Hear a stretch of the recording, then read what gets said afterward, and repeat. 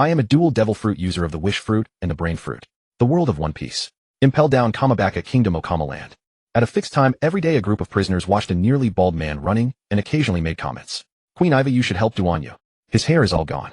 A beautiful female prisoner said with pity. Iva with his huge purple hair sighed. He is too stubborn, he never accepts my help. 3 years ago when I first saw him, I was almost charmed. He was so handsome. But now there is not even a single hair left on his head. He had kept up the 10-kilometer run for 3 years. Duanyu was not even out of breath. Looking at the landmark tree ahead, he saw the finish line. He smiled. 3 years. 3 whole years. I am about to succeed. Those 3 years in Kamabaka Kingdom had been dull and empty. Every day 100 push-ups, 100 sit-ups, 100 squats, 10 kilometers of running sustained for 3 years. Also no air conditioning. He endured both summer and winter through sheer willpower, mainly because he was poor. His meals were simple, no cold raw food, and nutrition had to be balanced. The moment Duanyu's foot landed on the finish line of the 10-kilometer run, a system notification sounded in his mind. Ding. Congratulations, host. You have broken through your limits and completed 3 years of daily training. First layer of the limiter successfully broken. His last few strands of hair fell away. Boundless power burst out from his body as if he had been given a new body. Duanyu thought back to 3 years ago when he had just transmigrated into this world called One Piece. At that time he was 18, already a marine major with his own squad, a young man with limitless prospects.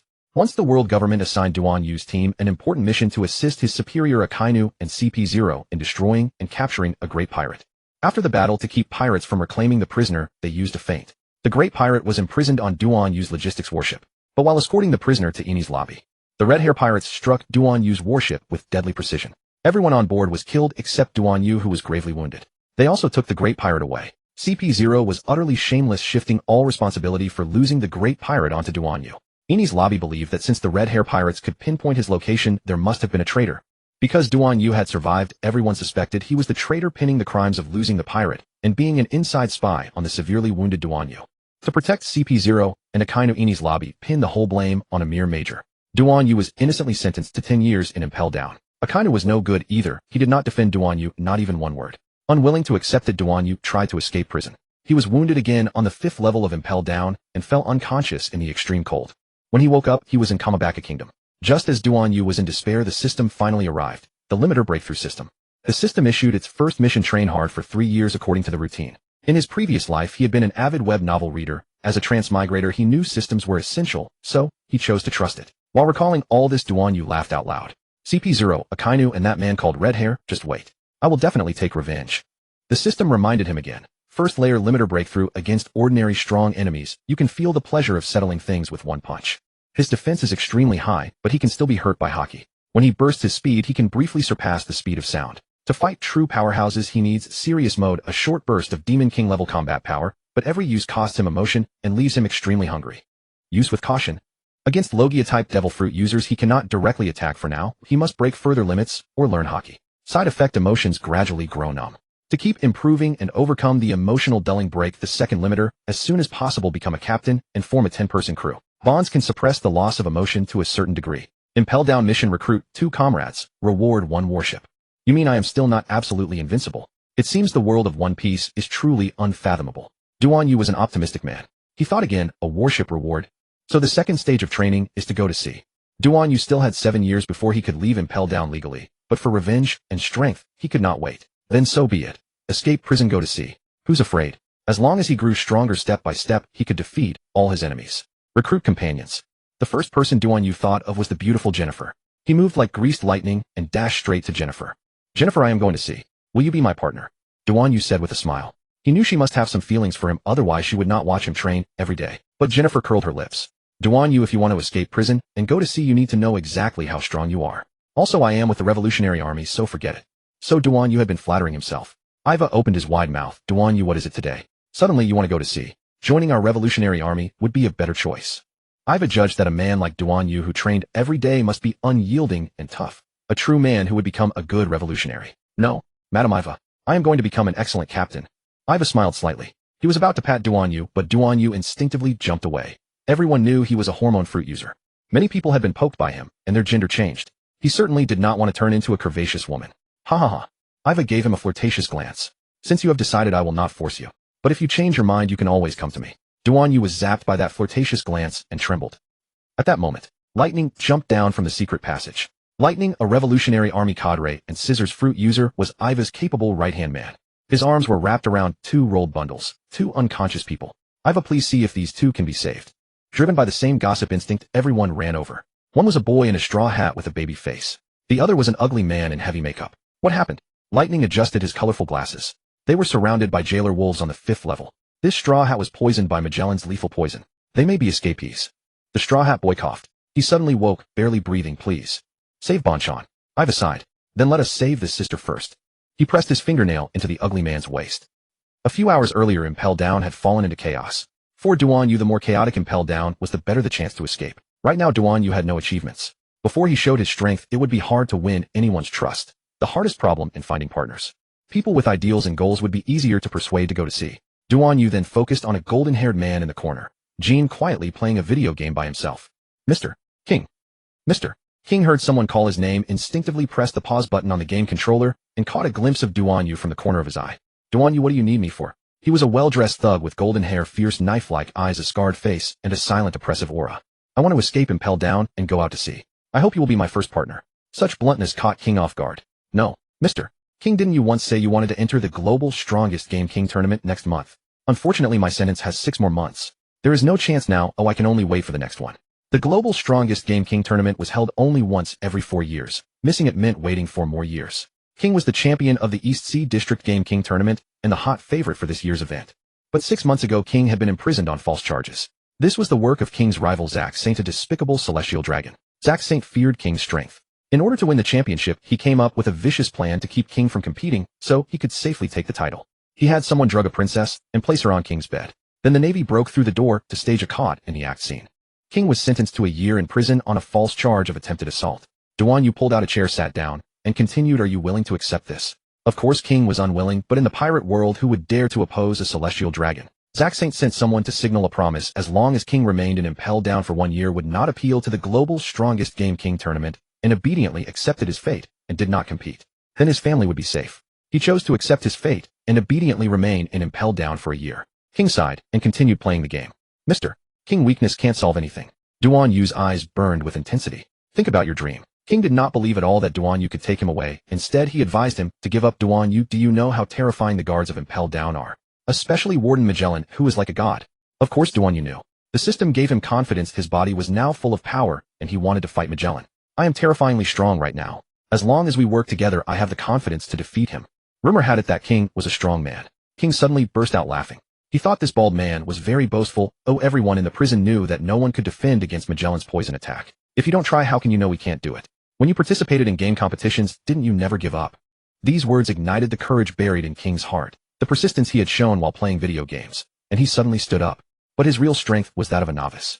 No, I am a strong player in the game. Only competition can prove my worth. King was hyping himself up. But first he had to see whether this self-proclaimed powerful Duan Yu really had ability. If Duan Yu was truly strong, he would give it a try. At worst, he would just be captured and brought back. Ahem. Duan Yu, I am a game fruit ability user. King said I can send you into my game space for a Dragon Quest trial. If you rescue Princess Alice, you prove you are a strong person, and I will escape this damn Impel Down with you. What do you think? Duan Yu clenched both fists. He was excited, eager to test his current strength after breaking through the limiter. Good. It's settled. King added, this game domain is dangerous. If you die inside, you truly die. However, this time it's a trial. I can enable the exit function. As long as you say surrender, you will be sent back to reality immediately. If you rescue Princess Alice in the game, you will also succeed and automatically leave. Understand? Start. Duan Yu was full of confidence. Fine. Have it your way. King could not help but sneer. Game room. King pointed at Duan Yu. A transparent semicircular ring that only King could see trapped Duan Yu. Dragon Quest. Open. Duan Yu's body blurred and gradually disappeared. At the same time, an image appeared in the light ring, a close-up of Duan Yu. Please choose the difficulty 1. Easy 2. Normal 3. Hard 4. Hell level. Mr. King gave a sinister smile. Duan Yu, I'm sorry. Choose difficulty 4 Hell. Received. Activating difficulty 4 Hell. In Hell difficulty, the player's abilities are cut to 1/10 and NPC enemies' abilities are increased tenfold. The 5 senses were made real. This meant that in the game, when a player was injured, he would feel exactly the same pain and lasting effects as in reality. King saw the screen begin to activate. He was soft-hearted and didn't want to watch Duan Yu be tormented. He deliberately left the range of the light ring. Out of sight, out of mind. Miss Iva, what happened over there? Why is someone screaming so miserably? King heard someone crying out a name, Luffy. Luffy. His gossip instinct awakened. Duan Yu's vision flashed, and he suddenly arrived in a strange space. Ding. A crisp system sound rang beside Duan Yu's ear, and a translucent dialogue box popped up. Welcome to the Dragon Quest space. Difficulty Hell. 5 cents realism. Victory condition rescue Princess Alice within 3 days. Exit condition complete the task say surrender. Do you want to start the game or exit? A corner of Duan Yu's left eye twitched. This game was not simple, since he was already here. Start the game. Duan Yu's strange space burst, and the surrounding environment began to mutate. His vision suddenly brightened, as if he had been thrown into a medieval fantasy painting. Overhead was a dreamy pale purple sky, the clouds looking as if painted with brush strokes, their edges glowing with golden light. Huge gears and chains floated in the distance, rotating slowly with a click-clack mechanical sound. This world was a sealed clockwork kingdom. Duan Yu stood on a high reviewing platform of a castle with countless soldiers around. Suddenly from the castle on the mountaintop with a hum, a western evil dragon with huge wings flew out of the castle. Its claws gripped a beautiful woman in a snow-white princess dress, young and lovely. Help! Help! The dragon carried the princess away, flying toward Evil Dragon Mountain. Then an old man wearing a crown and red robe walked out. Princess, my princess. Whoa. The old man drew his sword and shouted, whoever can rescue the princess, I will marry the princess to him. Everyone in this world knew Princess Alice was the king's only daughter. Marrying the princess meant gaining the kingdom. The warriors on the high platform shouted, rest assured, your majesty, I swear with my soul that I will rescue the princess.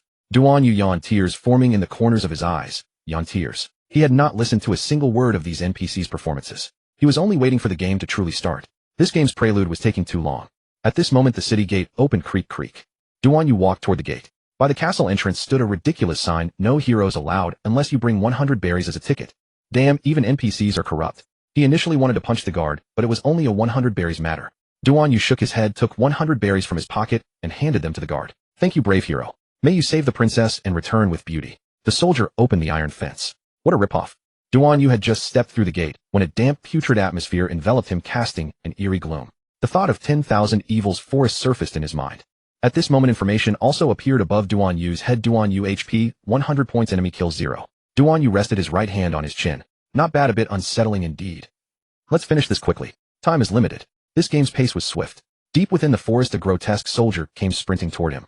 Skeleton soldier level 10, OHP, 100 points, MP 100 points. The skeleton staggered forward, clutching a rusted iron sword, its bones clicking and clacking with each step.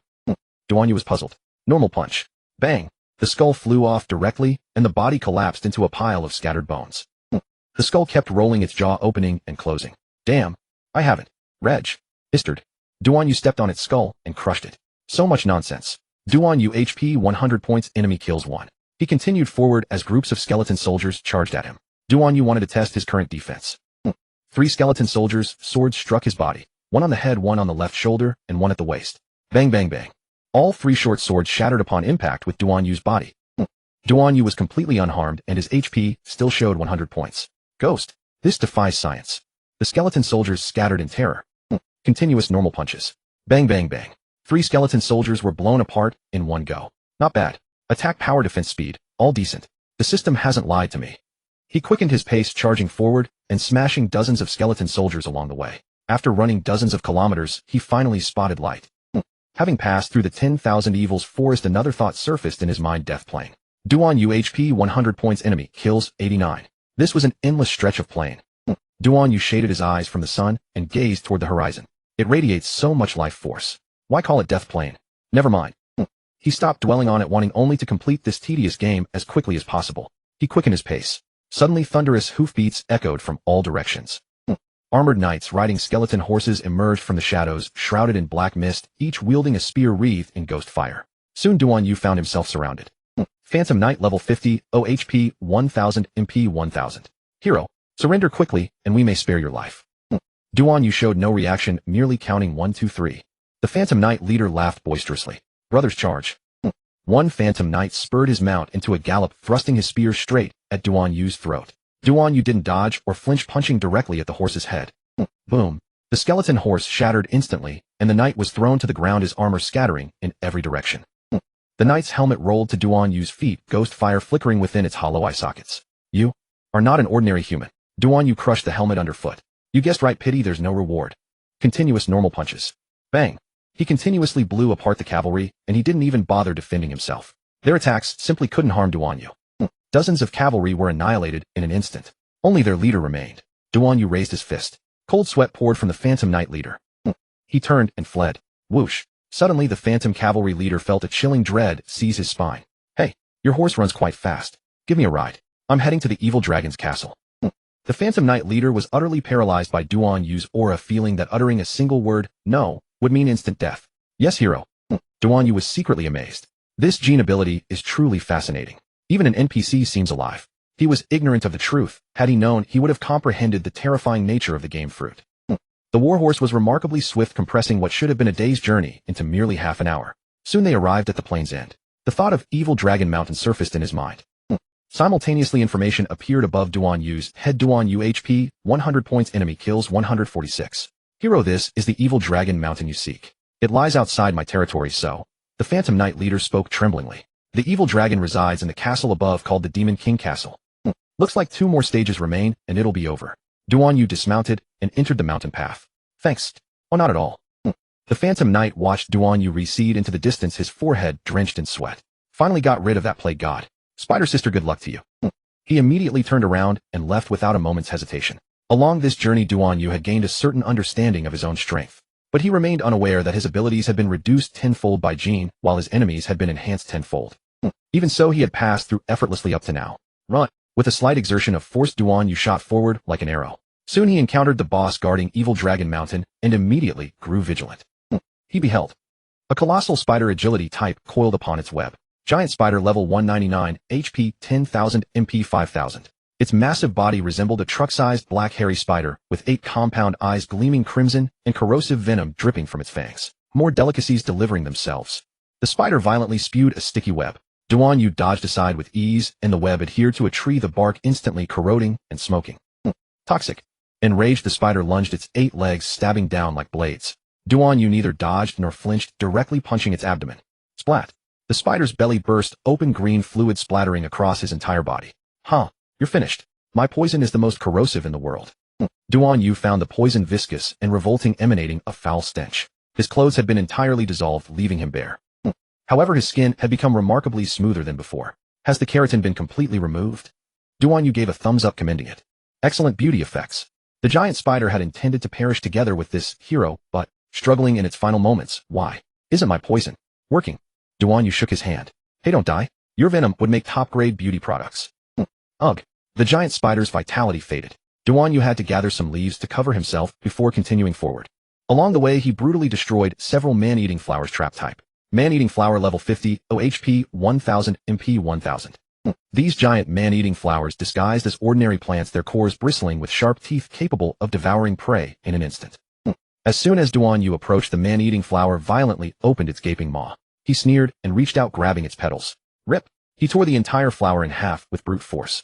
The man-eating flower shrieked pitifully, juice splattering everywhere. Duan Yu wiped his face. Tisk, disgusting. Soon he reached the mountaintop. A castle stood there with imposing grandeur. Dark clouds constantly swirled above the castle, exuding an aura of demonic evil. Finally, time to fight the boss. Duan Yu arrived at the castle entrance. The Demon King Castle. Duan Yu saw information floating above his head. HP 100, kills 199. Beside the castle gate stood a towering ancient tree, which he initially mistook for roadside landscaping. The tree suddenly spoke. Intruder. Die. A tree monster. 100-meter-tall behemoth, its trunk bearing a grotesque humanoid face, its roots writhing like tentacles. Lord of the Forest giant Treant Biotsas, level LV 999, HP 100000, MP 10,000. Oh, quite the health bar. Looks like I can finally show what I'm capable of. Duan Yu was thrilled. Along the way, not a single foe had given him a real challenge. He genuinely wanted to find a worthy opponent, to see where his limits truly lay. Demon Trent, give me your all. The Treant let out a deafening roar, countless roots coiling through the air like massive pythons. Duan Yu endured wave after wave of those terrifying strikes without flinching. Not a shred of pain registered on his face. Not even a single point of HP vanished from his bar. Could I really be invincible now? Duan Yu pondered. System had only confirmed he'd shattered the first limiter, far from true invincibility. These game monsters were laughably weak. Duan Yu launched himself skyward, driving a single devastating punch straight into the colossal face carved into the trunk. Crack, boom. The entire tree split cleanly down the middle, splinters erupting outward in every direction. The Treant shrieked in torment as its form withered and collapsed into rotting timber. Duan Yu brushed off his hands. Done. The oppressive aura dissipating from the forest gave way to dappled sunlight, filtering through the canopy above. Suddenly, a tiny sprite peeked out from behind the trunk and stammered. Hero Lord, you move far too swiftly. We haven't prepared the next stage yet. Duan Yu raised an eyebrow. What's the issue? The sprite frantically waved its hands. In nothing. You can enter the Demon King's castle directly. Please. Duan Yu shrugged. Fine, lead the way. The sprite's face fell. Demon King Lord, pray you survive this. With trembling hands it pushed open the castle gates, and Duan Yu strode inside. Rumble. The massive stone doors slammed shut behind him. A lavish banquet hall stretched before him, crystal chandeliers casting warm light over a long table groaning under roasted lamb, seared steaks, glazed ham, and golden bread piled high like a mountain. At the table's head sat a broad-shouldered man with a scruffy beard devouring steak with grease glistening on his lips, a goblet of red wine held high in one hand. Tied to a chair behind him was a beautiful woman, Princess Alice. Gulp. The man swallowed his mouthful and stared at Duan Yu in wide-eyed shock. Who are you? Duan Yu remained unfazed. I'm the hero here to beat you up. The demon king in dragon form nearly choked on his wine at the sudden arrival. He wiped his mouth, utterly bewildered. Hold on. According to the script, shouldn't heroes push through the evil forest death plains and demon dragon mountain first? That should take days at minimum. Duan Yu shrugged. Oh, I just fought my way here. Took about 3 hours. The evil dragon. Fair enough, but you'll still die. The demon king rose, his right hand beginning to transform, cracking open to reveal crimson-black dragon scales. Hero die. His fist carved through the air with enough force to produce a piercing sonic boom. Thwop. Evil Dragon Boss LV 999, HP 100000, MP 20000. Duan Yu rubbed his belly and nodded. Actually, I'm hungry too. Mr. Dragon, shall we finish eating before fighting? He gave a light sidestep, the gust of wind sending the evil dragon reeling. This man appeared harmless and vacant. Having survived countless years in this hero versus dragon dimension and faced innumerable challengers, only this one radiated an endless threat of death. Who exactly are you? Duan Yu spoke flatly, a regular hero. Jean sent me here to challenge you. If I make it out alive, I become his partner. This place is pretty dull anyway. I basically defeat everyone in one punch. Boring. You? Dragon, let's eat first. I'm afraid if I finish fighting and get teleported out, there won't be any good food left. The evil dragon was deeply conflicted. Watching this bald man eat with such gusto, utterly shameless, made him increasingly furious. As the leader of this world and the soul of this game realm, dragon versus hero, he could not die. If he perished, this entire space would vanish with him. He had endured countless game fruit ability users, countless trial bearers sent his way. The strongest among them had merely defeated him. But only this man carried an irrepressible threat of death. Hero, you say you seek to win Jin's approval by defeating me. But you don't know. If I die, the power of his game fruit will drop dramatically. Duan Yu was stuffing another piece of meat into his mouth. His expression suggested he hadn't known. Oh, in that case, wait a moment. I'll go easier on you. Duan Yu said this in a deadpan tone. The evil dragon's eyebrows rose. Oomph. And so what should have been a life-and-death duel between hero and dragon became instead an eerie demon king castle dinner. The evil dragon carved his steak. This meat isn't bad, is it? I raised the cattle myself, feeding them magical herbs every day. Tender and juicy. Duan Yu devoured his portion, yet definitely better than those monsters back at the fortress city. The evil dragon puffed his chest proudly. Of course. I'm a gourmet. Duan Yu suddenly looked up. Is this really all you do for fun? The evil dragon paused. Occasionally I kidnap a princess or something. Mainly to maintain the demon king image. Duan Yu nodded, understood. It's work after all. Even a mighty dragon like you is nothing more than a corporate slave. The little sprites hid behind pillars, trembling as they watched the scene unfold. Demon King Lord. No matter what, we have to fight. Duan Yu calmly wiped his mouth. Alright, are you ready? The evil dragon nodded enthusiastically, his entire body erupting in scorching flames, his figure swelling rapidly. Roar. In an instant his skin split open, scales surged, and enormous dragon wings unfurled, blotting out the sky. True dragon form unleashed. Human, die. The evil dragon opened his fanged maw, scorching dragon breath churning within his throat. Duan Yu slowly rose to his feet, clenched his fist. Pow! One punch. Ordinary punch. The evil dragon's head snapped back violently, his dragon breath forcibly choked back before it could escape, his entire body crashing to the ground as though struck by a freight train. Thud. The ground quaked, dust billowing everywhere. The evil dragon lay sprawled on the ground, stars circling his vision, muttering incoherently. This isn't scientific. Duan Yu shook out his hand and glanced at the dazed sprite beside him. Is this really your demon king? Really it? The sprites huddled together, nodding frantically. Yes, yes, yes. You've won. You're the strongest. The evil dragon weakly raised a claw. I yield. Duan Yu raised an eyebrow. Oh, no more fighting. The evil dragon whined grievously. I can't beat you. After that one punch, my entire worldview collapsed. Untie the princess and your quest is complete. Duan Yu walked toward the beautiful princess. He gave a gentle tug. The ropes shattered instantly. Alice, her eyes brimming with affection, pressed a kiss to his forehead. Hero, would you marry me? Alice was too stunning. No ordinary man could refuse her. This game is despicable, deploying the honey trap. Alice, go back to your father's side. Upon hearing his rejection, a glowing ring of light suddenly appeared beside Alice. Exit. Duan Yu returned to reality. He saw a crowd gathered nearby at the ogre paradise. Jean was among them. He immediately walked over to Jin's side. Jean, what's the commotion about? Oh, our Miz. Ivan revived the straw hat guy. Heard he's the son of the revolutionary dragon. Jean suddenly sensed something was off, turning his head to look at the half-naked Duan Yu. You? Where is that ugly man? Duan Yu pressed on. As for a pirate like Luffy who made headlines every day, Duan Yu naturally knew about him. Monkey D. Luffy's current bounty stood at 300 million berries. In the world of One Piece, the newspaper responsible for publishing bounties and major news was called the World Economic Newspaper.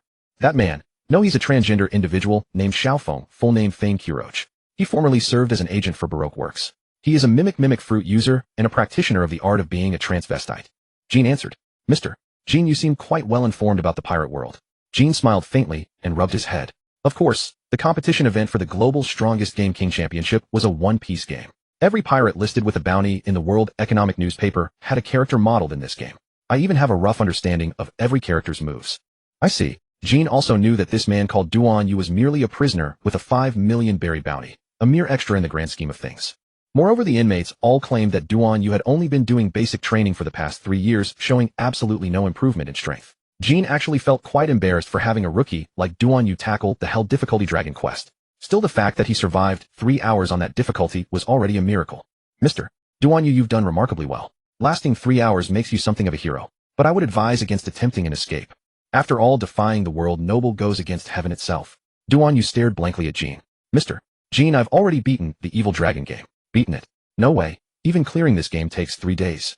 Jean assumed the bald man was just boasting to save face. Yeah, you can check for yourself. You promised that once I passed you'd recognize my strength and become my companion. Please call me Captain. Captain. Jean couldn't believe what he was hearing. He ran back to the game's glow ring and retrieved it. His consciousness entered the Evil Dragon's castle. The Evil Dragon, the princess, and the king were enjoying afternoon tea together. Master, they all chorused in unison. Evil Dragon, did that man pass? Yes, the Evil Dragon said with folded hands. Indeed, that fellow is far too strong. The Evil Dragon immediately transmitted the recent scene directly into Jin's mind. Duan Yu's image of punching through enemies in a single blow flashed rapidly through Jin's thoughts. Mr. Duan Yu, he's actually this powerful. And the tenfold poison had no effect on him either. The princess also chimed in. That man's endurance is remarkable too. I deliberately let him admire my cleavage, and he remained completely calm and unfazed. The king also spoke up. This man possesses exceptional mental fortitude. He remains composed under any circumstance. The Evil Dragon added, he truly desires your master to join his crew. Otherwise I might already be dead. The reality of Duan Yu's overwhelming strength left Jean deeply shaken. Could it be that I truly have to join him and become an enemy of the Marines? Jin's consciousness had already returned to reality, watching the stunned Duan Yu nearby. His fists were clenched tightly, as if weighing a momentous decision. Duan Yu noticed Jin's stricken expression. What's wrong? I'm still afraid. Afraid of what? Tell me your dream. The Global Strongest Game King Championship. Without a dream, a person is nothing but a salted fish. Jean pondered deeply. He still had family members threatened by Zack Saint, but his parents were dead, and all that remained were his half-brothers who had stolen his family's inheritance. There was no affection between them, so he let them go. Since Duan Yu was a true powerhouse and Jean had already agreed to his terms, would breaking that promise cost him his life? Sigh. He could only honor this pledge between men. Alright, Mr.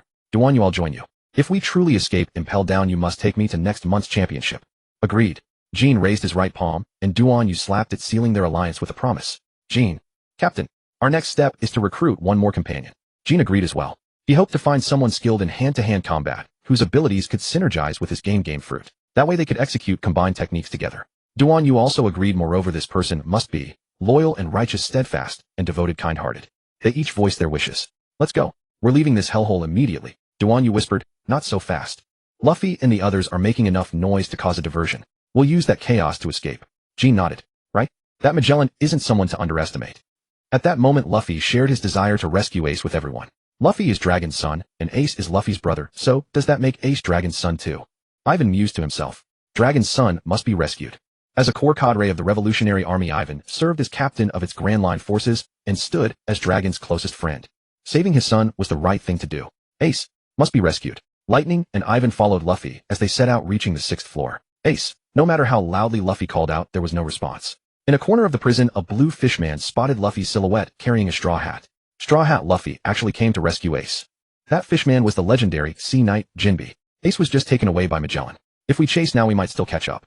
Luffy was stunned. They simultaneously freed Crocodile, the former warlord whose combat prowess was undeniable. Duan Yu calmly dressed himself. That uniform was his old Navy attire. It symbolized justice, yet for Duan Yu now it was nothing short of a cruel mockery. Jean carefully packed his treasured game console into a specially designed backpack, treating it with the same devotion a child shows their most cherished toy. After arriving at Impel Down, Jean had received help from everyone, allowing him to comfortably train his gaming skills. He made his way to the stage in the Yao Yao Paradise and picked up the microphone. Ahem ahem. Everyone was drinking beer waiting for Miss Ivan to return. They all turned their heads curiously in that direction. Jean continued, "Thank you for taking care of me over the past 6 months. I'm leaving Impel Down with Mr. Duanyu. Does anyone want to set sail on an adventure with him?"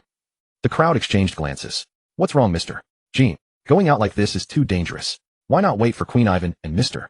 Luffy?" one of Ivan's assistants suggested. "Duanyu. He's a marine deserter. Isn't it too risky to leave with him?" another prisoner remarked. Duanyu with his current strength. Actually, in the Yao Yao Paradise, many prisoners looked down on Duanyu. The first reason was Duanyu's background, a marine major who was sent to Impel Down after committing a crime. The second reason was Duanyu's strength. His bounty was only 5 million berries. For 3 years in Impel Down, he had only been doing pointless basic training, showing absolutely no sign of real power. Duanyu didn't get angry, just kept shaking his head, hoping Jean wouldn't waste time on pointless explanations. Jean had wanted to argue back, but seeing Duanyu's persistent head shaking, he remembered, strength needs no justification. Most of these people were Revolutionary Army members, asking them to become pirates was truly delusional. So he had no choice but to return dejectedly to Duanyu's side. "Let's go. Don't force it." Jean firmly followed Duanyu toward the exit on the 5th floor. Jean is a powerhouse. Haven't you heard his legend? Once his supreme king engine roars, your fate is sealed. Death. Everyone wondered if this Duanyu had saved the galaxy in a past life to deserve having a powerhouse like Jean as an ally now. Xiao Feng lay at the entrance of the cave, too severely injured to accompany Luffy. Duanyu had originally intended to invite this loyal and somewhat skilled man to join his crew.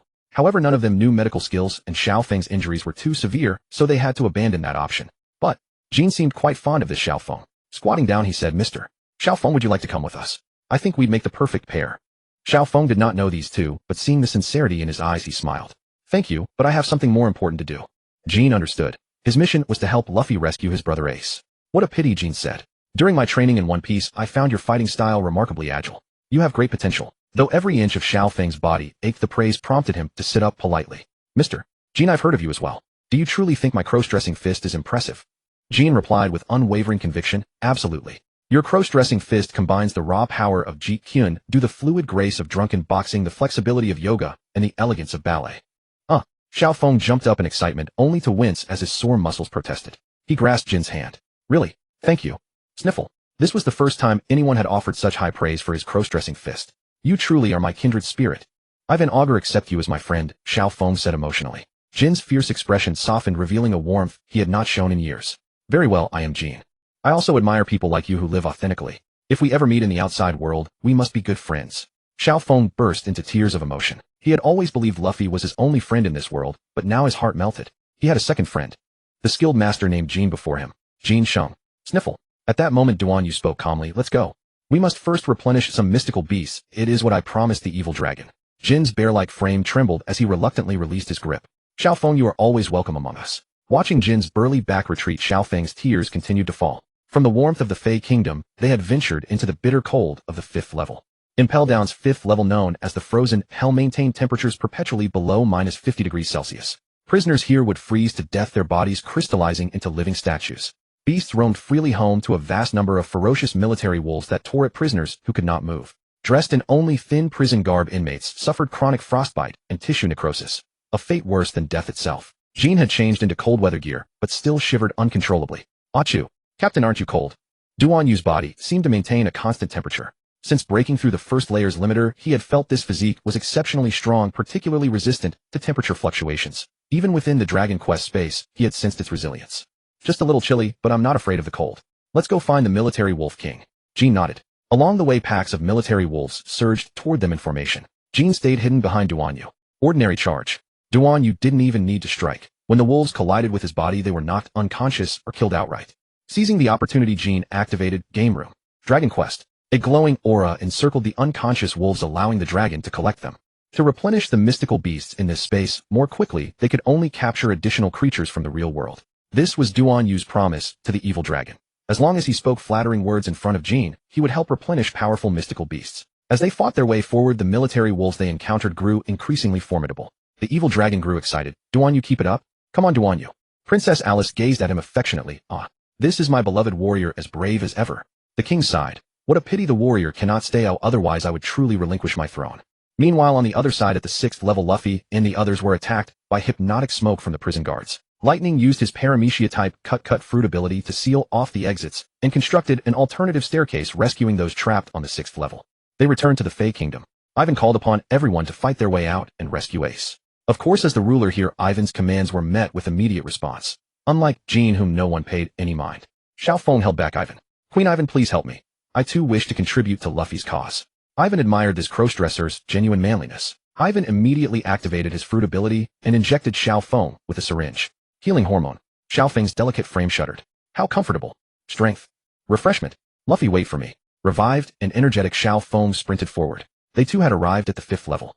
With only their current numbers, escaping and rescuing someone would be nearly impossible. But if they could ignite chaos throughout Impel Down, the situation would change entirely. After discussion, they decided to release every prisoner, believing that numbers would be on their side. More people meant more chaos. Meanwhile, Magellan, who had just seen Ace off, received word of the uprising on the 5th level. He immediately notified all chief guards to lead their soldiers in interception. Kill on sight. As for himself, he returned to the 4th level to fortify his defenses. In the military wolf caves of the frozen hell, countless wolves huddled trembling around their alpha. Be good children. As long as I am here, no one will harm you. This wolf spoke in human language. Its name was Frostfang. Its body was 3 times the size of an ordinary military wolf, standing nearly 4 meters tall at the shoulder, with corded muscles and silver gray fur bristling like steel needles. Ice crystal armor coated its back and limbs. A scar ran across its left eye, rumored to be inflicted by Magellan's venom, while its right eye glowed with an ice blue vertical pupil. Its keen ears had already detected someone approaching outside the cave. 2 more rats have wandered in. Fear not, I shall freeze their blood into red coral before it even drains from their bodies. Hearing Frostfang's words, the pack did not relax. They grew even more fearful. They began to scatter to both sides, with weaker wolves retreating behind their alpha. Children, do not be afraid. I am here. Over the years, it had reached an understanding with Magellan. Magellan spared their lives, and in return they never fled, the 5th level of Impel Down remaining as his fangs to eliminate escaped prisoners who dared defy him. It detected no trace of a powerful opponent, only the scent of 2 ordinary humans. Yet, judging by the wolves' reaction, these newcomers must be formidable.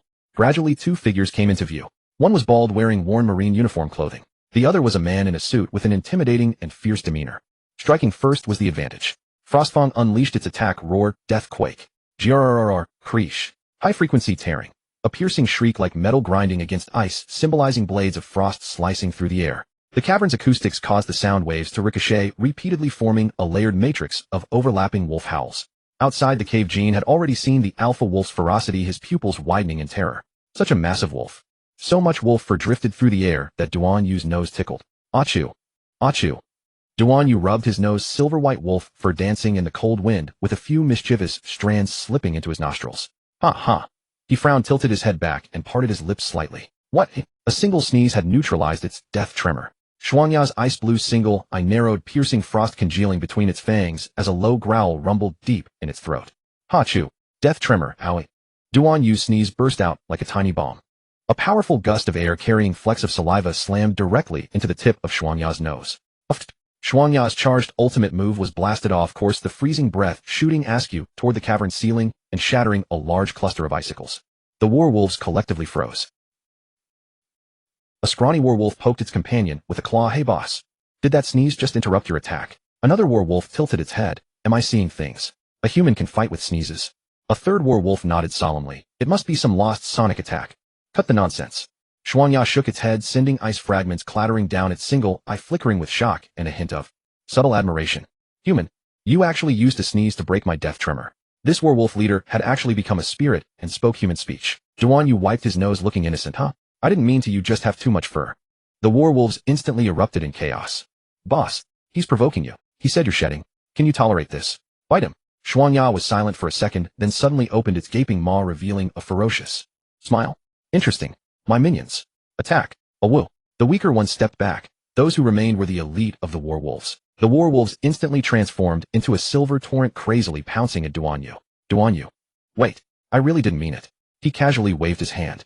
All the wolves were blasted back. Dozens of warwolves were stuck on the cave walls. Hey, you're the pack leader. Duan Yu looked at the wolf whose eyes were sharp and whose size was 3 times greater than the others. Shuangya growled lowly. I am indeed their chief. My name is Shuangya. We have not offended you, so what do you mean by storming into our den? Do you really think I, Shuangya, am easy to bully? Duan Yu said calmly. We need to recruit some demon beasts, preferably strong ones. You seem barely passable. Do you want to? Before Duan Yu finished, Shuangya already knew he wanted to recruit him. However, there was his promise with Mazelin. No, go to hell. It suddenly opened its huge maw, freezing energy crazily condensing between its fangs, and the surrounding air instantly solidified into fine ice crystals. Arctic roar, activate. Grah! A bone-piercing torrent of frost burst forth, and wherever it passed a thick layer of ice crust instantly formed on the ground. Even the air crackled with a crunch-crunch sound. Duan Yu stood in place, casually picking his ear as he let the attack hit him. Decent cooling effect.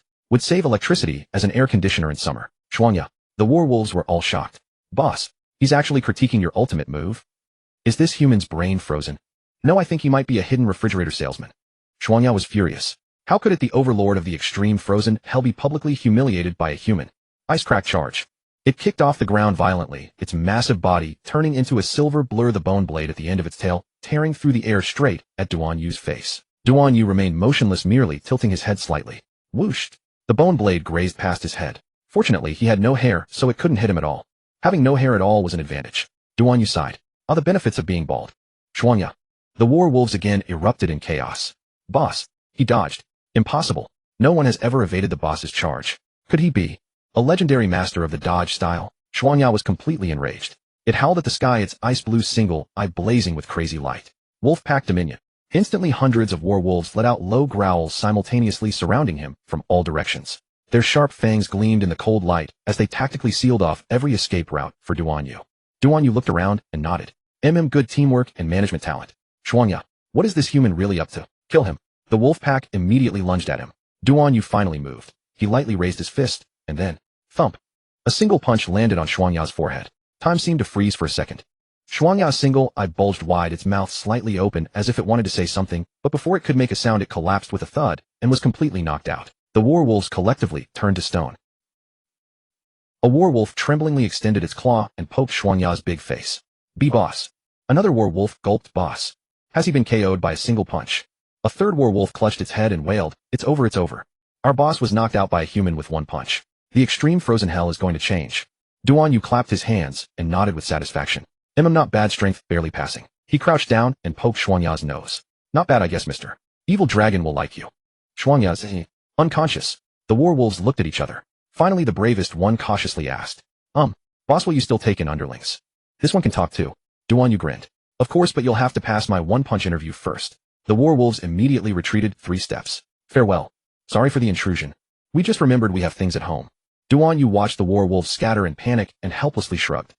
Demon beasts nowadays have such fragile mentalities. At that moment, Jean once again activated the hero versus dragon, and let the evil dragon collect all these warwolves. Mr. Evil Dragon, the demon beast you wanted, Duan Yu has captured them. Shuangya's miserable career as a laborer begins here. The evil dragon said through Jean, please convey my thanks to Mr. Duan Yu. Jean did as the evil dragon instructed. Just at this moment, a terrifying wolf howl was heard. Coming from deep within the cave. Deep in the cavern, there was an extremely terrifying existence. Release my Shuangya, or all of you shall die. Its voice was terrifying, yet held a hint of trembling. Let's go in and take a look, Duan Yu said. Mr. Jean had been somewhat nervous, but seeing Duan Yu's calm demeanor and his consistent outstanding performance, he felt greatly reassured. Driven by curiosity, they inside. Their instincts were correct, a truly enormous wolf. From its voice, they could tell it was a female. Seeing its condition put Jean even more at ease. It was a female wolf, even larger than Frostfang, its silver white fur dull and lifeless, her body covered in wounds, struggling even to move. A gruesome scar marred its abdomen as though carved open by some sharp blade. Earlier it had only mustered its remaining strength to roar. Having been discovered, there was nothing left to do but accept their fate. Let them go, the female wolf whispered. Jean immediately shook his head. No, we're not here to hurt you. I'm looking to recruit some demon beasts. Moreover, you're suffering too much here. Why not come with me? Can we, Jean Yu fell silent for a moment, then stepped forward and said gently, we'll leave this hellish place. The female wolf's ears twitched slightly as if unable to believe what she had heard. Leave? She let out a bitter laugh. We've tried countless times. Each time we're caught and dragged back, tortured, even worse. Her voice trembled as she began to recount their past. Myself and Frostfawn were once the king and queen of wolves in the extreme cold lands, free and unrestrained, leading our pack. Until that day the world government's warships arrived. They shot us with tranquilizer rounds, forcibly dragged us onto their ships, and locked us in laboratories. They slit open my belly and took my children, saying they were experimental materials for biological weapons. To save me, Frostfawn volunteered to become their test subject, being injected with various drugs and transformed into what I am now. Later we were dumped into Impel Down. They wanted us to perish on our own. But Frostfawn refused to give up. He said one day he would take me escape. As she spoke, the female wolf's voice grew so choked with sobs that it was nearly unintelligible. But We've tried too many times. Each time we're driven back by Magellan's poison. She didn't continue, but Jean already understood. Jin's tears could no longer be contained, cascading down his face. This is too much. He clenched his fists, his voice trembling. You did nothing wrong. Why must you suffer like this? Duan Yu remained silent, his eyes rarely turning cold. That's enough. From today onwards you are free. The female wolf froze, her hollow eye sockets trembling slightly. But, there are no buts, Duan Yu interrupted her. Since Frostfang already belongs to me, then you do too. I will take you away from this hell. A whimper emerged from the female wolf's throat, and finally, she lowered her head, gently nuzzling Duan Yu's hand. I'm willing to believe you. Jean wiped away his tears and nodded firmly. Right? Let's go together. We're never coming back. And so the evil dragon gained another member, the former queen of the extreme cold, now a scarred female wolf. Her name was Cold Moon.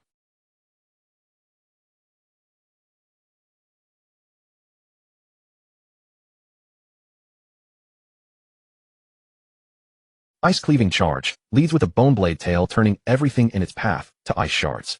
Wolf Pack Dominion, commands the military wolf pack to form battle arrays and attack with tactics rivaling human armies. However, their tremendous power ultimately proved to be their downfall. The world government once used military wolves to test biological weapons, and Frostfang was the sole individual to survive and turn the tables on the experimenters. Ruling the 5th level for decades, even the jailer beasts dared not easily trespass into their territory. It can be inferred that this experiment led to an evolution in intelligence, or they had consumed a failed human fruit. Wolves are neither skilled at expressing themselves, nor inclined to do so. It can be believed that the pain they endured was far more profound than they made it sound. Duan Yu, let's go. Jean activated his fruit ability and absorbed them.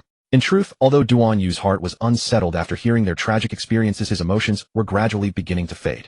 They quickly left the wolf cave, collecting the wolves as they departed the 5th level. Due to Luffy's riot, there were no longer any prisoners or guards, only corpses littering the ground. Duan Yu and the others smoothly reached the 4th level. Impel Down's 4th level, the Scorching Hell. The moment Duan Yu's group passed through the 5th level's ice cave tunnel and stepped into the 4th level, a wave of heat surged toward them, carrying the stench of blood and burning flesh. This was Impel Down's 4th level, also the core area where the kitchen and control center were located. The kitchen. Duan Yu found a promising location. However now, the scene before them was like a kitchen of hell. Overturned blood pools boiled the scalding blood water, once used to torture prisoners, now overflowing, mixed with severed limbs, bubbling furiously in the extreme heat. Steamers stood wide open, and the prisoners who should have been steamed alive within the iron cages were now nothing but charred skeletons hanging from the cage bars like dried fish. Corpses littered the ground, guards, prisoners, blue apes. Scattered haphazardly across the scorching floor, some corroded into purplish-black sludge by poison, others torn apart by brute force, their entrails spilled everywhere. Walls had collapsed, giant fist marks and slashing traces covering every corner, clearly the aftermath of a frenzied melee. Jean covered his nose, his face turning pale. This is a massacre scene. Some cell doors were forcibly broken open, chains shattered, but most prisoners failed to leave alive, either perishing at the hands of the guards or being indiscriminately exterminated by Magellan's poison. In the corner, several surviving severely injured prisoners huddled together, their eyes hollow, muttering, "Handsome man, save us." There were several massive poison pools on the ground, but the edges of these pools bore the scorch marks of flames. The Fairy King, Ivankov's death wink, had once erupted here. Scratched in blood on the wall were the words, "To level 3, with a crooked straw hat drawn beneath the arrow. The wall on the other side had completely collapsed, with remnants of the dark fruit's corrosive traces on the rubble. Clearly Blackbeard's group had also been there, deliberately causing chaos. Duan Yu walked silently over the pile of corpses, his boots crunching on the viscous blood pool. His expression was cold and detached, as if the horrific scene before him had nothing to do with him. Jean couldn't help but ask, "Duan Yu, don't you feel distressed?" Duan Yu paused and replied calmly, "A little." But in truth his emotions were disappearing. He could feel that the faint sympathy he once held deep within his heart for Frostfang and Cold Moon was also gradually cooling, as though something was slowly drawing it away. "Let's take advantage of the chaos to move upward, avoiding Magellan." Jean looked at Duan Yu. "Should we help those prisoners who are still alive?" Duan Yu glanced at the dying prisoners in the corner and shook his head. "No need. We're not doctors." He stepped forward, his voice so calm it was almost ruthless. "Let's go, our target is above." At that moment, countless fierce eyes had already locked onto them. "Aren't we still looking for a companion?" Jean asked anxiously. Duan Yu turned his head and gazed blankly at Jean, then tapped his right hand against his left. "Right, I almost forgot. Unfortunately, Frostfang was knocked unconscious and refused to become my companion. And Han Yu has long lost their combat effectiveness," Jean said. Duan Yu truly didn't know whether the beast system recognized them as true companions or merely as Jin's auxiliary combat force. "All right then, keep looking. Frostfang is merely your subordinate, not a true companion," Duan Yu stated. Jean nodded. As long as they found a teammate with formidable martial arts prowess and combined it with his game fruit's control technique, leveraging his gaming king aptitude and operational skills, their combined combat power would escalate exponentially. Suddenly shouts and battle cries echoed from all around them. The scorching hellfire rendered the air thick with steaming vapor, and through the blurred vision, countless crimson eyes began gleaming in the darkness. Guards surged from every direction brandishing burning torches and sea-stone weapons, their sinister grins growing closer. Behind them something far more terrifying slowly emerged from the shadows. They were completely surrounded. Jean knew these characters intimately and began introducing them to Duan Yu one by one. That minotaur is called the bull demon Minotaurus. Moo. A thunderous bellow echoed through the air as the enormous bovine humanoid creature swung its spiky iron club, each heavy footfall causing the ground to tremble. Its signature move is the frenzied charge. The iron club can send scorching shockwaves rippling through the air upon impact, reducing victims to a bloody mess in an instant. Moreover, even if slashed down, its wounds heal rapidly, allowing it to rise and continue fighting within seconds. Duan Yu harbored a wicked idea. Since you're a bull, why not become the evil dragon's beast of burden? Oh, excellent idea. It seems the evil dragon will gain even more helpers.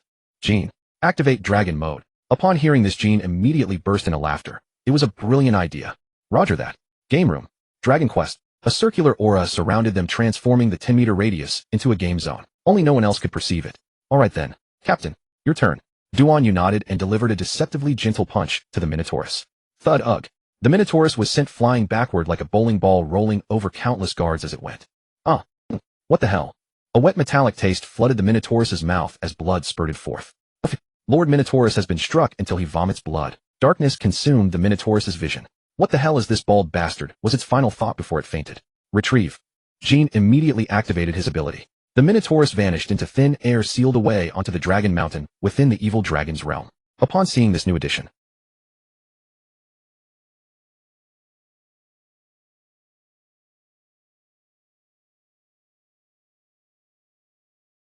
where did Lord Minotaurus go? The guards asked anxiously. Captain looked to the left. Jean pointed out. That one is called Rhinoceros, the armored rhino. Crush you. The armored rhino roared, its body encased in steel-like armor, while its head crackled with armament hockey as it charged straight at Duan Yu. Where is my brother Minotaurus? Its signature charge could pierce through multiple layers of steel walls. If struck head-on, bones would be shattered to pieces. Duan Yu observed the mindless beast with a critical eye. It charges blindly forward without strategy, leaving itself exposed, but once it gains momentum, almost nothing can stop it. He dodged and weaved with practiced ease. Waves of guards were sent flying as the rhino trampled through them relentlessly. Lord Rhinoceros, be careful not to hurt your allies, some guards cried out. But the rhinoceros was beyond reasoning, now blinded by bloodlust. Charge after charge followed. Duan Yu danced between them with effortless grace. Come at me, the rhinoceros growled. You bald bastard, if you're brave enough, stop hiding. Duan Yu glanced at it coolly. He stood still, bracing for the impact. The rhinoceros laughed, unaware that his taunts were working far too easily. Full force charge. It threw everything it had into a single devastating blow meant to end this instantly. Thud. But Duan Yu's head seemed to vanish like smoke. His entire body moved horizontally at incredible speed, like a nail being driven sideways. Meanwhile, countless guards were knocked aside by the impact. Feel that pain. The full force charge is my strongest technique. Not everyone can withstand it. Yet the man remained utterly unmoved. Full force charge. 1 strike. 2 strikes. My turn. Duan Yu clenched his fist. Ordinary punch. Thud. The blow connected squarely with its skull. Its bovine head deformed instantly, its horns shattering. It collapsed unconscious. Retrieve. Jean immediately sealed it into the dragon space.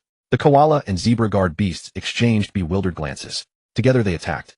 The koala surged upward with bulging arm muscles, attempting to wrap its limbs around Duan Yu's neck in a crushing chokehold, while the zebra charged at blinding speed, its hooves striking like battle axes and cracking the ground beneath them. Their coordinated strategy was lethal, one controlling the other, striking with ferocious force.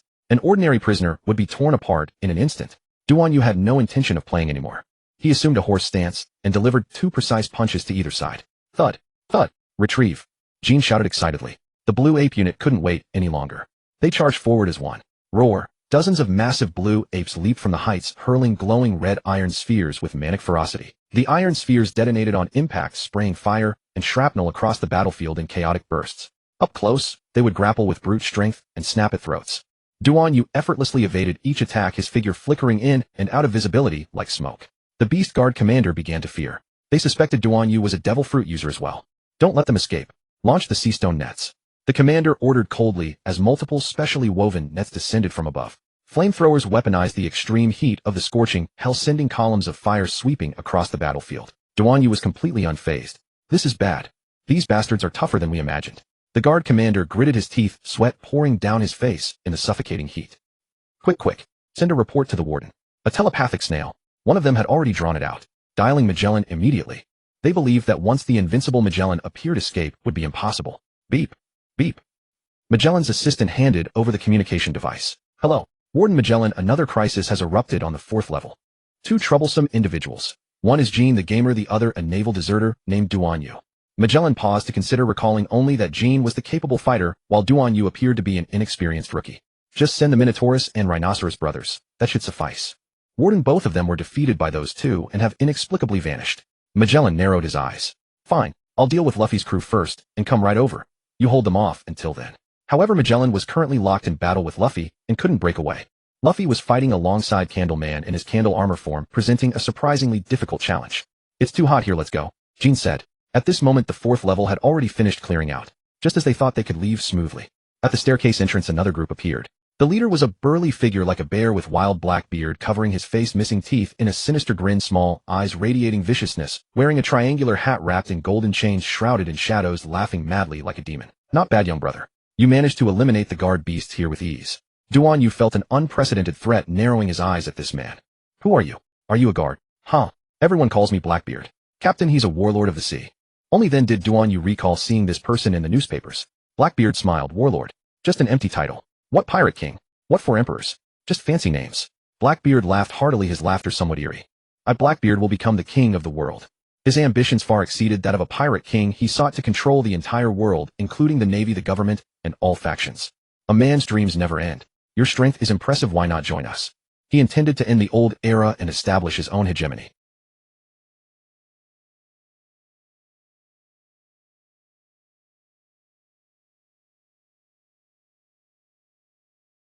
Jean involuntarily stepped back. You can't be a warlord, you're a criminal. You're the embodiment of evil. The prisoners rescued by the Blackbeard pirates from level 6 of Impel Down were the most evil ones. Jean recognized some of the most famous ones. Katarina, Devon Title, Crescent Moon Hunter. Nico, Nomi Model QB. Jean was slightly captivated. You want to overthrow the world nobles? Correct. Jean felt a bit tempted, but after seeing the prisoners behind this man, clearly he felt endless disgust towards him. Suspected Zoan-type mythical beast fruit. A brutal dictator who once ruled a nation before being captured by the Marines. Samwon Wolf Title, Big Ship. His body size is comparable to a small island with tremendous destructive power. Bashook Title, Drunkard, obsessed with alcohol with a violent temperament. Warden, Komodori of the Rain. Oh lad, you actually recognize us. Buffalo said with a smile. Jean retreated behind Duan Yu and whispered, this Blackbeard has released the most vicious prisoners from level 6. They are the representatives of the age of evil. Their reappearance will surely shake the world. Duan Yu knew his purpose was to leave Impel Down, not to make enemies of these fellow prisoners. As the saying goes, the enemy of my enemy is my friend. Mr. Blackbeard, since we're all escaping prisoners, let's not interfere with each other, Duan Yu said. From Duan Yu's tone, it was clear they wouldn't join them. Komodori, cigarette in mouth, laughed. Captain, let me handle these two. Komodori, do you want to kill them? Komodori nodded. That man named Duan Yu is still wearing navy clothes. Seems his heart still wants to be a navy officer. Duan Yu looked down at his uniform and shrugged helplessly. No, I'm just poor, have no other clothes. He paused and added, aren't you also a warden? You betrayed Magellan and won't have a good ending. These words seemed to hit Komodori's sore spot, his eyes suddenly turning vicious. Before Blackbeard could speak, Komodori had already drawn his sword, the blade gleaming coldly in the firelight. Then let me see what this poor guy who can only afford navy uniform is capable of.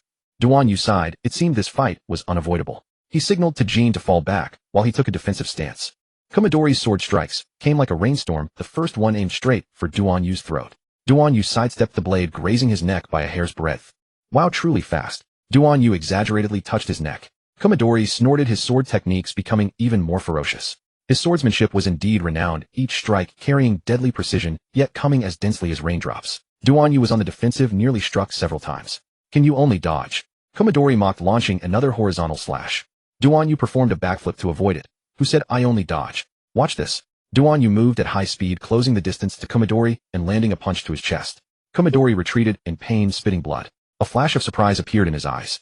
He never expected this seemingly casual fellow to be so skilled. You've got some skill. Komodori licked his lips. Now this is interesting. Everyone could see Duan Yu was mainly defending and holding back his attacks.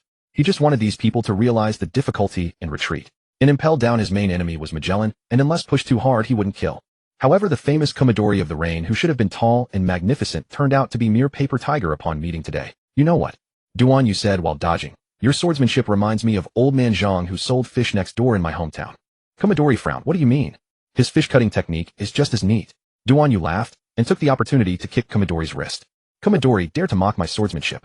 He decided to stop holding back and unleashed his signature move, Heavy Rain Slash. Sword flashes fell like rain, completely covering all of Duan Yu's escape routes. However, Duan Yu was faster. Normal punch. His fist was already heading towards Kumadori's face. Blackbeard was shocked and immediately used his dark powers to pull Kumadori away. Kumadori flew backward like a broken kite and crashed heavily into the wall. Blackbeard narrowed his eyes, re-evaluating Duan Yu. This seemingly casual young man had such unfathomable strength. But now was not the time to tangle. He had more important things to do. Duan Yu right. Blackbeard said, as if discovering a new continent. Kumadori glared at Duan Yu unwillingly, but still sheathed his sword. Blackbeard's toothless mouth twisted into a hideous smile. Kid, you're lucky today. But remember, next time we meet it won't be so simple. Duan Yu patted the dust off his clothes and returned a relaxed smile. Oh, I'm ready anytime. Blackbeard laughed loudly, his laughter echoing through the prison corridor. Ah, interesting. Let's go. Watching the retreating figure of Blackbeard and his gang, Jean breathed a long sigh of relief. Let's go. We should also leave this hellhole, Duan Yu said. For safety, the two groups parted ways. The third level, Hell of Hunger, was also turned upside down by Luffy and them. There were more guard beasts here, so Duan Yu fought while running. Over at Luffy's side, they had already seized a warship, and with Ivankov and Jinbe's help left the dock and boarded the warship. Magellan clenched his fists, angrily watching them leave. The thick gate of justice suddenly opened miraculously. Who opened the gate of justice? Magellan said in terror. Impel Down's third level, Hell of Hunger. Although the temperature here was lower than the fourth level, the air remained stifling and foul, thick with the stench of decay and sour sweat. The sky was filled with sand, said to be the ashes of prisoners who had starved to death. Originally, Duan Yu and the others had hoped to find a companion here, but on this level the prisoners suffered from prolonged muscle atrophy, moving sluggishly. Many had even lost their will to resist, resembling living skeletons. For survival, some prisoners would attack the weak and even secretly gnaw on corpses. Neither physical strength nor mental will remained. These prisoners were all once powerful individuals, yet now they had become broken wrecks. At the spiral staircase entrance of the third level, Duan Yu pinched his nose and said, "This place really is damn smelly." Just then a commotion arose from ahead. Ha ha ha, that Magellan's poison is truly troublesome. Blackbeard's crew had also arrived for a rest stop. Zill, a cigarette dangling from his lips, a cold gleam flashing in his eyes, said, "Scram." "Chief Warden, sir." The guards saw the killing intent in Zill's eyes and understood that this man intended to betray them. Run. The guards quickly fled from that one man. Instead, more and more guards came running toward Duan Yu and Jean. Hannibal held the Den Mushi and said, "Report. Both Blackbeard's and Duan Yu's teams have arrived at the third level. We request reinforcements." The control room replied, "Intercept Duan Yu's group first. Blackbeard is too terrifying. Let Warden Magellan handle him." In the surveillance control room, someone said, "Warden, please make your way to the third level." Blackbeard, the one called Magellan, broke into a cold sweat. You all should hurry and block Blackbeard." "What?" Everyone looked curiously at this Magellan, who had just issued a bizarre order to open the gate of justice. Cough, cough, cough. Feeling that this request was inappropriate, as well, he changed his tune. Cough, cough, perhaps we should not block Blackbeard. Everyone be careful and minimize casualties. Hannibal finally breathed a sigh of relief. Yes. Having just been brutally beaten by Luffy and his crew, he now felt as though he had been granted a golden ticket, spared from facing the terrifying Blackbeard crew. The guards blocking Blackbeard's pirate crew departed one by one, moving through as if no one were there, quickly retreating. Left behind, Duan Yu and Jean faced the situation. Halt. Escapees. At the corner of the winding corridor ahead, three figures blocked their path with imposing presence, while behind them stood rows of guards armed with seastone capture guns. At the center stood Deputy Warden Hannibal, gripping the trident bloodsucker, his face set in an expression of righteousness. His appearance was grotesque, resembling a sphinx with a massive belly. Yet inside he was overjoyed. Finally, my chance to shine. Duan Yu, Game King Jean, you have nowhere left to run. Hannibal barked. To the left stood Blue Gorilla Commander Saldeth, playing a hypnotic flute, with 5 giant blue-furred gorillas behind him, each eager and restless. The sprite-like appearance made Duan Yu feel puzzled as well. To the right stood Domino, the cold and elegant female deputy warden, swinging an electric whip with a dangerous smile on her lips. Duan Yu blinked and said, "Gentlemen, we're just passing through. Could you do us a favor?" Hannibal retorted indignantly, "How dare you? Impel Down is no place you can come and go as you please." Saldeth sneered, "We may not be able to stop Blackbeard, but surely we can handle 2 little thieves." Domino lightly stroked her whip and said, "Surrender willingly, and you'll suffer less physical pain." Oh. Jean muttered under his breath, "Are they picking on the weak?" Duan Yu sighed, "Looks like it." Hannibal smiled faintly. He knew that Mr. Jean had a pact with the celestial dragon Zhang, namely, to serve his prison term obediently for 1 year. And Zhang had also bestowed countless favors upon him. Without Zhang's support, with his current strength, he could never have reached the position of deputy warden. Zhang owed him a debt of gratitude for recognizing his talent. If he allowed Jean to escape Impel Down and Jean happened to enter the world's strongest Game King tournament and defeated Zhang, that was a responsibility he could never bear. "Mr. Jean, please return peacefully. We will certainly not mistreat you."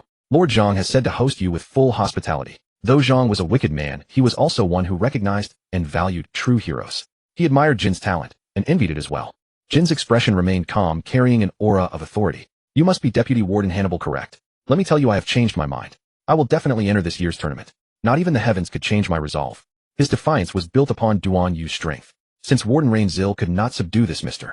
Duan Yu, it meant that he might not lose to Magellan either, let alone this Hannibal. Everyone in Impel Down knew that Hannibal had risen through connections, his abilities merely mediocre. Hannibal was also a man who valued dignity deeply. Mr.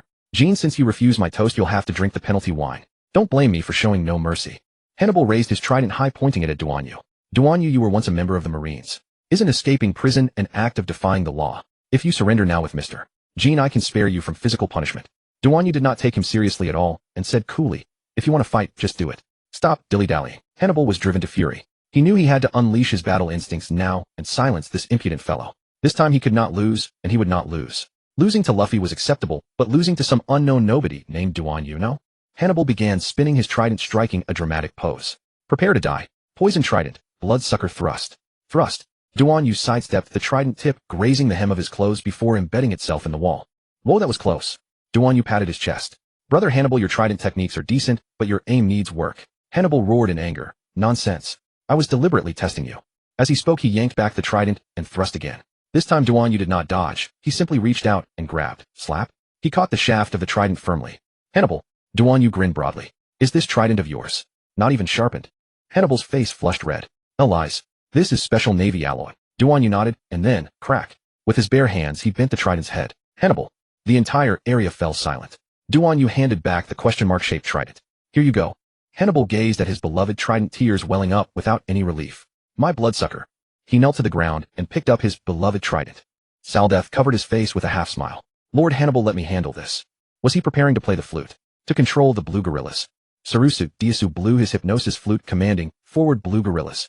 5 giant blue-furred apes roared and charged, swinging red-hot iron rods that whistled through the air. Duan Yu's eyes lit up. Wow. Big monkeys. This was another perfect opportunity to add beasts to his Dragon Quest game. Rather than dodging, he excitedly charged forward.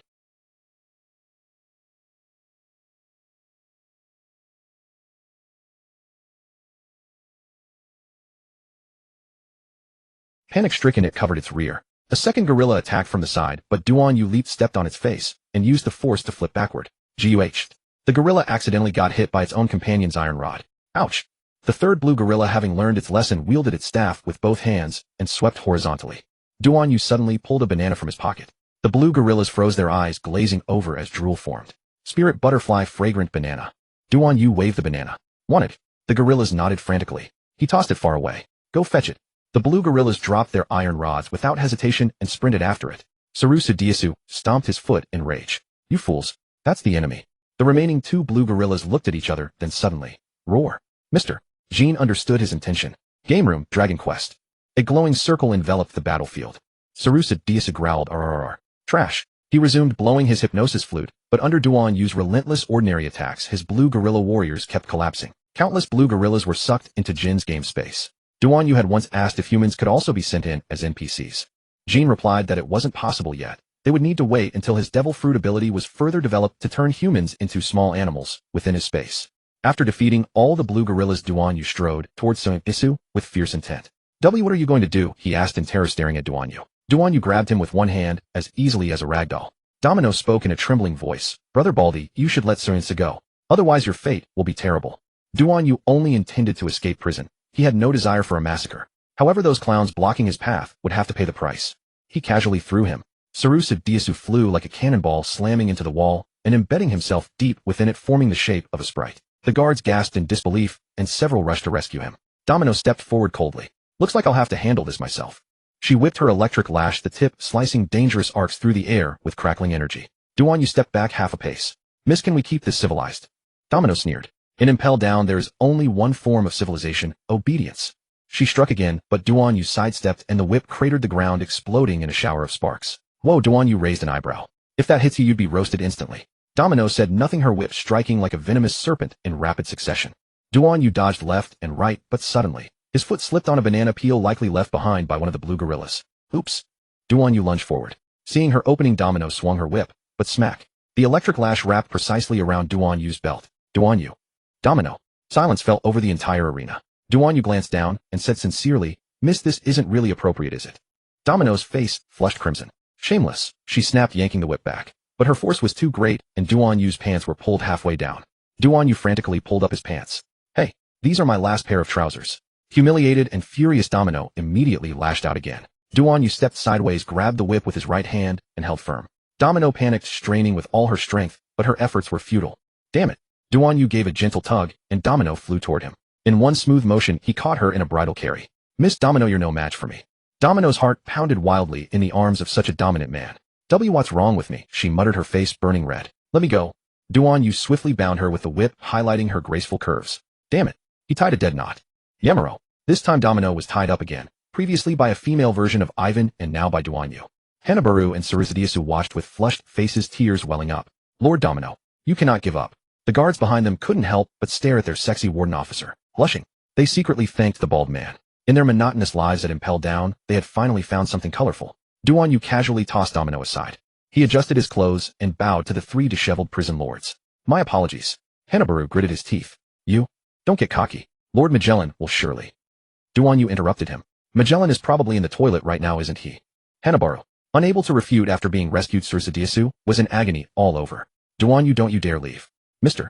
Jean, seeing Sarusadiasu in such a wretched state, struggled to suppress his laughter, his face turning red. "Captain, we should go." Duan Yu nodded. Before leaving, he thoughtfully straightened Hanabaru's curved halberd. "Next time, use a sturdier weapon." Hanabaru stared at his restored trident, tears of gratitude in his eyes. "Thank you." "Wait. Stop right there." But Duan Yu and Mr. Jean had already vanished. The alarm sirens of Impel Down's third level faded into the distance as Duan Yu and Mr. Jean successfully located the stairs leading to the second level, Beast Hell. Mr. Jean could no longer contain himself and burst out laughing. "Huh? Did you see Hanabaru's face?" Duan Yu shrugged, saying nothing. "What's next?" Duan Yu stroked his chin. "I heard the second level is full of wild beasts." Mr. Jin's smile froze. "Don't tell me we're fighting again. That takes too much time." Duan Yu grinned. "Don't worry, I brought a secret weapon." "What secret weapon?" Duan Yu pulled out a massive bag of jerky from his pack. "Premium beast rations." "Mr. Jean, when did you prepare this?" Duan Yu blinked. "Snagged it from the level 4 kitchen. We can capture them all at once." Mr. Jean finally understood. Duan Yu had secretly sneaked into the kitchen to steal snacks and happened to grab a bag along the way. The two exchanged knowing smiles and stepped toward the even more dangerous next level. They would likely encounter the boss, Magellan. Meanwhile, Magellan urgently took a special elevator from the docks to the control room. He kicked the door open, his toxic liquid sizzling beneath his feet. He opened his mouth to roar, but froze mid-step. Another Magellan sat casually in the monitoring chair, legs crossed, sipping hot coffee. Their eyes met, and the air froze. Real Magellan's pupils trembled. "Who are you?" Fake Magellan slowly sipped his coffee. "I should be asking you that. Breaking into my control room without permission." In truth, fake Magellan Waseking. He knew he might die here today. Magellan's pupils contracted sharply as poison seeped from between his fingers, the very air in the control room seeming to congeal with his fury. Xiao Feng's legs trembled. He had once witnessed the horrific aftermath of Luffy's poisoning, and a lingering dread still haunted him. But one could lose the battle without losing one's spirit. Xiao Feng forced a grim smile. Xiao Feng instantly deactivated his puppet fruit ability, reverting to his flamboyant Onagata appearance, and striking an exaggerated pose with a dramatic hip twist. "So it's you, Van Clay." His deep voice barely contained a tempest of rage. Magellan stared at him coldly. "You think this will stop me from killing Luffy and the others?" "I don't know." Xiao Feng raised his hands with a cheeky grin. "This humble one only needs a little time. That's all." The moment he finished speaking, he executed a flawless backflip, his toes striking the red button on the console with precision. Bang!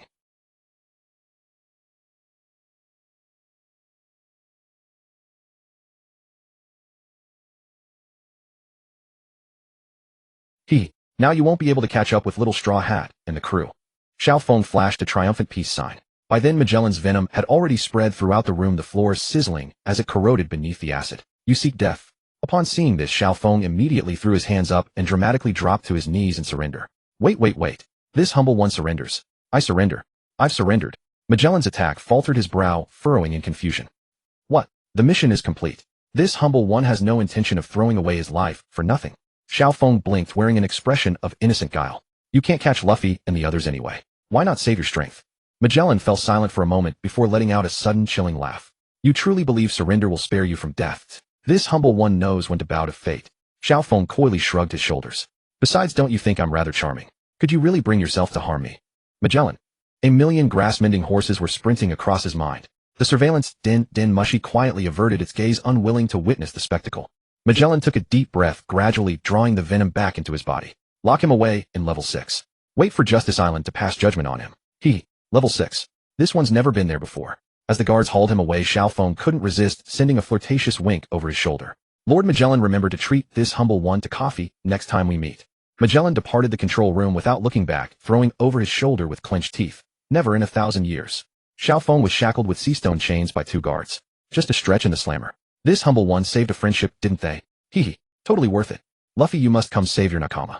With rain blues paving the way, the Blackbeard pirates soon arrived at the dock. Impel Down is nothing but a walk in the park. Zaha. Blackbeard swaggered with smug satisfaction. The Blackbeard pirates set sail, leaving in their wake. Having acquired so many powerful allies, he was far from satisfied, and made straight for Marine headquarters. Seize Whitebeard's fruit, the Gura no Mi, and declare to the world that a new era has arrived. Upon learning that Blackbeard had captured such a critical prisoner, Magellan felt as though a blade were twisting in his heart. Standing on the dock, he cursed, "Damned Luffy, damned Blackbeard. Hurry, report this to Marine headquarters immediately." A guard assistant hurried off to find the Din Mushi connecting to Marine headquarters. Meanwhile, Magellan's monthly cycle had arrived, and agony gripped his abdomen. Damn it, why now? Transforming into his toxic dragon form, he bolted for the restroom. So relieving. Magellan held no regard whatsoever for Duan Yu or Jean. Director, there's news. Duan Yu and the Game King Jean are on a rampage on the 2nd level. Someone called from outside the restroom. Ugh. Have Hannibal handle it. There aren't any vessels left outside. They're trapped with no means of escape. Magellan declared. Understood. Deputy Director Hannibal, please continue organizing forces to apprehend Duan Yu and Jean. The assistant immediately placed a call to notify. Yes. After receiving Magellan's orders, Hannibal muttered about his own capabilities and considered Duan Yu and the others' current predicament. Escape without even a pirate ship. Truly catching fish in a barrel. Hannibal swiftly mobilized all combat-ready personnel, ordering them to assemble at the 2nd level. Impel Down's 2nd level, Hell of Feral Beasts. The entire floor had been transformed into an artificial tropical rainforest where thick vines coiled through dim light, and the air hung heavy with the rank stench of wild animals. The ground was slick with moss and scattered bones. Duan Yu and Jean had already set up their premium beast feed trap, hoping to capture all the beasts on this level in one stroke. They hid among the trees watching. The food triggered the beasts' hunting instincts. The guard beast legion poured toward them relentlessly. Cockatrice serpent, a colossal snake crowned like a rooster, its fangs capable of dissolving bone.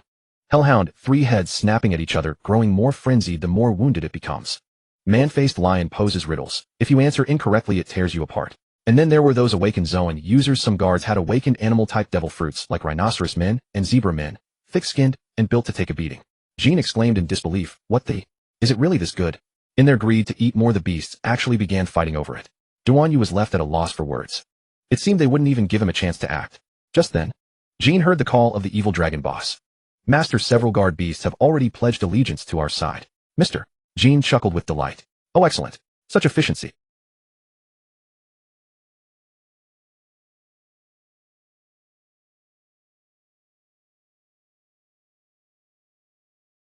Game room, Minotaurus. Minotaurus materialized as Jean called it forth. However, being Jin's contractual beast, it could only operate within the glowing circle, unless the user of the game fruit agreed to release it or was defeated. "Minotaurus, lead us to the nearest armory." Minotaurus knelt on one knee. "Yes, master." Jean swiftly mounted its back. After Duan Yu cleared the prison guards on the 2nd floor, he followed closely, leaping onto Minotaurus's back with a flip. Minotaurus, hurry. Under its colossal form, they appeared tiny, and its thick fur served as camouflage. Moreover, Minotaurus had a fearsome reputation in Impel Down, so no one dared to block their path. They slipped through a secret passage and reached the prison's armory. Several guards saluted Minotaurus. "Lord Minotaurus." "Open the door." Minotaurus's eyes glowed red. Terrified, the guard stammered, "Why, yes, sir." The armory doors creaked open slowly. 2 guards followed them inside. "My lord Minotaurus, we can assist you in selecting the equipment you seek," a trembling guard offered. "Leave." "My lord." "Get out." Minotaurus's voice thundered like a storm. Frightened witless, the 2 guards fled in terror. Minotaurus closed the door. Duan Yu and Jean dismounted. Its fur was so dense that no one from outside could have spotted them hiding within. "Not bad." Duan Yu produced some special beast feed. "Here." Minotaurus delighted, munching the feed like a gentle calf. Puzzled by the feed's effects, Duan Yu sniffed and squeezed it, guessing it contained stimulants and herbal additives. Beasts consumed it and grew exhilarated, even gaining a rapid boost in strength. But time was short. There was no need to dwell on such trivial matters. Duan Yu snapped back to the present. Before them lay the Impel Down armory. Hidden between level 3 Starvation Hell and level 4 Scorching Hell, it was sealed behind 3 sea stone gates. Inside a roughly square chamber spanning 200 square meters featured walls corroded with rust. Countless conventional weapons were stored within. Seastone manacles, red-hot iron rods, serrated machetes. Among them lay many blood-stained torture devices, nails of repentance, crosses with barbed ends coated in Magellan's diluted poison, grin masks, metal contraptions forcing prisoners' jaws open to prevent tongue-biting suicide. An idea struck Duan Yu. He quietly stashed several useful items in his bag. Guard uniforms, countless standard prisoner-of-war outfits. A large pile of anti-gas suits. After all, Magellan's venom was too lethal, gas protection was essential. Jean and Duan Yu quickly found fitting garments and donned them. Duan Yu stripped 2 anti-gas suits with built-in respirators, swapping them on himself, and Jean effectively concealing their appearances. With Minotaurus' help, they swiftly exited the armory. Now dressed as guards, they could stride confidently toward level 6. It was suspiciously smooth. Infinite hell, symbolizing prisoners' eternal despair. The world government deliberately concealed its existence, claiming some inmates were executed, while secretly imprisoning them. In the dark dungeon, only a few flickering candles cast light upon grim or vacant faces behind iron bars. The air reeked of decay and hopelessness, punctuated by the occasional clink of chains or a prisoner's low sardonic laugh. This is the place. Minotaurus halted, shifting its massive frame slightly to reveal a narrow cell. Inside the cell, a gaunt figure huddled in the corner, golden hair tangled and hanging loose, wrists bound in sea-stone shackles, ankles weighed down with heavy iron chains. Xiaofeng, Jean called softly. The figure slowly lifted its head, revealing a haggard, yet resolute face. Feng Qiliai. Mr. Jean. Mr. Duan Yu. Jean immediately made a shushing gesture. They adjusted their voices to a low murmur. You? Are you? Xiaofeng's voice was hoarse, but his eyes warily scanned the surroundings. Here to rescue you. Duan Yu stepped forward, grasping the iron bars of the cell door. At this moment, Xiaofeng hardly believed they had the power to get him out of Impel Down. Don't waste your effort. These are reinforced with seastone. Xiaofeng managed a wry smile, but before he could finish, a crisp snap echoed. With a mere flex of his fingers, Duan Yu bent the seastone bars as easily as tearing paper. Xiaofeng's eyes widened in shock. You haven't eaten a devil fruit. Duan Yu replied flatly, then seized the seastone shackles on Xiaofeng's wrists and snapped them apart with a slight tug. Xiaofeng stared blankly at his freed hands, then looked up at Duan Yu, disbelief etched across his face. Mr. Duan Yu, who exactly are you? Now's not the time for explanations. Jean urged from the side. We must leave quickly. Join us. Become our comrade. Xiaofeng's gaze drifted, lost in thought. Don't overthink it. Since you've disabled the Justice Gate controller, this is your last chance to escape. Duan Yu continued. Suddenly Xiaofeng grabbed his arm, his expression hardening. Wait, are you heading to Marineford? Duan Yu nodded. Huh. Xiaofeng, seeing Duan Yu's expression, realized he had no such intention, a hint of disappointment crossing his face. Jean grew anxious, whispering. That place is too dangerous. Why go there? I want to help Luffy. Xiaofeng's voice trembled slightly. Then, can you do me one favor? Speak. If you can take me to Marineford, let me fulfill my wish to aid the Straw Hat Luffy. Xiaofeng's eyes shimmered with pleading intensity. Just promise me this condition, and I'll follow you. Become your ally. Duan Yu fell silent for a moment, then asked, are you planning to join Luffy after this? Xiaofeng shook his head, a serene smile touching his lips. No, I won't follow him. Just get me there. If I survive, I'll surely become your partner. Why? Jean couldn't help but ask. Because. Xiaofeng took a deep breath, his smile still bright, yet tinged with sorrow. Friendship and fate don't necessarily have to be possessed. Duan Yu was stunned. Xiaofeng winked playfully at Jean. Jean shuddered. I just got chills. Duan Yu gazed at Xiaofeng and suddenly understood something. Some are destined to be mere passers-by in life, yet even so that bond never fades. The system tasked Duan Yu with building his own team precisely to awaken his humanity through those bonds. All right. Duan Yu nodded, his voice low yet resolute. I agree. Xiaofeng beamed, grinning like a child.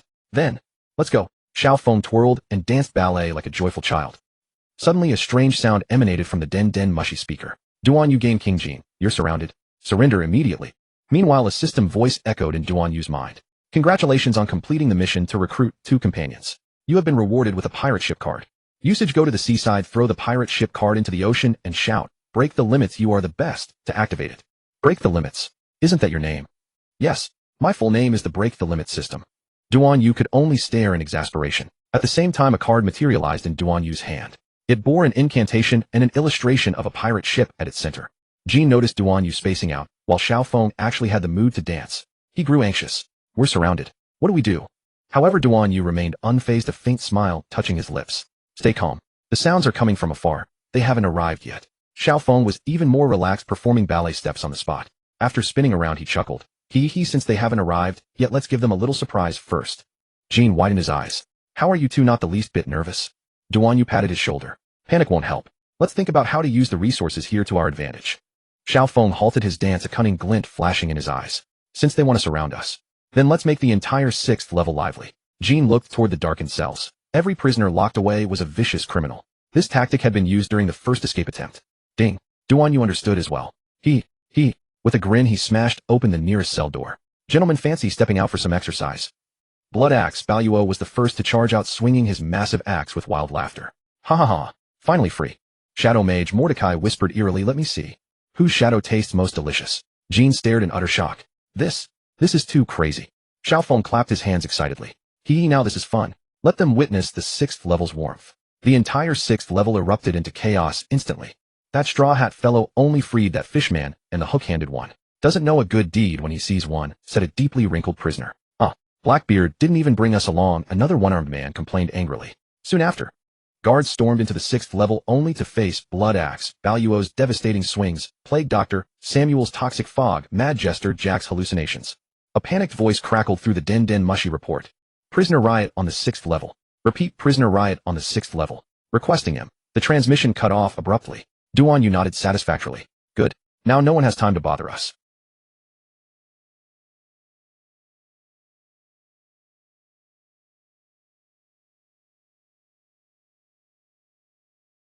Jean wiped cold sweat from his brow. You guys are truly insane. Xiaofeng blinked. Insane? No, this is a carnival of friendship. As long as I remain at the docks, no one can escape. Impel Down. I'll guard the entrance. You focus on containing them. Magellan ordered. Blood Axe Baluo cleaved through 3 guards with a single swing. Blood splattered against the walls as he licked his axe blade, laughing maniacally. I've been cooped up for 10 years. Today I'll cut my fill. Plague Doctor Samuel stood atop a height, arms spread wide. Emerald green toxic fog poured from his sleeves, coiling around the charging guards like living things. Cough. What is this? Help. Several guards who inhaled the poison gas immediately turned blue and collapsed, retching desperately. Samuel tilted his head, his eyes gleaming with sadistic delight beneath his raven mask. Fear not. It's merely a common cold. You'll be dead in about 3 days roughly. Shadow Mage Mordecai moved along the walls like a phantom. Whenever a guard drew near, their shadows would suddenly twist and snap. They would strangle themselves. What sorcery is this? A Navy lieutenant stared in terror as his own hand slapped his face uncontrollably. Mordecai smiled sinisterly. Shadows, you see, are remarkably honest. Jean, witnessing the bizarre techniques, could only gape. Meanwhile, Duan Yu, Jean, and Xiaofeng were making their escape in the confusion. Breakout. The trio's elegant flight.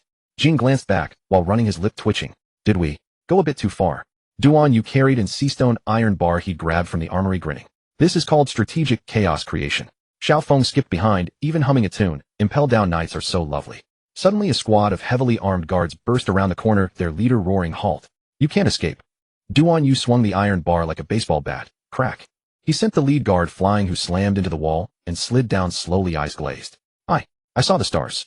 Jean wasn't about to be outdone. Game room. Beast guards. Come forth to battle. A ring of light appeared. Dozens of beast guards materialized. They immediately knelt. Master, what are your commands? Take point and carve a path through them. To the other guards, it seemed these beast guards had betrayed Impel Down. These beast guards have betrayed us. Kill them. The guards of Impel Down charged with furious roars. But, roar. Dozens of beast guards roared in unison, their massive bodies like mobile fortifications smashing into the front line of guards. Crash. Crash. Crash. The Rhino Beast Guard lowered its head like an out-of-control chariot, launching 3 guards straight into the ceiling. The Zebra Beast Guard lashed its long tail like a whip, sending attacking guards flying. The Koala Beast Guard simply grabbed an unfortunate soul and hurled him into the crowd like a bowling ball. Strike. Jean snapped his fingers triumphantly. Duan Yu remarked, not bad. Your summoning technique is quite useful. Xiaofeng clapped even more excitedly. Hehehe. However, Impel Down's elite forces were no pushovers. Soon a large contingent of guard commanders armed with seastone weapons closed in, one sneering, how dare mere beasts rebel. Seizing this brief chaos, Duan Yu darted into the center of the crowd and unleashed a full home run combo with his iron bar. Crack. Crack. Crack. 3 guard commanders flew through the air. Xiaofeng also launched into a ballet spin. Cabinet arts. Thumped. Pink fog instantly enveloped the entire corridor, and the guards' synchronized sneezes could barely be heard. Bless you. What is this? What? It's strawberry flavored. Bless you. The elevator doors opened. Dozens of masked figures poured out. Hannibal led several top fighters down. Jean and Xiaofeng, smelling the poison gas, suddenly dropped to the ground. After being rescued, they had discarded their gas masks.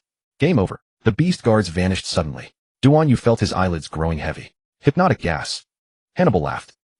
Correct. Hannibal and a squad of guards protected the central elevator with everything they had. Little did they know, Duan Yu had not been knocked unconscious, and they were unstoppable. A dose that could bring down an elephant, and you're still. Hannibal gasped in shock. Hannibal gripped his trident with both hands, standing before the elevator. Cold sweat beaded on his forehead, but his gaze was more resolute than ever.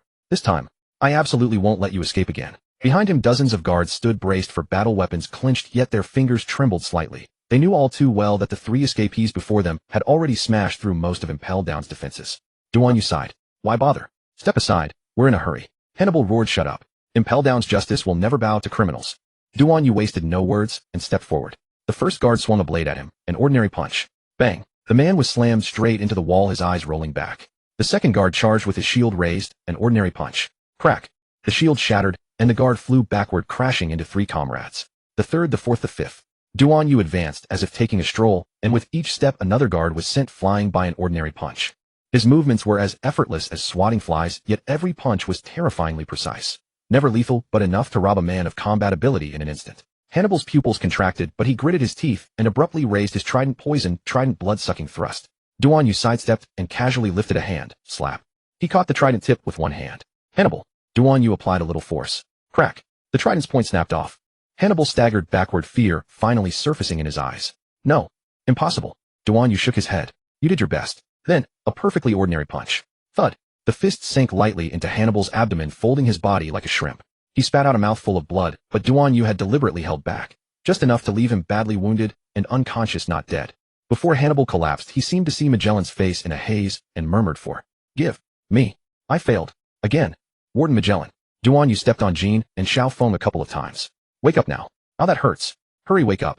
Let's move. Just as they were about to press the button, boom. The elevator doors opened, and the others rushed in. Crammed inside were vicious prisoners who had escaped from level 6. Blood Axe Baylor Plague, Dr. Samuel, Cackling Clown Jack, and others. All drenched in blood, madness blazing in their eyes. The elevator cables groaned under a load they could barely bear, yet the prisoners kept crazily shoving their way in. Squeeze one more in. Squeeze one more in. Stop shoving, damn it.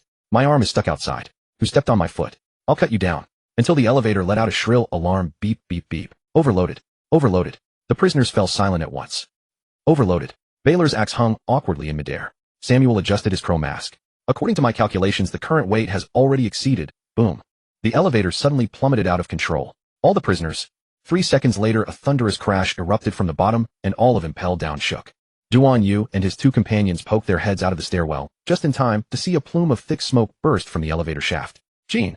Did they forget that level 6 is several hundred meters from the surface? Xiao Feng doubled over with laughter. Ha. That's what they get for cutting in line. Magellan in the restroom, you idiots. After a few weaklings came out, Duan Yu shrugged. Magellan must be waiting at the exit. The first one's out. He threw a meaningful glance at the prisoners. May not be in for anything good. The prisoners paid no heed. Laughing wildly, they closed the elevator doors. Weaklings just stay put and wait to die? The elevator started moving again. As the elevator rumbled upward, Jean scratched his head. Then what do we do? Duan Yu turned and looked toward another passage. Let's take the stairs. And while we're at it, he grinned. We can watch Magellan clean up this mess. Xiao Feng's eyes lit up. Hi. Great idea. He too had guessed that Magellan would be holding the dock. If those prisoners defeated Magellan, they really would be laughing. The three sprinted up the emergency passage, leaving behind only the unconscious guards strewn across the ground, and the prisoners waiting like fools. Magellan, these bastards left me another damn mess. Damn it. He took out a tissue and wiped the venom from his rear. Other people's waste could be flushed straight into the sea, but his required biochemical disposal. What a hassle. Magellan, Impel Down's Venom Emperor, reached the central elevator and waited for the prisoners to appear. Ding. The elevator doors slowly slid open and dozens of ferocious level 6 prisoners burst out of the thick smoke. Fight our way out. Blood Axe Baylor laughed savagely, swinging his giant axe as crimson slashes tore through the air. Plague Dr. Samuel flicked his sleeve, releasing a sickly green poison mist. Cackling Clown Jack flung throwing knives coated with lethal venom. The three joined forces, their assault surging like a tide. Yet when the smoke cleared, the man they saw was Magellan. His arms crossed, dark purple venom spreading from beneath his feet, his gaze as cold as the abyss. You people blocked my way to the WC. Die. Venom Dragon, triple-headed strangulation. Boom. 3 great dragons of purple-black venom erupted from the ground and devoured every attack in an instant. Baylor's axe blade corroded into scrap metal. Samuel's poison mist was swallowed by backlash, and Jack's throwing knives melted into molten iron in midair. Before the prisoners could even flee, the venom dragons had coiled around them. The lethal poison corroded skin, muscle, and bone. Their bodies rotted before the eye, and their screams were heart-rending. Baylor collapsed to his knees, clawing frantically at his throat. Samuel's crow mask shattered, revealing a festering face. Jack's laughter turned into a strangling whimper. 10 seconds. In just 10 seconds, all the prisoners lay collapsed, their bodies coated in venom, twitching in agony, without even the strength to beg for mercy. Magellan turned away with indifference. Next batch. The heavy hooves of the Minotaur echoed through the steel corridors of Impel Down. Duan Eugene and Xiao Feng rode upon its back, racing toward the upper levels. Behind them the shrill alarm blared as the roars of guards and their footsteps drew ever closer, yet the trio remained eerily calm. Hey, Captain. Jean patted Duan Yu on the shoulder, his palms slick with sweat, a hint of urgency in his voice. That Magellan fellow is no laughing matter. His poison can kill you simply by breathing it. We cannot just charge in head first, can we? Xiao Feng leaned in, as while stroking his chin thoughtfully. A crossdresser's intuition tells me that meeting force with force would end quite grimly. Duan Yu did not respond immediately, merely allowing the corner of his lips to quirk upward while his gaze remained fixed ahead. Hey, stop pretending to be so profound. Jean could not help but raise his volume. You are the captain after all, you must have a plan, right? Only then did Duan Yu lazily speak. What is the rush? No matter how strong Magellan is, he is not invincible. Huh. Jin's eyes widened. You do not mean to say you can defeat him, do you? Duan Yu shrugged. Defeat him? Not necessary. Oh, come on. Then what about escaping? Jean said helplessly. Xiao Feng blinked. Then, how do we get out? Duan Yu smiled mysteriously. Wait. Jean nearly leaped off the Minotaur's back. Wait for what? Wait for Magellan to fall asleep on his own. Duan Yu shook his head, his gaze profound. Wait for the opportune moment. Xiao Feng tilted his head. Captain, do you perhaps know something we do not? Duan Yu chuckled softly. Magellan's poison is formidable, but it harbors two fatal weaknesses. Jean and Xiao Feng immediately perked up. First, his poison knows no distinction between friend and foe. Duan Yu raised one finger. That is to say, he cannot recklessly unleash poison throughout Impel Down, or else his own men would perish from it as well. Xiao Feng suddenly grasped the situation. So, he can only unleash his full power in specific locations. Duan Yu nodded, such as the enclosed space of the central elevator or the open expanse of the harbor. Jean frowned. Then what is the second one? Duan Yu's smile deepened. Second, he suffers from diarrhea for 8 hours every single day. Jean and Xiao Feng fell silent simultaneously for a second, and then, Xiao Feng, clutching his belly, burst into uncontrollable laughter. Anyone would know that, but he can endure it and fight us. Exactly, Jean agreed. Duan Yu calmly added. No, at this time he is at his weakest. His offensive power, defense, and speed are all at their poorest. That is precisely the best opportunity. Moreover, under normal circumstances can we even directly strike his actual body. But I possess a secret weapon. Duan Yu patted the satchel beside him as he spoke. Jean and Xiao Feng exchanged glances. Yet Duan Yu was deliberately keeping them in suspense, refusing to reveal anything directly. However, judging by the look in his eyes, it was clear he was brimming with confidence. Everyone harbors their own secrets, and they understood the art of social finesse, so they did not press further, knowing the truth would surface eventually. Since they had chosen to follow Duan Yu on this escape, they would persevere to the bitter end without remorse. Jean then thought of something practical. What about hijacking a ship? The warships at Impel Down are no joke to seize. Xiao Feng raised his hand. We can disguise ourselves as Navy personnel. Duan Yu shook his head. Magellan is no fool. The port must be heavily guarded, and initiating a warship requires special authorization. Jean stroked his chin. Then what should we do? We cannot just swim out, can we? A flicker of cunning flashed in Duan Yu's eyes. Who said we need to steal a Navy vessel? Jean and Xiao Feng were taken aback. Huh. Duan Yu pointed upward. I have long concealed a warship at the ocean floor. It belongs to our pirate crew. Xiao Feng's eyes lit up. You mean?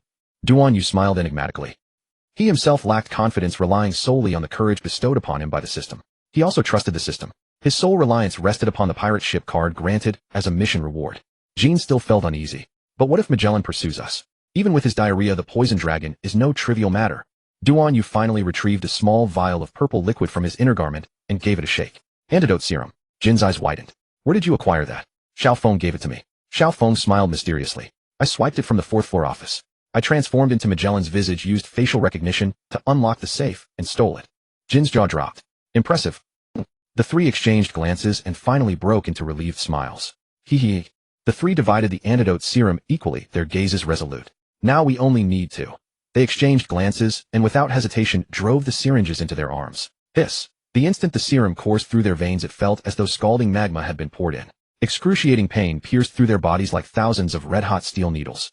Jin's pupils contracted sharply, veins bulging upon his forehead, his teeth nearly ground to dust. Xiao Feng's face contorted into an agonized mask, cold sweat cascading down like a waterfall, unable to sustain even his trademark grin. Though Duan Yu's countenance remained unchanged, his knuckles had turned white from excessive tension, blood seeping through the gaps between his fingers. Invigorating. Ugh, hi. Jean roared lowly as he collapsed to his knees, every muscle in his body spasming. Sinister purple patterns emerged beneath his skin, as if venom and serum were engaged in a ferocious battle within his veins. Xiao Feng curled into a fetal position, his nails digging deeply into the floorboards, forcing guttural, wordless whimpers from his throat. Duan Yu's breathing grew ragged like a bellows, darkness intermittently clouding his vision. This serum was a brutal remedy designed to forcibly neutralize lethal poison, and the torment it inflicted was comparable to having one's internal organs crushed and reassembled inch by inch. Click, clack. Endure it. It is merely the agony of poisoning, not the actual harm. Once we adapt, we shall have no fear of Magellan. Ah, yes. Yes ago. Jin's skeletal structure emitted an agonizing grating sound. He slammed a fist upon the Minotaur. Duan Yu, it is too excruciating, I can barely withstand it. The Minotaur pondered inwardly, this Mr. Jin strikes me, yet I feel no pain. Have I grown stronger once more? Xiaofeng forced a trembling smile. A crossdresser's tolerance is first rate. Duan Yu slowly rose to his feet, the purple markings upon his skin gradually fading. He shook his numb arms, the corners of his mouth curling into a fierce arc. Now Magellan's poison has lost all effect upon us. Duan Yu's physical prowess was truly formidable, having completely adapted within merely dozens of seconds. Observing the expressions of the other two, he estimated they might not fully adapt even upon reaching the dock. It appeared he would have to rely upon himself alone. They sprinted toward the dock, finally reaching their destination. They caught sight of the long-lost sunlight. Boom! Suddenly the entirety of Impel Down shuddered violently. The three abruptly raised their heads, beholding a colossal dark silhouette advancing from the direction of the uppermost level. Magellan's voice resonated through the intercom system. You vermin who have escaped. The game concludes here. The moment the Minotaur laid eyes on Magellan, it trembled uncontrollably. Master, I'm afraid. Useless. Get lost. Jin was somewhat dissatisfied. Though he felt a touch of fear himself, face mattered more. He could not appear cowardly. Bong. Game over. Minotaur retreat. The sudden withdrawal left Xiaofeng still in pain, unceremoniously tossed onto the ground. Ugh. He scrambled onto the ground like a starving dog lunging for food. What the hell is going on, Mr. Jin? Jin immediately raised a hand and kept bowing halfway. I'm sorry. Duan Yu, by contrast, landed with effortless grace. One hand pressed to the ground, a single flip, and he stood steady. Magellan sneered. Are the three of you here to put on a show? Duan Yu shook his head, not a trace of fear in his expression. We have business. We need to leave Impel Down. Please step aside. Magellan burst into raucous laughter, nearly dropping his jaw. What kind of international joke is this? He pulled out a notebook and flipped through its pages until he reached a page bearing a handsome portrait. Duan Yu. Looks like Daniel Wu. Just a bald guy with a fake photo, is it? Magellan glanced at the contents of the notebook. Duan Yu, you also have a Navy background. You should know our laws and regulations. You escaped prison and triggered another riot here. Do you realize your crimes? He should have been furious, but the destruction of his limiter had weakened his temper considerably. Guilty. What crime have I committed? Magellan laughed loudly. Having read Duan Yu's file, he understood that Duan Yu had been wrongfully accused, but they were not at Eni's lobby. They were at Impel Down. Their duty was to guard those sentenced to heavy crimes. It was their sacred calling. At that moment, the central elevator opened once more. This time the guards poured out. Leading them was Vice Warden Hannibal, weak in strength, but an indomitable cockroach indeed. No wonder Magellan valued him so highly. Magellan frowned, his poison oozing slowly at his feet, as if ready to erupt at any moment. He fixed his gaze on Duan Yu, his eyes filled with both rage and some indescribable complexity. Duan Yu, you were once a Navy lieutenant commander. You should know better than anyone the consequences of betraying justice. Duan Yu smiled, but there was not a shred of warmth in his laugh. Justice. He lifted his head, his gaze sharp as a blade locking onto Magellan's. 3 years ago we carried out orders. My subordinates all died, and I almost perished at Shank's hands. But in the end, CP0 pinned the entire failure on me. I kinda stood by coldly. Eni's lobby didn't even bother with a trial. They convicted me on the spot. His voice was calm, yet each word seemed squeezed from between his teeth. Magellan, tell me, what kind of justice is this? Magellan fell silent for a moment, but soon his eyes hardened once more. Obedience to orders is the Navy's duty. The world government's decisions are beyond question. Huh? Duan Yu laughed derisively. Beyond question. So the celestial dragons are human, but the lives of commoners like us mean nothing. My subordinates were meant to die for nothing. I deserve to take the blame for those arrogant incompetents. His voice rose, growing louder and louder until it was nearly a roar. Magellan, you've guarded Impel Down for so many years. How many criminals, like me, have you seen? Were they truly guilty? Or is so-called guilt nothing more than a scapegoat the world government forces upon us? Magellan's fists clenched. Poison churned around him, yet his imposing aura inexplicably weakened. Even so, escaping prison is escaping prison. Inciting a riot is inciting a riot. Duan Yu sneered. So what? I've already been betrayed once by the world government. Am I supposed to sit quietly for 10 years and wait for their precious pardon? He thrust his hand forward, pointing straight at Magellan. Magellan, you preach justice from morning to night, but your justice is nothing more than a fig leaf for the celestial dragons. Magellan's pupils contracted sharply. His poison surged uncontrollably, yet he did not strike immediately.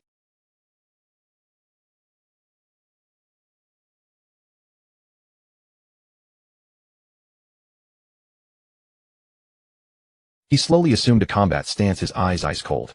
If you insist on blocking my path, then let's see whether your poison is stronger or my fists are harder. It was only now that Jean learned of Duan Yu's past. Lord Duan Yu, Captain. At that moment a voice echoed within Jin's mind. Mr. Jean. Frostfang's voice was unnerving, unlike anything human. My vendetta against Magellan. I must settle it myself. Let me out. But his poison.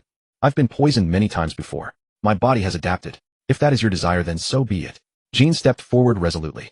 Lord Duan, you let Frostfang and I handle this, Magellan. Magellan recognized Jean. Magellan also enjoyed playing games. After all, with 8 hours a day spent on the toilet, how else could one pass the time without gaming? It would be a waste. Mr. Jean. Magellan's tone carried respect. It was the respect owed to a gaming champion. Though you are technically a prisoner of Impel Down, you receive 5-star treatment here. Why rebel? Jean was terrified inside, but as a gaming champion, he had his pride. Gritting his teeth, he replied, no. I seek my freedom. I want to compete in the global strongest Game King tournament. His stress threshold had shattered its limits. His heart raced. Then a deep, resonant boom erupted from Jin's chest. Thump, thump, thump. The Emperor engine had activated. The entire Impel Down seemed suffocated by an invisible pressure, the air freezing instantaneously. Guard A's face turned pale. This is bad. It's Mr. Jin's Emperor engine. Guard B crouched and covered his head. We're done for. The last time he activated this backs the iron wall in the next cell pissed himself in fear. Guard C frantically flipped through the manual. Impel Down Emergency Response Guide Article 666. When the Emperor engine sounds, it is recommended to play dead or request a transfer. Guard D wept bitterly. Mom, I want to go home. Magellan frowned, his poison rippling slightly. He too was shaken by the sudden aura. Magellan speculated inwardly, could this guy be hiding his true strength? In reality, Jin's inner voice screamed wildly. Aya, this is terrifying. Magellan's poison dragon looks incredibly deadly. But I can't back down. I can't. The pride of a game king must not be lost. The Emperor engine grew louder, shaking dust from the ceiling. Guard E collapsed onto the ground. I heard Mr. Jean once shattered a new world sea king with his Emperor engine. Guard F foamed at the mouth. That's impossible. Wouldn't that be even more terrifying than the warden's poison? Xiaofeng had also heard rumors. Excitement bubbled within him. Mr. Jean is about to unleash his ultimate move. Duan Yu silently pressed his fingers to his forehead, sensing something was off. Magellan declared, Mr. Jean, come then. He trusted his poison dragon implicitly. Jean swallowed hard, feigning composure. Hannibal had already shrunk beneath the table. This kind of pressure. The Emperor engine continued its relentless output. Magellan, one of your enemies wishes to fight you once more. Game room. Wolf King Frostfang. Jin's voice echoed through the lower depths of Impel Down. An invisible ring of light expanded outward. From behind him, a colossal mechanical wolf slowly materialized. Frostfang's eyes flashed with a crimson glow. Its voice grated like grinding metal. Magellan, we meet again. Magellan's pupils contracted slightly. Test subject X7. I thought you had long been abandoned. Abandoned? Frostfang bared its razor-sharp fangs in a vicious snarl. My mate lies critically wounded. My pups were forged into living bioweapons. And you asked me to surrender. Viscous venom churned at Magellan's boots. Remain within Impel Down, and at least you shall survive. The outside world holds far greater peril for test subjects like you. Live. Frostfang's claws raked deep furrows into the stone floor. Is this not merely a sunless cage? Magellan fell silent for a moment. It is a necessary sacrifice. A necessary sacrifice. In a blur of motion, Frostfang lunged, its claws aiming straight for Magellan's throat. Then let us see how you fare when you become the one sacrificed. Venom Dragon Tri-Headed Strangulation. 3 purplish-black, serpentine constructs of toxic energy erupted from the ground, colliding fiercely with Frostfang's blade-like claws. Metal clashed against corrosive fluid, screeching with an acrid biting sound. Foolish, Magellan intoned coldly. You cannot withstand the relentless corrosion of my venom. Frostfang's armor began to smoke under the toxic assault, yet it pressed forward instead of yielding. For the sake of freedom, what is such a trivial price? Suddenly Frostfang yawned open, a terrifying cavernous maw. Transcendent glacier howl. A blinding beam of icy blue-white energy shot forth, piercing through 2 of the venom dragons, and carrying its devastating momentum straight toward Magellan. The stone floors of Impel Down rapidly frosted over under the bone-chilling blast. Venom Colossus. A towering giant forged from coagulated poison surged upward from the ground, forcefully intercepting the lethal strike. Yet in that same instant, Frostfang had seized the opening, darting past the Colossus to swipe mercilessly at Magellan. Schlick. Dark ichor splattered across the floor. 3 ragged gashes tore open Magellan's uniform, drawing blood. Frostfang's own claws hissed and smoked as the venom ate away at them. You have grown stronger, Magellan remarked, wiping a streak of blood from his lip. Your ice abilities do hold some merit. Duan Yu assessed the battlefield. Warden. The prison guards called out in alarm. Frostfang let out a feral snarl. This power was bought with countless years of suffering. Magellan's offensive intensified, the poison surging like a tide. Venom Colossus Hell's Judgment. A gargantuan fist of concentrated toxin crashed down. Frostfang barely managed to raise its forelegs to block it, its reinforced plating beginning to crack under the immense pressure. With a sudden sharp cry, Frostfang unleashed a piercing barrage of high-frequency sonic waves aimed directly at Magellan's eardrums. Ack! Magellan cried out, clutching his head in agony, as the Venom Colossus stumbled into a momentary loss of control. Seizing the fleeting opening, Frostfang threw its entire weight into a final desperate lunge. It's over. Just as the killing blow was about to land, a glint of cold calculation flashed in Magellan's eyes. Venom prison. Countless thorny vines of liquid poison erupted from the stone, wrapping around Frostfang with crushing force. The necrotic toxin seeped deep through the grooves in its armor, and the mechanical beast let out a pained, grinding howl. Yield, Magellan panted, taking a step closer. Continue this, and your entire frame will be consumed by my venom. Frostfang struggled to lift its head, its voice filled with static and strain. I would rather perish than ever submit. Magellan regarded the dying beast, his expression clouded with complex emotions. Suddenly he raised a hand and gestured dismissively. The venom thorns slowly retracted into the floor. Why? Spare me, Frostfang whispered weakly. You sought only death. Jean stood frozen. So Magellan meant that this frost-engineered wolf actually wanted to die. Wait, it hadn't called him master. It had addressed him as Mr. Jean. Frostfang. Jean began reaching out to recall the beast. But before he could, a hand rested firmly on his shoulder. It was Duanyu. We never invited you to command it, Duanyu said quietly. It simply assumed you sought to enslave it. It craves only freedom. Freedom. The word struck Jean like a lightning bolt, shattering his complacency. What about himself? To remain content within the walls of Impel Down was a grave mistake. A true warrior must cast off his chains and venture into the vast sea. Yes, that is precisely what freedom is. I understand now. Frostfang, the freedom you seek. We can give it to you. Mr. Jean. Frostfang's optical sensors flickered in disbelief, yet it could do nothing but accept the offer. Its mate and pups remained trapped within the game dimension beyond its reach. Game quit. Frostfang. The heavy mechanical constraints binding the wolf suddenly disengaged. You? Release me. Frostfang's voice crackled with stunned surprise. But my family is still trapped within your game space. Escape Impel Down, and I will release them all. Slowly the ice within Frostfang's guarded heart began to thaw. Mr. Jean, I. Its synthesized voice grew fainter, trembling with emotion. Magellan scoffed from afar. You will all remain here until death. Dreaming of escaping Impel Down is utterly laughable. Duanyu knew time was running short. Jean Xiaofeng. Hold them off for just a moment. I'll secure the pirate vessel. Understood. The two replied in unison. Xiaofeng immediately assumed the stance of his flamboyant boxing style. Jean took 2 steps back, his posture shifting to pure evasion. Preparation bailout. Frostfang twisted its neck joint with a metallic whir. Mr. Jean, allow me to assist you. The prison guard stirred restlessly, sensing an opening. Duanyu produced a shimmering card from his pouch. Pirate ship card. He sprinted toward the shoreline and hurled the card into the churning sea. Following the system's instructions, he bellowed. Break the limits. You are the greatest. Activate, he commanded. Suddenly, an aberrant radiance erupted from the coastline. Every eye in the vicinity snapped toward the spectacle. Ding. System notification, pirate ship card successfully activated. Shall I deploy it immediately? Deploy it. System notification deployment confirmed. Please select vessel classification 1. Chinese-style pirate galleon 2. Japanese-style pirate ship 3. European-style pirate frigate 4. Caribbean-style pirate vessel 5. Ghost ship. A bead of cold sweat rolled down Duanyu's temple. Damn, there are that many options. Option 1. Chinese-style pirate galleon. System notification option selected. Vessel materializing shortly. Please stand by. Note the vessel's name, ongoing maintenance, and resource resupply must all be procured by the host. The host must also recruit specialized crew members 1. Helmsman 2. Chief Engineer 3. Armaments Designer 4. Ship's Doctor 5. Cook, etc. Crew matching complete. Designation Jean, Helmsman. His exceptional gaming aptitude proves invaluable. You selected the Chinese-style galleon constructed with hyper-advanced technology. A gamer king such as Jean can easily pilot it. Ding. Xiaofeng does not qualify as a specialized professional. Ding. The host is an utter fool. Who the hell is the fool? Regardless, having a helmsman meant they could at least sail the vessel away. It was a stroke of fortunate coincidence that yielded such talent. This was the innate intuition of a true protagonist. The captain's instinct. And the system called him a fool. The Chinese warship manifested in reality. The ocean's surface violently churned the waters at the center of a forming vortex, swirling as though manipulated by an unseen hand, emitting a deep subterranean roar. Boom! A colossal leviathan burst from the depths, sending towering waves crashing onto the shore. It was a Chinese warship, yet bearing little resemblance to traditional designs. Its hull was coated in matte black armor, intricately inlaid with dark gold dragon scale reliefs. At the prow sat a snarling bronze dragon, its maw agape, as if ready to breathe forth molten flame. Along its flanks there were no traditional oars. Instead, 6 banks of spiral turbine engines spun at blinding speeds, ejecting powerful jets of water that carved through the sea. Holy shit. The captain truly wasn't bluffing. Jin's eyes widened in sheer astonishment. Xiaofeng danced around in pure ecstasy. Hee. The instincts of a magnificent man never fail. This vessel is absolutely magnificent. Duanyu was equally stunned. System. You call this a Chinese pirate ship? The vessels provided by this system are conceptual designs micro-adjusted to align with the technological paradigm of your current world. Power source: high-efficiency carbonated beverage. Maximum speed: 50 knots. Duan Yu cracked a wide grin. Jean, show them the true wrath of our ship. Duan Yu retrieved a sleek control interface and tossed it through the air. Jean, catch this. From now on you are the helm.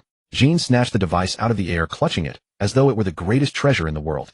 Unable to contain his excitement, Jean vaulted onto the deck. The helm itself was a holographic projection console, displaying intricate navigational charts and real-time telemetry. This was custom-built for a gamer like me. He laughed aloud, sliding his fingers across the virtual interface. The hull banked smoothly in response to turbines humming with a deep resonant purr. Captain, this ship is remarkably advanced, Jean said excitedly. Jean, from now on you're in charge of this vessel. Figure out how to control it and prepare for our escape. Understood, Duan Yu replied loudly. This was the declaration. Xiaofeng, Shuangya, hold off the guards and give Jean enough time. Xiaofeng's eyes lit up. He too adored this ship. Majestic, imposing, modern, and advanced. You got it. He was so excited he could barely contain himself. Shuangya's eyes burned crimson as he muttered under his breath. Duan Yu, I'm not one of yours. Don't give me orders. Nevertheless, he obediently took his position before the ship. Meanwhile, Magellan and the others were stunned, unable to comprehend how such a massive pirate ship had been concealed beneath the seabed. This was the calm ring, and with sea kings lurking beneath the surface, it was utterly impossible for a vessel to sneak into such a location. The crowd could not fathom it. Advance and kill them. Don't let them escape, Magellan commanded. Magellan's true target, however, was this man named Duan Yu. According to the registry, this man was merely a rookie. Yet somehow he had masters like Jean obeying his command and managed to carve through Impel Down as though it were an empty land. He must not be a harmless soul. Duan Yu, I am your opponent. Duan Yu stared at the towering figure before him. At 1.9 meters tall himself, this man was even more colossal. Figures from this world were incomparable to those of his previous one. Even Yao Ming would seem like a dwarf in his presence. Both parties locked focus. Their killing intent forced everyone else to instinctively step back. The guards quickly cleared a vast space around them. None of them wanted to be drenched in the warden's poisonous secretion. Poison surged, filling the air with a choking, corrosive stench. Magellan's venomous form slowly expanded, reshaping into a colossal demon of poison. Purple-black liquid dripped ceaselessly, corrosion pits forming across the ground. He looked down at Duan Yu, his voice low and icy. Your fists are useless against me. Duan Yu scratched his head, looking thoroughly bored. Another invincible type again. Normal straight punch. Magellan swung his venomous giant arm, violently unleashing a tsunami of poison that crashed down like an unstoppable wave. Duan Yu yawned, casually raised his fist, and gave a light swing. Bang! The air exploded. The punch's force became a visible shockwave that instantly shattered the venomous giant arm into a rain of poison. Half of Magellan's body was blown apart, venom splattering everywhere. However, in the next instant, the poison reconstituted itself, and Magellan recovered completely. I told you it's useless. Duan Yu tilted his head. Oh, another punch then. Serious punch. Magellan sneered, and his venomous body suddenly split apart, transforming into dozens of poison dragons converging upon Duan Yu from all directions. Duan drawing his right fist back, slightly, his eyes growing a touch more serious. Serious straight punch. Boom. The entire Impel Down trembled violently. Where the punch's force passed, the poison dragons evaporated instantly, and Magellan's entire upper body was obliterated without a trace. The poison didn't even have time to regenerate before being shattered into atomic-level particles by the impact. Yet seconds later, the residual poison in the air recondensed, and Magellan reappeared, his expression grim. Your fists are indeed terrifying, but poison is endless. Duan Yu scratched his cheek. How troublesome. How about you just surrender? Consecutive normal punches with a hint of seriousness. Magellan roared, his venomous form fully unleashed, transforming into a vast sea of poison that corroded the entire space. Duan Yu sighed. Fine, let me be a little serious. He clenched both fists, and his figure vanished instantly. Consecutive normal punches. Bang, bang, bang, bang, bang, bang. In an instant, the entire space filled with countless afterimages of fists. Every punch struck the poison core with precision, Magellan's body exploding, reforming, and exploding again in relentless succession. At that moment, Duan Yu was completely covered in poison. You're actually immune to my poison? Magellan asked in astonishment. I got a poison vaccine, and my body is stronger than ordinary humans. Not bad. Too bad you can't kill me. Meanwhile, elsewhere, Xiaofeng versus Hannibal and the other guards. The current Xiaofeng, Mr. Tuz Bon Clay, felt not a trace of pain. His heart pounded wildly, not from fear, but from a burning fighting spirit. As long as I defeat you all and board that ship, I can go help Luffy. He tore off his tattered prison clothes, revealing lean muscles, placed his hands on his hips, and struck his signature pose. The way of the Oyama blooms here. Hannibal gripped his trident, his face filled with disdain. A mere Oyama dares to act recklessly and Impel Down. Attack him. Dozens of guards charged forward, brandishing their weapons, but Xiaofeng leaped lightly, his toes brushing the ground as his body spun like a swan. Oyama fist-style swan dance. Swish, swish, swish. His legs became blur, each kick precisely striking the guards' chins, wrists, and knees.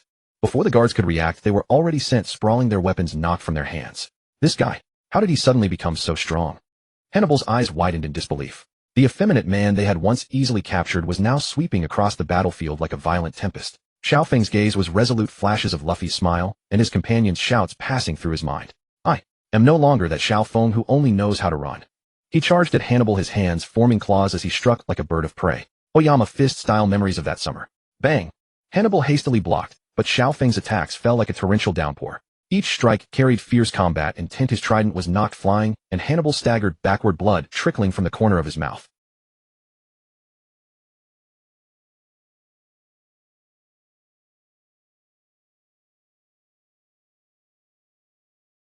Xiao Feng took a deep breath, his fists clenched, flames of burning passion blazing in his eyes.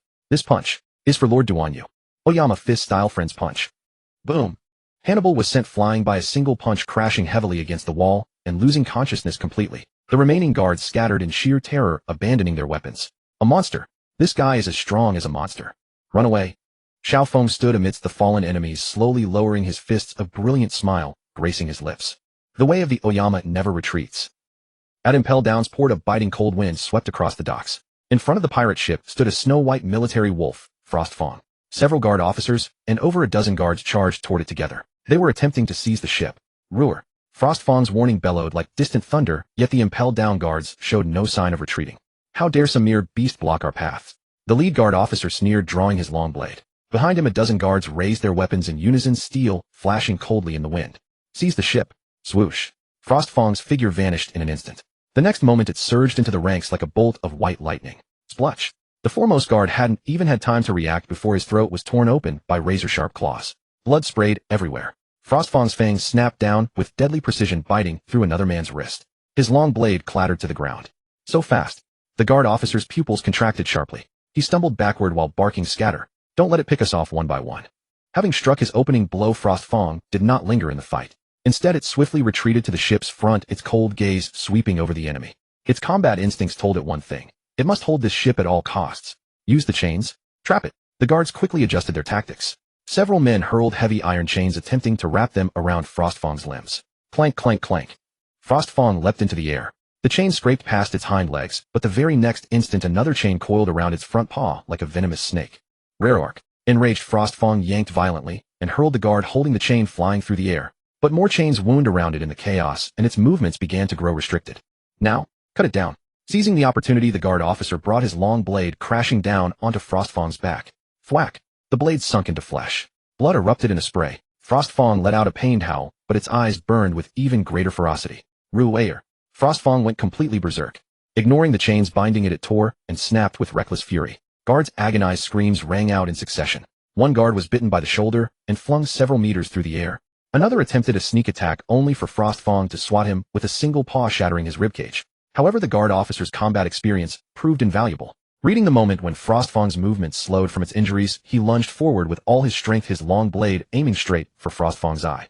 Die, you beast! Frost Fang managed to tilt its head at the last moment. The blade grazed its cheek, carving a deep, bone-revealing gash. But in the same instant it seized its own opening. Its fangs sank viciously into the guard officer's arm. Aakak! Crack! The sound of shattering bone rang out clearly. The guard officer stumbled backward, wailing in agony, his arm nearly bitten clean through. Frost Fang was drenched in blood. Deep gouges marked its front paws from the chains, a gruesome wound marred its back, and its breath came in ragged gasps. Yet it still stood firm before the ship, refusing to yield an inch. The guards had suffered devastating losses as well. 5 were killed outright, 7 critically wounded, and the remaining guards stared with raw terror, daring not to advance another step. The guard officer clutched his severed arm, his face the color of ash. This wolf. Is it some kind of monster? Frost Fang regarded them with icy calm, a final warning rumbling deep within its throat. Grr. In the direst moment of crisis, the Chinese-style pirate ship suddenly stirred. Its war cannon awakened. Laser cannons swept across Impel Down. Impel Down's port was shrouded in smoke and gunpowder. Frost Fang, covered head to toe in blood, stood guard at the ship's prow. Though the guards had retreated, the danger was far from over. Suddenly, VRRR. A low mechanical rumble emanated from beneath the Chinese-style pirate ship. The entire vessel seemed to awaken with life. Its dark hull shimmered with an eerie blue glow, and the turrets on deck slowly rotated, locking onto the guard forces in the distance. What in the world? Hannibal, clutching his severed arm, stared with wide eyes. The ship. It moved. The guards recoiled in sheer terror. The laser cannon activated. Hostile targets detected. Activating defense mode. A cold mechanical voice echoed from within the ship, and then, boom. A blinding laser beam shot from the ship's prow cannon, instantly piercing through dozens of guards. The scorching light carved a charred trench into the ground, and the shockwave of the explosion sent bodies flying. Wah! What the hell is that thing? How can a cannon be that powerful? The guards screamed in terror, scattering in every direction. Chaos erupted across the port. Duan Yu and the others, their eyes gleaming with excitement. Duan Yu stood beneath the ship, craning his neck to watch the suddenly awakened warship, his mouth gaping wide enough to swallow a watermelon whole. Holy crap! This ship is insane. Jean, you're absolutely incredible. Xiao Feng had just returned from the battlefield. Seeing the spectacle, he dropped into a dramatic slide straight to the ship's side, cupping his face with both hands, eyes sparkling. My little heart is about to leap right out of my chest. This ship is even more magnificent than my transvestite martial arts. Magellan, just where on earth did you find this thing? This laser cannon is far too overpowered. Duan Yu grinned ear to ear. Hee, this is the masterpiece of Chinese technology. You really think our pirate crew only knows how to fight? Absolutely correct. This is the attack power of a Chinese-style pirate ship. The system interjected, proudly declaring itself. Xiao Feng returned to defense. Hold the ship at all costs. Even as the others celebrated, the remaining guards, unwilling to accept defeat, regrouped and launched another charge during the laser cannon's recharge window. Don't let them get near the ship, Duan Yu shouted. Xiao Feng spun around with flair and struck a dramatic combat pose. Leave it to me. Transvestite martial arts, swan dance. He charged into the enemy ranks like a whirlwind, his legs whipping through the air like lashes, sending guards flying in every direction. Still, he couldn't resist glancing back and tossing them a flirtatious wink. Brother Duan Yu wasn't that cool. Duan Yu. Cool. But can you focus on fighting? Laser cannon double strike. Charge complete. Preparing second round strike. The ship's hull flared with blue light once more. The cannon barrels adjusted their angles. Boom. Boom. Boom. 3 laser beams swept in a fan pattern, reducing Impel Down's port to smoldering rubble. The guards cried out for their mothers and scrambled back toward the city on hands and knees. Hannibal broke down completely. What's the point of fighting this? Retreat. Full retreat. They rallied behind Magellan. Warden. Wah. Their lasers are too damn deadly. Magellan clenched his fists tightly, grinding his teeth. You've been useless here. Quickly go to the control room. Order the warships to return and swarm that strange pirate vessel. Hannibal had a sudden flash of insight and scampered off at once. The other guards, receiving Magellan's orders, scattered like blessed men granted reprieve. Xiao Feng rescued the severely injured Frost Fong and boarded the ship safely. Frost Fong, how are you feeling? I'm fine. If I hadn't been hit by Magellan's toxin, my body wouldn't be so weakened. My movements are about 30% slower than usual, so I wouldn't have gotten caught. Xiao Feng offered no rebuttal. He simply helped him aboard silently. Every man loves to save face. His emotional intelligence was remarkably sharp. Captain, get on board quickly. Duan Yu shook his head. Prepare yourselves. Once I defeat Magellan, I'll leave. Xiao Feng was stunned. No, he can't be killed. No, every devil fruit ability has its weakness. Hockey, sea, prism, stone, even elemental disadvantages. These are all their vulnerabilities. Magellan chuckled. Duan Yu, you merely possess a body stronger than ordinary men. Your martial arts and abilities are quite mediocre. You have no powerful devil fruit, nor hockey. There is absolutely no way you can defeat me. Duan Yu's emotions had become increasingly detached, but that did not make him dull-witted. After all the experiences along the way, combined with his past memories, he naturally knew his own strengths and weaknesses. He had spent these 3 years studying the devil fruit. After all, it was the devil fruit that had brought him 3 years of suffering in prison. Duan Yu took some things out of his backpack. They were 2 chains made of sea stone. He had stolen them from the weapons depot of Impel Down, and now it was time to use them. This was the only way to defeat Magellan. He wound the chains around his fists, forming a pair of sea stone gauntlets. Sea stone, the crystallization of the sea and the bane of devil fruit users. Sea stone is a rare and peculiar, or found only in certain seas of the One Piece world. Its composition is highly similar to the energy of the sea. Sea stone releases fluctuations similar to those of the sea, temporarily robbing devil fruit users of their powers and leaving them weak and powerless. Moreover, its hardness is comparable to diamond, and ordinary attacks cannot destroy it. It is often used to make handcuffs, cages, weapons, and similar items. Even Logia users cannot turn into their element to slip through sea stone, and Paramecia and Zoan users cannot destroy it with their abilities. Magellan grew a little nervous. However, sea stone does not affect those without devil fruit powers. Duan Yu relied purely on his physical body, so wearing the sea stone gauntlets did not hinder him at all. Sea stone fists. Inside Impel Down, venom surged, and the air was filled with a suffocating corrosive stench. Magellan's venomous body slowly swelled, transforming into a towering venom demon. Purple-black liquid kept dripping from it, corroding deep pits into the ground. He looked down at Duan Yu, his voice low and cold. Do you really think those 2 chains are enough to beat me? He was still putting up a tough front. Duan Yu did not answer. He simply raised his sea stone-wrapped fist, his gaze cold and intent. Try me. Magellan struck first, his enormous venom arm crashing down like a tsunami. Duan Yu dodged in a flash, evading the venom impact, and hurled his right fist out. Bang. The The sea stone chain slammed heavily into Magellan's venomous body. Hiss! Venom instantly scattered. Magellan let out a muffled groan, and the spot that had been hit could not regenerate. Magellan reacted purely on instinct. After the blow landed, he quickly liquefied to disperse most of the impact. His combat experience was outstanding. It really works. A cold gleam flashed in Duan Yu's eyes.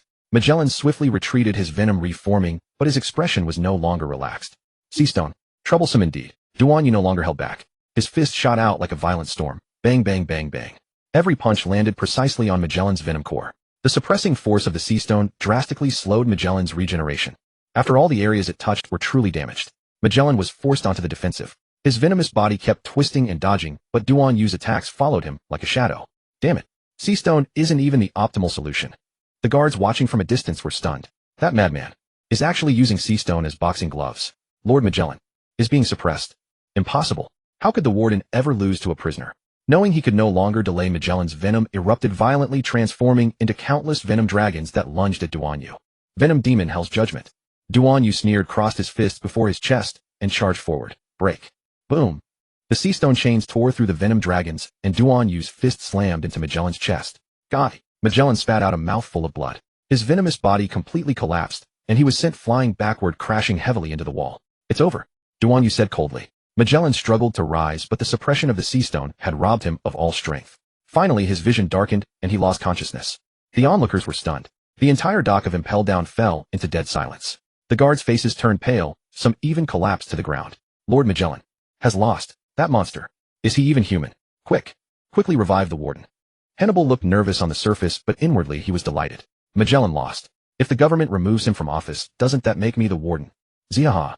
Duan Yu ignored their panic and slowly unwound the sea stone chains, stowing them away. They were strategic supplies, precious things that money could not buy. Let's go. Time to leave this godforsaken place. Duan Yu had won completely. Magellan had been defeated. Xiaofeng was already at the bow singing and dancing. Duan Yu is simply brilliant. So wild. After Duan Yu came aboard, the entire ship instantly accelerated. The dragon head at the bow glowed crimson in both eyes, and 6 sets of turbine engines blasted out azure tail flames. Boom. The ship shot away like an arrow from a bowstring, carving a long white wake across the sea. Magellan, half-conscious, watched the receding dark silhouette and said grimly, that ship. Where on earth did it come from? Hannibal collapsed to the ground. Warden. What should we do now? We must stop them. Yes. Dozens of warships moved to encircle their Chinese-style battleship. On the deck, Xiaofeng looked out over the vast ocean and laughed heartily. This is what they call the romance of a pirate. Ding. Friendly reminder: the host still needs to recruit a ship's doctor, a cook, a weapons expert, and other specialists, so otherwise this ship will gradually be worn down to nothing. Current crew: helmsman Jean, gaming prodigy, the Okama, Xiaofeng mascot. Warning: you must warn Jean not to misuse the warship's resources, or you will bear the consequences. Duan Yu. Shuangya stood at the bow and let out a low call. Freedom. The freedom I want. Jean announced over the intercom. Prepare for battle. An iron wall encirclement. The Marines' deadliest trap. The sea outside Impel Down was now completely sealed off. Dozens of colossal warships stood in a circular formation, gun muzzles gleaming menacingly, pitch-black steel hulls reflecting a cold light under the sun. Every warship's deck was packed with fully armed Marine elites, muskets loaded and long blades drawn. A murderous aura filled the entire sea. Report. The target is completely surrounded and all artillery units are ready. Good. The Vice Admiral, standing on the flagship's deck, lowered his telescope, a cold smile curling at the corner of his mouth. This time, even a legendary pirate won't be able to escape this encirclement. The sea wind howled. Duan Yu stood at the bow, squinting as he scanned the steel rings slowly closing in around them. Xiaofeng swallowed nervously. Captain, this is really... Yeah, they've got us surrounded. Duan Yu suddenly grinned, a flicker of excitement flashing in his eyes. Now that's interesting. In the distance, Marines aboard the warships issued a final ultimatum through loudspeakers: lay down your arms. Surrender immediately. Repeat, immediately. Surrender immediately. I repeat, immediately. Before the words faded, Duan Yu suddenly leapt onto the ship's side, the sea stone chains glinting coldly in the sunlight. He took a deep breath and burst into laughter toward the boundless sea. Want to fight? Then come on. Watch me send every one of your iron coffins one by one to the bottom of the sea. The Marines' cannon barrels slowly began to adjust their firing angles. A great battle was about to erupt. The sea surface trembled. Dozens of naval warships fired simultaneously, their barrels spewing tongues of fire as dark shells rained down like a storm, the piercing screams tearing through the air, making scalp tingle. This is going to kill us, kill us, kill us. Xiaofeng danced wildly on the deck, but his eyes were abnormally bright. I've never fought such an exciting battle in my life. Duan Yu stood at the bow, the sea wind making his robes flap loudly. A cold smile curled at the corner of his mouth. Jean, let them see what a real naval battle is. Inside the ship's cabin, Jin's fingers flew across the control console, holographic projections flashing before his eyes. He had just realized that his gaming skills could actually be put to use piloting warships in this One Piece world. Target lock. He whispered softly. Fire. Boom. 12 laser cannons suddenly unfolded from the sides of the Chinese warship, eerie blue energy gathering at their muzzles. The next blinding beam of light pierced through the sea surface. 3 warships' armor was pierced through as easily as paper explosions erupting skyward and steel fragments scattering in all directions. The observation officer on the naval flagship turned deathly pale. Report. Enemy firepower exceeds estimates by 300. Our armor is completely ineffective. The vice admiral snatched the telescope, and as he watched the black warship weave through the barrage with unbelievable agility, his fingers began to tremble involuntarily. This is impossible. How can such technology exist? Hard to starboard. Dodge that torpedo wave. Jean commanded calmly from within the cabin. The warship executed an almost 90-degree sharp turn, tracing a perfect arc across the sea surface. Dozens of torpedoes skimmed beneath the hull before detonating far off, sending towering columns of water skyward. Xiao Feng clung to the railing, shouting excitedly, "Wah! Brother Jean is so cool. This is more thrilling than a roller coaster." Duan Yu laughed heartily, crushing an incoming shell with a punch. "Is this all the Navy's got? Give me something more interesting." Panic erupted across the naval communications channel. 3rd Squadron heavily damaged. Requesting backup. That ship is moving too fast. We can't keep up with that fire. Damn it. It's changing course again. Xiao Feng kicked another shell out of the sky, sending it exploding harmlessly. That felt amazing. Duan Yu and Xiao Feng continued to help with the defense. Jin's fingers swept across the console for the final command. All weapon systems release. The deck suddenly split open, revealing 24 rotating gun emplacements. The mechanical whirring of barrel adjustments made teeth ache, and the next second, bang bang bang bang bang. A dense hail of projectiles swept across the sea like the scythe of death. 5 warships' masts snapped simultaneously, 7 turrets were precisely detonated, and 2 engine rooms were blown to splinters. The flagship's observer slumped to the deck in disbelief. All destroyed. First Fleet is completely annihilated. The Vice Admiral's roar shook the deck. Impossible. Continue firing. Use all our Seastone ammunition. Special energy signature detected, the ship's AI warned. Seastone weapons incoming. Duan Yu's eyes narrowed sharply. Xiao Feng. Move aside, those are Seastone weapons ahead. Let me handle them. You deal with the rest. Got it. Xiao Feng executed a backflip onto the mast, his legs becoming a blur, androgyne fist-style swan storm. The ordinary shells from the enemy's rear. After all, Xiao Feng was a devil fruit user.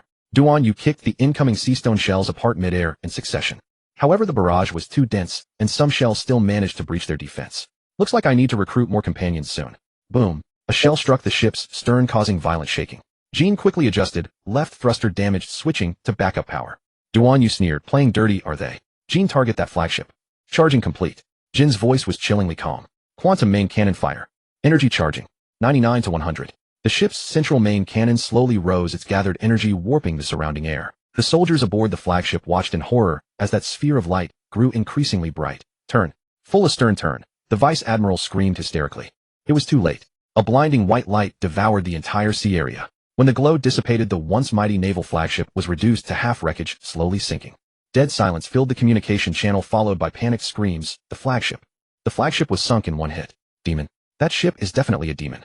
Retreat. Retreat immediately. Energy nearly depleted. It seemed the ultimate move couldn't be used casually. Xiao Feng plopped down on the deck, gasping heavily. Huh. This life was worth it. Duan Yu watched the scattered remnants of the Navy fleeing in all directions, bursting into laughter. Running already. I haven't even gotten my fill of this fight.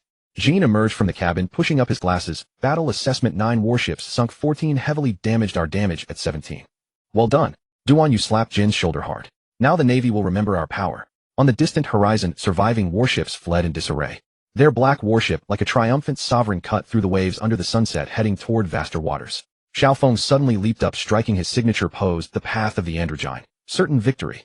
The trio's unified shout carried far on the sea breeze. A decisive naval victory. The Navy fleet routed. They broke through the gate of justice. Duan Yu suddenly felt his entire body go weak. Damn it. Fighting Magellan too seriously drained my strength. Meanwhile, the system's voice sounded. Ding. Congratulations, host, for defeating S-Class Magellan, rewarded with a battle robe. Note it's a cartoon-style robe, indestructible. Ding. Congratulations, host, for successfully escaping Impel Down, rewarded with the 6 powers of the Navy. 6 powers of the Navy. The foundational combat system for naval soldiers. Mandatory physical techniques for naval elite officers containing 6 superhuman combat techniques. Shave instant high-speed movement, stamping the ground dozens of times to generate explosive speed.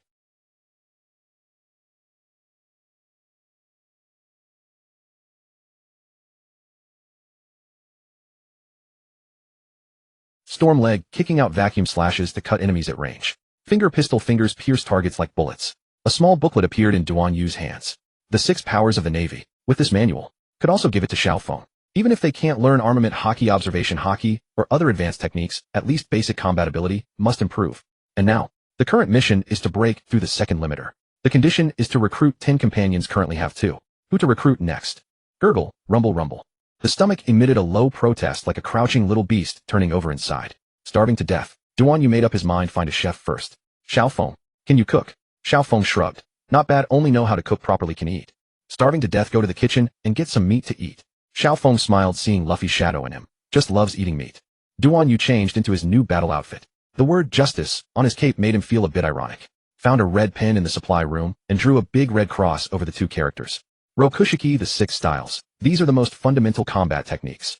Duan Yu could tell that Qin was only relying on his game fruit ability. His physical body was even inferior to an average marine, and at most merely looked intimidating. Bon Clay possessed top-tier physical ability and martial arts, but lacked a touch of hockey. In the world of One Piece, such experts were hardly rare. For every pirate, improving one's strength was an essential discipline, so he decided to learn the 6 styles together with them. After Bon Clay finished reading the booklet, he leaped joyfully into a ballet dance. Duan Yu. The 6 styles are the Marine's secret techniques. Though powerful for me, they seem a bit too hard. Qin kept shaking his head. Too tiring. Better to just play games. Duan Yu said calmly. Everyone has their own thoughts, their own choices, and their own path in life. I won't force anyone. The 2 of them felt ashamed. Bon Clay flipped through the booklet while muttering, Jeppo, I like this move. Qin glanced at Duan Yu, pondered for a moment, and then said, I should also train in Tekai. I'm providing these techniques to give you an additional path. How you choose is your own freedom. Hearing Duan Yu say this, both of them broke into grins. Everyone has dreams. When the system distributed the booklet into Duan Yu's hands, he immediately committed it to memory. As long as he kept practicing, he would only grow stronger. Bon Clay gazed into the distance. We'd better hurry to Marineford. Duan Yu put away the booklet and placed his hands on his hips. All right, let's fulfill Bon Clay's wish first. Qin looked at the compass and the radar. Marineford. Then he slammed the acceleration button. 3 hours. This is already top speed. The distance and sailing time between Impel Down and Marine Headquarters. Impel Down, located deep within the calm belt and surrounded by colossal sea kings, was a deep-sea prison. Marine Headquarters Marineford was situated in the first half of the Grand Line, near the Red Line. The Gate of Justice connected Impel Down Marine Headquarters and Eni's lobby, forming a triangle whirlpool sea that allowed ships to accelerate via special currents. Straight line distance roughly 100 kilometers, but one had to pass through the special currents of the Gate of Justice. A marine battleship could arrive in 4 hours by using the triangle whirlpool acceleration. The display indicated that the Chinese-style warship was far more advanced, needing only 3 hours. Luffy and his crew had departed over an hour ago. Duan Yu estimated he would be roughly half an hour later than Luffy. Bon Clay pressed his palms together. I hope we can make it in time to help Luffy first. Boom. The warship suddenly shuddered violently. The sea surface exploded as a 1,000-meter-tall column of water shot into the air, and a pitch-black, gigantic silhouette rose from the seabed, blotting out the sky and sun. Hey, you've got to be kidding me. Qin gripped the helm tightly, his back drenched in cold sweat. That was an abyssal-class Sea King, over 5,000 meters in length, its skin gleaming with a cold light, like black iron, and rotten fins covered in the wreckage of sunken ships. It had no eyes, only an enormous maw lined with spiral fangs, and a sinister blue glow flickering deep within its throat, the telltale sign that its abyssal pressure cannon was charging. All hands. Battle stations. Duan Yu stepped onto the bow, donning his new battle suit, full of vigor. A chance to train. This is like a pillow arriving just as you're drowsy. Duan Yu knew that techniques were fleeting. What he truly sought through them was a deeper understanding of hockey. He believed the moves the Marines used to train elites must surely contain the key to unlocking the hockey of the strong. First move, Soru Flash Assault. Bang. The deck exploded and Duan Yu's figure vanished in an instant, only to reappear atop the Sea King's head the next moment. Shurgon Sea Piercer. His right index finger, wrapped in armament hockey, stabbed toward the giant beast's skull like a spear. Clang. The metallic clash rang out, yet the finger bullet merely scraped a trail of sparks across the scales. What a... Duan Yu's pupils contracted sharply. The Sea King abruptly whipped its head, and the shockwave blasted him hundreds of meters through the air. Jeppo. Duan Yu kicked the air repeatedly to steady himself, though blood trickled from the corner of his mouth. This bastard's hardness. It rivals a poneglyph. Second move, Tekai Heart Absorption. The giant beast's tail swept across like a mountain range. Duan Yu crossed his arms and tensed every muscle until his body was as rigid as steel. Tekai Steel Bones. This move was normally ridiculous. Duan Yu's physique was already tough enough, making the technique seem utterly absurd. Boom. The warship tilted 30 degrees from the shockwave, and Duan Yu slammed into the deck like a cannonball. Amid flying splinters, this actually has a bit of challenge. Third move, Renkyaku Wave Slasher. Duan Yu leaped into the sky, his right leg descending like a battle axe. Renkyaku. A Azure Vacuum Slash split the sea, but was cushioned by a layer of mucus armor on the giant beast's neck, leaving only a shallow gash. A Logio ability. No. It's a symbiont of deep-sea microorganisms. Duan Yu gritted his teeth. Physical attacks are half. Fourth move, Kami evasion. The blue light in the Sea King's throat flared, and its abyssal pressure cannon blasted forth. Duan Yu's body swayed like willow catkins weaving through the gaps of the high-pressure water cannon. Where his clothes were grazed, they instantly turned to dust. Kami flowing water. He landed perilously on the beast's snout, and without turning back, drove a sea stone harpoon into its nostril. Roar! The Sea King, maddened with agony, thrashed wildly, churning the entire sea into towering waves. Duan Yu felt that using these moves against such brute force-driven sea beasts was utterly pointless. Standing atop the Sea King's shattered head, Duan Yu flicked blood off his fist with a look of pure disdain. All that flashy martial arts. Fighting people is the only thing that's truly fun. When it comes to beasts, one punch is enough. Ordinary one-punch skull burst. Boom. Duan Yu's right fist with no ornament whatsoever slammed into the forehead of the abyssal-class Sea King. No hockey wrapping, no technique name, not even any wind-up. Pure strength. The skull, hard as a poneglyph, instantly caved and cracked open and exploded. Brain matter and shattered bones sprayed 100 meters into the air, and the colossal body crashed down, whipping up tsunami-like waves. TCH. This is the only way that feels truly satisfying. Duan Yu shook his hand, looking utterly bored. Another Sea King burst up from the seabed, its bloody maw lunging straight at him. Without even turning his head, Duan Yu threw a backhand punch. Spurt. His fist tore through the beast's throat and pierced out the back of its head, dragging with it a pool of foul blue blood. The Sea King's pupils instantly lost focus, and its corpse slowly sank into the deep sea. Duan Yu, you're incredible. Bon Clay applauded wildly on the deck, while hauling up meat at the same time. A sea stone armor crab swung its giant pincers, trying to snap the warship in two. Duan Yu leaped onto the crab's back and drove a single punch downward. Crack! The sea stone armor, touted as the devil fruit user's bane, shattered like brittle crackers. The giant crab's 8 legs convulsed simultaneously, its eyes rolled back, and it sank to the bottom. Can this thing even be eaten? Duan Yu frowned. Yes. The crab roe is super nutritious. Bon Clay excitedly fished it up. Suddenly the sea surface boiled as dozens of abyssal-class juveniles surged in at once. Duan Yu let out a sigh, then slammed a fist into the sea. Thud! A terrifying shockwave spread, and the entire sea surface instantly caved in, leaving a fist imprint a kilometer wide. All the young Sea Kings were blasted into pulp. Done. Duan Yu retracted his fist and jumped back aboard the deck. Meat. Meat. It's all meat. Bon Clay had already gone into a frenzy, shouting for the crew to haul more aboard. Fill the freezer hold. Fill the ammo hold. Stuff the cannons full too. Every corner of the pirate ship was piled high with chunks of abyssal-class meat. Giant jerky was laid out on the deck like canvas. Pickled tentacles were packed into the cannons, ready to be launched as meat bullets at any moment. In the kitchen, a pot of sea stone crab soup was simmering, its aroma drifting for miles. Duan Yu, did we load too much? Bon Clay wiped his cold sweat as he stared at the ship, nearly sinking from the weight. What's there to fear? Duan Yu sat atop the mountain of meat, gnawing on a roasted tentacle. Besides, the Sea Kings and the calm belt near Impel Down are especially nutritious. Bon Clay frantically kept his ledger beside him. Today's haul.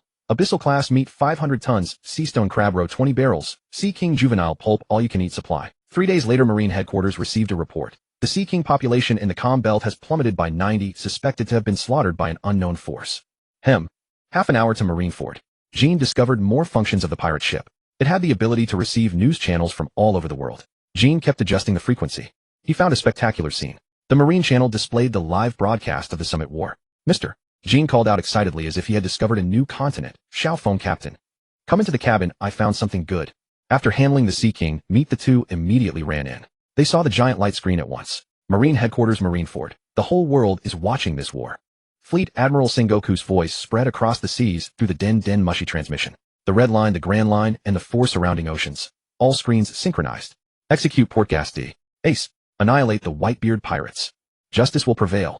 Live camera 1, execution platform. Ace knelt on the execution platform, his body bound in sea stone chains. Sengoku stood beside him, his Buddha form radiating golden light over the entire crowd. Garp sat in the stands below, his fists clenched so tightly they creaked, yet he remained completely still.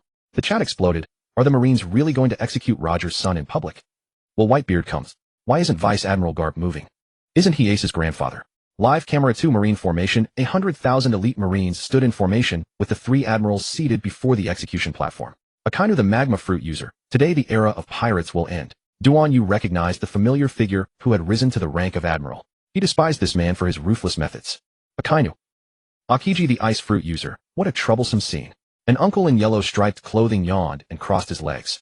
Admiral Kizaru, the light fruit user. How scary, Whitebeard. The chat flooded the 3 admirals. These are the Navy's highest combat power. Akainu is so cool. Kizaru is acting again. He's actually ridiculously strong. Live camera 3. Whitebeard's entrance. Suddenly the sea erupted. 43 warships appeared. These were all the pirates coming to rescue Ace. At the same time, Gururara, The Moby Dick broke through the waves with Whitebeard standing at the bow, his club slamming heavily onto the ground. 3 warships appeared. The main force of the Whitebeard pirates had arrived. Marines. This old man has come to fetch his son. The global audience exploded. Whitebeard. He's really here. The world's strongest man. The Marine headquarters is going to collapse. Jean was very familiar with both forces. He analyzed.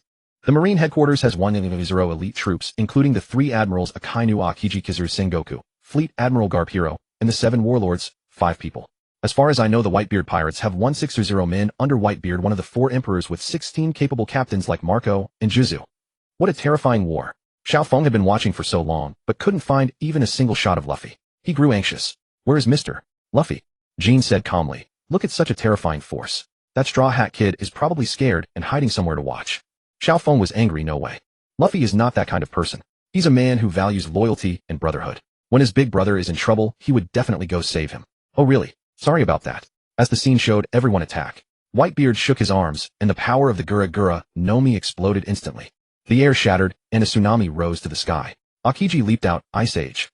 Cold air swept across, freezing the giant waves into ice. Kill. The 160 Whitebeard pirates members roared as they charged onto the ice surface, colliding with the 100,000 Marines. Marco transformed into a phoenix and dove straight toward the execution platform. Ace, hold on. Akainu sneered, Magnum break. A giant fist of scorching lava surged toward Marco. Exciting. Captain, what should we do? Jean said. How much longer until we arrive? 15 minutes. Let's see. If Luffy appears, Xiao Feng and I will go. But if Luffy doesn't show up, you and Xiao Feng stay on the ship obediently. Xiao Feng was moved to tears. Duan Ui. Wait, if Luffy doesn't go up, what do you mean you and Xiao Feng stay on the ship? Duan Yu stared intently at one of the screens, fixing his gaze on Akainu in his red floral shirt. I have some personal business to attend to. That man. I must try today to see if I can defeat him. Jean had heard of Duan Yu's past, and he guessed Duan Yu was going up to fight Akainu. Captain, doing this is too dangerous. But no matter what, I have to go up.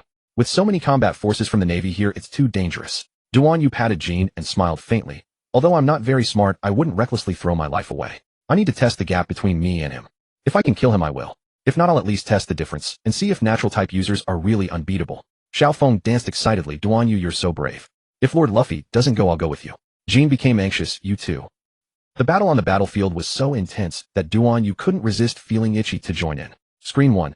At this moment, what's the name of that fallen giant? Duan Yu asked. Jean thought for a moment and said Little Oars Jr.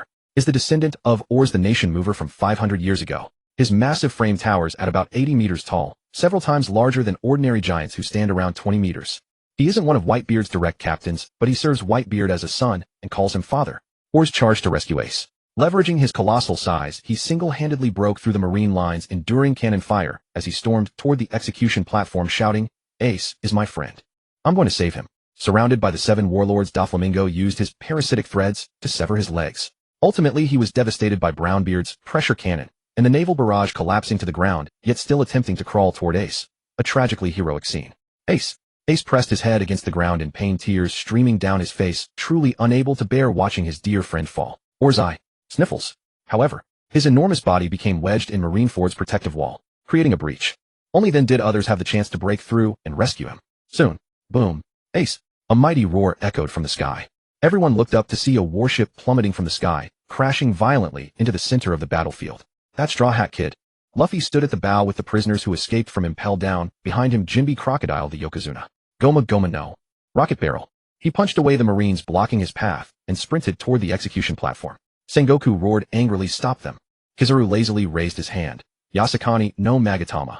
Countless light bullets shot toward Luffy, but were repeatedly punched apart by the suddenly appearing Phoenix. Sorry, but this kid is under my protection. Luffy really went.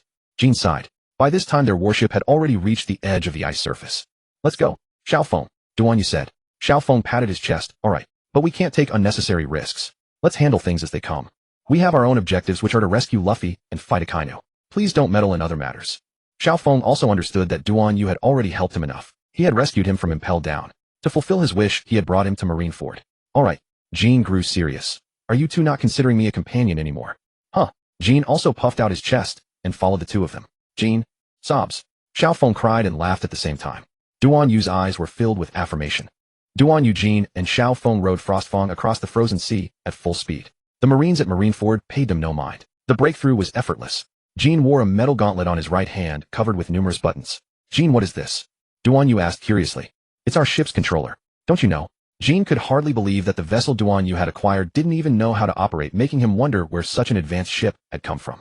At that moment, Jean used the controller to transform their pirate ship into a submarine, which submerged underwater to await orders. Oh, then we won't have to worry about others destroying it. Duan Yu could hardly believe the warship, gifted by the system, was so formidable.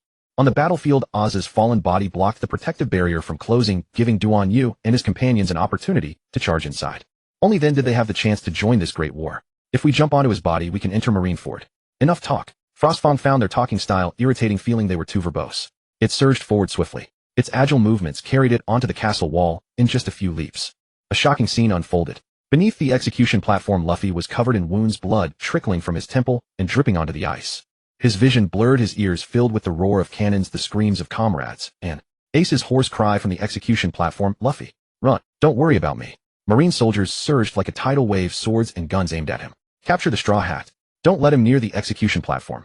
Luffy gritted his teeth, his fists clenched so tightly they cracked. "You all, get out of my way." His body trembled slightly as an invisible force churned within, as though a sleeping beast had finally opened its eyes.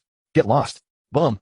In an instant, centered on Luffy, a terrifying pressure swept across the entire battlefield like a storm. The air trembled, the ice surface cracked, and the clouds overhead seemed torn apart by invisible hands. "Ugh, what is this?"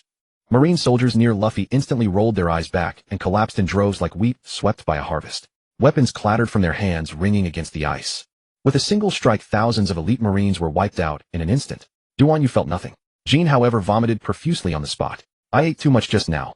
Xiao Feng also felt dizzy. "Conqueror's Haki," Xiao Feng said excitedly. "Luffy first." The crowd was stunned. This was Duan Yu's first time witnessing Conqueror's Haki erupt. "System, can my ability defeat Conqueror's Haki?" "Not yet, but it won't kill you. If you continue training, you'll develop a stronger ability that can counter these experts." Whitebeard ordered. "Everyone coordinate with the Straw Hat." All pirates protected Luffy as they charged toward Ace. Luffy was the last line of defense. "Admiral Garp." "Luffy, stop." Garp stood before the execution platform, his fists clenched, his expression complex. "Grandpa, move." Luffy gritted his teeth. "I must save Ace." Garp fell silent for a moment, then raised his fist. "I am a Marine. I cannot let you pass." Bones Arm Meteor. Boom. Second-geared jet rocket cannon. Steam erupted from Luffy's body as his speed reached its limit. Garp's fist trembled.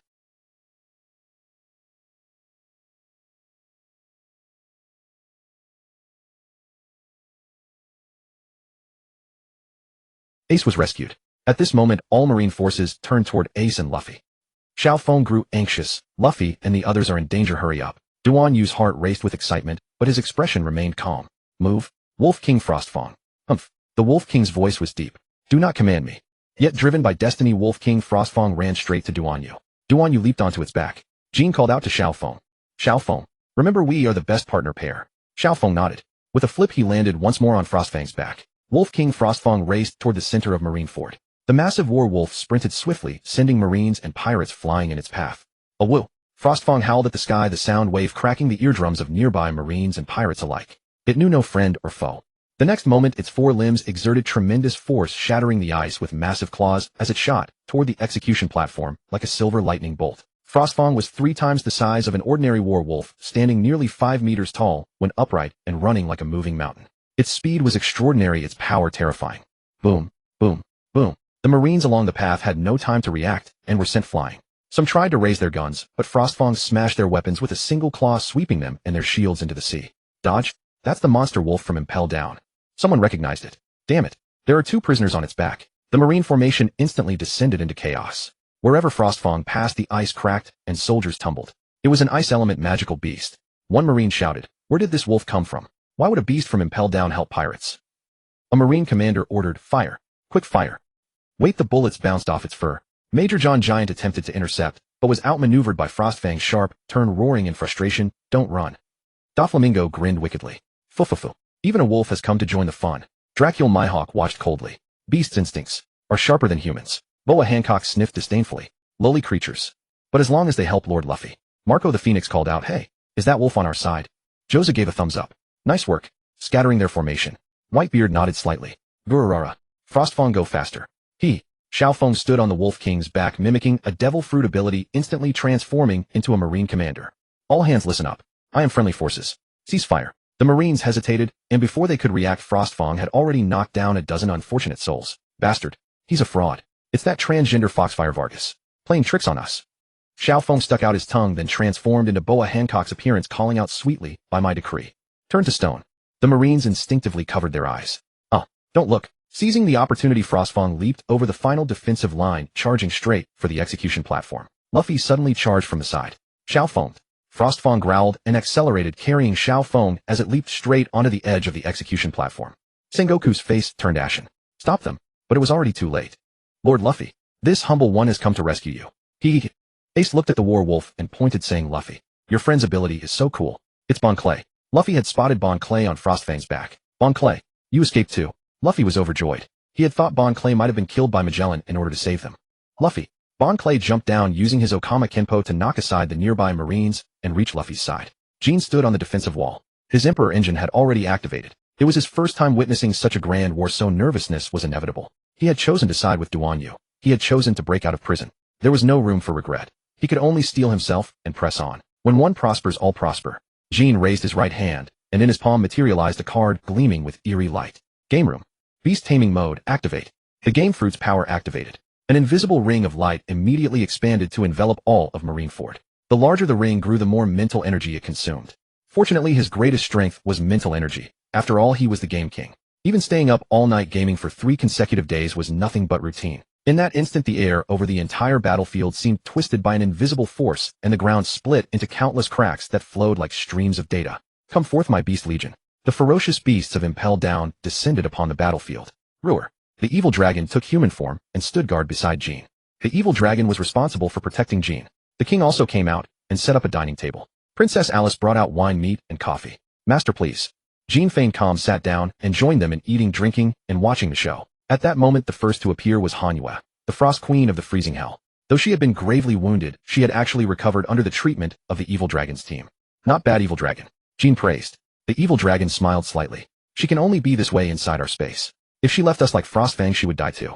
Hanyue's entire body was covered in silver white fur, her pupils as clear as ice crystals. Her ability was to control absolute zero cold, capable of freezing anything she touched. At the same time, the Frost Werewolves appeared, from level 5, the Freezing Hell. They were all descendants of Frostfang, slightly smaller and skilled at pack hunting. They coordinated with the Whitebeard pirates, charged biting at the Marines' legs to restrict their movement. The She-Wolf commanded the pack. She lightly raised a fingertip and a frost storm swept across the battlefield, instantly freezing hundreds of Marines. When it collided with Akiji's Ice Age, it unexpectedly formed an ice crystal maze that trapped a large number of elite Marines. "This battlefield will become your ice coffin." Hanyue's voice was as cold as a blizzard. The next to appear were the Bull brothers, Minotaur and Rhinoceros. Bull-headed human-bodied behemoths, nearly 10 meters tall, with knotted muscles and massive battle axes, they charged into the Marine ranks. With a single sweep of their axes, dozens of soldiers scattered like paper. The giant Vice Admiral John tried to stop them. "Moo! Marine scum, come fight!" Minotaur's battle cry shattered the ice. Amid the deafening roars, dozens of massive beasts of every shape and form surged out of the fissures. They had once been prisoners or experimental subjects from Impel Down levels 3 through 5. Now they had been forcibly subdued by Jin's Game Fruit and transformed into digitized war beasts. The lava giant lizard came from level 4, the Blazing Hell. Its entire body was encased in a magma carapace, and it spat searing fireballs from its mouth. It rammed straight into the Marine formation, burning through an entire row of shield bearers and forcing Akainu's subordinates to retreat. Then there was the venomous Vine Python. It came from level 3, the Starvation Hell. 100 meters long, its scales secreted lethal venom. Once coiled around a target, it could melt steel in an instant. It fought its way over to the robots on the other side. It attacked the pacifistas, its venom corroding their armor and paralyzing their systems. The Beastman Brigade had been level 6 prisoners. Their captain was Bloodclaw Tiger, a leopard beastman and a user of the 6 powers. Ironjaw Gullos was a crocodile beastman whose bite force rivaled Seastone. These savage beastmen deliberately targeted Marine commanders. Tiger tore a Vice Admiral's saber to shreds with one claw, while Gullos bit a giant's ankle and dragged him to the ground. Akainu flew into a rage. These beasts, weren't they an Impel Down? He tried to attack the lava giant lizard with great eruption, only to discover that his flames had no effect on it. Same type resistance. Kizaru frowned. Ugh, how troublesome. There are too many beasts. He dodged the Frostwolf's lunges and shattered one with a lightspeed kick, but was immediately ambushed by another. Sengoku issued an urgent order: kill the ability user first. He's the one controlling them. Yes, sir. Marine snipers aimed at Jean, but the bullets were blocked by a shield tortoise, a level 4 defensive creature, that suddenly leaped out. Jin's heart jolted. He was startled too. He picked up his cappuccino and took a sip. Who was that man? Sengoku asked. It seems. The Game King. Jean. Why have I never heard of this man? Gururara. Kid, well done. Whitebeard laughed. With a swing of Murakamajiri, the power of the Tremor fruit cleared a path for the beasts.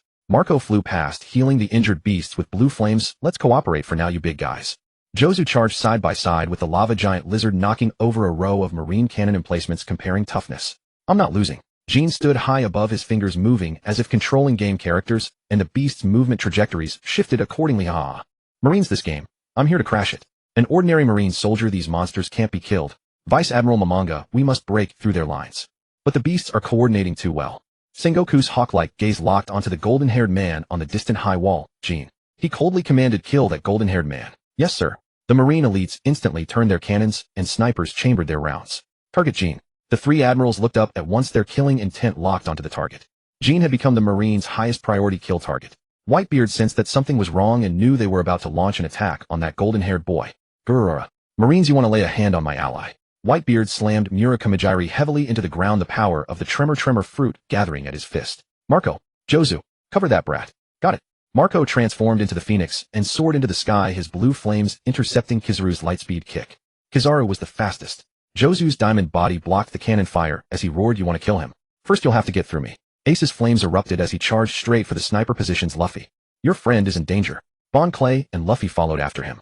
Jean sat on the high wall and, faced with the overwhelming killing intent, grinned instead. Inwardly, however, he was terrified. Panicking, he called out, Mr. Evil Dragon. The evil dragon transformed into a colossal dragon. Master, with me here. Please rest easy and drink your coffee. At the center of the Marine headquarters battlefield, only Akainu had not yet made his move. His gaze, scorching as molten rock, swept across the chaotic battlefield. Jin's horde of beasts was running wild, tying down a large force of marine elites. Whitebeard stood locked in confrontation with Sengoku. The power of the Tremor fruit still shook the earth, and the Marines dared not draw near. Kizaru was entangled with Marco, and the vice admirals were tied up with Jozu and the others, unable to break free for the moment. Ace had escaped, but his stamina had not yet fully recovered. He stood back to back with Luffy and Inokama, holding off the Marines. The 7 warlords of the sea each had their own schemes, and were barely putting in any real effort. A bunch of fools. The real threat was never those beasts. Akainu's fist silently turned into searing magma, black smoke curling from between his fingers. The first priority is to eliminate GOLD. Ace. A magma ambush aimed straight for the vital point. Hound bite, Crimson Lotus. Akainu erupted into motion. The magma on his right arm took the shape of a ferocious hound's head, lunging at Ace's back with the speed of a sneak attack. Ace. Watch out. Luffy's pupils contracted, and his rubber body instinctively lunged toward his brother. Akainu's magma hound came tearing in, but at the very last moment Ace spun around. Ace Flame Command Fire Pillar. A towering pillar of flame burst from beneath Ace's feet and met the magma hound head-on. Boom. The shock wave of the explosion hurled the surrounding Marines into the air. The ice melted into a huge crater under the searing heat, while steam and black smoke intermingled and billowed. Fire and magma. A battle between archenemies. Ace knelt on one knee, his chest heaving violently, but his eyes remained as sharp as a blade. Akainu. Is your justice carried out through sneak attacks? Akainu sneered, magma flowing over his fist. When dealing with a bloodline of sin, methods do not matter. Results are everything. Before his words faded, he attacked again. Great eruption. His colossal magma fist smashed down like a landslide. Ace gritted his teeth, leaped upward, and unfurled his flaming wings behind him. Divine Flame Shiranui. Twin spears of flame shot from his palms, stabbing straight at Akainu's throat. But Akainu's observation haki was formidable, and he evaded with ease. Akainu answered Ace with a heavy punch. Luffy roared, and immediately entered gear, second the two brothers fighting shoulder to shoulder. Rubber, Jet Bazooka. Luffy charged in from the side, both fists slamming toward Akainu's temples. Forced to divide his attention, Akainu blocked with a magma arm. But the combined assault of fire and rubber drove him back 3 steps. Brothers fighting together. Ridiculous. He stamped his foot violently, cracking the ground as magma surged like a tide. Meteor Volcano. Thanks to Jin's intervention and Bon Clay's assistance, the battlefield was plunged into even greater chaos. The battle became ever more chaotic. Whitebeard had been treacherously struck down and gravely wounded. He could not hope to defeat Sengoku and the others in the end. Moreover, the Marines had even more terrifying forces in reserve. What if an even stronger enemy force arrived? Ace, Straw Hat, run! Whitebeard shouted. But Ace and Straw Hat had already gone battle mad. Or perhaps Akainu simply gave them no chance to flee. Rubber, Bazooka. Luffy's fist slammed hard into Akainu's face. And then, hot. He snatched his hand back and shook it wildly. His rubber palm was smoking, giving off a burnt smell of scorched rubber. Hey Ace, how can this guy's magma be so hot? Luffy's hand drooped limply, tears in his eyes. Ace wiped the sweat from his forehead, half from battle, half from embarrassment. You idiot. Magma is over 1,000 degrees. Your rubber naturally can't withstand it. Akainu sneered. You two brats don't even understand basic devil fruit matchups. Ace took a deep breath, his fists blazing with roaring flames. Flame Emperor, Great Flame Command. A searing pillar of fire shot toward the sky and surged straight at Akainu. Akainu neither dodged nor evaded, he answered with a punch of his own. Great eruption. Boom. Flames and magma collided head-on. The result. Ace's fire was swallowed by Akainu's magma. What? Where did my fire go? Ace's eyes flew wide. Akainu, you fool, magma is the superior element to fire. Your flames are nothing but candles before me. Luffy, then what about my rubber? Akainu, you're just a roasted sweet potato. Luffy, that's too mean. If fire is useless, I'll use physical combat. Ace gritted his teeth and charged straight in for close quarters brawling. Luffy had caught on too. That's right. Don't use your hands. Kick him. And so, rubber, axe. Luffy brought an axe kick smashing down onto Akainu's head. Akainu raised his arm to block. Infernal Hound. Sizzle. Luffy's straw sandals melted through in an instant, and the soles of his feet landed directly on the magma. Ayakak. He hopped backward on one foot, smoke rising from his sole. Ace. My foot is cooked. Ace, why would you kick magma with your foot? Akainu, are you two here for comic relief? Holding his burned foot, Luffy suddenly had a flash of inspiration. Ace. I have a plan. Ace, hurry, tell me. Luffy, let's run. Ace. Akainu. The Marines nearby? Ace pressed a hand to his forehead. Fine. Luffy. Ace knew that the two of them combined were still no match for Akainu. Akainu sneered, you think you can run? Meteor volcano. Countless magma projectiles rained down from the sky, sealing off every escape route. Luffy, just as the two brothers were cornered. Your lovely Bon Clay is here. Bon Clay suddenly burst out from beneath the ice, activated his clone fruit, and instantly transformed into Whitebeard. Akainu, your life is mine. Whitebeard bellowed. The Marines froze. Whitebeard. Why is he here? Akainu flew into a rage. Whitebeard. He had been startled too. Taking the chance, Ace grabbed Luffy. Run. Akainu, don't even think about it. Bon Clay promptly flipped away, vanished back into the crowd, and took on someone else's form. Just as Akainu was about to give chase, a magma lizard lunged over and bit down on his cloak. Akainu, get off me. Lizard glurp. Munch Akainu. Why is this lizard eating magma? But there was simply too much of it to devour, and the gap in power was too great. The magma lizard was blasted away. Split up. Ace told Luffy. Okay. Luffy immediately ran in the other direction, toward Bon Clay. At that moment, Duan Yu watched their battle. It was not that he was unwilling to act. Rather, he was carefully studying his superior, whom he had not seen in 3 years, Akainu. He needed to thoroughly understand the man's techniques, and just how strong he was now. This time Akainu had made up his mind. Ace is also a Logia user, hard to kill in one blow. It would be better to kill that son of dragon, Luffy, first. As soon as the idea came to him, he had to act on it immediately. He transformed into a blazing dragon and flew toward Luffy. They exchanged consecutive blows, every one landing on flesh. Luffy in his current state truly was no match. All Luffy could do was take the hits. Poor Luffy was burned and hopping in pain. Hot. Akainu's right hand turned into a magma fist. He intended to blow Luffy apart with one punch. There seemed to be no avoiding this strike. Luffy. Bon Clay cried out from not far away. My foolish little brother Luffy. Ace would rather die than drag Luffy into danger, and he ran desperately toward Luffy. Boom. Luffy was severely wounded by Akainu, burned across 60% of his body, and collapsed limply to the ground. For the first time, he felt the true chasm between their strength and perceived his own boundless insignificance. I'm sorry, Zoro, Sanji, Usopp, Nami Chopper, Frankie, Robin, and I'm sorry, Grandpa Ace. And you too, Xiao Feng. Xiao Feng was the person closest to Luffy, the closest by far. And yet, he was afraid. He had always thought of Luffy as his best friend, and in the face of death, he too was powerless. Sob. Duan Yu, please. Save Luffy. Xiao Feng was anguished and powerless. It was the most helpless he had ever felt in his life. Was he to simply watch his best friend die before his eyes? However, Luffy's brother Ace arrived. Ace would rather sacrifice his own life than fail to protect his foolish little brother. He shielded Luffy with his body. His back turned to Akainu. Ace! Luffy cried out, just as Akainu's magma fist was about to strike them. A bald man had already stepped in front of them. I promised Xiao Feng I would come to save Mr. Luffy. The man was none other than Duan Yu. Duan Yu had not acted all along precisely in order to protect Xiao Feng. He would seize the moment. He had to exchange a few moves with Akainu before him and see whether he could kill this former superior. At the same time, Princess Alice, standing on the defensive wall, switched on a huge speaker. Oh yes. BGM. Dum da da da da da da da da da. A charging bass drum plus urgent electronic notes. An oppressive feeling, paired with Duan Yu's expressionless face. Mr. Duan Yu. Blast him to pieces. Ever since seeing Duan Yu's valor in the Dragon Quest world, Princess Alice had fallen for him at first sight. She was a musician. Duan Yu's transcendent battle scenes lingered in her mind, and on a whim, she wrote a battle BGM just for him. The sound spread across all of Marineford, invigorating everyone. Great music. And yet, when Akainu saw a foolish-looking Marine standing before him, he grew angry. Get lost. Duan Yu had already settled into a horse stance, charging his strength and readying his serious punch. Akainu sneered coldly, since you've betrayed us, go die along with this accursed evil generation. Serious punch. Duan Yu's entire body brimmed with killing intent as he punched out. Akainu's magma fist shot toward Duan Yu's fist. Akainu boom. Rumble. Sizzle. Duan Yu Saitama mode hum. Akainu's entire body turned to magma, a dark red aura like a volcanic eruption blazing behind him. Duan Yu's horse stance was as steady as a rock. His fist pulled back slightly, the air around him warping under compressed power. The instant the punch was thrown, it was a head-on collision of power. The instant the two fists collided, a spherical energy field erupted, and the ground collapsed in a spiderweb pattern. The magma was forcibly driven back into Akainu's arm by the gale of the punch. His expression shifted from a sneer to shock, then twisted into a grimace. Boom. Whoosh. Swish. Akainu was horrified. He had never imagined that in raw power he would be surpassed by this bald marine. His arm began to burst apart. Crack. Akainu, with superb combat experience, immediately turned his entire body into his element. But Duan Yu's serious punch was simply too overwhelming. He was reduced to chunks of blasted magma sent flying backwards, smashing through the walls of Marine headquarters. His molten body briefly scattered. Duan Yu slowly withdrew his fist, tilted his head, and muttered at his knuckles, "I didn't control my strength." His voice was soft, but in that instant all of Marineford plunged into an eerie, deathly silence. Crack. Crack crack. Along the trajectory of Akainu's backward flight, a huge hole tens of meters in diameter had been smashed straight through Marine headquarters' thick walls. Rubble cascaded down and dust filled the air. As for Akainu himself, like a clump of magma shattered by violence, his body briefly scattered in midair before slamming heavily into the depths of the ruins. Admiral Akainu was sent flying.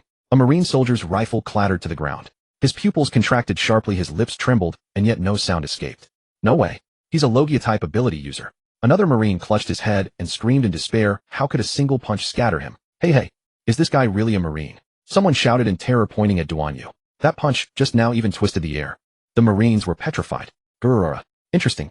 Whitebeard's stern expression suddenly relaxed. Grinning broadly, he slammed his naginata into the ground. So the Marines actually have a monster like this among them. Pops. Who is that guy? Marco, transformed into his phoenix form, hovered in midair and stared at Duan Yu in shock. That punch didn't even use haki, did it? No. That's not it. Cold sweat beaded on Josu's forehead. Akainu's magma fruit is Logia. Physical attacks should be useless against him, but that guy. He scattered an elemental body with pure brute force. Ace's eyes flew wide. Flames danced on his fists, but he could not bring himself to strike. No way. Little did they know that Duan Yu wore seastone chains tied into a pair of fist guards. Fufufu. The Marines truly hide dragons and tigers, don't they? Doflamingo's eyes behind his sunglasses shifted unpredictably, fingers twitching involuntarily. This guy's power. Might it already surpass an admiral's? Humph. Boring. Hawkeye Mihawk watched Duan Yu coldly, yet his hand had already moved to the hilt of the black blade Yuru. Seastone. How terrifying. Kizaru still seemed as languid as ever, but the smile at the corner of his mouth had vanished. With attack power like that, even my glint fruit probably couldn't withstand it. Fleet Admiral Sengoku's Buddha form dissolved in an instant. His eyes bulged and veins stood out on his forehead. This. Whose subordinate is he? I don't know. A Marine staff officer fumbled through the documents with trembling hands. There's no one like this in the archives. Damn it. This power. It's just like rocks back in the day. Garp wore a rarely seen grave expression. In front of the live broadcast screens on the Sabedi archipelago, countless people stood gaping, utterly silent. Hey, what just happened? A reporter's camera hit the ground with a thud. Admiral Akainu was taken out in a single punch. His Marine headquarters. Doomed. Someone muttered in fear. Duan Yu scratched his head, looked around, and found everyone staring at him as though he were a monster. Marine headquarters atop the ruins. Duan Yu stood alone. Behind him were the collapsed walls, the scattered Akainu, and the entire world stunned into a deathly silence. Your Ace right. Ace, standing behind him, had clearly seen this bald man. And Duan Yu was not a real Marine. A glaring red X was marked on his code of justice. Thank you. You saved us. No need. I promised Xiaofeng I would save Luffy, not you. Get out of here now. But the Marines reacted too quickly. Kizaru and Akiji had already surrounded them. Oh, kid, what's your name? Akiji asked Duan Yu. Whitebeard was so terrified that cold sweat trickled down his back. Yet watching a bald man crush Akainu felt as thrilling as reading an overpowered fantasy novel. Grrrr. Well done, boy. Whitebeard roared with laughter. Since there were powerful allies lending their strength, they had to retreat immediately. No one had anticipated that Kizaru and Akiji would move so swiftly. Charging straight at them. All hands, retreat. Whitebeard prepared to personally intervene. Father. Marco transformed into a phoenix and flew over anxiously. Your wounds. Stop your nonsense. Whitebeard shoved him aside and slammed his trident heavily into the ground. Ace and the Straw Hat Kid must leave alive. Whitebeard strode forward with only a handful of commanders trailing behind him. Josu. Bayako. Cover Duan Yu. Diamond Josu roared, crystallizing his entire body as he violently crashed through the Marine mid-ranked officers' encirclement. Flashbang Bayako wielded twin swords, his slashing attacks sweeping across the battlefield like a storm. Luffy, wake up. Ace desperately shook his unconscious brother, tears mixing with blood streaming down his face. Ace. Luffy mumbled drowsily. Ace. Duan Yu looked at these two powerhouse fighters and said calmly, Gentlemen, my opponent is Akainu. Please make way. Kizaru chuckled. You look familiar. What's your name? Duan Yu. Duan Yu. A Marine lieutenant's eyes bulged wide. Wait. That name. Duanyu. Duanyu. Another staff officer frantically flipped through files, his expression suddenly turning pale. It's him. 3 years ago, a former Marine lieutenant sentenced to 10 years in prison. What a... The surrounding Marine soldiers gasped in surprise. Oh, I remember now, he was one of Akainu's former subordinates. Duanyu. Impossible. Wasn't he killed in Impel Down? But that face is definitely him. He looks like he's lost his hair though. I remember Duanyu was quite handsome. He was the top fighter under Akainu's command. Oh, so it's Lieutenant Duanyu, Kizaru drawled in his usual lazy tone. Akiji stood with his hands in his pockets, his cold gaze sweeping over Duanyu.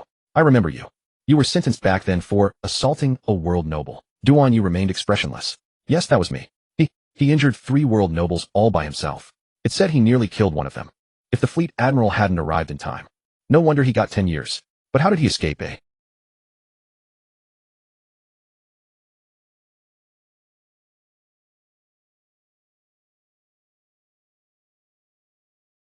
This pirate was too mysterious, too important. Lord Duanyu, Kizaru tilted his head, his tone flirtatious. Are you standing on the pirate side now? Duanyu shook his head. No, I'm just here to beat up Akainu. Akiji frowned. Why, oi? Duanyu's tone remained flat, but his eyes turned cold. I don't like him. Duanyu. Sengoku roared, one of those who knew the truth. In an instant, his golden Buddha pressure engulfed the entire battlefield. Do you have any idea what you're doing? You're betraying the Marines. Duanyu glanced at him without a hint of fear. Betrayal? I haven't been a Marine for a long time. Garp stood in the distance, his fists clenched, but he made no move to intervene. Old man. Duanyu noticed him. To Duanyu, Garp was also a mentor figure. Garp took a deep breath and finally just sighed. Brat. He's actually grown this strong. During that brief exchange, Luffy had recovered much of his stamina. His bond with Ace remained unchanged. The two exchanged glances and understood each other without a word. They charged in opposite directions. Luffy versus Kizaru, Akiji versus Ace. Their choice was deliberate. Ace's abilities naturally countered Akiji's powers. The fated clash of ice and fire. Ace versus Akiji. Akiji stood with his hands in his pockets, a chilling cold aura spreading from his feet as the ground instantly froze into a pale expanse of ice. He lowered his head slightly, his gaze locking onto Ace through his sunglasses. Fire fist, Ace. He exhaled a white mist. Your ability is indeed troublesome. Ace grinned, flames erupting around his fists. Admiral Akiji, I won't hold back. Ice ball. Akiji raised his hand, and several massive ice spheres materialized, instantly shooting toward Ace. Fire gun. Ace flicked his fingertips and flaming bullets precisely struck the ice spheres, the exploding steam filling the battlefield. Boom, boom, boom. The collision of ice and fire sent clouds of steam rising, obscuring their vision. Akiji's eyes narrowed and the ice beneath his feet suddenly extended, allowing him to slide forward at incredible speed toward Ace. Ice time. Cold energy exploded outward as Akiji's palm shot straight for Ace's chest. Not on my watch. Ace leaped backward, both fists engulfed in towering flames. Flame net. Flames spread like a massive net, forcefully blocking Akiji's freezing power. Ice and fire intertwined, exploding into a ring of blazing white light at the center of the battlefield. Akiji frowned slightly. Natural-type battles are truly troublesome. Ace panted, but kept his grin. Your ice can't freeze my fire, can it? Akiji suddenly pressed both hands to the ground. Ice aged. Crack. A terrifying cold burst forth, instantly freezing everything. The ground, the buildings, even the air itself. Ace's flames were forcibly suppressed as the ice layer spread wildly beneath his feet. Trouble. Ace leaped upward, but ice spikes erupted from the ground, like thorns targeting his landing spot. Mirror flame. Ace's arms transformed into giant pillars of fire sweeping outward. The ice pillars shattered under the extreme heat, but Akiji's figure had vanished into the fog. Behind him, Ace instinctively turned, but Akiji's ice blade was already upon him. Ice blade. Shwick. The ice blade slashed across Ace's shoulder, and his blood froze before it could even splash. Ugh. Ace grit his teeth, flames erupting to repel Akiji, but the cold had already invaded his wound, significantly slowing his movements. Akiji looked down at him coldly. Your flames are not yet strong enough to melt my ice. Ace panted heavily, then suddenly smiled. That remains to be seen.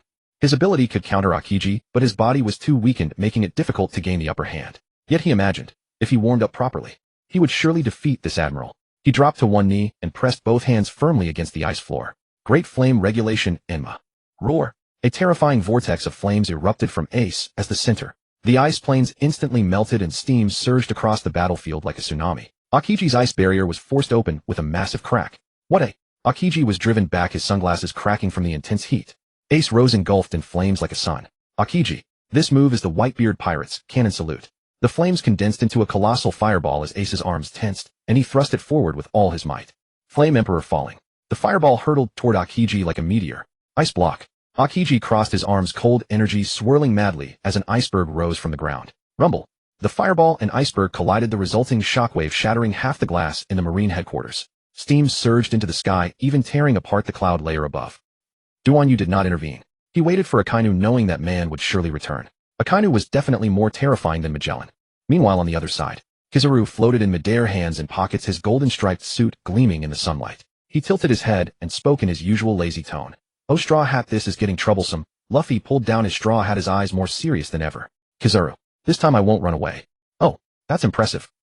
"Yasakani no Magatama." Kizaru tapped his fingertip lightly, and countless light bullets rained down like a torrential storm. "Goma Goma no, Gatling." Luffy swung his arms wildly, his fist shadows surging to meet the assault like a tempest. Boom, boom, boom, boom. Light bullets collided with fists, and explosions of firelight fused into a single blaze across the sky. Yet stray light bullets still slammed into the ground, blasting out massive craters one after another. Still not fast enough. Luffy gritted his teeth, then a flash of inspiration struck him. Lightspeed kick. Kizaru materialized behind Luffy, his right leg transforming into a sweeping glare of golden light. Luffy ducked sharply, the golden flash grazing past his straw hat. He reached back and seized Kizaru's ankle. "Got you." "Oh." Kizaru raised an eyebrow. "So you can predict my movements." "Goma Goma no, X." Luffy slammed Kizaru into the ground with all his might. Boom. Dust and smoke surged skyward, but the next second Kizaru's voice came from behind him. "Not bad attack power, but light. Can't be caught, you know." Gear second. Steam erupted from every pore of Luffy's body as his skin flushed red. "This time I'll definitely hit you." Whoosh. He vanished in an instant, his speed closing in on Kizaru's light speed. Goma Goma no, Jet Gatling. Boom, boom, boom, boom. Kizaru finally dropped his smile, his body turning to light to evade, yet a few fists still grazed his cheek. "That hurts." He touched his face, his tone still flippant. "But you're still far from enough." Ama no Murakumo. Golden light condensed in his hand into a blade of light, slashing down fiercely. Ching. Blood splashed from Luffy's chest. Ka. Luffy dropped to his knees, but his gaze grew even sharper. "Ugh. I can't lose." Goma Goma no. He took a deep breath. This punch actually predicted the exact spot where Kizaru would materialize after his flash. What a... Kizaru's pupils abruptly contracted, and he barely managed to block. Observation Haki. Boom. Kizaru was blasted flying. He crashed into the wall of Marine headquarters. Kizaru slowly stood up, dusting himself off, truly terrifying, a new era. He took off his sunglasses, his gaze turning icy. "Looks like I can't hold back anymore." Yada no Kagami infinite radiance. Kizaru crossed his arms, and countless light tracks filled the sky. A flawless, all-directional killing technique. Luffy dodged desperately, but the lightspeed strikes still landed in relentless succession. Ugh. Bang. Bang. Boom. The final lightspeed kick struck Luffy square in the abdomen, sending him flying backward like a cannonball, crashing toward the distant Whitebeard. Gururara. Whitebeard caught Luffy with one hand. "Not bad, kid." He grabbed Luffy by the leg and held him dangling in the air. Blood trickled from the corner of Luffy's mouth as he barely lifted his head. "Oh, old man." Whitebeard tossed Luffy to his comrades behind him. "Take him away." "Yes." Several men carried Luffy and ran toward the coast. Let me go, I can still fight." Luffy struggled as he spoke. Whitebeard pointed his Bicento at Kizaru. "Next it's my turn." Kizaru adjusted his sunglasses. Oh, is Whitebeard himself stepping up? How troublesome. Whitebeard stepped forward, the power of the tremor fruit gathering in his fist. "Kizaru, let me see just how strong you are." Bon Clay's one wish was Luffy's safety. Since Luffy had been saved, there was no need for him to remain on the battlefield. Duan commanded calmly. "Bon Clay, all of you retreat." Bon Clay nodded. He immediately mounted Frostfang and withdrew toward Jean. Jean finished his cup of coffee and immediately issued orders. Beast retreat as well. Arlong also resumed human form, sat down at the dining table, and picked up a cup of coffee to drink. "Arlong, you've worked hard." "You're too kind, master." Arlong had blocked the Marines' cannon fire, allowing Jean to watch the show undisturbed. Meanwhile, at this moment, Ace had gained the upper hand in his battle. But Sengoku and Garp also began to move. Whitebeard shouted at the top of his lungs, "Ace, hurry, hurry and leave." "Ace, Dad, I won't go." "Whitebeard, if you don't go, that Straw Hat Kid will definitely come back for you. Do you want him to risk his life for you again?" Ace shook his head. Whitebeard was right. Yes. Ace's entire body blazed with fire, burning fiercely within Akiji's frozen domain. The searing heat freed the frozen pirates one by one. His fists pounded against Akiji's defenses again, and the collision of ice and fire erupted on the battlefield in wave after wave of steam clouds. Fire fist. Flames lashed out like a raging tide, forcing Akiji to retreat, his feet scorching a charred scar into the ice below. "Akiji, this punch is my farewell gift to you." Ace's arms erupted with unprecedented flames as his conqueror's haki surged wildly. Great Flame Commandment, Flame Emperor Eruption. Boom. A colossal fireball exploded like a sun, forcing Akiji to defend with all his might, the entire battlefield illuminated by the blazing light. Akiji spat out blood. Damn it. Taking cover behind the explosion, Ace spun around and sprinted desperately toward the Whitebeard pirates' retreat route. His heart pounded like a war drum, every step like treading on blades. "Dad." He shouted over his shoulder, his voice almost tearing. You have to be careful. Whitebeard grinned widely and slammed his bicinto into the ground. Gurora. Brat, stop worrying about your old man. Don't think you can escape. Sengoku roared, the golden Buddha's arm stretching out toward Ace in a massive grab. Your opponent is me. Whitebeard leaped into the air, the tremor fruit's power gathering in his fist. Quake, heaven, see, shatter. Boom. The collision of two supreme powerhouses sent violent tremors across the entire Marineford, the shockwave blasting away every marine nearby. Ace charged toward the coast without looking back, his tears evaporating in the searing heat. He knew he had to survive. For Luffy, for Whitebeard, and for every comrade who had risked their lives. Luffy, you idiot brother. He muttered under his breath. When I get the chance, I'm definitely going to punch some sense into you. Flames sliced across the battlefield, and Ace's figure vanished into the smoke and ruins. And behind him, Whitebeard stood alone against the combined assault of the Marines' strongest forces, laughing heartily. Come on, let this era remember what it means to be the strongest man in the world. Whitebeard stood firm at the center of the battlefield, blood ceaselessly streaming from the wound on his chest, yet his body remained as immovable as a mountain. His bicinto, Mura Kamajiri, was driven deep into the ground as the tremor fruit's power gathered in his fists, the very air warping around his presence. Gurura. His laughter thundered across the battlefield, rattling the eardrums of the Marines. Sengoku. Garp. 3 admirals. Come at me all at once. His conqueror's haki erupted in full force, a dark crimson shockwave sweeping across the entirety of Marineford. The dark clouds in the sky were torn apart by sheer force, as if heaven and earth themselves were making way for the strongest man in the world. A monster.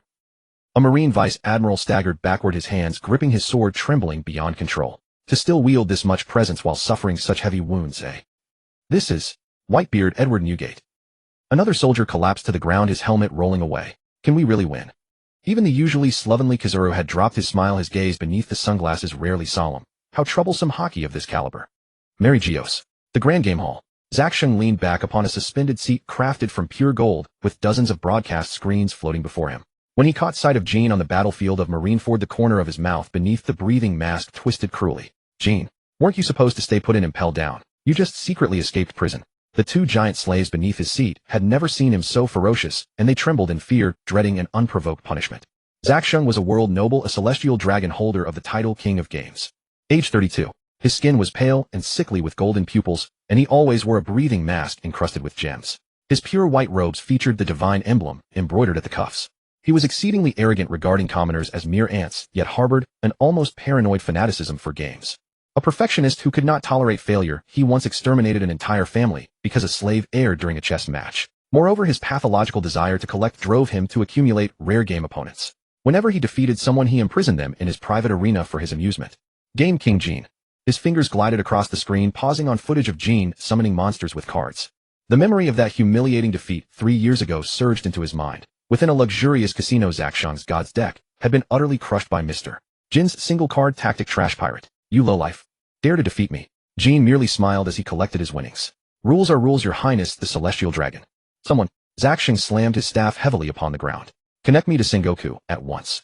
The absolute command of a celestial dragon.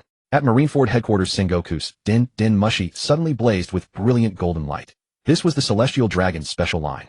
A communications officer recognized the celestial dragon line and dared not delay delivering it immediately to Sengoku. Admiral. Sengoku had been in his tranquil state preparing to battle Whitebeard, but upon seeing the celestial dragon's call, his anger flared. Yet he could do nothing but comply. He instantly dispelled his transformation. Hello, Admiral Sengoku. Zhak Sheng's voice transmitted through the Den Mushi, lazy, yet undeniable. That blonde-haired man. I want him. Sengoku's expression darkened. Lord Zhak Sheng, the current battle. Silence. Zhak Sheng flicked his fingers lightly, and the scene shifted to footage of Jean, carefree and relaxed. I order you to capture him at all costs. How do you wish us to handle him? Sengoku asked through clenched teeth. Alive. If you fail. Zhak Sheng's pupils contracted. Then send me his head in a gemstone box. The moment the Den Mushi powered down, Sengoku's heart seethed with 1,000 curses. Damn privileged pigs. Yet he had no choice. He had to obey. Sengoku gazed at the countless pirates retreating behind him. Ace had escaped. Luffy had escaped. His days as admiral were numbered. A bald man of formidable strength and the strongest pirate, Whitebeard, were blocking the Navy's greatest forces. He harbored deep resentment. Capturing those 2 men was the only path forward, the only way to secure his position as admiral. Jin's displayed power, his ability to command countless beastmen, was precisely what needed to be neutralized. Those beastmen possessed average strength. A vice admiral or rear admiral should be able to handle them. Sengoku lifted the broadcast Den Mushi and issued his command. All officers below the rank of vice admiral deploy immediately and apprehend the wanted criminal Game Jean. The entire battlefield fell into instant silence, even Whitebeard's earthquake pausing for a single second. Jean, huh? He wore a completely bewildered expression. Hey, old man Sengoku. Are you serious? Do I and nobody like me warrant a special broadcast? Squeak, squeak, squeak. Master, you've been singled out, Princess Alice laughed. The Navy officers below Vice Admiral rank were all thoroughly confounded. Fukaru spoke gravely. Is a mere fugitive truly worth mobilizing so many of us? Ghost Spider's hair danced wildly. What a waste of combat strength. Burning played a cigar dangling from his lips smiled. Well, the Admiral's orders, John Giant Tribe scratching his head said, where is he exactly? Luffy, huh? Who's Jean? At this moment Ivankov was leading him away. Ivankov, Jean once lived in my Beast Kingdom too and escaped alongside Duan Yujun. Luffy, Duan Yujun saved us. We must go rescue his companion.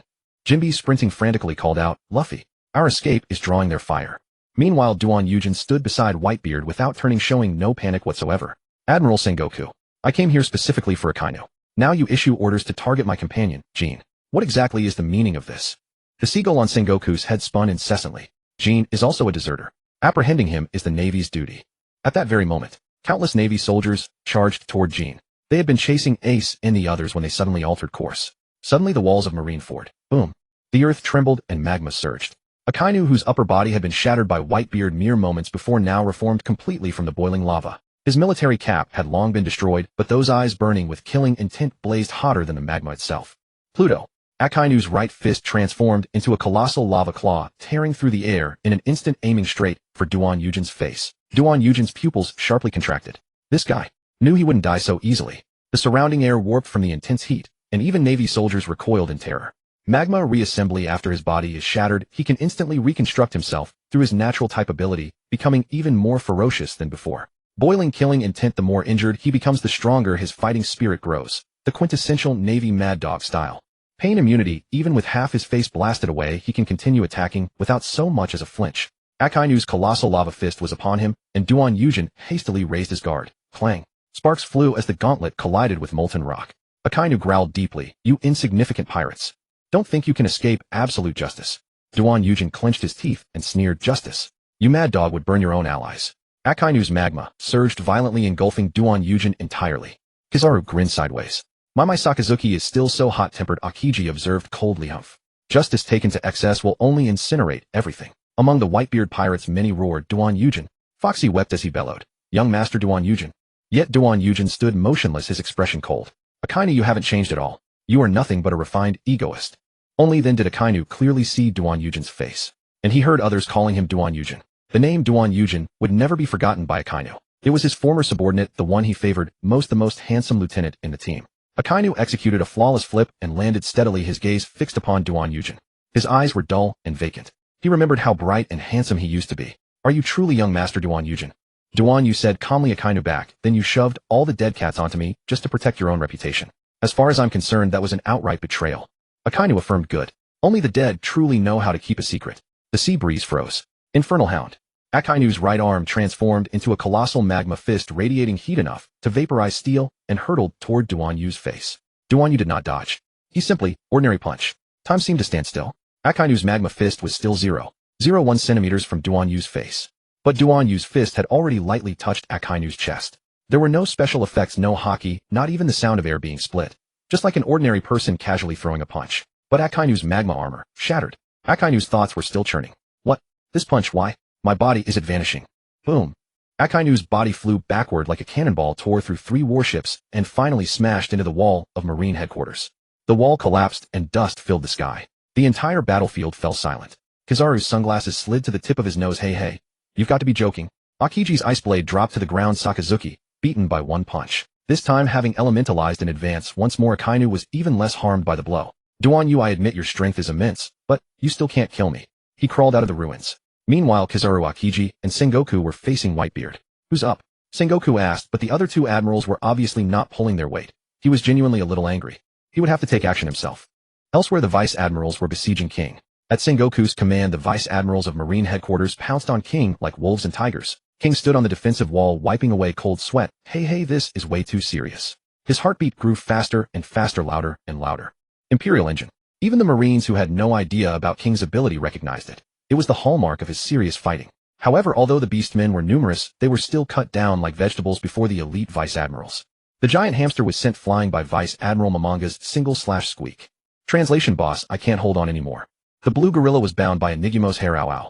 Dr. Octopus was kicked into the sea by Yamakaji. I'll be back. King watched his trump card core being rapidly annihilated, sweat beading on his forehead. This has really gotten out of hand. Bon Clay had already ridden Frostfang back to King's side. Mr. King, don't we have a super weapon on our pirate ship? King's heart was pounding too fast. He had been so nervous that he almost forgot about their secret weapon. Just as all the vice admirals thought victory was in their grasp, and had closed to within 100 meters, King suddenly revealed an eerie smile.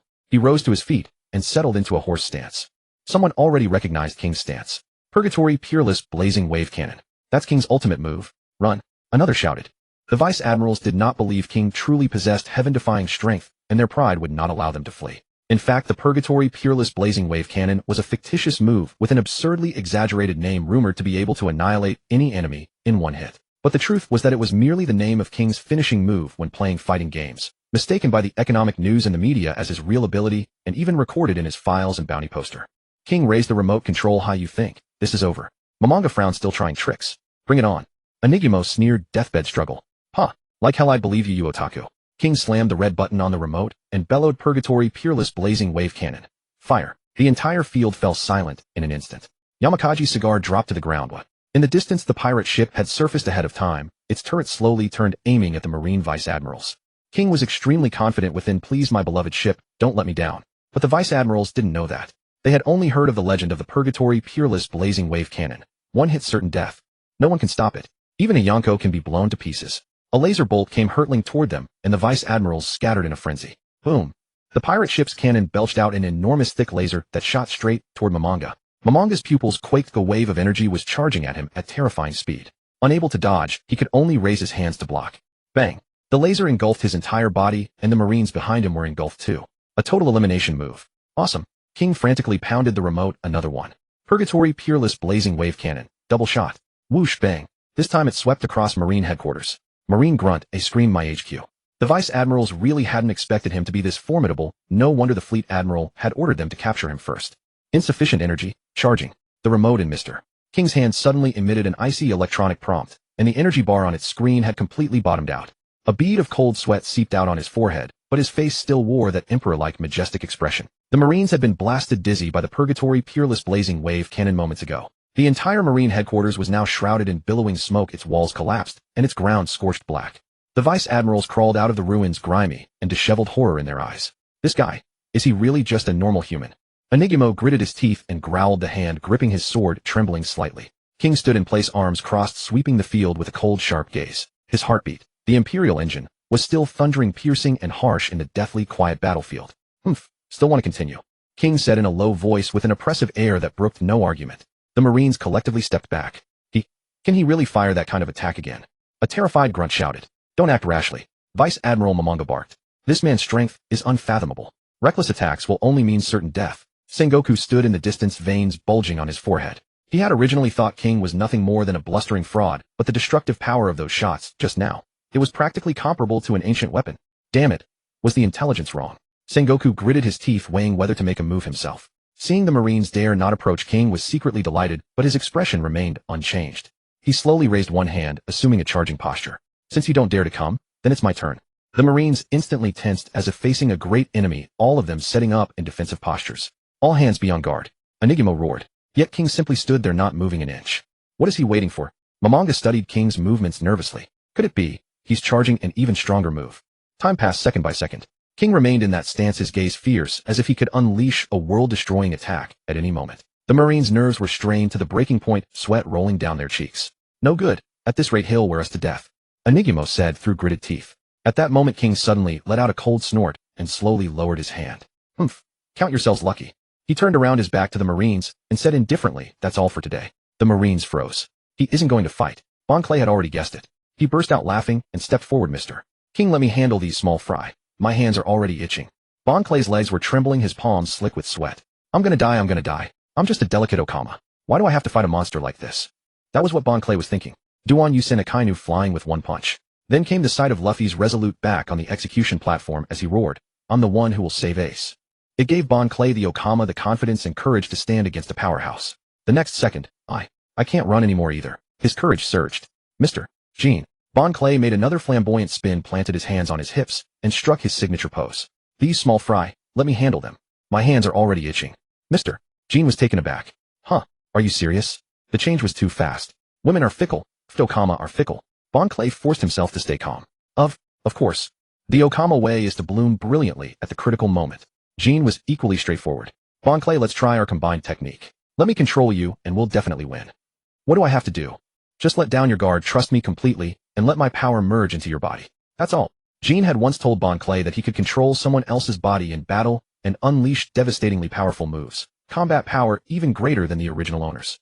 This was the declaration of Jean, the king of games, and the pride of godlike control. It was easy to say, but it had never really been put into practice, so Bon Clay was still a little afraid. Bon Clay, I've practiced many times in the world of king of games. Rest assured, leave your body to me. Jin's confident smile gave Bon Clay one more measure of trust.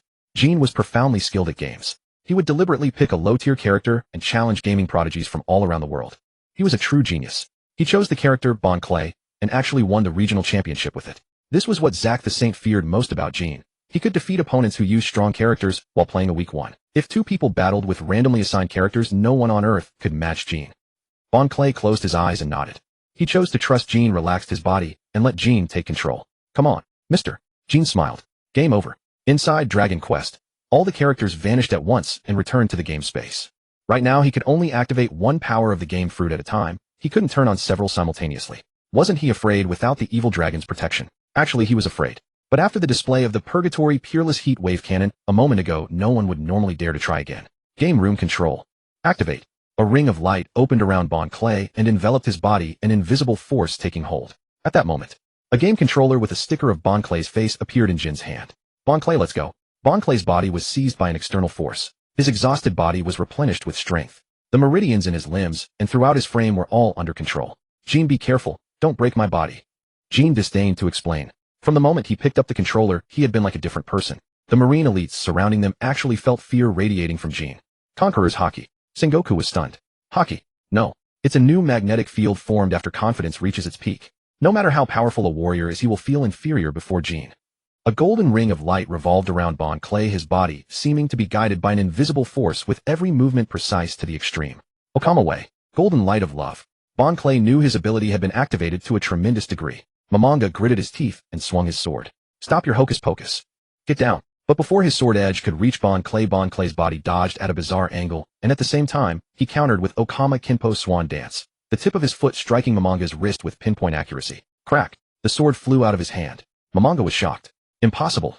My swordsmanship was actually. Bon Clay's eyes were still closed, yet his body moved naturally and began to fight. A wild smile curled at the corner of Jin's mouth. Game start. Enigmo slashed wildly with his 8-sword style.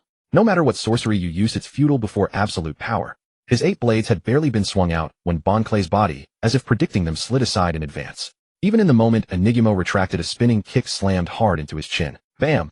Enigmo was sent flying and crashed into the ruins. Yamakaji's cigar fell from his mouth. That guy. I can't see through his movements at all. Yamakaji charged his iron fist, smashing down at Bon Clay. Boom. The ground erupted. But Bon Clay's body shifted sideways like a ghost the instant the fist landed, while a move from Okama Kinpo Friendship Kiss slammed hard into the bridge of Yamakaji's nose. Blood sprayed from Yamakaji's nose as he staggered backward. The marine soldiers were terrified. The vice admirals are all being suppressed. Since when did that Bon Clay become this powerful? The reporter from World Economic News scribbled frantically, afraid of missing a single detail. Whitebeard narrowed his eyes. Gururara. An interesting little brat. Marco was puzzled. Pops, what did you notice? Whitebeard said, that blonde kid is controlling the Okama to fight. He's playing a game. Jozu was shocked. Playing a game?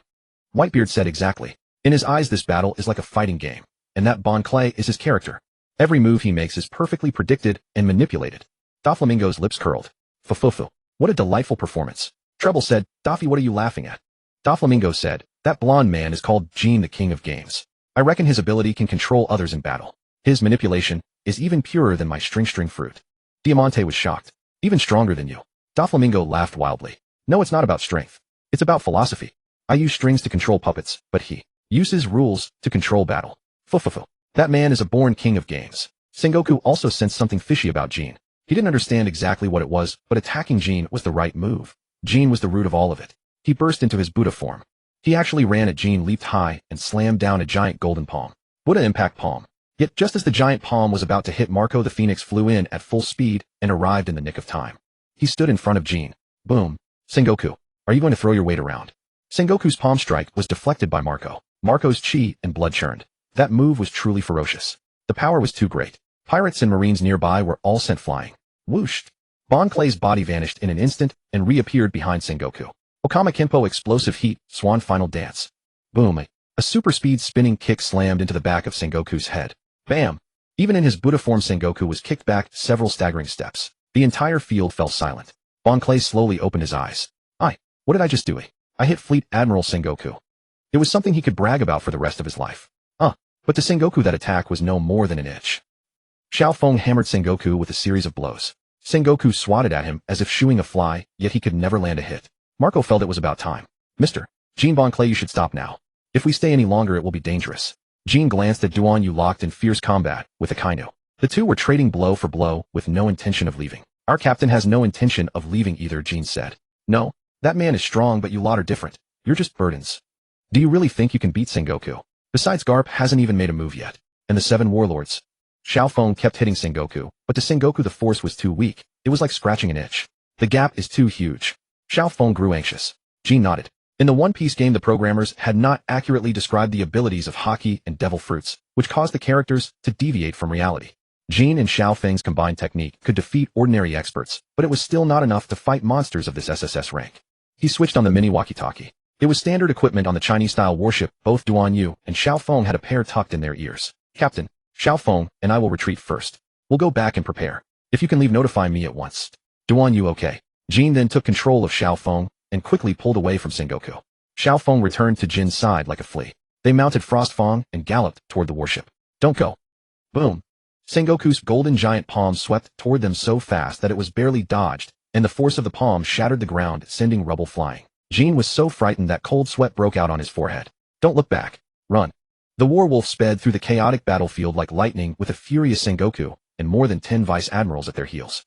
Don't worry. With my speed they won't catch us. Unless Kizaru shows up. I'll hold them off. You two go. Marco spread his wings and soared, blue flames blazing. Your opponent is me. He dove down, his phoenix wings sweeping outward, forcing Sengoku to halt his pursuit. Sengoku roared, damn you Marco. He knew Marco was a phoenix, so attack power was useless against him. Still, Marco was also hard to wound. Momonga gritted his teeth. Forget him. Capture those 2 brats first. But just as the vice admirals were about to give chase, Enigmo swung his 8 blades. His sword edge had barely cut out. Shing. Several Whitebeard crew members appeared like phantoms, blocking their path. Clang, the attack was stopped. Damn it. This has nothing to do with you.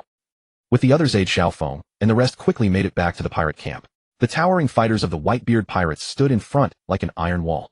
Josu's diamond body gleamed. Marines, this is as far as you go. Sengoku sighed. He had been one step short again. He released his golden Buddha form, his face grim. Damn it. They got away. To Sengoku, these 2 small fry had never been of any interest. This was simply an order from the celestial dragons. Now, with video proof, he had personally led the vice admirals in pursuit and had done his part. It was Saint Zack's order. The mission was complete. Sengoku shook his head. No. Our targets are Whitebeard and Ace. For now, let those 2 brats go. He looked into the distance. Duan Yu was still locked in fierce combat, with Akainu, his fist wind colliding with magma, cracking the earth. Whitebeard's battle with Kizaru and Akiji also reached its climax, ice and light intertwined in Haki.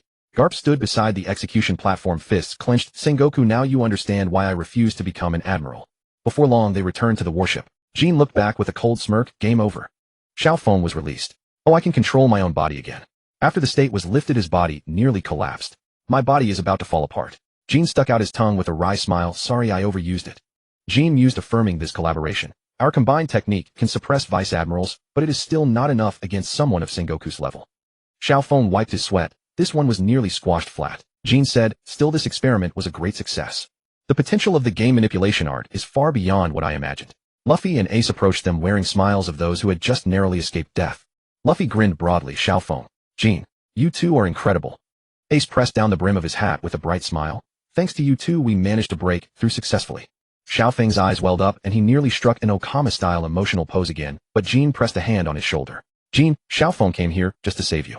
Just thank him. Luffy's eyes sparkled. Do you two want to join my pirate crew? Let's go on adventures together. Xiao Feng burst into tears. Luffy. This one is so moved. But he wiped his tears with a sudden motion and stood straight. But, this one is already Mr.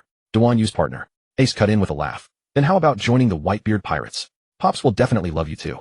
Jean shook his head. Sorry, we have an agreement with Duan Yu. Luffy tilted his head. Duan Yu. Oh, is he that bald guy fighting Akainu? Ace looked at Duan Yu still fighting in the distance, magma and fist winds interweaving. What an extraordinary man. Xiao Feng clenched his fists. Mr. Duan Yu saved this one's life. The Okama way never repays a debt with ingratitude. Jean chuckled. A game can be replayed, but a promise is made only once. That is my rule. Marco shook free of Sengoku, and Sengoku had no interest in continuing the fight. He flew over to them, his blue flames fading, and asked with concern, Hey, are you two all right? Xiao Feng gave a thumbs up. This one is still alive. Jean nodded. Thanks for covering us. Marco grinned. Gurura. Don't mention it. You two were a huge help. In the distance, Doflamingo's gaze swept over them, a smile curling at the corner of his mouth. Fufufu. What interesting brats. After Luffy and the others left. Jean, Xiao Feng, get ready. Refill the warship's fuel. Xiao Feng tensed. Okay, but I'm a little worried about the captain. He is far stronger than us. Don't worry. Meanwhile, the Whitebeard pirates' warships fired a concentrated volley, opening a path for their retreat. They would not abandon Whitebeard. First, they would rescue the wounded and the weak. The next step was for the commanders to support their pops, Whitebeard. Sengoku watched from afar. His targets now were Ace, Luffy, and Whitebeard. And now there was one more, a traitor named Duan Yu. At that moment, the sky that had been dyed red by the flames of war was suddenly devoured by rolling black clouds. The air grew thick and sticky, as if even breathing had turned difficult.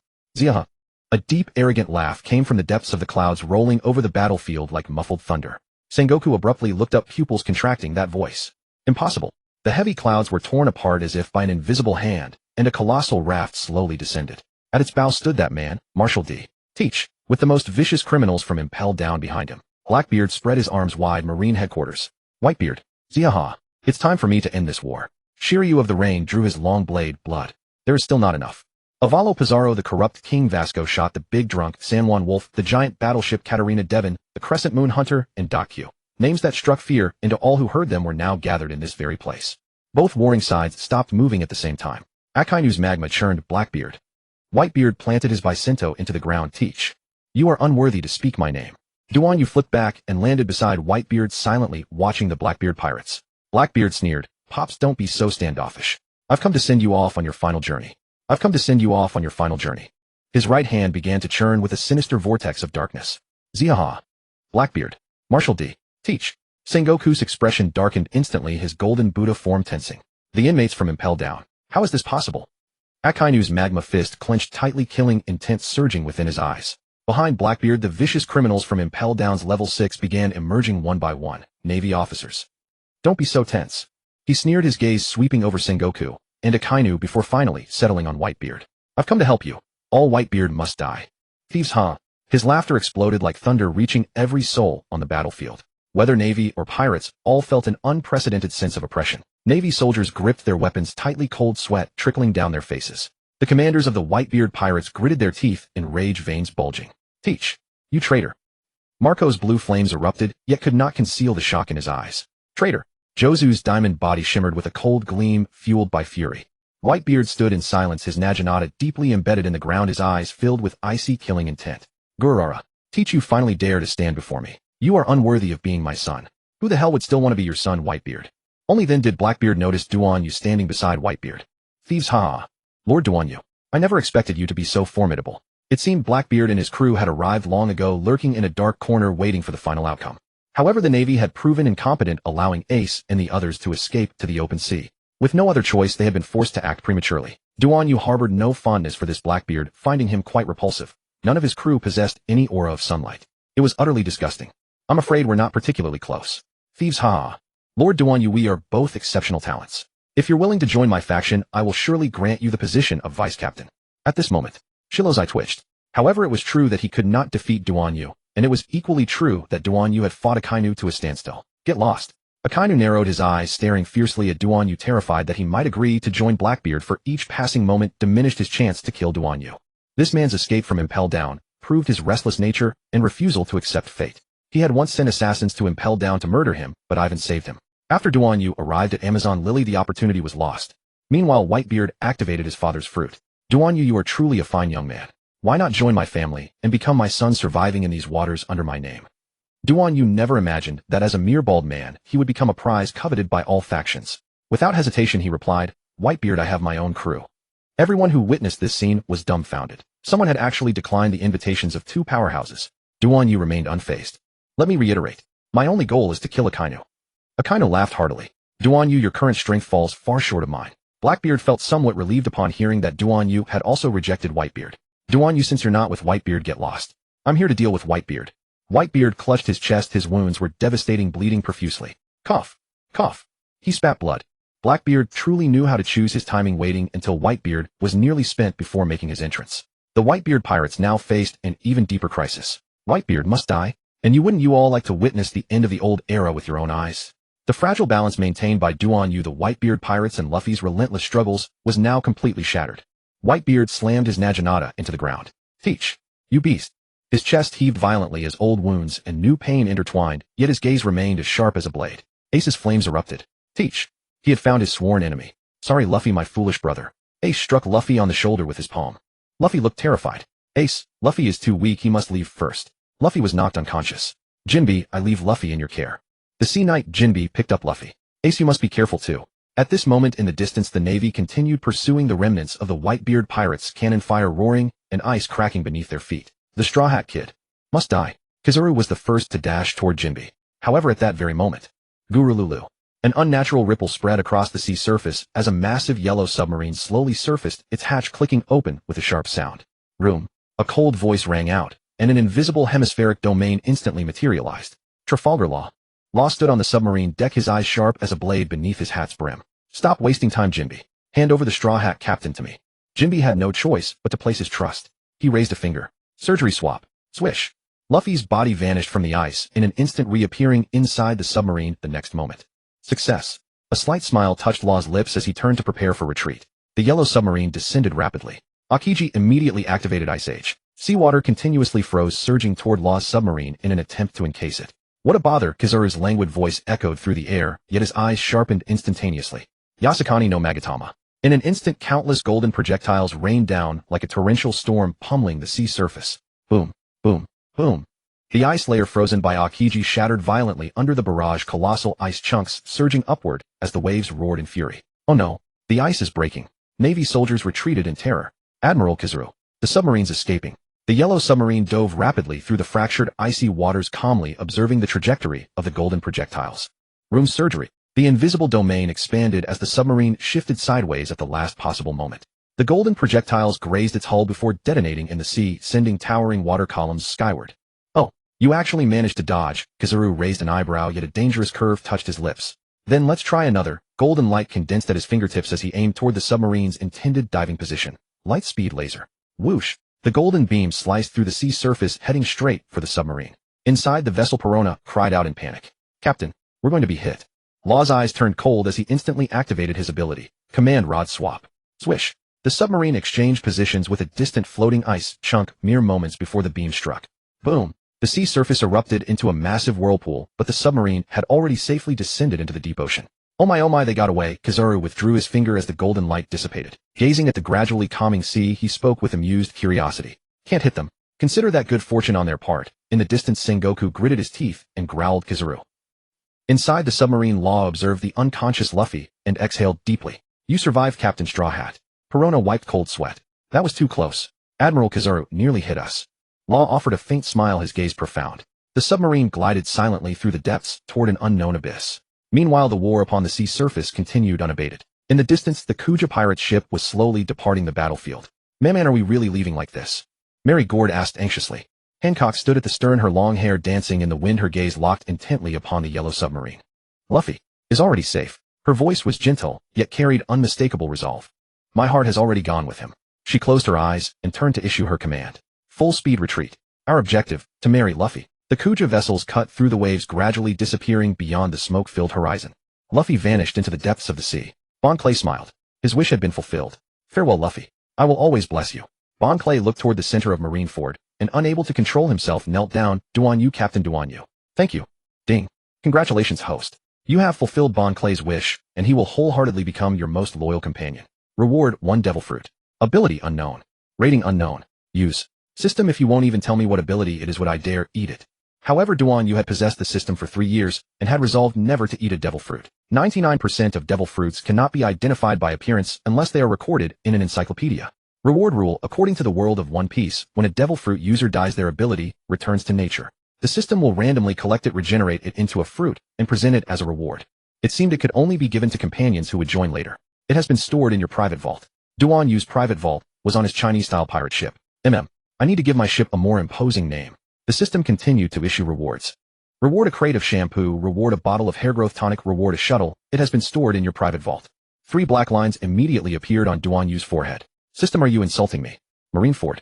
Blackbeard's arrival made Ace unwilling to leave, and the entire Whitebeard pirates felt the same. Family, send our wounded brothers away. Now it is up to us commanders to assist Pops. Ace roared with dominance. With Luffy gone, his heart was at ease. He was not afraid of death either. The Whitebeard pirates had a main crew of 160 men and 43 affiliated New World pirate crews. These captains were notorious pirates of the New World, collectively known as the Whitebeard Grand Fleet. The 43 affiliated New World pirate crews immediately evacuated the main crew's wounded and weak members. Ace, you must bring Pops back, Wah. These pirate crews knew their own limits. Saving one person was one more life saved. That was all they could do. On Whitebeard's side, the uninjured crew members moved toward Whitebeard under the command of their respective division commanders. My sons, you truly are disobedient. Whitebeard's eyes grew moist as well. However, why had they turned back after originally retreating? The new objective was to kill Blackbeard the traitor. Ace recalled in order to seize the dark fruit, Blackbeard had killed Thatch, the 4th Division commander of the Whitebeard pirates. He had betrayed his family and violated the Whitebeard pirates' creed of family above all. Blackbeard wanted to kill Luffy. Ace fought him and was captured in the end. Blackbeard then actually handed Ace over to the Marines, which led to Ace's public execution and forced Whitebeard to lead the entire crew to attack Marine headquarters. Both of these deeds were reason enough for Ace and Whitebeard to kill Blackbeard. Blackbeard burst into wild laughter. Ziaha! Blackbeard's wild laughter exploded across the battlefield. He spread his arms wide, and the darkness beneath his feet writhed and spread like a living thing, as if to devour all light. Sengoku's eyes bulged with fury as his marine coat flapped wildly in the raging wind. Teach. You vile traitor. First you betrayed Whitebeard, and now you want to climb over the corpses of Marines. Ziaha! Blackbeard sneered, dense shadow energy gathering in his right hand. Old man Sengoku, your Marines couldn't even execute Fire Fist Ace. How are you fit to speak of justice? Today I'll show you what true darkness really is. Suddenly the entire battlefield fell silent. A mountain-like figure slowly emerged from the smoke. Whitebeard Edward Newgate holding a halberd. Each step made the earth tremble. Whitebeard was wounded. The longer this dragged on, the more disadvantageous it would be for him. He had to end it quickly. An unprecedented fury blazed in his eyes. Teach. The moment you killed a comrade, you became an enemy of the Whitebeard pirates. The smile on Blackbeard's face froze for an instant, then turned even more savage. Pops. No, Whitebeard. This era no longer needs you. He waved his hand sharply. All forces attack. Kill Whitebeard. The battle exploded instantly. Whitebeard let out an angry roar and swept his halberd outward, wreathed in the power of the tremor fruit. The air cracked under unbearable strain as a dreadful shockwave shot straight at Blackbeard. Dark water. Blackbeard's right hand became a vortex of darkness, absorbing all of Whitebeard's tremor energy. Yet the immense force still drove him back several steps, and blood seeped from the corner of his mouth. Ziaha! Truly powerful Whitebeard. Blackbeard wiped away the blood madness flickering in his eyes. But your era is over. Whitebeard wasted no words. His second strike was already falling. This time he changed his tactics. Before the blade arrived, his left hand suddenly clenched into a fist and smashed the air at his side. Crack. Space shattered like glass, and a terrifying tremor struck Blackbeard from the flank. Captain, watch out. Lafitte hurriedly dove down to save him, but a streak of blue flames surged ahead and arrived first. Your opponent is me. Marco transformed into his phoenix form and kicked Lafitte flying. Blackbeard hastily blocked with darkness, but was still blasted dozens of meters away. No sooner had he steadied himself than Whitebeard closed in like the Grim Reaper. This slash is for Thatch. The halberd descended with tremendous force. Blackbeard gritted his teeth and activated Dark Hole, trying to devour the attack. But Whitebeard suddenly changed his move. Twisting the blade, he lashed the back of it, wreathed in armament hockey, viciously across Blackbeard's face. Boom! Blackbeard crashed into the ruins like a cannonball, his entire face twisted out of shape. Captain Teach. Burgess roared and tried to assist, but was stopped by Josu's diamond charge. Van Augur's sniper bullets were all cut down by Vista's twin blades. In the smoke, Blackbeard staggered to his feet and spat out a mouthful of bloody broken teeth. As expected of Pops. But suddenly he revealed an eerie smile. Shiryu. Now, a blood-red blade flash suddenly appeared behind Whitebeard. Shiryu of the Rain, the former head jailer of Impel Down, wielded the famous blade, Thunderstorm, sending a slash wrapped in armament hockey straight at Whitebeard's back. At the critical moment, Whitebeard threw a backhand punch without looking back. Airquake. The atmosphere shattered and Shiryu's slash, along with Shiryu himself, was blasted away. But that momentary distraction gave Blackbeard his chance. He lunged forward and pressed his dark right hand against Whitebeard's chest. Dark water. Whitebeard's power was instantly suppressed. Blackbeard drew a pistol with his left hand, aimed at Whitebeard's forehead, and pulled the trigger. Bang! A man hurled himself forward, shielding Whitebeard. The bullet pierced through his body. Ace stood before Whitebeard, and the bullets were entirely useless against him. Pops, rest for now and get treated. Dozens of pretty nurses and doctors rushed up. They brought a cartload of medical equipment and looked thoroughly professional. They had risked their lives to come, for their captain, for their Pops. Whitebeard wasted no time on false modesty. He nodded and sat down at once, letting the medics work on him. Ace, be careful. Blackbeard laughed. Ace, a defeated opponent like you still dares to come. Ace's fist blazed with towering flames, and the searing heat vaporized the surrounding seawater into white mist. Teach. He roared, flames burning in his pupils. This time I will personally finish you off. Blackbeard sneered and spread his arms wide as darkness surged from beneath his feet like a tide. Ziaha, a mere defeated wretch like you. He abruptly raised his hand. Dark water. A powerful suction force instantly dragged Ace into the dark vortex. Ace twisted in midair, firing flames from both hands to steady himself. Flame commandment, flame pillar. A blinding white pillar of fire erupted from the ground and shot straight at Blackbeard's face. Blackbeard dodged hastily, the edge of his cloak already scorched. Great flame commandment, flame emperor. Giving Blackbeard no chance to catch his breath, Ace raised both hands high and condensed a colossal fireball as dazzling as the sun. The Marines watching from the sidelines fell back as the heat made the deck scorching hot. A flicker of panic crossed Blackbeard's eyes, and he hastily activated his ability. Dark hole. Darkness spread out like a curtain, trying to devour the flames. But Ace's fireball suddenly split into dozens of smaller fireballs that attacked from all directions. Boom, boom, boom. The successive explosions engulfed Blackbeard, and his screams came from within the thick smoke. Yet in the next second the darkness suddenly surged, absorbing every last flame. Ziaha, your flames are useless against me. Blackbeard burst out of the smoke, his right fist wrapped in armament hockey. Ace's pupils abruptly shrank. He hastily twisted aside, but Blackbeard's fist still grazed his cheek, leaving a trail of blood behind. Flame net. Ace seized the chance to close and spraying a dense net of fire from both hands to trap Blackbeard temporarily. The two moved rapidly over the burning deck, sparks flying with every exchange of fists and kicks. Ace drove a mirror fire straight at Blackbeard's chest, but the other man dissolved it with his darkness ability. Seizing the opening, Blackbeard countered with a heavy punch to Ace's abdomen, sending him flying dozens of meters. Ugh! Ace spat out a mouthful of blood, but immediately rolled over and rose to his feet, flames forming a shield around him. The dark fruit truly is the natural enemy of all other devil fruits.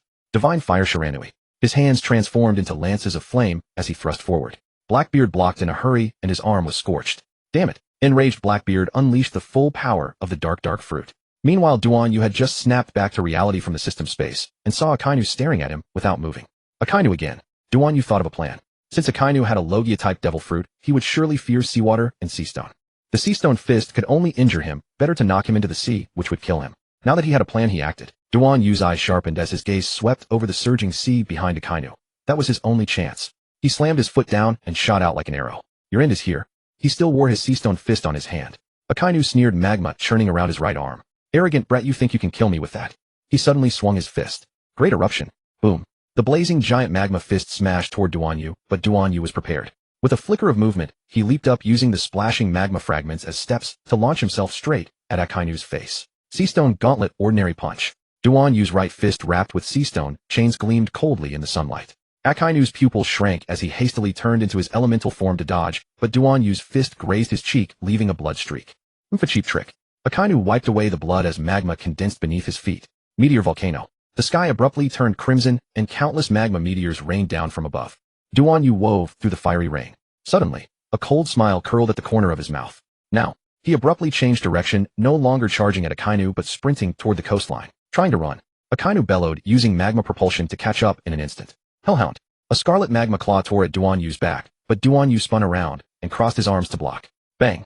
The blow blasted him away, yet he used the impact to accelerate downward toward the sea. Not good. Watching from afar, Sengoku shot to his feet. Akainu. Don't chase him. But it was already too late. Akainu had already chased him to just above the sea magma feet, evaporating the water below into rolling white mist. Duan Yu twisted his body in midair and lashed out his right leg like a whip. Renkyaku, ordinary kick. This was his imitation of the Marine's 6 powers, the only purpose served by the little pamphlet the system had given him. It could improve his hand-to-hand combat reflexes by at least 10%. A vacuum slash split the sea, and the steam beneath Akainu's feet was cut apart in an instant. His body began to sink, and his magma ability failed the moment it touched the seawater. Damn it! Akainu's face changed drastically as his body started to fall. A cold glint flashed in Duan Yu's eyes. It's over. Have you ever seen a palm strike descending from the heavens? Duan Yu descended from the sky and struck down with a palm. A shock wave condensed to the utmost limit smashed into Akainu's chest, driving him into the sea like a cannonball. Splash. Akainu plunged into the sea, his magma power vanishing completely. The heavy Marine Admiral uniform dragged him down at frightening speed. Admiral Akainu. The Marines on the shore were seized with terror. Save him! Sengoku roared, instantly unleashing his golden giant Buddha form. Everyone without a devil fruit get into the sea now. Dozens of Marine soldiers jumped into the sea, but how could Duan Yu let them succeed? Trying to save him.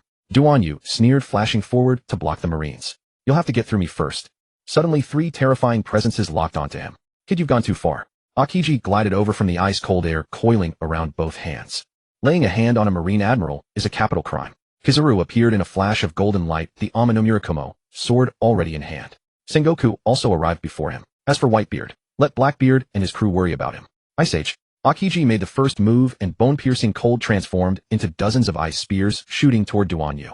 Duan Yu gritted his teeth and rolled to the side, ice spears grazing past his cheek and exploding behind him into a forest of ice crystals. Before he could steady himself, a blinding golden light flashed overhead. Speed is weight. Kizaru's voice came from every direction. Have you ever been kicked at light speed? Duan Yu instinctively raised both arms clad in armament haki to block. Bang! There's some power behind that kick. His whole body was sent flying dozens of meters. He twisted violently in midair only to see Sengoku in his golden giant Buddha form already slamming down an enormous palm from above. Buddha's shockwave. Duan Yu raised a hasty guard, but the blow still blasted him into the seafloor. Salt bitter seawater filled his mouth and nose, and his internal organs trembled. He kicked desperately to reach the surface, and just as he broke through he saw 3 figures already sealing off every route of escape. Akiji's ice blade, Kizaru's light sword, and Sengoku's shockwave struck simultaneously. Captain Buggy. This is our best chance to retreat, said one prisoner. Luffy had left, and the 43 pirate crews were pulling back. That fellow named Duan Yu was the one holding off the Marines. Blackbeard's sudden appearance threw the battlefield into chaos. Buggy stood at the bow of a seized Marine warship flanked by hundreds of vicious prisoners who had just escaped from levels 1 through 5. What a crafty old fox, he nodded. Clutching a video Den Den Mushi, he delivered a fiery speech to the camera. Everyone watching. And all my future crewmates. Buggy opened his arms wide, his red nose glinting in the sunlight. You all saw that just now, didn't you? Even that straw hat Luffy ran away in terror. But I, Captain Buggy, am not the same kind of coward. His followers, Olvita Mr.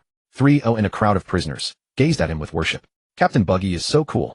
Captain Buggy is so cool, a scar-faced prisoner shouted emotionally. He really is the legendary great pirate.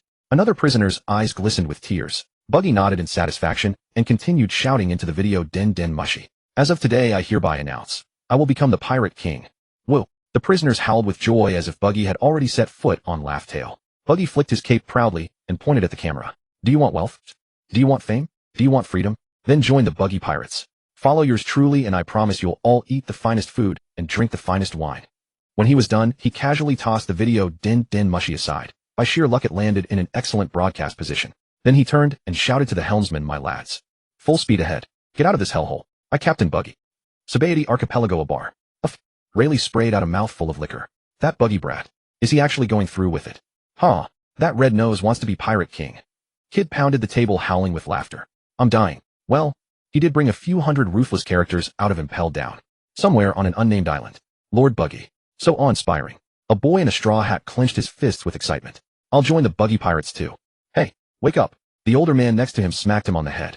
Weren't you saying just last week that you wanted to join the Revolutionary Army?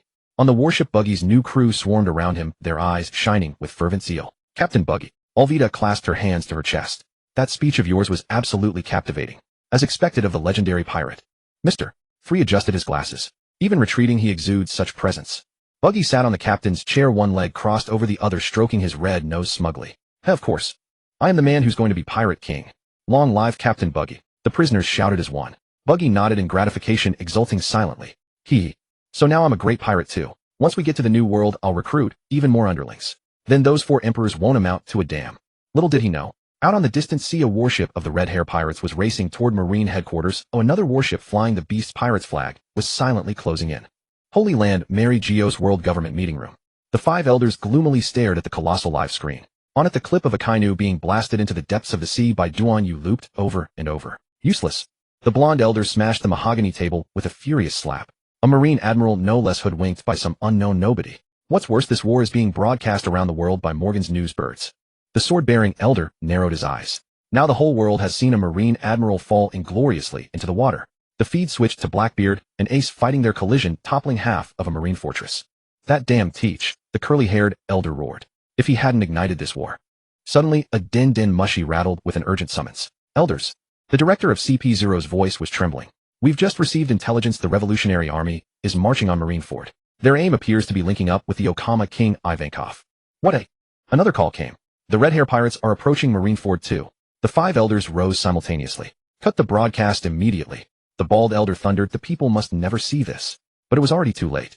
After all, there was still the video Den Mushy Buggy had left behind. A live feed that the government could not control. Sabaody Archipelago Broadcast Plaza. Tens of thousands of people were gathered before the giant screen. When Akainu plunged into the sea, they erupted into a roar of rejoicing. Well done. A young fisherman thrust his fist into the air. Let those Marines who look down on us suffer a taste of their own medicine. In the corner, the supernovas were cracking sunflower seeds and offering running commentary on the battle. That Duanyu kid is quite something. Killer spun his scythe. He even thought of using seawater to counter a Logia. A mere trick. Hawkins laid out his tarot cards. His survival rate is only 3. Huh, wait. The cards all suddenly turned into the reversed death. Beej blew a smoke ring and sneered. The Navy has thoroughly embarrassed itself today. The world government must be raging. Before he could finish, the screen abruptly turned black, leaving only static noise. What the hell? The crowd protested in dissatisfaction. Rayleigh leaned out from the bar window and shook his bottle. Folks, I have a private Den Mushy relay over here. 1 drink per seat. The crowd surged toward the bar in an instant. Revolutionary Army Headquarters, Baltigo. Dragon stared at the live feed, then turned and gave orders. Sabo takes Squad 1 to rendezvous with Ivankov. Squad 2 help lost ship escape. Squad 3. Koala dashed over holding a Den Mushy. Dragon.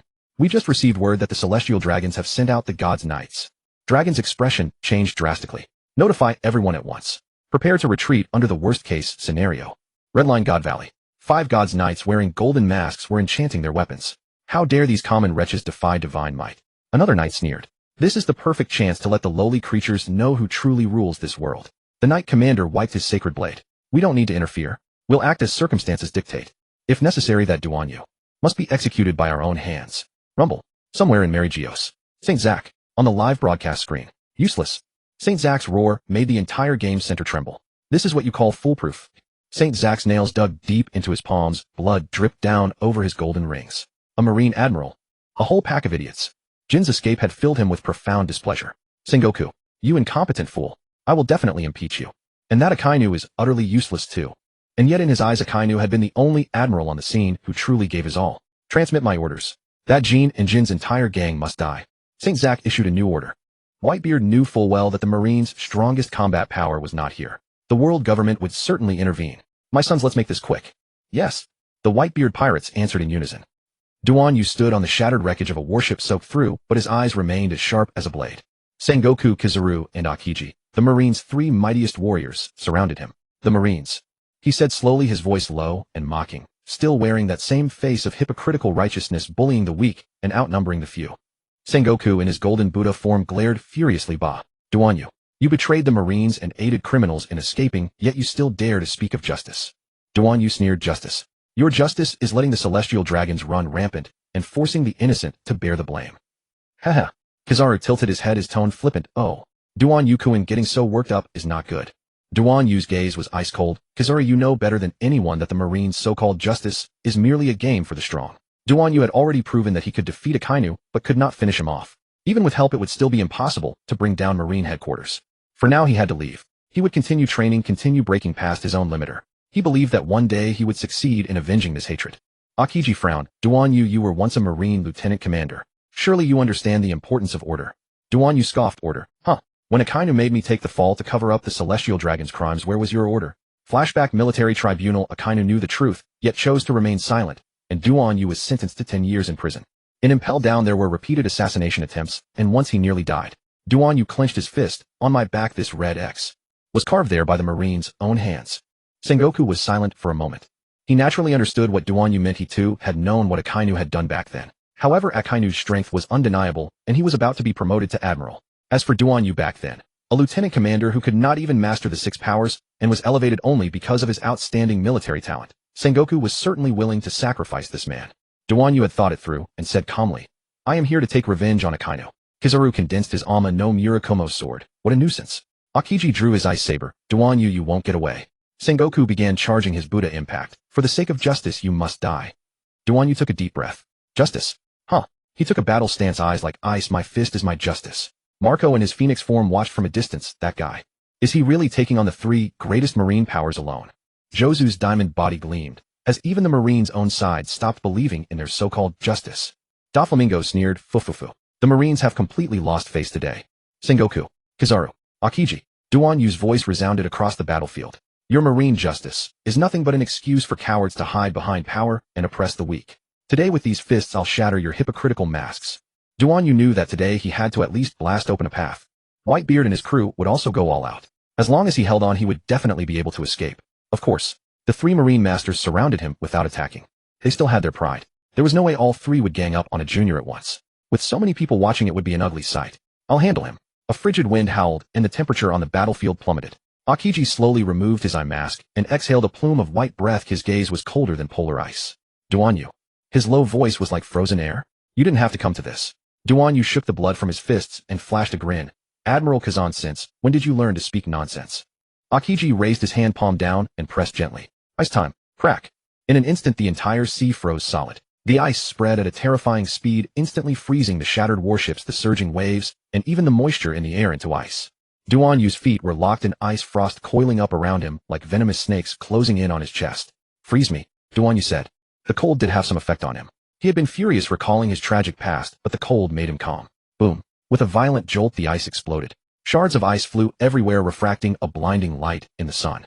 Akiji flickered appeared in front of Duanyu, in an instant his ice saber forming as he slashed down. Ice blade.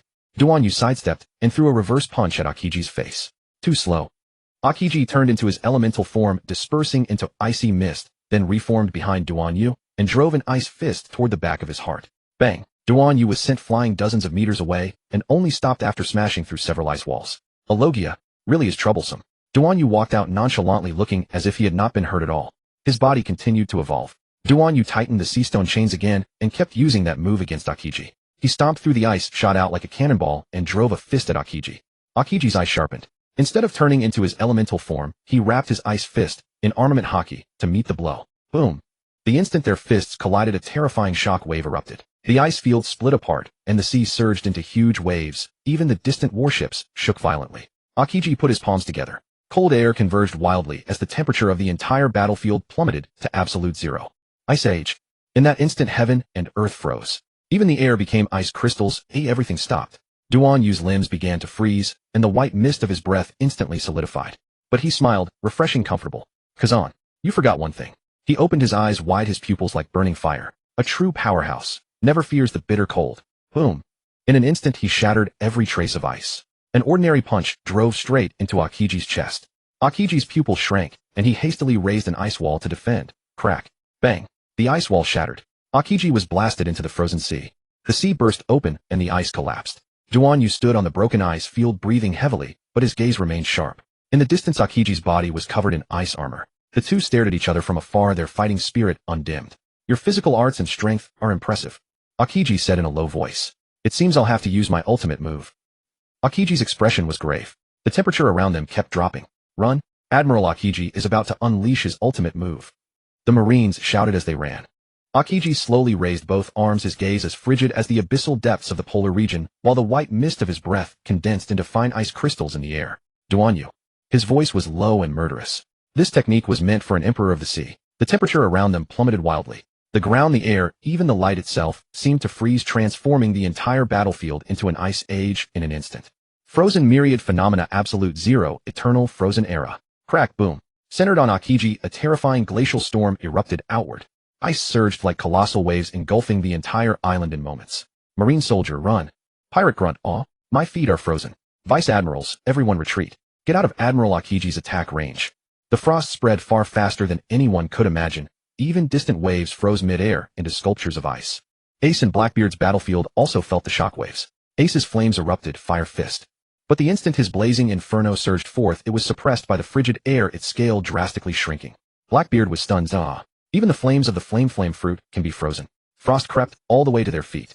Van Augur, the sniper of the Blackbeard pirates, leaped up abruptly, his face grim. Captain, if this continues, we'll be caught up in it too. Marco soared overhead, the flames of his phoenix form flickering unsteadily in the freezing current. Kazan, he's seriously going all out. Diamond Jozu roared as he shattered the encroaching ice, but the frost continued to regenerate endlessly. Pops, this cold is wrong. Even my diamond is starting to freeze over. Whitebeard stood at the bow, slamming his bicento down to shatter the oncoming ice, his gaze heavy. Kazan, has your ice already reached this level? The frost continued its rampage, turning the entire sea into a hell of bitter cold. At the heart of the storm, Duan Yu's figure was gradually encased in ice crystals. A dark red aura of hockey struggled and flickered in the freezing air, yet it too was being frozen bit by bit. Pops, you can't move yet. Marco shouted anxiously, his phoenix flames wavering in the freezing current. But Whitebeard had already reached out and ripped the needle from his arm. Blood seeped from the needle hole, staining the bandages red. Gururara, what's a little wound like this? A doctor rushed forward to stop him. No, the wound was just sewn shut. Violent movement will tear it open. Whitebeard glanced down at him, his eyes leaving no room for argument. That kid named Duan Yu. I've taken a liking to him. He gripped his bicento muscles, tensing, blood seeping faintly from the stitched wound, but he paid it no mind. Calm, skilled, willing to throw away his life for a promise. A man like that shouldn't die here. Whitebeard suddenly leaped. Bicento raised high, a milky white sphere of light condensing around his fist. The power of the tremor fruit. Kazan. His voice thundered like a thunderclap. Can your ice freeze? Quakes. Boom. He drove his fist into the air itself. In that instant, space shattered like glass. A terrifying shockwave burst outward, sending the entire ice field trembling violently. The ice collapsed. Akiji's absolute zero domain was violently cracked apart by countless fissures. Marines screamed in terror. Whitebeard has entered the fight. Blackbeard howled with laughter. Even the world's strongest can't sit still. At the center of the ice storm, Duan Yu was entirely encased in ice crystals, yet his will still struggled. His body told him he could not fall unconscious. Then suddenly, crack, rumble. Whitebeard's quake force pierced through the ice, and the frozen shell exploded. Duan Yu coughed out a mouthful of blood. Whitebeard. He looked up at the mountain-like figure in the distance. Are you trying to kill me? A single blow from Whitebeard had actually wounded Duan Yu. What terrifying power that was, what a fearsome ability. Whitebeard stood upon the shattered ice field, pointing his bicento at Duan Yu with a booming laugh. Boy, can you still fight? Duan Yu wiped the blood from the corner of his mouth and grinned. Of course. I've still got enough to shatter a few more admirals. Akiji said gravely. Even Whitebeard has gotten involved. Whitebeard, Duan Yu is a traitor to the Marines. This is an internal affair of the Navy. Do not interfere. Gururara. I like this kid. I'm making this my business now. Whitebeard also had another consideration. Duan Yu's combat power could completely shift the tide of this battle. If Duan Yu could truly hold back the Marines, their pirate crew might actually make it out intact. Kizaru narrowed his eyes. Oh, how troublesome! Sengoku roared. Everyone be on full alert. Whitebeard is about to launch an all-out war. Ace stood amid the flames, gazing at Duan Yu, and Whitebeard fists clenched. Duan Yu. Just who are you? Whitebeard swung his bicento, shattering the approaching Marine fleet, his voice echoing like a great bell. Marines. I can't stand your cowardly mob tactics. This kid, I'm protecting him. Boom. The tremor fruit erupted once more, throwing the entire sea into chaos. You may freeze the ocean, but you can never freeze quakes, and never freeze my approval. Duan Yu was overjoyed to have such a mighty ally. Old man Whitebeard, not bad. Hold the line for me. He actually started training to warm up. Right there on the spot, he began doing push-ups. Duan Yu actually started doing push-ups. 1, 2, 3. His arm muscles tightened as he moved with precise, powerful form, completely ignoring the frozen ice around him and the Marine admirals eyeing him hungrily. It turned out that Duan Yu had already used Serious Series against Akainu. Now, by repeating his daily exercise once, he could restore the explosive power of Serious Series. This was presumably a buff granted by the system. Duan Yu estimated that as long as he defeated one more admiral, he would have a chance to turn the tide of battle. Marine Soldier A's jaw dropped. That lunatic. What is he doing? Marine Soldier B rubbed his eyes. He's doing push-ups. This is an admiral-level battle. Vice Admiral Momonga's forehead veins bulged. Damn you. How dare you mock the Marines like this? Kizaru tilted his head, his tone playful. Oh, how terrifying. Preparing a big move. Still needs to warm up. Sengoku's face turned ashen. This arrogant little brat. Gururara. Excellent. Whitebeard quickly ran toward them. Akiji stood in place, frost spreading beneath his feet, but his eyes were fixed on Duan Yu. Are you mocking me? Duan Yu finished his 20th push-up, then suddenly sprang to his feet, cracked his neck, and flashed a grin. No, I just thought. I was getting a bit stiff from the cold. Well, I need to loosen up before I can send you flying. The entire battlefield fell dead silent. Even he had his mischievous moments. Whitebeard's laughter. Gururara. Whitebeard slammed his bicento down, his hearty laughter shattering the ice. Good lad. I like you more and more. He turned and called to Marco. Marco, after this fight, remember to buy this kid a drink. Marco held his forehead. Pops. Whether he'll even survive long enough for that drink is still a question. Duan Yu meanwhile had switched to doing sit-ups. Akiji's ultimate move, Absolute Zero Eternal Frost Age, erupted in full force, and an Arctic storm swept across the entire sea. It was a truly indiscriminate attack. Pirate side, Whitebeard's pirate ships were locked under layers of ice, with countless pirates frozen into ice sculptures, and even flames were suppressed. Marine side, they suffered the same fate.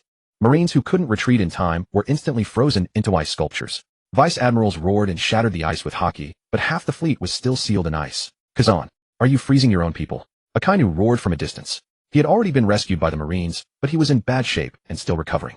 He had already been weakened. In order to protect the nearby Marines who had saved him, he forcibly unleashed a magma eruption, but part of its power was still cancelled out by the cold. Aokiji was still considerate enough. He only used his ultimate move after the Marines had pulled Akainu to safety, otherwise many Marines would have died. Aokiji ignored Akainu and fixed his eyes on Whitebeard, afraid that the strongest man in the world would interfere. Whitebeard, don't interfere. There's no need for you to interfere. Duan Yu, tell me when you're ready before I attack you again, so you can't say I took advantage of you, he said to Duan Yu, who was still doing warm-ups. Duan Yu kept exercising while teasing him. Uncle, your ability is very practical for everyday life. What? If you joined our crew, we'd save a fortune on air conditioning and refrigerators. Humph. I can see the temptation in your eyes, Uncle. You're the same kind of man as me, pursuing the same justice. Hearing Duan Yu's talk of justice made Aokiji recall the past. In truth, he really did want to leave the Marines. In his youth, he had taken part in the Buster Call on O'Hara and witnessed the Marines annihilate the entire island of Scholars with cannon fire, even shelling a civilian refuge ship. At the time, Sakazuki Akainu, then a vice admiral, coldly carried out the orders while Aokiji, though shaken inside, failed to stop it. His heart was kind. He let a girl named Nico Robin go. The Marines' so-called justice is sometimes crueler than the pirates. This time, the impact of the Summit War became even more violent. Aokiji had witnessed much of the darkness at the top of the Marines. Akainu's extreme methods, sacrificing his own soldiers to annihilate pirates, and even scheming to sow discord among the Whitebeard pirates. Sengoku's compromise, acquiescing to the world government's cover-ups, including the atrocities of the Celestial Dragons. Duan Yu's accusation. When Duan Yu exposed the corruption inside the Marines, Aokiji remained silent, but his heart had already begun to question. Aokiji had always been a calm man, but when the world government once again acted beyond his moral limits, he could no longer hold back. If he didn't unleash his ultimate move, if he didn't vent it, he would explode, he would go mad. Whitebeard smiled slightly. He could read Aokiji's mood and attitude. Sengoku, the fleet admiral, was truly angry. Garp never doing his duty was bad enough. Kizaru was also just going through the motions, and Aokiji was even more emotional in everything he did. Enough. Sengoku finally lost his patience. His golden giant Buddha form erupted, and the shockwave shattered huge patches of ice.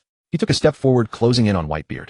Newgate, you forced my hand. Whitebeard swept his Naginata, and the power of the Tremor fruit collided with Sengoku's shockwave. Boom. The entirety of Marineford trembled violently, and a rift was torn through the clouds in the sky. The Marines cried in terror. The fleet admiral has personally entered the battle. The pirates were in an uproar. Pops, take him down.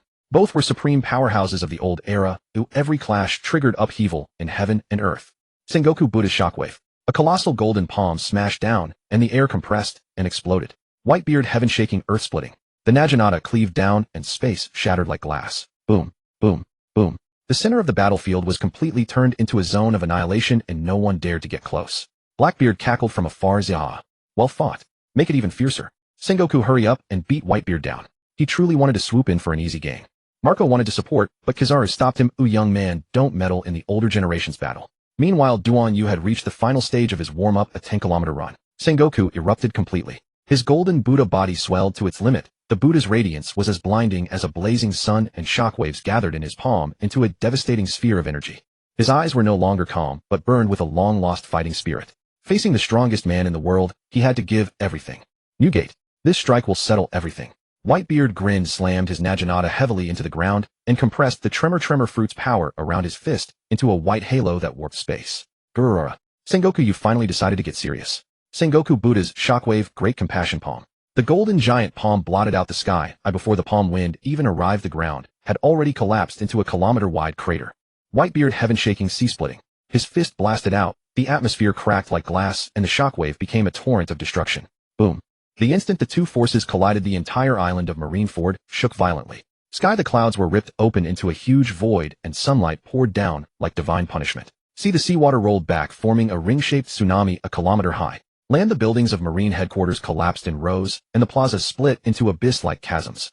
Even Kizaru and Marco, fighting in the distance, were sent flying by the shockwave.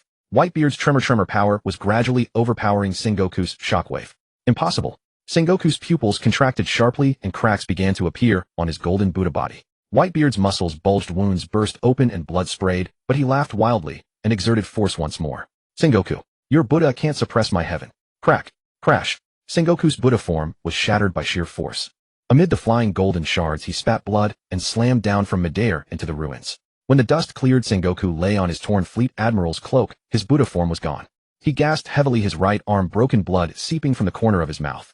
Whitebeard walked closer, step by step, dragging his Naginata, its tip striking sparks against the ground. It's over, Sengoku.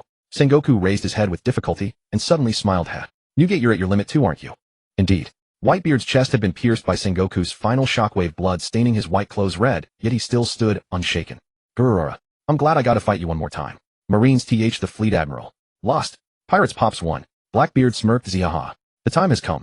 Akainu climbed out of the ruins, his body somewhat recovered. Turning into seething magma, he melted the ice. All Marines. Protect the fleet admiral. But Whitebeard only coldly swept his gaze across the battlefield and planted his naginata. Marines, who else wants to stand in my way? No one dared to move. Duan Yu had completed the full sequence, his blood surging rapidly through his veins. In this piercingly cold weather, he could once again unleash the serious mode. Whitebeard stood imposingly before him, though blood steadily oozed from the corners of his mouth and seeped from his wounds, a testament to how far he had pushed himself in his clash with Sengoku. Old Whitebeard, thank you. You should return. Duan Yu said quietly. His footsteps were steady, emanating an overwhelming aura of killing intent. Though Duan Yu's emotions had grown faint, they were by no means extinct. He still understood the weight of gratitude. Could he truly stand before Whitebeard, the world's strongest man, and shield him? Sengoku had already dispelled his golden Buddha form, his mouth stained with blood and his eyes clouded. Dozens of Marines hurried to support him. Boy, are you prepared? No excuses remain. He slowly raised his hand, ice crystals swirling and condensing in his palm. Should you lose, you will return with me to Impel Down. Duan Yu offered no reply. In a flash, he surged forward. His speed was nearly imperceptible, leaving only a lingering afterimage as the ground fractured beneath his stride. By the next instant, he stood before Akiji. Sea Prism Stone, serious punch. His right fist, encased in Sea Prism Stone chains, shot forward with devastating speed. Friction bred searing heat, and a dark crimson aura erupted like a volcanic blast as his punch hammered straight for Akiji's face. Akiji's pupils contracted sharply. Full intangibility was beyond reach, he could only achieve partial form. Crash! His head shattered under the impact. Ice shards rained everywhere. Yet his Logia power flared, and the frozen mist instantly coalesced. Akiji reappeared several meters away, though a thin trail of blood escaped the corner of his lips. Sea Prism Stone. He glanced down. Cunning maneuver. Akiji withheld nothing, sweeping his arms wide as a glacial tempest engulfed the battlefield. Ice Age, eternal permafrost. In a single breath, the entire seascape became a frozen abyss, the air itself solidifying into razor-sharp ice crystals. Duan Yu's feet were instantly locked in ice, the frost coiling around his legs like constricting serpents. Yet Duan Yu had already ignited his serious mode. This much cold cannot freeze me. Boom. He shattered the encasing ice, surging forward with earth-shaking steps, his fists carving through the air like a roaring dragon. Serious punch. This strike carried the full weight of his wrath, his obsessions, and his unwavering resolve. Akiji grit his teeth, summoning an ice saber to block with every ounce of his strength. Shatter. The blade disintegrated. The kinetic force drove straight through Akiji's torso. Gulp. Akiji expelled a gust of blood as his form shattered into icy vapor once more, yet the Sea Prism Stone's suppression severely hampered his regeneration. The resulting shockwave reduced the already ravaged Marine headquarters to rubble. He knelt upon one knee, his crystalline frame perpetually fracturing and painstakingly mending. Duan Yu loomed over him, the Sea Prism Stone embedded in his gauntlets catching a glacial gleam. Kazan, you have been defeated. Akiji lifted his gaze, and to everyone's surprise smiled. Heh, it appears I cannot afford to treat you to Impel Down's cuisine. A Marine cried out, Admiral Kazan. Defeated. The headquarters is ruined. Wah. Garp's temples pulsed with throbbing veins. Kizaru narrowed his eyes. Oh, quite frightful, isn't it? Faraway Whitebeard observed the scene and burst into a hearty laugh. Gurura. Lad, splendid work. Ugh. More blood spilled from his lips. He sheathed his fists and spoke coldly, begone. I have no interest in continuing this fight. Akiji's eyes widened in disbelief. Your navy's so-called justice will one day be utterly crushed. Duan Yu pressed on. What do you mean by that? Akiji fell silent for a moment, then slowly rose to his feet and asked. You are a good man. I heard a tale within Impel Down. The Buster Call. Kazan, you secretly released the son of a devil. Akiji stared at Duan Yu in sheer dread, unable to fathom that his private deed had been uncovered. Are you attempting to blackmail me? No. I admire your capabilities. Should you ever, like myself, grow weary of the Navy, you are welcome to join my ranks. Akiji's expression suddenly twisted with unease, his brows knitting together as though he sensed a disturbance. Duan Yu too suddenly caught wind of a sinister killing intent. Moi. Whoosh. A silhouette slithered silently from the wreckage, none other than Shilio. A grimace curled his lips as his famed blade Tempest caught the glacial light. Targeting Duan Yu's heart, he drove the strike downward with lethal intent. Perish, boy. Yet, Duan Yu's senses were already at their zenith. In that fleeting instant, he twisted his body aside, coiled his right arm, and instinctively drove a punishing blow skyward. Serious punch, calculated strike. Smack. The blow landed with unerring precision, striking Shilio squarely in the groin. A woo. Shilio's visage contorted in an instant, shifting from a malicious smirk to a mask of bulging eyes, a gaping maw, and a violet ashen hue. His frame locked rigid in midair, paralyzed as though struck by lightning before. Zoom. Crash. The sheer force of the blow sent him careening through the air, arcing gracefully like a kicked ball, before crashing. Thud. and smashed headfirst into the ruins in the distance. My testicles. Shattered. Shilio collapsed into a fetal position, hands clamped desperately over his groin, tears and mucus streaming freely. What remained of the dreaded death god of Impel Down? Akiji's lip twitched. Just looking at it hurts. Blackbeard instinctively shielded his crotch in shock. Shilio failed. Is he ruined? Duan Yu shook his knuckles, his expression laced with disdain. TCH. My fist is filthy. Shilio writhed, attempting to rise, but the slightest movement triggered a sharp crack from his trousers. Undoubtedly the final splintering of his protective shells. Another agonized shriek escaped him before he blacked out entirely, his final words slurred. Never. Ambushing again. Shilio's treacherous scheme had utterly collapsed. He had sought to strike from the shadows only to have his testicles pulverized by a single blow, becoming the laughingstock of the entire pirate world. A dual strike of physical and psychological devastation. Henceforth Shilio's moniker would likely shift from Rain Shilio to Shattered Ball Shilio. An ambush, you say? Heh. With that strike you may well find yourself incapable of siring offspring. Blackbeard's physician Doc Q immediately sprinted toward the fallen man. Gazing down at Shilio sprawled upon the ground, Doc Q let out a heavy sigh. Captain, it is not merely his testicles that are shattered. His internal organs are likely ruptured as well. Even with treatment, the medicinal cost would be utterly wasteful. Blackbeard, having just deflected a blow from Ace, frowned deeply. His initial fury quickly dissolved into uproarious laughter. Rubbish. They call you the warden, yet you cannot handle a single bald man. Forget it. Leave him. Doc Q delivered a casual kick to Shilio's side before departing. Upon witnessing Shilio's defeat and apparent demise, the surrounding Marines tensed. They immediately converged, hauling the broken figure aloft. Take him back to Impel Down. Duan Yu, I will grant you one final opportunity. Will you join my crew? Blackbeard posed the question once more. Duan Yu did not respond to Blackbeard's words. He walked over to Whitebeard, who was striking a pose like a living guangong. Old man, your pose is cool indeed. Unfortunately, if you do not leave, your sons will truly perish here. Whitebeard laughed heartily. Boy, you are quite amusing. I understand, thank you. Whitebeard knew the Marines still held trump cards and had likely summoned reinforcements from other bases. They had to flee now or risk being completely encircled with no way out. As long as Garp refrained from intervening, they could leave Marineford unharmed. However, in his current condition, there was no possibility of killing Blackbeard here, nor could he defeat all the enemies. If they could escape and preserve the core strength of the Whitebeard pirates, they would retain the means to exact revenge upon Blackbeard, that traitor, in the future. Fine, I'll follow your plan. He raised his weapon and began retreating alongside Duan Yu. Huan Yuan had already expended all his efforts. Mission accomplished, he withdrew swiftly. They are far too terrifying. I must protect the fleet admiral first. He immediately flashed to Stan's side, who was injured. Marco, now deprived of an opponent. Although wounded, Whitebeard remained more than a match for ordinary fighters, and with Duan Yu protecting him nearby, he felt secure. He returned to the battlefield against Blackbeard. Marco transformed into a blue phoenix and dove straight at Blackbeard, but Base Hicks laughed maniacally, blocking the path. The champion Base Hicks stands here. Do not dare disturb the captain. Meanwhile, Blackbeard was thoroughly enjoying his battle with Ace. Get lost. Marco unleashed a phoenix claw strike. Hicks crossed his arms to block, but was sent flying dozens of meters, crashing through rock. Hicks rose, wiping blood. TCH, the phoenix is indeed troublesome. Diamond Jozu showed no hesitation. His body hardened like a war chariot as he charged forward. Van Aqua calmly raised his rifle, wrapping hockey around the bullets before firing at Jozu's eyes. Clang. Jozu closed his eyelids, and the bullets ricocheted off his diamond skin. Van Aqua frowned. TCH, even your eyelids are diamond. Bisuda charged toward Doc Q. Flower Sword Bisuda's dual blades danced like butterflies. Doc Q, coughing, hurled a Maro Nomi fruit. Cough. Taste this. Bisuda cleaved the fruit in two. Boom. In the smoke, Doc Q vanished with a sinister grin. Bisuda stayed alert. That bastard. Where did he hide? The smoke had not yet cleared, and the earth continued to tremble. Titch. Our score remains unfinished. Blackbeard wiped blood from his lips and grinned broadly, darkness churning in his palm. Teehee. Ace, you really haven't learned your lesson. Ace struck first, fire fist blazing flame. A pillar of white-hot fire roared forth like a great dragon, instantly engulfing Blackbeard.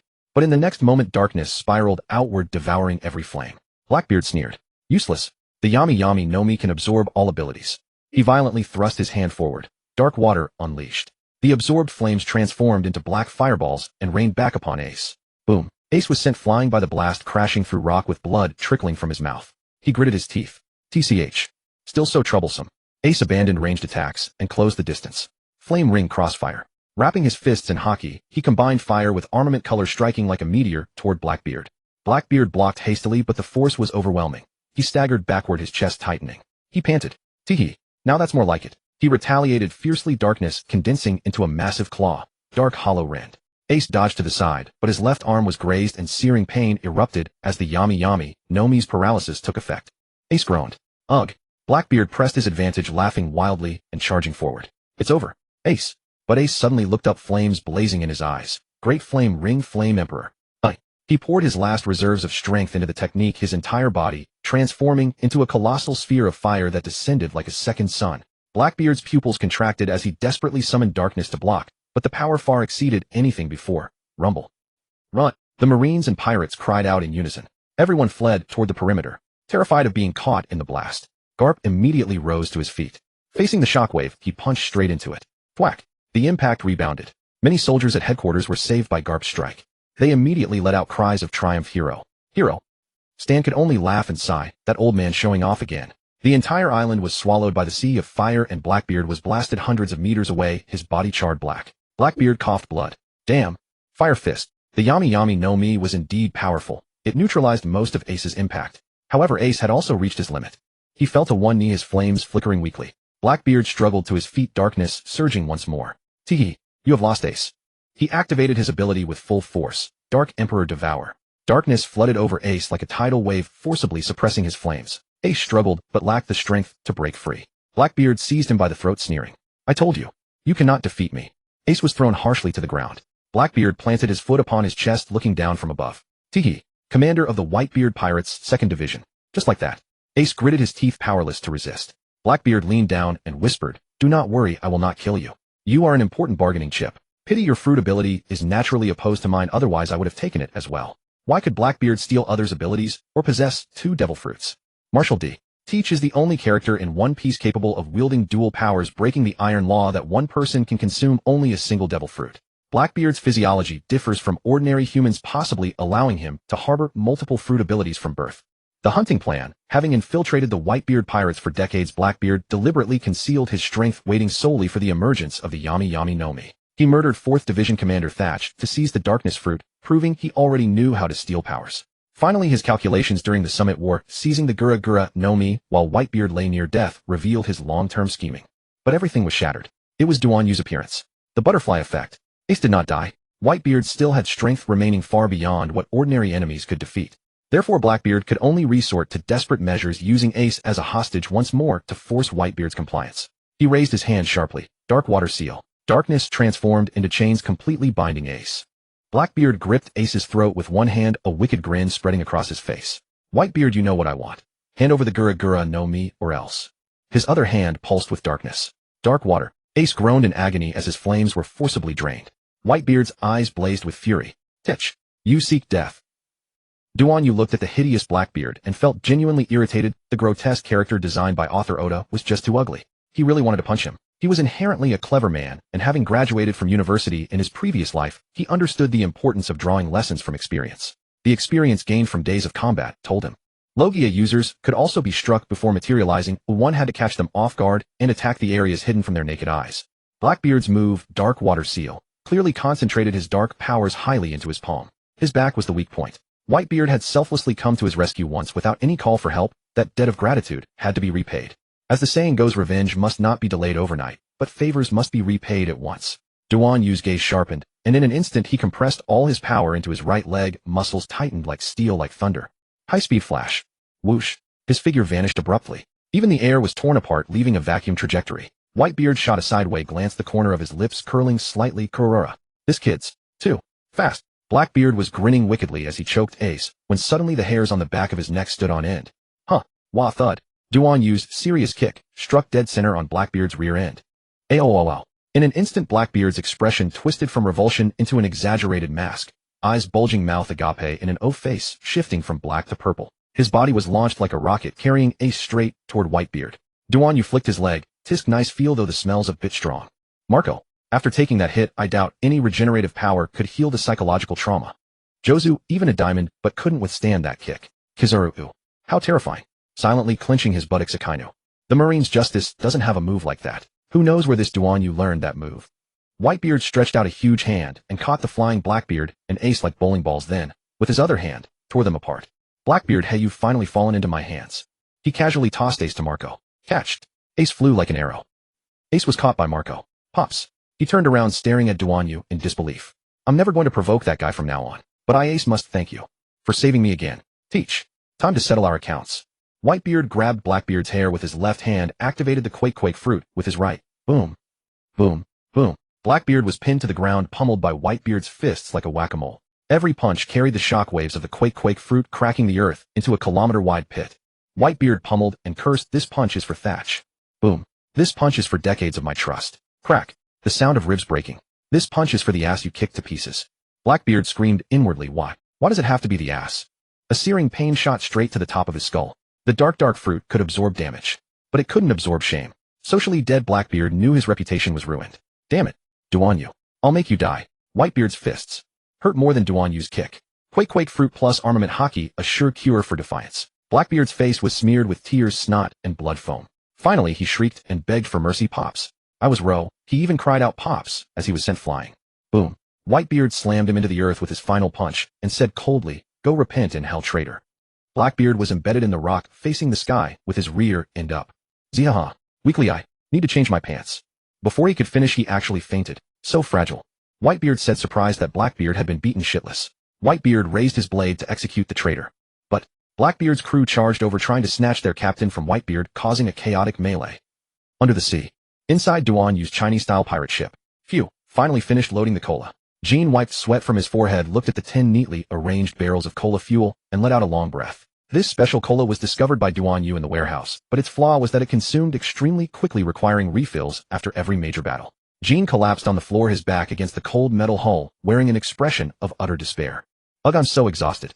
I really need to find a mechanic partner in the future," he wailed, raising his oil-stained hand. "Look, my gamer hands are now rougher than an old master at a repair shop." Since boarding Duanyu's ship, he had been forced to unlock the all-around handyman skill. Compared to Xiaofeng, Mr. Jean was almost like a resentful wife. "Yohia, as long as I'm with you all, everything I do is joyful." Xiaofeng spun on his toes in the cramped cabin, performing an impromptu ballet. His dance steps were as light as a seagull, making it impossible to tell that he had just been hauling dozens of pounds of mechanical parts. Repairing is also dance. Engine oil is the stage's makeup. He hummed a self-composed ditty, waving his wrench to the rhythm. Clank clank. "This is our symphony." Jean looked at him helplessly. "Hey, you've screwed that screw in crooked again." "No worries. The Okama philosophy is, even a crooked screw has its own beauty." Xiaofeng blinked. Jean clutched his forehead. "All right, this is no time for jokes. Prepare to sail. After we pick up Captain Duan, you are getting out of here immediately. The Marines are not to be underestimated." Xiaofeng smiled. "Got it."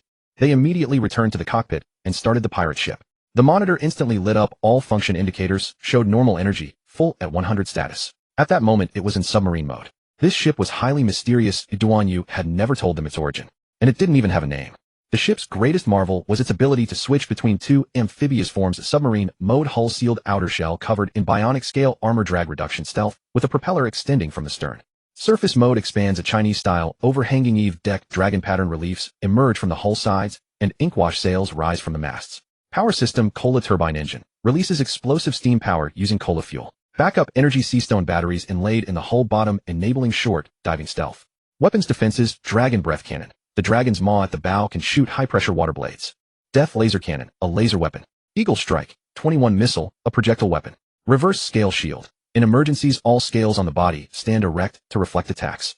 Exterior design, hull black-red paint job. In submarine mode, it resembles a lurking dark iron dragon with searchlights as the dragon's eyes. Stern, the propeller disguised as a dragon, tail glowing faintly blue as it turns. When diving, mechanical claws extend from the bottom to snatch sunken treasure.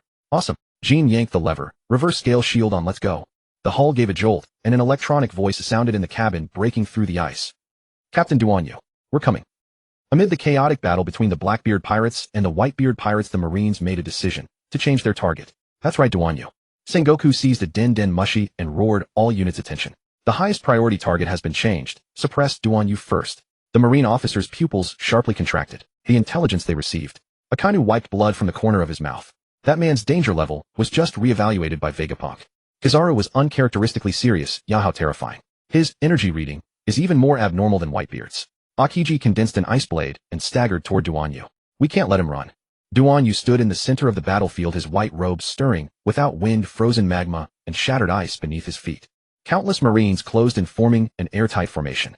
Marco's blue flames flickered. "Duanyu, can you handle this yourself?" Duanyu looked calmly at these shameless Marines. Whitebeard bellowed, "Sengoku, what are you doing? Are so many of you ganging up on one kid?" As Commander-in-Chief, Sengoku, however, sat close to Garp this time, with no intention of acting personally. He did not respond to Whitebeard's question. Duanyu raised his eyes, and a trace of dark gold flashed within the Marines. "What are you afraid of?" No one answered. But Duanyu had already guessed the outcome. Pacifista full barrage. 50 PX units locked on simultaneously and laser beams poured down like a torrential storm. Duan Yu pressed down lightly with one hand, and all the lasers were reflected in midair. Consecutive normal punches. Boom, boom. The pacifistas were blasted into scrap. Akainu's molten giant fist great eruption. Akiji at the moment of freezing partisan. Kizaru's Amano Murakumo, sword Yasakani no Magatama. Boom. The atmosphere cracked open, and the intertwined attack of ice and fire was forcibly torn apart. A sneak attack. 3 blows struck Duan Yu, but his strength had improved through real combat, and his ability to resist grew stronger and stronger. Techniques like yours simply can't hurt me. Though Akainu was wounded, it wasn't fatal Kikik. You can't kill us either. Suddenly, the communicator in Duan Yu's ear sounded. Captain, we're ready. We can leave right away. Duan Yu alright. Duan Yu said to the 3 admirals with a smile. Big brother is leaving now. Even if I can't kill you yet, Akainu. But the day I find 10 companions will be the day you die. Akainu raged. Duan Yu, do you think you still have a chance to leave? Akiji followed Duan Yu. If you obediently return with us to Impel Down, we'll spare your life. Can you stop me? Akainu no longer wanted to waste words with him and struck directly. Magma surging from both arms, Akainu roared Houndblaze. His left fist turned into a scorching lava claw shooting straight at Duan Yu's heart. Duan Yu's white robe billowed. Dark gold ripples formed spatial folds in front of him, warping the trajectory of the lava attack. The giant magma claw grazed past his shoulder and melted a 100-meter deep pit into the ice behind him. Magma detonation. Akainu seized the chance to detonate the magma beneath the ground, and the earth under Duan Yu's feet suddenly exploded. Akiji struck at the same time. Ice Age partisan. Countless ice spears thrust out from the cracks, sealing off Duan Yu's escape. Duan Yu smirked coldly and pressed down with both hands in the air. Akainu's magma was compressed into a 2-dimensional plane like a sheet of paper. Flattened. Just then a figure blocked the space between Duan Yu and Akainu. Shanks blocked the Houndblaze with Griffin and warned, if anyone still hasn't had enough will be your opponent. Akainu, severely wounded, and sensing the oppressive pressure of Shanks' Conqueror's haki, was forced to stop. Sengoku Akainu. That's enough. Red Hair urged peace. This ends here. Shanks' Griffin split the battlefield and his Conqueror's haki knocked out the Marines around them. Ben Beckman aimed his gun at Kizaru. Move again, and my haki bullet will blow through your head. Kizaru raised both hands. Yasop and the other officers. Clearing the field, an intimidation sniper suppression. Yasop destroyed the Marine gun emplacements from long range, cutting off their pursuit routes. Lucky Ru Limejus and the others locked down the battlefield in an iron wall formation, shattering the Marines' morale. Shanks said in a low voice to Duan Yu, your power does not belong to this era. It seemed he had arrived long ago and had already observed his battle. Duan Yu was stunned when he saw this man. Red Hair. The man who had once wounded him, the man whose pirate crew had slaughtered all his subordinates. Now he was blocking Akainu's attack for him. Red Hair. What do you mean by this? I've never seen your power. I can say that you are not part of this world's power system. Indeed, Duan Yu's power system was that of One Punch Man. Though you have become powerful, it's still not enough. Shanks' gaze fixed on Garp in the distance. Garp, don't you remember me? Duan Yu asked. Bald kid, do I know you? Duan Yu was speechless. Indeed, 3 years ago his strength had been that of a rookie, unable to withstand even one of their blows. Duan Yu pulled up his clothes, revealing a long scar across his abdominal muscles. Shanks knew at the sight of the scar that it was his own handiwork, but he truly couldn't remember who this bald man was. Sorry, I really can't remember who you are. 3 years ago you wounded me. You don't remember, but I will never forget. Shanks smiled slightly. Kid, the pirate world is survival of the fittest. I've defeated countless people. If you want revenge, you may come anytime. But I didn't come here to fight this time. I came to be a peacemaker. Duan Yu. He too was not one to be reasoned with. That battle had been fought for different masters, purely a personal grudge. This was the second time he had witnessed Red Hair's haki, and he still had the feeling that he couldn't beat him. Fine, Red Hair. I'll let you off this time. When we meet again, I will definitely duel you, to life or death. Shanks readily agreed.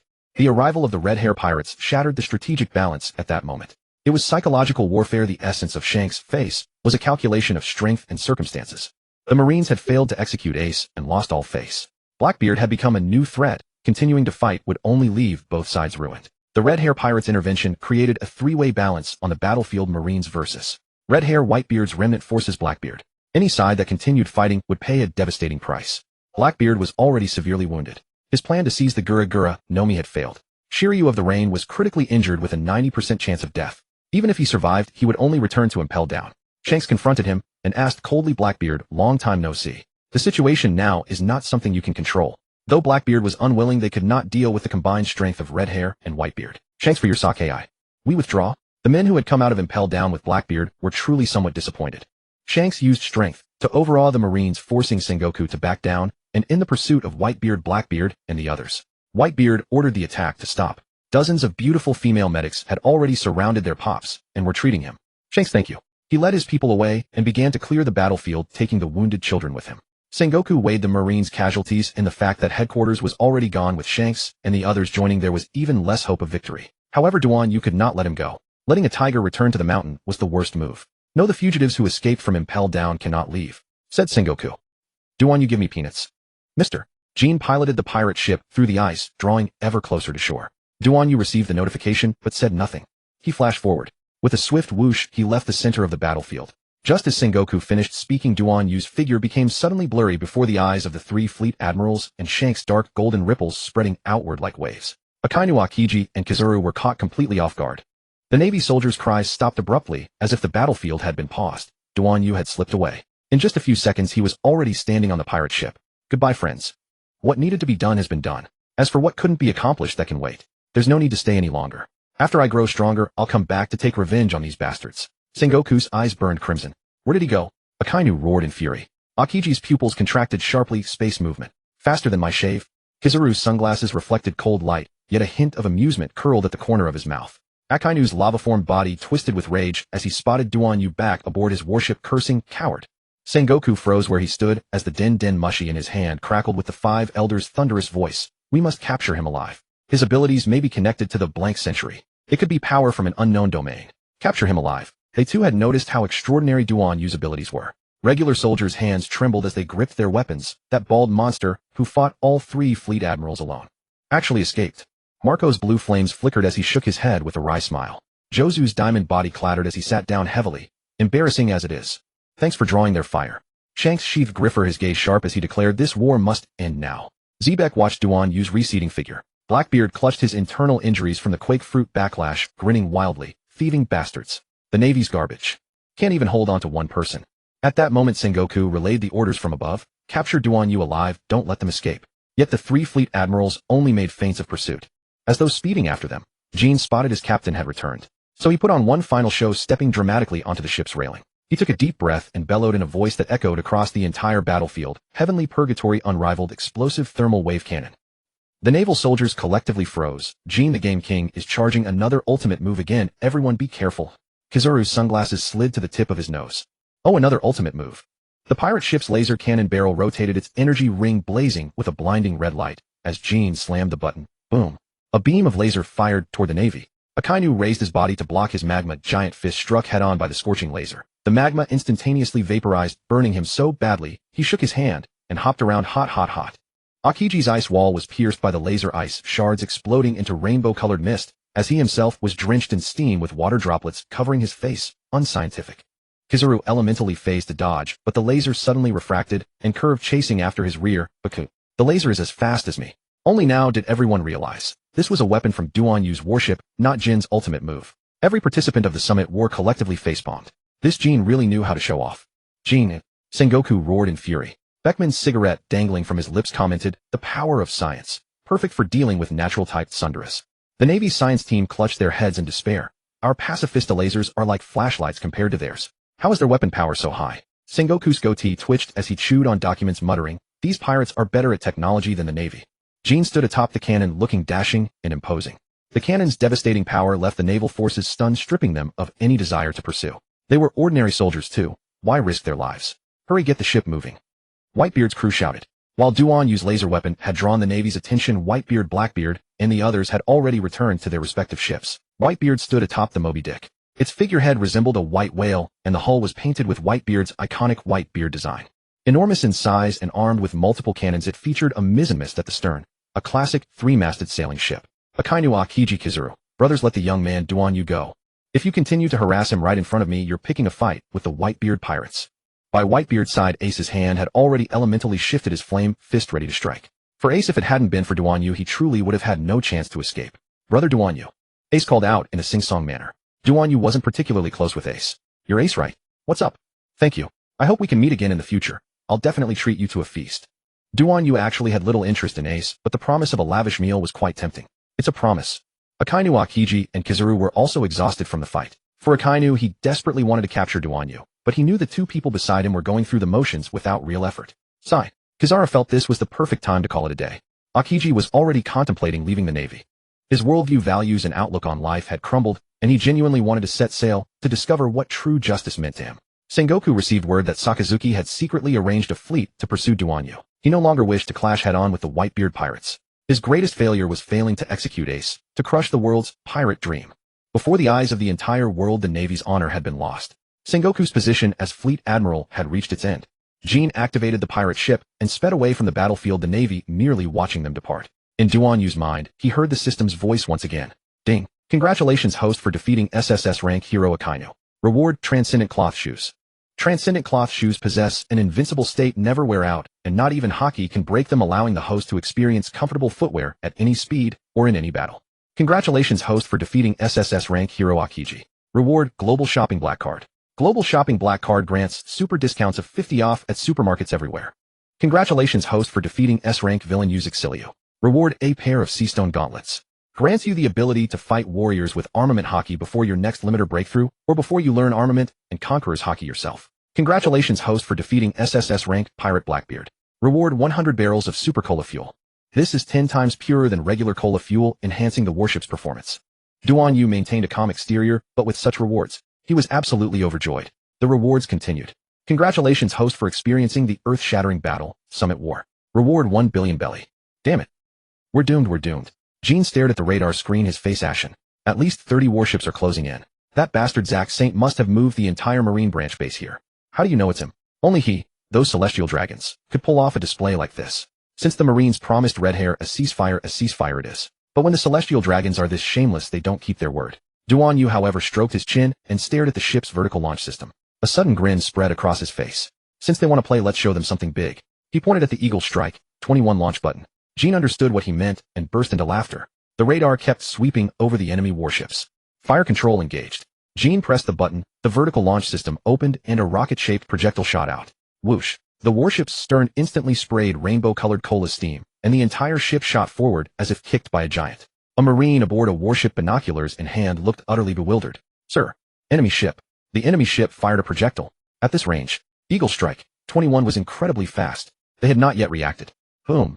A Marine warship was pierced through. Countless Marines were sent flying. Hell yeah, Jean shouted. So he kept pressing the button. Just then, however, Duanyu heard the system notification: Eagle Strike 21 missiles are an era-defying weapon. 99 rounds in reserve.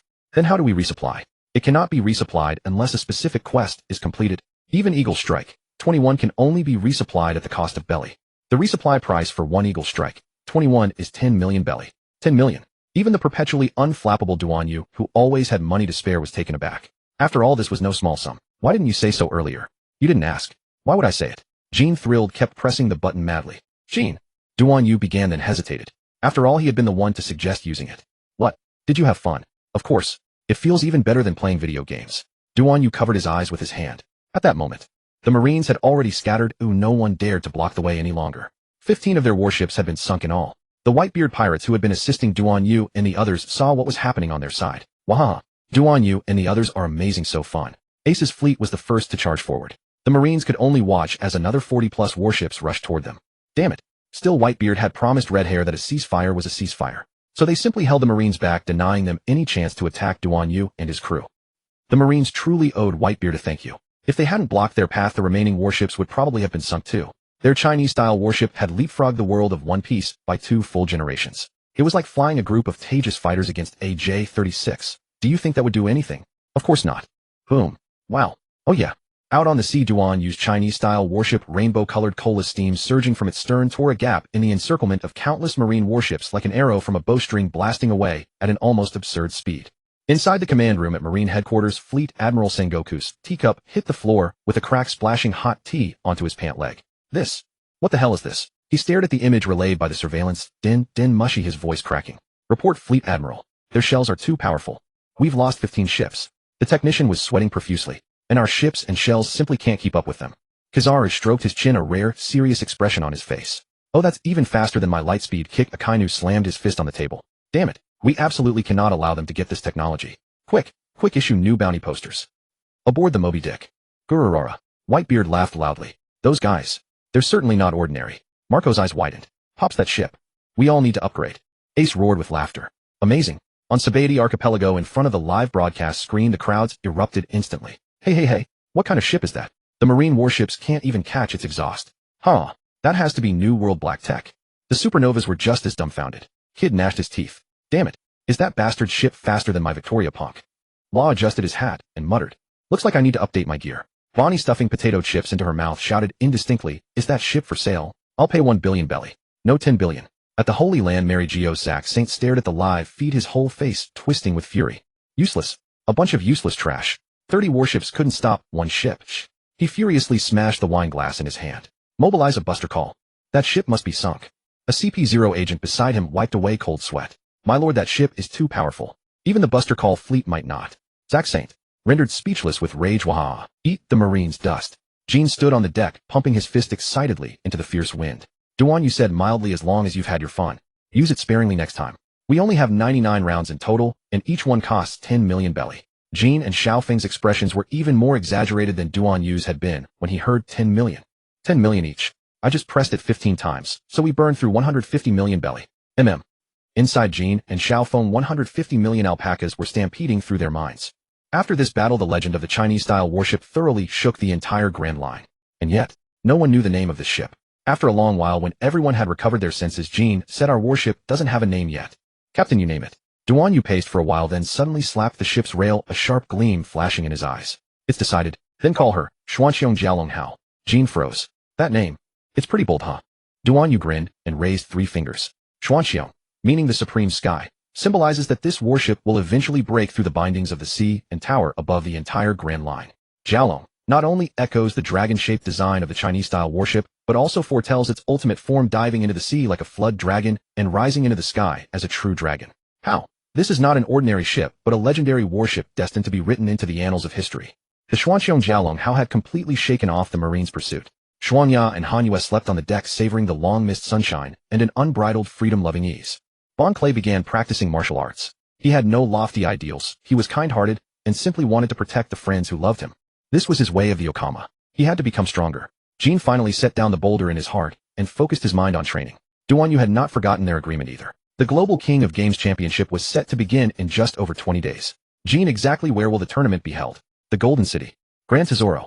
Duan Yu also remembered such a place. Gran Tesoro was a giant golden ship, 10,000 meters long, an independent nation. It was the world's largest entertainment city, and its owner was Guild Tesoro, the Golden Emperor. But where is it docked now? Jean said the World Economy newspaper. They often run ads there. At that moment, a news coup flew over. A rolled-up newspaper dropped down from the sky, a pillow sent right when you wanted to sleep. Jean snatched the newspaper falling from the sky, and upon unfolding it, the latest edition of the World Economic News was revealed. The front page headline blared in bold print, Marineford shaken by earth-shattering turmoil. The Navy's prestige collapses. A frenzy of new bounties in a new era. Below were dynamic photos and skyrocketing bounty figures for the Straw Hat crew, Ace, Duan Eugene, and even Bon Clay. Duan Yu cared little for such vain things as bounties, yet he could not resist his innate gossip-loving nature. His gaze secretly stole a glance over. Bon Clay also ran over. Bounty poster details the most wicked list at the Storm Center 1. Monkey D. Luffy from Supernova to Enemy of the World. Bounty for 0 berries. Charges declared war on Eni's lobby mastermind behind the Impel Down prison break and directly charged the execution platform at Marineford. Additional note, one of the D. Clan, extremely dangerous. 2. Port Gas D. Ace bounty 55000 berries. 3. Duan Yu from Navy Rising Star to the most notorious fugitive. Bounty soared from 50 to 80 berries. Charges mastermind of the Impel Down breakout brutally assaulted an admiral at Marineford. Additional note, extremely dangerous. 4. Jean bounty 160 berries. 5. Bon Clay bounty 3 berries. A man who once struck Sengoku. 15. Frost Fong bounty 50 berries. Seems it's being kept as a mount. Bon Clay excitedly leaned in, pointing at his own wanted poster and cheering 3 berries. I'm finally a big shot too now. He twirled around joyfully, striking extravagant poses. From now on, call me the 330 million berry Okama King. Jean looked at his own bounty of 6 berries, and the corners of his mouth involuntarily curled upward.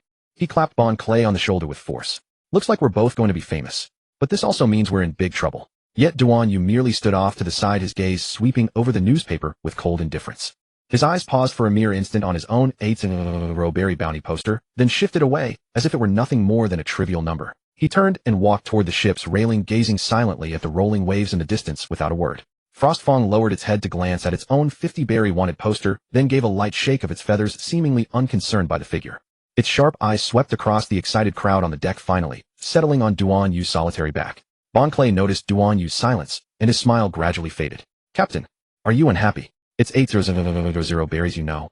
Duan Yu did not turn around, merely saying in a detached tone, it's just a number. His voice was calm, without a ripple of emotion. True worth is not measured by a bounty. The laughter on the deck abruptly ceased. Jean thoughtfully folded the newspaper. Why so serious all of a sudden? Bon Clay muttered softly. No, don't worry about me. It's just a side effect of my abilities. Please go ahead and enjoy yourselves. Your joy will help me break free from this predicament. Duan Yu could only sigh helplessly. Jean set down the newspaper. Captain, does your strength come from your bald head, or from the emotions you have lost? This struck at Duan Yu's deepest wound. I sacrificed my hair and emotions in exchange for the return of my full power. Duan Yu joked, in explanation. After all, he truly had no idea why the system had been designed this way.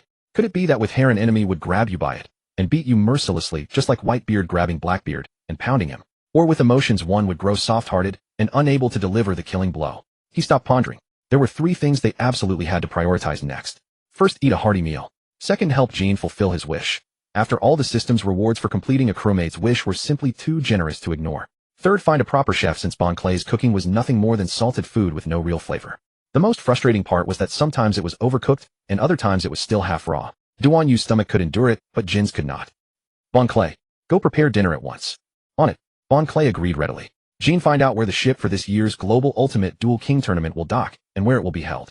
Jean nodded and immediately flipped through the newspaper, searching the advertisement section. They regularly placed ads on the bulletin board to announce their whereabouts to visitors. He went through page after page, finally finding the gambling category. The World Economic News Gambling section's front page ad read the Golden City Grand Tesoro Global Gala Preview. Headline, The Golden Emperor's Ultimate Extravaganza. The 10th Global Ultimate Duel King Tournament arrives at Victoria Harbor. July 15th, Fragrant Harbor Island Limited 72-hour opening. Docking date July 15th Monday to July 18th Thursday. Coordinates Fragrant Harbor Island, Victoria Harbor. Special notice, the Golden City will debut its nocturnal golden light show, with the colossal ship and the Victoria Harbor nightscape illuminating one another. Main event, the 10th Global Ultimate Duel King Tournament. Prize pool, Berry's champion takes home plus a custom gold duel disc. Judging panel, the Golden Emperor Tesoro personally attends the finals with specially invited members of the Game Guild, overseeing fairness. Entry notice. Tickets, general admission 5 berries, a VIP admission berries, exclusive viewing box, Golden City commemorative card deck. Safety terms, weapons prohibited, devil fruit, users must register in advance. Dining, special limited menu by Chef Zeph of the Sea Restaurant Bar Thai. Entertainment, live concert by the Golden Diva Karina. The entry fee, is that expensive? Jean exclaimed in surprise. As a tournament contestant, Jean could enter for free, but for Duan Yu and Bon Clay it might as well have been an astronomical sum. Duan Yu remained as expressionless as ever. Expensive, isn't it? I've got 100 berries. Jean had assumed Duan Yu was a penniless pauper from his tattered clothes. How was he to know the man was a hidden tycoon? Duan Yu patted him on the shoulder. Money was no object, what he worried about was trouble from St. Zach. Jean nodded. It's not far to Fragrant Harbor Island's Victoria Harbor either. We've got plenty of time. We should arrive around the start of July, Jean said. Guild Tesoro is far too clever. Every July 13th, Fragrant Harbor Island's Victoria Harbor hosts the Global Culinary God Tournament. A huge number of tourists flock to watch it. That way the Global Ultimate Duel King Tournament is guaranteed to draw an even bigger crowd. As if Duan Yu didn't know already. He was from Fragrant Harbor Island. Set sail. They advanced toward their next destination. Jean was absolutely thrilled.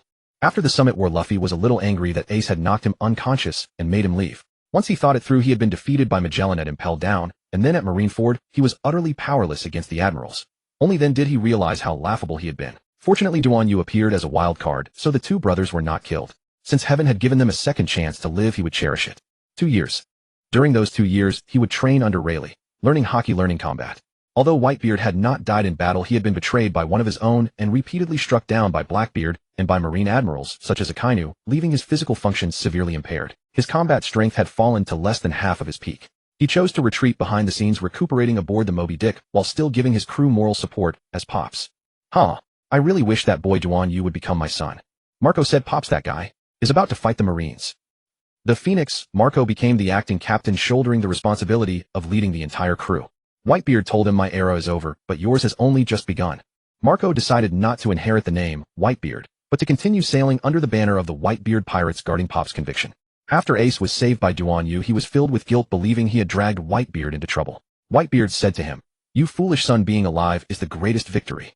Ace decided no longer to act on impulse. Instead, he helped Marco stabilize the crew and voluntarily took on the responsibility of protecting Whitebeard's territory. Killing Blackbeard is the most important thing I have to do in this life. Although Blackbeard's rear end had been split open by Duan Yu's kick, he recovered very well with the help of the dark fruit. He took advantage of Whitebeard's severe injuries and began to encroach upon his sphere of influence. Marco Ace Jozu and others led counterattacks, but because of the Blackbeard pirates' formidable devil fruit abilities, the battle remained deadlocked. Marco tightened the defensive line, abandoned some islands that were hard to defend, and concentrated his forces on protecting the core territories. Kid's alliance failed in its challenge to Kaido. Kid was imprisoned. Hawkins defected to Kaido, and Apu disappeared. Law's covert scheme, he was hostile to Doflamingo, aiming directly at the will of D. As for the Marines, Sengoku, having lost faith, retired from the position of Fleet Admiral.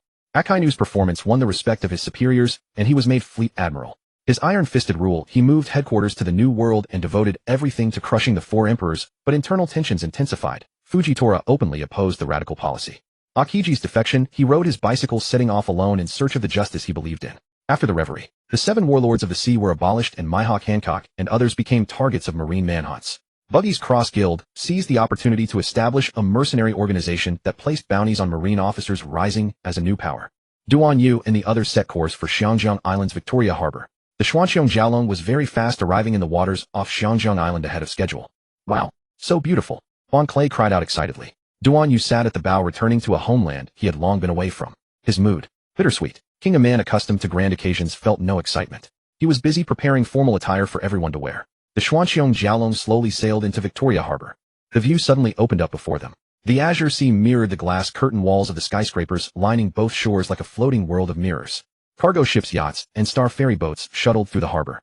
Duan Yu was now relatively wealthy, so he chose a luxurious anchorage. The fee was rather steep. The security there was formidable, and most importantly, the place was neutral. It also offered auxiliary services such as housekeeping, personal shopping, and so on. King drew up a list of supplies needed by the Xuanqiong Jiaolong and handed it to a personal shopper to replenish.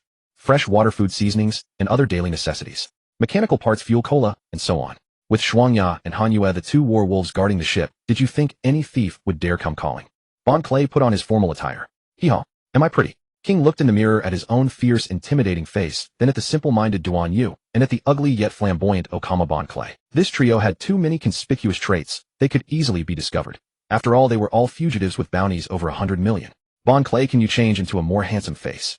Lu Hua. Bon Clay touched his face and instantly turned into an incredibly handsome man. Besides, his figure had always been first-rate. The most handsome star in Xiangjiang Island. Won't you attract every bee and butterfly? Hee-haw. Bon Clay happily performed a ballet. Duan Yu noticed that among the items the personal shopper had bought were several wigs. He casually picked up a black wig and put it on. Oh, even more handsome than 3 years ago. Isn't this my original look? No, this is my real face. Duan Yu had no choice but to reluctantly take off the black wig and pick up the yellow wig nearby. He put it on most unwillingly. Sigh? So I've become Bang's yellow-haired disciple. King sighed. They were all so handsome. King, on the other hand, looked at himself. It was truly troubling to be so imposing. He casually grabbed a flat-brimmed cap and a pair of large sunglasses and put them on. In this way, the 3 of them transformed into figures that even they themselves might not recognize. Let's go. We're going to find our comrades. Xiangjiang Island's Victoria Harbor was a historic city famed for its cuisine. And it was home to a world-famous place, the Huaxia Culinary Academy. It gathered many of the world's renowned chefs and extremely talented apprentices. Duan Yu, Bon Clay, and King walked out of the pier in their new looks, believing their disguises were flawless, unaware that beauty itself was the original sin. Bon Clay, wearing a face startlingly similar to a top celebrity's, had just stepped onto the Victoria Harbor waterfront promenade when he triggered a chain of incidents. The anti squad went wild. A crowd of antis holding selfie sticks instantly surrounded him, screaming, "OMG, is that Lu Hua? Please sign an autograph for me." They even wanted Lu Hua to sign his name on their bodies. Phone cameras were shoved right in his face. It was too much enthusiasm. Bon Clay instinctively flashed an idol-style smile, which only made the antis more excited. Even his dimples are exactly the same. Quick, take a photo together. He was already surrounded and could hardly escape. Duan Yu and King were covered in black lines. This is too much. These were harmless, frail antis and young girls with no ill intent, so it wasn't right to use force. Duan Yu and King could only act as Bon Clay's temporary bodyguards, pushing their way outward. Thanks so much, sorry about that. Only then did Bon Clay take a dance step and leap into a back alley.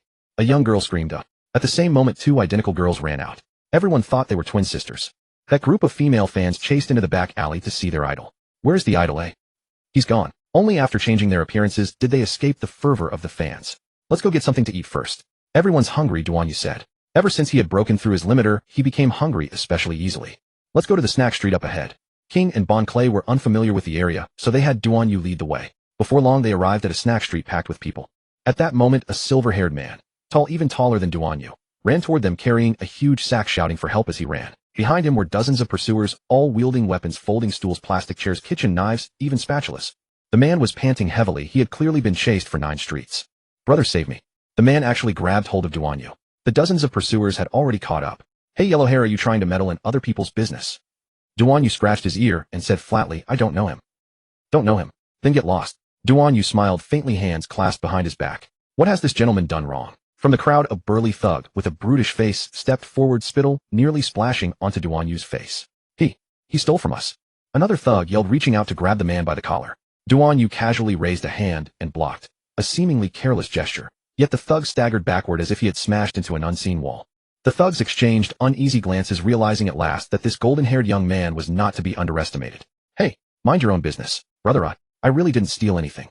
The man on the ground struggled to sit up, his voice weak but resolute. They're framing me. Steven may be down on my luck, but I'd never do anything so sneaky. These were originally mine.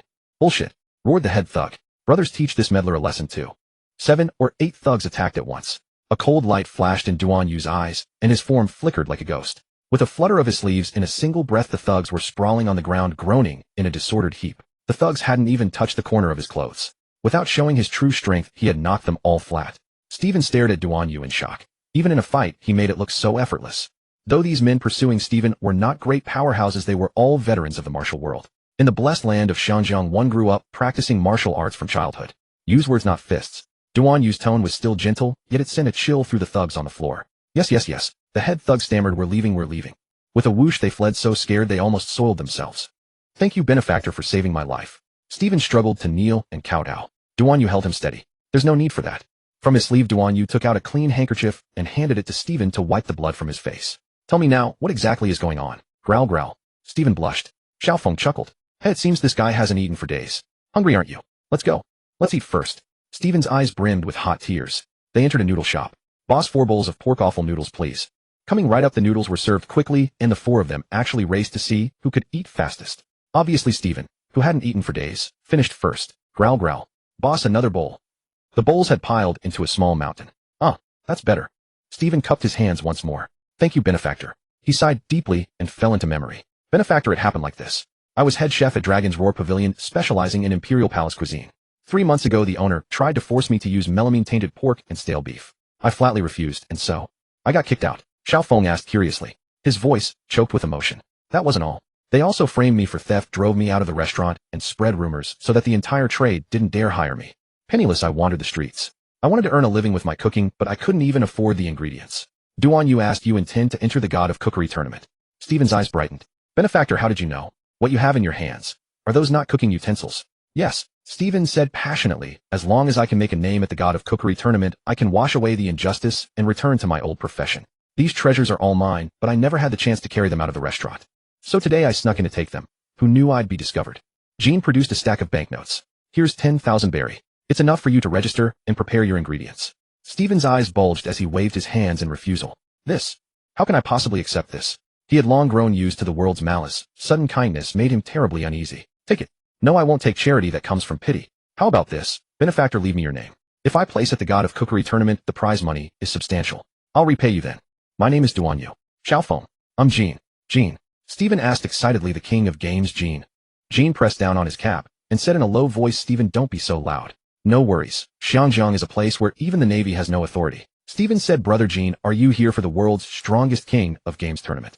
Plenty of people believed you wouldn't come. Who would have thought you'd be this much of a man? You even broke out of prison to join the competition. Cough. Steven's awkward chatter was halted by Jin's meaningful cough. In truth, Steven truly didn't want to take their money for nothing. Kind benefactors, if there is anything I can help you with, just say it. I'll feel more at ease. Jean remembered that his purpose in coming to Xianjiang was exactly to find a chef. Since it was no secret, he said directly, we're looking for a companion. A chef. A chef. Am I suitable? The 3 of them frowned. They shook their heads with one accord. First, none of them had ever eaten this Steven's cooking. Second, going by his performance, just now this man's skills and strength seemed rather ordinary.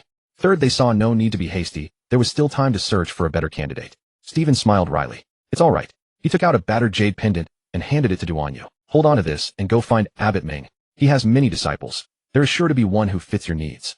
Duanyu accepted the worn pendant. You're talking about the headmaster and abbot of the Culinary Academy. That's right. If you show him this pendant, he will definitely help you. Duanyu casually put the pendant into his pocket. Thanks for the pendant. Don't mention it. Also, don't forget to come watch my match at the God of Cookery tournament. Once I win the championship, I'll treat you all to a big meal. Stephen had actually wanted to say that he would return Duan Yu the money once he won, but that felt too vulgar. Alrighty, Duan Yu said. Stephen needed to prepare his competition materials, so he said goodbye. Meanwhile, Duan Yu and the other two headed toward the Culinary Academy, searching for the right chef as a companion. The Culinary Academy stood perched at the foot of Taiping Mountain in Xiangjiang, rising in layered tiers along the slope. The main buildings imitated the style of the Shaolin Temple. 12 crimson pillars carved with coiling dragons supported the three-bay mountain gate, and above the threshold hung a black plaque with golden lettering that read Culinary Arts of Cathay. Majestic. Jean could not help exclaiming in admiration. A little novice monk seeing 3 fat fish approaching hurried over with a beaming smile. Benefactors, have you come to learn culinary arts or to cultivate martial arts? Jean smiled faintly, yet his appearance remained so intimidating that the young monk took 2 steps back. Duan Yu smiled wryly. Jean really did carry an overbearing air. He stepped in front of Jean, shielding the young monk from that terrifying face, and said, "Little monk, we are looking for someone who understands cultivation techniques and is a gifted cook. We want such a companion." Seeing the man who had spoken, simple, dazed, and utterly devoid of menace, the young monk relaxed a little. There is no such person. Duan Yu judged that this young monk could not make decisions. The reliable move was to go straight to the one in charge. "Little monk, then please introduce us to Abbot Mingy." "The abbot does not see just anyone," the young monk said with a frown. Unruffled, Duan Yu took out the jade pendant Sir Typhon had given him and handed it to the young monk. The young monk recognized the jade pendant at first glance. It was the token of an inner disciple. He reverently turned it over. 2 characters were carved on the back: Typhon. Senior brother Sir Typhon's jade pendant. The young monk was startled and immediately scrutinized the group. "Mr. Sir Typhon gave it to me. He said that as soon as I showed this jade pendant I would receive the help of your abbot." The young monk dared not delay. One moment. He ran back inside for a while. After a short while, the young monk ran out again. "Please." It seemed the jade pendant had worked. 10,000 berries plus a few bowls of noodles to meet the renowned Abbot Mingy. Worth it. Abbot Mingy was the pillar of Xiangjiang Island. With him present, Xiangjiang Island would never descend into chaos. No pirate dared come here to stir up trouble, and even the world government would not act recklessly in this place. Duan Yu and his companions followed the young monk into the Culinary Arts Academy. Passing through the academy's modeled vermilion gate, they stepped onto a long corridor paved with blue stone. The corridor pillars were carved with coiled dragons and taoya, and flakes of dried flowers still lingered between the dragon's scales and claws. What dignity! Behold! On the left hung a plaque reading Culinary Dojo. Hundreds of apprentices were drenched in sweat as they trained. Some used cleavers to carve tofu into statues of guanyin, each face so lifelike that the eyes seemed alive, a sesame seed pinched between the fingers as a precious pearl. Others swung iron woks and tossed flames. Fire shot 3 feet into the air and congealed into the 3 seal script characters: color, aroma, taste. There was even a brawny man who held up a stone mill with one arm to grind soy milk, while with the other, he wielded an embroidery needle to stitch the figure of young Master Ultraman onto a sheet of tofu skin. On the right hung a plaque reading Martial Hall. Cooking smoke and fist winds rose together as countless warriors trained their martial arts with unremitting effort. Passing through the 2 halls, the young monk pressed his palms together and smiled. "The abbot is sparring with an old acquaintance. Please wait in the tea room." Duan Yu was curious to see what Abbot Mingy's battles looked like. "May we go and observe the abbot's duel?" The young monk smiled and said, "Yes, you may. Through the tea room is the martial performance hall." He then hurried off to prepare tea. Duan Yu also wanted a piece of the action to see just how mighty the legendary super expert truly was. The 3 hastened to the entrance of the martial performance hall. Before they had even entered, they heard the metallic clash of 2 people locked in fierce combat. Boom. Crack. The first thing they saw was 2 colossal figures battling. Jean recognized him at first sight. Fleet Admiral Sengoku. Duan Yu recognized him too, and thought, he can't be so miraculous as to have followed us all the way here, can he? Xiao Feng too felt uneasy. Jean whispered, "Captain, should we leave right now?" Duan Yu shook his head. "Don't you remember that we've already disguised ourselves?" Jean, being too nervous, had almost forgotten. "Right? Running would only make us look guilty." "Yes. Let's watch their battle closely and learn from it. In the future we may well have to fight this Sengoku." Moreover, the martial performance hall was packed with people. It turned out that seating was available, though everyone had heard that the renowned former Fleet Admiral Sengoku had come to challenge Abbot Mingy. Sengoku pressed his palms together, and golden light surged violently. Buddha's impact shockwave palm. A golden shockwave blasted outward, splitting the ground with awe-inspiring force. Abbot Mingy, utterly unhurried, raised one hand. Great dream, golden body, the Buddha lies flat. He simply laid down, letting the shockwave fly over his head and obliterate the distant rockery. Sengoku's mouth twitched. "Is that a serious technique?" Abbot Mingy sat up and said gravely, "Lying flat is also cultivation." Enraged, Sengoku manifested 1,000 Buddha hands behind him. True, several thousand hands. Countless golden palms descended like a torrential rainstorm. Abbot Mingy pressed his palms together, closed his eyes, and chanted. Dream, phantom, bubble, shadow, sleeping, Arhut, roll. He began rolling crazily across the ground. Every Buddha hand struck only empty air, and the training ground was instead pounded into the surface of the moon. Sengoku's forehead beaded with sweat. Abbot Mingi rose, dusted himself off, and tumbled, all in one fluid motion. Sengoku took a deep breath, his entire body blazing with golden radiance. Great Buddha form, Buddha's wrath. He thrust both palms forward, hurling a golden sphere of energy at Abbot Mingi. Seeing this, Abbot Mingi abruptly sat down cross-legged and pressed his palms together. Nank Dream. Boom. The sphere struck as the smoke dispersed. It was absorbed. Sengoku stood dumbfounded. A draw. Abbot Mingi murmured dreamily. Victory and defeat are both illusions. Is it over already? The audience had not yet seen enough. Still, they knew that seeing Abbot Mingi make a move at all was already worth the price of admission. The onlookers began discussing animatedly. Hey, did you see that? Fleet Admiral Sengoku's shockwave palm was actually dodged by lying flat, as expected of Abbot Mingi. Another spectator said excitedly, slapping his companion's shoulder. What kind of divine technique is the sleeping Arhut roll? Too powerful. There were also some Marine Sengoku had brought along, all of them devoted supporters of Sengoku. As expected of Fleet Admiral Sengoku, he even holds back with such style. A vice admiral stroked his chin and analyzed gravely that shockwave palm clearly used only 30% of its strength. Bullshit. The rear admiral beside him retorted at once. It was obviously that monk being too uncanny. Look at his Nank Dream. He actually absorbed the energy sphere like a pillow. At the edge of the training ground, a few female soldiers from the medical unit were chatting excitedly.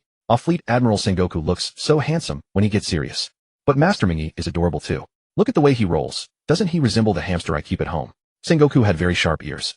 Sengoku had noticed the female soldiers' behavior. He gave them a withering glare. The female soldiers were so startled that their faces instantly turned red. Haha, Sengoku, my friend, relax. Let's go have tea. I have guests here. Come meet them too. Hearing the abbot's mollifying words, Sengoku immediately changed his expression. Very well, abbot. I've been craving your Longjing tea. The two promptly walked toward the tea room. They saw 3 people standing at the entrance. The 3 immediately clasped their hands in salute. Your juniors pay respects to the abbot and to Fleet Admiral Sengoku. Abbot Mingi smiled.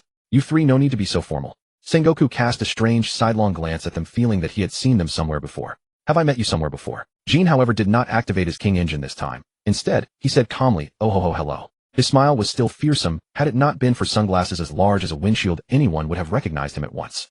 We are all nobodies. How could we have met you? We have, however, often seen your majestic image in the newspapers. Sengoku could discern nothing amiss. Jean went on. My name is King. This is our Captain Chiyu. Xiao Feng, dressed as a woman, clasped his hands and said Feng Bao Bao. Quick-witted, he had taken the lead in making up a name for himself since Jean was using an alias. Far better than letting Jean invent some bizarre one. Duan Yu's Xuanxiong Jialong was clearly faster than the Navy ships, so why did Zhangguo arrive at this place earlier? It turned out that to avoid the Navy's interception, Duan Yu's route was not a straight line. So it took some extra time. Meanwhile, Zhangguo's warship took the dedicated waterway following the ocean currents to arrive faster. Duan Yu was also recalling memories. Since childhood, Abbot Mingi had been his idol. Abbot Mingi was a user of the animal type human fruit mythical Zoan, Southern Dream Great Buddha form. Looking at it now, his fruit ability shared the same origin as Zhangguo's. His awakened Buddha, corresponding to Zhangguo's living Buddha, represents the Buddhist concept of dreams and reincarnation. Legend has it that the Southern Dream Great Buddha attained enlightenment through a dream of the Southern branch, symbolizing dreams and illusions. His ultimate technique, dream entering Buddha light, releases pale golden Buddha radiance from his palms. Those illuminated fall into a brief forced hypnosis, losing their will to fight. A terrifying psychological combat technique. Dreamlike golden body allows him to transform into a semi-transparent golden giant Buddha with physical attacks only penetrating at 50% efficiency. Wait. These techniques from Buddhist and Taoist traditions were strangely unusual. A little monk arranged the tea seats, brought over a box of Longjing tea, and began serving them. The 5 of them sat in separated positions. Duan Yu would never have dreamed that one day he would share tea with Zhangguo. Abbot Mingi held Stephen's jade pendant and examined it closely, his thoughts drifting deep within, lost in contemplation. Duan Yu, not being polite, picked up his teacup and drank immediately. Truly excellent. This is top-grade Longjing. Duan Yu had drunk this tea in his past life. He never expected that coming to this one-piece, alternate world, he could still enjoy such fine Longjing. Abbot Mingi looked at the young man in surprise. Oh, Chiyu, you actually understand tea. Duan Yu set down his teacup and went straight to the point of their visit. Abbot Mingi smiled faintly, as if he had guessed their purpose from the beginning. However, we do have many students who excel in both civil and martial arts. But once they leave the academy, they are no longer under my jurisdiction. And the current students aren't qualified either. Jean retorted. Abbot, we saw many formidable figures on our way here. Formidable? Huh. The abbot chuckled. Abbot, what do you mean? Taking Stephen's jade pendant, he played with it. Honored guest, do you believe in fate? Fate. Those destined to meet will find each other no matter how far they travel around the earth. I think that is fate. Duan Yu casually spoke the description of fate he had heard in his past life. The abbot set down his teacup and excitedly slapped the tea table. Exactly. This is the connection between people. Honored guest, listen to my story first, and you will know what to do. Duan Yu felt the master was being inexplicable, but since the other was a master, he had to remain courteous. The abbot took a sip of tea and actually began telling a story. 20 years ago, in winter, a swaddled baby was left at the door of the Culinary Academy. Inside was only a male infant and a letter. The letter pleaded with kind-hearted people to raise the child. It also specified the child's name and birth date and time. The abbot, being compassionate, raised the baby as his own son. That year, the fortune-telling master, Nun Lingxiao, happened to be a guest at the Culinary Academy. Thus, the nun cast a divination. She calculated the child's fate. After he turned 17, he would need to temper his heart in the mortal world, and at 20 he would meet the one who could change his destiny. That person could help him alter his fate, and by following them, he could find his parents. Until 3 years ago on a certain day, the 18 bronze men formation at the Culinary Academy. A silver-haired man completed it in 18 seconds, successfully breaking the recorded history of 21 seconds. That 21 seconds was a record set by Abbot Mingy, maintained for decades. He was also the champion of that year's Academy cooking competition. His future was undoubtedly boundless. Yet in order to encounter his destined one, he resolutely left the academy where he grew up to wander the world. And that person was Stephen. Jean hesitated. Abbot, you say this Stephen is so formidable, but this morning he looked so wretched, unable to even defeat a few petty thugs who knew some martial arts.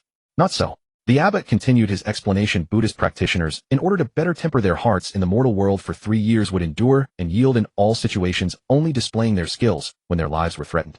As the saying goes, experiencing ordinary people's lives is the greatest heart-tempering practice. He had grown up protected within the academy, his heart too pure and naive. Under the ruthless society, he would certainly suffer. However, after the God of Cooks competition, his heart should have been forged. He also wants to set sail and search for clues to the parents he longs for. The abbot continued, Lord Shiyu, you are his destined ones, and his fate will change following yours.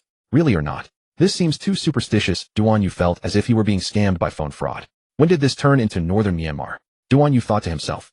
The abbot seemed to read his mind, then said, however, Nun Lingxiao also said that the man who changes Stephen's destiny must be one who can hold the pass against 10,000 attackers. And that man must shatter Stephen's record at the 18 bronze men formation. Correct. He must be stronger than Stephen. Moreover, that man must willingly accept Stephen, his strengths, and his flaws. Duan Yu muttered, auditioning for a husband. Zhang Guo, having listened to such a fascinating story, couldn't help but speak up. Young brother, seeing how slight you are, perhaps you should give up. After all, the 18 bronze men formation is not something anyone can pass.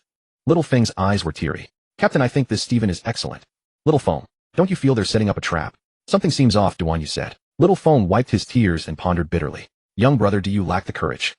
Actually, the moment the abbot received Stephen's jade pendant, he knew it was Stephen's wish for the abbot to test the strength of whoever held his pendant, to see if they were the one who could change his fate. Duan Yu said calmly, I want to try the 18 bronze men formation. Actually, abbot, I truly wish to spar with you. Everyone looked at each other in astonishment, especially Zhang Guo, who burst into hearty laughter. In Duan Yu's memory, this immortal elder from his hometown was an invincible existence. Now that he had grown even stronger, Duan Yu truly wanted to test his real abilities.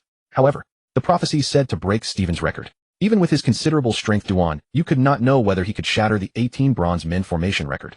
Abbot Mingy picked up his teacup and took another sip, saying calmly, if you break Stephen's 18-second record, only then will you qualify to spar with me.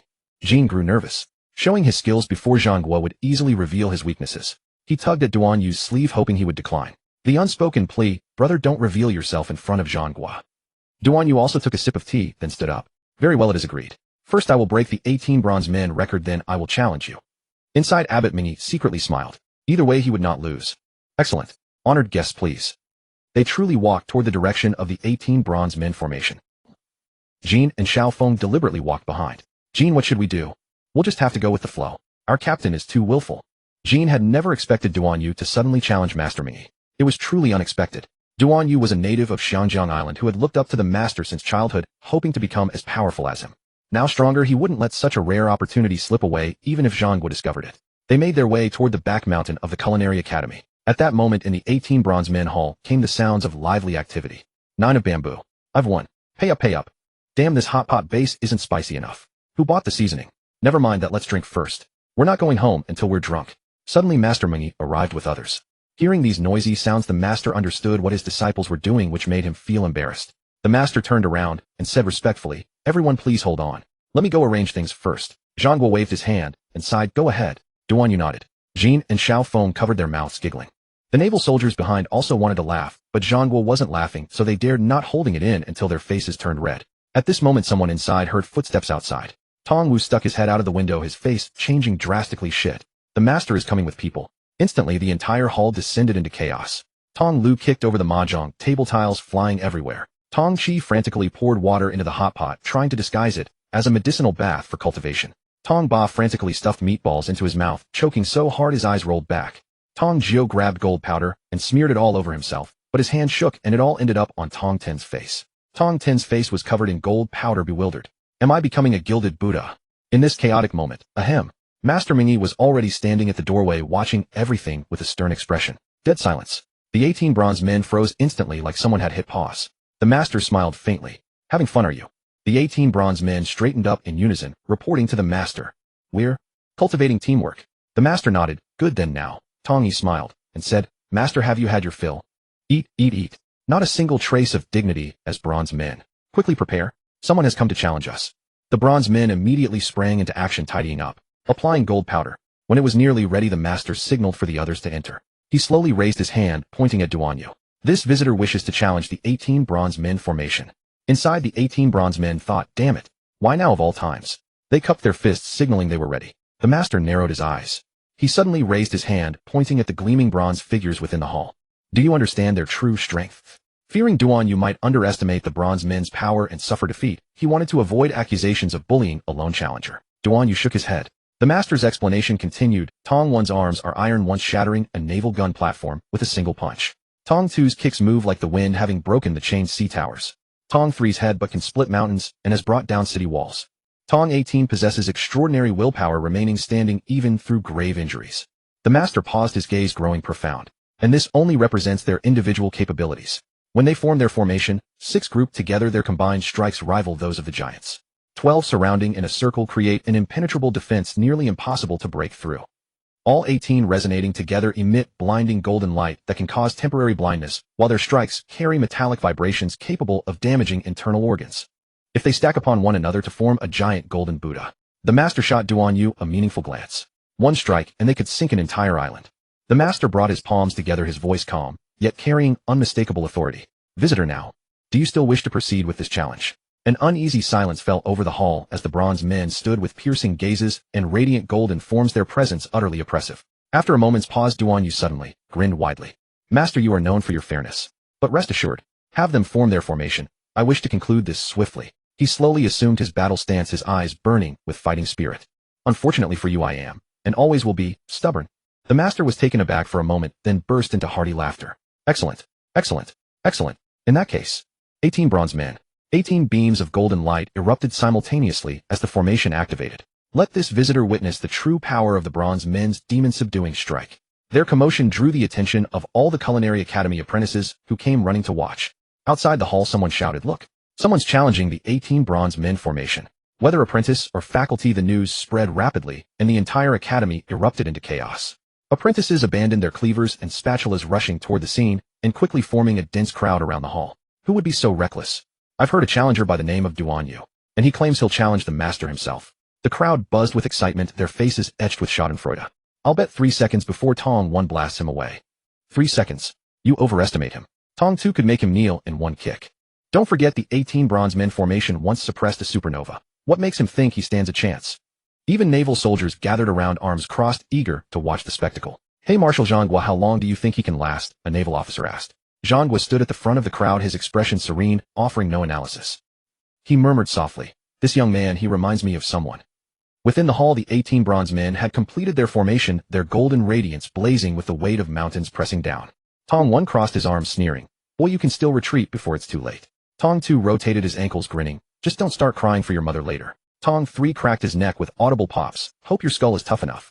Duan Yu stood alone at the center of the formation, yet his smile was carefree, driven by the thrill of testing himself against true strength. Save your breath. Let's begin. Boom. Tong 1 struck first, his Vajra demon-subduing fist aimed straight at Duan Yu's face. Bang!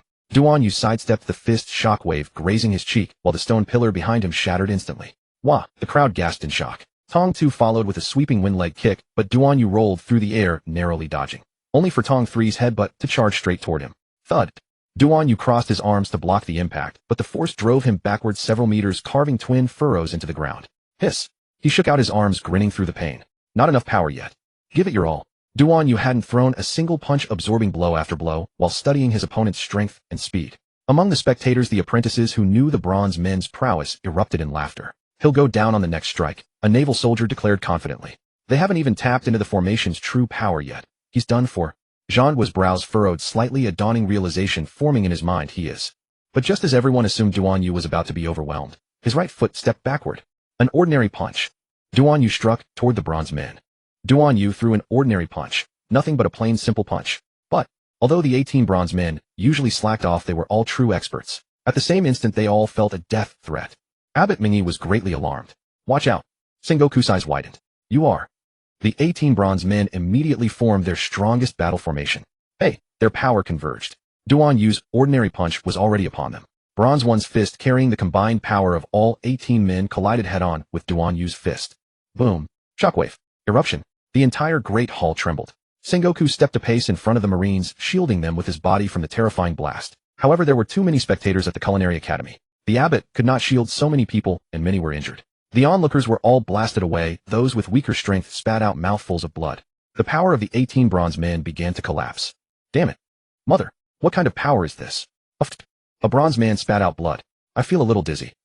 Disperse the formation. Bronze One immediately ordered. After all, they had spent years playing mahjong together. No years training their formation together, their minds as one. Scatter. The 18 bronze men spread out in all directions, shifting from opposing force with force to dissolving hard force with softness. Duan Yu's power turned from intangible to tangible, forming a fist-shaped shockwave. Boom. A fist-shaped hole was blasted through the great hall. Duan Yu stood there, his robes stirring without wind. A martial arts master through and through. The clash of the two forces blew the wig off Duan Yu's head, revealing his bald scalp. Sengoku's eyes sharpened. Duan Yu, it's you. The Marines were shocked too. Duan Yu. An 800 million bounty wanted criminal. Jean covered his eyes, not daring to look. Xiaofeng gasped, handsome. Duan Yu remained utterly unmoved. Done. Job finished. How many seconds? A bystander was so startled that his mouth fell open, and only after several seconds did he snap back to reality and press the stopwatch. 15 seconds. It wasn't that Duan Yu had let them attack him first, or rather it was that bystanders' days that had wasted so much time. Otherwise Duan Yu would certainly have finished within 5 seconds. The abbot raised an eyebrow. Too violent. This power. A martial arts prodigy seen once in a century. All 18 bronze men collapsed to the floor. Bronze One staggered to his feet, cupped his fists, and said, "Thank you, benefactor, for holding back." The other 17 bronze men helped one another up, cupped their fists, said nothing, and headed to the rear hall for treatment. The Marines had already surrounded Duan Yu at once. Jean and Xiaofeng clutched their foreheads. It seemed their identities had been exposed, leaving no chance to slip away. They were also surrounded by Marines now. What do we do? Xiaofeng asked. Jean said, what else can we do? Fight. Game. Xiaofeng, let's fight together. Xiaofeng nodded. Control art. At that moment a controller appeared in Jin's hand again, and Xiaofeng's body was taken over by Jin's control. A golden glow enveloped Xiaofeng as well, but his appearance remained that of a young girl. He leapt into ballet. Okama Kenpo. Oh my dear Marine gentlemen, come on. Xiaofeng stepped lightly in ballet steps, spinning with agility while his hands formed the opening stance of Okama Kenpo. Then let this little lady play with you. A girl this beautiful. Are you sure she's a wanted criminal? A Marine said. Hey, would we be lying? There with that bald-headed Duan Yu. The Marine lieutenant drew his sword and roared, seize them. Don't let these troublemakers escape. Xiaofeng winked. Okama Kenpo, memories of that summer. He suddenly spun into a roundhouse kick. Pink energy exploded and 3 Marines were instantly kicked flying. Marine A covered his face. This guy's attacks are disgusting. Marine B gritted his teeth. Don't be fooled by his looks. This is Okama Kenpo, watch out. The corner of Jin's mouth lifted and he lightly curled his finger.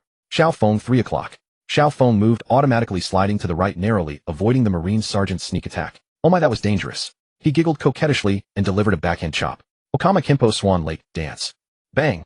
The Marine sergeant was struck on the back of the neck by the chop and collapsed on the spot. The Marine commander roared, form up. Use the 6 powers against him. Shaved. 3 elite Marines vanished in an instant, then appeared around Xiaofeng the next second. Finger pistol. 3 fierce finger shockwaves shot straight at Xiaofeng's vitals. Unfazed, Xiaofeng said, Okama Kenpo masquerade. His body twisted eerily, and in the nick of time, he dodged every single strike. What a... The Marines were astounded. Indeed, under the control of Jean, the king of games, Xiaofeng was incredibly nimble. Jean sneered and moved his fingers again. Xiaofeng, time to end this. Xiaofeng's eyes sharpened, and suddenly he struck an outrageously exaggerated pose.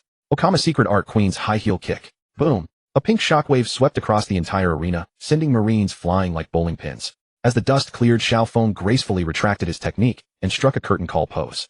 Oh my, I really am sorry. Jean stepped out from the shadows and nodded in satisfaction. Well done. In the distance the Marines lay scattered on the ground, groaning endlessly. The Marine lieutenant struggled to his feet. Damn it. We actually lost. Hearing that, Xiaofeng suddenly leaned close and whispered softly in his ear. Dear Marine, you'd better remember this. Xiao Feng removed his disguise. He did not care for Feng Baobao's face, he preferred his original appearance. The love of an Okama can be quite heavy. Thud. A hand chop finished the job, and the Marine lieutenant fell completely unconscious. Sengoku said, Duan Yu, I never imagined you'd dare to appear before me again. Duan Yu said blandly, oh why not? Haven't we been drinking tea together? Besides, I'm confident I can take you on in a fight. After the Paramount War, every Marine knew the destructive power of this bald-headed man. This was an ancient temple with 1,000 years of history. If they were to fight this bald man here, the place would be blown to bits. In that case, Abbot Mingyi would certainly not let them off. A Marine had gone to Abbot Mingyi's side and recounted Duan Yu and the others' earlier behavior. Who would have thought? After hearing the Marine's report, Abbot Mingyi did not get angry at all. Instead, he clapped his hands and laughed loudly. Good. Excellent. Everyone in the hall was stunned. Even the 18 bronze men exchanged bewildered looks. This was completely different from the furious scene they had expected. Your Reverence, the Marine said urgently. But they are. Those who dare to fight and charge ahead are true men, said the abbot. He also kept up with current events and read the newspaper every day, especially the news section. From the newspapers, the abbot had roughly learned about these 3 young men. All I see in them is pure righteousness. There is none of the vicious aura of men like Blackbeard. Mr. Jean is also one of the biggest favorites in this global King of Games tournament. I think Mr.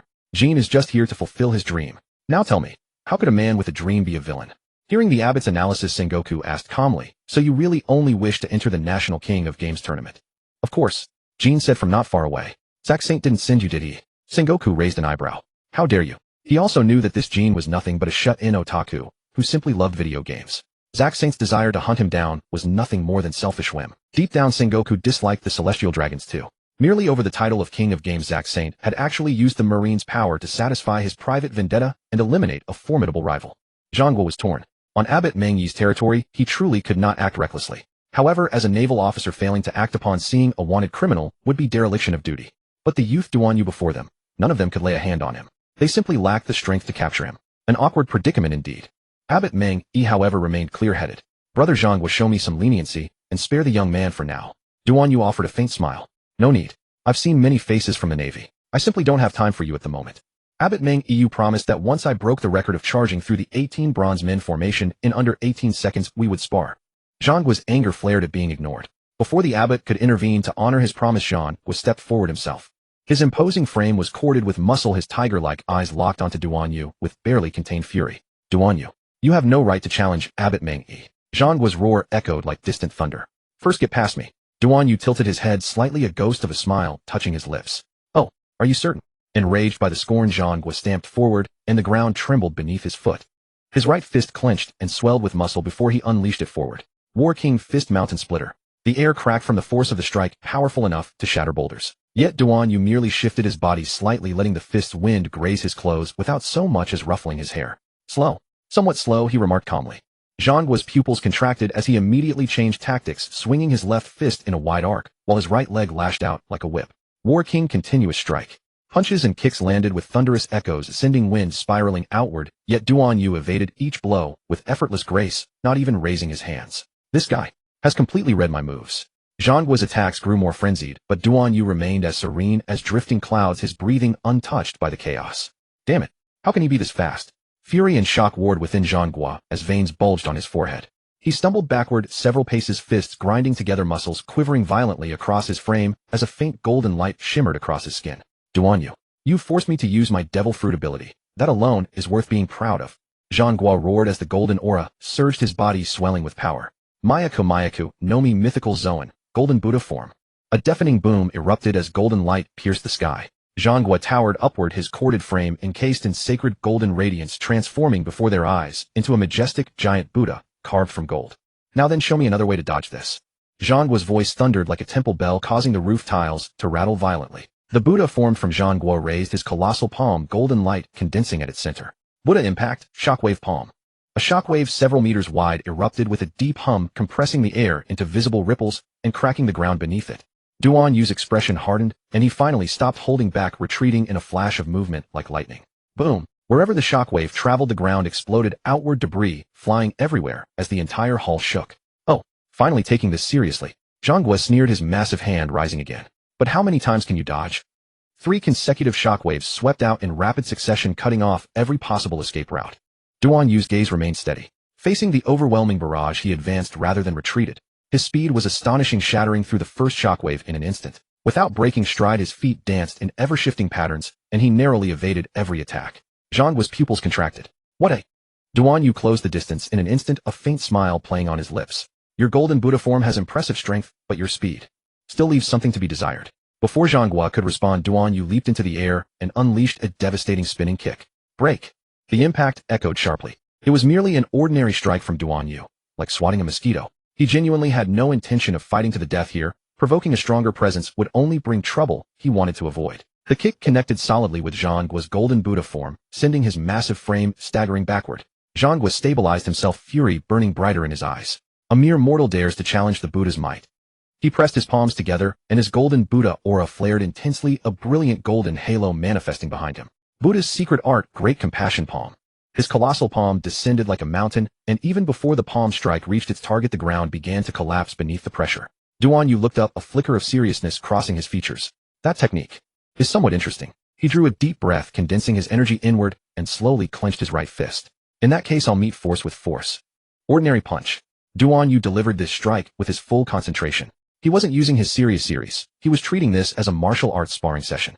The impact sent a deafening roar echoing through the hall. The resulting shockwave shattered every window in the building, forcing the 18 bronze men spectators to retreat in unison. As the dust settled, Duan Yu remained unmoved at his position, but the golden Buddha, transformed from Zhang, had been driven back several steps by the sheer force of the punch. Zhang stared in disbelief at his own hand. A faint crack had appeared on the golden Buddha's surface. Impossible. My golden Buddha form actually being. Duan Yu casually shook his wrist and remarked lightly. While devil fruit abilities are powerful, over-relying on them actually constrains one's martial arts potential. Zhang fell silent for a long moment as the golden light gradually faded, returning him to his human form. He took a deep breath and acknowledged with a heavy voice, Duan Yu. I have lost. Silence fell across the entire venue. Abbot Meng clapped his hands and laughed heartily. Spectacular. Truly spectacular. Zhang, do you understand now? True strength lies not in form, but in spirit. I accept your teaching. Though unwilling, Zhang could not deny that Duan Yu had grown even stronger after the summit war. Duan Yu smiled faintly and turned toward Abbot Meng. Now it is our turn. A gleam flashed in the abbot's eyes. Excellent. I will spar with you properly. However, I believe we should change locations. Only fear that. Ha ha ha. Very well. Abbot Meng led everyone out of the 18 bronze men hall toward the martial arts arena. There a high-tech protective formation stood guard. Even if the demon-slaying order outside unleashed countless artillery strikes, the formation would remain unharmed. Zhang was supported by naval personnel, also went to watch the match, hoping to seize an advantage if Duan Yu were injured.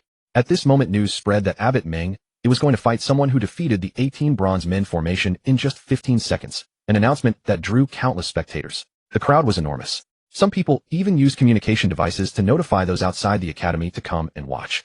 Jin and Xiaofeng were pushed into the sea of people. At the Huaxiao Culinary Academy's martial arts arena, the stands seethed with people. Countless disciples, tourists, and even Marines crowded along the edge of the field, craning their necks in anticipation of this earth-shaking duel. Look, that's Duan Yu, the one who defeated the 18 bronze monks in 15 seconds. Why is he bald? Hey, no matter how you look at him, he's only a little over 20. That is Duan Yu, the fugitive who dazzled everyone in the Paramount War. Someone had already recognized him. For Abbot Meng to act in person is something that happens once in a century. Bookmakers are taking bets. Place your bets on how many moves Duan Yu can last. Jin and Xiaofeng were jostled about by the crowd. Xiaofeng, wobbling in high heels, nearly fell. Oh my, these people are way too excitable. Jin narrowed his eyes and said in a low voice, Abbot Meng is the first master the captain has taken this seriously. He must be quite formidable. It was also Xiaofeng's first time seeing Duan Yu so serious. In the center of the martial arena, Duan Yu and Abbot Meng stood facing each other. Abbot Meng stroked his beard with a smile. Young friend Duan Yu, this old monk is in a fine mood today, so I'll play with you. How about we make a wager? Oh, even a monk gambles. Heh, as long as the bet involves no one else, no money, and no greed or theft, what harm is there? Duan Yu clasped his fists and smiled. Please go on, Abbot. If you benefactor lose to this old monk, you will become my disciple and cultivate your mind here for 3 years. How about it? Ha ha ha. Lose. I have never thought about losing. Besides, I cannot agree to it because I still have more important things to do. An adult must know how to refuse. The academy's disciples were envious. Abbot Meng had never taken a personal disciple. To become one would be like green smoke rising from one's ancestral graves, an unimaginable stroke of fortune. Yet this man had actually rejected the honor. One of the 18 bronze monks whispered in the crowd so quietly that almost no one heard him, Baldy, you're dead this time. The abbot is very petty. Suddenly, a fierce palm wind shot toward that bronze monk, blasting everyone nearby away. A palm strike laden with hockey landed solidly on the bronze monk's body. Boom. The bronze monk was sent flying out of the martial hall. The other 17 bronze monks lowered their heads and shook with suppressed laughter. The bronze monk had never imagined the abbot's hearing could be so sharp. Everyone at the academy knew that the abbot hated people speaking ill of him behind his back even more. If you said bad things to his face, he wouldn't mind. But behind his back. Sin. Benefactor Duan Yu, please. Before his words faded, the two moved at the same instant. Boom, boom, boom. Fists and feet collided at a speed almost too fast for the naked eye. The spectators cried out, my God. They're creating afterimages. Is this truly human speed? At first, Abbot Mingy fought with nothing but his physical body, but the longer the exchange went on, the more shocked he became. This boy's physical body is actually no weaker than mine. Duan Yu had no set fist technique, only reflex-driven attacks, yet he left Abbot Mingy struggling to parry for a moment. Boom. A whip-like kick swept past, forcing Abbot Mingy back 3 steps. The entire arena erupted. Am I seeing things? The abbot was driven back. What kind of monster is Duan Yu? Abbot Mingy steadied himself and laughed instead of losing his temper. Good. A martial arts genius not seen in 100 years. No technique beats having no technique. Abbot Mingy gave his arms a sudden shake, and jet-black armament hockey covered his entire body in an instant. Now I'll be a bit more serious. Duan Yu's eyes narrowed. Armament hockey. Interesting.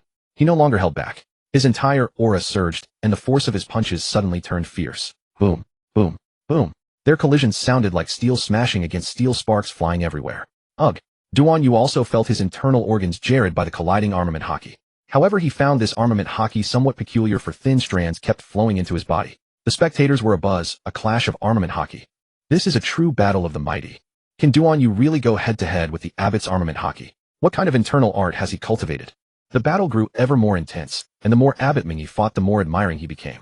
This boy's talent is extraordinary. If he could inherit my legacy. He suddenly changed his technique and thrust out a palm, compressing the air into a visible shockwave. Take this. Duan Yu neither dodged nor flinched. Gathering all his strength into his right fist, he met it head-on. Break. Boom. The two forces collided, instantly cracking the martial arena floor and sweeping a shockwave across the entire field. When the dust cleared, both had retreated several steps. It was a dead-even match. Duan Yu's whole body felt lacerated by armament hockey. His waist ached, his back ached, and his muscles screamed. This was the first time he had felt like this since breaking through his limiter. Still, Duan Yu was intent on seeking instruction, so he had not used his full power. Abbot Mingy took a deep breath, and a sharp light blazed in his eyes. Duan Yu, this next move. Be careful. You must take this seriously now. Hyum. An invisible pressure exploded outward. The air seemed to freeze, and a swath of spectators beyond the arena fell to the ground in an instant. Conqueror's hockey. Sengoku was alarmed. All the Marines collapsed except Sengoku. Even Jin and Xiao Feng were knocked unconscious. Even Luffy's hockey had never been able to knock out Jin and Xiao Feng, but this time, Duan Yu felt his entire body sink, as if a great mountain were pressing down on him. Duan Yu's chest tightened, and he nearly spat out a mouthful of blood, but he forced it back down. Instead of fear, he laughed. Conqueror's hockey. Just right for testing my limits. He abruptly stepped forward, his entire aura erupting like a volcano, and managed to withstand the suppression of the Conqueror's hockey. Serious. Admiration flashed in Abbot Mingy's eyes. Good. To withstand my Conqueror's hockey, you are no mere mortal. The two clashed once more, and this time every move contained the might of heaven and earth. Serious punch. Conqueror's hockey coiled around the abbot's fist as he drove it forward. Boom. Around him, all who had been knocked out were tossed about in chaos. Sengoku flew in to block the most dangerous point of the blast, shielding his marines. The Academy's experts also made their move, leaping out of hiding to protect the unconscious spectators. Duan Yu's muscles were tearing apart from within. Anyone else would have died. Conqueror's hockey rampaged wildly inside his muscles. Abbot Mingy suddenly halted his attack and stood with his hands clasped behind his back. Enough. Duan Yu abruptly spat out a large mouthful of blood. The abbot's own chi and blood were churning too. He truly had not imagined that pure physical strength alone could be this terrifying. Abbot Mingy smiled faintly. You truly are strong. At my age, I'd probably be blown apart by you. Boom.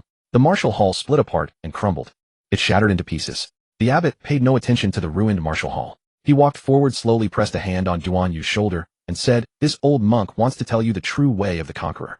Duan Yu froze. Abbot Mingy said in a low voice, "My Nank dream ability allows me to slip into the depths of your heart, and there I saw your pure, untainted heart. I hope you can help that poor hapless Stephen." Duan Yu was silent for a moment before the system's voice rang out again. Xiangjiang Island Mission, recruit 1 companion. Reward a hockey secrets booklet. System, why does my body hurt so much? Didn't you say my physical constitution was extremely strong? Checking. Ding. Congratulations, host. Your body has been struck by armament hockey and conqueror's hockey. However, this hockey carries the radiance of the Buddhist path. Inference: the armament hockey and conqueror's hockey have established a foundation within your body. Duan Yu, utterly baffled, looked at Abbot Mingy. Abbot. Note: in the original story, Luffy fought against masters of armament and observation hockey, and only under Rayleigh's guidance did he develop his own corresponding abilities. Abbot Mingy said with a smile, "Benefactor Duan Yu, boundless power lies hidden within you. Cultivate earnestly, and you will obtain what you seek." Duan Yu finally understood the abbot's heartfelt intentions. "Thank you for your guidance, abbot." The eminent master Duan Yu had revered since childhood was truly extraordinary. No wonder even Sengoku held him in such high regard. Zhang Guo and Abbot Ming sat at the coffee table drinking tea. "Abbot, please let them go. I'm in a difficult position."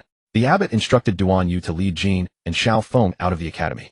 Since the young man had no intention of becoming a disciple, letting him leave was the best choice. As for Zhang Guo, who cared? Brother Zhang Guo, these youngsters merely came to participate in a competition. Why make things difficult for them? Even if you intend to arrest them, I hope you'll leave our Xiangjiang Island before taking action.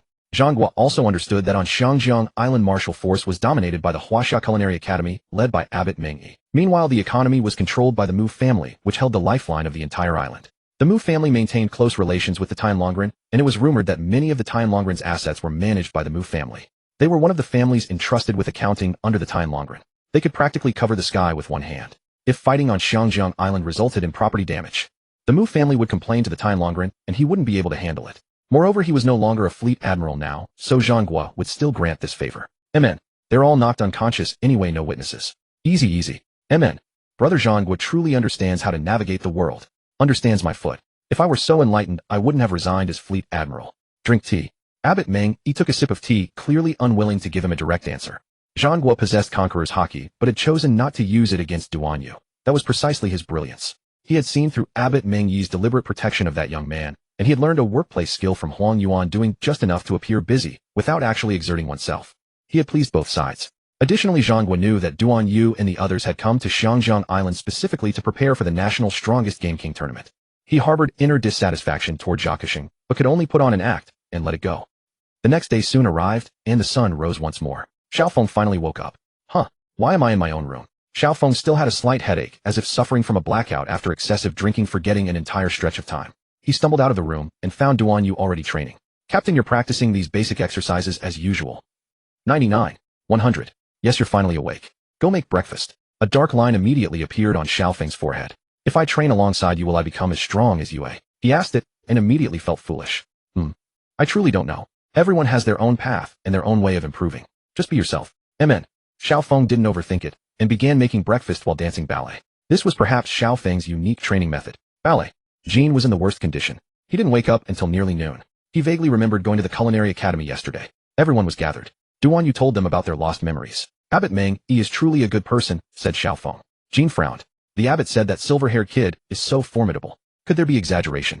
I saw Captain Duan Yu shatter the 18 bronze figures formation with a single punch." Duan Yu, however, fully believed what Abbot Ming had said. Jean and Xiao Feng discussed how to test his strength. Jean glanced at the calendar. Today is the preliminary round of the culinary god competition. Since Shidi Fun has no unit recommendation, he must participate in the preliminary round.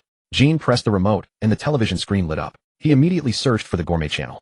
Xiangjiang Island's largest food channel was live-streaming the culinary god competition preliminaries worldwide.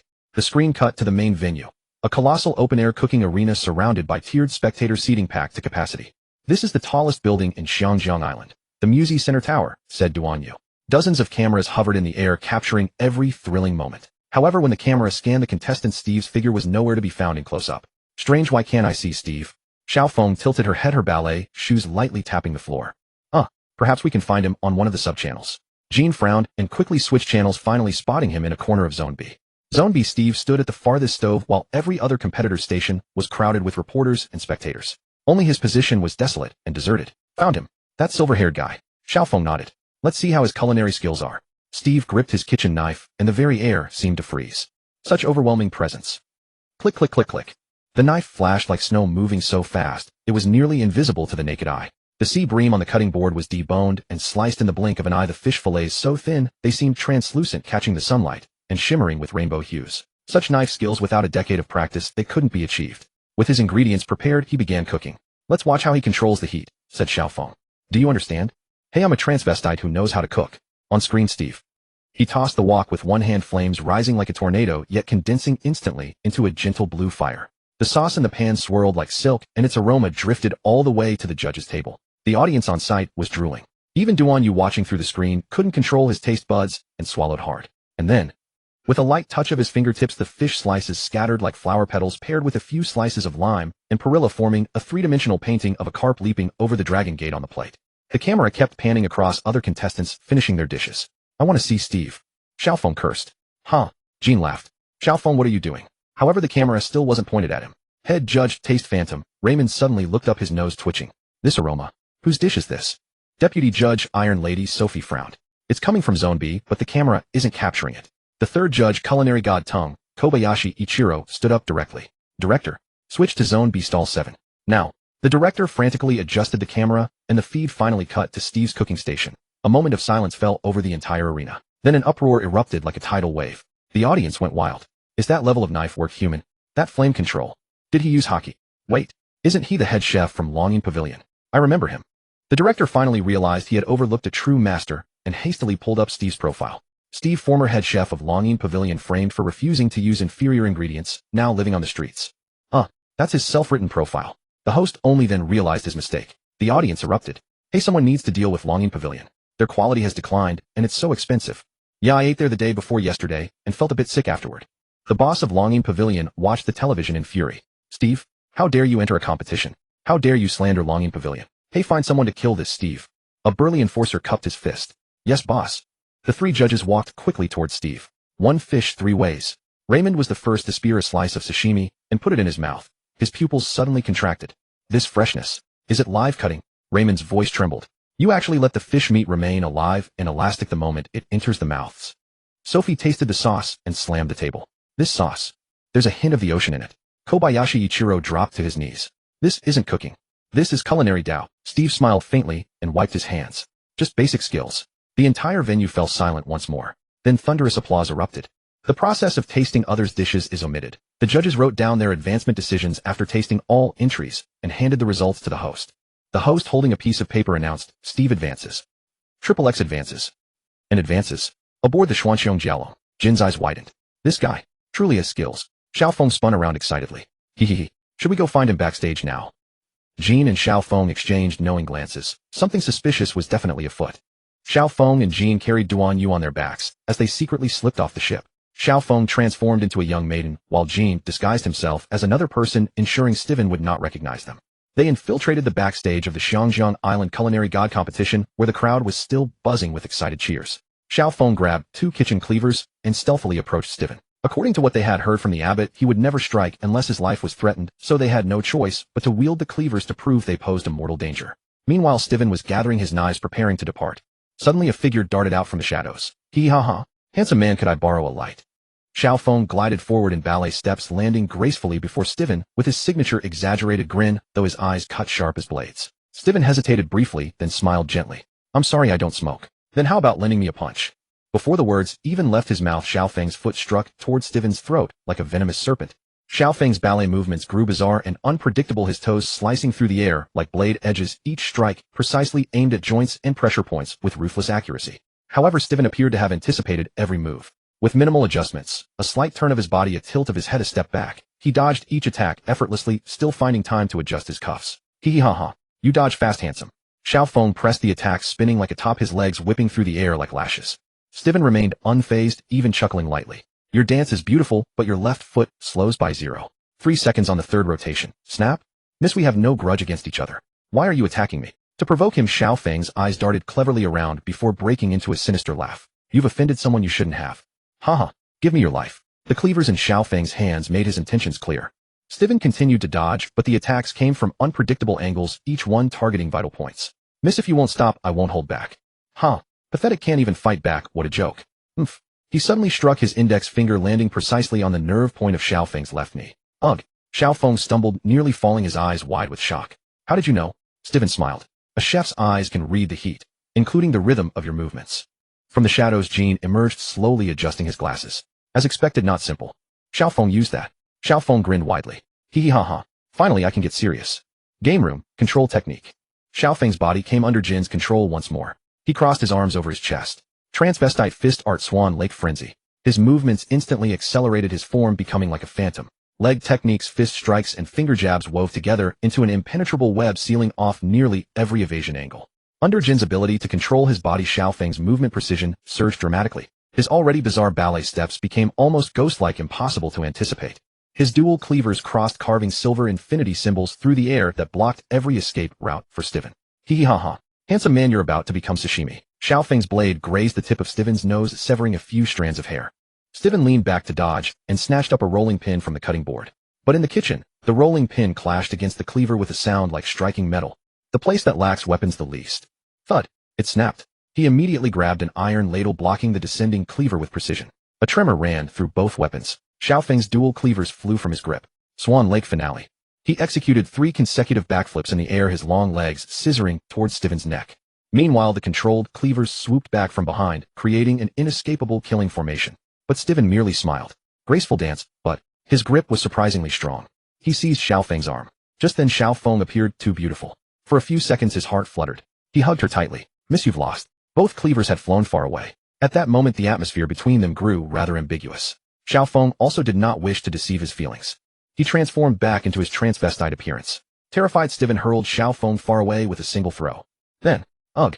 He vomited a cascade of colors. Transvestite. Transvestite. Ugh! Xiao Feng crashed into the wall, leaving an imprint in the shape of his transvestite form. Jean panicked. Xiao Feng, are you injured? It hurts, it hurts. After vomiting for what seemed like dozens of pounds, Steven was completely drained. Why did you attack me? You disgusting transvestite. Jean helped Xiao Feng down, brushing off the dust from his clothes. I'm Xiao Feng. I'm Jean. Steven lowered his weapon. What are the two of you up to? He truly couldn't tell. Their disguises were completely different from yesterday's. Xiao Feng smiled faintly. We just wanted to test your martial arts skills. Hey, are you satisfied now? Steven was genuinely somewhat dissatisfied. You can leave now. Don't interfere with my competition preparations. At that moment, Xiao Feng, Jean, the two of you really. A calm voice came from somewhere. A man with yellow hair approached. It was Duan Yu, exactly as he appeared when Steven first met him. Captain, how did you know we were here? Duan Yu, oh, I may be emotionally reserved, but I'm not truly foolish, let alone stupid. Besides, Xiangjiang Island is my hometown. How could I not find this place? When Steven saw the man he met yesterday, the real Duan Yu, he immediately burst into laughter. After all, this person had been the kindest to him since he first entered society. Without asking for anything in return, he gave 10,000 berries and ensured he had a full meal. Lord Duan Yu, have you been to the Culinary Academy? Have you seen the abbot? Duan Yu nodded. The abbot told me that you asked him to test my strength. Yes, a certain expert once told me I would have such an encounter. Since you've said all this, did you pass? 15 seconds. Huh. As expected. My intuition tells me you must be extraordinarily powerful. Steven smiled. Duan Yu took out a box and handed it to Steven. This is something the abbot asked me to give you. Steven reverently accepted the box. This, say. Steven slowly lifted the lid of the wooden box. A wave of woody fragrance aged through centuries mixed with a faint scent of rust washed over him. Inside the box lay a faded red silk cloth, and upon it rested an ancient kitchen cleaver. The blade was approximately 7 inches long, its body displaying a peculiar dark silver hue, while the cutting edge shimmered with a cold moonlight-like gleam. The spine of the blade was engraved with intricate cloud patterns. Upon closer inspection, those carvings actually formed a scene from the classic of mountains and seas, depicting mythical beasts devouring Taoya Hundan and Xiongxi, flickering in and out of view within the knife's gleam. The hilt was crafted from dark heavy wood. Steven's fingers trembled slightly as he recognized this blade. The 100 Flavors Cutter, a sacred culinary artifact forged by hand by the legendary culinary god Yi and passed down through successive masters of food Zen. It was said that this blade could preserve fish meat for 3 days after cutting split bone without damaging the marrow, and even sever the bitter flavors within ingredients themselves. Steven opened the letter. To my disciple Steven, this morning, while brewing tea, I saw the old plum tree in the courtyard putting forth new branches and suddenly recalled that snowy night 20 years ago, when you were abandoned at the courtyard gate. For 17 years I have raised you, and now you have finally come of age. Your destiny. The divination verse Abbess Lingxiao gave you at 20. You shall meet a dragon bald-headed with a charming face. Your parents dwell on Sweet Island, and your benefactor comes from the sea. When blade and fire reappear, your long-cherished wish shall be fulfilled. In your 20th year you shall encounter a bald-headed, pure-hearted one. This person can carry you across the raging waves to see your closest kin and can help you fulfill that great vow of attaining divine mastery through the culinary way. And find your parents. But here the ink is smudged as if splashed by tea, or was it deliberately altered by the abbot? Mark this well. Sweet Island's honey often hides poison. On your westward road, you must keep to your true flavor. Written at the Xiangjiang Culinary Zen Monastery. Steven carefully folded the letter. He murmured to himself, your parents dwell on Sweet Island, and your benefactor comes from the sea. Your parents dwell on Sweet Island, and your benefactor comes from the sea. Your parents dwell on Sweet Island, and your benefactor comes from the sea. Like a man possessed, Steven raced to the map of all nations. To the west. Sweet Island. To the west of Xiangjiang Island, was there really such an island? Jean came running over too, and asked, what are you looking for? Sweet Island, to the west. Jean shook his head. No. No such place as Sweet Island. Steven grew anxious. No. Really not. Steven truly hated Abbess Lingxiao for giving him such a riddle. Jean was a highly intelligent man. In fact, not only was he excellent at video games, but his learning ability was also formidable. There was no game mechanic he could not master. Strategy games had to be played, and the map of all nations had to be familiar. Sometimes did even playing games have to be so competitive. Sweet Island. Jean repeated, his finger moving to the islands in the west. Aren't these the Sweet Islands? Huh. Xiaofeng and Duan Yu's eyes lit up as well. Yes, these are the Sweet Islands. Cake Island.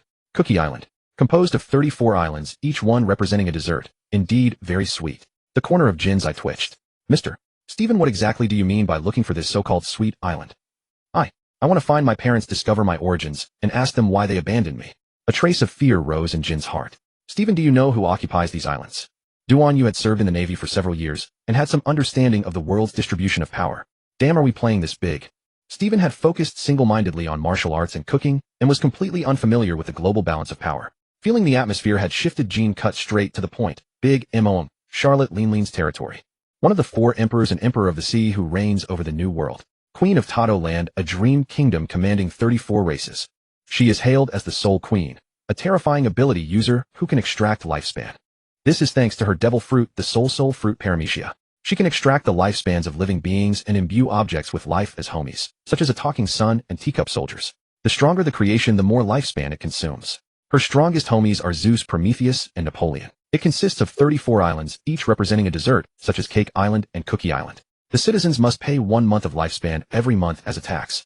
According to intelligence, she has 85 children in total, 79 daughters, and 6 sons, all named after foodie. Gee, karakuri pudding.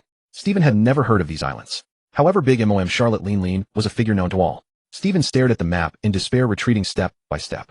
Duan Yu spoke up. If you want to go, then go. Stephen shook his head. You're not the fated one I'm looking for. Duan Yu smiled slightly. Even if I'm not, so what? A path is made by walking. No. I need to find a bald-headed man. A strong one. At 20 you will meet a dragon, bald-headed with a charming face. At 20 you will meet a dragon, bald-headed with a charming face. Stephen repeated the verse. Hearing this, the 3 burst into laughter. Xiaofeng danced with glee. Stephen, so you are the one fate has destined for us. Oh, is fortune-telling really that amazing? A long mist smile spread across Duan Yu's face too. Stephen was bewildered. Where did this bald-headed man come from? At the mention of bald, the 3 found it even funnier. I'm the one, Duan Yu said with a smile. Are you willing to join us? Duan Yu had already begun issuing the invitation. No, I'm looking for a bald man, not a blonde. With his right hand, Duan Yu unfastened the yellow wig. Are you looking for me? Stunned by this scene, Stephen rubbed his eyes, hardly believing what he saw. This is a wig. I've always been bald. We are high bounty wanted criminals. Disguising ourselves to avoid unnecessary trouble is only reasonable, right? Reasonable. Are you willing to join us? Duan Yu invited once more. I am. But you must take me to Sweet Island and find my parents. Of course. But what if you do find them? Since childhood, I was mocked as an orphan. I longed for a family, for parents.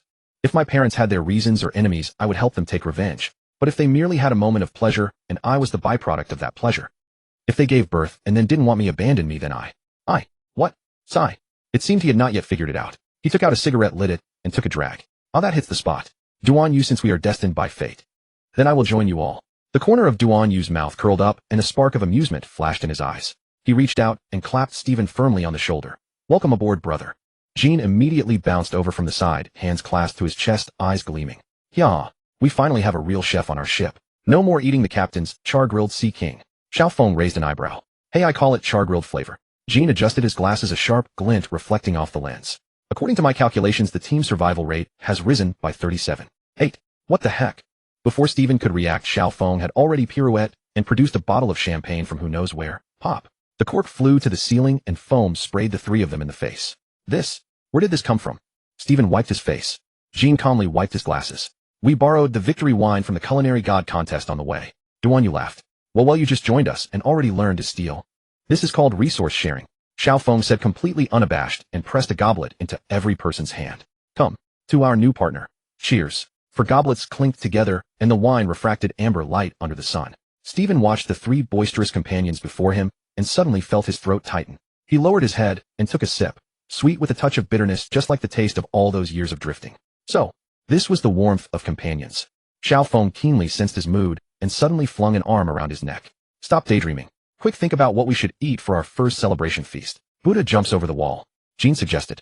Manchu Han Imperial Feast. Duan Yu raised an eyebrow. Stephen took a deep breath, stubbed out the cigarette, and broke into a grin. Let's just have char siu egg noodles. I just finished a competition today. Oh, I'm too tired. Cough, cough, cough. Countless dark shadows suddenly appeared in the kitchen's several doorways, and coughing came from them. Haha, Stephen, do you think you can be smug just because you found 3 freakish companions? Don't waste too many words on them. Boss said leave no one alive. Kill them all without mercy. The system found Duan Yu once more. Ding. Congratulations, host. You have completed the task and gained a chef companion. Reward Hockey Secret Manual. Next stage mission issued within 3 months. Select a mechanic. Reward Devil Fruit Encyclopedia. Sweet. Duan Yu knew especially well that with the Devil Fruit Encyclopedia in hand, he could finally learn the abilities of whatever unknown fruits were stored at home. He was still savoring the thrill in his mind. Meanwhile, the fight had already broken out here. Only, Duan Yu didn't feel even a trace of danger. These small fry, let them get some practice. In particular, he wanted to observe Stephen's combat strength. Jean came to Duan Yu's side, and likewise made no move. Cough, cough, cough. A sinister laugh came from all directions as dozens of black-clad men surged in through the kitchens for exits at once. They wore ghastly white ghost masks and wielded all manner of weapons, short knives, iron chains, poison darts, and some even carried a cleaver as wide as a door plank. The leading black-clad man paced forward, a hoarse voice rasping beneath his mask. Slay Stephen, and a handsome reward awaits. 10 million belly. The killers grew excited and immediately charged at Stephen. Stephen was no pirate, he had never done anything evil, and carried no bounty. Ha! So many people, are we throwing a ball? Xiaofeng pressed his toes lightly into the ground, and rose with the airy grace of a butterfly, arms spread wide, the cleaver spinning between his fingers like a silver moon. Okama Kimpo Swan Lake Rhapsody. His movements suddenly quickened, his toes tracing graceful arcs across the floor, yet each arc carried deadly killing intent. First slash, it carved open the leading black-clad man's wrist, blood sprayed, and the short knife clattered to the ground. Second slash, a spinning horizontal slash that repelled 3 men, the blade scraping across their masks and leaving a vicious crack. Third slash, the blade darted out like a viper's tongue, lunging straight for the throat. Oh! The black-clad man screamed and collapsed, but even more surged forward. Ha! Again. Xiaofeng spun like a top, blade gleams and leg shadows interweaving, and actually tore a gap open in the crowd.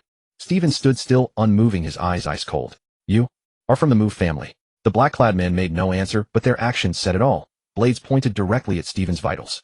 Since you're so eager to die, don't blame me. Stephen took a deep breath, the muscles of his arms swelling abruptly, veins bulging. His skin took on an eerie bronze tint, as if an ancient power were awakening in his blood. Culinary Dao giant strength. His form did not change, but his presence rose like a mountain bursting from the earth, and the floor tiles beneath his feet cracked inch by inch. The first punch smashed into the ground. The shockwave blasted 5 black-clad men into the air, and cracks spread through the walls like spiderwebs. The second punch shot straight forward, its fist wind a hurricane, slamming 3 enemies into the stove, warping the iron walks beyond recognition. The third strike was a spinning elbow attack, the sound of a sneak attacker's ribs breaking rang out clearly. You are too weak. Stephen's voice was low as thunder, his eyes blazing with fighting spirit. Jean noticed in astonishment. Is that what they call giant strength?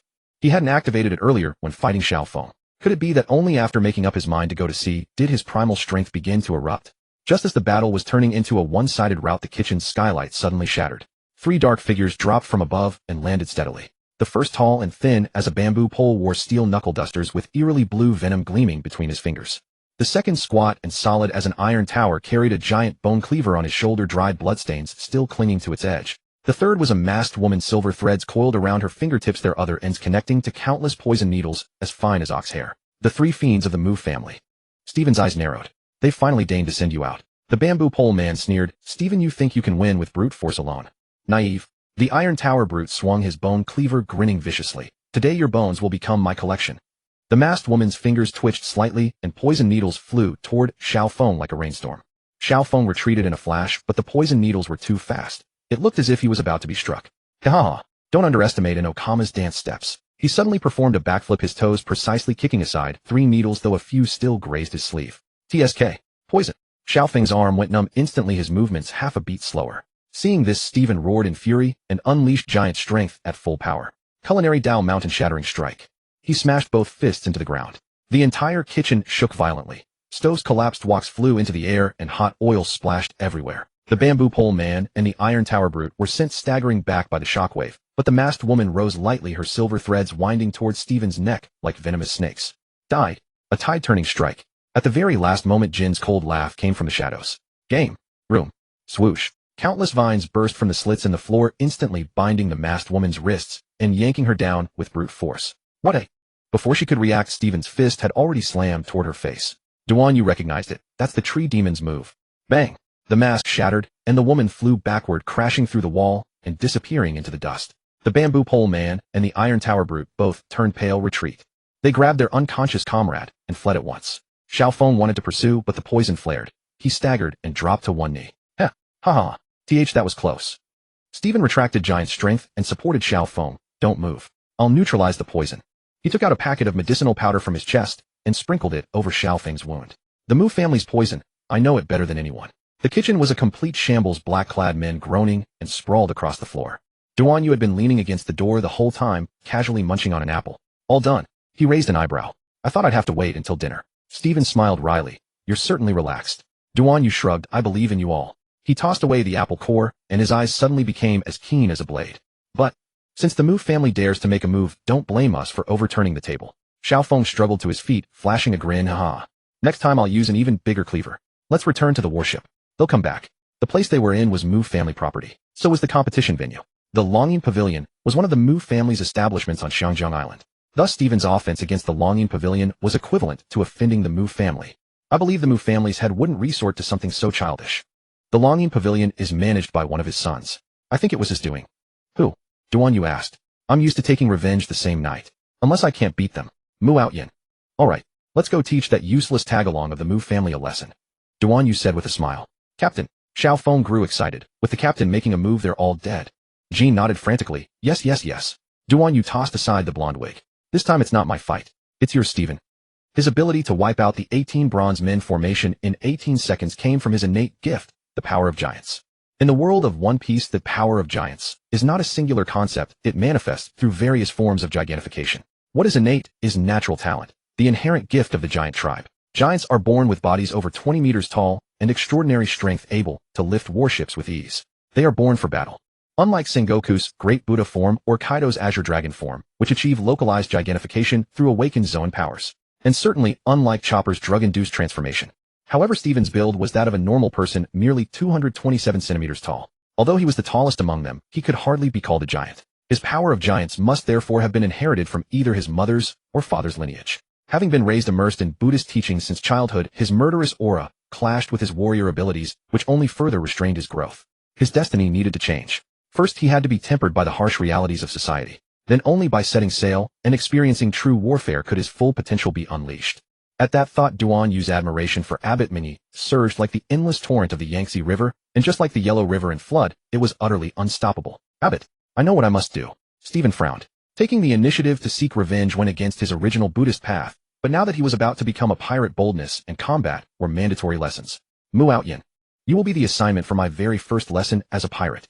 He clenched both fists, taking the first step toward changing his life. The night was as dark as ink, and black clouds pressed down from above. Stephen stood before the vermilion gates of the Dragon's Roar Pavilion. The cigarette between his fingers burned its last wisp of smoke. He stamped out the ember, his bronze skin glinting coldly under the moonlight. Mu Outyin, tonight it's time to settle the score. Boom. Without even fully unleashing his power of giants, Stephen shattered the 10-meter-tall Nanmu Gate with a single kick, relying purely on physical technique. Wood chips flew through the air as dozens of blade-wielding guards surged from behind the corridor pillars. Death to any who dare trespass the Dragon's Roar Pavilion. Stephen sneered, his figure darting forward like a phantom. His left fist shattered an incoming blade, and its fragments pierced the wielder's throat. Ugh, help. He's a demon. Everyone here knew Stephen. After all, they were former colleagues. Stephen, have you lost your mind? Several beauties covered their eyes. Little Fun has gone mad. He used to be so gentle. Stephen's heart pounded wildly, but he had to change. For his second strike, his right elbow smashed into the second man's temple, the dull crunch of a sunken skull mixed with the splatter of brains. For his third strike, he spun and swept 3 men away with a whip-like kick, ribs snapping like popping beans. Too slow. He flicked the blood off his arm guard and stepped over the corpses. Quick, report to the young master. At the end of the corridor bridge, 8 iron guards of the Mu family formed a blocking formation. They were clad in rattan armor, their blades coated with poison. The same bullies who used to torment the honest folk. Culinary way collapsing mountain force. Stephen crossed his fists, his muscles suddenly swelling. Before the fist winds even arrived, the shockwave already sent floor tiles flying. The guard captain raised a shield to block, but both shield and man were blasted into fragments. Murder! Murder! Chaos had already erupted. 2 guards on the flank slashed at his neck, but he seized their wrists in reverse, crushed their bones, snatched their blades, and hurled them backward to pierce a third man's chest. Amid the severed limbs, Stephen picked up a bloodstained cigarette pack and lit another one. 37 more to go. Atop the pavilion, Duan Yu stood with folded arms. Xiao Feng, little Stephen is truly fierce. Jean adjusted his glasses. 17 external wounds, 89 probability of poisoning, yet his heart rate is rising. He's savoring his revenge. Duan Yu chuckled softly. This is his stage. We only need to collect the spoils. The last guard was sent flying. Stephen reached the top and finally stood before Mu Outyin. Mu Outyin, clad in the heavenly firmament war armor, had lightning crackling around both palms. You think you're the only one with the power of giants. He slammed the ground. Boom. Oomph. Mu Outyin's lightning palm struck toward his heart, but Stephen caught it with his power of giants and countered, grabbing his wrist. Crack. You're still as vicious as ever, always aiming for lethal spots. As the bones in his arm shattered, Stephen leaned close to his ear. This squeeze is for avenging my dignity. His left hand became a claw and tore into Mu Outyin's abdomen. This grab is for the assassins you sent after me. Finally, he fully unleashed his power of giants and raised his enemy high above his head. And this slam is for everyone you've harmed. Stephen, stop. Before he could hurl him down, an old man walked in from the back door. And not just any old man. Atop the pavilion, Duan Yu's pupils abruptly contracted. Hee-haw. Who's this old geezer? Xiao Feng tilted his head, poking his chin with a finger. Dressed like he's on a beach vacation and carrying a conch staff. Jean, should we help? I feel like this guy is terrifying. Duan Yu's smile froze on his face for the first time. An old man with that exact appearance appeared in a black and white photo 200 years ago. The old man leisurely strolled over to Stephen and tapped his staff lightly. Bang! Release AO. Stephen hurled Mu Outyin like a cannonball at the old man. The old man caught the human projectile with one hand. Uncle Fu, teach him a lesson. Young man being too heavy with bloodlust is not a good thing. The old man's voice was warm and gentle like jade. Cold sweat soaked through Stephen's back. The wrinkles had already betrayed the man's age. He had to be at least 200 years old. Want to fight, you old fiend? The old man coughed twice. Young man, you may leave. Our two families have always complemented each other. It was my unworthy descendant who acted improperly. Stephen had been tense, but since the old man spoke so amiably, he relaxed considerably. The old man coughed. Or only humiliated you. He never tried to take your life. And he's already received his retribution. With these injuries, he'll never be able to function as a man again. He's ruined. Do you truly have a reason to kill him? Damn. This old man actually made some sense. The old man coughed a few times, and a female secretary came running over. Master Fu, here's what you requested. Uncle Fu picked up the ledger, reading while nodding. He let out a sigh. Stephen, you worked at our restaurant for 3 years. Your salary is 600,000 berry. But with the N12 plan plus the injustice AOR inflicted upon you, I'll give you 2 million berry. How about it? Stephen looked at Mu Outyin, already crippled by his own hands, and thought about how he had truly suffered no real loss. Only a bit of hardship. He was still too merciful. Alright, Mu Outyin, from now on you should have some reverence in your dealings. Out of respect for this old gentleman, I'll spare you. Accepting the 2 million berries, Stephen left cheerfully. Duan Yu shook his head, too soft-hearted. He hasn't achieved true resoluteness in killing. I hope he won't regret this. Jean, you mean they'll seek revenge? Xiao Feng was more optimistic. He's already crippled. Maybe Empress Ivankov can help him and turn him into a beautiful lady. That'd be better. Let's hope so. After the four left, Uncle Fu fed Mu Outyin a pill. Dozens of doctors rushed over to treat him. Uncle Fu, why didn't you avenge me? Cough, cough. That Duan Yu with an 800 million berry bounty is right outside. If I made a move, there would be no good outcome. It's not that I can't defeat him, but judging by that bounty amount, even if I beat him, our restaurant would be reduced to rubble. Isn't he participating in the grand finals of the chef competition tomorrow? Mu Outyin understood Uncle Fu's meaning. Your nephew will take care of it. After Stephen completed what he considered his revenge, he cheerfully followed Duan Yu and the others back aboard the Xuanxiong Jiaolong. On the Xuanxiong Jiaolong's deck, Stephen tilted his head back, his mouth gaping wide enough to fit an ostrich egg. This ship can fly. He pointed at the giant flood dragon reliefs on both sides of the hull, which were spewing steam like two real dragons ready to soar through the clouds. Jean, a toothpick dangling from his mouth, looked disgusted. Country bumpkin. Xiao Feng swayed her hips as she sidled over. Ha. Little Stevie, would you like big sister to give you a tour of her boudoir? Stephen instantly retreated 3 steps, and his back slammed into the mainmast with a thud. The mast cracked with a sharp snap. Damaging ship property. The repair cost will come out of your bounty. I have 2 million berries.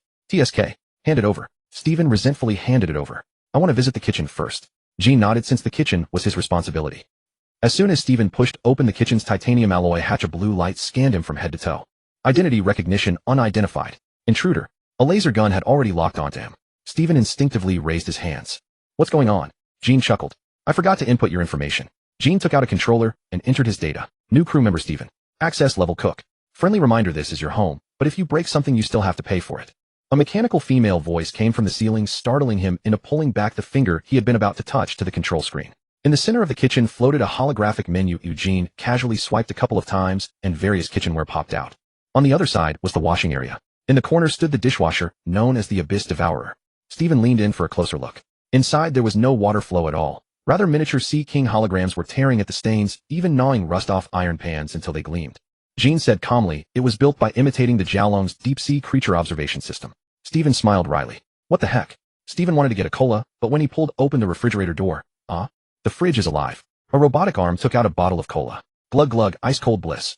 Meanwhile, Jean was giving Stephen a tour of the warship. Duan Yu returned to his own room and began flipping through the hockey essence booklet he had just obtained.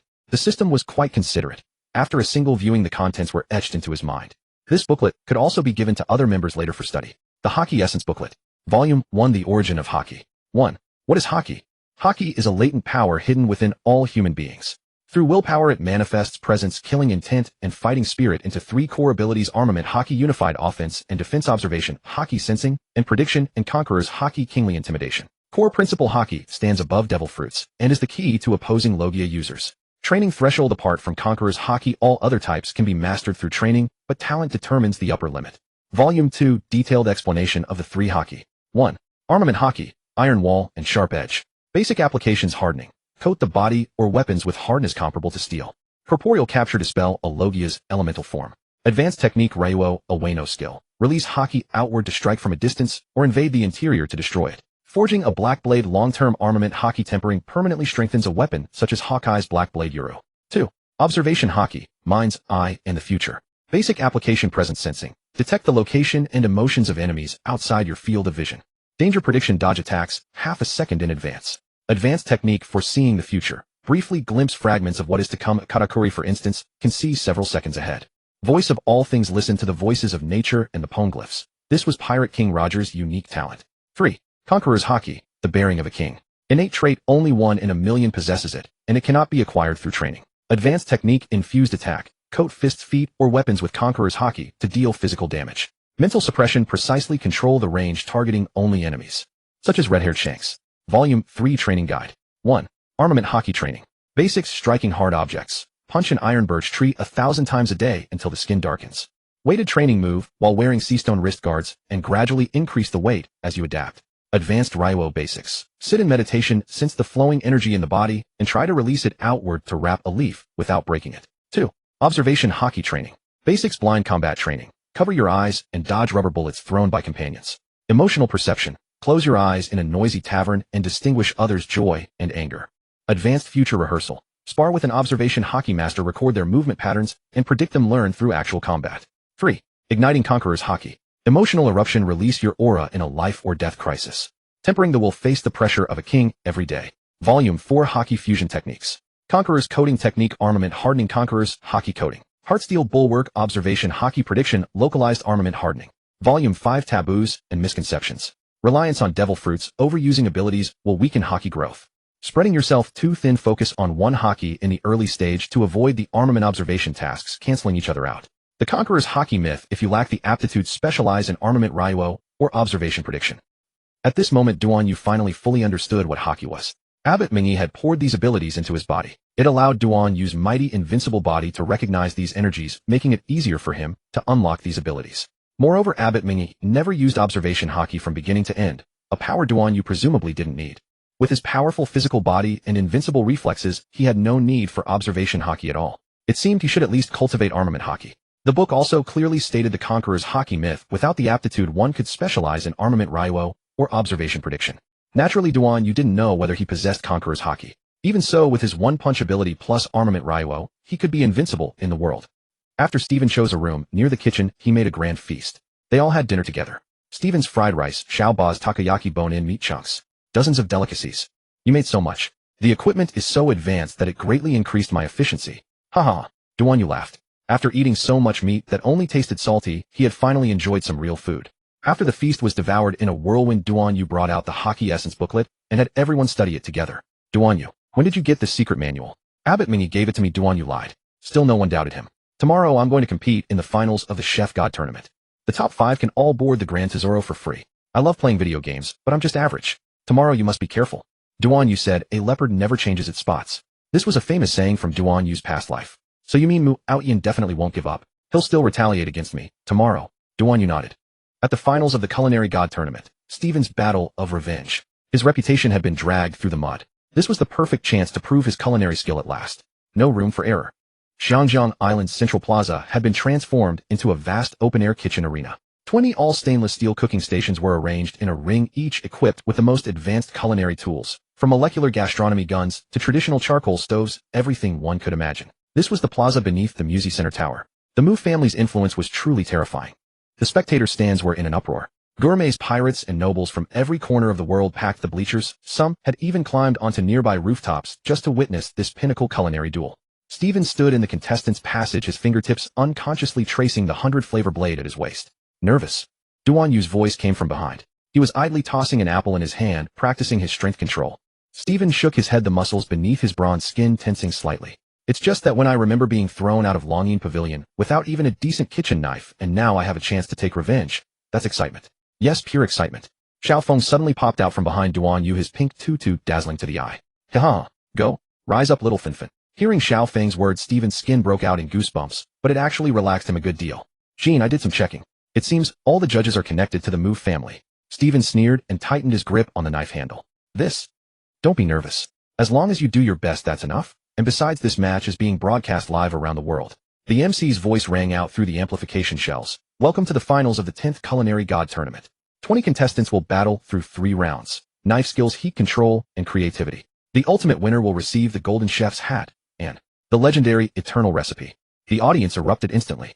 The Eternal Recipe. Could it be the one that grants immortality with a single bite? Bullshit. Some say it regulates the body and brings health and longevity. How could it grant immortality? Who cares? Look at that masked one. Isn't he the vice commander of the Gourmet Knights? Stephen's gaze, however, remained riveted on the man behind the opposite cooking station. Mu Xian, Mu Outyin's cousin, who was unhurriedly wiping a gilded kitchen knife with a silk scarf. Sensing the gaze, Mu Xian looked up, offered a hypocritical smile, and drew a finger across his throat. Live broadcast, the eyes of the world. The sky above Xiangjiang Island was blotted out by hundreds of newsbird airships, each carrying video snails that broadcast the splendor of the Culinary God Tournament to screens around the world. Marine Headquarters, Fleet Admiral's office. A kind who stared at the live feed and sneered. A cook's petty squabble, yet it's being made into as big a spectacle as the Paramount War. The Mu family really knows how to advertise. Fujitora, however, was watching with great relish. Through cooking, one can sense a powerful will. An unyielding will. Whole Cake Island, the Queen's castle. Big Mom stared at the broadcast screen, drooling. Wano Country, flower capital. Queen wiggled his massive body. Ooh. Revolutionary Army headquarters. Sabo raised his glass with a smile. Let's see how my cook wins the championship. It seemed the Revolutionary Army had also sent a representative. Currently ranked first in popularity is Mu Xian of Longyin Pavilion, the MC shouted. Wait. Stephen's popularity is skyrocketing. This was an immediate vote from the live audience. Stephen's performance in yesterday's preliminary round had boosted his popularity. The MC announced, I declare. Round 1, the knife skill trial. The death dance of the lightning snapper. Begin. A colossal water tank was pushed onto the arena, dozens of lightning snappers darting through the water, their silver-blue scales flashing like electric light beneath the lamps. The flesh of this fish is extremely peculiar. It hardens within 0.5 seconds of death, so it must be dissected alive to remain tender. Deb 1 and slice within 10 minutes, with every slice no thicker than 0.1 millimeters. The MC's voice rang through the venue. And our guest supervisor for this round is former Admiral Akiji. Whoa. Akiji. Duan Yu frowned. Why would he come here? Jin's eyes shifted. After the Paramount War, Akiji resigned from his admiral position and isn't even a marine anymore. He's a traveler now. Huh. Even so, they dared not lower their guard. First there was Sengoku. Now Akiji had appeared. Thanks to Admiral Akiji's ability, our seafood can be preserved so well, the MC continued. Akiji clasped his fists. Thank you, host. It was no trouble. I'm on a long vacation now. I love seafood, and when I heard it was lively here, I decided to come and enjoy it. Duan Yu smiled faintly. I think he's finally come to terms with things. Xiao Feng was still spinning. Jean, Besides, I think I'm beginning to get a sense of it. I'm getting closer and closer to armament hockey. Combat is the best way to train, Duan Yu said. Duan Yu was ready to fight at any moment. Boo. With the sound of the horn, the competition officially began. 20 top-tier chefs moved their knives at the same instant, and the entire arena transformed into a battlefield of flashing blades and skill. Every single one was a master, each seizing the finest snapper. Stephen's knife work flowed like drifting clouds and running water. Beneath the 100-flavor blade, the lightning snapper seemed frozen in time. The flesh was as thin as cicada wings, and yet the fish body still trembled faintly. Judges comment. Demon of taste, Raymond said. A live dissection that preserves the fish's neural activity. This is no longer knife skill. It's art. Mu Xian was now the head chef of Longyin Pavilion. He was the one who had wanted that position, so the Mu family removed Stephen, who had been doing a perfectly good job, to make the shareholders accept the decision. They even slandered his character and secured their consent. His technique, the gilded knife, flashed with cold light, and the fish slices were uniform as machine cuts, but his approach was too icy, lacking any soul. Judges comment. Sophie precise but utterly emotionless, like cutting wood. Another major contender was Marlene, vice commander of the Gourmet Knights. Her performance was equally brilliant, twin knife style deboning with her left hand and slicing with her right, the fish slices dancing in midair before folding into a perfect rose arrangement. Judges comment. Food god's tongue, Kobayashi Ichiro, gorgeous. However, its practicality is doubtful. Then there was Iron Tower, a giant chef with an enormous frame. With the power of a giant, he split the entire fish with a single strike and then used his fingers to separate the flesh with precision, simple and crude. Judges comment. Raymond, abundant in power, lacking in delicacy. Hachi, representative of Fishman Island. 6 hands moved at once, fish slices flying like snowflakes and finally arranged into a coral reef formation. Judges comment. Sophie, racial talent is just cheating. She laughed as she marked the score. Just as Stephen was on the verge of finishing, Mu Exine accidentally knocked over the seasoning rack and a wave of corrosive sauce splashed toward his station. Corrosive sauce. Without even looking up, Stephen grabbed a copper pot with his left hand and spun it in the air, blocking every drop of the sauce. Despicable. Still resorting to these tricks. With a backhand flick, the fish head on the cutting board shot out, struck Mu Exine's knee with pinpoint accuracy and sent him kneeling to the ground. Sorry, Stephen smiled. My hand slipped. The audience burst into laughter and someone taunted. Is this all the Mu family has? Raymond, Stephen's knife work reminds me of Red Leg Zeph in his younger days. Sophie, Marlene's rose arrangement is more suited for Valentine's Day than for the Culinary God Tournament. Kobayashi Ichiro, Iron Tower's violent aesthetic. Quite a shock to the senses, a true visual feast. In the nobles section of the audience. That Stephen is so handsome. I'm going to hire him as my personal chef. I heard he lowered himself to becoming a pirate. Qingji saw all this and smiled faintly. The world is still the same. Though the venom was bounced back, some of it would inevitably fall and contaminate Stephen's food. Stephen sighed. The food had been contaminated, so he had to start over. His time in the second round had plummeted. The art of lightning sea bream. Stephen stood at his cooking station. In the tank in front of him, only a few skinny sea bream remained, their gills dark, obviously not fresh. At the other contestant stations, however, there were plump, glistening cuts of high-quality fish. Mu Exine stood across the way, a cold smile at the corner of his mouth. Stephen, Xiao Feng shouted from the spectator, stands, his voice full of worry. Come on. Stephen said nothing, his eyes were extremely calm. He focused completely. He threw the contaminated fish into the trash. Then he grabbed the cutting board contaminated by the corrosive powder and threw it straight into the pot of boiling water. Sizzle. A strange layer of foam rose to the surface as the powder was decomposed by the high heat. He took out the cutting board, rinsed it with strong liquor, and sterilized it with a blowtorch. The whole process took only 20 seconds, so fast that even the judges did not have time to react. Stephen's eyes were sharp as his quick hand grabbed another best sea bream.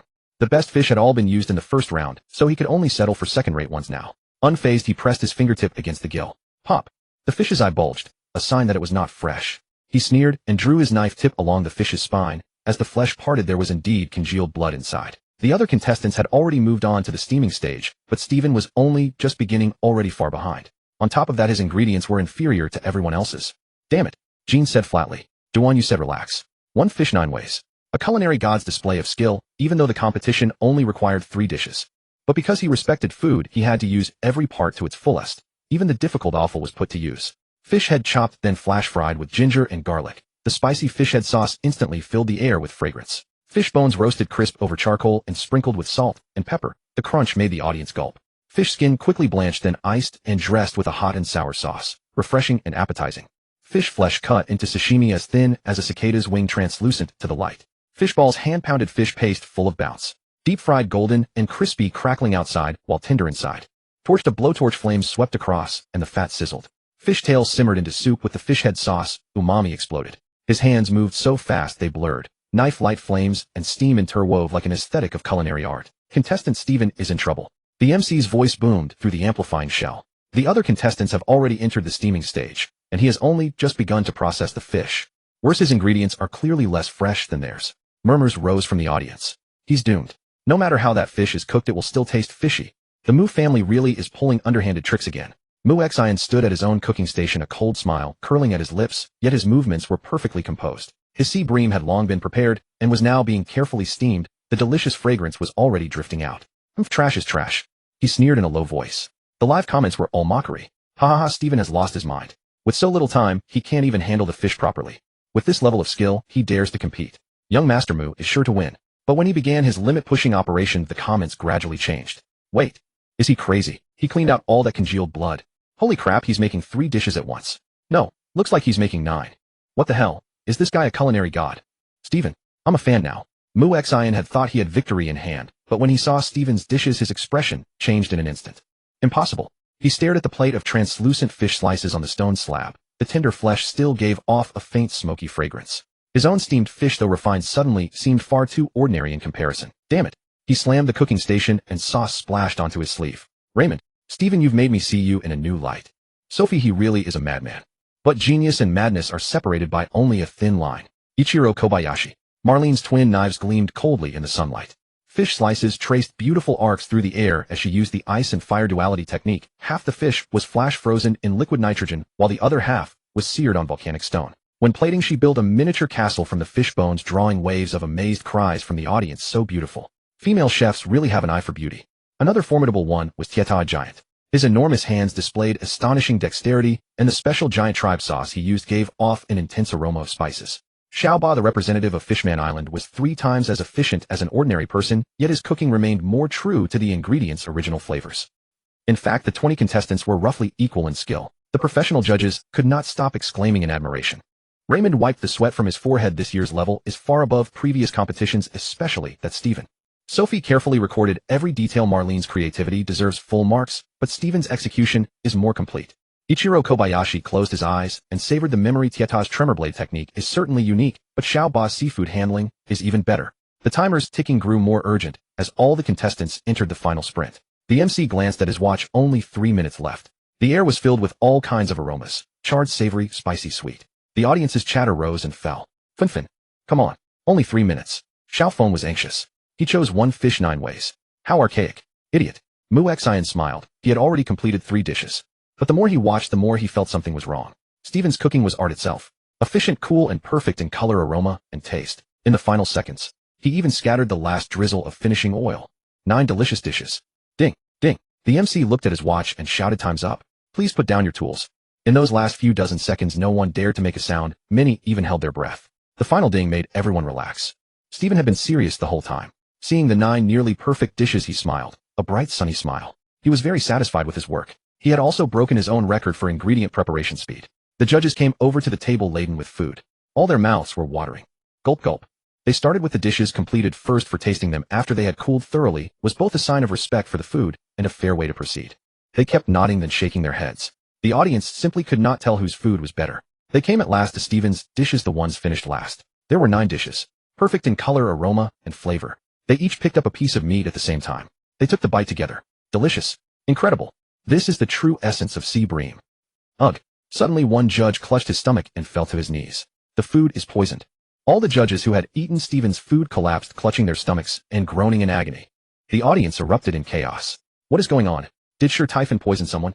Naval soldiers immediately rushed onto the arena, their gun barrels aimed at Sir Typhon.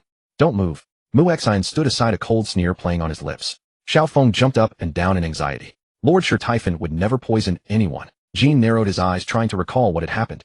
Duan Yu also felt a twinge of tension, unsure whether Sir Typhon had any countermeasure. Sir Typhon stood his ground, his brow tightly furrowed. It wasn't me, he said calmly. But no one listened to his explanation. The Navy had already drawn their seastone handcuffs. The doctors rushed forward, administering emetics and antidotes to the judges. Staff members began testing all the food, attempting to trace the source of the poison. The inspector held reagent vials, testing each dish one by one. Fish head paste, safe. Grilled fish bones, safe. Iced fish skin, safe. Finally, the inspector paused at the sashimi. The reagent dropped onto the plate and instantly turned black. The poison is here. Sir Typhon's pupils contracted. Impossible. He had personally prepared that fish himself. Suddenly, he remembered something and swung his head toward Mu Xian. Sir Typhon lunged forward in a single bound. The Navy tried to intercept, but Xiaofeng and Jean blocked their path. Not this way. Sir Typhon caught up to Mu Xian and seized him by the collar. You did this, he said, his voice ice cold. As the host family, the Mu family could easily tamper with Sir Typhon's ingredients and seasonings behind the scenes. Mu Xian sneered. Where is your evidence? Sir Typhon returned a cold smile. I already learned about it last time. I had someone test it. It's a custom synthesis of your listeria and a certain XX toxin. Colorless and odorless. Not even a chef's nose or tongue could detect it. Mu Xian's eyebrows twitched. This poison causes several days of diarrhea for the victim. Its signature trait is rapid onset, targeting the stomach. Sir Typhon continued. He grabbed Mu Xian by the collar, his gaze as cold as ice. Poisoning people, despicable. A fist was already swinging toward his face to teach him a lesson. Mu Xian sneered and suddenly broke free, drawing a gold-plated short blade from his waist. Sir Typhon. The blade flashed, aiming straight for Sir Typhon's throat. Sir Typhon hurled a punch at Mu Xian's face. Bang. Mu Xian staggered backward, blood pouring from his nose. Damn it. He wiped the blood away. Suddenly, he pulled out 3 poison needles and fired them. Sure Typhon snatched up an iron wok from the cooking station, deflecting all 3 with clangs. Only dirty tricks are you. Mu Xian charged ferociously, his cleaver, striking repeatedly. Sure Typhon advanced instead of retreating, his right arm muscles bulging. The giant's power. Clang. Mu Xian's stomach was hammered by a powerful punch. Die. Mu Xian suddenly produced a vial and smashed it to the ground. Boom. Green toxic fog instantly spread. The audience screamed and backed away. Sure Typhon held his breath, but his skin still stung. The poison was corroding him. Mu Xian took the opportunity to thrust his blade forward. Die. Sure Typhon's eyes snapped open. His left hand seized the blade edge, and with a throw he pinned Mu Xian to the ground, pressing his foot firmly on his chest. It's your turn to end. Ah! Mu Xian screamed, clutching his face. To eliminate any future threats, a chef who resorts to poison is no chef at all. Sure Typhon stepped on Mu Xian's wrist. Crack. The wrist bone shattered. This kick is for the poisoned judges. Another stomp broke his ribs. This kick is for those you've harmed. Mu Xian coughed up blood and begged for mercy. Spare me. I'll give you all the money. Sure Typhon shook his head and drove his final punch into his chin. Thud. Mu Xian collapsed unconscious. He's done for. Mu Xian is finished. Although Mu Xian was merely a collateral branch of the Mu family, he still bore the surname Mu. This time, Sure Typhon showed no regard for the Mu family's dignity. Beating one of their own like this had truly angered them. Naval soldiers rushed up and cuffed Mu Xian. The audience erupted in cheers. Xiaofeng bounced around, waving his hands. Hee-hee-ha, we won. The Navy also searched Mu Xian's body and found poison. After forensic testing, it was confirmed to match the toxin in the food, proving Mu Xian was the culprit. The doctors identified the toxin and quickly administered the correct antidote. The judges recovered promptly. Meanwhile, outside the arena, Mu Xian, seated in his wheelchair, was seething with rage. Mu Xian, what a good-for-nothing. Cut the broadcast. A man in a suit nodded. Yes, young Master Mu. Shortly after, the global live broadcast abruptly stopped, switching to a children's program. What's happening?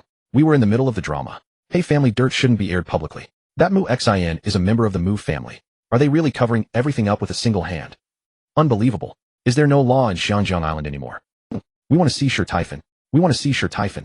At that moment, several grand entrance doors were simultaneously seized. Hundreds of menacing figures dressed in black surged in, carrying machetes and iron chains, their vicious eyes fixed on the arena. The audience section erupted into panic. Some screamed and ran for the exits, only to find them blocked. What's going on? Are they staging a rebellion? The head of the judging panel, Lei Meng, snatched the MC's microphone. His voice boomed like thunder, echoing through the entire venue.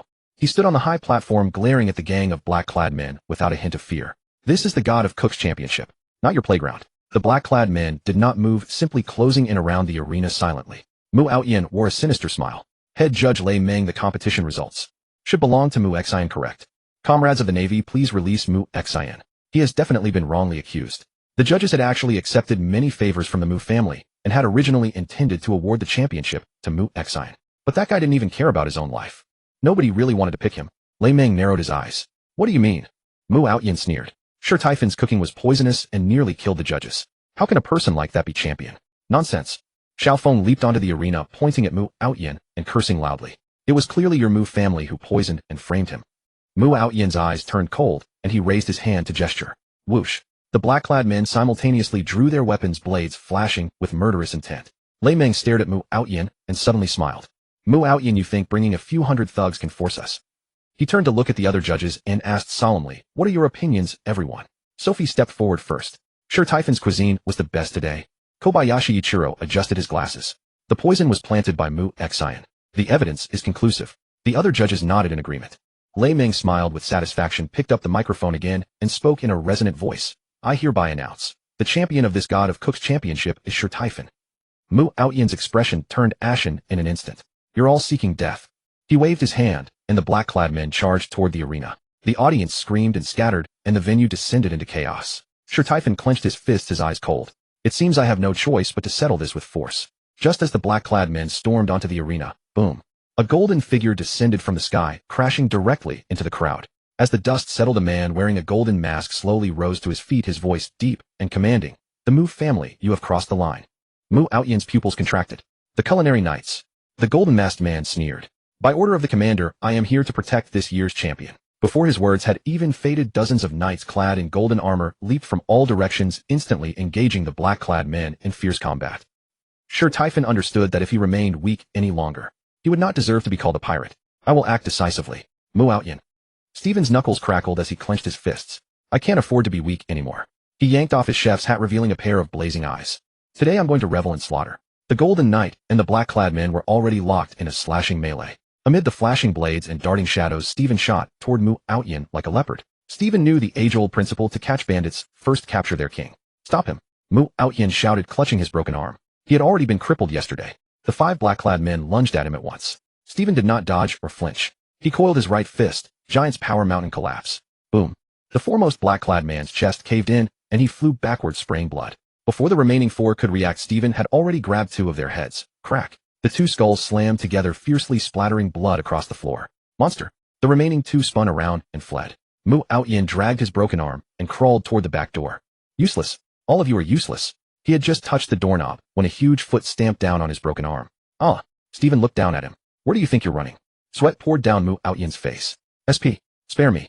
Spare you. Stephen laughed. When you tried to take my life, did you ever think of sparing mine? He grabbed Mu Outyin by the collar and hammered a punch into his face. Crack. It was the sound of his nose shattering. Stephen struck left and right as if beating a sandbag. A left hook. His jaw dislocated. A right hook. Teeth flew. A knee strike. 3 ribs snapped. Mu Outyin was battered like a rag doll, stumbling this way and that. This punch is for the world. Bang. His left eye burst. This kick is for myself. Crack. The knee bent backward. Mu Outyin collapsed on the ground with more breath leaving him than entering. Stephen gasped for air, staring at the blood-soaked figure. Let me give you one last send-off. He leaped high, unleashing his giant's power to the limit. Culinary way, falling meteor. Kaboom. The entire arena collapsed, and Mu Outyin was smashed 3 meters into the ground. As the dust dispersed, all that was left was a lump of flesh like mud. Xiao Feng bounced over. Huh. He's been pounded into meat paste. Gino set his mouth agape, all 206 bones. 99 shattered. Duan Yu patted Stephen on the shoulder. Now this is what I expect from my crew. This is true grit. Stephen shook the blood from his hands and gazed into the distance. That Mu Xian, even if he didn't die, would be a vegetable now. He really hadn't expected other forces to dare interfere in the Mu family's affairs. Help! Young master. Dozens of doctors immediately ran to the pit where Mu Outyin lay and began rescuing him. They shook their heads as they worked. His manhood exploded. Even healed, he'll have to live as a eunuch. Wah wah wah. Several of his workers came running over. It wasn't because they adored their master. If their master was in trouble, they might all be executed. Duan Yu picked up one of the drinks provided by the competition and took a sip. Oh, not bad. As expected of the culinary god competition, even the drinks are better than the ones outside. Xiao Feng smiled. He could see that Duan Yu was delighted, and he took a sip of cola, already reading his mood. At the Mu family headquarters, the Mu patriarch flew into a rage. By the time Steward Fu arrived with the medical team, Mu Outyin had been beaten beyond recognition. Most of the bones in his body were broken, and he was hanging on by a thread. Useless. Steward Fu cast a cold glance at the man on the stretcher. The patriarch says saving him would only waste medical expenses. He turned to his secretary. Control the narrative. Pin all the blame on Mu Outyin and Mu Xian. The secretary nodded. Understood. I've already contacted the World Economic News Agency. Tomorrow's headline will be: the Mu family's unfilial son took private revenge. The family cut him off in the name of justice. Steward Fu stroked his beard with satisfaction. After all, the Mu patriarch had thousands of wives and so many children that even he couldn't keep track. Discarding 1 or 2 meant nothing at all. Better to have given birth to a piece of roast pork than to him. Award ceremony. Global live broadcast resumes. As the Mu family members withdrew, order quickly returned to the venue. The MC wiped his sweat and switched the global live broadcast back on. Ladies and gentlemen, after emergency deliberations by the organizing committee, the competition results remain unchanged. A spotlight snapped onto Stephen. The champion is Stephen. The whole venue thundered with cheers. Stephen stepped onto the award podium and accepted the 3 prizes: the golden chef's hat, forged from pure gold and studded with 7 gems, the eternal recipes, a parchment scroll recording ancient culinary secrets, and a check for 1 million belly, personally presented by the president of the World Economic News Agency. They are as follows. Second place, Malin, vice commander of the Gourmet Knights. Prize: silver cookware set, bonus 300 belly. Performance: stunning dual blade technique, but creativity fell short. Third place, Taita, representative of the giant tribe. Prize: custom-made giant wok, bonus 200 belly. Performance: overwhelming power, yet lacked finesse. Fourth place, Ba Huang, representative of Fishman Island. Prize: deep sea pearl decorated knife, bonus 100 belly. Performance: dazzling 6-handed dexterity, but the plating was overly elaborate. Fifth place, Fast Blade, Jack, retired Navy chef. Prize: Navy issued apron, bonus 500 belly. Performance: precise knife skills, yet the flavor was ordinary. The crowd erupted in boos. Rigged. Ba Huang should have taken third. The cafeteria of Huaxia Culinary Academy. Over 300 cadets stared at the live broadcast screen, their chopsticks slipping from their hands. No way. Senior brother sure is unstoppable. Can we petition to add that giant force fist technique to the required curriculum? Abbot Meng, he stroked his bald head, grinning. This lad fights even harder than he cooks. Marine headquarters, conference room. Akainu slammed his fist on the table. A violent element like that belongs in Impel Down. Fujitora replied lazily, but he only struck down wrongdoers. Oomph. Send someone to capture Mu Outyin and Mu Xian from Eni's lobby. Where is Sengoku? Just give him a den mushy call. Oomph. The livestream chat went wild. Donghai little cooking god from today on He's My New Idol. Golden City Gambler odds are open. Bet on which noble sure Steve will beat up next. Righteous Marine, I'm reporting this. This is a cooking contest, not a fighting tournament. The cheers on the plaza were suddenly cut short by a deep resonant horn blast. Woo! It sounded as though it came from the deepest ocean, vibrating through the very air. Without a word, everyone turned toward the coast. A colossal vessel was slowly entering the harbor. Tyrannos, the flagship of Gold City.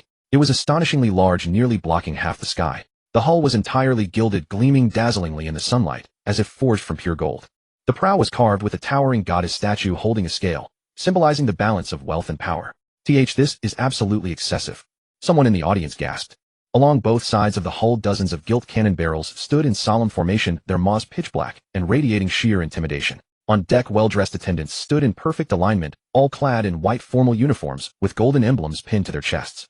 And most striking of all was the soaring golden tower at the ship's stern. That was the heart of the vessel and the private domain of Gold Emperor Guild Tsuzuru. The Tyrannos 120 meters in length, displacement exceeding 200 tons, equipped with the world's most advanced entertainment systems, casinos, auction houses. Jean murmured to himself. His voice carried an uncharacteristic hint of fervor. This ship itself is a floating golden empire. Xiaofeng tiptoed, craning her neck. Hee. I so want to go aboard and play around.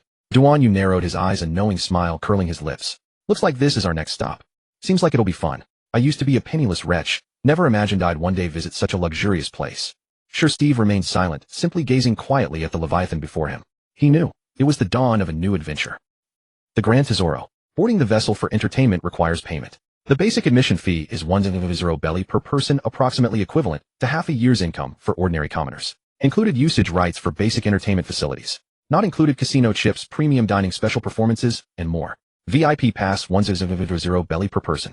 Privileges: unlimited champagne, private VIP gaming tables, slave attendants, and more. The impoverished cannot afford the ticket.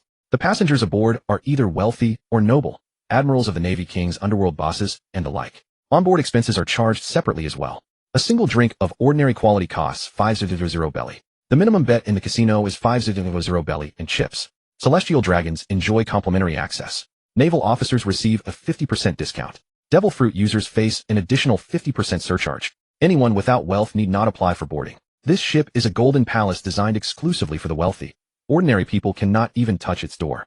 Leveraging his connections with the Celestial Dragons, the main event is the 10th Global Strongest Game King Championship.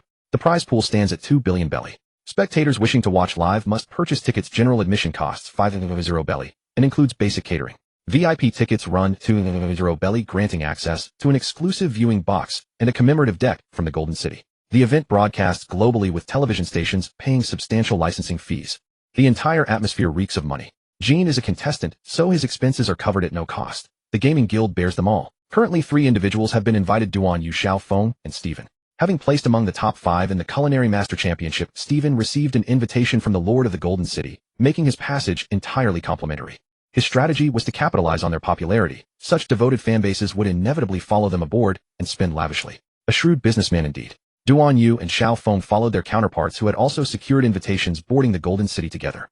The interior of the Grand Tesoro surpassed even the most extravagant imaginations. When Duan Yu, Xiaofeng, Stephen, and Jean stepped into the cabin, the sight before them caused all 4 to freeze simultaneously. The flooring was paved entirely with solid gold walkways, each tile carved with intricate patterns that yielded with a soft resilience underfoot. Beneath the gold lay layers of premium velvet.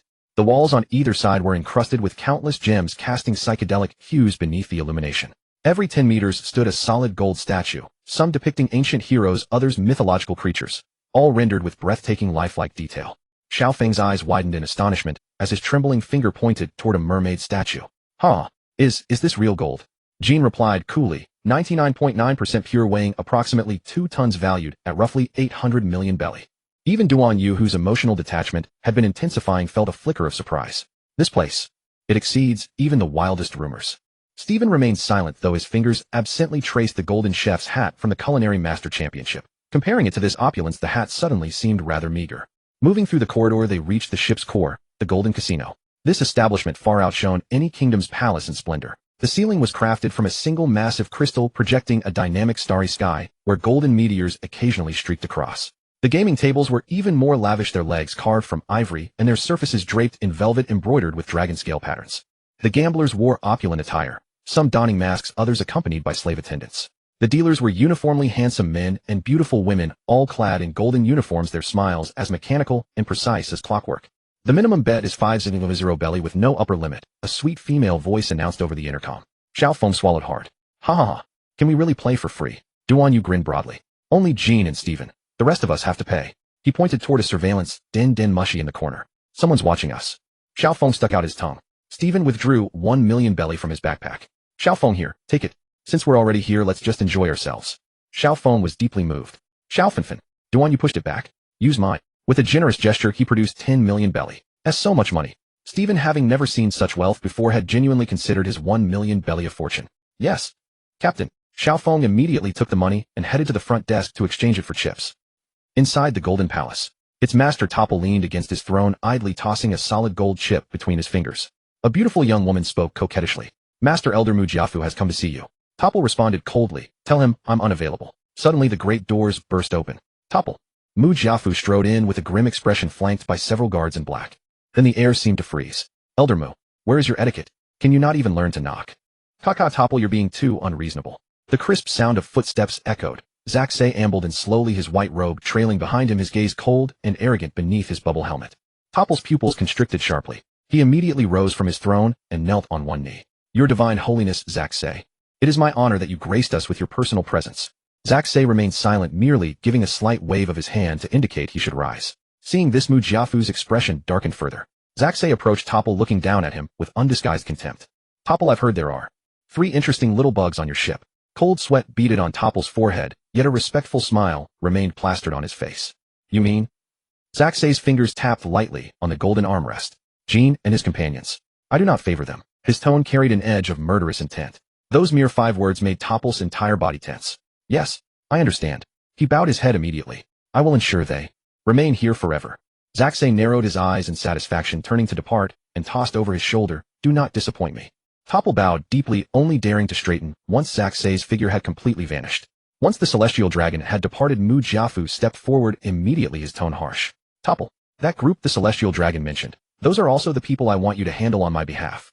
My worthless relatives Mu Xin and Mu Aoyan. They were crippled by Stephen. They are now on your ship. Will you help me take revenge? The deference on Topple's face instantly vanished, replaced by a mocking sneer. Oh, is Elder Mu giving me orders on how to conduct business?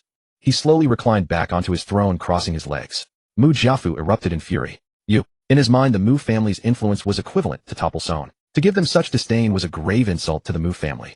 Topple raised a hand to silence him, his gaze contemptuous. Elder Mu, you would do well to remember your place. With a flick of his finger, he sent a gold coin crashing to the ground at Mu Jiafu's feet. This is the Golden City, not your Mu family domain. Mu Jiafu's face turned ashen, his fists clenching with audible cracks, yet he dared not retaliate. Topple snorted derisively and continued, however, since your divine holiness Zaxay has spoken, I will deal with Jean and those others. But do not misunderstand. His eyes turned sharply cold. This is to show respect to the celestial dragon, not for you.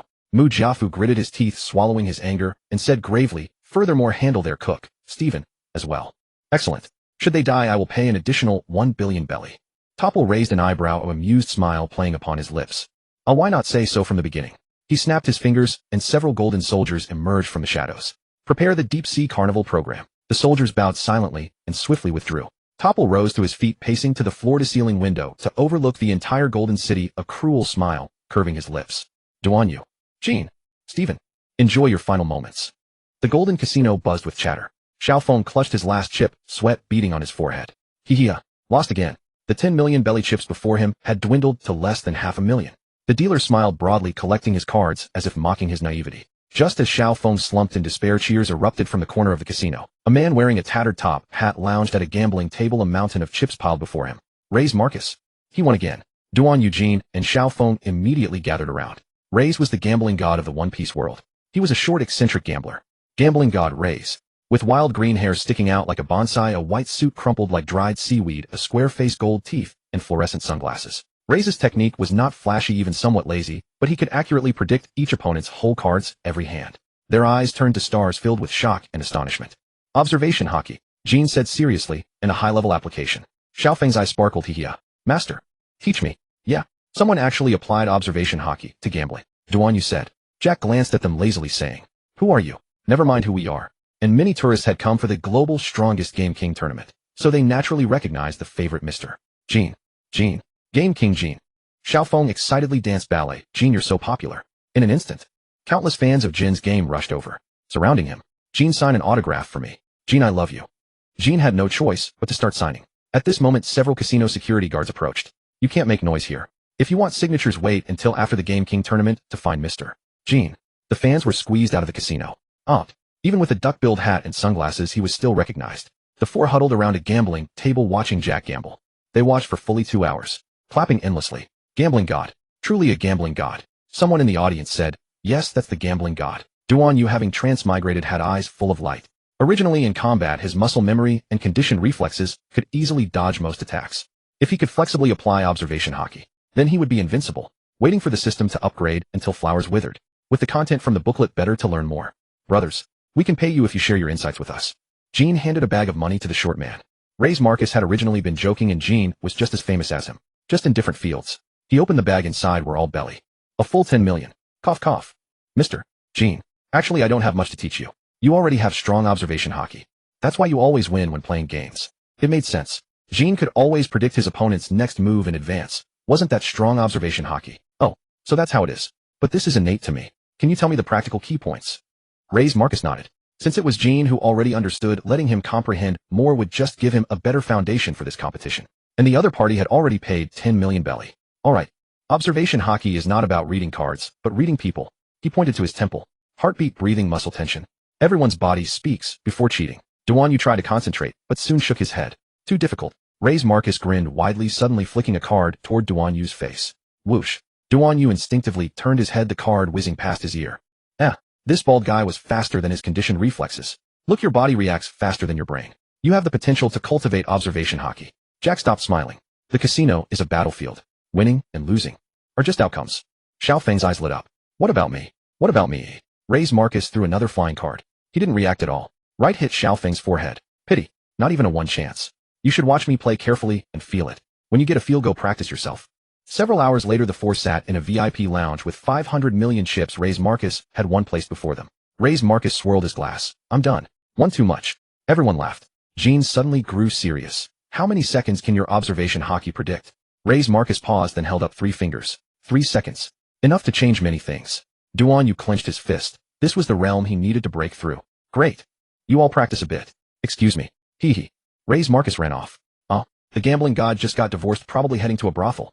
Someone said. Of course. Duan Yu and his group didn't dwell on it. Duan Yu sat at a gambling table, but his expression was unusually focused. He recalled. Secrets of Hockey Booklet, page 3. Under extreme pressure, perception breaks through norms. It also corroborated Ray's Marcus's practical method. Start gambling again. Comprehend the true meaning of observation hockey. Buy a round at my expense. A good hand arrived. He took a deep breath and pushed all 10 million chips forward. All in. The table fell silent instantly. Idiot, the dealer thought, laughing inwardly. Duan Yu had already lost several million. The dealer dealt cards, Duan Yu's fingertips gently tapping the table. Perceive. Perceive. His heartbeat quickened, and he seemed to hear his opponent's breathing, the clinking of chips, even the subtle tremor of the dealer's fingers. This guy seems very nervous. A bald guy actually imitated the gambling gods. All in. He felt the next moment would bring in a 1A on the table, plus the whole card A. 3 of a kind aces. But the next second, the dealer's hidden card hadn't been revealed yet. And on the table, he was already on a straight flush draw. The royal ace is in my hand. The dealer smiled faintly. Aren't you supposed to be a 9? Actually, the dealer was holding a heart 4. It's a 4. He had actually guessed the dealer's arrangement. But according to the dealer's file, this man was just a pirate who used physical techniques with no devil fruit power. The dealer lightly touched the black card. The card changed. As expected. Duan Yu laughed loudly. In that instant I saw it. Although he lost 10 million, he had successfully triggered a 0.5-second observation hockey prediction. Changed the cards. But this beautiful female dealer sucked the card into her sleeve and flicked it back to her chest. The dealer heard him accuse her of cheating. My guest, did you see me cheat? The audience all looked over. This was Duan Yu's first time gambling. How would he handle it? A weak woman, impossible to resolve with a single punch. What evidence do you have? The beautiful female dealer asked. This time Duan Yu was at a disadvantage. His team lacked any female members who could conduct a body search. I saw it. Your movements were strange and lightning fast. I saw you transfer the cards to your chest. Clap. Clap. Clap. Suddenly applause echoed from behind Duan Yu. Oh, not bad at all. You catch on quickly. You truly are a genius. That voice belonged to Lei Zi Ma Ku, see the gambling god. Mr. Lazy Ma Ku-si has arrived. Everyone was astonished. With the gambling god present, did this suggest the dealer had indeed been cheating? Overflattering. I appreciate your guidance, Mr. Lazy Ma Ku-si. But what about my 10 million berry?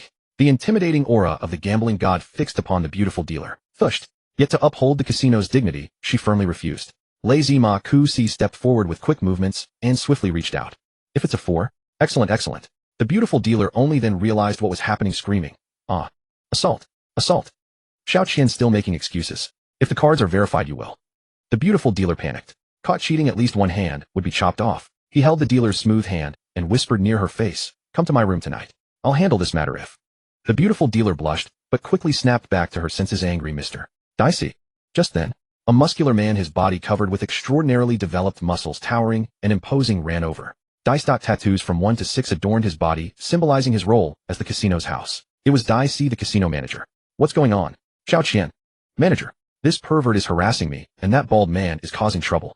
Dicey grew furious. Lazy Ma Ku-si. You've been freeloading here, yet you dare to touch our women. You're looking for death. As soon as he finished speaking, a heavy punch was launched.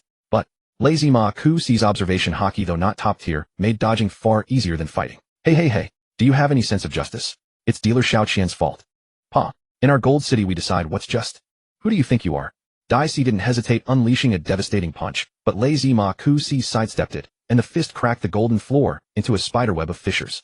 The onlookers gasped. That short man actually managed to dodge the death wrestler's attack. Though Lazy Ma Ku-si's observation hockey wasn't supreme, his years as a gambler had honed a reflexive anticipation that allowed him to react half a second before Dicey struck. He darted between gaming tables like an eel, pocketing chips as he went. Enraged, Dicey activated dice control, sending 6 massive golden dice crashing down from the ceiling.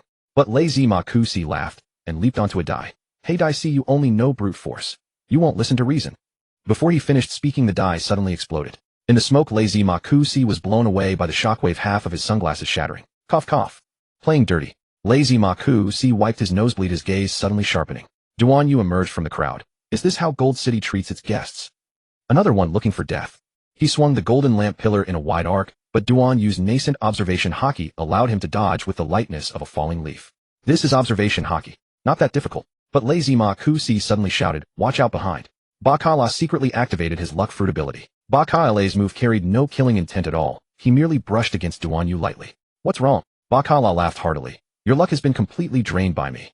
Duan Yu frowned. I never fight based on luck. It's about strength. Ordinary punch. The character for death was carved into Dicey's face.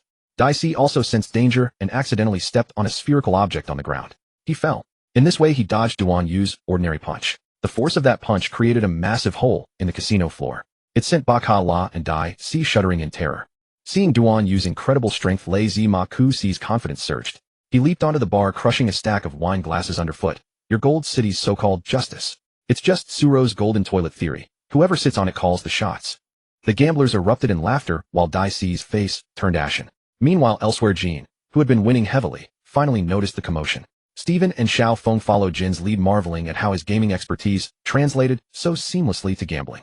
Within moments, they had accumulated 5 million berry. Suro observed the situation through the surveillance monitors. Lord Zakasheng, dealing with these people seems rather troublesome. Tanaka, my lord, what are your orders? Find a way to trap this Duan Yu. The others will be easy to handle. Yes. At that moment, Cyan Yu was in dire straits. He was using observation hockey to anticipate Dicey's dice-heavy punch, when suddenly his foot slipped. The dice crushed the golden chandelier, and the lampshade fell onto Cyan Yu's head. This bad luck is more sinister than the poisonous mushrooms back home. As he struggled, Dicey's giant fist was already at his face. It turned out that Bacala's ability prevented Cyan Yu from harming his opponent, but equally prevented his opponent from harming him. Mr. Tanaka poked his head through the ceiling. Ho, time to close the net.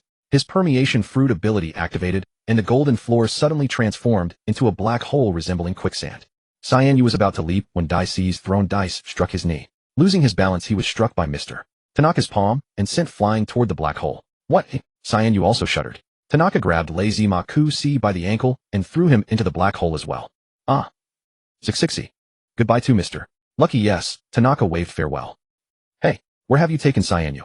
Stephen slammed his fist onto the gambling table, sending chips scattering everywhere. His eyes were fierce, the aura of giant powers surging beneath the surface. Staring intently at the surveillance telephone bug, Suro playing these tricks. Isn't this too low class?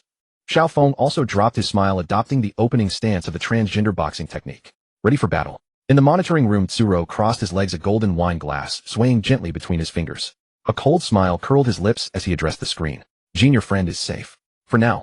However, his fate now rests in your hands. The master of Gold City suddenly appeared in the casino hall, his presence radiating golden brilliance and opulence beyond compare. He advanced with measured steps, several golden soldiers trailing behind him.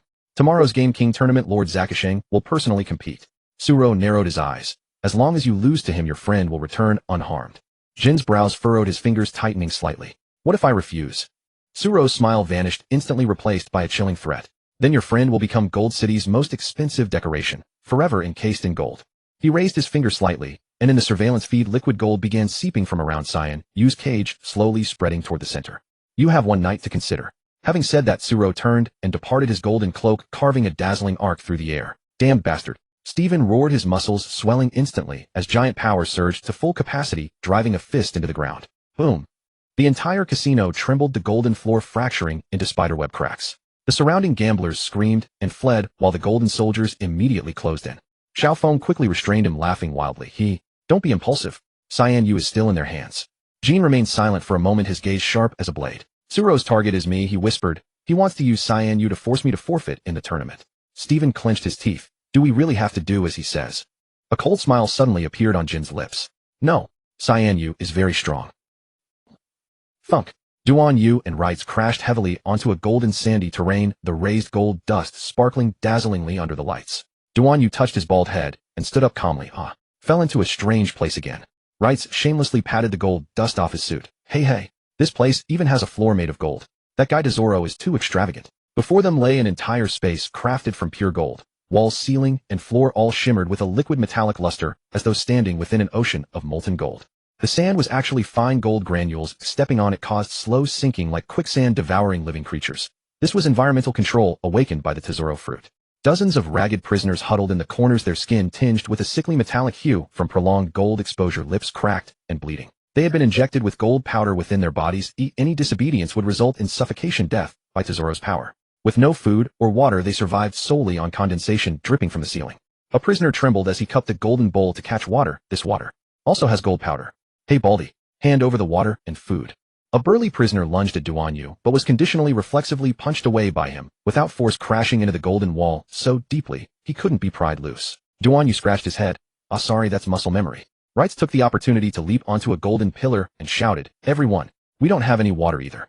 Only then did these people notice the diminutive Rites Marcus, who had landed beside Duan Yu, and was utterly unremarkable. It was only after he spoke that the prisoners finally took notice of his presence. Rites Marcus. The gambling god, someone recognized him. Rites Marcus never expected that in such a place someone would know him. He was quite proud. Indeed it is I. The prisoners erupted in laughter, calling out with respect, Rites Marcus. The gambling god. Do you have a way to save us? Haha, my abilities are limited, Rites Marcus said. Everyone was disappointed. Suddenly the golden ground surged upward, forming a giant hand that reached for Duan Yu. Duan Yu continuous ordinary punches shattered the gold, but the fragments immediately reassembled. Tesoro's awakened ability allowed the gold to regenerate infinitely. Tesoro. Haha. Boom. Duan Yu's continuous ordinary punches poured down like a torrential rainstorm, each strike shattering the golden giant hand into fragments, but Tesoro's awakened ability caused the gold to instantly reassemble, even growing denser. Golden waves surged from all directions, attempting to completely engulf Duan Yu. Is this never going to end? Duan Yu scratched his bald head, showing slight impatience. Tesoro's voice emanated from the golden walls, teasing, No matter how strong your fists are in the city of gold, you cannot defeat me. Everything here is my weapon. Before his words finished, dozens of golden spikes erupted from the ground, piercing toward Duan Yu like spears.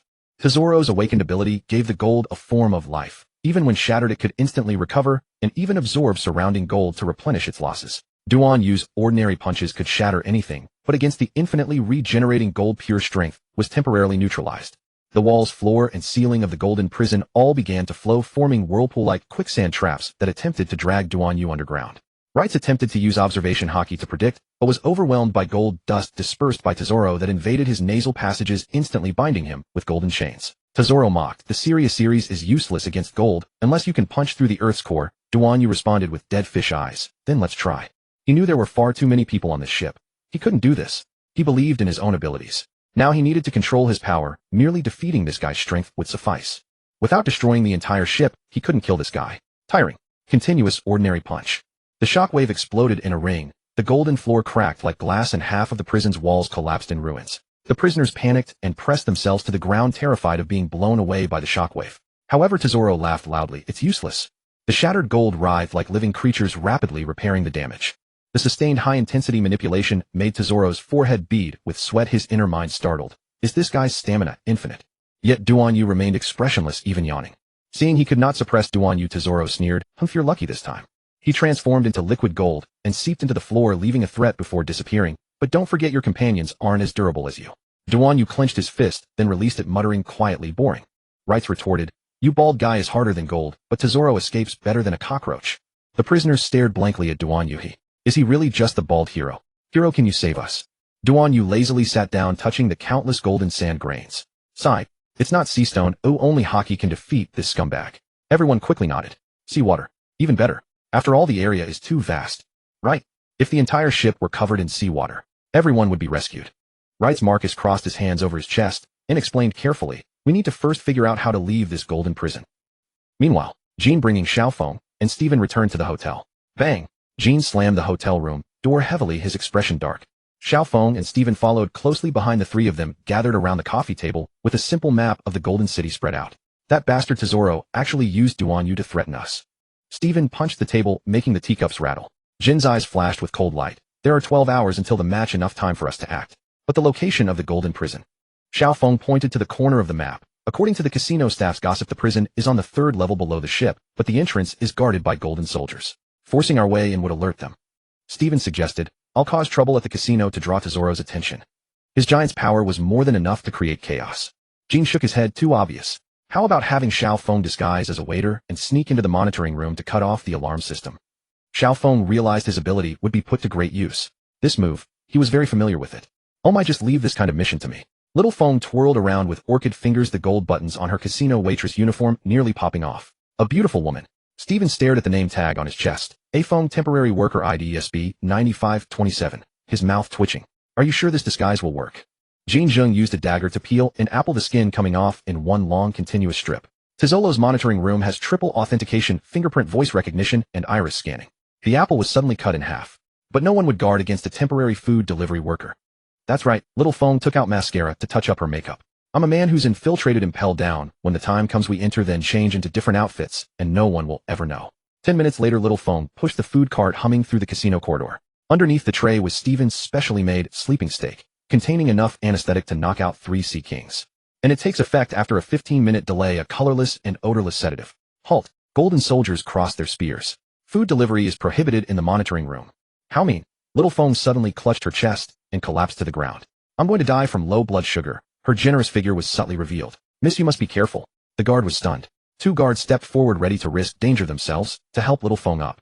But little did they know there exists a mistake called lust, being the knife above one's head. Emma fist. Taking advantage of the pervert approaching without suspicion, she struck twice with her fists, and he collapsed unconscious. Jean and Stephen quickly emerged.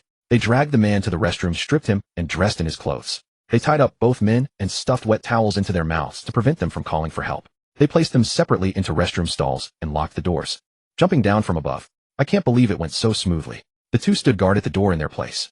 Little Feng saw the 2 return. She immediately pressed the doorbell. Ding ding. Soon someone opened the door. Who is it?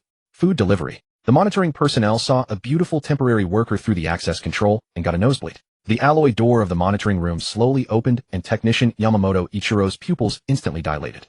Standing outside was a female waitress, with golden hair cascading to her waist, her low-cut uniform revealing delicate collarbones, the silver tray covers on the cart she held reflecting an alluring luster. He also noticed behind the beauty at the entrance 2 guards in golden armor who hadn't interfered with the woman, presumably having already interrogated her. This was Golden City. Security had always been the finest. Lord Tesolo's late-night snack to reward everyone. Little Feng's voice was 3 degrees sweeter than honey, deliberately letting the food cart bump against the threshold. The tray cover slipped off in an instant, 6 pink steaks emitting an enticing aroma, the garnish of rosemary potatoes drizzled with chocolate sauce. Yamamoto swallowed hard, wanting to help steady the cart, but his fingers accidentally brushed against Little Feng's hand. Mister, you new here? I just started yesterday. Little Feng lowered her head, pretending to be shy, her eyelashes casting fan-shaped shadows on her cheeks. Seniors, please guide me well. 6 technicians in the monitoring room gathered around. When Little Feng cut the steak with a silver knife, pink juice slowly seeped out. This was Stephen's specially made Dream Rose agent, which emits a pheromone-like fragrance when heated. Please enjoy. Little Feng placed a steak on each person's plate, her fingertips casually brushing their wrists. When Technician Sato took the first bite, his pupils suddenly rippled. This taste reminds me of the bento my first love made. The fluorescent algae extract in the steak induces beautiful hallucinations. The mandala flower pollen mixed into the chocolate sauce stimulates subconscious desires. Little Fong had sprayed a pheromone mist on the napkins to lower their guard. While everyone was devouring their meal, Little Fong accidentally knocked over red wine. The deep red liquid flowed across the console, and she cried out while wiping it with a cloth. In reality, using the conductive liquid to short-circuit the backup power. Everyone's clothes are dirty. Little Fong suddenly pulled open the lower layer of the food cart, revealing rows of genuine silk pajamas. These are the replacement outfits prepared by the casino. The technicians failed to notice that the pajama buttons were all miniature transmitters. When the youngest technician, Kimura, received the pajamas, Little Fong suddenly leaned close to his ear. Would you like me to help you change? The boy's nosebleed instantly dyed his shirt crimson. 15 minutes after the meal, the drug's effects took hold precisely on schedule. Technician Nakajima was staring at the surveillance screen when he suddenly noticed the golden statue in the footage performing a hula dance. Have I been working overtime for too long? Need a massage? Xiao Feng's hands rested on his shoulders and the anesthetic powder beneath her nails seeped through the collar with each press. In his dazed state, Nakajima saw his junior school sweetheart, the one he had secretly admired since childhood, massaging his shoulders and fell into blissful unconsciousness. As the last one fell, Xiao Feng tore off her wig and laughed loudly. This performance of mine is worth 10 Oscars. She used lipstick to draw an X on the surveillance lens, triggering the anti-interference protocol to shut down automatically. She molded gelatin fingerprint replicas from the technicians and enrolled their iris data into her colored contact parameters. The main screen suddenly displayed an alarm, but Xiao Feng remained calm and pulled out the USB drive containing the Gold City structural blueprint stolen from the technicians. The moment it was inserted, all system interfaces froze at a single moment. Okay, he had to do this before they woke up. According to the surveillance virus protocol, he also had to find Duan Yu's route. Wait. But then again, these were all abilities that Jean knew best. Meanwhile, Duan Yu remained inside the gold prison. Duan Yu scratched his bald head and cast a dead fisheye glance across the golden prison cells. Prisoners huddled in the corners, their skin taking on a morbid metallic sheen from prolonged exposure to gold dust. A gaunt elderly man suddenly grabbed the hem of his pants. Gold flakes congealed in the cracks of his fingernails. Hero, the exit is at the northeast corner. Following the old man's trembling finger, Duan Yu spotted a small golden door inlaid with sea stone and eerie blue light seeping through its cracks. Follow me. The old man suddenly straightened, his hunched back, determination flashing in his eyes. He wanted to escape this hellhole at the last moment just to see his granddaughter one final time. Sea stone restriction. The sea stone embedded in the door frame would instantly drain an ability user of their strength. But Duan Yu, who had not consumed a devil fruit, found himself unaffected. Ordinary punch. He threw it. Bang. The prisoners were utterly shocked. He broke it. Duan Yu's fist carved a path forward. The golden walls split apart like butter beneath a hot knife, layer by layer. Seizing the opportunity, the prisoners toppled the patrolling golden soldiers and choked out the guards with their shackles. The prison guards repeatedly reported to the control room via Den Den Mushi, but by now that room was already under Xiao Feng's control. Xiao Feng watched as Duan Yu emerged from within. She smiled. As expected of our captain, just as overbearing as ever. I'm impressed. Ordinary punch. Duan Yu's bald head gleamed under the golden corridor's wall lamps like a shelled braised egg. His fist sank almost casually into the golden soldier captain's breastplate, in the same manner one might reach for discounted eggs during a supermarket sale. Crack, boom. The 3-meter-tall golden giant flew like a bowling ball knocked away by a sea train mowing through 7 soldiers before slamming into the wall, stuck so firmly that no one could pry him out. A helmet sent flying by the collision spun toward the prisoners and was caught between the teeth of the one-eyed old man, half a golden pauldron still attached to it. He knocked him flying. The 20-plus prisoners behind him collectively dropped their jaws, their shackle weapons clattering like a symphony orchestra. One young prisoner was so frightened that he shoved his chain into his mouth and gnawed on it, muttering, "This must be a dream, this must be a dream." Hey, these are Lord Tesoro's golden 12 shields. The one-eyed prisoner tugged at his gold-flecked beard and shrieked, unaware that he had torn out a tuft. Back when I escaped prison, this guy chased me and slashed at me for 3 whole streets. Duan Yu scratched his head. So I had to use more force. He turned to the golden captain embedded in the wall, whose legs were still twitching. If you're not dead yet, lead the way. Got it, bald hero. He had come for a paycheck, not to throw his life away. In the surveillance room, Xiao Feng's mascara was smeared all over his face and his pink wig was knocked askew. Yours truly bets the captain will clear the Golden City in 3 minutes. At that moment, Jean and Steven were called in to watch the footage of Duan Yu's escape. Jean shook his head. That guy was not necessarily helping for real. He would definitely take the route with the most soldiers. Right then, the golden chandeliers in the casino hall suddenly swayed violently as Lysosi, the dice demon, made a dazzling entrance onto the roulette table's 6 loaded dice spinning between his fingers. Boss, the escaped bald prisoner is here. Got it. Before long, the casino doors were smashed open. The bald man had already led everyone inside. Welcome to the death gamble, Baldy. Lysosi grinned, flashing 2 golden teeth, and the prisoners retreated 3 steps in unison. Those 2 teeth had been crafted from the molars of the last challenger. Duan Yu called out Jean. Xiaofeng. Stephen. Where are you? In the surveillance room, Jean heard his captain's call and knew he could not let him keep destroying the place. There was still the tournament tomorrow. I stake my 1 billion berry bounty. Lai Suosi roared in fury and hurled a storm of dice into the air. Golden dice hell. Each die that landed burst into golden spikes, instantly turning the casino into a thorny jungle. One prisoner accidentally touched a spike and his pant leg was immediately plated with gold, so frightened that he pulled his pants off on the spot. Duan Yu yawned, his fist piercing straight through the center of the whirlwind. Ordinary punch. The shockwave shattered every die in the same instant, and the entire casino rained gold coins. All the slot machines jackpot spraying coins that buried Lai Suosi like a wishing well, leaving only his head, still spitting out gold coins, above the pile. We're rich. The prisoners instantly forgot their fear and madly stuffed gold coins into their pockets. One clever fellow took off his pants to use as a sack only to get snagged on a gilded spike, ending up doing the breaststroke through the coin pile with his backside bare. In the surveillance room, Xiaofeng cackled like a goose. Should we go pick up some money too? For Duan Yu, it was still just a matter of one punch. Satisfying. The prisoners had all escaped, but none followed Duan Yu. They were all busy collecting gold coins. Suddenly, Tesoro emerged from the golden wall. City Lord, the golden soldiers cried. He had never treated his subordinates as human beings. He paid no attention to whether they lived or died, caring only for his property. Duan Yu, stop fighting. At this rate my golden city will be destroyed. Tesoro shoved his men aside and forced himself to straighten his bow tie, though it had already been scorched black beyond recognition. He cleared his throat, his voice hoarse. I request. Ahem. Baldy, let's negotiate. Duan Yu was not too busy to oblige. Fine. In the Golden City's most luxurious meeting room, Tesoro sat at a negotiation table made of pure gold. He had deliberately changed into a spare cape, but his left golden boot had gone missing who knows where, so he could only stand on the carpet in his sock. Duan Yu sat across from him, staring at the ceiling with dead fish eyes. Jean, where are they? Listen, Baldy. Tesoro slammed the table. I can let bygones be bygones as long as you agree to 3 conditions. Bang.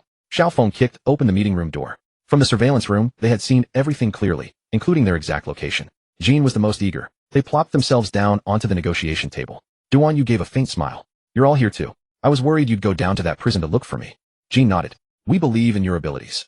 Ahem. A vein bulged on Tesoro's forehead. First, no more destroying the Golden City. Second, compensate for the damages. Third, he suddenly lowered his voice. Help me take care of tomorrow's global strongest Game King tournament. Jean, you absolutely must lose. At least lose to Saint Zac. Jean smiled. I thought you were afraid of nothing in heaven or on earth, but it turns out you're still afraid of the celestial dragons. It's just a card game, Tesoro said urgently. Saint Zac has been the runner-up 5 times in a row, and in his rage, he gilded the previous champion. Besides, this is his last tournament. He's over the age limit. Jean was already losing patience. Is that fair to me? Ha ha ha. Fair. I heard you spent a few months in prison just for opposing Saint Zac. And so what? Don't you know we fought our way out ourselves? He knew about that news. Tesoro's face twitched. 3 billion berries. Duan Yu stood up. We're not lacking money either. Jean said, Tesoro, you've already attacked us. You've done all you could. Then Saint Zac will have no excuse. It seems you don't agree. Tesoro was a clever man too. He had done his best. He had tried the soft approach and he had tried the hard approach. That was enough to explain to the celestial dragons. Tesoro rose to his feet. Fine. But I'm warning you, don't destroy my ship again. He was a clever man too. He would let the celestial dragons and the Mu family and even the Marines deal with them. His golden city was a cash cow. How could this treasure be ruined by a pack of paupers? Akiji sat in a bar, drinking. Suddenly, 3 white-cloaked figures stepped into the bar without a sound. The leader wore a pure white mask with a white dove in flight painted over his left eye. They made no sound as they walked like 3 drifting ghosts. CP0. Oh dear. Akiji sighed without looking back. Can't a man even have a drink in peace? The one in the white dove mask walked straight over to the bar stool beside Akiji and sat down. Admiral Kazan, his voice filtered through the mask, carrying a mechanical coldness. Or should I say, former Admiral. The whiskey the bartender had just handed over suddenly formed a layer of frost. Akiji slowly straightened his back and finally turned to the visitor. What do you CP0 people want from an idle man like me?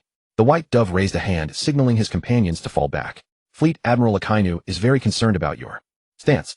Sakazuki. Akiji scoffed. He only cares about the structure of power. He swirled his glass and the frost inside quietly melted again. Tell your superiors I Kazan do not need to explain my actions to anyone. I am no longer a Marine, so leave this idle man alone. Ladies and gentlemen, duelists across the world. A spotlight swept across the golden hall. The golden chandelier trembled slightly in the surge of voices, refracting countless golden specks of light. Host Jack Bald and Gleaming bounded onto the stage, his leather shoes slipping on the gold-plated floor. He grabbed the microphone to keep from falling. Welcome to the finals of the 10th Global Strongest Duelist Championship. The audience erupted into cheers. Pirates in the front row pounded their seats, metal armrests clanging. The fragrance of noble women perfume mingled with the aroma of roasted meat drifting through the air. Tonight, in this golden city, Jack pointed out the window. Victoria Harbor glittered at night, yacht trails like flowing gold. 10 world-class competitors will compete here. Suddenly the great doors were kicked open. A thunderous crash interrupted him. The celestial dragon has arrived. The entire hall fell instantly silent. The audience seemed choked. Zixing entered slowly. His white robes swept across the red carpet, whispering softly. 10 bodyguards in black fanned-out leather boots striking the ground in perfect unison. He wore a specially crafted golden bubble helmet, its reflection blinding. A vulgar contest. A mechanized voice emanated from the helmet. I shall take over now. Jack's back was drenched in sweat. The microphone slipped in his hand. Your Excellency Zixing. We were introducing the contestants. Silence. With a wave of his gem-encrusted glove, bodyguards immediately brought a pure gold duel table. Let these lowborn creatures perform first. In the end, I will make them understand who the true king of games is. Jack swallowed hard. The sound of his Adam's apple rolling was unmistakable in the quiet hall. Then let us first welcome the representative from the East China Sea, the king of calculation, Noah. A blue light illuminated the left corridor. A tall, thin man emerged. Round glasses reflected cold light, the hem of his deep blue robe sweeping the ground. 6 gaming devices gently clashed at his waist. Noah was renowned for his precise calculations. Jack's voice trembled. It was said he could predict an opponent's moves 10 turns ahead. Noah adjusted his glasses. The rustling sound of fingertips against cards was clearly audible. Zixing sneered. An electronic-sounding giggle emerged from the bubble helmet. Next, Lisa, the goddess of luck from the West Sea. The right corridor turned pink. High heels clicked against the ground. Golden curls flashed as her waist swayed. She blew kisses to the audience, her red lips like a bleeding rose under the lights. Lisa's gambling decks terrified casinos across the West Sea. Jack wiped the sweat from his bald head. When she throws her dice. Boring. Zixing interrupted. Mere tricks of the common folk. Lisa's smile froze for a second. The sound of shuffling cards was gratingly loud. Third, Tim the mechanic from the South China Sea. A boy with goggles bounced onto the stage. A metal box clanged on his back. When he waved, machine oil dripped from his gloves onto the floor, leaving black spots. A 15-year-old genius. Self-made mechanical deck. Jack raised his voice. His gear golem once. Suddenly the metal box erupted with sparks. Front row spectators recoiled in fright. Zixing didn't even turn his head. Trash. Tim shrank his neck. While fixing his toolbox, a screwdriver fell to the ground with a clang. Next, Hank the Iron Wall from the North Sea. Military boots struck the ground like drums. Scars crawled across his face like centipedes under the lights. Former naval instructor. His style is both offensive and defensive. Zixing suddenly raised his hand. Hank immediately snapped to attention, cold sweat beading on his forehead. Barely passable. The celestial dragon commented. Sea breeze poured in from the window. Audience members wrapped their clothes tighter. Fifth, Ella the flame dancer from paradise in the grand line. Fire exploded at the corridor entrance with a boom. A red-haired girl leaped through the flames, copper bells tinkling. The edges of her drawn cards spat real fire, heat rushing forward. Ella's best record is 100 consecutive wins. Zixing finally turned his head. The golden helmet faced the girl. Interesting. Next, Morgan, the deep-sea emperor of the New World. Temperature plummeted. Sea fog filled the corridor entrance. As a towering figure emerged, the floor trembled slightly. A shark-tooth necklace swayed with each step. Morgan is the overlord of the seabed. No one plays games better than him underwater. Morgan blew a conch shell. The sound waves shattered several champagne flutes. Ripples formed on Zixing's bubble helmet. A fine toy, the celestial dragon remarked. When the 7th corridor lit up, lights flickered. Coast the thundercloud from Skypea. Lightning crackled. The youth floated in, standing on a cloud. His white robe moved without wind, every hair standing on end. The moment he landed, the cloud beneath him popped and dissipated into mist. Kos is the biggest dark horse. He fought his way up from the bottom. Next, Ryan, codenamed Shadow Raven of the Revolutionary Army. No one saw how he appeared. A black cloak suddenly materialized at center stage. Cold light flashed from eyes beneath a birdbeak mask. Ryan's Revolutionary Army excels at counterattacks from desperate situations. Defense is his forte. Zixing suddenly stood up.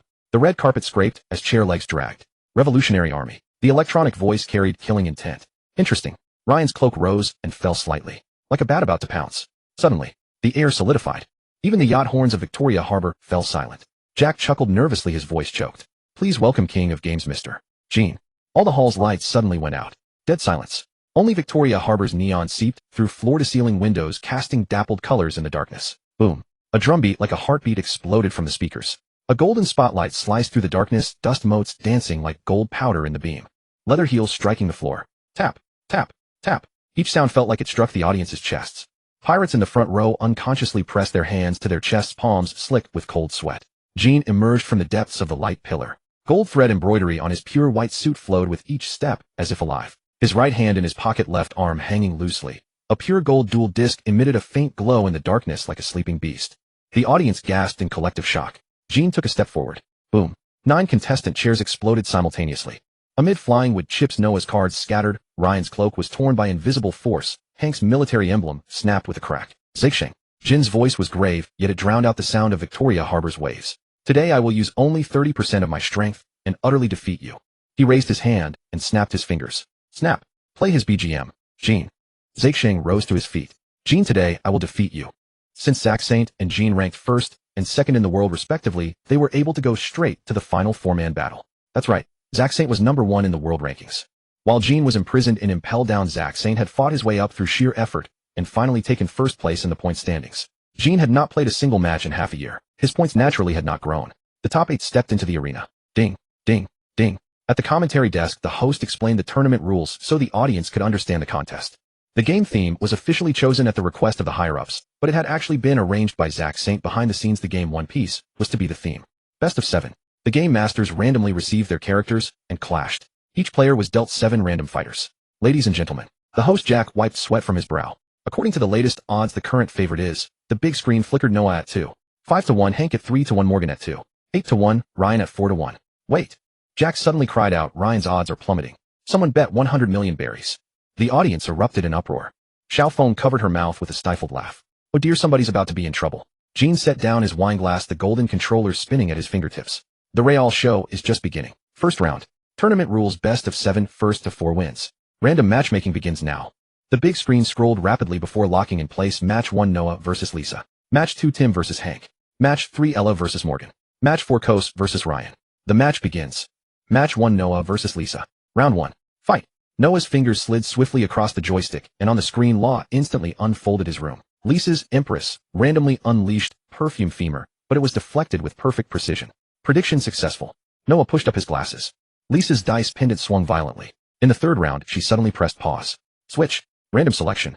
The screen flickered and locked onto Buggy. The audience burst into laughter. Yet Buggy's Chop Chop Fruit unexpectedly derailed Noah's calculations, leveling the score at 22.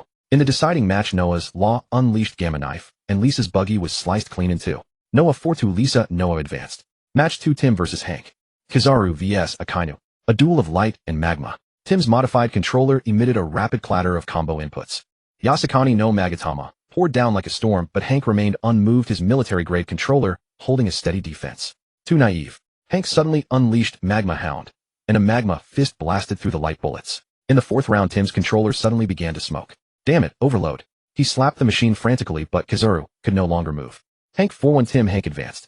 Match 3, Ella versus Morgan. An epic confrontation between fire and ice. The temperature of the entire arena swung dramatically. Ella's ace threw a fire fist, but Morgan sneered. Ice ball. The flames were sealed in ice. Gasps rippled through the audience. In the fifth round, Ella suddenly broke into a war dance, bronze bells clanging. Great Flame Command, Flame Emperor. The entire screen became a sea of fire. But Morgan pressed his ultimate technique, Ice Age.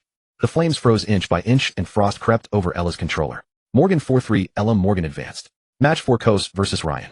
Thunderclouds roiled. Kos's Enel launched Rago, but Ryan's Sabo evaded like a phantom. Can you read the steps of the Revolutionary Army? Ryan's black controller glowed red. Suddenly he unleashed Dragon's Breath, shattering the thunderclouds directly. Kos's controller crackled as the electric current rebounded. In the final round, his Thunder God was ground into the floor by Dragon Claw Fist. Ryan 4-0, Kos. Ryan advanced. The final four were now decided: Calculation King Noah, Iron Wall Hank, Abyssal Emperor Morgan, and Shadow Raven Ryan. On the losers' bench, Lisa's dice lay shattered on the floor. Tim cradled his smoking controller and sobbed. Ella's bronze bells were frozen, and Kos's headphones were still leaking electricity. The semifinals will begin in half an hour. Host Jack's voice boomed across the arena. The big screen began rolling the new bracket semifinals: Noah versus Morgan, Hank versus Ryan. The stands erupted in thunderous cheers. The golden chandeliers swayed violently, casting flickering shadows across the competitors' grim faces. The arena was boiling. Hey, did you see that? That Noah's predictions are like straight-up cheating.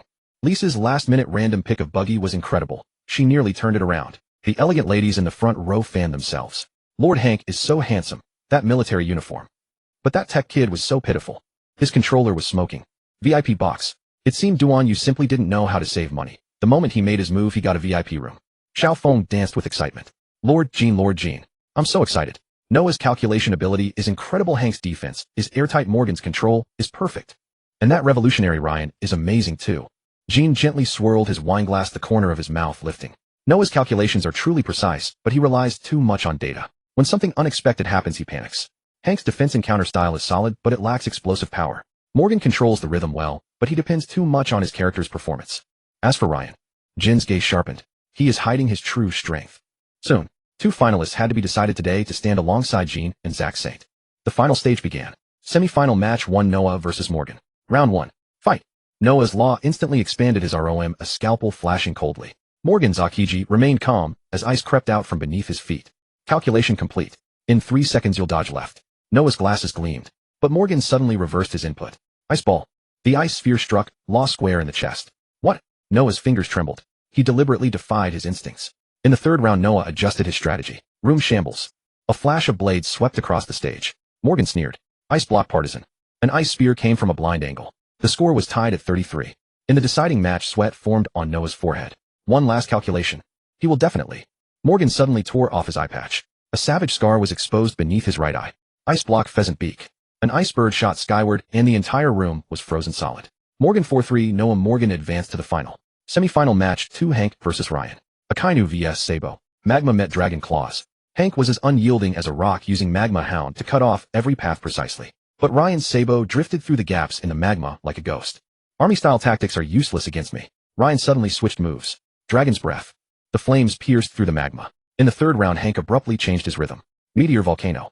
Magma erupted across the entire arena. Ryan was forced back into a corner. But the next moment, Ryan's black cloak stirred without wind. Found an opening. He actually met the magma head-on with Dragon Claw Fist. The score was tied at 33. In the deciding match, Hank's military uniform was soaked through with sweat. One final push. Great eruption. But Ryan suddenly smiled. That's exactly the move I was waiting for. He pressed a hidden button. Flame of the Revolution. Sabo's entire body blazed with blue flames as he pierced straight through Akainu. Ryan 4-3. Hank. Ryan advanced to the final. The finalists had been decided. Abyssal Emperor Morgan and Shadow Raven Ryan. The crowd went wild. That revolutionary actually had a hidden ultimate move. Lord Morgan is so cool. He froze everything. Hey, the odds have changed again. In the VIP box, Xiao Feng spun around excitedly. Lord Jean. The final is so thrilling. Morgan's control is perfect, and Ryan finally revealed his trump card. Jean set down his wine glass, and the golden controller hummed. Morgan deliberately used that scar to mislead Noah's calculations. Ryan's Flame of the Revolution takes a heavy toll. He rose his white cloak, stirring without wind. After tomorrow's final, it will be our turn. Morgan and Ryan had secured their spots in the final stage. They would take part in the final battle with Jean and Zach Saint. The final four were about to be divided into groups. Morgan and Ryan tensed up. Zach Saint. They both chanted in their minds. It was clear they both feared Jean. His strength was utterly terrifying. They had learned by studying Jin's match videos. In all those matches, no one had ever seen him lose.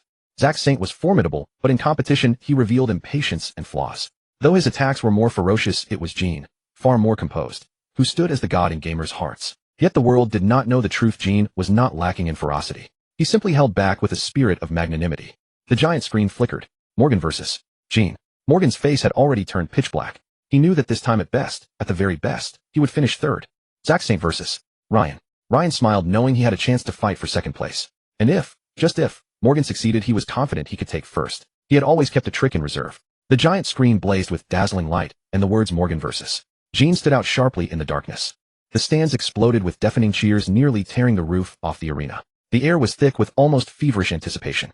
Thousands of eyes locked onto the screen, waiting for that legendary figure to appear. Jean. The synchronized chant surged from every direction, wave after wave like the sea. A young man in the stands trembled with excitement. He wore a t-shirt printed with Jin's likeness, and his fingers white-knuckled clutched a crumpled ticket. I spent 3 months' salary on this ticket. He shouted to the stranger beside him, his voice almost swallowed by the noise around them. But it's worth it. So damn worth it. Looking around, the entire arena was packed to capacity. Most of the audience wore fan t-shirts printed with Jin's signature deck design. Some had painted their faces and wore headbands reading Jean must win. A middle-aged woman clutched a Jean-shaped body pillow tightly, tears glistening in her eyes. I've waited 6 months for this day, she sobbed. After he retired last time, I thought I would never see him compete again. Retirement was a pretext. Outsiders did not know that Jean had actually been trapped in Impel Down. Ticket scalpers stood in a corner outside the venue, counting banknotes with sly grins on their faces. They had known all along that this match would sell out. Jin's sudden entry had turned an otherwise ordinary tournament into the event of the year. But what was even more cunning was that they had hoarded a large number of tickets before the official announcement of Jin's participation, then sold them to frantic fans at 10 or even 20 times the original price. I told you these tickets are worth every penny. A scalper in a baseball cap shouted at a hesitant buyer waving the last few tickets in his hand. Look at the people inside. They all paid a fortune to get in. Jean might appear in competition only once in his entire life. Miss it, and it's gone forever. They had seen Jin's bounty offer on wanted posters, but everyone knew he had become a pirate. Inside the venue, the lights suddenly dimmed, and the big screen switched to the players' tunnel. When that familiar figure appeared on camera, the entire arena seemed to ignite. Shrieks, cheers, and whistles blended into an overwhelming roar. Some people tossed golden streamers into the air, while others lit cold fireworks, strictly prohibited though they were. "He's still so handsome," shrieked a few girls in the front row, nearly leaping from their seats. Wearing his iconic black trench coat, Gene walked toward the battle stage with unhurried steps. His expression was as calm as still water, as if the thunderous cheers around him had nothing to do with him. Morgan stood at the other end of the stage, his face dark as ink. His clenched fists trembled slightly, and his eyes blazed with resentment and rage. "This can't be," he cursed under his breath. How could he suddenly enter the tournament? Morgan had originally been one of the favorites to win, but now before Gene the best he could hope for was third place. "Morgan seems to be in poor form," the commentator's voice came over the loudspeaker. Jin's sudden participation appears to have shaken him greatly. The stands erupted in laughter and jeers. "Morgan is nothing. Gene is the real king." Similar shouts rose one after another. Jin's fans made no effort to hide their contempt for the other competitors. In their eyes, Gene was an invincible myth. Ryan stood in the waiting area, a faint smile curling at the corner of his mouth.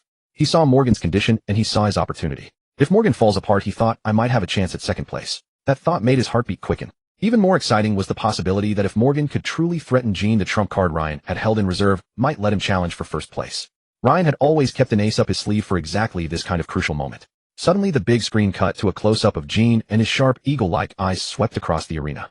In that instant the entire arena fell silent, as if everyone were holding their breath. Then Gene gave a slight nod. That simple gesture triggered a fresh wave of frenzy. A young man in the back row suddenly fell to his knees, clutched his head with both hands, and burst into tears. "He looked at me. Gene looked at me." He screamed hysterically, and the fans around him cast envious glances his way. The bell for the start of the match rang, and Jin's very first move drew screams from the entire crowd. Duan Yu broke out in a cold sweat. "This Gene has way too many fans." Stephen was deeply envious. Xiaofeng looked as if he might cry. "Mr. Gene." Zack Saint, as if he had seen a ghost, muttered, "Damn it." A chime rang out. The two had entered the arena. The moment Gene picked up the controller, it was as if he had become someone else. His entire aura shifted in an instant. There was a 10-minute controller test period after all to let Gene get accustomed to the setup. Gene chose Xiaofeng's character. As his opponent, he selected Akainu.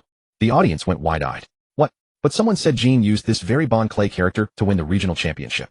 True fans were eager to witness Jin's ultimate performance. What's more, the opponent he faced was a Logia type. According to the game rules, in such a matchup one could only score and deplete the opponent's health bar by striking from their blind spot. But 10 minutes was enough. Jin's play dazzled everyone. He won without losing so much as a sliver of health. Gene. Gene. Gene. His opponents had grown tense. Gene, the king of games. Morgan walked to his position with heavy steps. "Gene, I'm Morgan, I'm not afraid of you. Bring it on." The two pressed the red button at the same moment. On the massive electronic screen, the One Piece logo flickered to life, and the entire audience held their breath waiting for the start of this ultimate showdown. Character assignment. Gene random, draw Monkey D. Luffy Gum Gum Fruit Roronoa Zoro 3-sword style King of Hell. Shanks Yonko overwhelming Hockey. Boa Hancock Love Love Fruit enchanting the entire arena. Bartholomew Kuma Pawpaw Fruit Teleportation Repulsion. Marco Phoenix Extraordinary Regeneration. Kazan Akiji Ice Eyes Fruit Master of Crowd Control. Morgan Random Draw Marshall D. Teach Blackbeard. Dark Water Don Quixote Doflamingo String Fruit Puppet Manipulation. Kaido Strongest Creature Dragon Form. Charlotte Katakuri Future Sight Machi Machi Fruit. King Ancient Zoan Fire-Winged Pteranodon. Crocodile Sand Fruit King of the Desert. Akainu Sakazuki Magma Fruit Absolute Destructive Power. Wah! The entire venue erupted at once. Jin's fans cheered wildly, while Morgan's fans wore grim expressions. Jin's lineup is way too strong. Luffy Shanks Akiji. How can anyone fight that? Morgan's is not bad either. Blackbeard Kaido Akainu. That combination is absolutely devastating. Hancock is there too. Jin's side has a charm skill. Morgan needs to watch out. Morgan stared hard at the screen, cold sweat beading on his forehead. Humph. Jin's lineup is certainly impressive, but my Kaido Akainu Blackbeard is enough to crush everything. He clenched his fist, a trace of ruthlessness flashing in his eyes. Don't think you've already won, Gene. Gene remained composed, the corner of his mouth lifting slightly. Interesting. He tapped the table gently, his gaze sweeping across Morgan's lineup. Blackbeard's Dark Water is indeed troublesome, but... He looked at his own characters, Luffy Shanks Akiji, and a flash of confidence crossed his eyes. Come on, Morgan, show me your limit. The match was about to begin. The entire arena held its breath waiting for this epic showdown. 3, 2, 1, fight. King of Games, the ultimate showdown, Gene vs. Morgan, best of 7 singles match, first to 4 wins. Round 1, the probing battle. Round 1 begin. The referee's voice rang out, and a massive holographic projection system unfolded in the center of the arena. Jin's fingers slid gently across the virtual interface, finally stopping on an iconic fighter. I'll warm up with him. Roronoa Zoro. Morgan narrowed his eyes and quickly scanned his character pool. Then I'll use King. The image of the fire-winged Pteranodon unfolded in the hologram, blazing flames dancing through the virtual space. The match began. Zoro's three swords gleamed coldly in the projection. Three-sword style onigiri. Zoro shot forward instantly, but King spread his flaming wings and evaded with ease. Fire Dragon Emperor. King's counterattack came fast and fierce. Jin's fingers flew across the control panel, and Zoro suddenly changed moves, one-sword style Dragon Blaze. Sword energy and flames collided in midair, erupting into a blinding glare. When the light faded, Zoro's blade had slashed across King's neck. The health bar quickly dropped to 0. Round 1, Jin wins. An electronic voice announced, and the whole arena erupted into thunderous cheers. Morgan wiped the sweat from his forehead. As expected of Jin, he really gave me a wake-up call in the first round. Round 2, a clash of hockey. I'll take Shanks in the second round. Jin's voice remained calm. Morgan gritted his teeth. Then I'll use Kaido. The strongest creature materialized on the battlefield, his enormous spiked club radiating an oppressive pressure.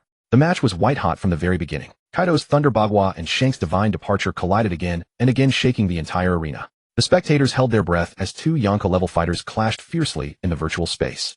Kaido burrow breath. Morgan shouted. Jin merely smiled. Conqueror's hockey intimidation. Shanks suddenly unleashed astonishing hockey, and Kaido's movements came to an abrupt halt. His chest was pierced. It's over, Jin said softly. Round 2, Jin wins. Morgan's hands trembled slightly. How is this possible? Even Kaido. Round 3, a counter of abilities. For the third round I'll pick Bartholomew Kuma. Jin's choice made Morgan's eyes light up. Then I'll use Doflamingo. Morgan said excitedly. The string fruit is the perfect counter to the pawpaw fruit. The match began. Doflamingo's parasitic threads quickly coiled toward Kuma. Bullet string. The hair-thin attack went straight for Kuma's vital points. Jin remained unfazed. Pressure cannon. Kuma vanished in an instant and reappeared behind Doflamingo. What? Morgan was stunned. Kuma's paw slammed down Ursa's shock. Doflamingo was sent flying violently, and his health bar hit 0 once more. But this time he had finally damaged one of Jin's characters, taking out half of its health bar. Delightful. That was real progress. Jin, you are not invincible. Round 3, Jin wins.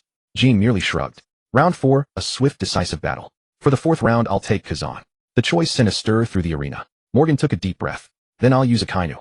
The clash between magma and ice was about to unfold. Just as the match began, Jin said calmly, Ice Age. The entire battlefield was instantly sealed in ice, and Akainu's magma was frozen before it could even erupt.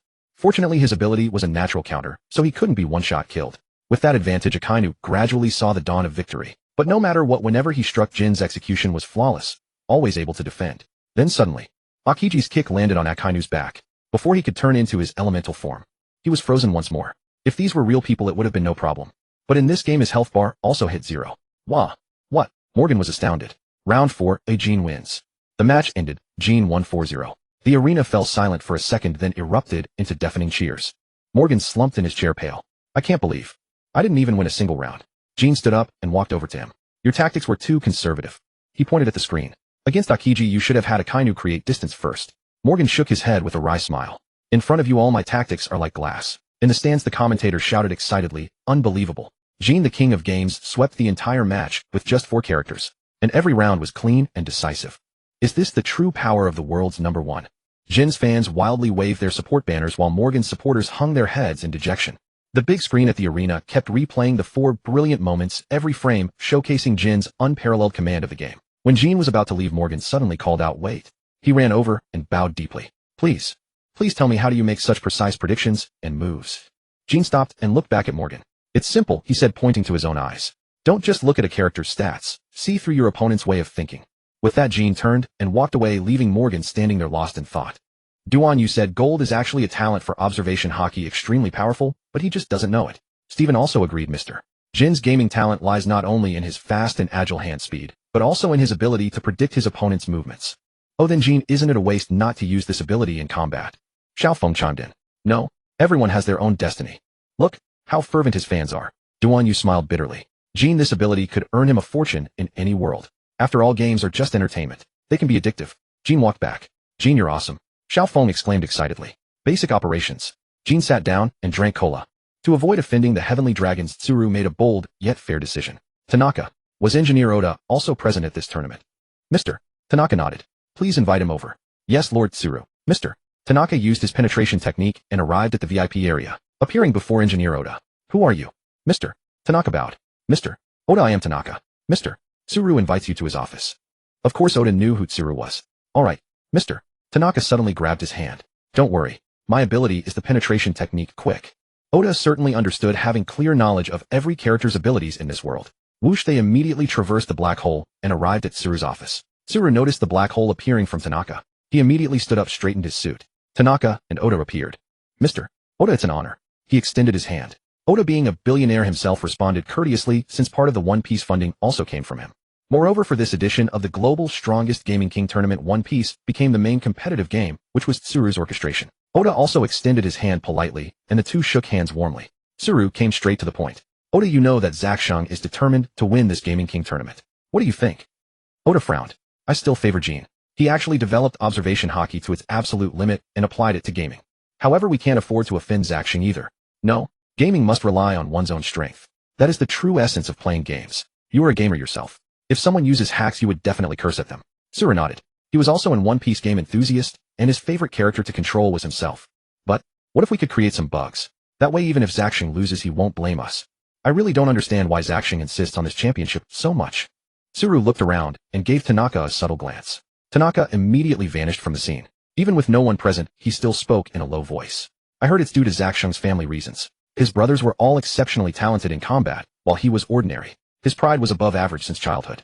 He began to give up on himself and started playing games every day, gradually discovering that he had extremely high gaming talent. He is getting married next year, and this is also his last time participating in the Gaming King tournament. He must use a championship to seal his glory. Oda said calmly. In that case, I will make at most some minor adjustments. If Zackshung ultimately gets to fight Gene, I will arrange that during the random draw his character will counter the opponents. Do you think that works? Tsuru thought for a moment. Alright. Oda then went to the control room and began operating. Meanwhile, another match was about to begin as well. However, just like Gene, Zackshung also received the same benefit. He could warm up and adapt to the control stick. 10 minutes. Zackshung saw Gene choose the character Xiaofeng during warm-up. His chosen opponent was Akainu. Thus he also agreed to the selection. Zackshung really wants to compete against Gene. Xiaofeng versus Akainu. Zackshung stood at the center of the arena, a playful smile on his lips. Xiaofeng instantly activated Androgean Fist-style swan dance, his figure flickering like a butterfly weaving through Akainu's magma fist shadows. Deadly gaze. Zackshung suddenly threw a kiss. Akainu instinctively turned his head to dodge, only to discover it was a feint.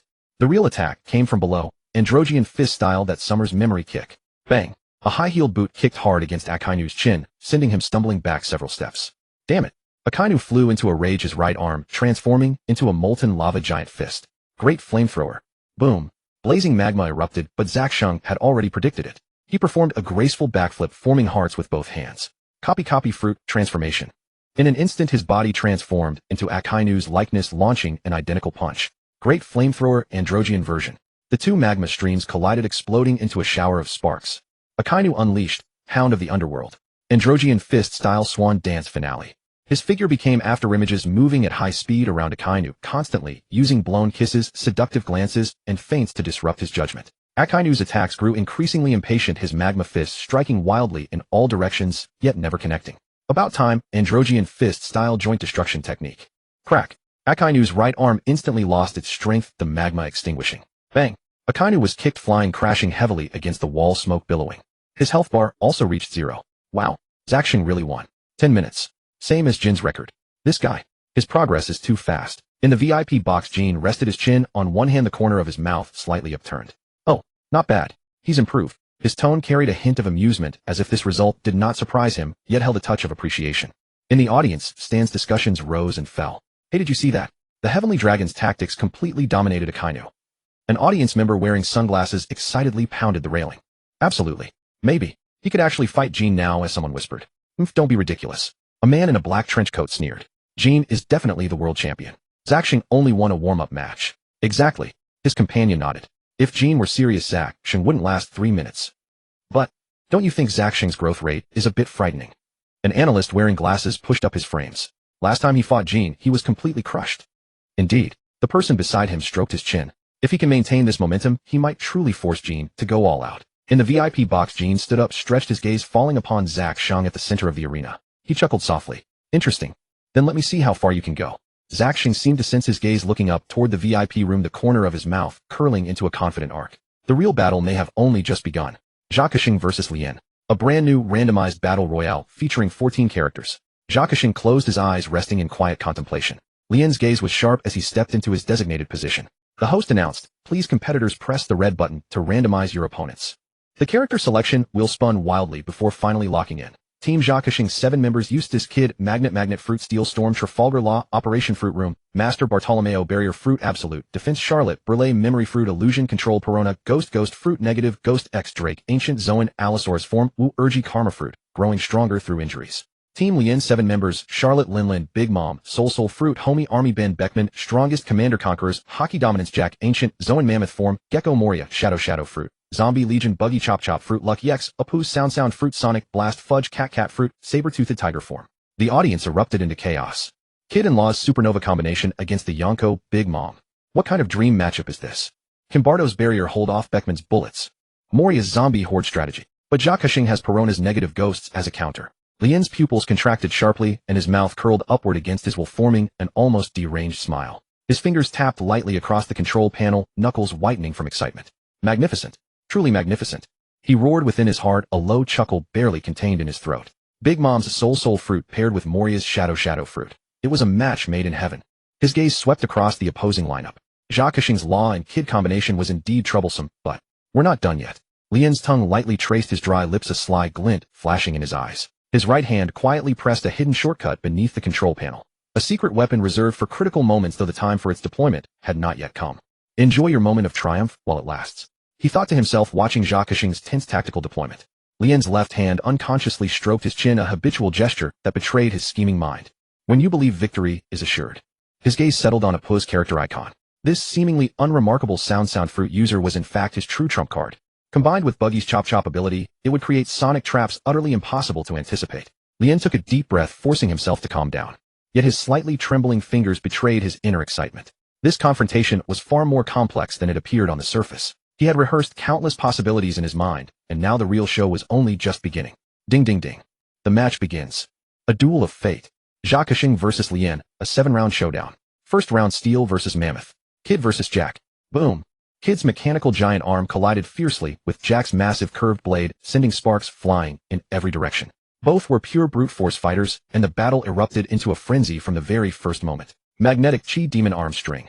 Kid laughed maniacally as metallic debris around them instantly coalesced into a colossal steel arm, smashing downward toward Jack. Mammoth Elephant Gun. Jack bellowed, his muscles swelling as the ancient beast's power exploded forth, shattering the steel arm with sheer force. Yet just as Jack prepared to press his advantage, Kid suddenly grinned. You really think that's all? Magnetic Chi 10,000 Swords Descend. Countless metal fragments rained down upon Jack like a violent storm from all directions. Though Jack's hide was thick, the dense metallic tempest overwhelmed him, blasting him out of the arena. Jack's HP reached 0. Jacqueshing leads 1-0. Second round: Operation versus Sonic Boom. Law versus Apu. Room scan. Law instantly expanded his domain, but Apu remained unfazed, his fingers flicking through the air as bizarre sound waves detonated in an instant. Sonic Boom Death Symphony. Law's room was disrupted by the sound waves, his movements faltering slightly. Seizing the opportunity, Apu's body transformed into musical notes, hurtling forward at high speed in an attempt to shatter Law's internal organs. Yet a cold smirk curled Law's lips. You rely too heavily on your devil fruit abilities. Surgical Theater Teleport. Law's figure vanished, and in the next instant the blade of Kimuchi Kyozo pierced straight through Apu's chest. No matter how fast sound waves travel, they cannot outpace spatial manipulation. Law sheathed his sword. Apu fell. Jacqueshing leads 2-0. Third round: Negative versus Shadow. Perona versus Moria. Negative Ghosts. Perona floated in the air, her adorable ghosts phasing straight through Moria's body. Someone like me should just die. Moria instantly dropped to his knees, plunging into a state of utter despondency. Yet just as Perona believed victory was hers, Moria suddenly looked up with a sinister grin. Your ghosts are useless against me. Shadow Warrior Substitute. It transpired that Moria had long replaced his body with a shadow clone. The real him materialized behind Perona and impaled her to the ground with his Shadow Fong lance. Jacqueshing leads 2-1. Fourth round: Barrier versus Sabertooth. Bartolomeo versus Fudge. Barrier Absolute Defense. Bardo's green barrier perfectly blocked all of Fudge's claw strikes. Useless. No one can break my barrier. Bardo laughed arrogantly. Fudge's eyes turned cold. Is that so? Rokushiki, Shaved Tiger Fong. His speed surged dramatically, and in an instant he circled behind Bartolomeo, his razor-sharp claws aiming straight for his throat. Yet Bartolomeo had anticipated this. Barrier Reflection. Bang! Fudge was rebounded by his own attack and thrown forcefully out of the arena. Jacqueshing leads 3-1. Fifth round: Memory versus Luck. Brule versus Buggy. Brule's third eye cracked open slightly, her memory fruit ability activating. Let me see. Your most painful memories. Buggy's expression contorted as if trapped within an illusion. Yet in the next instant he burst into raucous laughter. Ha! This great captain's luck cannot be swayed by any illusion. Chop chop, huge laugh. Buggy's body shattered into countless pieces, and before Burleigh's astonished eyes a single finger fragment precisely flicked away her hat, by the rules of fatal blow. Jacques leads 3-2. Sixth round Allosaurus vs. Cat. Drake vs. Beckman. Drake's Allosaurus form was ferocious beyond compare, yet Beckman's Conqueror's hockey proved superior. Armament hockey bullet blade. Beckman's bullets wreathed in black coating punched straight through Drake's dragon scales. Drake roared and charged forward only to be blasted away by a single strike. Jacques 3-3 Lien. Final battle Karma vs. Soul. Wu Urgi vs. Big Mom. Mommy, you asking for death, little one? Big Mom laughed uproariously as Zeus and Prometheus rained destruction upon Wu Urgi simultaneously. Wu Urgi absorbed the assault with his body covered in wounds, yet grew ever stronger with each blow. Karmic Retribution wound healing counterattack. His body suddenly expanded, and he delivered a devastating punch that sent Big Mom flying. How is this possible? Lien's eyes bulged in disbelief. Wu Urgi wiped the blood from the corner of his mouth and grinned. The more injured I become, the stronger my power grows. Final score, Jacques 4-3 Lien. Lien panted heavily, gritting his teeth in unwillingness. Damn it. Jacques walked over and patted his shoulder. Your luck was indeed remarkable, but true strength is what ultimately prevails. Tesoro called Oda on the Den Mushi. Mr. Oda, what's going on? Why is St. Zach's character getting countered instead? Sorry, I'm still adjusting it. It's not finished yet. At the final match later, Jin's character will definitely be countered. You'd better watch your step. St. Zach didn't think much of it either. Luck was always unpredictable. Besides, winning this way would feel even more satisfying. But what if, when he finally faced Jin in the final, the gap had become this huge? That would be unbearable. Tell Mr. Oda not to let what happened just now happen again. His subordinate cupped his fists. Yes, Oda received that message. A bitter smile. Is there any fairness left in this? In fact, he had misunderstood. In fact, St. Zach simply wanted a fair fight against Jin. After all, the match was being broadcast live around the world. Dirty tricks could be used elsewhere, but he wouldn't even think of using them on a live stream. Mr. Jin ate a few pieces of meat. He cracked his neck a few times. He was ready. This was the day of his revenge, and also a day of promise. As soon as he finished this match, he would set sail with Duan Yu and become a carefree, swashbuckling pirate. Meanwhile, the Marines began to move. CP0 led a team to investigate the dark underbelly of the Golden City. Too many people had filed reports. Human trafficking, fraud, and other crimes were rampant there. Akiji was at the highest point of the gaming hall. Amazing. The Summit Showdown. Jin vs. St. Zach. The ultimate duel, drawing the eyes of the entire world. Pre-match hype, the whole world boils over. There was still a full hour before the match began, but the entire arena was already packed to the rafters. Global live viewership had surpassed 1 billion. Bullet comments on every streaming platform were flooding the screen at a frenzied pace. Finally, the day has come. Jin vs. St. Zach. Jin is an undefeated myth. Can St. Zach create a miracle? I bet everything I own on St. Zach. In the stands, the two fan camps were sharply divided. Jin's fan group held up glowing signs reading Undefeated King, their matching gold support outfits sparkling under the lights. Most of them were hardcore One Piece fans who had witnessed Jin's glorious record of crushing opponents across countless battles. There's no way Jin can lose. A male fan in gold-rimmed glasses shouted, waving his fist excitedly. His combat IQ and mechanical precision are world-class. No matter how strong St. Zach is, he is still only the challenger. St. Zach's fans were even more fanatical. They wore black battle robes printed with Saint of the Counterattack, and many had painted St. Zach's signature sinister grin on their faces. What do you know? A ponytailed girl pouted disdainfully. St. Zach fought his way up from the bottom. Jin's era is over. The quarrel between the two fan groups even drew the attention of on-site security, but the tension remained just as explosive. Expert analysis. What are the odds? The world's largest fighting esports channel, Grand Battle, invited 3 veteran commentators for pre-match analysis. A former professional player. Looking at the data, Jin's win rate is indeed higher. His character pool is unfathomably deep, and he has almost no tactical flaws. But St. Zach's improvement speed is astonishing, especially last match when he defeated Ryan 43 and displayed incredible adaptability. The key is character selection. Jin excels at ending games quickly with high-burst characters, while St. Zach prefers drawn-out battles, consuming his opponents with psychological warfare. If St. Zach can survive the early pressure and drag the match into the late game, the winner is anyone's guess. A famous streamer. I heard. Jin has been secretly training a new tactical system. He lowered his voice mysteriously, and St. Zach seems to have prepared that character to deal with it. As the countdown reached 0, all the lights in the venue went out, leaving only 2 spotlights on the player's entrance. Jin stepped out first, wearing a pure white battle suit and a calm smile. He made no extravagant gestures, merely waving lightly to the audience. Yet that composed attitude only made his fans even crazier. The chant of Jin, Jin, Jin, resounded through the entire venue. Then St. Zach made his entrance. He was draped in a black trench coat embroidered with dark red patterns. He drew his right hand across his throat in a slit-throat gesture, instantly setting off a wave of screams from his fans. St. Zach, wreck him. Let the world see who the real king is. The two met in the center of the stage, locking eyes. Ready? Jin asked with a faint smile. Don't make it too boring for me. St. Zach bared his teeth in a grin. I'll throw those words right back at you. Ultimate Showdown 7v7 blind character pick. The big screen began randomly drawing the character pools for both sides. Rigging. Jin's character pool had been tampered with. Jin's character pool had been tampered with. The match entered the character assignment phase. The big screen spun rapidly before freezing. Jin's side after the tampering. Tony Chopper, human fruit. Apis, ordinary martial arts. Kobe, weakling marine. Usopp, sniper, useless in close combat. Miss Valentine, kilo fruit, unremarkable ability. Brook, ordinary swordsmanship. Foxy, the silver fox, slow fruit. Saint Zack's, side normal random draw. Kaido, strongest creature, dragon form. Akainu, magma fruit, absolute destructive power. Katakuri, future sight, mochi fruit. King, ancient Zoan, flame pteranodon. Doflamingo, awakened string fruit. Bullet, combine fruit, ultimate destroyer. Marco Phoenix, extraordinary recovery. The audience burst into an uproar. Blatant cheating. What kind of messed up lineup is this? Chopper versus Kaido. Apis fighting Akainu. Are you kidding me? The system must have been hacked. Jin's brows furrowed instantly. He swept his eyes over his character panel and found that every character's attributes had been secretly weakened. Saint Zack was also stunned. He turned toward the organizer's seats and saw several staff members operating their terminals in panic. Furious audience. The entire arena was in revolt. When the big screen showed such an absurd comparison of characters, the whole venue exploded. What the hell kind of garbage matchup is this? A burly man suddenly stood up and viciously kicked over the seat in front of him. Chopper fighting Kaido. Do you take this for a children's playground? Rigged. It's absolutely rigged. A man wearing a gold chain roared, hurling his drink bottle toward the stage. Refund. I paid a fortune for my ticket not to watch this kind of crap. In the stands, the tide of anger rose higher and higher. Some people began tearing up their support signs, the others charged straight at security to argue.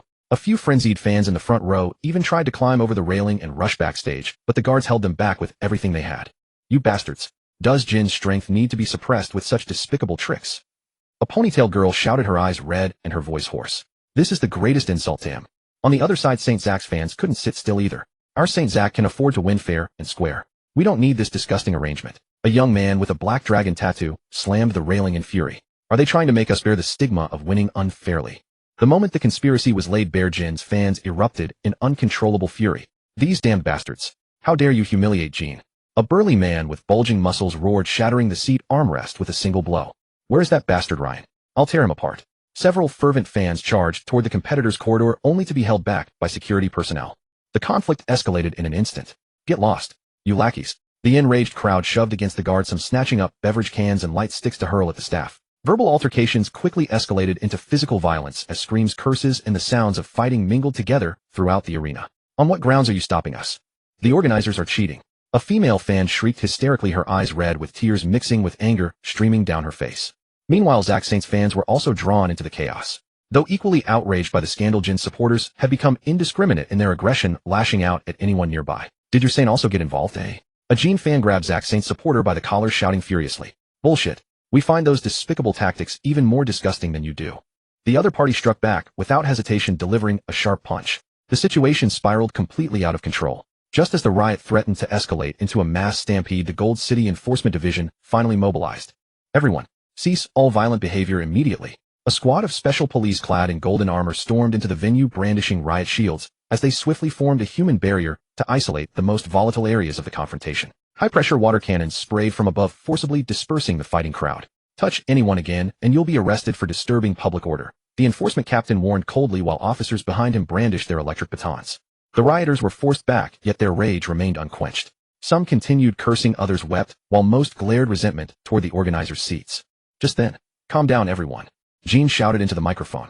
However, neither side showed any sign of backing down. And worse, yet the security team was far too powerful for the fans, and many were beginning to sustain injuries as the suppression tactics intensified. Standing center stage, Jin watched the fans below who had been hurt protecting him, his gaze gradually hardening with resolve. Enough. His voice was soft, yet carried an almost supernatural authority, silencing the chaotic venue in an instant. The next moment, Jin pressed his palms together and uttered a command. Game fruit. Game room, release all beasts. Boom. Rays of light burst from his palms. A vicious dragon led a swarm of monsters emerging from the glowing ring. Protect the fans. Take those people down. Yes. Warwolves, flame lions, thunder wolves, iron rhinos, storm eagles, and rock-armored bears. They roared as they leaped into the stands, not to attack, but to form a living wall with their massive bodies shielding the fans behind them. My fans. I'll protect them, Jin said with calm strength. No more getting hurt for my sake. The flame lion let out a low growl, gently lifting a fallen girl with its tail. Thunder wolves positioned themselves at the fiercest points of conflict, their crackling electricity deterring anyone who might move. Storm eagles spread their wings to shield the crowd from the high-pressure water cannons. The fans froze, some covering their mouths as tears streamed down their faces. Gene, Mr. Gene. They finally calmed, ceasing their shouts and fights, simply watching the man on stage who had activated his abilities to protect them. Zack Saint stood to the side, a slight smile forming. Now this is the opponent I wanted to measure myself against. The riot subsided. Gene, get rid of those monsters and we'll withdraw, the security captain said. Game over, retreat. The evil dragon led everyone back into the game space. Duan Yu clenched his fists, wondering whether victory or defeat would complete his mission and grant him a reward. Would it be another devil fruit this time? Sorolo watched everything unfold, grinding his teeth. Tanaka wants the match and send all those rioters to labor. Mr. Tanaka, a towering figure, nodded. Yes, master. Gene took a deep breath. He glanced toward the VIP box. Though confident, he wondered if facing such opponents would give him any chance to win. But, in the name of the game king, he vowed to win. Closing his eyes, he entered a state of pure flow. His observation haki surged forward with unprecedented power, and his eyes gleamed with sharp intensity. Duan Yu narrowed his eyes. Looks like Gene is about to unleash everything. I've known him for so long, and this is the first time I've seen him this serious. Jin's breathing steadied, yet the aura surrounding him grew increasingly sharp. His fingertips trembled slightly, as though an invisible power was concentrating at their tips. Xiaofeng cupped her cheeks with both hands, excitement gleaming in her eyes. Era, seeing Lord Jin so serious truly makes my heart race. Stephen scoffed. So you're finally getting serious. A confident smirk curved his lips. Now this is interesting. Xiaofeng swayed her waist and dramatically waved her handkerchief. Lord Jin, let them witness true kingly grace. I've staked everything on you. Did you bet heavily? Not really. Just 100 million belly. Stephen and Duan Yu's expressions turned dark. Stephen crossed his arms, his gaze sharp as a hawk's. Jin's observation haki has reached the level of foreseeing the future and combined with the strategic control of the game fruit. He sneered. No matter how strong Zack Saint or his characters are, he cannot outmaneuver Jin tactically. Sigh, this is going to be tough. Duan Yu saw the gap between their characters was simply too vast. First match, Tony Chopper versus Kaido Dong. Jin approached this seriously. Hehehe. Jin, who would have thought you'd be so unlucky to draw such a weak character? Hey, even if you win, what does it prove? Despicable. Jin understood the random mode in One Piece well. He could draw counters, but never characters with such a massive power gap. Despicable. Zack Saint stammered. Fight. As the match bell rang, Chopper's tiny hooves nervously scraped the ground. Across the arena, Kaido had already transformed into his azure dragon form, his massive dragon body coiling overhead like a living storm. Little one, you could spare yourself some suffering if you just surrender, Kaido's voice booming like thunder. Chopper took a deep breath and popped a rampon ball into his mouth. I'm not a little one. I'm monster. Armament enhancement, carved hoof, Sakura blizzard. Instantly transforming into a muscular giant deer, his hooves wreathed in armament haki, he slammed into the dragon's underbelly. Kaido roared in pain as his dragon tail swept down, but Chopper deftly bounded off the dragon's scales and leaped upward. Cerebral enhancement trajectory calculation. Dodging the sweep at the last moment, he counterattacked with a horn enhancement cherry blossom tree, strike aimed at Kaido's eye. Forced back into human form, Kaido wrapped his Ruden club in Conqueror's haki. Reikabagwa. Sent flying dozens of meters, Chopper bit down and rose to his feet, relying on the recovery properties of the rampon balls. I still have one last trick. He pulled out a special rampon ball and swallowed it, his body beginning to expand uncontrollably. Monster Rampage, uncontrolled form. The entire crowd was stunned. In this state, Chopper actually managed to briefly suppress Kaido before falling due to the overwhelming power difference, but Kaido's dragon scales were shattered across most of his body. A noble defeat. Kaido wins. A glorious defeat. The audience and commentators are in a frenzy. How could Jin lose? Chaos erupts throughout the stands. People stare in disbelief as the massive screen displays 3 towering characters. Kaido victory controlled by Zaixing. After a brief silence, the entire arena erupts with deafening murmurs. How is this possible? Jin lost in the very first match. A male fan wearing gold-rimmed glasses suddenly rises to his feet, his voice trembling. This isn't about Jin's leadership. The gap between characters is simply too vast.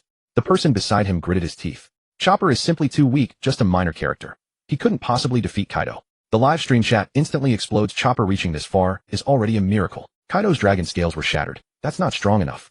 Jin's tactics were flawless, but the system wouldn't allow it. At the commentator desk, veteran analyst Qingji adjusts his glasses and speaks gravely. Everyone stay calm.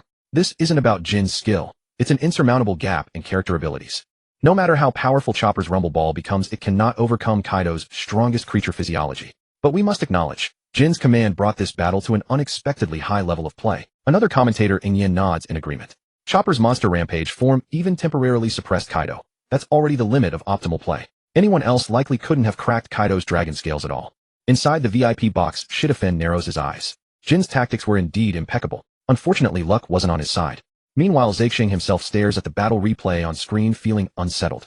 I am the victor here, they In the stands, Jin's fans gradually recover from their shock, replaced by complex emotions, reluctance to accept defeat, anger, yet intertwined with a hint of pride. Damn this broken system. A burly man slams his fist against the seat.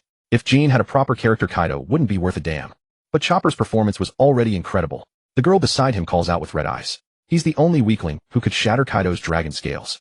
Indeed, though the outcome of this battle was harsh, everyone understood. It wasn't that Jin wasn't strong enough, but rather that fate had dealt him the worst possible hand. Even so, he still made this confrontation legendary. The next match. Jin stands at the player's seat, his gaze calm. I won't let luck decide the outcome anymore. The entire arena falls silent for a moment, then erupts into even louder cheers. Jin. Even in defeat, the dignity of a king remains. Second match, ABI's versus Akainu. The petite girl stands before the lava demon, barely reaching his waist. I want to be burned to ash. Akainu's fist drips with magma. ABI's suddenly flashes a cunning smile. The Millennium Dragon told me, you're afraid of water. She hurls a specially designed water balloon. When Akainu instinctively dodges, the girl has already circled behind him. Surrender. Great fire pillar. At the moment the magma erupts, the phantom of the Millennium Dragon swoops in to rescue ABI's, but Akainu's justice cape is already torn. System ruling Zaixing 2-0 Jin. At the commentator desk, Ingyan frowns. Jin's tactics were brilliant, but the character gap.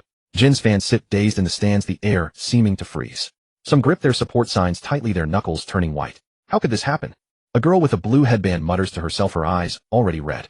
She still holds up the glow sign, reading God, Jin invincible, but now lets it fall limply. The burly man in the front row slams his fist against the armrest. This is too unfair. His voice carries suppressed anger. A little girl against a marine admiral. What kind of damn match is this? The live stream comments instantly explode. Fixed match. Absolutely rigged. ABI's doing this well is already a miracle. Poor Master Jin, this matching system is utterly broken. In the corner, an elderly fan with gold-rimmed glasses quietly removes his glasses to clean them. His companion notices that this veteran fan, who's followed Jin since the first season, has slightly trembling fingers. Oldly are you? I'm fine.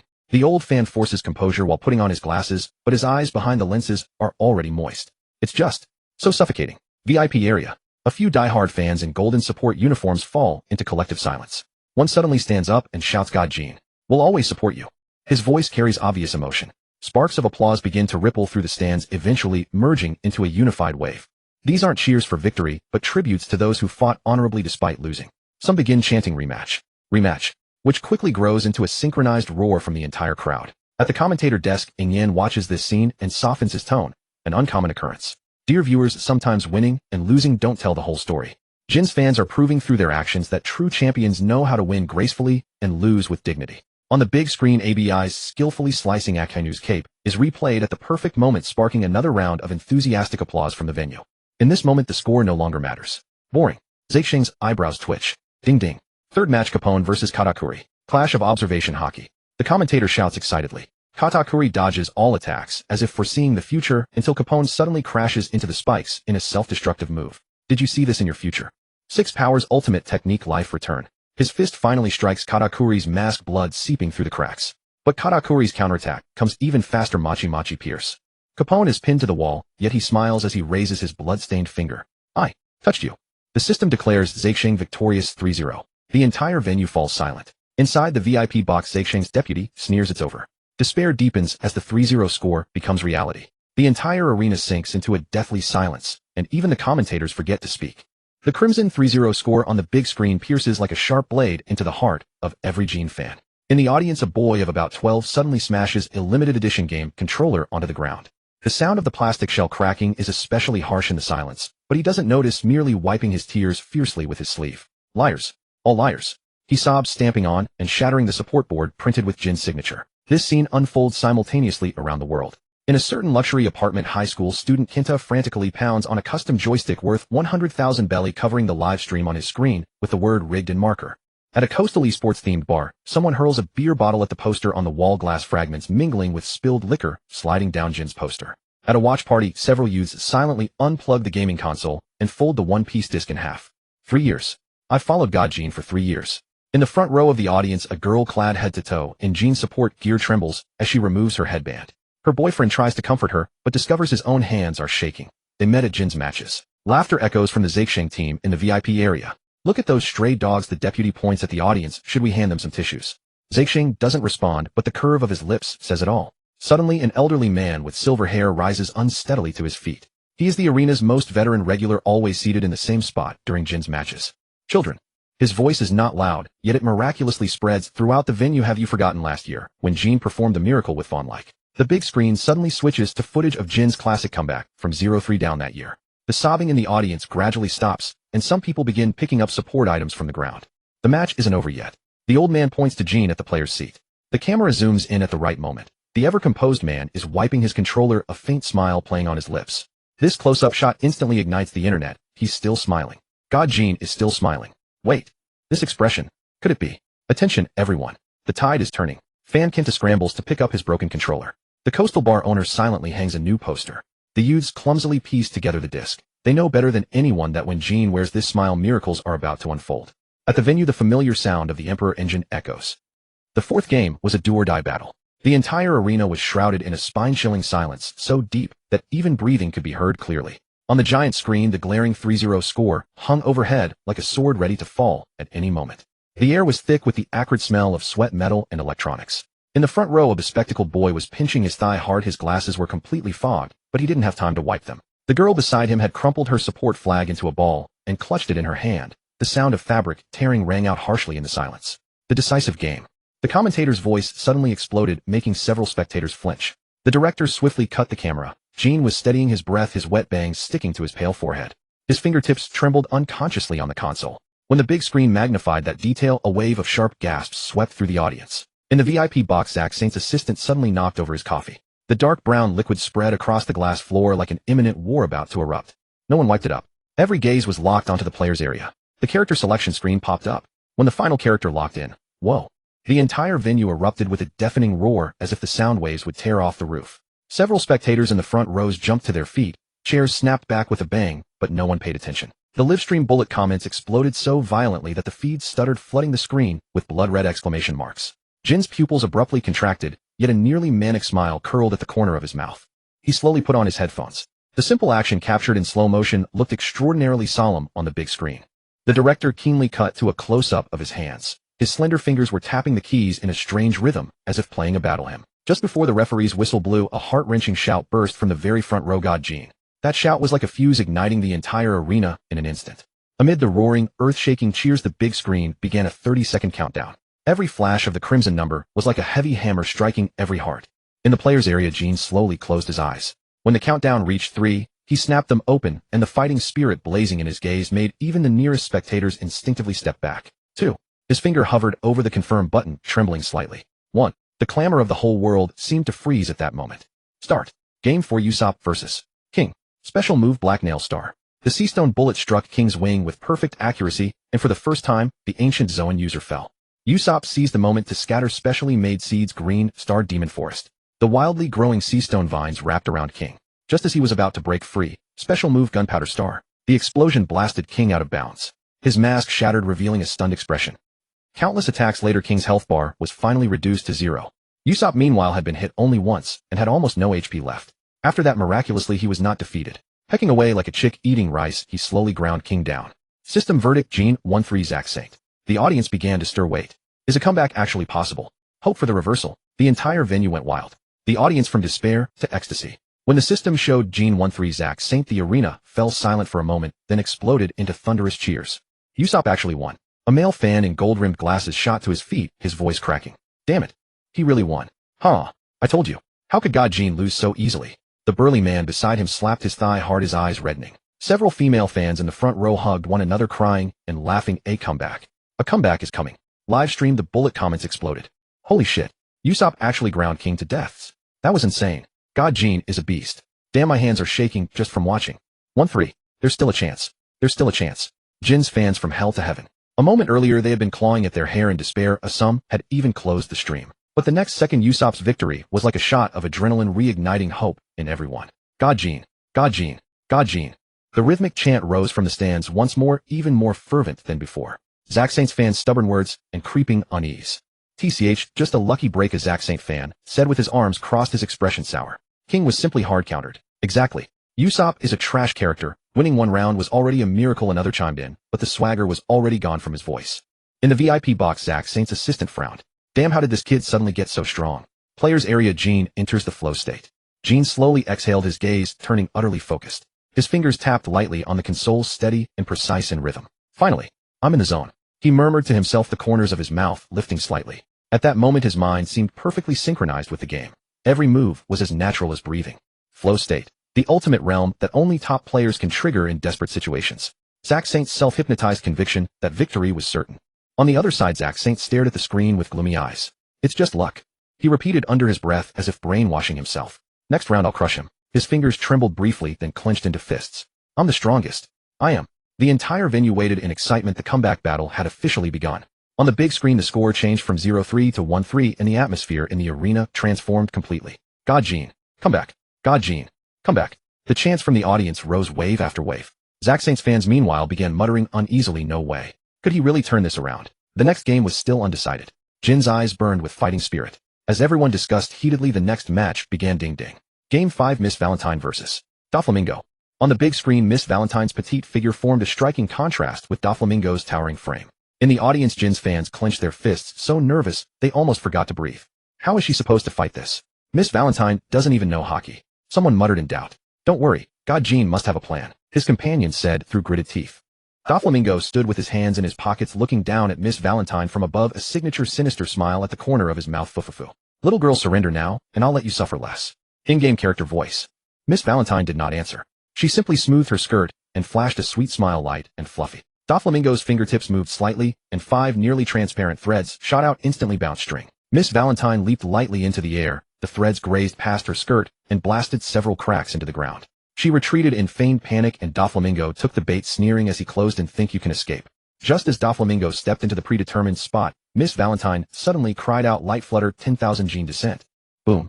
A monstrous weight of 2 tons erupted out of nowhere. Completely caught off guard, Doflamingo was slammed into the stage, the ground collapsing into a deep crater on impact. The audience burst into a thunderous uproar of shock. Just as Doflamingo's awakening was about to activate, Miss Valentine had already pulled out an exquisite perfume bottle from her chest. Perfume spray. PSH. She landed lightly, her high heel pressing precisely against Doflamingo's chest. Goodbye, Mr. Puppet. Bang. A gorgeous spinning kick sent Doflamingo flying out of bounds. His fingertips made one last desperate struggle to fire out threads, but they only caught a handful of seastone powder. Another grind-out victory. This time Miss Valentine had lost even less health. Clearly Jin's condition was getting better and better. System verdict, Jin wins. The whole venue erupted. We won. We actually won. Someone in the audience jumped straight up. Miss Valentine actually defeated Doflamingo. The commentator's voice cracked. This is the biggest upset of the tournament. In the VIP box, Zack Saint crushed his glass. How is that possible? The big screen replayed the highlight, luring the enemy, using Doflamingo's arrogance to bait him into the trap zone, while the pre-prepared perfume bottle perfectly countered his awakening. It's not that the character is weak.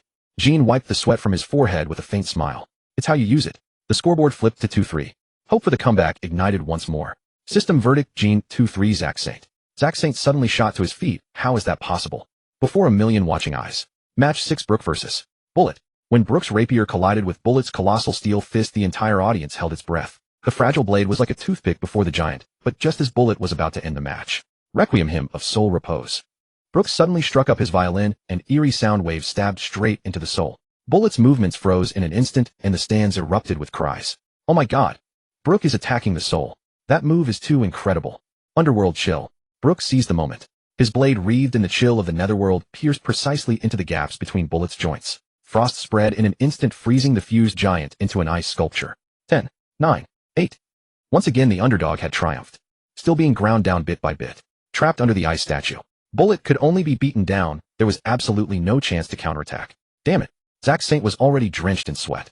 Just one more round, and I'll be the champion. Don't give up. In the VIP box, Zack Saint's deputy looked grim. Impossible. How could Bullet possibly? 3, 2, 1.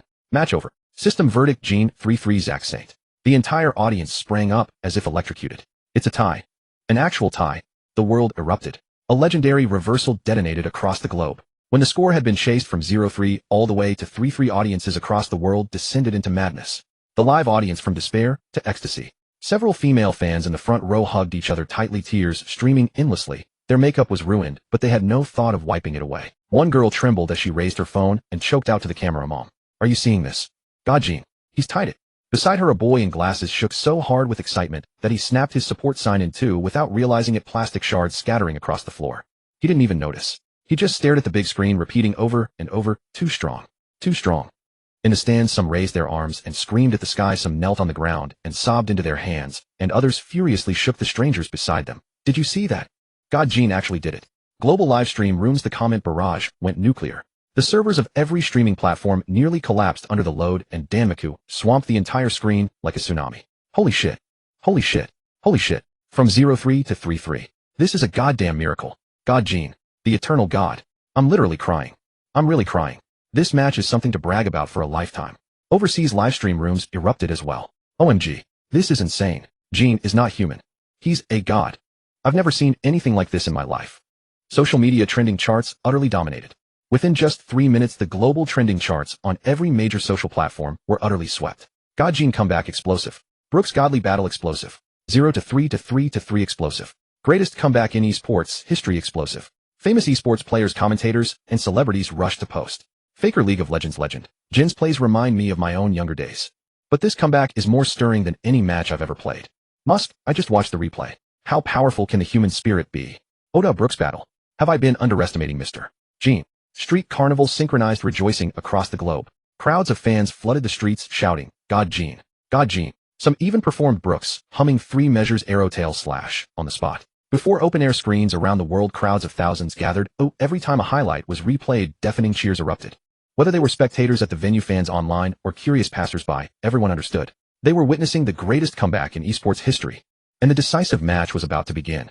Zack Saint's fingertips tapped unconsciously on the armrest, the rhythm accelerating. His pupils contracted slightly as he fixedly stared at the glaring 3-3 score on the big screen. Impossible. He murmured, his voice carrying a faint, almost imperceptible tremor. I was already 3-0. Beside him, his deputy was dripping with cold sweat. Boss, should we call a timeout? Adjust our tactics. Zack Saint turned his head sharply, his eyes as piercing as blades. Shut up. But in the next second, his finger twitched uncontrollably, an unprecedented lapse of composure in his professional career. At that moment, the big screen cut to a close-up of him, and viewers around the world saw the cold sweat on the brow of this undefeated king and his tightly bitten lower lip. VIP room. The wine glass in Duan Yu's hand had shattered long ago, its remnants scattered in some unknown corner. He leaned forward, both hands braced on the railing, his eyes blazing with nearly fanatical light. I knew it.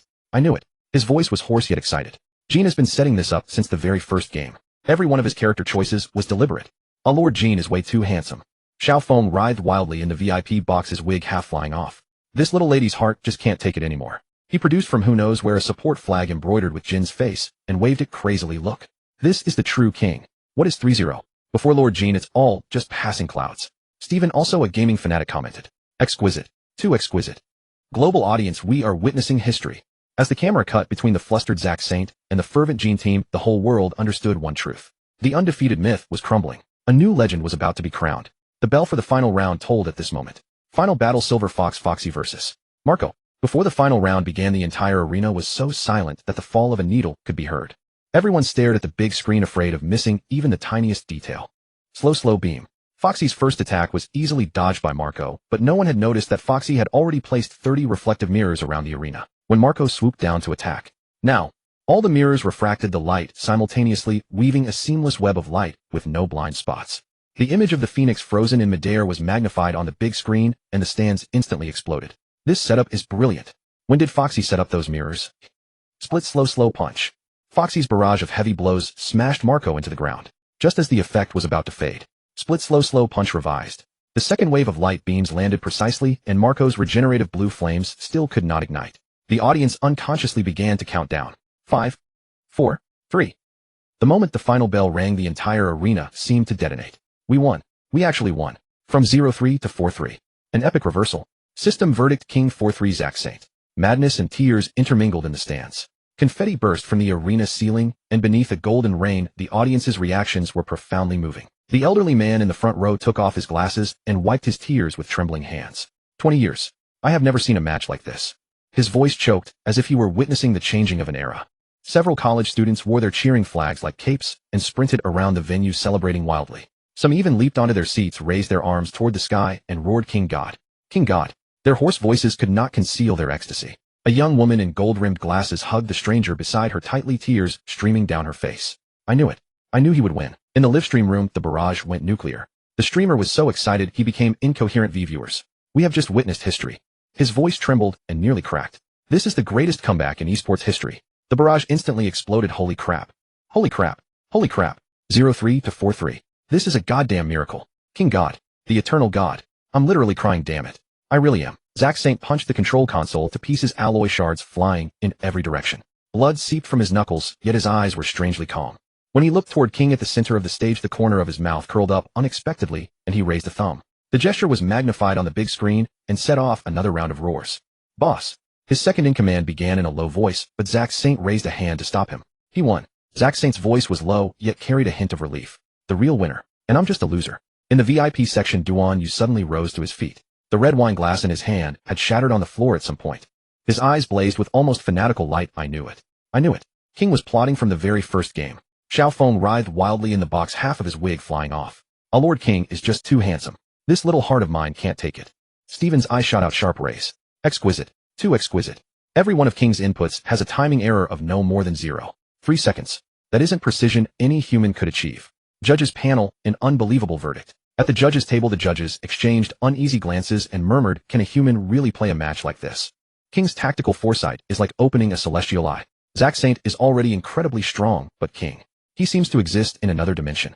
The chief judge took a deep breath and raised the microphone. "Ladies and gentlemen, this is the allure of esports. This is the spirit of never giving up. This comeback will surely be written into the history of fighting games." King stood at the center of the stage, slowly wiping the sweat from his brow. His breathing had steadied, but his eyes remained sharp.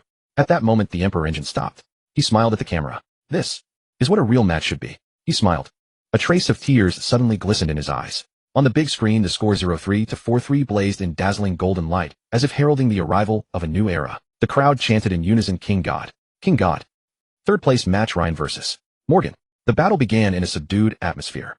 After 7 matches in the final round, Ryan Sand Crocodile faced Morgan Shiryu of the Rain on the stage, sandstorms and sword light twisting together. Ryan attacked ferociously, but Morgan countered with almost ruthless precision. In the end, Morgan spotted the opening in Ryan's post-skill recovery and finished the match with a bloodblade slash. System verdict: Morgan wins. Glory and regret: the grand ceremony of the global strongest game King tournament. The crowd erupted. "King God." Waves of "King God" rose and fell. Several female fans in the front row were so overcome with emotion that they hugged each other and wept. A bespectacled boy held high a handmade illuminated sign that read 0-3 to 4-3, the creator of miracles. His voice was already hoarse from shouting. "Did you see that? That last sequence?" A red-haired young man grabbed his companion's shoulders and shook him violently. He predicted every single one of Zack Saint's recovery frames. That's not human reaction time at all. In a corner, an old man with white hair wiped his vintage video camera. "I've filmed matches for 30 years and never seen a comeback like this." He aimed the lens at King's faintly trembling fingers. "This kid is playing games with his soul." Livestream Barrage Storm: the moment the champion Rain fell, I was on my knees watching the stream. That tremor in King God's fingertip. He clearly cared so much. Are Zack Saint's fans still being stubborn? Look at your master's cowardly display when he smashed the console. Morgan's smug look kills me, flaunting a bronze medal with the swagger of a gold one. Professional commentary desk: ladies and gentlemen. The lead commentator pounded the table and stood up. "Let's watch the deciding game slow motion replay one more time." The big screen replayed Foxy the Silver Fox's final sequence, and the commentator's voice trembled. "Watch this positioning at the 37th second. King deliberately sold a weakness to lure Zack Saint into the mirror formation." The data analyst pulled up a heat map. "Look at this action density. In the final 3 minutes, King's APM peaked at 947, 15 precise commands per second. Morgan was balancing the bronze trophy on his head and doing a robot dance when he suddenly leaned into the live camera. An interview about being world third. Absolutely freaking awesome. Ryan's coach tried to pull him up, but Ryan flung his arm away. Just one move short. He stared at his trembling hands. "I trained specifically for Shiryu's slashes." The global trending board exploded. King God fingertip trembling. Zack Saint breakdown footage. Hot Morgan happy dance. New greatest comeback in esports. History boiling. When golden fireworks lit up the night sky, a little girl on her father's shoulders asked innocently, "Daddy, why is the champion Rain golden?" Her father wiped his face. "Because that is the color of Kings. So beautiful." At that moment, King stood at the center of the light pillar. In his eyes, the trophy's reflection shattered into 10,000 stars. What the audience did not see was that when he turned, he quietly used his champion's cape to wipe away a gleam of tears from the corner of his eye. The crowning moment of a king. Golden confetti still drifted in the air as King stood beneath the spotlight, surrounded by thunderous cheers. 100,000 voices merged into the same name. "King God. King God." The sound waves made even the trophy tremble. "Let us congratulate the new champion once again." The host's voice blasted through the sound system. King gave a slight nod, and that simple gesture triggered another round of screams. In the front row, young women holding glowing signs waved them frantically. A one fainted from sheer excitement and was carried out by medical staff. The big screen cut to a close-up. Traces of undried tears clung to King's lashes, refracting a delicate glimmer under the harsh stage lights. That image set the internet on fire instantly. "Why are you taking a screenshot? Just keep staring. I could lick that tear for a lifetime." Are a champion's tears made of diamonds? In the VIP box, several sponsors had already started fighting. Sign him. We'll start at 500 million berries. Bullshit. We'll offer 700 million plus a share of the profits. Move aside. The Celestial Dragons personally requested him as their private coach. King gently ran his fingers over the trophy's engravings where the names of past champions were inscribed. When his fingertip passed over the last blank space, an engraver was already holding his tools waiting. Please do the honor yourself. King's hand was as steady as a rock as it took the graver. As King carved the first stroke into the metal surface, the entire venue fell so quiet that every breath could be heard. Sparks from the blade on the trophy traced brilliant trajectories through the darkness. King. Some audience members whispered following the movement of his strokes. 10, 9, 8. During the countdown, King suddenly turned toward the audience. 3, 2, 1. The moment the fireworks shot into the sky, once more King raised the champion's trophy above his head. At that instant, the live broadcast was forever written into history. In Duan Yu's mind, the system's voice rang out once more. Ding. Congratulations, host, for fulfilling Jin's wish. He will wholeheartedly become your most loyal companion. Reward: 1 devil fruit. Ability unknown. Rating unknown. Use it. System again. Then keep it for now. Tip: 99 of devil fruits cannot be judged by appearance unless recorded in an encyclopedia. Reward rule: the system randomly gifts devil fruits from all over the One Piece world after their powers have returned to nature upon the owner's death. Remember, as long as I find one more new companion, I can obtain the devil fruit encyclopedia. It has been stored in your private vault. Duan Yu's private vault was on the Xuanxiong Jiaolong. The system continued issuing rewards. Reward: an erotic doll. Reward: a box of wigs. Reward: 3 boxes of hair growth tonic. Duan Yu's forehead immediately broke into 3 black lines. System: the hair growth tonic you gave me last time was completely useless.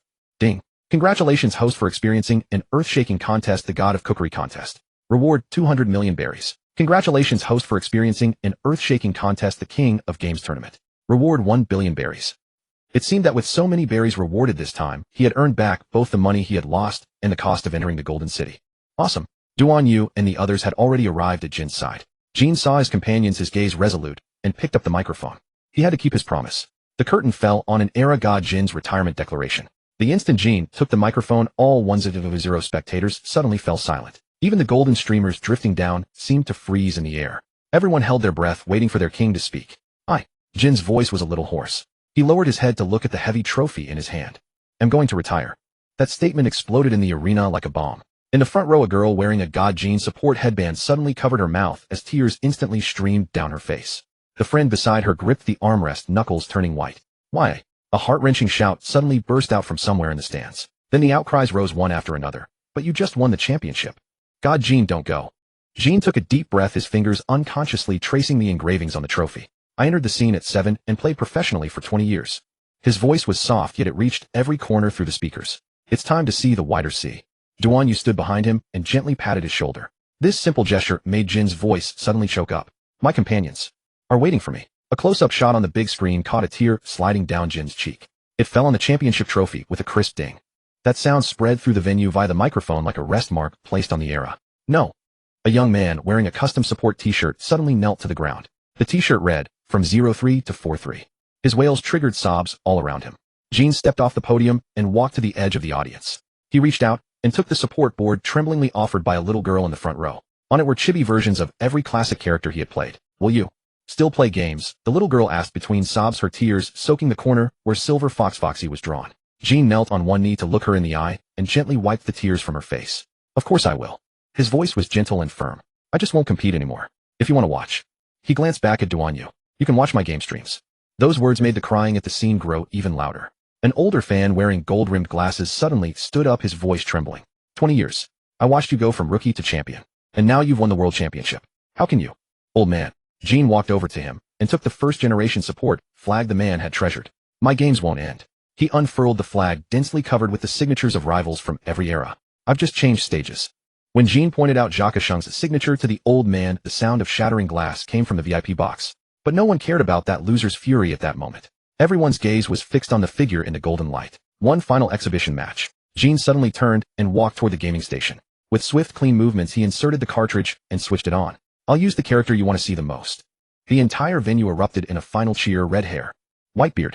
Luffy. Jin smiled and shook his head, yet the cursor stopped at a choice that surprised everyone. The most basic little EC pirate. This was the game's weakest basic character without even a special move. Just like 7 years ago. His fingers danced across the buttons. When I first entered the qualifiers, When the crude character pulled off a perfect combo on the screen, the sobbing from the stands reached its peak. A boy wearing a straw hat suddenly shouted, "God, Gene. You have to start streaming." "I will." Gene waved to the audience without looking back, his final controls fluid and effortless. "My voyage log will be updated in real time." When the words "game over" appeared, no one rose to leave. 100,000 spectators silently watched the king they had believed in for 7 years take off his headset and walk toward the backstage corridor. At the end of the corridor, the silhouette of the Thousand Sunny was faintly visible in the morning light. Gene didn't look back. He simply raised his right hand high in a V sign, the first signature gesture of his career and the last. The big screen suddenly played a highlight reel of his 7-year career with Brooks' impromptu performance of Bink's Sake as the background music. 7 years, also Jin's most golden years. The 7 years in which he was known as the King of Games. Was this the 7-year itch? Only then did the audience realize that Jin's championship trophy had been left on the gaming station, filled with their tears. At this moment, Jaka Shung flew into a rage. He immediately cut off the live broadcast. "How dare you cut the broadcast, Gene?" Jaka Shung led dozens of experts and came before Gene. "Gene, you've retired. Does that mean you'll never give me a chance to turn things around?" Such was Jaka Shung's fury. Although this was his last tournament too, and he had also resolved to retire. But Gene had retired with such style. He was burning with envy. "Gene, do you dare to fight me for real?" Gene truly hadn't expected that this man would challenge him to a one-on-one duel. As a celestial dragon, Saint Zac possessed privileges and resources by birthright, but he was not a true warrior. Or rather, like Gene, he was just an ordinary person. However, as a celestial dragon, he often found himself in real brawls, and what he never realized was that everyone always let him win, and so he genuinely believed himself to be powerful. Gene was Saint Zac's greatest rival, and so he had studied Gene thoroughly. Jin's physique, just like his own, was that of an ordinary person. Saint Zac slowly removed his breathing mask, revealing a pale, sickly face, his golden pupils flashing with a dangerous light. "Gene." His voice was cold and arrogant. "Then let's have a real battle." He raised his hand and waved. The bodyguards immediately cleared the area, leaving a space in the center of the stage. A real man steps forward. Rules: no devil fruit abilities. What kind of arena is this? A sea stone arena? Gene frowned, immediately sensing that his game fruit ability had been sealed. Had truly a contemptible ability. Gene sneered. "But, do you think that's enough to beat me?" Saint Zac's lips curled. "Of course I prepared more than that." He suddenly raised his hand, and a golden light coalesced at his fingertip. The privilege of the celestial dragons activated. "I deprive you of your devil fruit ability." The sea stone arena cast a cold gleam beneath the sun, and Saint Zac's white robe flapped loudly in the wind. His pale face carried a triumphant sneer, while his golden pupils burned with morbid excitement. "Gene, you finally have nowhere left to run." His voice was like a snake's hiss. "Without your devil fruit ability, you're nothing." But, bang! Jin's fist slammed into Saint Zac's nose, and blood instantly splashed across that arrogant face. The entire venue was silent for 1 second, then erupted into deafening cheers. "Nice hit. God, Gene. God, Gene." In the stands, a girl wearing a God, Gene cheering headband jumped up excitedly and accidentally showered the front row audience with popcorn. Saint Zac staggered back 2 steps, touching his bleeding nose in disbelief. You dare." His voice twisted in shock. "I am a celestial dragon. Right now you're just a loser." Gene flicked his fist, his eyes as sharp as blades. His observation hockey was formidable, but it was faint when used in reality. Yet it was more than enough to predict Saint Zac's clumsy attacks. What followed was pure comedy. Saint Zac threw a punch, and Gene easily sidestepped. Saint Zac kicked, only to nearly do the splits himself. Saint Zac lunged, and Gene sent him crashing to the ground with an over-the-shoulder throw. "Arg!" Saint Zac's screams mixed with the audience's laughter and echoed through the venue. In the VIP box, the other celestial dragons frowned in disgust. When Saint Zac hit the ground in disgrace for the 3rd time, he finally lost it. "You useless trash. What are you all standing there for?" 20 black-suited bodyguards charged onto the arena at once. "How dull." Duan Yu sighed and leisurely rose to his feet. He swung his fist out, looking almost careless. One normal punch. The first bodyguard flew backward, as if hit by a truck, smashing through 3 rows of seats. Stephen average combat power cannon fodder level. He raised his hand lightly and sent 2 bodyguards crashing together with an over-the-shoulder throw. The audience stared in disbelief. "Is that Duan Yu? Really human? Mr. Stephen can really fight. Mr. Jin's companions are all monsters." A reporter from the World Economy newspaper secretly pulled out a visual Den Mushy and leaked this explosive story to the outside world. Outside, someone discovered Xiao Wang's private channel is live streaming the situation in Golden City. "Everyone take a look." The news spread quickly, and countless people switched to that channel. The account jumped straight from 100,000 followers to 2 million followers. On the big screen, Saint Zac's miserable state was broadcast in real time. His carefully styled golden hair had become a bird's nest, his white robe was stained with dust and blood from his nose, and his breathing mask hung askew, making him look like a clown. "Huh. This is a celestial dragon. God, Gene is so cool. I'm going to make this scene my phone wallpaper." The livestream comments exploded across the screen. "A celestial dragon losing face on the scene suggests looping Saint Zac's crushed expression. God, Gene curing every kind of defiance. A loser's wail." When the last bodyguard was hurled out of the arena by Duan Yu, Saint Zac finally broke down. He collapsed to the ground and screamed hysterically, "Do you know who I am? I'll make you shut up." Jean walked over to him, looking down at the wretched celestial dragon. Game over. He bent down, picked up the breathing mask St. Zach had dropped, and set it gently at the edge of the arena under the gaze of 100,000 spectators. "Take your dignity and get out." As St. Zach was escorted away by his bodyguards, the entire venue echoed with applause that refused to die down. Jean stood in the center of the arena, sweat dripping from his chin, but his eyes were brighter than ever. "Mr. Jean." A little girl broke free from her mother's hand, ran to the edge of the arena, and held up a small flower. "This is for you." Jean was stunned for a moment, then gave a genuine smile. The scene was captured by a reporter and made the front page of every newspaper the next day. Jean and his companions stood atop the venue gazing toward Mary Geos in the distance. "This is serious trouble." Stephen smiled wryly. "We've practically declared war on the celestial dragons." Duan Yu grinned. "We should have done this a long time ago." Jean said nothing and simply clenched his fist. His observation haki seemed to have strengthened even further, allowing him to clearly feel countless ordinary people's hearts resonating in unison with his own. "Let's go." Jean turned and leaped off the rooftop. The real battle is just beginning. Behind them, the venue's big screen continued looping today's spectacular highlights. The most striking image among them was St. Zach's blood-streaked, hate-filled face. That night, countless people lay awake.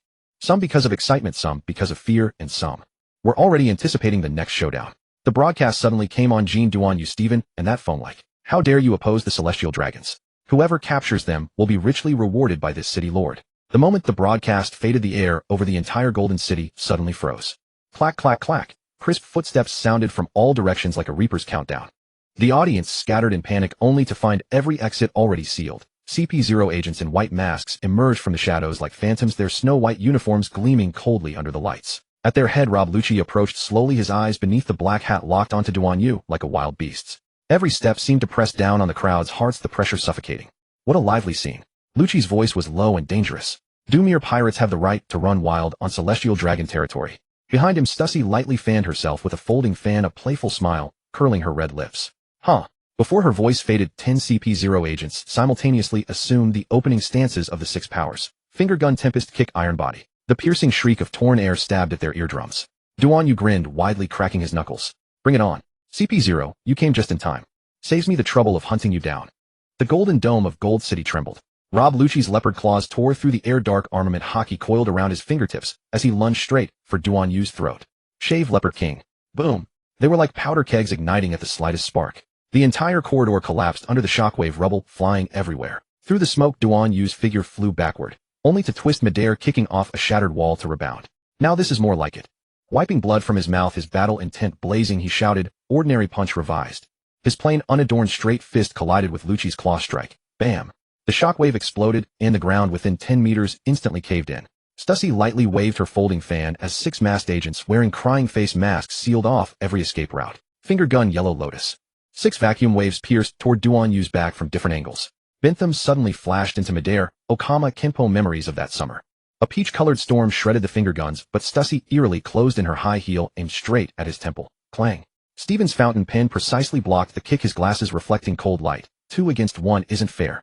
Fair. Stussy's red lips parted slightly as poison needles shot from her fan ribs. CP0 only needs victory. Lucci's beast pupils abruptly contracted. Duan Yu's fist suddenly accelerated. 100-style barrage. Countless fist shadows turned into blood-colored meteors, each blow hammering Lucci's iron body defense until it groaned. On the 7th punch, the defense shattered. Lucci spat blood and flew backward, crashing through 3 golden walls. "Impossible," an observing agent gasped. "Lord Lucci's iron body can even withstand a warship's main cannon." Duan Yu shook his smoking fist and grinned. "You know what? I can't stand you pretentious bastards the most." Renkyaka waltz. 3 agents unleashed vacuum slashes simultaneously. Stephen suddenly ducked, and the slashes canceled each other out. He then swept his leg, and dozens of sea stone needles erupted from the ground. Arg! 2 agents collapsed as their ankles were pierced. "Why are there? I buried them during my walk last night." Stephen adjusted his glasses. Win rate rises to 78. Hee-haw! Bentham spun amid the blade light, deadly steel blades blooming from his skirt. Okama's secret art, androgyny. 1 agent moved to block, only to suddenly see Stussy's face before him. In that instant of hesitation, the true steel blade had already slashed his throat. Illusion. As the dying agent fell, he saw Bentham tear off Stussy's face. It was the power of the mimic fruit. Life returned, Beast King awakening. Lucci's muscles swelled grotesquely black, and crimson haki coiling around his entire body. Roquogan maximum wheel. Duan Yu neither dodged nor yielded, veins bulging on his right arm, like twisting flood dragons, Series collapsing star fist. The instant their fists collided, crack. The main dome of Gold City's central building was blown clean off by the shockwave. Countless casino chips rained down like a golden storm. When the smoke cleared, Lucci knelt on one knee, his mask shattered to reveal a savage, beastly face. The world government won't let you.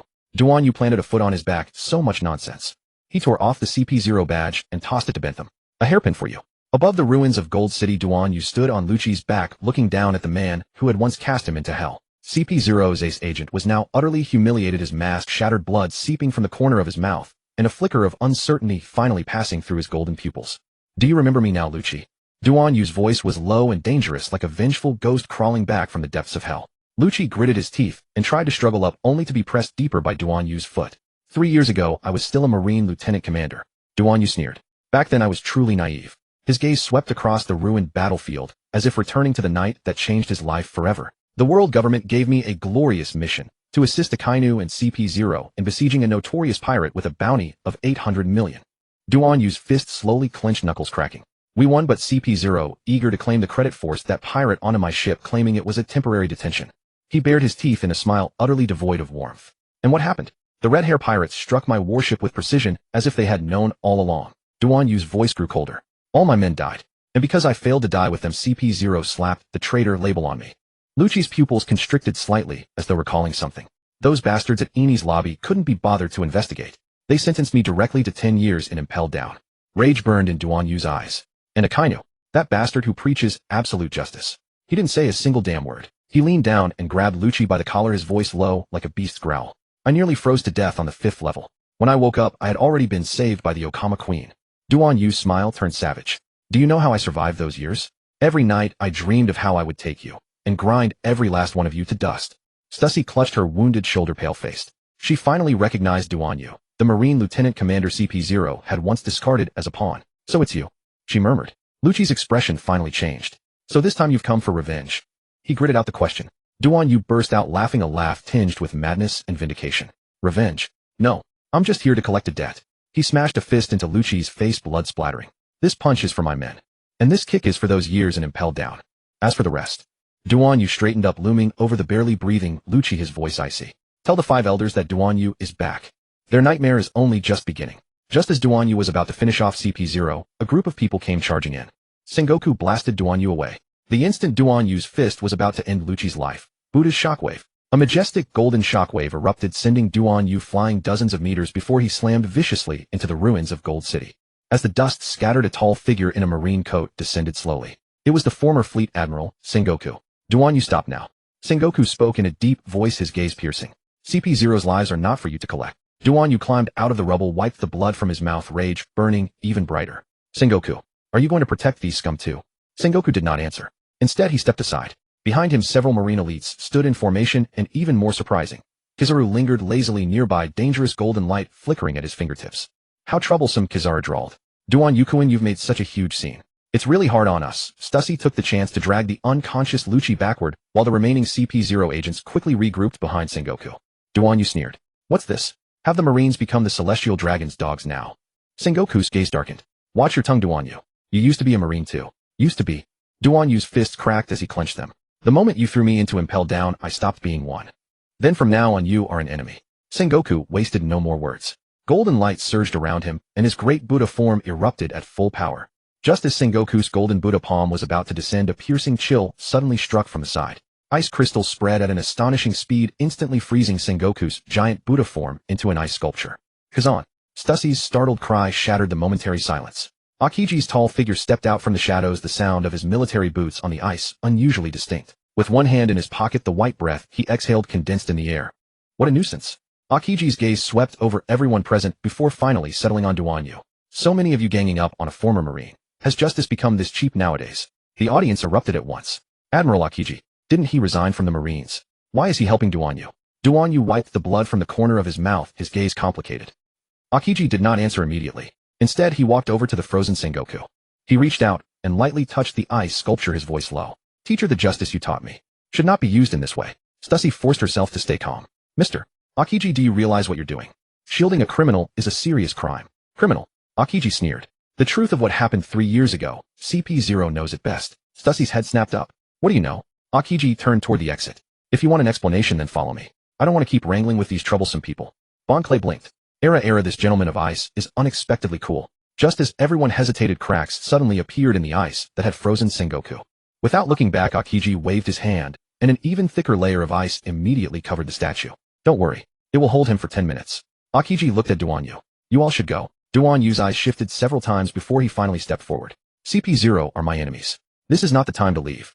A live stream secretly started by a reporter, the storm of truth. As the image of Akiji freezing Sengoku spread across the world through the broadcast, the comment sections of every live stream exploded instantly. Viewers 8742356. What the hell? Akiji has defected. Wait, who is this Duanyu? Why would an admiral-class figure help him? Look, someone's posted a long post. A pinned paid comment suddenly popped up from the ID Truth Hunter. 3 years ago, Marine Major Duanyu was framed by CP0 while carrying out a classified mission.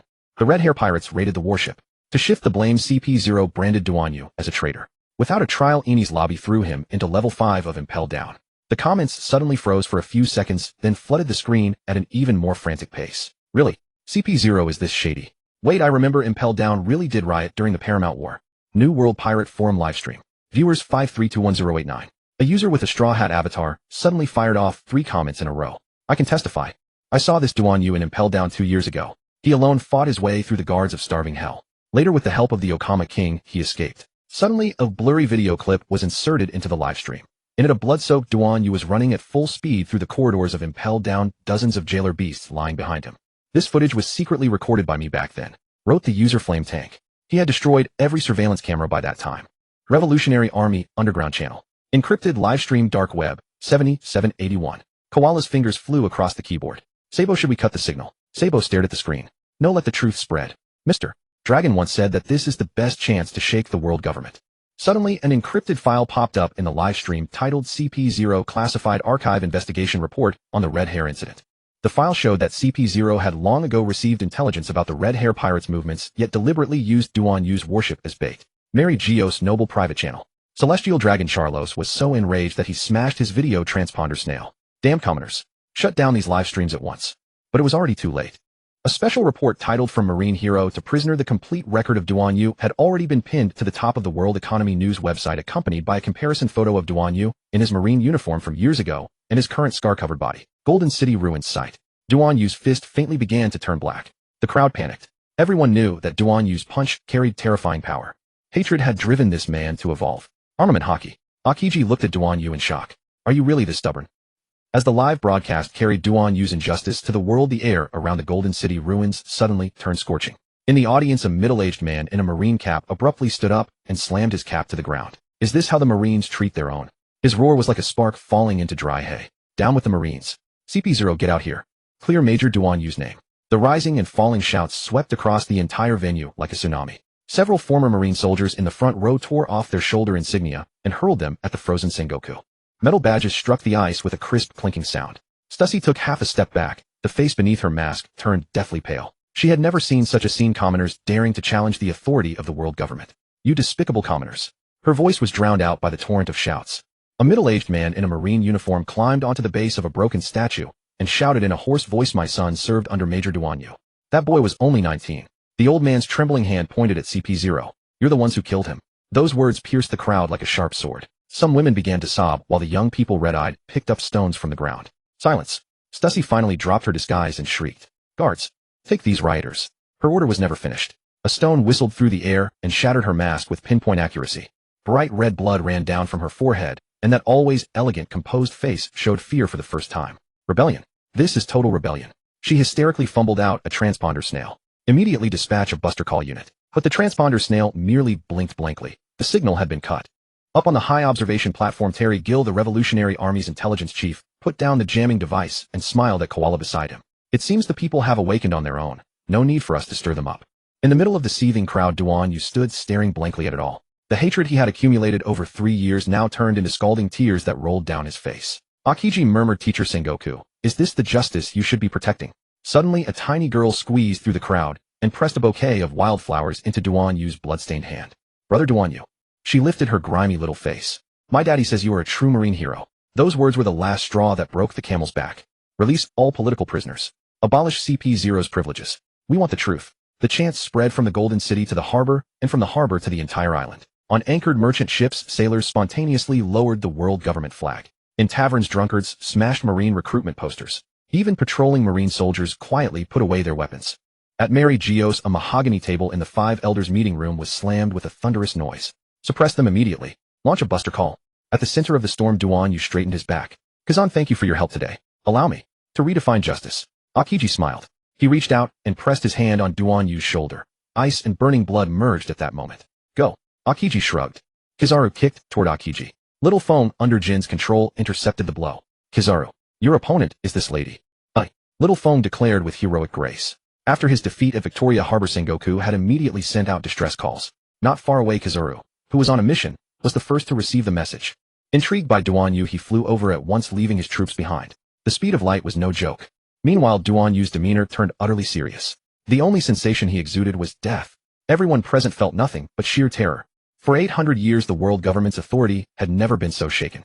Above the ruins of the Golden City, Duan Yu's fists dripped with blood. Not his own blood, CP0's blood. Stussy trembled. So that is death. The first blow for his fallen subordinates. Lucci charged first. His leopard claws tore through the air. His six powers ultimate, shave, was too fast for the naked eye to track. Duan Yu did not dodge. Boom. Fist against claw. All 5 of Lucci's knuckles shattered. Only then did the onlookers notice. Wrapped around Duan Yu's fist was a faint thread of black armament hockey. Faint yet lethal enough. This blow Duan Yu slammed Lucci's head into the ground is for my men. The second blow for the cold knights of Impel Down. Stussy's poison needles shot from behind. Without turning, Duan Yu caught her wrist. Crack. The sound of wrist bones breaking was like ice splitting open. Before Stussy could scream, Duan Yu's knee had already shattered her ribs. This blow Duan Yu pinned her throat under his foot is for those years in Impel Down. The third blow for himself. 5 CP0 agents lunged at him simultaneously. Rankyaku Shurgon Tekai. The ultimate techniques of the 6 powers were unleashed in full. Duan Yu smiled. His figure suddenly blurred. It was not shave, but something more primal. Pure killing intent. Boom. Boom. Boom. Boom. Boom. 5 muffled impacts. 5 CP0 agents were blasted away at once, each chest caved in with a fist imprint. This blow Duan Yu shook the blood from his hands is for myself. Lucci struggled to rise, his beastly face twisted with fury. Celestials will never. Duan Yu did not let him finish. The final punch pierced through Lucci's chest. The still beating heart was shattered into pulp by armament hockey. Tell Admiral Akinu, Duan Yu whispered into Lucci's ear, that I Duan Yu will return to collect the debt. When Duan Yu rose to his feet, not a single CP0 agent remained breathing. Akiji's ice wall melted at just the right moment. Sengoku broke free, yet could only stare in silence at the corpses strewn across the ground. Kazan, Duan Yu said without looking back, thanks. Akiji shrugged. I'm just here for the show. The ice entombing Sengoku began to crack. Sengoku's great Buddha form erupted in full golden light, surging skyward as it shattered Akiji's final wall of ice. His gaze swept over the CP0 corpses, pupils contracting violently.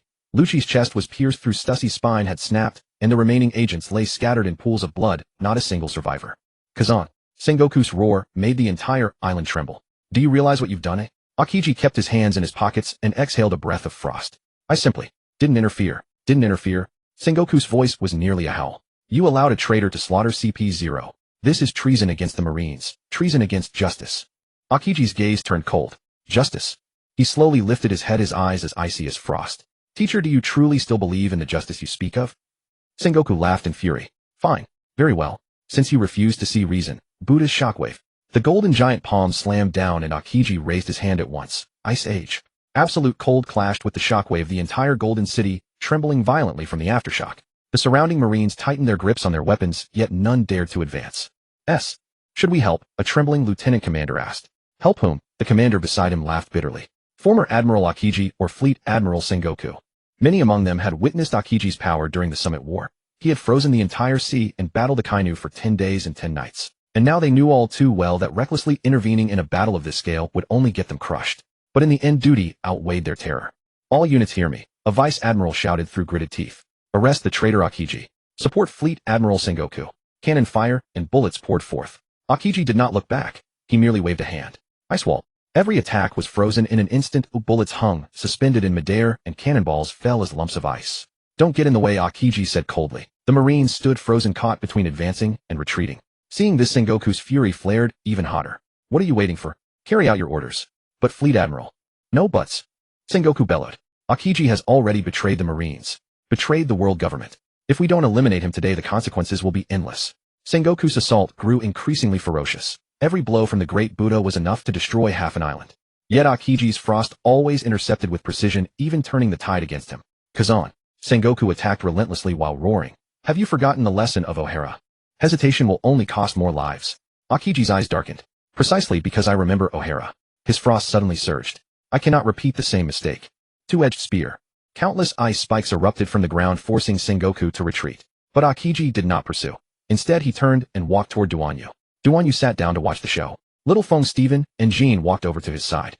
The Marines watched them openly, yet no one dared to make a move. Fleet Admiral. A rear admiral finally dared to speak. Should we pursue? Sengoku glared fixedly at Akiji and finally ground out. Deal with the traitor first. But Akiji was no longer interested in battle. His form gradually dissolved into crystalline frost, leaving only a single sentence lingering in the air. Teacher Sengoku. I hope one day you will see who the true enemy is. When Akiji vanished completely, Sengoku finally collapsed onto one knee in exhaustion. He looked at the CP0 corpses, then at the bewildered Marines around him, and was struck by an overwhelming fatigue unlike anything he had ever felt. Fall back, he said hoarsely. Report to the 5 elders. All CP0 agents died in the line of duty. The Marines silently carried out their orders, but every one of them knew. After today, the faith of the Marines had begun to crack. Leaving so easily, how carefree, Little Feng remarked. The Marines stared at Duanyu and his group. Duanyu said coolly, my enemies are Akainu and CP0, not the Marines. Fleet Admiral. They had grown used to calling Sengoku by that title. All Marines hear me. Don't let them leave.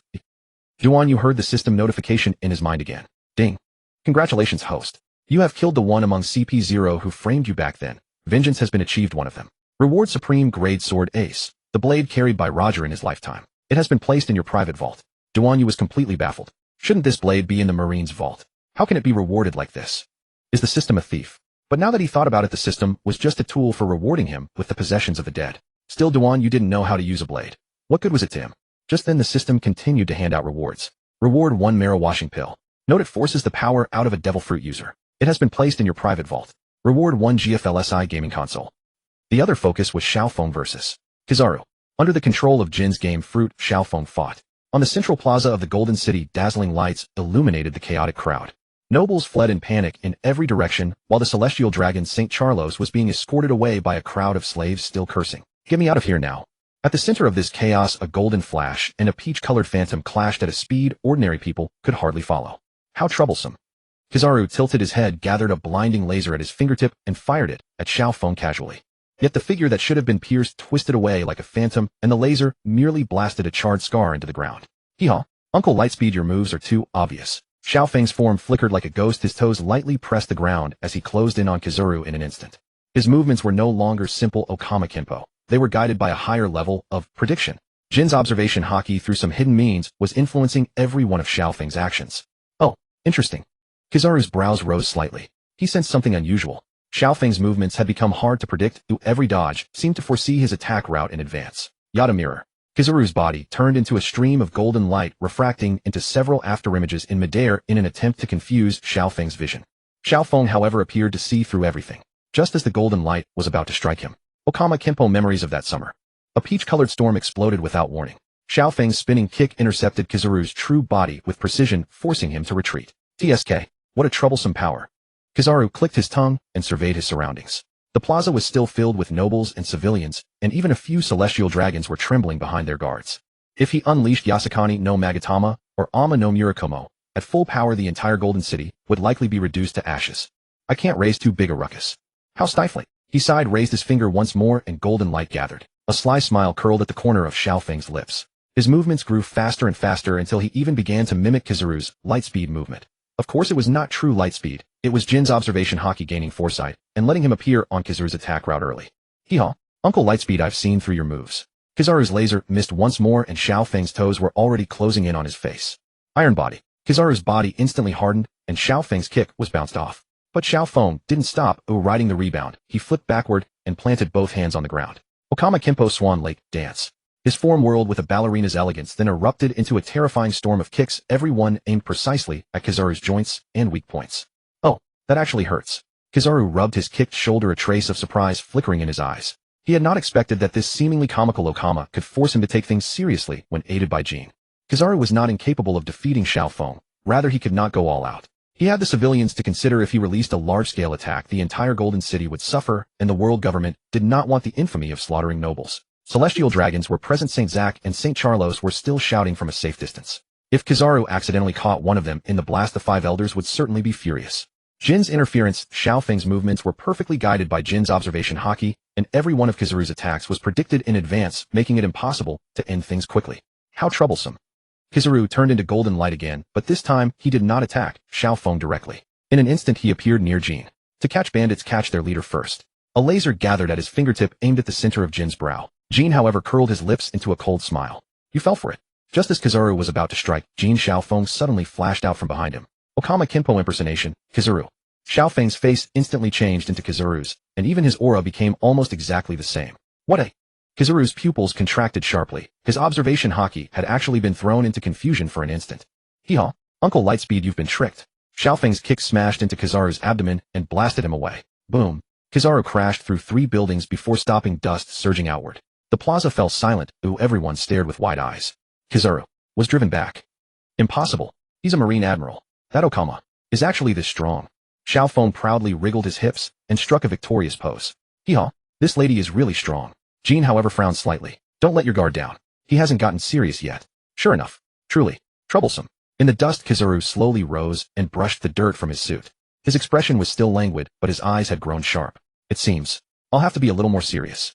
His body was gradually shrouded in blinding golden light, and the Ama no Murakumo slowly formed in his hand. Still, I mustn't destroy this place. That Jin's observation haki is terrifying. I simply can't attack that Okama. Xiao Feng's smile faded. He knew the battle to come would be the true moment of life and death. Hee-haw, looks like I'll have to go all out. Jin's observation haki fully unfolded, and Xiao Feng's movements were honed to the limit once more. Kizaru's light blade cut down. Xiao Feng's figure flickered like a phantom and dodged in the nick of time, even as Okama Kenpo finale, the dying swan. His final strike went straight for Kizaru's throat. Bang! Golden light and the peach-colored storm intertwined, and the entire plaza shook under the shockwave. When the dust cleared, Kizaru's suit had been gashed open, while Xiao Feng knelt on one knee gasping for breath. A draw, it seems. Kizaru shrugged and put away the Ama no Murakumo. Hee-haw, this lady hasn't lost yet. Xiao Feng wanted to fight on, but Jin pressed his hand down on his shoulder. Enough. The objective has been achieved. Jin's gaze swept toward the distance. The celestial dragons had already withdrawn, and marine reinforcements were closing in. Retreat. Xiao Feng pouted, but he obediently followed Jin into the shadows. Kizaru watched the direction they had gone and sighed lazily. Truly, what troublesome people. Since CP0 had been killed by Duan Yuban Clay, and Jin saw no reason to continue fighting Admiral Kizaru, they lacked the conviction to kill him. Against an Admiral Bon Clay's abilities were mere child's play. At that moment the sky over Grand Tesoro was dyed blood red by the setting sun. Tesoro stood atop his golden throne at the highest point, his golden hair whipping wildly in the gale, twisted fury burning in his eyes. Behind him the full elite force of Grand Tesoro, Dice, Tanaka, Baccarat, Karina, and hundreds of golden puppet soldiers, surged forward like a tide encircling Duan Yu and his companions. On the other side, Sengoku and Kizaru led the Navy's elite forces, sealing off any retreat. 3 factions stood locked in a deadlock, an inescapable trap.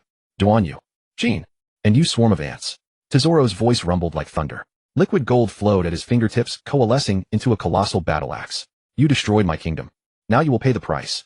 His golden axe came crashing down, splitting the ground open into a chasm. Gold erupted like magma, surging upward to form dozens of golden colossi, each 10 meters tall, wielding giant swords as they bore down on Duan Yu's group. Hee-haw, now this is a grand spectacle. Bon Clay swayed his hips, though his gaze had already turned grim. Jin analyzed coolly. The golden puppets have extremely high physical resistance, but their core energy comes from Tesoro's devil fruit ability. I suggest we sever the energy supply first. His observation haki fully unleashed, he locked his gaze on Tesoro. To capture the bandits, first capture their king. Grand Tesoro's elite forces strike. Dice fruit user sneered and cast his die. The number 6 landed face up. All attribute amplification. Instantly the speed and strength of every golden puppet doubled as they surged forward like a crushing tide. Tanaka pass fruit user vanished, then pierced through any surface in the next instant. Baccarat lucky fruit user chuckled lightly and raised her hand, an eerie glow flickering at her fingertips. Misfortune descends. Karina the hypnotic diva began to sing softly, her voice slithering like a viper into everyone's ears. Sleep. Sleep. Sengoku watched coldly from the sidelines, making no move to act. Kizaru lounged lazily nearby, golden light flickering at his fingertip as if weighing his options. Fleet Admiral, shall we make our move? A Vice Admiral asked in a low voice. Sengoku said in a deep voice, Tesoro is a criminal and Duan Yu is also a target. Let them tear each other apart. The Navy will reap the spoils. Kizaru tilted his head. What a bother. Still, that Jin fellow's ability seems rather intriguing. The audience's reaction, the livestream bullet comments had erupted into absolute chaos. Holy crap. A golden puppet army. How the hell do they fight that? Ha ha. Now this is what I call a proper brawl. If only we could get our hands on Tesoro's gold. Fufufu. What a splendid performance. Gold. Huh. Duan used fists ignited with pitch-black armament hockey. The thing I love smashing is exactly this kind of flashy nonsense. Ordinary punch. His fist descended like a falling meteor, shattering 3 golden colossi in a single blow. Golden shards scattered everywhere, but more puppets surged forward. Gold fruit, divine golden punishment. At Tesoro's furious roar, the entire Grand Tesoro began to tremble violently.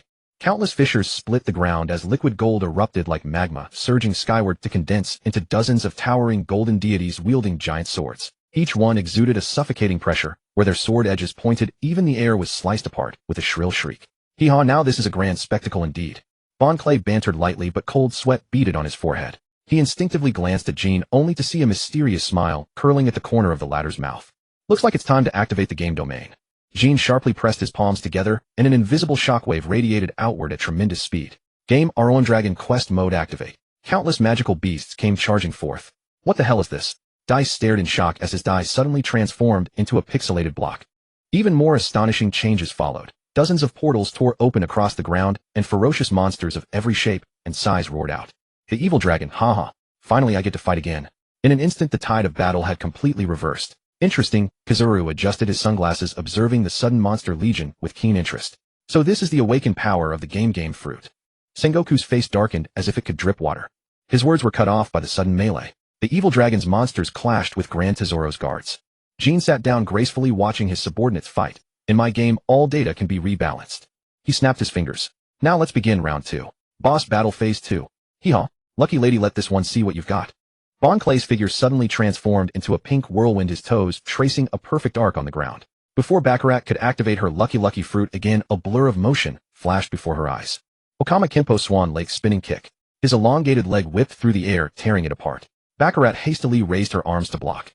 Crack. The sharp sound of shattering arm bones tore a shrill scream from her lips. The ring set with the lucky gem was sent flying high, glinting with an eerie radiance under the sunlight. Meanwhile, on Steven's battlefield, giant mode activate. Steven's suit suddenly burst apart, revealing bronze skin covered in mysterious runes.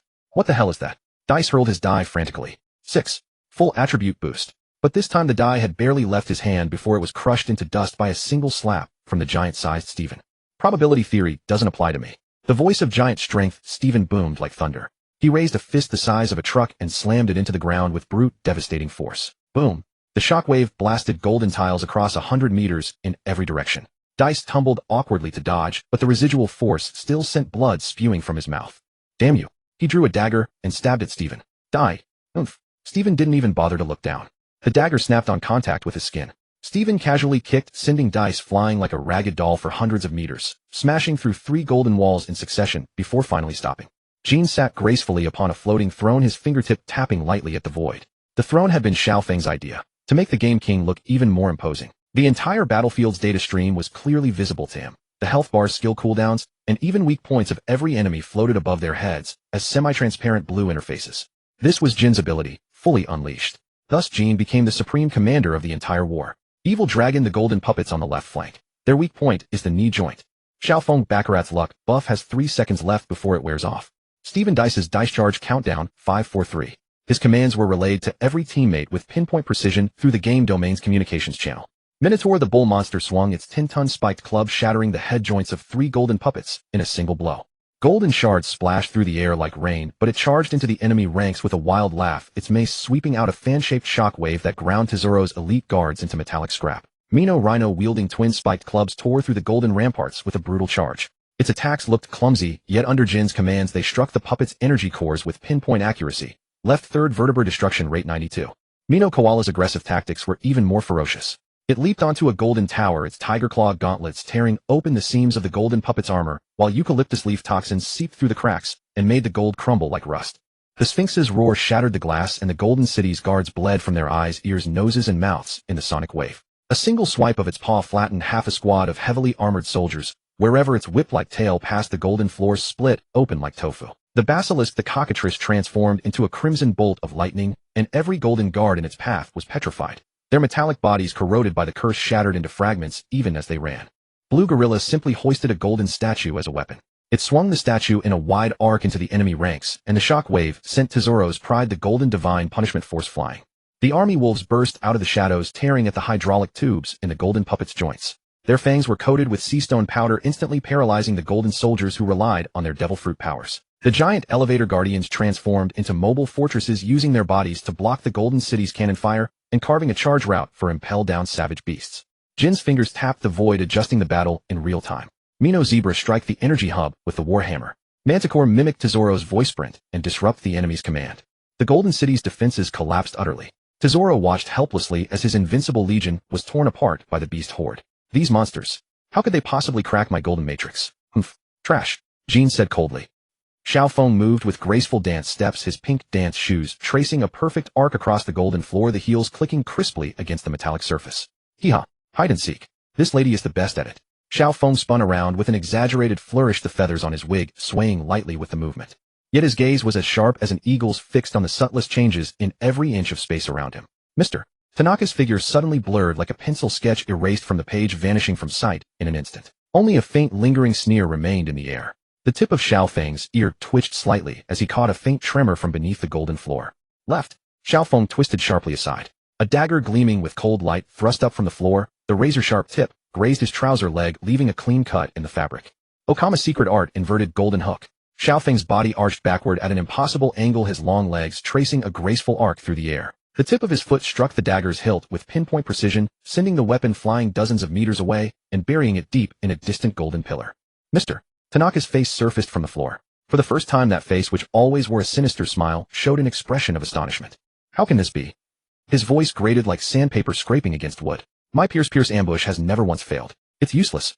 Xiaofeng winked playfully. The ornament on his wig suddenly shifted, unfolding into a radar antenna-like device. This lady's observation hockey has been enhanced by Lord Jin. Right now I can hear your heartbeat clearly even after you've passed through 3 walls. Just as Xiaofeng was about to press his advantage, a cloying, sickeningly sweet song drifted over.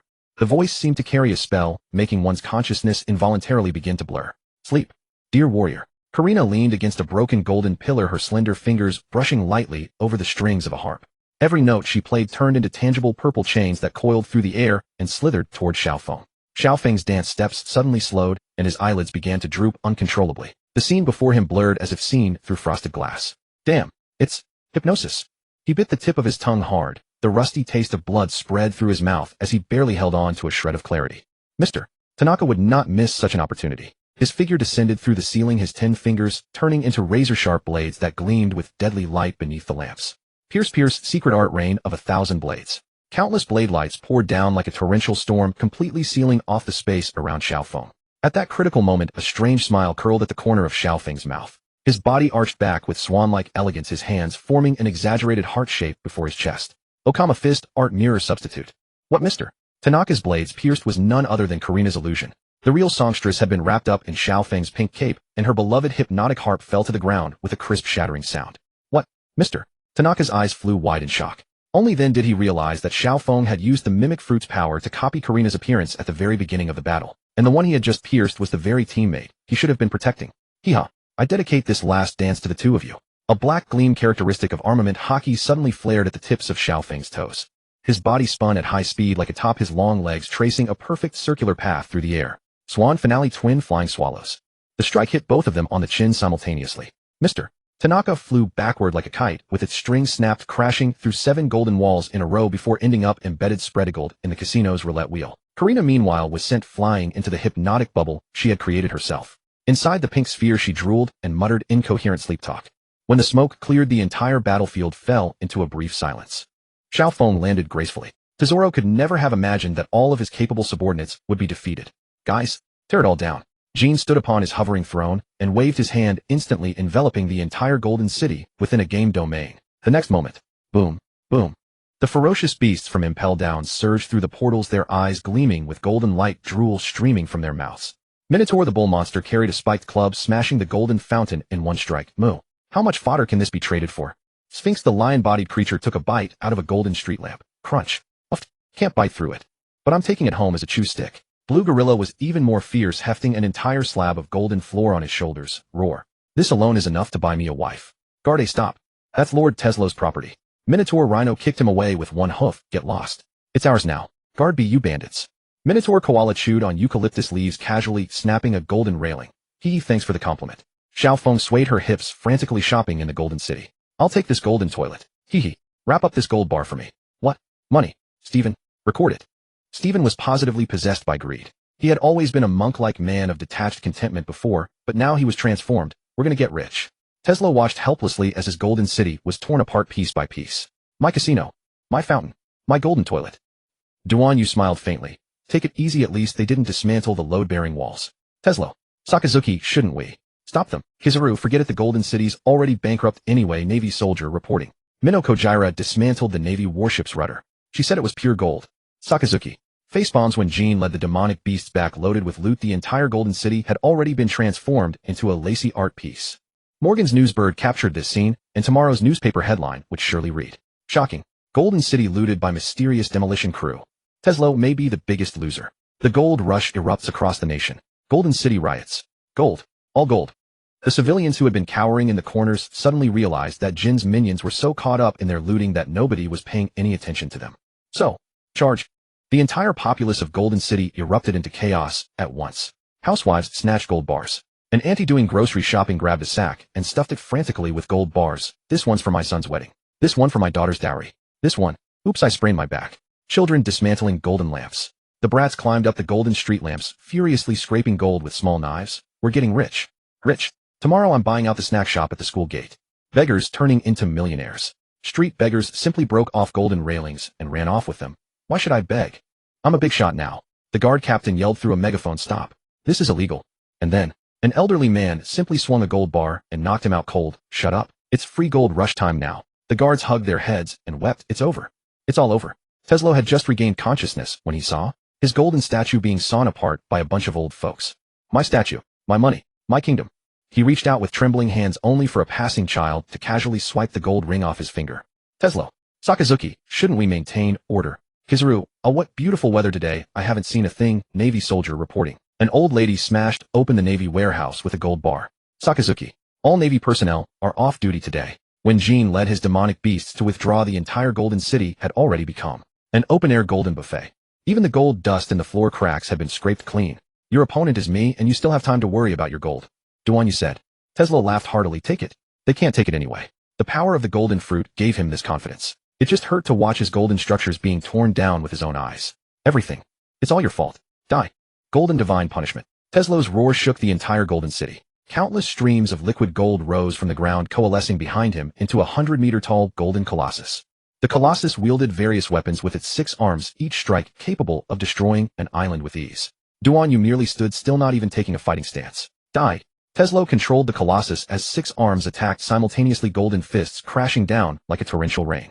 Boom, boom, boom. The ground was smashed into massive craters, dozens of meters deep, shockwaves overturning buildings within a kilometer radius. Watching from the sidelines, Kizaru adjusted his sunglasses. That's quite exaggerated. As the dust settled, Duan Yu remained standing where he was, not even a speck of dirt on his clothes. This is impossible. Tesla's forehead beaded with cold sweat. Pull harder. Duan Yu curled his finger.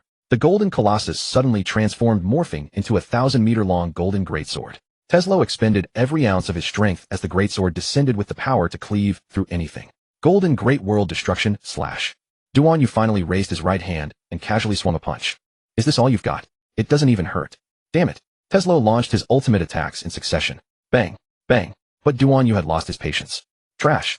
Serious punch. The moment their fist and sword collided, the golden greatsword shattered into countless fragments. The shockwave spread outward in a fan shape, flattening half of the golden city. Tesla vomited blood and was sent flying backward, crashing through over a dozen walls before embedding himself in the rubble. Watching from afar, Sakazuki's pupils contracted sharply. This level of power has already surpassed the Yonko. Kizaru wore a rare, serious expression. We'll need to report this to the 5 elders. Duan Yu walked up to Tesla and looked at the dying golden emperor. Your attacks couldn't even warm me up. One punch landed and the battle was over. The entire battlefield fell silent, with only the sound of Duan Yu's footsteps echoing as he turned to leave. All the city was awash in golden armor. Jean, brothers, collect quickly. Countless demonic beasts gathered the gold that Tesla had been smashed from. Jean smiled. Game over. All the demonic beasts were summoned back to the game space. At this moment, Tesla had lost a massive amount of gold, and his devil fruit ability couldn't penetrate the game space at all. Jean. Before passing out, Tesla called out. We're rich. Xiaofeng said excitedly. Stephen felt that the most thrilling days of his life were these few days following Duan Yu. So cool. So awesome. Duan Yu treated wealth as dirt. He didn't value it. Let's go. Yes. Tesoro lay gravely wounded at death's very threshold. It was at that precise moment. Woo woo. A piercing siren tore through the firmament. The tourists of Gran Tesoro raised their heads in bewilderment. Thereupon the distant sea horizon 10 colossal obsidian warships were slowly emerging into view. The warship's broadside cannons slowly adjusted their angles, their cold metallic gleam flashed with deathly light beneath the sun. That is, a tourist in a straw hat said in a trembling voice. Buster Call. Those are Buster Call warships, the middle-aged man beside him suddenly shrieked. The golden goblet in his hand clattered to the ground with a clang. All of Gran Tesoro was plunged into chaos in an instant. Run! My gold! I haven't gotten my gold. Money, or your life, you idiot. A lavishly dressed noblewoman slumped to the ground, jewels worth tens of millions of belly scattered around her, yet not a soul spared them a glance. Her lips trembled. I just came here for a vacation. The harbor district. The crowd surged like headless flies toward the pleasure boats moored at the docks. A child was knocked to the ground wailing only to be trampled by the frantic crowd. Hee-haw, watch your step. For once he dropped his smile and turned his gaze toward the distant warships. The livestream room. Bullet comments instantly exploded. Holy crap, a real Buster Call. Have the 5 elders gone mad? There are civilians here. The Marines are silencing witnesses. The economic news bird was snapping photographs frantically. In the frame, a warship's main cannon had already begun to charge blinding blue light converging at its muzzle. Sengoku led the others back to his own warship. He too could only sigh. Standing on the deck of the Marine flagship, Sengoku's expression was grim. The silver Din Mushi in his hand carried the 5 elders' icy voice. Gran Tesoro must disappear along with every witness. For once Kazara did not say how terrifying. Instead he silently pushed up his sunglasses.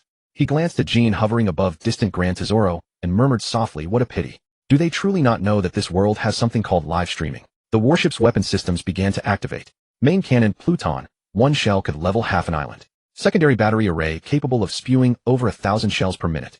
Seastone net sealing every escape route for ability users. Jean came back to stand behind Duanyu. Buster Call warships. The first barrage is expected to land in 30 seconds. Stephen. He truly couldn't understand why the Marines would do something like this. Hee-haw. Bon Clay forced a breezy laugh. Now this is a real spectacle. Duanyu merely looked calmly out toward the sea, his fists slowly clenching. 10 seconds. Jin's voice was terrifyingly calm. At the top of the casino, Tesoro spat out a mouthful of blood. Seeing the Marines move, he burst out laughing like a madman. Ha! Everyone will die. You'll all be buried with me. His heart turned cold. I was just a dog of the world government. At the harbor, a mother knelt on the ground in prayer, clutching her child tightly. In the livestream room, the bullet comments suddenly fell silent for a moment, then came in an overwhelming torrent. Marines, stop. There are children there. The world government must answer for this. 5 seconds. The muzzles of the warships blazed with a blinding light. The moment of destruction. Fire. At Sengoku's command, all 10 warships belched tongues of fire at once. A hail of shells, like the grim scythe of death itself, slashed across the sky and plummeted toward Gran Tesoro. Just at this critical moment, Duanyu shook the dust from his clothes. With a light leap, he arrived at the summit of Gran Tesoro. Consecutive normal punches. Duanyu's figure suddenly appeared above Gran Tesoro, his fists lashing out at a speed imperceptible to the naked eye. The terrifying gale of his punches formed an invisible barrier, and every shell that touched it was instantly bounced straight back the way it had come. Boom, boom, boom, boom, boom.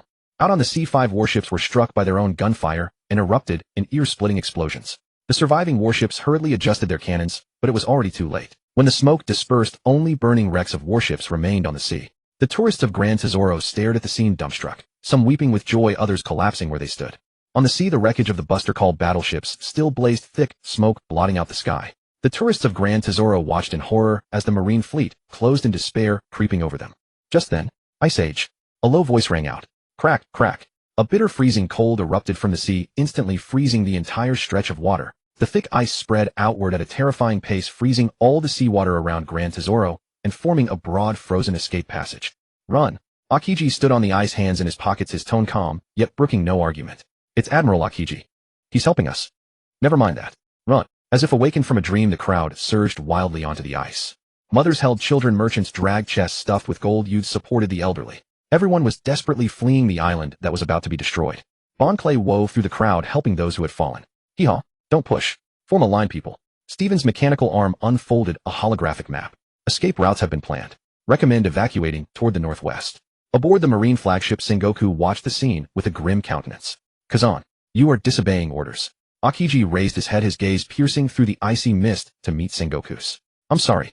I am no longer a Marine. Kazara stood off to the side, uncharacteristically refraining from any quip. He only adjusted his sunglasses. This guy. They would certainly not stand in Akiji's way. After all, their ideal was to serve the people. The livestream room was thoroughly shaken. Bullet comments flooded the screen. Akiji, the eternal god. There are still good people in the Marines. The 5 elders must be green in the face now. The economic news bird captured this historic moment. The next day's newspaper headline was already drafted. Frozen redemption. Former Admiral Akiji defects rescuing countless civilians. Duan Yu, however, walked straight over to Akiji. In the moment they brushed past each other, he said in a low voice, "Thanks." Akiji did not turn back, merely replying indifferently, "Don't misunderstand. I just couldn't stand it." When the last civilian had evacuated safely, Akiji's ice began to melt as well. Gran Tesoro collapsed amid the rain of fire, but hope borne by the fleeing survivors lived on across the ice. The livestream room went absolutely insane. Duan Yu is an absolute legend. Marines, does your face hurt? 5 elders, come out and take your beating. Sengoku stood on the sole surviving flagship, his face utterly livid. Kizara heaved a sigh. This is quite troublesome, isn't it? Upon the ruins of Gran Tesoro, Duan Yu slowly withdrew his fists and looked toward distant Mary Geos. Tell the 5 elders. I'll be waiting for their next move. Jean had already used the controller to make the Xuanxiong Jiaolong race toward them at full speed. Jean was the first to return to the warship. Duan Yu, Xiao Feng, Stephen. Get on board now. Duan Yu also understood that such a tangled fight would never reach an end. Right? Leave immediately. The engines of the Xuanxiong Jiaolong let out a deafening roar. Cobalt blue plasma flames shot from the stern of the pitch-black warship, and the entire vessel charged across the sea like an arrow freed from a bowstring. Full power. Jean stood at the command console, his fingers sweeping rapidly across the holographic projection. We'll break through the marine encirclement in 3 minutes. Xiao Feng leaned over the ship's rail, his pink cape flapping loudly in the gale. Hee-haw. This is more thrilling than Kizaru's lightspeed kick. Stephen gripped the railing tightly, watching the waves recede at breakneck speed. Oh yeah. His analysis broke off abruptly, because a tall figure was standing on the frost that had crystallized at the edge of the deck. Kazan. Duan Yu's pupils contracted sharply. Akiji kept one hand in his pocket, his military boots steady as stone on the violently rocking deck. The gale lifted a corner of his black eye mask, revealing ice-blue pupils beneath. Mind if I hitch a ride? His tone was as calm as if he were talking about the weather. The entire ship immediately fell into a terrifying silence. Even the roar of the engines seemed to fade away. Xiao Feng's wig turned white with fright. He couldn't laugh at all. Stephen had already switched to combat mode. Jean silently expanded his game domain. Akiji Combat Assessment SSS Class Threat. Only Duan Yu remained calm. He raised a hand to signal his companions to hold steady, then stepped forward. Give me one reason not to throw you overboard. Akiji exhaled a plume of white breath which crystallized into ice crystals in the scorching exhaust from the engines. 3 reasons. First, he said, pointing behind him, 10 Buster Call warships are reforming their formation. As if to confirm his words, dozens of red dots suddenly lit up across the distant sea. The main cannons of marine warships were charging up. Second, Akiji's gaze swept over the group. You need someone who knows every marine deployment in the new world. Jin's pupils dilated slightly, and he immediately understood the weight of those words. Third, Akiji abruptly raised his hand. A wall of ice instantly condensed, blocking the first cannon shell from afar. I'm just one man now. I have nothing to do with the Marines. Let's be friends. No need to be this tense. Boom. The instant the ice wall shattered, the Xuanxiong Jiaolong made a violent sharp turn. Xiao Feng almost got thrown over the rail. Hee-haw. Gonna die. Stephen clung to the railing desperately. Mr. Akiji, if what you said is true.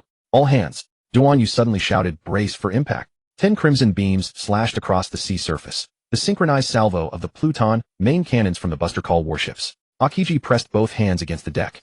Iceball. A massive ice dome instantly enveloped the entire ship. Shells detonated against the ice, and the terrifying shock wave caved the sea into a crater a kilometer in diameter. They're beginning the 3rd round of charge. Jean stared at the holographic projection. They're using seastone net shells. Sweat beaded on Akiji's forehead. An encirclement of this scale. Sengoku is serious. Seastone net shells? Xiao Feng's wig instantly exploded into an afro. We're doomed. If we get caught in that net, we'll be teppanyaki. The Xuanxiong Jiaolong suddenly performed a 360-degree barrel roll, and a 10-meter tongue of plasma flame burst from the stern with a thunderous roar. The ship carved S-shaped curves across the sea like a drunken spinning top. Ugh. Xiao Feng leaned over the rail and vomited. My fake eyelashes. They're going to fly away. Akiji froze his own military boots solidly to the deck. That's way too reckless. The gunners aboard the marine warships were all dumbfounded. Gunner A, report. The target is too hard to lock on. Gunner B, at this rate. We can't aim at all. Sengoku was so angry that his beard bristled. Lay down indiscriminate saturation fire. Boom. Boom boom boom. Dozens of shells exploded around the ship, but the Xuanxiong Jiaolong used the shock waves to go surfing. The bow reared high and the ship performed a perfect somersault atop the wave. Yeah, perfect score. Stephen's mechanical arm turned into a scoreboard. Jean suddenly shouted, watch the starboard side. 3 seastone net shells were closing in from 3 directions in a triangular formation. He yanked the helm hard, tilting the ship 45 degrees. Using the hull's coated film as a slide, he sent the net shells whooshing straight into the sea.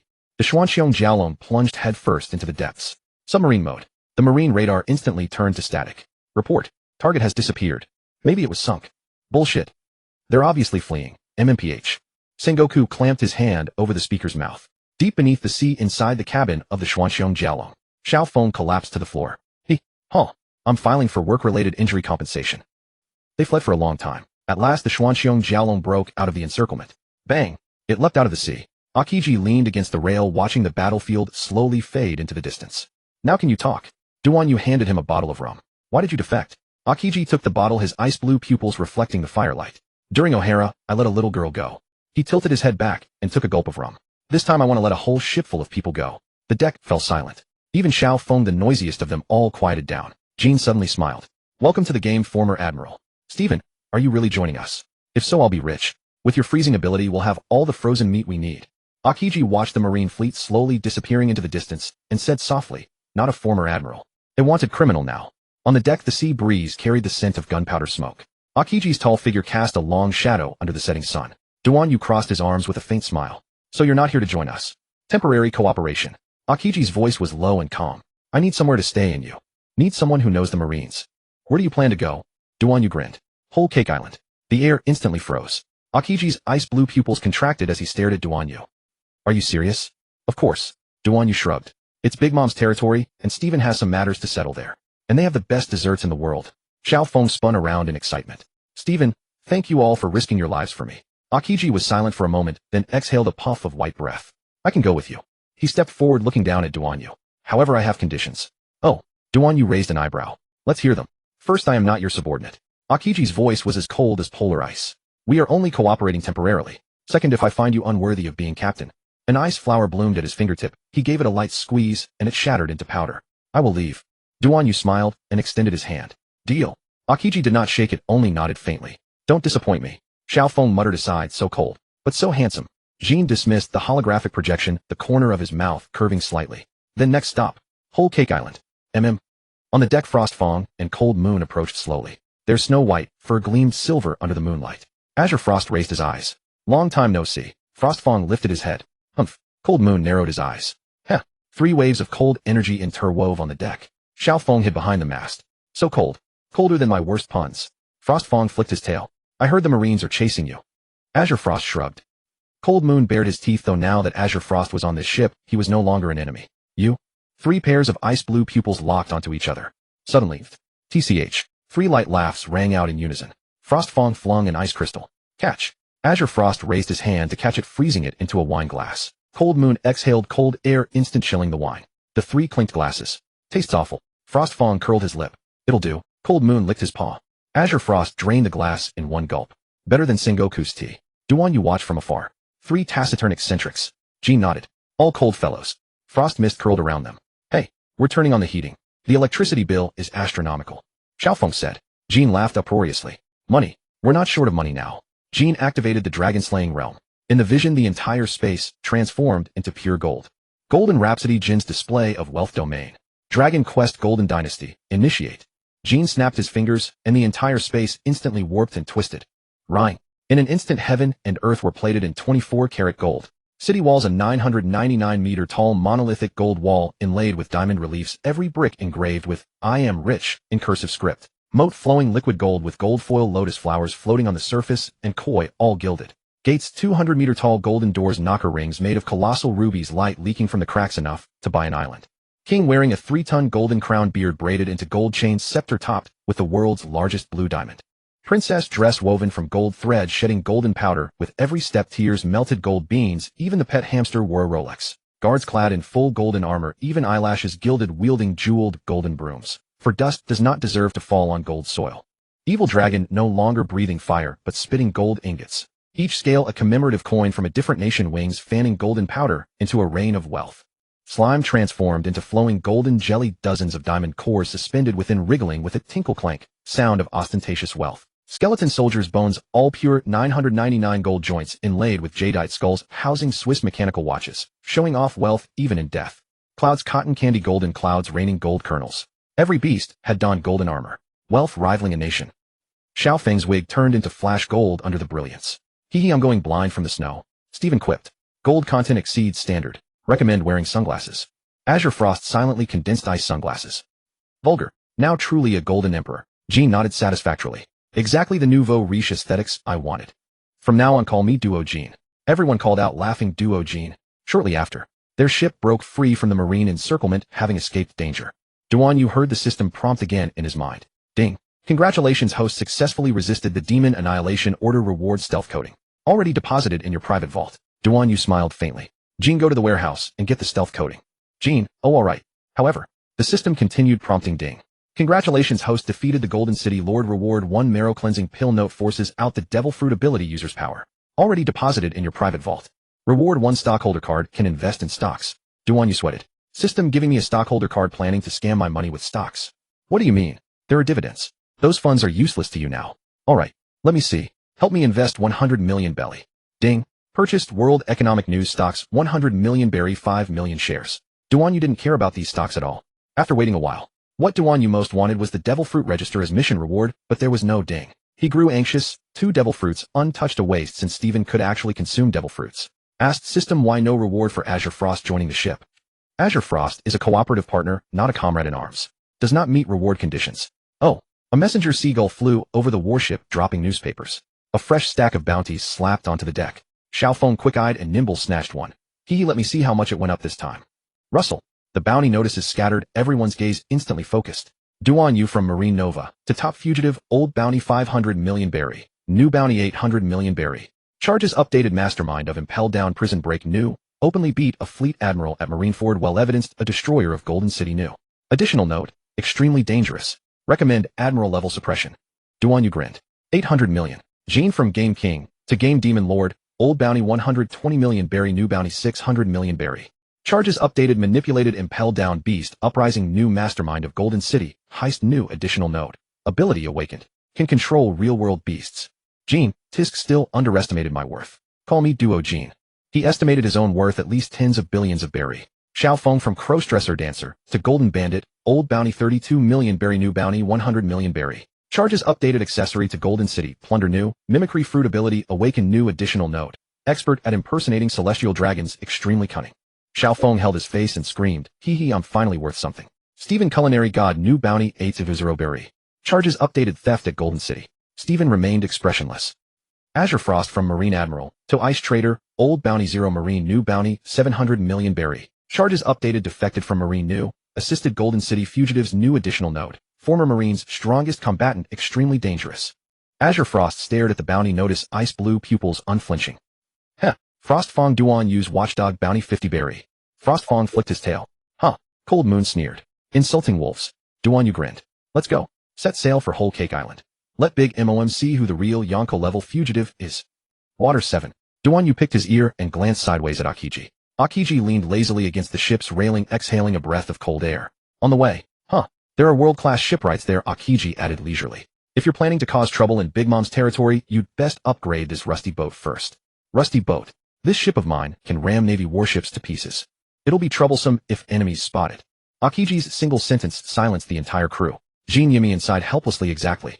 The stealth coding you gave me is precious. If we don't use skilled shipwrights and mechanics, I'm afraid it'll go to waste. Duan Yu nodded. Jin's fingers swept across the holographic projection. Water 7, the holy land of shipbuilding, the stronghold of the Frankie family. Truly worth a visit. Xiaofeng swayed excitedly. I heard the shipwrights there are all perverts.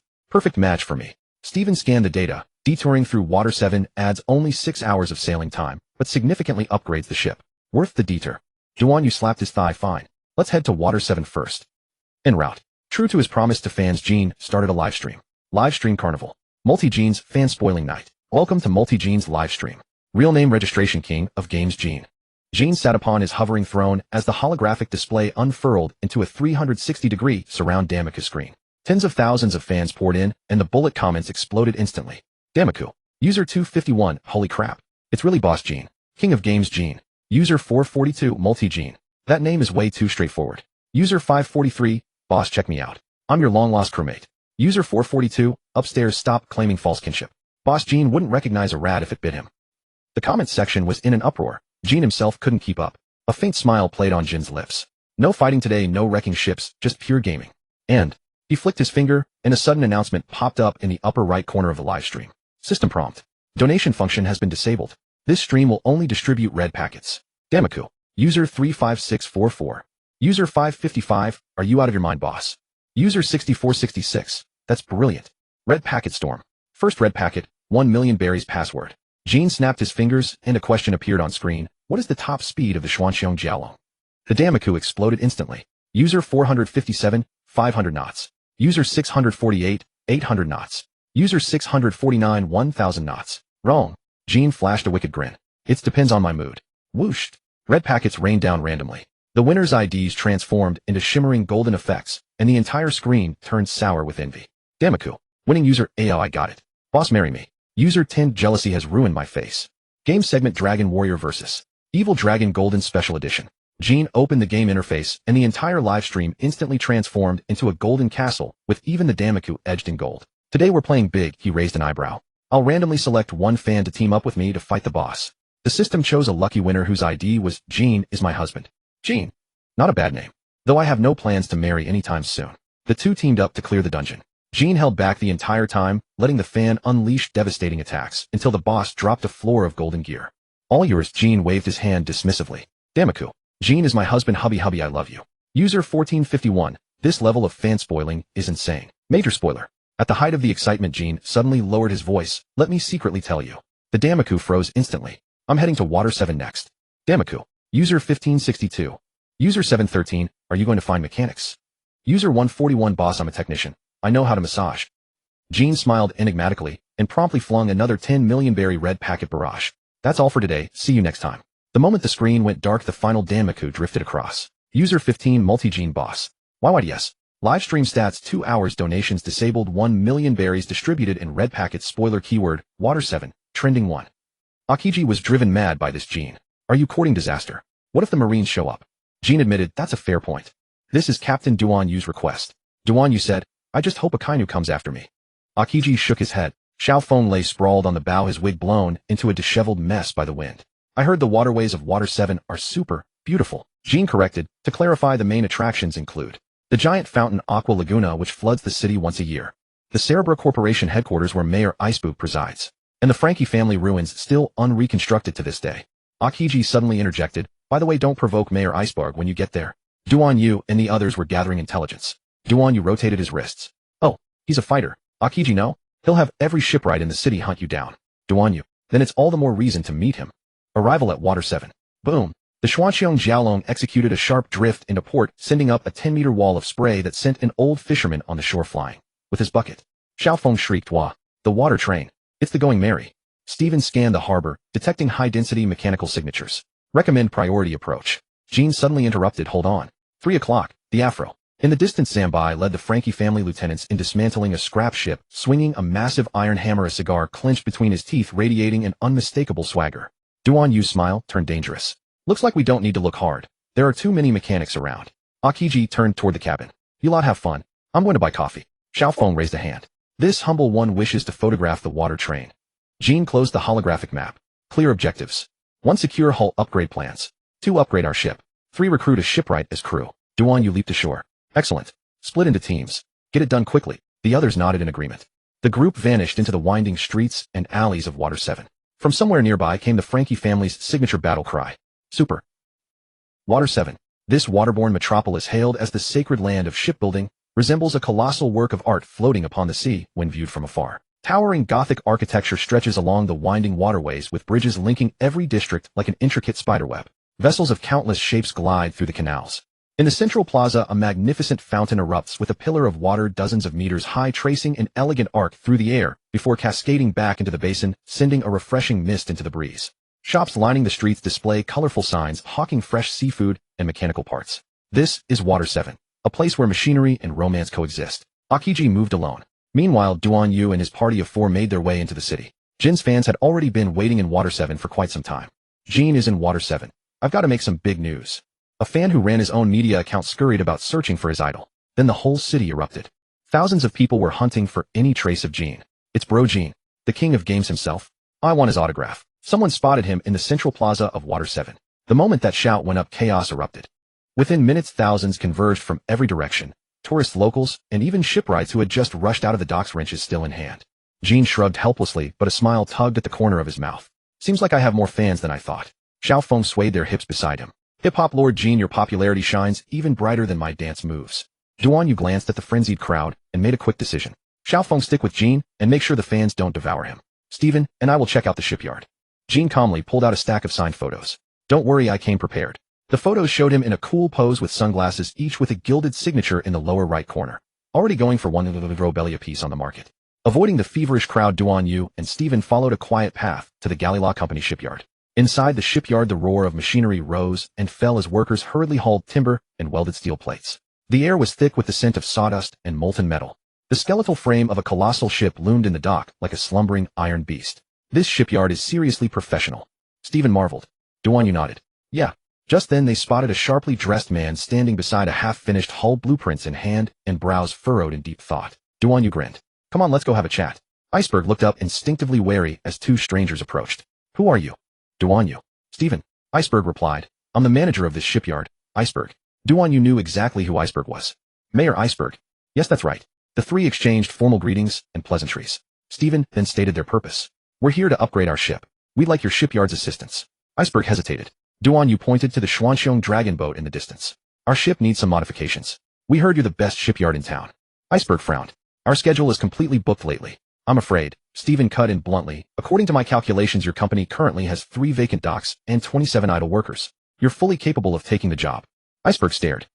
You investigated us. Stephen spread his hands. Just a reasonable analysis. Iceberg took a deep breath. You two really know how to pressure a man. Duan Yu flashed a grin. Help us refit the ship and money won't be an issue. Iceberg replied, sorry, but we've just accepted a flood of marine orders. It turned out that along the way Duan Yu and his crew had blown up so many marine warships that the shipyards, not the crew, had reaped the greatest rewards. Duan Yu mused, don't tell me the Marines placed those orders because we wrecked their ships. Meanwhile, the Jean fan frenzy was in full swing. In the plaza, Jean was completely surrounded. Fan A cried, bro Jean, can I get your autograph? I came all the way from the New World. Jean calmly signed it. Next, Fan B shouted, Master, can you teach me about the gaming world? Jean replied, sure. Tuition is 100 million belly. He didn't care about the money. It was just a convenient excuse to refuse. And surely no one would pay that much to learn how to play games. Fan B. Never mind. Xiaofeng helped maintain order on the side. Line up, line up. Hip-hop, those with signatures, please move to the left, those without to the right. Suddenly a man wearing frog-shaped swim goggles pushed through the crowd. It was Cop. Boss, it's really you. Cop shouted excitedly. Jean raised an eyebrow. And you are? I'm from the Frankie family. Our boss has always wanted to meet you.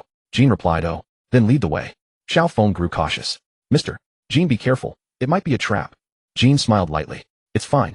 I'm bored anyway. While Duan Yu and Iceberg were at a standoff, a man with an afro suddenly burst out of the dock. It was Zambai. Hey, who are you two? How dare you harass our mayor? Duan Yu asked, who are you? Stephen clarified. No, we're here to upgrade our ship. We didn't mean to disturb anyone. Zambai recognized them at once. Pirates one-punched Duan Yu and Chef God Stephen. Iceberg rubbed his forehead. Zambai calmed down. But Zambai had already raised his massive iron hammer. Enough talk. Take this. Duan Yu sighed and lightly lifted his hand. Boom. Zambai went flying, hammer and all, and embedded himself into the ship's hull. Iceberg. The workers. Stephen laughed. Haha, he really doesn't know his place. Duan Yu asked, now can we talk business properly? Iceberg looked at Zambai stuck in the hull, then at Duan Yu and Stephen, and finally realized. These two were no ordinary men. Their brazenness was thicker than city walls. He took a deep breath, adjusted his glasses, and finally softened his tone. What kind of modifications did you have in mind? Duan Yu grinned. See, that wasn't so hard, was it? Stephen unfolded a holographic blueprint. Based on the Xuanxiong dragon boat's current structure, we need the following upgrades. Hull reinforcement: use Water 7's special treasure tree atom wood to enhance resistance to cannon fire. Propulsion system: install jet dial thrusters to boost short-range sprint speed by 300. Weapon module: reference General Frankie's design and add a transformable combat mode, and apply the stealth coating. Iceberg studied the blueprint, his frown deepening. These modifications go far beyond the scope of an ordinary ship. Duan Yu shrugged. That's why we came to you. Iceberg was silent for a moment, then finally nodded. Fine. But there's one condition. Hey, isn't this kidnapping? Jean was escorted through the back alleys of Water 7 by several burly men, yet his tone remained as casual as if he were discussing the weather. Cop grinned, revealing a gap where a front tooth was missing. We're the Frankie family, and we're your biggest fans. The alcohol breath emanating from him made Jean furrow his brow slightly. Hi, Lord Jean, you're our honored guest. Another follower with an upright bobblehead haircut rubbed his hands together excitedly, his face painted with exaggerated colors. The boss said we must host you with the highest standards. Jean sighed and let them lead him in a convoluted path. He had long wanted to escape, compared to being mobbed by fanatic fans in the squares signing autographs, until his hand cramped. This kidnapping felt like a welcomed relief. Xiaofeng followed behind them, her high heels clicking crisply against the cobblestones. Oh my, this is the first time I've ever been invited by such enthusiastic fans. After passing through several concealed doors, Gene was led into a vast warehouse. The air hit him with the scent of motor oil and metal tinged with a faint briny aroma from the sea. The warehouse was stacked with mechanical parts, modified weapons, and even a few half-finished combat robots. Frankie's posters covered the walls, and in one corner stood a gilded Frankie statue, 3 smoking incense sticks burning before it. Super welcome to Frankie family. More than 20 followers in eccentric outfits shouted in unison, their voices shaking dust from the ceiling. Gene surveyed the room with a slight smile. Nice taste. Naturally. A man with an afro exploded out of the crowd holding 2 bottles of cold cola. Our boss is the most Superman in Water 7. He puffed out his chest proudly, revealing the Frankie family tattoo on his sternum. Gene took the cola, the coolness of the bottle, making him squint in contentment. So you kidnapped me just to buy me cola? The afro-haired man. Later Gene learned his name was Zonbai. Exchanged a glance with Cop. Cop leaned in mysteriously. We wanna sail with you. The warehouse fell silent, everyone holding their breath, awaiting Gene's response. Gene raised an eyebrow, the cola bottle frozen midair. After a few rounds of drinks, even though Gene only had cola, the Frankie family followers began pouring out their troubles. After Boss Frankie left, we've been under enormous pressure. Zonbai took a swig, liquor dripping from his beard. The mayor's always watching us, and the Navy raids us whenever they feel like it. Kiwi from the Block Sisters slammed her fist on the table, knocking over empty bottles. When the boss was here, who dared to mess with us? Now even the fishmonger on the street dares to roll his eyes at us. Her twin sister Mosey sighed, fiddling with screws on a mechanical arm. The worst part is even our modification budget got cut. Last week we wanted to upgrade the mechanical octopus, but the budget only covered 2 barrels of lubricating oil. Gene swirled his cola. Are you after my money? The warehouse went instantly silent, so quiet you could hear a pin drop. Zonbai scratched his afro and chuckled nervously. Well, Kiwi slammed the table again. That's right. We're after your money. Mosey face-bombed. Sis, could you be more tactful? Gene couldn't help but laugh. I appreciate the honesty. Cop took another drink and began venting. Lord Gene, you have no idea. Since our boss Frankie joined the Straw Hat Boy, life's been rough. Their Sonny is nice, but Zonbai counted on his fingers. Poor. The Straw Hat crew relies on Nami's schemes daily, and Frankie's modification budget is practically zero. Tiny. The Sonny isn't even as big as our warehouse, and it doesn't even have a proper lab. What a waste of talent. The boss invented Frankie General, and it's being used as a decoration. Mosey sighed. Last time the boss contacted us secretly, he wanted to install a cola nuclear power system on the ship, but the budget only covered 3 bottles of cola. Gene nearly choked on his drink. 3 bottles. And they were on sale, Kiwi added with indignation. Gene observed the various strange and specialized equipment in their warehouse and realized this group had their own talents. Moreover, there was plenty of money and naive people to spend it. What if I said I could provide unlimited funding? The Frankie family followers' eyes instantly turned into berry symbols. Unlimited. Gene snapped his fingers, and the projection shifted to detailed data streams. Budget 1 billion berries, monthly minimum, more if needed. Equipment top-tier Sea Prism stone machining tools and Vegapunk-grade labs. Goal: build a super warship capable of taking on the Marine headquarters. But there's one condition, Gene said coldly. You have to join my crew. Kiwi suddenly deflated. But we only know how to repair ships. Fighting relies on numbers. Mosey nodded. Last time we fought a Marine Rear Admiral, 30 of us couldn't beat one of him. Gene smiled. Who said I wanted you to fight? He brought up a projection of the Xuanxiong Jiaolong, its hull sleek and flowing like a dragon breaking from the sea. Captain Duan Yu handles the beating. You make sure he's comfortable while doing it. Cop's swimming goggles seemed to glow. You mean? Let us focus on research. Zonbai crushed his cola can. Give me enough materials and I can do it. The Block Sisters raised their hands. We can install this sexy beam cannon. Gene nodded approvingly. Tomorrow I'll introduce you to the captain. Now. He suddenly frowned, looking toward a corner of the warehouse.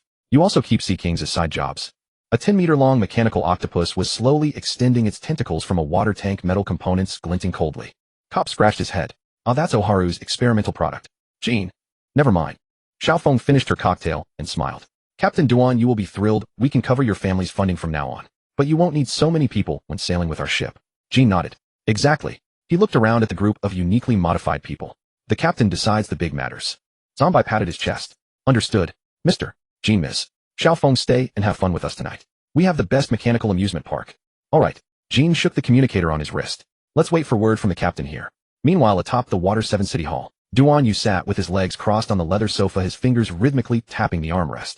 Steven stood by the window, his gaze sweeping over the busy shipyard below. Mayor Icebug sat behind his desk, hands clasped under his chin, brows furrowed. So you want the best shipwrights from the Galley Law Company to help modify your vessels? Icebug's voice was steady and powerful. Duan Yu grinned. Yes, and quickly. His smile seemed to drop the office temperature by several degrees. Icebug took a deep breath. I agree, but there's a condition. Steven turned his silver hair, catching the cold light in the sun. As long as we can assist you. Icebug opened a drawer and took out a classified document, projecting it onto the desk. Marine G, 5-branch secret surveillance report. Recently the Navy has planted numerous spies throughout Water 7, Iceberg said grimly, his finger tracing red dots on the projection. They disguise themselves as shipwrights merchants and have even infiltrated my city hall. A flicker of interest crossed Duan Yu's eyes. Their objective, clues to the ancient weapons. Iceberg tapped the desk, the projection shifting to an ancient blueprint. They suspect Tom's workshop legacy still remains in Water 7. Duan Yu suddenly stood and punched the wall. Crash. The entire wall collapsed, revealing the city hall secretary eavesdropping next door, a phone bug still recording in his hand. Duan Yu lifted the petrified secretary like a chick, grinning. First one. Iceberg. Observation hockey. Not even a single wave can escape my perception. Ever since Luffy left, Iceberg's double life had entered its upgraded edition. On the surface, he was the model mayor of Water 7. To revitalize the economy, he capitalized on the Straw Hats' fame by turning Water 7 into a pirate-friendly tourist city. Every year, he hosted a sea train carnival and ticket revenue multiplied tenfold. To support the economy, he took more contracts to build warships for the Marines. Even so, he continued to play a cat-and-mouse game with them. He reported to the world government that the ancient weapon research files had been destroyed, but secretly kept a backup hidden in the boiler of the Puffing Tom. In truth, he was the underworld godfather of the New World. He was the king of the mechanical black market, smuggling Vegapunk's obsolete technology through the remnants of the Frankie family, Zambai, and the others, then modifying it and selling it to the Revolutionary Army. The Marines were helpless. He held evidence of corruption in the Marine Science Unit, and even Akainu had to tacitly allow his autonomy. To counter him, the Marines saturated the city with spies at every level. In the hidden chamber of Tom's workshop lay a shipbuilding log from the Void Century, one that even Roger never discovered, rumored to be connected to Laugh Tale. Through their covert connection with the Straw Hats, they regularly maintained the Thousand Sunny. Frankie often received packages. Cola and rare metals were delivered through underground channels, while the invoices were billed as City Hall sewer pipe repair fees. Whenever the world government sent people to interrogate him, why is Water 7's tax revenue always 30 short? Iceberg would smile and say it all goes to suppress Frankie's remnants. Iceberg, however, was convinced that even after Luffy had rampaged through Water 7 and exposed several CP9 agents, the Marines still had a hidden hand. There were bound to be more CP9 operatives. Duan Yu understood as well. Back when he served in the Marines, he had investigated this very place alongside Akainu. Why are you telling me this? Duan Yu asked. Intuition. Iceberg said calmly. Besides, Mr. Duan Yu, you must have joined in investigating me once too. Back then I was just a common Marine and Akainu was only a rear admiral. And yet you dared to go up against Admiral Akainu. I believe you have what it takes.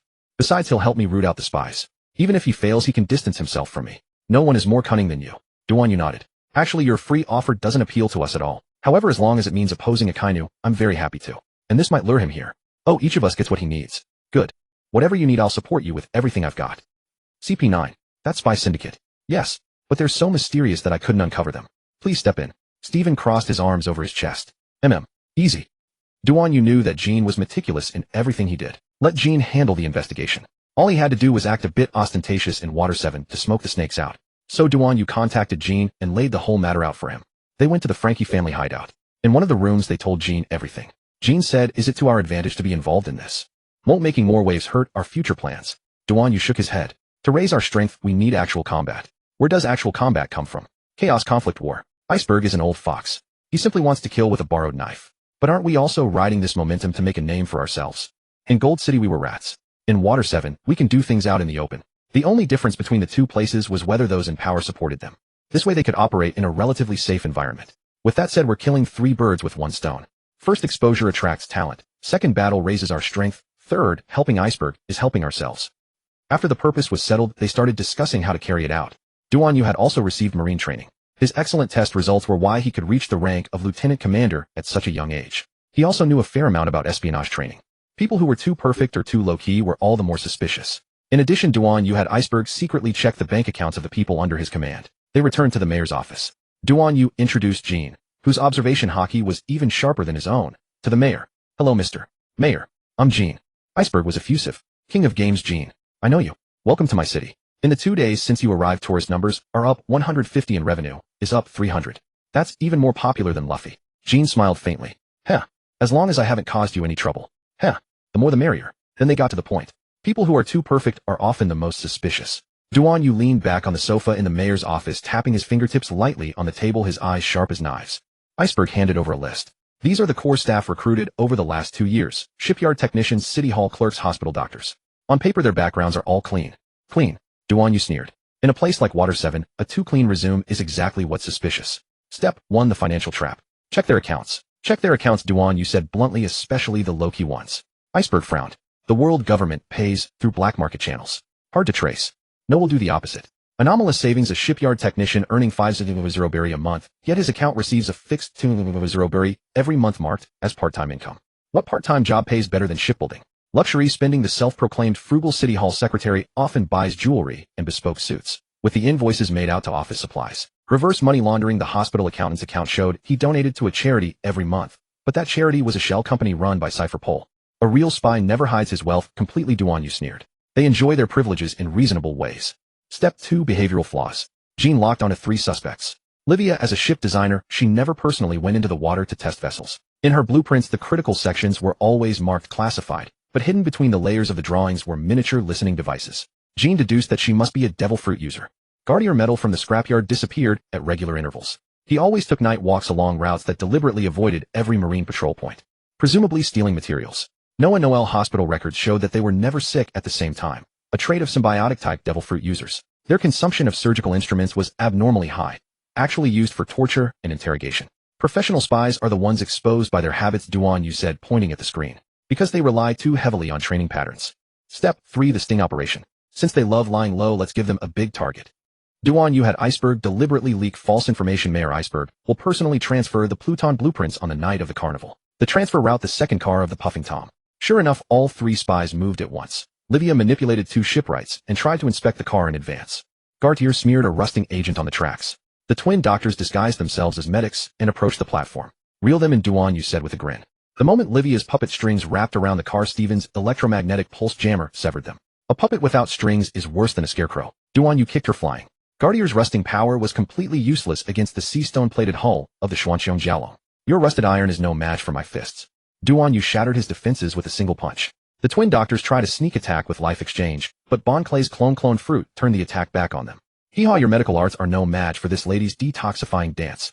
Watching the CP9 agents trust into a bundle, Iceberg murmured they hid for 2 years, and you caught them in 3 days. Because they forgot one thing. Duan planted his foot on Livia's head and sneered the Marine playbook for training spies. I left those tricks behind 10 years ago. Exposed it. Livia's pupils contracted sharply. Her puppet strings were still wrapped around the Tom train's carriage, but the tactile sensation at her fingertips suddenly vanished. Stephen's electromagnetic pulse jammer had severed her ability connection. A puppet without its strings is worth less than a scarecrow. Duan voice drifted from behind her, laced with mockery.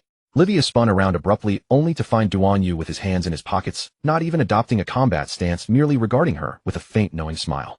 Not fighting back. She gritted out. No rush. Duan shrugged. I want to see what this CP9 newcomer can do. Captain, let me handle this one, Jean. Stay out of it. Hee, this time I'll win in my own way. Xiao Feng did not activate his mimicry fruit ability. His pink dance shoes struck the shipyard steel plates with crisp, resonant taps. His fingertips did not transform into puppet strings. They clenched into fists. Livia raised an eyebrow. What? Abandoning mimicry? Not abandoning it. Xiao Feng drew a deep breath, his eyelashes trembling faintly. It's just that I no longer wish to be anyone's puppet. He wanted to conquer any opponent on his own merit. Memories flooded back like a tidal wave. Impel Down cell, he had once been Mr. 2. The mimicker of Baroque works, a puppet in Crocodile's grasp.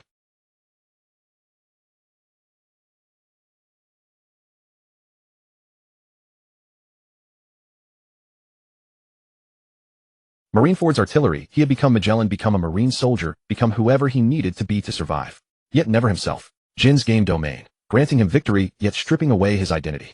But this time, Xiao Feng lifted his head sharply, resolve blazing in his eyes like never before. I will dance my own dance. Battle commenced, Oidayuki style, true self-flow. Livia sneered, her fingers dancing, steel cables erupting from the workshop floor like venomous serpents. Whooshed. The cables sliced through the air, but shattered only Xiao Feng's lingering afterimage. Oidayuki style Swan Lake flash. Xiao Feng's figure bounded upward with the grace of a ballet dancer, his toes brushing the steel cables before he propelled himself behind Livia. Livia's pupils constricted. What a Oidayuki style heartfelt heavy strike. A knife hand blow aimed for Livia's nape, but she jerked her head aside at the last moment. You truly believe you can defeat me without using your abilities? Livia's rage twisted into a derisive laugh as more steel cables surrounded them from all directions. You're nothing but a ridiculous clown. The cables tightened, trapping Xiao Feng within a narrow cage. Xiao Feng remained calm. He closed his eyes, and in his ears echoed Ivan's words. Xiao Feng, true freedom is not becoming someone else. It is embracing yourself. Steel cables coiled around his arms, drawing blood. Livia approached with triumph. It's over. Xiao Feng suddenly smiled. He flung his arms wide. Oidayuki style thorny rose. Blood seeped from the wounds carved by the cables, tracing eerie arcs through the air. Blood droplets blossomed like rose petals, each one precisely refracting sunlight and blinding Livia. Act! She covered her eyes and staggered backward. Seizing the opening, Xiao Feng broke free from the cables and spun. Oedaiyuki style finale, solo dance. A spinning kick struck Livia squarely beneath the chin. Livia crashed to the ground, her puppet strings scattering around her. Panting, Xiao Feng gazed at his bloodstained hands. No mimicry, no disguise. For the first time he had triumphed as Bon Clay. In the distance, Jean adjusted his glasses and smiled faintly. Fascinating.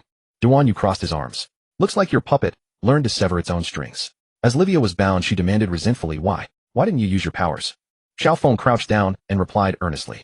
Because I have finally understood. No matter how many powerful figures I imitate, nothing compares to being the one and only myself. He rose to his feet, welcoming the sea breeze of Water 7, and for the first time felt. This life truly belonged to him. Thank you, Duan Yu. Xiao Feng had used the 6 powers of the Marines as a blueprint, developing his own techniques and weaving them into his dance. He had progressed, genuinely progressed.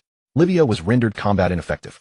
Duan Yu leaned against a fractured steel beam, a rare smile gracing his lips. That lad has finally awakened. He recalled the first time he had encountered Xiao Feng at Impel Down. That mimicker who had willingly transformed into Magellan to save Luffy. Back then, even his combat bore the shadows of others. His fist used to lack something, Duan Yu remarked to Jean beside him. But now, that kick carried real weight. Jean did not answer immediately. His gaze rested upon Xiao Feng's bloodied fist. This is Xiao Feng's new approach to combat. Jean had always believed he had provided Xiao Feng with the finest stage, data enhancement, battle simulations, precise tactical guidance. But he had never considered that these helps had merely become another set of shackles. I treated him like a puppet. Jean murmured, his fist tightening involuntarily. Much like how CP9 manipulates their marionettes. Duan Yu snorted. Better late than never. Zanbai and the Square Sisters had been summoned and witnessed the entire scene. Super. Zanbai's afro bristled in disbelief. That guy defeated a CP9 agent without using his powers, eh? Kiwi-Eye pressed a hand to his chest. That kick was more spectacular than our boss's caterpillar blast. Ma silently withdrew a small notebook. Oedaiyuki style solo dance. I must record this technique. Even Galidia, encased in ice, struggled to roll her eyes and fix her gaze upon Xiao Feng. Before the mayor's office window, Icebook lowered his telescope. Even a male beauty can transcend his limits. He suddenly understood why the world government feared these pirates so vehemently. Not because they were inherently powerful, but because they perpetually shattered boundaries, including their own.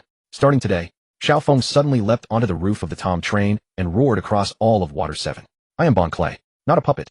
One day I shall surpass Ivan's solo dance male beauty. The sea wind billowed his tattered cloak and sunlight gilded his blood-stained dance attire. Duan Yu observed the scene and offered a lazy round of applause. Not bad. Before sinking into unconsciousness, the final image Livia beheld was that male beauty she had scorned as a clown, standing within the light, dancing freely. And she herself was the one being choked to suffocation by the world government strings. Your fist is nothing but a pile of rotten meat. Jiang Tai's rust ability permeated the air. Metal fixtures on the train corroded and peeled away before their eyes, and even the ground began to shimmer with a layer of bloody red rust dust. He stared at the silver-haired youth standing before him, a 2.5-meter-tall figure, and tugged the corners of his mouth into a vicious grin. Slowly raising his head, the youth let his silvery white long hair fly in the wind. It means I haven't even started exerting myself yet. Shindi had grown up at the Huaxia Culinary Academy since childhood, training under Abbot Mingyi and mastering the martial arts of the Buddhist sect. His giant's power granted him strength far beyond that of ordinary humans, yet his master's teachings bound him like shackles. The greater your power, the more restraint you must exercise. Once the killing intent arises, the Buddhist nature is lost. He had once held fast to these precepts, even willingly chopping vegetables and kneading dough in the kitchen, using cooking to temper his mind and spirit. But today, watching Jiang Tai recklessly corrode the lungs of innocent people and seeing Xiao Feng fighting to the death with his back turned, perhaps some evils truly require the wrathful gaze of Vajra. Jiang Tai struck first. With a wave of his hands, the rust powder on the ground swirled toward Shindi like a sandstorm. Rust hell, Abbot Mingyi. Shindi did not dodge. Instead, he took a deep breath and crossed his arms over his chest, diamond indestructible body. Clang. The rust powder struck his skin, producing a crisp metallic ring. A faint golden light rippled across his muscles, and the Buddhist hardshi technique walled off the corrosive power. Jiang Tai's pupils contracted. One of the 72 legendary techniques of Buddhism, Shindi said calmly. Now it's my turn. Shindi stepped forward, and the ground cracked with a spiderweb of fissures. Great shoulder-shattering palm. His right palm descended upon Jiang Tai like Mount Tai crushing down. The latter hastily raised both arms to block. Boom. Jiang Tai's feet sank half a foot into the ground, and his arm bones groaned under the unbearable pressure. Cough. He spat a mouthful of blood, his eyes filled with disbelief. A chef. How is this possible? Shindi did not answer. His left fist followed instantly, Vida offering the pestle. This punch went straight for Jiang Tai's face. Gritting his teeth, Jiang Tai detonated all the rust powder on his body at once. Let's go out together. A putrid red rust fog instantly enveloped a 10-meter radius, and even the air grew acrid. The workers retreated in terror, afraid of being caught in the blast. And yet, Prajna palm winds sweep away the remnants. Shindi pressed his palms together and pushed forward with all his might. The violent palm wind forcibly blew the rust fog aside, revealing Jiang Tai's horrified face within. You? What kind of monster are you? Shindi finally spoke. I am a kitchen monk of the Huaxia Culinary Academy working part-time as a cook aboard a pirate ship. Jiang Tai panicked completely and turned to flee. But Shindi had already appeared behind him, his right hand forming a claw and gripping the back of his neck. Dragon claw hand, demon seizing grip. Bang! Jiang Tai's face was smashed hard into the ground, denting a crater 3 meters in diameter. The user of the rust fruit was knocked unconscious on the spot. Xiao Feng was the first to charge over. Hee mister. Shindi, you looked absolutely amazing. Jean rarely showed a hint of a smile. Looks like our chef can do more than just chop vegetables. Duan Yu walked over and patted Shindi on the shoulder. Good work. Next time remember to leave them alive. Shindi looked down at his own palms as the golden light gradually faded. Master, this disciple has broken the precepts again today. But inexplicably his heart felt lighter, as though a heavy burden had been lifted. Mayor Bingshan silently handed him a cup of hot tea. From the Huaxia Culinary Academy. Shindi took the cup, took a sip, and said, brewed too strong. I am a lay disciple. Mayor Bingshan nodded. Hey big guy. Salus's voice came from all directions, his phantom figure flickering along the streets. He stood atop the ruins of a collapsed bell tower, looking down at Shindi from above, a scornful smile on his lips. You fought impressively just now. Too bad no matter how hard your fists are, they can't break through illusions. Shindi looked up, his silvery white long hair flying in the wind, his gaze unnervingly calm. Salus sneered and curled a finger. Phantom fruit parade of 100 demons at night. In an instant the entire street twisted and warped. Countless hideous demons crawled out from beneath the ground, their rotting claws reaching for Shindi's ankles. From somewhere in the distance came haunting wails, as though hell itself had descended upon the mortal realm. Xiao Feng cried out, Mr. Shindi, be careful. Jean whispered to Duan Yu, should we intervene? Duan Yu crossed his arms, the corners of his mouth tilting upward slightly. No need. Let him play. Shindi stood still, letting those phantom shadows tear at his pant legs. His expression did not flicker in the slightest. He even lowered his head to look at the string of Buddhist prayer beads on his wrist, now broken. Is that all? Salus paused. What? Shindi slowly raised his head, his gaze burning like torches. The demon-subduing haul was 10 times more terrifying than this cheap trick of yours. Before the words had even finished leaving his lips, his right foot stomped the ground violently. Diamond Zen meditation, shattering delusion. Rumble. The ground split apart, and a violent shockwave exploded outward from him. Those phantom shadows dissipated like bubbles, and the illusion over the entire street shattered in an instant. Salus staggered backward, his face draining of color. Impossible. My phantom fruit. Even with Conqueror's Haki, illusions are after all nothing but illusions, Shindi said. He took a step forward, his figure flashing like lightning, closing the distance to Salus in an instant. And you. Dragon claw hand, throat-locking grip. Crack. His 5 fingers clamped around Salus's throat, lifting the man completely off the ground. Salus struggled frantically, attempting to activate his ability again, only to find that his fruit power seemed suppressed by some invisible force. What? What have you done to me? Shindi's voice was low like the tolling of a bell, the demon-subduing force. It specifically counters all evil spirits. Salus finally lost his composure, desperately prying at Shindi's fingers, but they would not budge. Suffocation darkened his vision, and the shadow of death loomed over his heart. Wait. I surrender. Shindi's eyes were ice-cold, his fingers tightening ever so slightly. Just as Salus was on the verge of losing consciousness, Shindi. Duan Yu's voice came from behind him. Leave him alive. We still need to interrogate him. Shindi's fingers hesitated. 1 second. 2 seconds. Finally, he released his grip. Salus collapsed to the ground like a sack of rotten mud, clutching his throat and gasping violently, his eyes filled with the terror of having narrowly escaped death. Xiao Feng bounced over cheerfully. Hee mister. Shindi, you were absolutely incredible. Jean offered his evaluation. The precision of the demon-subduing force has improved by 17% compared to last time. Duan Yu walked over and patted Shindi on the shoulder. Well controlled. Shindi looked down at his own palms. After a moment of silence, he said slowly, Thank you, Captain, for the reminder. Shindi was frightened. He did not understand why killing felt so satisfying and how close he had come to becoming addicted to it. Duan Yu grinned broadly. Then tell him this. Some demons cannot be subdued unless they are slain to quell the righteous indignation. Shindi blinked, then shook his head with a faint laugh. In the distance, Mayor Bingshan watched the scene and muttered to himself, just how many boundaries are these people going to shatter? Noah and Noel stood back to back, their appearances identical down to the cold sneer curling at the corners of their lips. Noah toyed with a scalpel, silver light dancing between his fingers as he pointed at Jean. I heard you're a game fruit user. How convenient. We're the symbiosis fruit users. Symbiosis fruit. Jean frowned slightly. Noel licked his scalpel. Any damage inflicted upon us is transferred and healed between us. In other words, he hurled the scalpel abruptly. Jean sidestepped to evade it. We are invincible. Zambai surged out from behind Jean, with the Frankie family underlings, and over 30 bizarrely modified humans encircled the twin agents. Super, let's test out the human wave tactic. Zambai shouted, raising his mechanical arm. Jean had provided them with funding, and they all now regarded Jean as their new boss. Seeing someone controlling Jean infuriated them, and they charged forward to attack. Jean wanted to stop them, but it was already too late. 30 thugs swarmed in, plunging the scene into utter chaos. Noah merely sneered fools. He and Noel raised their hands in unison, and 5 thugs leading the charge suddenly coughed up blood and collapsed. Their injuries had been transferred away. What's going on? Kiwi stared in horror at his own men falling. They never even touched the twins. Maz checked the fallen comrade, ruptured internal organs, as if struck by a heavy blow. Who's next? Noel conjured another scalpel, twirling it at his fingertips. The Frankie family underlings began to retreat, none daring to step forward. Jin's mind raced. Symbiosis fruit. Damage transfer. I must find a way to break this. Mr. Jean, Zambai called out anxiously. What should we do? Jean suddenly noticed a detail. Every time damage was transferred, a nearly invisible blue energy link appeared between Noah and Noel. Moreover, they maintained their back-to-back stance the entire time, never separating by more than 2 meters. Zambai, I need you to distract them, Jean said in a low voice. Buy me 30 seconds. Understood. Zambai let out a roar. Frankie family. Super attack formation. The thugs charged once more, this time smarter, keeping their distance and hurling assorted mechanical parts and bottles. Noah and Noel dodged with ease, scalpel after scalpel flying out, and with every attacker, they downed another Frankie underling, mysteriously collapsed wounded. Seizing the opportunity, Jean pulled up the analysis interface from his game console and rapidly scanned the twins' ability data. Lines of code scrolled across the screen. Symbiotic link range 1. 8 meters damage transfer rate 0. 3 seconds weakness analysis Seastone interference. Found it. Jin's eyes lit up. He quickly retrieved a small vial from his pocket, filled with fine seastone powder. By now over half the Frankie family had already fallen. Zambai's mechanical arm was severed by a scalpel. Cop lay on the ground groaning, and the Square sisters barely held on back to back. Game room, Jean suddenly shouted, and a blue light field instantly enveloped the entire battlefield. Noah and Noel scanned their surroundings warily. Mr. Evil Dragon. The entire game field suddenly darkened, the air turning thick and oppressive. A colossal shadow coalesced behind Jean. A dragon over 20 meters long, its golden scales grinding together with a teeth-gritting screech. Roar. Mr. Evil Dragon's bellow shattered every window nearby, and the Frankie family underlings covered their ears in terror. Noah and Noel were forced to halt their assault, staring warily at the behemoth. What the hell is that thing? Noah shouted.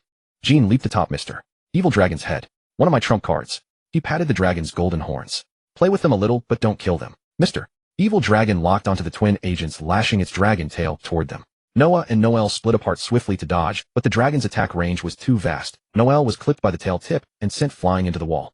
By all logic, Noah should have shared that damage, but the Seastone powder's interference persisted, leaving Noel to endure the blow alone. He spat out a mouthful of blood and struggled to his feet. So this whole space was laced with Seastone powder. Brother. Noel groaned in pain. A flicker of panic crossed Noah's eyes, but it was quickly replaced by madness. He pulled out an even larger syringe. You forced my hand.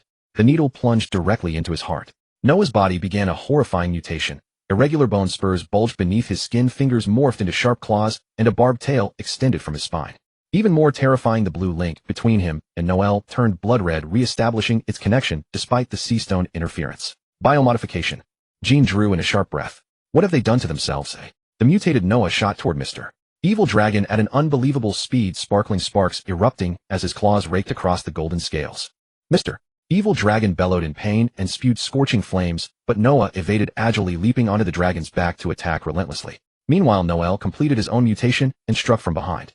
The twin agents worked in flawless coordination, one drawing attention, the other striking weak points. Even Mr.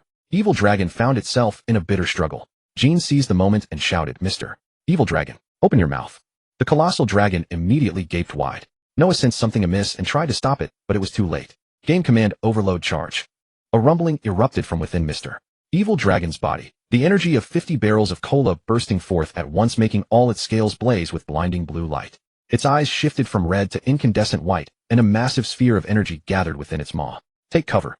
Noel shouted in terror, but it was too late.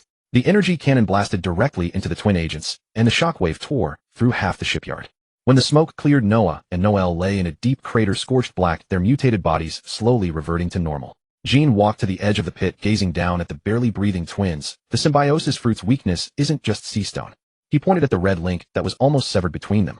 Overusing your ability leads to link overload. You relied on it too much. Too super. Zambai's afro stood on end in excitement. Boss Jean. From today you're our new super idol. Clap, clap, clap. Crisp applause echoed from the warehouse rooftop. Everyone looked up and saw Duan Yu perched on the eaves, his black trench coat rustling in the night breeze. Steven stood beside him, his silver hair glinting coldly under the moonlight. Magnificent. Duan Yu leapt down gracefully, his boots landing without a sound. He walked over to Jean, a playful smile curling at his lips. Seems like I was away you've gathered quite a bunch of impressive underlings. It seems this Duan Yu Pirates is truly formidable. Mayor Iceberg murmured under his breath. The 4th Research Institute of Water 7. It was the most secretive research facility of Mayor Iceberg, hidden deep beneath the vast fountain plaza. Only the most trusted shipwrights and loyal confidants could enter this place. When the azure sky flood dragon slowly glided into this underground dockyard, a flicker of surprise crossed Duan Yu's eyes. This place is even more extravagant than the Navy's Science Unit laboratories. The dock of the 4th Research Institute was forged entirely from seastone alloy with power cores developed by Vegapunk in his early years embedded in the walls, providing nearly limitless energy. Automated forging systems guided robotic arms to precisely weld the hull, without any human control, with every step calculated by supercomputers for the optimal approach. A hydrodynamic simulation chamber stood nearby where a ship model was battered by high-speed water currents, while data streamed back in real time to the main console, ensuring the upgraded vessel could brave the most treacherous seas of the New World. Seastone plating technology artisans were coating the keel of the Azure Sky Flood Dragon with a special alloy granting the ship immunity to Sea King attacks and the ability to sail freely through the calm belt. Your ship is the most advanced I have ever seen. Rob Carrera, the chief engineer and Iceberg's most trusted disciple, pushed up his goggles and added, but our technology can make it even stronger. Duan Yu stood with his hands in his pockets, gazing down from the heights of the dock at the bustling craftsmen. How long will it take? 1 week. Carrera raised a finger. 7 days from now your ship will become a true fortress of the sea. Duan Yu's lips curved slightly. Then I look forward to it. Mayor, even if we help you eliminate the CP9 spies now, the world government will surely come back in force before long. What good will that do? Duan Yu said. Iceberg sat in his office chair, sipping a glass of beer. We'll cross that bridge when we come to it. In truth, Iceberg had secretly been in contact with the Revolutionary Army, even funneling money to them, an act of betrayal against the world government. Though those under investigation had now severed those ties, it bought him enough time to destroy the evidence. Moreover, he would never reveal such secrets to a pirate he had met for the first time. You must have your own plan. Since the ship required a week of upgrades, Duan Yu and his crew finally had some rare leisure time. Bon Clay dragged Steven out for shopping, only to be surrounded by Water 7's fashionable ladies and forced to try on 30 outfits. Jean, meanwhile, was pestered by the Frankie family, endlessly refining their new weapons. Duan Yu sat alone in a cafe by the Fountain Plaza, quietly observing the rhythm of the city.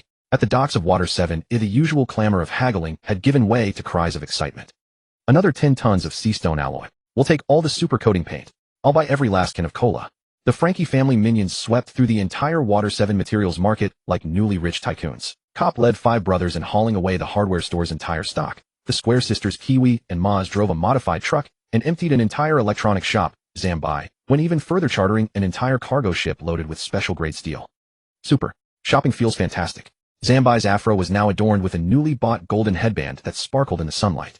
He waved a thick stack of berries in his hand. The first batch of research funding Jean had given them a full 300 million berries. The market vendors had gone from initial shock to beaming smiles within half a day. They had never seen such generous customers, nor such a maniacal approach to purchasing. Gentlemen of the Frankie family, here are our shop's finest premium bearings. Out of the way. Out of the way. Our hydraulic systems are the best. Take a look at this. The latest energy converter. The vendors competed fiercely to pitch their goods, desperate not to miss this once-in-a-lifetime opportunity to make a fortune. And the Frankie family minions accepted everything without discrimination.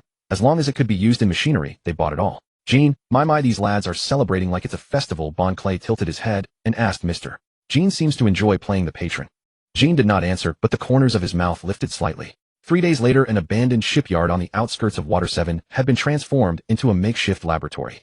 It was now crammed with assorted machinery parts, electronic devices, and experimental tools, practically a technology expo. Careful now, that's a precision instrument.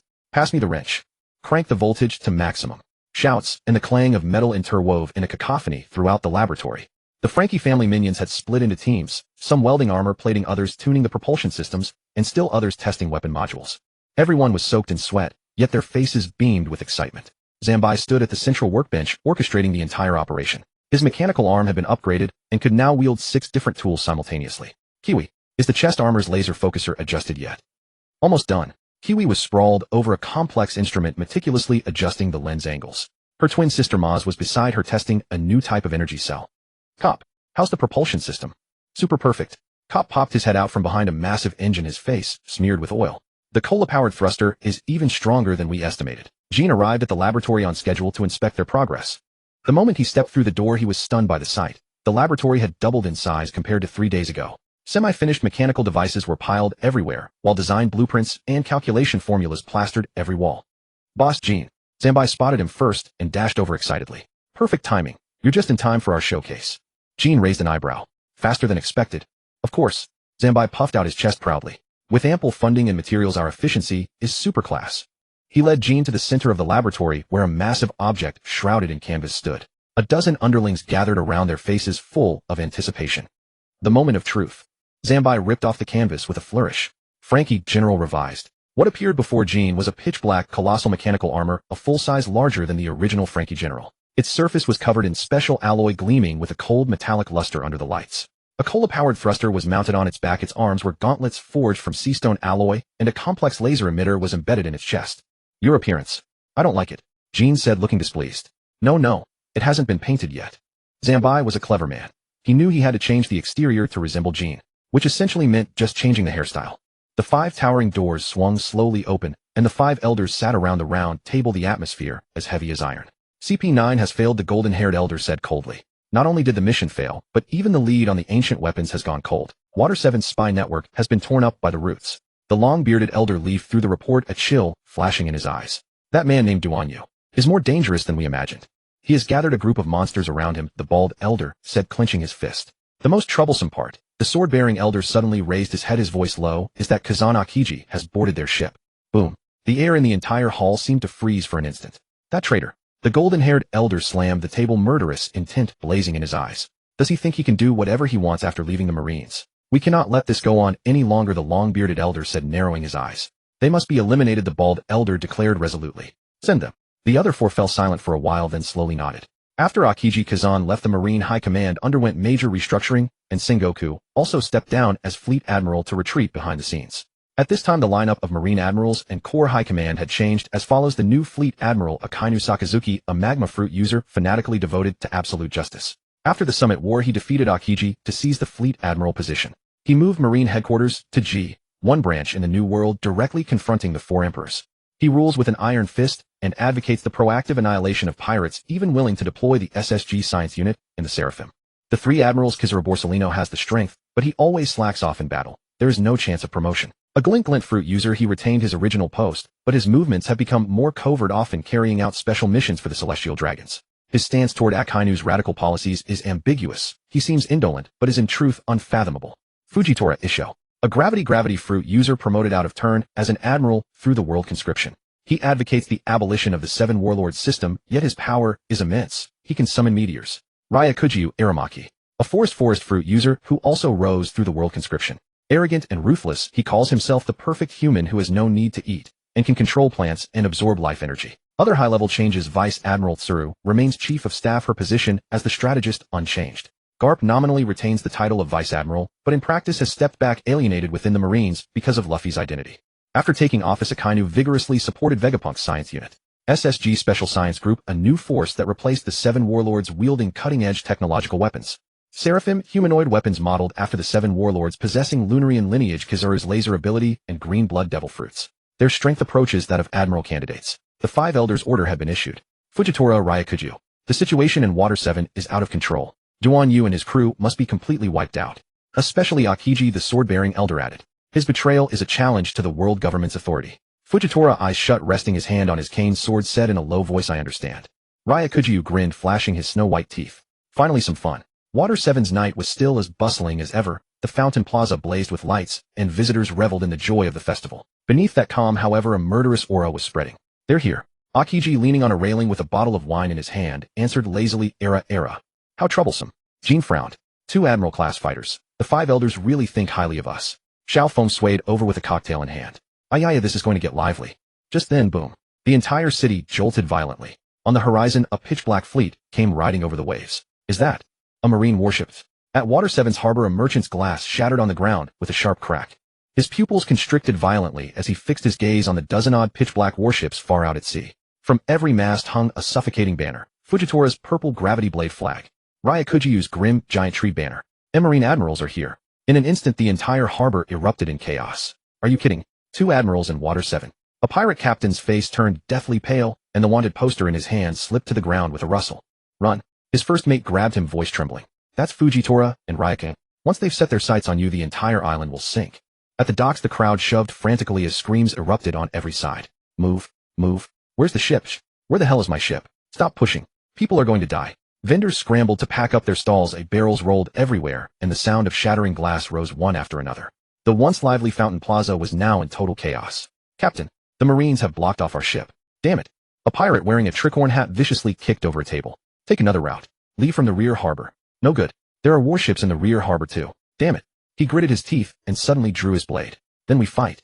Fight my ass. Another pirate grabbed him, voice shaking. Are you insane? That's Fujitora who can summon meteors. And that Ryakujiyo. I heard he wiped out an entire nation's army all by himself. The pirates looked at one another. In the end, fear triumphed over courage. Retreat. Everyone jump into the sea. Swim to the neighboring island. What? Swim over? That's still better than dying here. Mommy, what is a Marine Admiral? A little girl tugged at her mother's hem, staring blankly at the chaotic streets. Her mother, face pale as death, held her tightly. Don't be afraid. We're going home. Going home.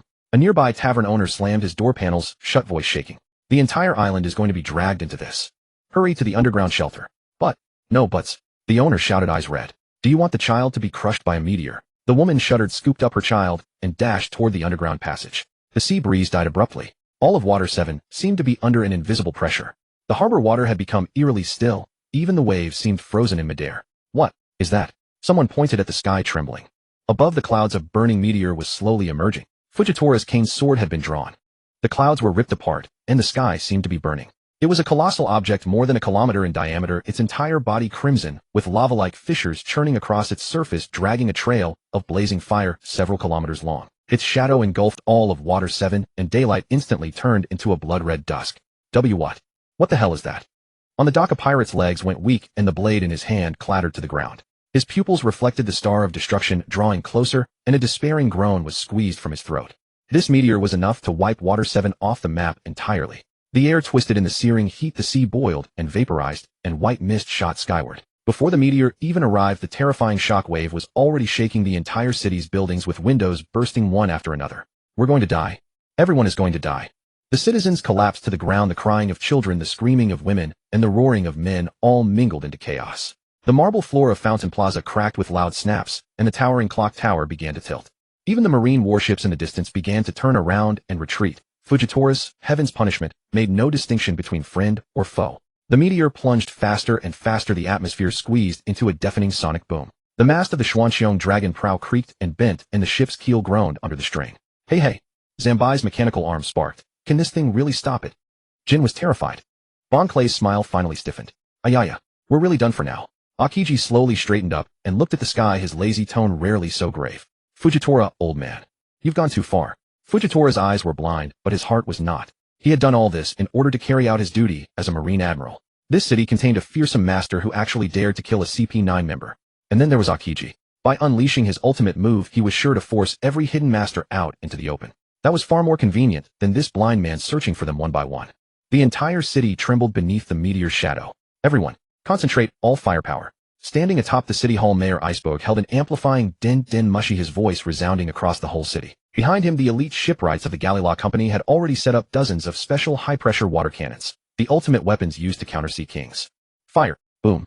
Dozens of high-pressure water jets shot into the sky, slamming into the meteor like silver dragons. The water vaporized the instant it touched the meteor. White mist veiled half the sky, yet the meteor's speed did not decrease in the slightest.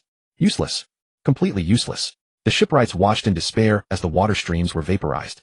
Move aside. A golden figure leaped from the top of the clock tower. The guardian of Water 7, Golden Jack, the man who was said to have once single-handedly fought a sea king. His arms turned into dazzling gold, his muscles swelling to their limit. Golden impact, colossal god spear. Boom. His fist slammed into the meteor's surface. The gold melted in the extreme heat, and Jack's arms were instantly carbonized. The meteor trembled slightly, yet it continued its merciless fall.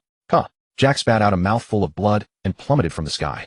Kazan, what are you still waiting for? Iceberg roared. Akiji sighed and pressed both hands toward the sky. Ice Age, maximum. Crack, crack, crack. An Arctic blast shot into the sky, and the entire sea froze in an instant. The ice spread upward at an astonishing speed, forming a thick shell over the meteor. The falling speed finally slowed. The citizens held their breath, but in the next second, crack, the ice shell burst apart. The lava on the meteor's surface instantly vaporized the ice. Even Akiji, the former admiral, can't stop it. Someone collapsed to the ground. In Fountain Plaza, mothers clutched their children, in the tavern drunkards sobbed into each other's arms, and at the harbor pirates knelt waiting for death. Fujitora stood on the deck of a marine warship, sheathing his cane sword. It's over. Green Bull grinned savagely. Look at them writhing in their death throes. Just as the meteor was less than a kilometer from the ground, a black figure stomped down, shattering the top of the clock tower. Had enough. Duan Yu's black clothes snapped in the heat, his right fist wrapped in eerie black-red energy. He raised his head toward the world-destroying meteor, a dangerous curve tugging at the corner of his mouth. A toy like this dares to call itself heaven's punishment. His black trench coat danced wildly in the heat, yet Duan Yu smiled. Interesting. He raised his hand, 5 fingers spread, pointing at the world-destroying meteor, with a trace of scarlet flashing deep in his eyes. Perfect. Let's test this body's limits. Jin stared at the black-red energy coiling around Duan Yu's right fist, his pupils contracting slightly. That energy wavelength. He murmured, serious punch. Steven stood by the ship's rail, silver hair lifted by the heat, a rare flicker passing through his cold eyes. So he's finally going to get serious. Ayaya, Bon Clay cupped his cheeks, his eyes gleaming with excitement. The captain is about to show his power. My heart's racing. Akiji's lazy expression finally turned serious. He slowly straightened up, ice crystals spreading at his feet. Hey, just how many more trump cards is this guy hiding? In the square, shrill mockery burst from the fleeing crowd. Huh, has that bald man gone crazy? A pirate whose face was covered with knife scars pointed at Duan Yu and howled with laughter. A meteor that even Akiji couldn't stop. Does he think he's a god? There's a limit to asking for death. A vendor spat. Run for your life, idiot. On the rooftop of the city hall, Mayor Iceberg gripped the railing tightly. That man is Duan Yu. Rob Karila, chief engineer of the Galila company, turned pale. Mayor, we have to evacuate. That madman will get everyone killed. Fujitora perceived Duan Yu's movements with his observation hockey and frowned. This man is Duan Yu. His body radiates boundless confidence. Green Bull laughed, even harder, rocking back and forth. Huh, these days, nobody dares to. His laughter stopped abruptly. Serious punch, Heavenbreaker. Duan Yu slowly drew back his right fist. The black-red energy suddenly collapsed, and space twisted and shattered at the edge of his fist. Star collapse. The fist struck out. Heaven and earth lost their color. A black-red pillar of light pierced the sky, wherever it passed the atmosphere evaporated and the clouds parted. The instant the pillar of light came into contact with the meteor, there was no explosion. No sound.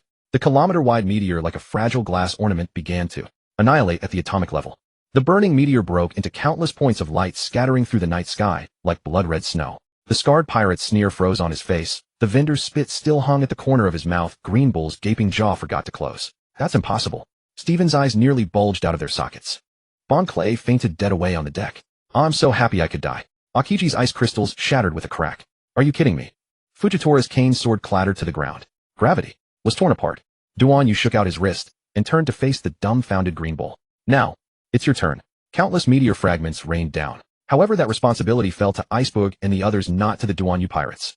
Countless experts struck out simultaneously, shattering the meteorite fragments. Yet even as the wreckage turned to ash, the awe frozen in the air could not be dispelled. The entire city, having descended into chaos, suddenly fell into an eerie, suffocating silence. The burning meteorite ash drifted down slowly like a blood-red fine snow, blanketing the streets of Water 7. On the naval warship, Green Bull's face was twisted in horror, as though he had seen a ghost. His lips trembled, the manic laughter from moments before still frozen on his face, now transformed into something grotesque and pitiful with terror. No. Impossible. His voice came out strangled. That was Thingara's meteorite. Thingara's cane sword clattered to the deck. This blind admiral appeared to have seen something horrifying, the muscles along his face twitching violently. His observation hockey screamed warnings without cease. It was simply a sense of danger. Retreat. Thingara's voice was unrecognizable in its rasp. Retreat immediately. What are you talking about? Green Bull whipped around, his eyes bloodshot. The 5 elders' orders were, do you wish to die? Thingara cut him off coldly. That punch could pierce through the red line. Green Bull's expression froze instantly. Do not be so boastful. The naval soldiers were already in complete disarray, some dropping to their knees on the deck. Green Bull's confidence gradually steadied the Navy's morale. We will never yield, even unto death. Justice! Justice! A soldier shouted. Even the soldiers' resolve prevented Green Bull from ordering a retreat. Meanwhile, Jean smiled. I still underestimated Captain Duan Yu. He is truly formidable. In raw strength alone, no one can defeat him. Stephen's silver hair whipped in the wind, and for once his usually cold expression showed a rare flicker of emotion. Is this Captain Duan Yu's true strength? Xiao Feng collapsed directly onto the deck, her cheeks flushed abnormally as she mumbled, "Ah, Captain is so handsome, I want to marry him." Meanwhile, Akiji's ice bottle cracked with a sharp sound, the wine inside freezing into crystals midair. He slowly removed his eye patch, his lazy expression vanishing completely. Hey, his voice was low. Just how much are you hiding? Perhaps joining them is not a bad idea. No, we should observe their character first. In the fountain square, the scarred pirate who had been mocking Duan Yu moments before was now kneeling on the ground, his pants soaked. His pupils dilated as he whispered repeatedly, "Monster! Monster!" The merchant's goods scattered across the ground, but he paid no mind, merely staring blankly at the sky where a world-destroying meteorite had once fallen, now reduced to drifting ashes. Mom, is that bald uncle a god? The little girl tugged at her mother's sleeve. Her mother opened her mouth, but could not speak, eventually pulling her child close as silent tears streamed down her face. On the rooftop of City Hall, Mayor Iceberg's fingers dug deeply into his palm, blood trickling down his wrist. His entire worldview shattered in that moment. How could humans possibly be this powerful? The engineers at Karaya Company fell into stunned silence. Some began frantically recording data, others tore up their blueprints, and a few knelt on the ground in prayer. In a dark alleyway, several CP0 agents trembled uncontrollably. Their communication den mushy crackled with the five elders' furious shouts, yet no one dared respond.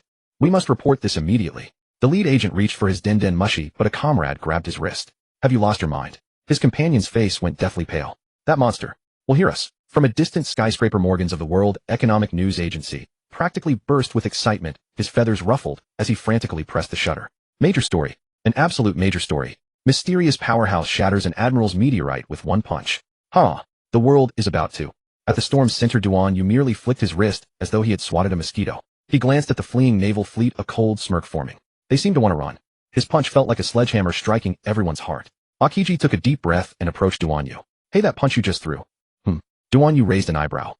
Never mind. Akiji ultimately shook his head, replacing his eye patch. Forget I asked. Jean finally snapped out of his shock, his voice somewhat hoarse. Captain, what now? Duan Yu looked toward the naval warships on the distant horizon, then at the terrified citizens of Water 7, and suddenly smiled. Rest. Starting tomorrow, have the craftsmen accelerate the ship modifications. The Navy lingered at the coast, too afraid to move, only able to hold their positions. Once Duan Yu and his crew departed Water 7, that would likely present the better opportunity. This approach would minimize casualties. That night, no one in Water 7 slept. In the taverns, people drank in silence, yet tasted nothing. At home, couples clung to each other, yet felt no warmth. And across the world, the five elders gathered in the throne room, the footage on their den mushy, playing Duan Yu's single punch that shattered the heavens, looping endlessly through the night. Plan changed. The golden-haired elder finally spoke, his voice raspy. Suspend all operations against Duan Yu. But the sword-wielding elder began to protest. No buts. The bald elder slammed the table fiercely. Before him, what are admirals? What are Marineford commands? We need more powerful weapons. From the shadows of Mary Geos, a figure in a black robe slowly raised their head, a sinister smile curving beneath the hood. Finally, this is interesting. In the Frankie family's temporary laboratory, time seemed to stand still. Zambai's mechanical arm froze mid-motion, cola dripping from his mouth unnoticed. Kervin and Mortz widened their eyes in unison, their wrenches clattering to the floor. Kop's swimming goggles slid to the tip of his nose, his mouth hanging open wide enough to fit a watermelon. 3 seconds later, Supuper. The entire Frankie family erupted instantaneously, over 30 cyborgs leaping to their feet simultaneously, nearly tearing the roof off. Did you see that? Did you see that? Zambai shook his subordinate's shoulder frantically. That is our boss. Our new boss. Kervin's face flushed with excitement. I am going to draw this scene, hanging it in the most visible spot at base. Mortz had already pulled out a den mushy. Hello. Material supply. Add another 20 tons of steel. Yes, right now. We need to build a bigger, stronger weapon. Everyone was desperate for Duan Yu to witness their talents and take them to sea. Each and every one of them had exhausted all their abilities. While the Navy was secretly devising a more reliable method to deal with Duan Yu and Akiji, the city of Water 7 was already in an uproar. Duan Yu, this one-punch pirate, had become an even more sensational name following Luffy's rise. The streets of Water 7 were teeming with crowds. Ever since word spread that Duan Yu had shattered a meteorite with a single punch, the entire city had gone wild. Civilians, pirates, shipwright scientists. Countless people surged toward the port where the Xuanqiong Jialong lay docked, desperate to catch a glimpse of the legendary one-punch pirate. I want to join Duan Yu's pirate crew. Let me aboard.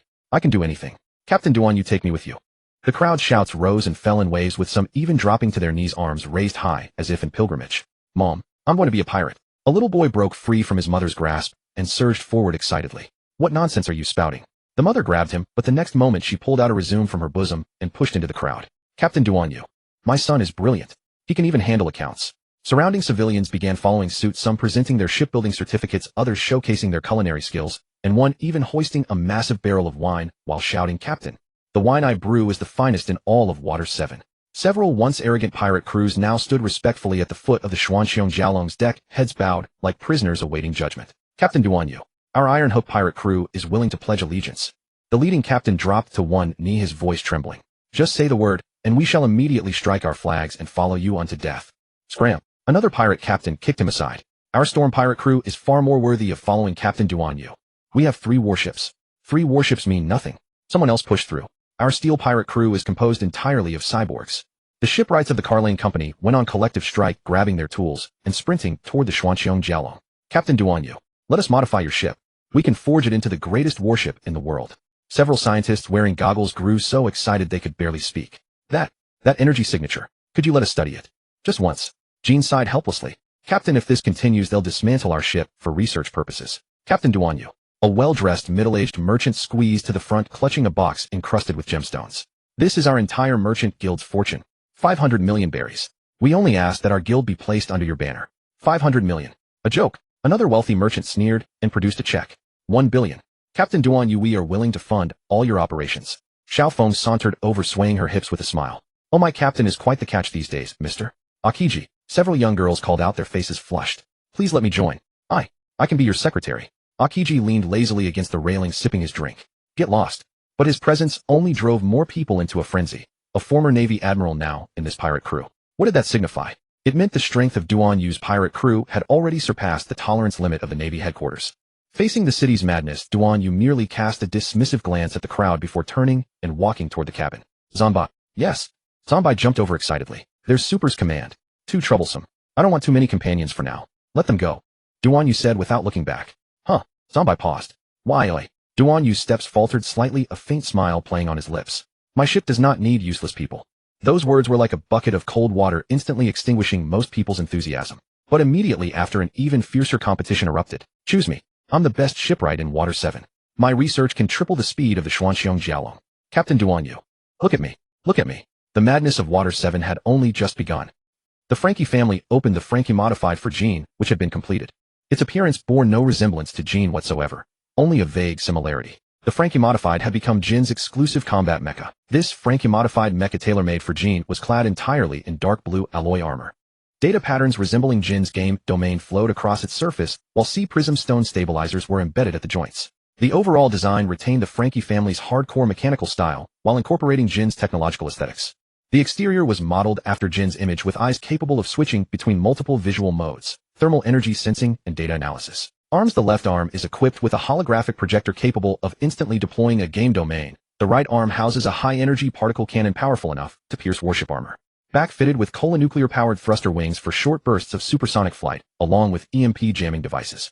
Chest. At its core lies an energy chip from the Vegapunk lab, providing infinite endurance and simulating Jin's game fruit abilities. That chip alone cost 1 million berries. The entire machine consumed 50 million berries.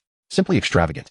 The seamless integration of software and hardware is its greatest highlight. The data synchronization system connects the mecha directly to Jin's nervous system, achieving reaction speeds of 0.001 seconds, moving entirely in sync with his thoughts. The game command module allows Jin to activate preset skills through voice or gestures, such as gravity trap or pixel cage. Overdrive mode consumes cola fuel to enter a berserk state, boosting output by 500 temporarily, though it will overheat and shut down for 10 minutes afterward. The moment the mecha activated, a dazzling cascade of data streams exploded across Jin's AR control visor. This feeling is absolutely incredible.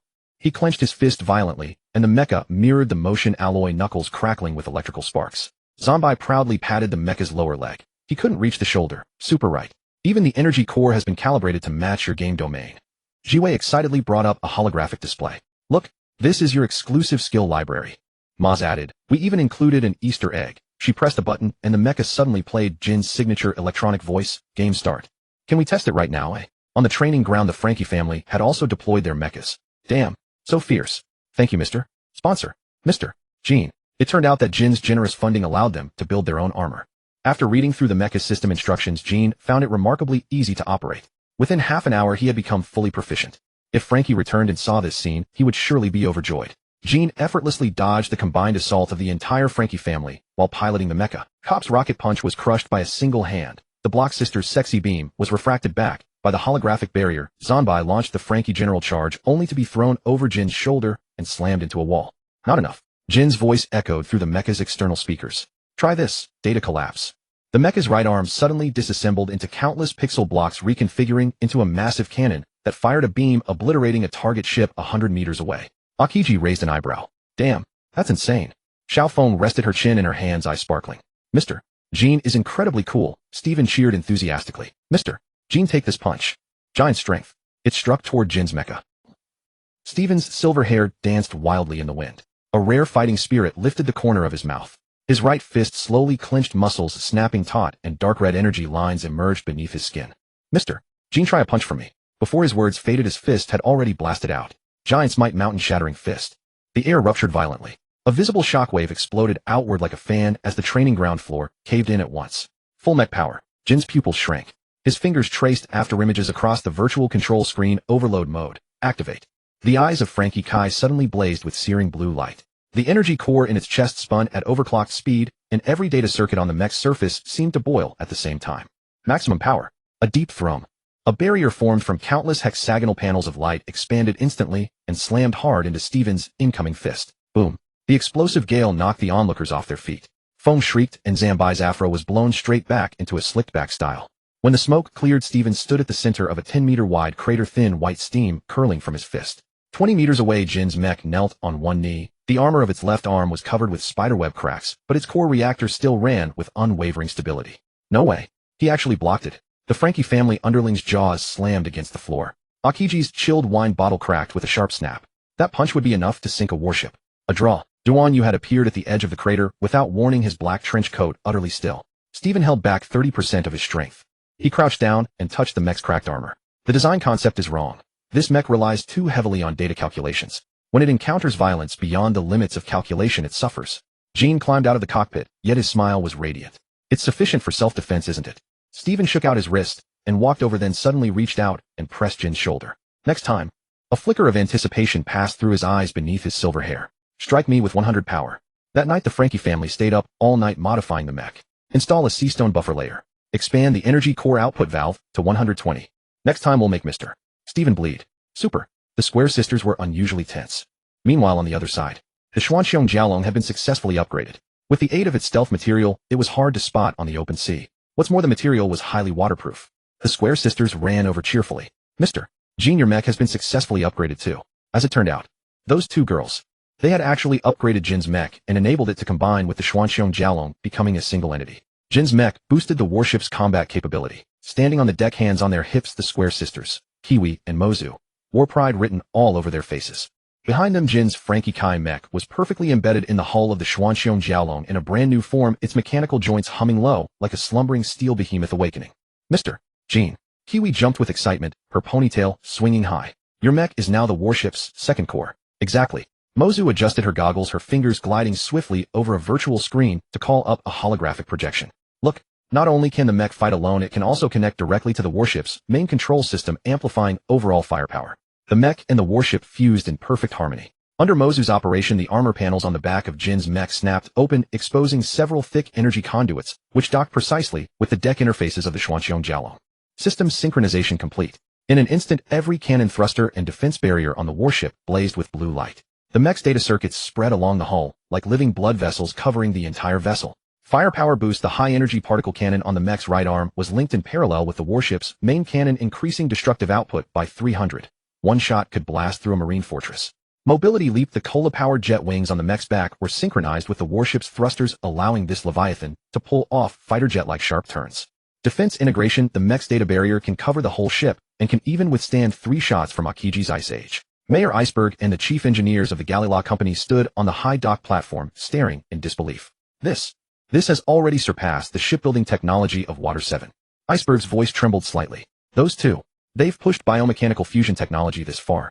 Ever since Frankie left, they've been studying with desperate intensity every day. Rob Carell murmured they dismantled over 100 ships, studied Vegapunk's discarded blueprints, and even hacked into the Marine Science Force's database. The old shipwrights of the dockyard took off their hats in unison, saluting Kiwi and Mozu. Those two girls who once laughed and fooled around behind Frankie had now become mechanical queens who made all of Water 7 look up to them. At the other end of the deck, Duan Yu stood with his arms crossed, watching the upgraded warship with an impassive face. What do you think, Captain? Super right. Zambai sidled over, wagging his eyebrows. Duan Yu gave an indifferent hum, then turned and walked toward the cabin. But in that instant of turning, Foam sharp-eyed noticed that the corner of the captain's mouth twitched for 0.3 seconds. Ayaya, she covered her mouth and giggled. The captain must be absolutely overjoyed inside. Kiwi suddenly lowered her voice mysteriously. Actually, we also made 2 little toys. She snapped her fingers, and the deck suddenly split apart, raising 2 streamlined machines. Hummingbird flyers, single pilot speed comparable to Kazuru's light speed movement, with wings capable of firing a laser net.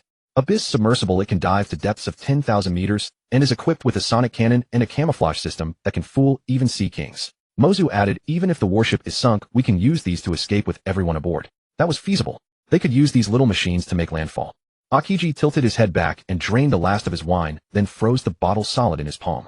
La. This is going to give the Marines a headache. A flicker of anticipation shone in the eyes beneath Steven's silver hair.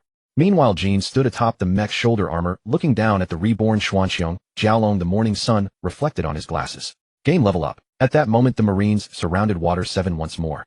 But this time they would not use the buster call. Instead, dusk settled over Water 7, painting the abandoned shipyard in golden hues. On the deck of the Xuanqiong, Jiaolong, the Cubic sisters, Kiwi Ai, and Maji, stood locked together, their knuckles whitening from the force of their grip. "We want to sail out to sea," said Kiwi Ai, her voice trembling, yet her gaze resolute. "Just like Boss Fanky. We want to follow a true powerhouse." Maji added the faint glimmer on her data visor resembling the reflection of tears. A moment of silence fell upon the deck.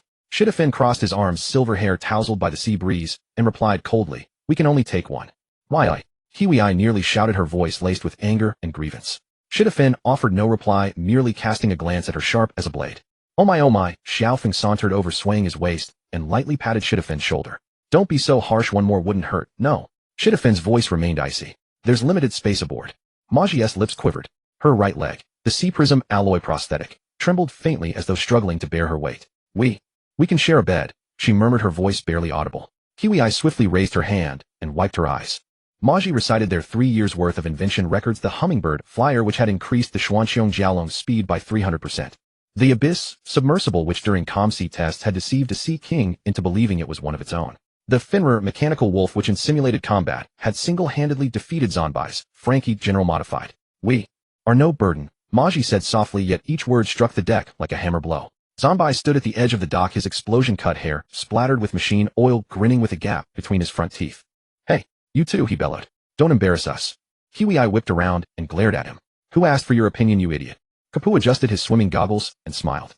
"Their mechanical talent is something even the mayor of Frobos City acknowledges." The Cubic sisters froze. "You aren't arguing?" Maji asked quietly. The younger members of the Frankie family exchanged glances, then burst into laughter all at once. "It's a super opportunity. We'll let the sisters have it. Make sure you come visit us. Don't waste Boss Jean's funds." Kiwi Ai kept her head bowed, her shoulders trembling slightly. "These idiots."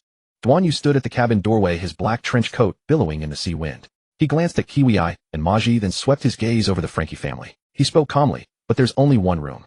2 mechanics would work more efficiently. Besides, their ship was far too advanced, far too sophisticated."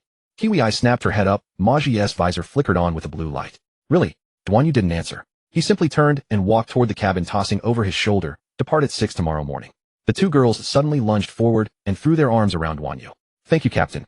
Or perhaps having 2 girls around wouldn't make life at sea so dull, and his emotions wouldn't diminish much either. The system voice rang out, "Ding. Congratulations, host, on completing the mission. You have recruited 2 crew members. Reward: Devil Fruit Encyclopedia. Reward: Ship Hull Space Upgrade. Cabin upgraded to accommodate more mecha." Huh. Why only 1 reward? Didn't we recruit 2 people? Scanning. Cubic sisters Kiwi Mosey, full character analysis. Originating from the original Frankie family in One Piece, the mechanically gifted twins of chaos and comedy. They are core officers of the Frankie family, members of the modified human mechanic group in the backstreets of Water 7. Kiwi Ai red mohawk paired with a crop top wields a wrench. Maji blue mohawk with cargo pants wields an iron chain. Common traits: exaggerated metal rivet decorations, and every sentence accompanied by a super hand gesture. Perverted fusion technique steel pole dance. The 2 spin in unison, Kiwi Ai's wrench and Maji's chain intertwining into a metallic storm. However, they are both high-level mechanics. Combat power evaluation. Hand-to-hand, approximately Navy officer rank. Upon deploying their mecha, they immediately reach Vice Admiral level or above. Yet their combined abilities serve the same role as a single Fanky. They also fulfill the dual roles of mechanic and ship hand. Therefore, only 1 reward is issued. Stingy. Duan Yu could only accept it helplessly. However, these 2 possess certain advantages that male crew members cannot match. You'll realize this later. With 2 girls aboard, future recruitment should prove somewhat easier. Such is human nature. Night fell, and the lights of Water 7 gradually illuminated the harbor. The younger members of the Frankie family threw a farewell party by the dock, beer kegs stacked into small mountains, cola fountains hissing and spraying.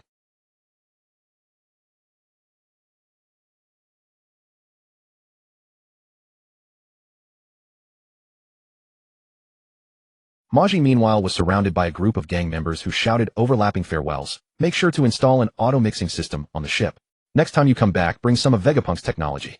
Zombi, thoroughly intoxicated, shuffled over and clapped Kiwi Ai on the shoulder. "Hey, stop making that sour face. You're our pride, you know." Kiwi Ai clicked her tongue and turned away. "Cut the sappy stuff." Yet her mechanical arm gave Zombi's hand a gentle squeeze. Maji approached Jean and handed him a data chip.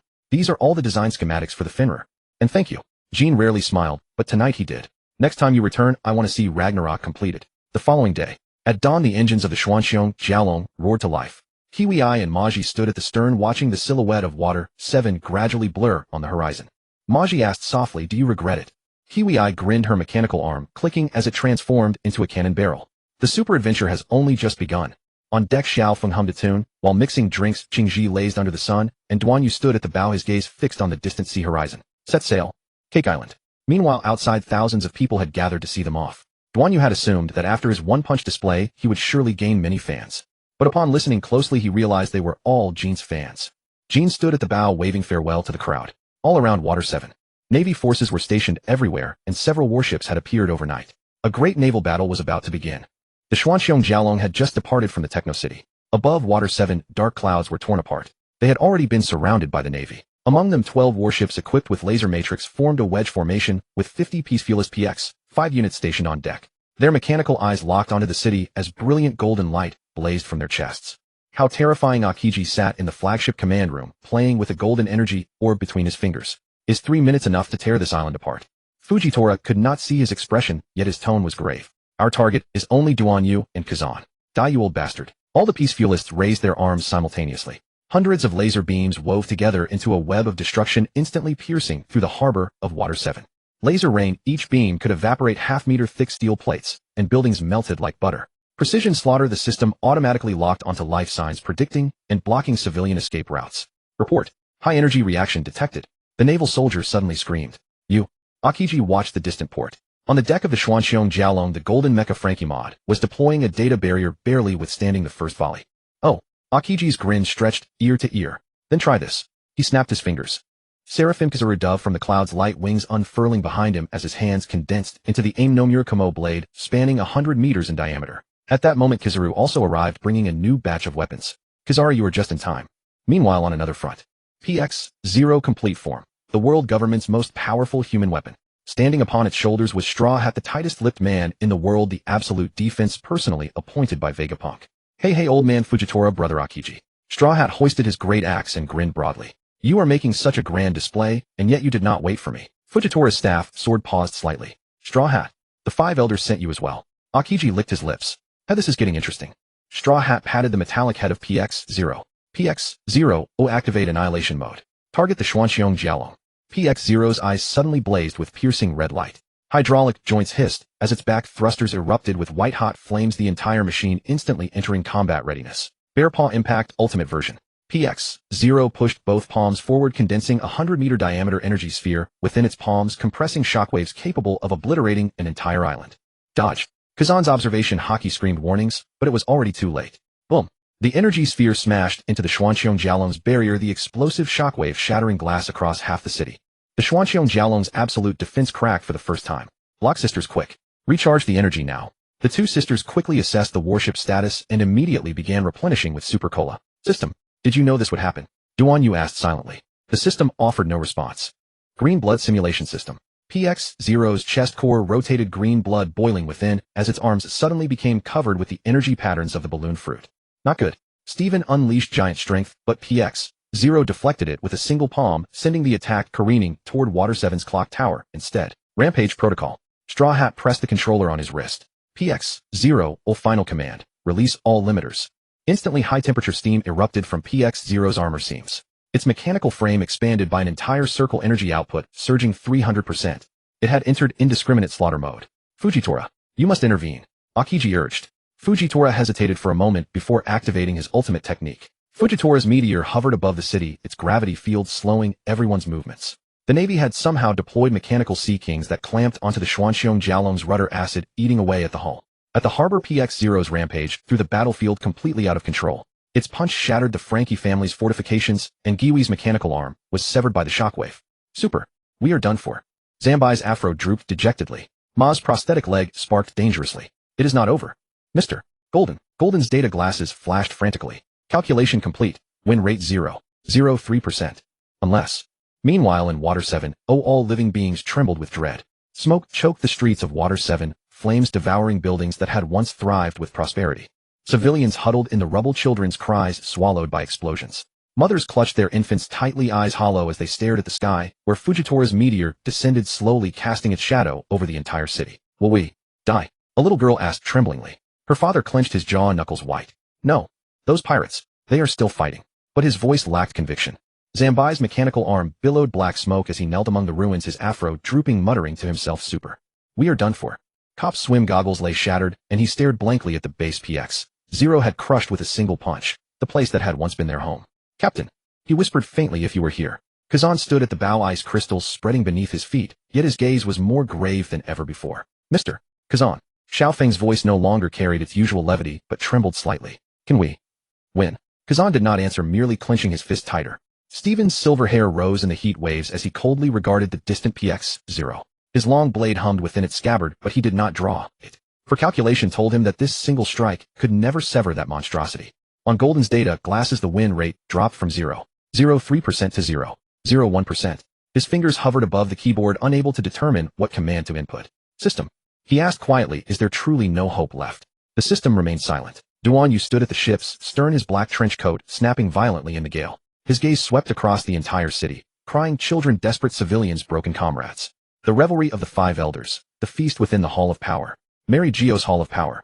The Five Elders sat around a massive holographic projection displaying the destruction of Water 7. PX-0's rampage, Fujitora's meteor, Seraphim's radiant wings, and the Xuanxiong Jiaolong's faltering barrier. Huh. The golden-haired Five Elders slammed the table in uproarious laughter, red wine splashing onto his pristine white robe. Look at these ants struggling. The sword-bearing elder narrowed his eyes, fingers tapping lightly against his hilt. Duan Yu's ship will not last another 3 minutes. The bald elder stared coldly at Duan Yu's figure on screen. This is the fate of those who defy the world government. The long-bearded elder stroked his mustache, nodding in satisfaction. Vegapunk's weapons have indeed not disappointed us. The curly-haired elder raised his glass, crimson liquid reflecting the firelight on the screen. To the glory of great science, to absolute domination. The five laughed in unison, their glasses clinking together. On the projection, PX-0's fist shattered Water 7's clock tower, while Fujitora's meteor loomed nearly 100 meters above the city. Prepare the victory banquet. The golden-haired elder reclined lazily upon the sofa. When the sun rises tomorrow, Water 7 will vanish from the map. Suddenly a flash of blue light flickered in the corner of the display. The hole beneath the Xuanxiong Jiaolong slowly opened, and some colossal shadow began to emerge. What is that? The sword-bearing elder frowned. System alarms erupted suddenly, unknown energy reaction detected. Threat level SSS. All five of their smiles froze.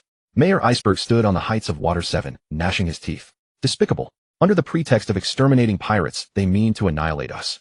At the harbor of Water 7, the air was thick with gunpowder smoke. PX-0's rampage drove the entire city to the brink. Fujitora's meteor loomed overhead, Green Bull's mechanical Sea Kings gnawed at the hull, and Kizaru's Seraphim was charging its next cannon blast in the clouds. Iceberg picked up a Den Mushi. He dialed a number. Activate the citywide level 1 defense state. At that moment, the city's entire defense system powered on. The Xuanxiong Jiaolong's barrier was already cracking. Jin's mecha, the Frankie Kai, ran at overload, data streams flashing frantically across his glasses. Jin's mecha, the Frankie Kai, combined with the Xuanxiong Jiaolong. Defense increased by 200. Win rate 0.03. It's not over yet. Mozu's prosthetic leg clicked open a backup energy compartment, and she slammed the red button on the console. Activate the Hummingbird protocol. Kiwi's mechanical arm projected a control interface. Abyss system online. Hummingbird's launch. The Xuanxiong Jiaolong's deck suddenly split open, and 12 streamlined aircraft were catapulted into the sky. Speed Mach 3, their trails like golden lightning. Weapon wing-mounted laser nets that can slice through warship armor. Tactics auto-lock marine laser cannons, then use suicide impacts to detonate their magazines. Boom, boom, boom. Explosions bloomed across the marine fleet in succession, completely crippling the gun batteries of 3 warships. Kizaru's Seraphim was about to give chase when 4 hummingbirds entangled it in a spiral formation, the laser net binding tightly around its light wings. Damn, these annoying insects. The Seraphim Kizaru's light sword slashed wildly, but it couldn't hit those hypervelocity targets. Abyss sneak strike. The sea suddenly boiled as 3 pitch-black submersibles slammed into the mechanical Sea Kings like sharks. Camouflage system, the sonar mimics Sea King juveniles, luring the mechanical colossi to open their jaws and bite. Killing move the instant they enter the enemy's body, release high-voltage current and acid bombs. Crack. The mechanical Sea King suddenly went rigid, thick black smoke pouring from within as its electronic eyes went out one by one. What? Green Bull jumped up from his command chair. My Sea King was destroyed from the inside. Finner rampage. Frankie Kai upgraded version launch. Jin's roar blasted through the communicator, and the entire Xuanxiong Jiaolong trembled as the mecha started up. A pitch-black afterimage blasted out from the stern. The thrusters on the mecha's back erupted with azure flames, tearing a scorching trail through the air. Finner descend. The instant the mecha landed, the street's surface burst open with spiderweb-like cracks. Shoulder-mounted Pluton microcannon, the muzzle spun as it glowed dark red energy converging with a crackling hiss, and the surrounding air warped from the heat. Back-mounted chainsaw sword with a metallic clang, the 3-meter serrated greatsword shot out, its saw teeth spinning at high speed, sending sparks flying. Target locked. PX-0. Data streams blazed across Jin's glasses. 3 minutes. More than enough. Roar. The mechanical wolf crouched on all fours, its hydraulic joints clicking as they built up force. The next moment. Boom. The ground shattered from the recoil, and the mecha turned into a black lightning bolt lunging at PX-0. The chainsaw sword dragged out a long trail of sparks like a burning arc. PX-0's electronic eyes suddenly contracted, and it thrust both palms forward in a paw shockwave. The instant the two forces clashed, all the air on the street was sucked away. The saw teeth and the shockwave ground out a spherical blaze 100 meters in diameter, illuminating half the sky. The screech of tearing metal, the roar of exploding energy, and the rumble of collapsing streets merged into a deafening thunder. The gale thrown up by the shockwave blasted Marine soldiers 100 meters away, and rubble pierced walls like bullets. The smell of molten metal mixed with scorched air flooded their nostrils. ZZZZZT. The chainsaw sword was actually slicing through the paw shockwave bit by bit. Jin gritted his teeth desperately as the mecha's joints shrieked in overload. Break, damn it, now! Crack. PX-0's armor suddenly shattered, and the chainsaw sword drove straight in, plunging into its chest with a squelch. Green blood sprayed with a sizzle, instantly vaporizing into toxic mist under the intense heat. The mecha suddenly changed its move. Its left hand seized PX-0's head, while the chainsaw sword on its right arm slashed across with a whir. Pluton cannon firing at 0 range.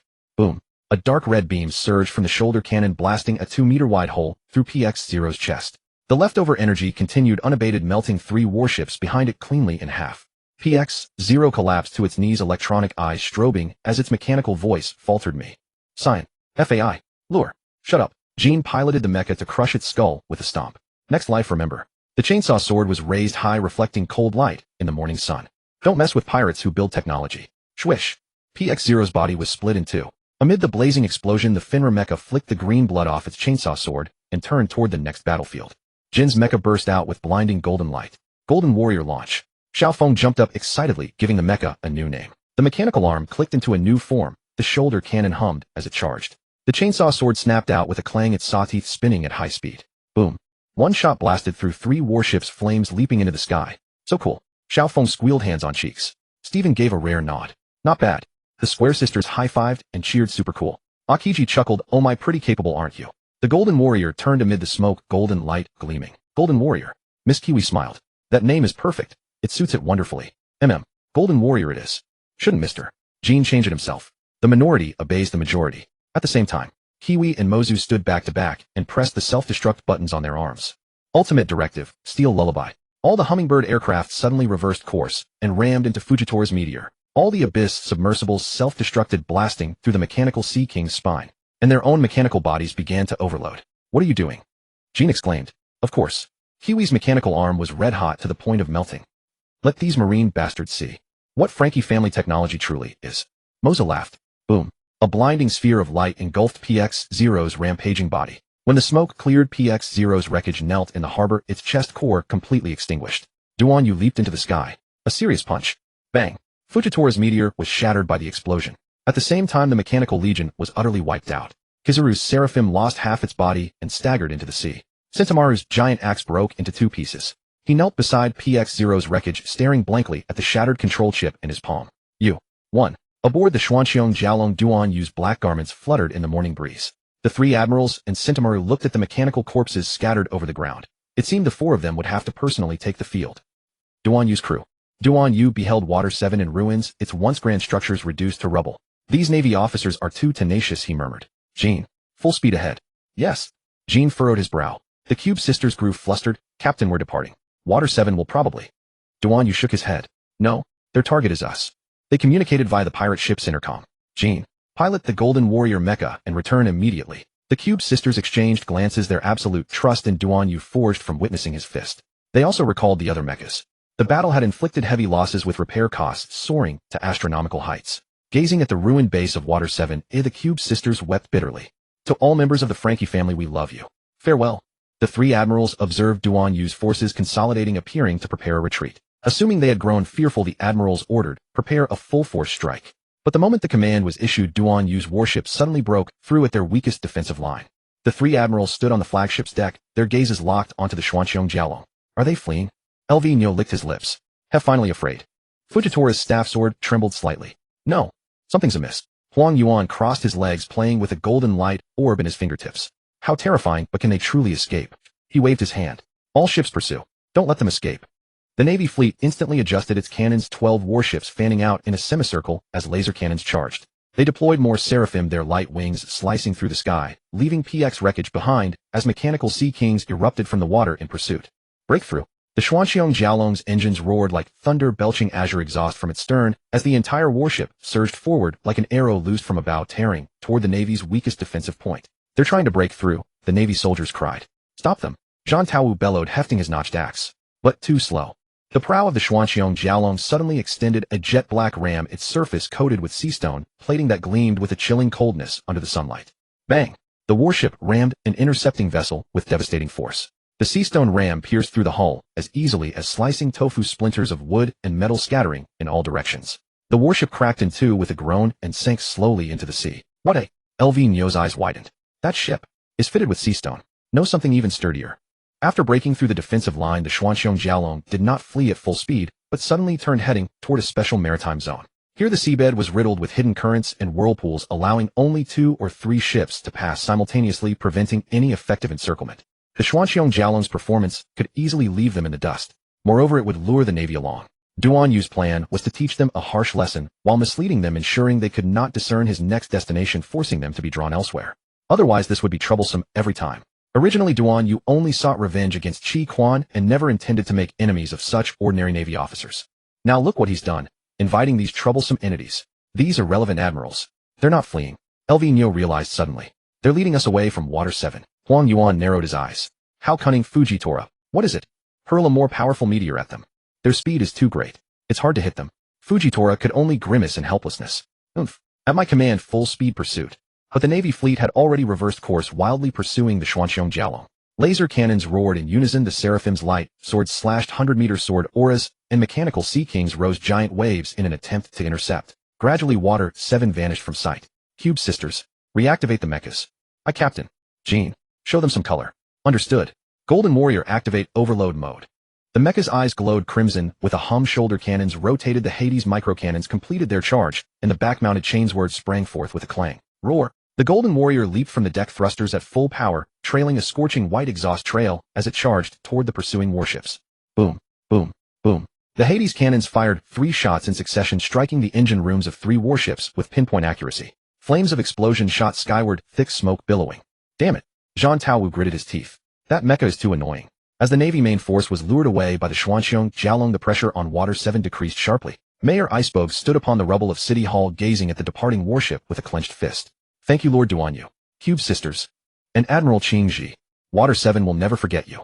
The Frankie family underlings helped each other rise, their signature explosion hairstyles drooping, but their gazes resolute. Quick, repair the defenses while we still can. On board the Xuanxiong Jiaolong, the Cube Sisters and Jean formed the main force. Duan Yu held the rear guard. Qingji was responsible for drinking coffee. Xiaofeng belonged to the cheer squad. Meanwhile, Stephen had prepared a feast in advance to celebrate the new family member, utterly unworried. 2 military wolves at the ship's bow were showing affection.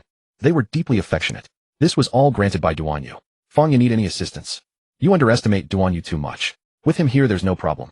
Frost Feng lowed in agreement.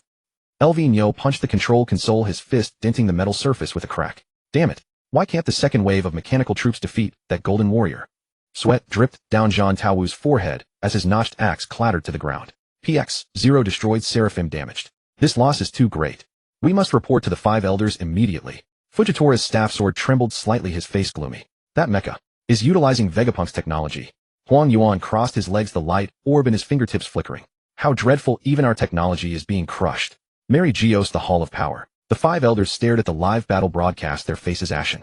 The Golden Warrior's performance far exceeds our PX series. The blonde elder ground out through clenched teeth. Its energy core, weapon systems, and mobility all crush our mechanical forces. The sword-bearing elder gripped his hilt. The bald elder narrowed his eyes. Vegapunk. Has he concealed certain technologies? Vegapunk's laboratory. They had received the world government's live broadcast. Ha ha ha. Vegapunk stared at the screen, laughing until he teetered backward. Those fools, now they realize they're in trouble. His assistant asked cautiously, Doctor, that Golden Warrior mech utilizes our discarded green blood too. 0-foot blueprint. Vegapunk adjusted his glasses. Those idiots in the world government only pursue mass production, completely ignorant of the essence of technology. He pointed at the golden warrior on the screen. Look at that energy output curve. That mobility. This is a true humanoid weapon. Vegapunk himself could not deduce who was so formidable. Though many aspects mirrored his own technology, some elements were even more advanced. How terrifying. Help me investigate who is aiding this Duanyu. Their technology is somewhat overly advanced. Since these Marines and Duanyu had no cause for worry, it sufficed to simply teach them a lesson. The Golden Warrior had already vanquished dozens of naval mechanical units. It had also led their tracking routes astray. Jean, it is time to withdraw. But Jean was thoroughly enjoying the battle. This was the captain's order. I'd. Submarine mode. Engaged. At Jin's command, the Xuanxiong Jiaolong's hull emitted the sharp metallic groans of deformation. The deck plates rapidly sealed shut, and armored panels along both sides of the vessel swung outward, revealing concealed thrusters. Splash. The massive warship plunged into the ocean like a leviathan of steel, sending towering waves crashing about. Upon the naval fleet, the three admirals could only watch in dismay as their quarry vanished beneath the waves. Green Bull smashed his fist against the railing. Damn it, their ship can submerge. Yellow Monkey adjusted his sunglasses with a wry smile. Truly frightful, such technology. The world government never crafted anything like this for us. Fujitora's cane sword paused slightly as he intoned gravely, we cannot catch them. Let us return and report. Inside the submarine, however, a joyous celebration was underway. Within the Xuanxiong Jiaolong's cabin, warm lights glowed softly, and the air was perfumed with the fragrant aromas of roasted meat and fine wine. Stephen stood in the galley, his silver hair stirring gently, his long blade flashing, as he sliced a massive Sea King steak into impossibly thin, perfect slices. Captain, dinner is prepared, he said coolly, though the faintest upward curve graced his lips. Xiao Feng swayed her hips, her high heels clicking rhythmically against the floor as she presented a massive fruit platter. Oh my, I specially crafted a heart-shaped fruit arrangement, just for you. Meanwhile, the Block sisters, Jiwei and Maji, swarmed around Jean, chattering excitedly. Mr. Jean, the Golden Warrior's performance data was incredible. How about we add a super laser cannon next time? Jean smiled. Something to consider. Akiji lounged against the sofa, an ice-cold bottle of rum in hand, a faint smile playing at his lips as he maintained his customary silence. The dining table groaned under the weight of Stephen's painstakingly prepared feast, charcoal-grilled Sea King ribs, crisp to perfection on the outside, tender within, brushed with a proprietary sauce that filled the air with mouth-watering fragrance. Deep-sea caviar selection. Glistening pearls of rose shimmered with a lustrous mother-of-pearl glow beneath the cabin lights. Cola-braised behemoth shank, so impossibly tender it melted upon the tongue. Chilled fruit salad. Xiao Feng's heart-shaped special decorated with strawberries arranged into a cheerful, smiley face. Duanyu sat at the head of the table, his black trench coat removed to reveal a sleek black shirt beneath. He raised his glass and spoke quietly, that battle was well fought. Cheers. Everyone erupted in jubilation, clinking glasses as wine spilled and laughter echoed through the cabin. Halfway through the party, Jean was pulled aside by the Block sisters. Maji, Mr. Jean, we have a new idea. Jiwei excitedly pointed to their design schematics. Install underwater thrusters on the Golden Warrior so it can fight even beneath the waves. Jin's eyes gleamed. The feasibility is there, but energy consumption would increase by 30%. No problem. Maji patted her chest proudly. We can also optimize the Cola energy core. Meanwhile, aboard the naval fleet, Green Bull's face darkened. If the five elders learned we could not even intercept a single ship. Yellow Monkey shrugged. Well, it is not like this is our first failure, Fujitora sighed. Return and file the report. Xantha Claw crouched upon the deck, cradling his broken axe on the verge of tears. My axe. My PX-0. Deep within the submarine, Jean sat before the control console, his fingers flying across the keyboard. Course plotted, diverting through the comm belt, arrival at Tato Land in 36 hours. Duanyu stood behind him, his gaze fixed upon the nautical chart. Big Mom's territory, Jean nodded. The most dangerous place. Akiji took a sip of his drink and chuckled softly. My. Now this promises to be entertaining. Though night had fallen, the party's fervor only grew more intense. Xiao Feng leapt onto the table, her high heels drumming out a rhythm. Come on now, everyone dance together. The Block sisters dragged Jean into the merriment, and the mechanical wolf let out an enthusiastic "awoo" as it pranced along. Stephen stood with his arms crossed nearby, though a gentle smile lingered in his eyes. Duanyu leaned against the window, watching schools of bioluminescent fish glide past in the deep sea, the corners of his mouth rising slightly. He recalled that after acquiring the Block sisters, the system had rewarded him with a devil fruit encyclopedia. And so, he produced the 2 devil fruits bestowed by the system along with the encyclopedia itself. The cabin glowed softly. All of them were captivated by the 2 devil fruits. The first was a deep, rich purple throughout its surface, etched with spiraling patterns that shimmered with an ominous metallic luster, as though dark electricity coursed beneath its skin. At its crown, 3 sharp leaf-like protrusions rose like a sinister diadem. The second blazed with fierce orange-red hues, its surface veined with flame-like patterns that seemed to pulse with molten light beneath the cabin lamps. Its shape twisted grotesquely, resembling a roaring beast's maw, and warmth radiated from it when held. Akiji's previously languid gaze sharpened instantly, his bottle of ice rum freezing mid-motion between his fingers. My. He narrowed his eyes slightly. 2 devil fruits. Where did you acquire them? Duan Yu casually picked up the violet fruit, his fingertips tracing its swirling patterns. I raided a world noble transport ship last time and happened to take them. Akiji raised an eyebrow. The world nobles would transport something so dangerous. Duan Yu shrugged. Who knows? Perhaps they intended to feed them to their slaves for amusement. Akiji stared at him for a moment before letting out a soft chuckle and downing his drink. Suit yourself. Jean picked up a heavy metallic tome. Its cover was forged from dark golden alloy engraved with the world government's cross insignia, at center its edges adorned with bas-relief carvings of sea kings.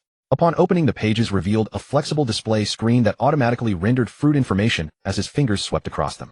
The purple one is the Kage no Mi, shadow fruit. Jean read from the entry. Its user can manipulate shadows and even plunder them from others. The orange-red one is the Yokin no Mi, smelting fruit. He continued scrolling. It can melt and reshape any metal it touches. Legend says its previous user forged the supreme grade sword Sekka. Akiji regarded him thoughtfully. So, which one do you plan to eat? Duan Yu tossed both fruits onto the table. Neither. Oh, they are for those who can make use of them. Duan Yu rose, his black coat sweeping past the table's edge. Stephen stated coldly. I believe both would suit me perfectly. Duan Yu's gaze fell upon the Block sisters. Can we eat them? The Block sisters, already flushed from drinking, turned an even deeper shade of crimson. Kiwi, I hear your temperament is fierce and blunt, Duan Yu remarked. Kiwi stared back hard, somehow still managing to look like a beauty. Nonsense. I'm merely being forthright. Where am I hot-tempered? Haha. And you just happen to have remarkable forging skill. You can eat this one. The orange-red one is the furnace fruit. Kiwi accepted this rare and powerful fruit, saliva nearly spilling from her mouth. Can I really become an expert? A devil fruit user? She couldn't believe it. They had long been used to poverty. Now following Duan Yu, she would get a fruit right away. Did Duan Yu trust them this much? Wasn't he afraid they would turn on him? This bald-headed older brother is really... Xiao Feng picked up the fruit with one hand and shoved it into Kiwi's mouth. Kiwi's pupils contracted to pinpricks. Ugh. She dropped to her knees, her fingers clawing deep into the deck. She felt as though rotten fish guts mixed with scorched tires were exploding on her tongue. An odor like sulfur shot through her nose and slammed into the crown of her skull. The fruit pulp squirmed in her mouth, burrowing into her throat like a living thing. What the hell is this shit? Kiwi's voice split as she shrieked, water. Give me the damn water. Mozu quickly handed her the cola. Kiwi snatched it and gulped it down, only to spray it back out. Huffed. She spat out an orange-red mist. The cola had actually boiled in her mouth. Dark lines covered everyone's faces. Wasn't that just her fiery temper showing through? Her ability awakened. Suddenly Kiwi's arm hummed as lava-bright patterns blazed to life across it. Ah, so hot. She tore open her collar and veins like magma emerged beneath her skin. Crack. Akiji and Jean were so startled by her excitement that they sprayed wine from their mouths. Duan Yu merely raised an eyebrow. Xiao Feng kept drinking, happily watching it all with a faint smile. Mozu hurriedly used her own body to block her sister.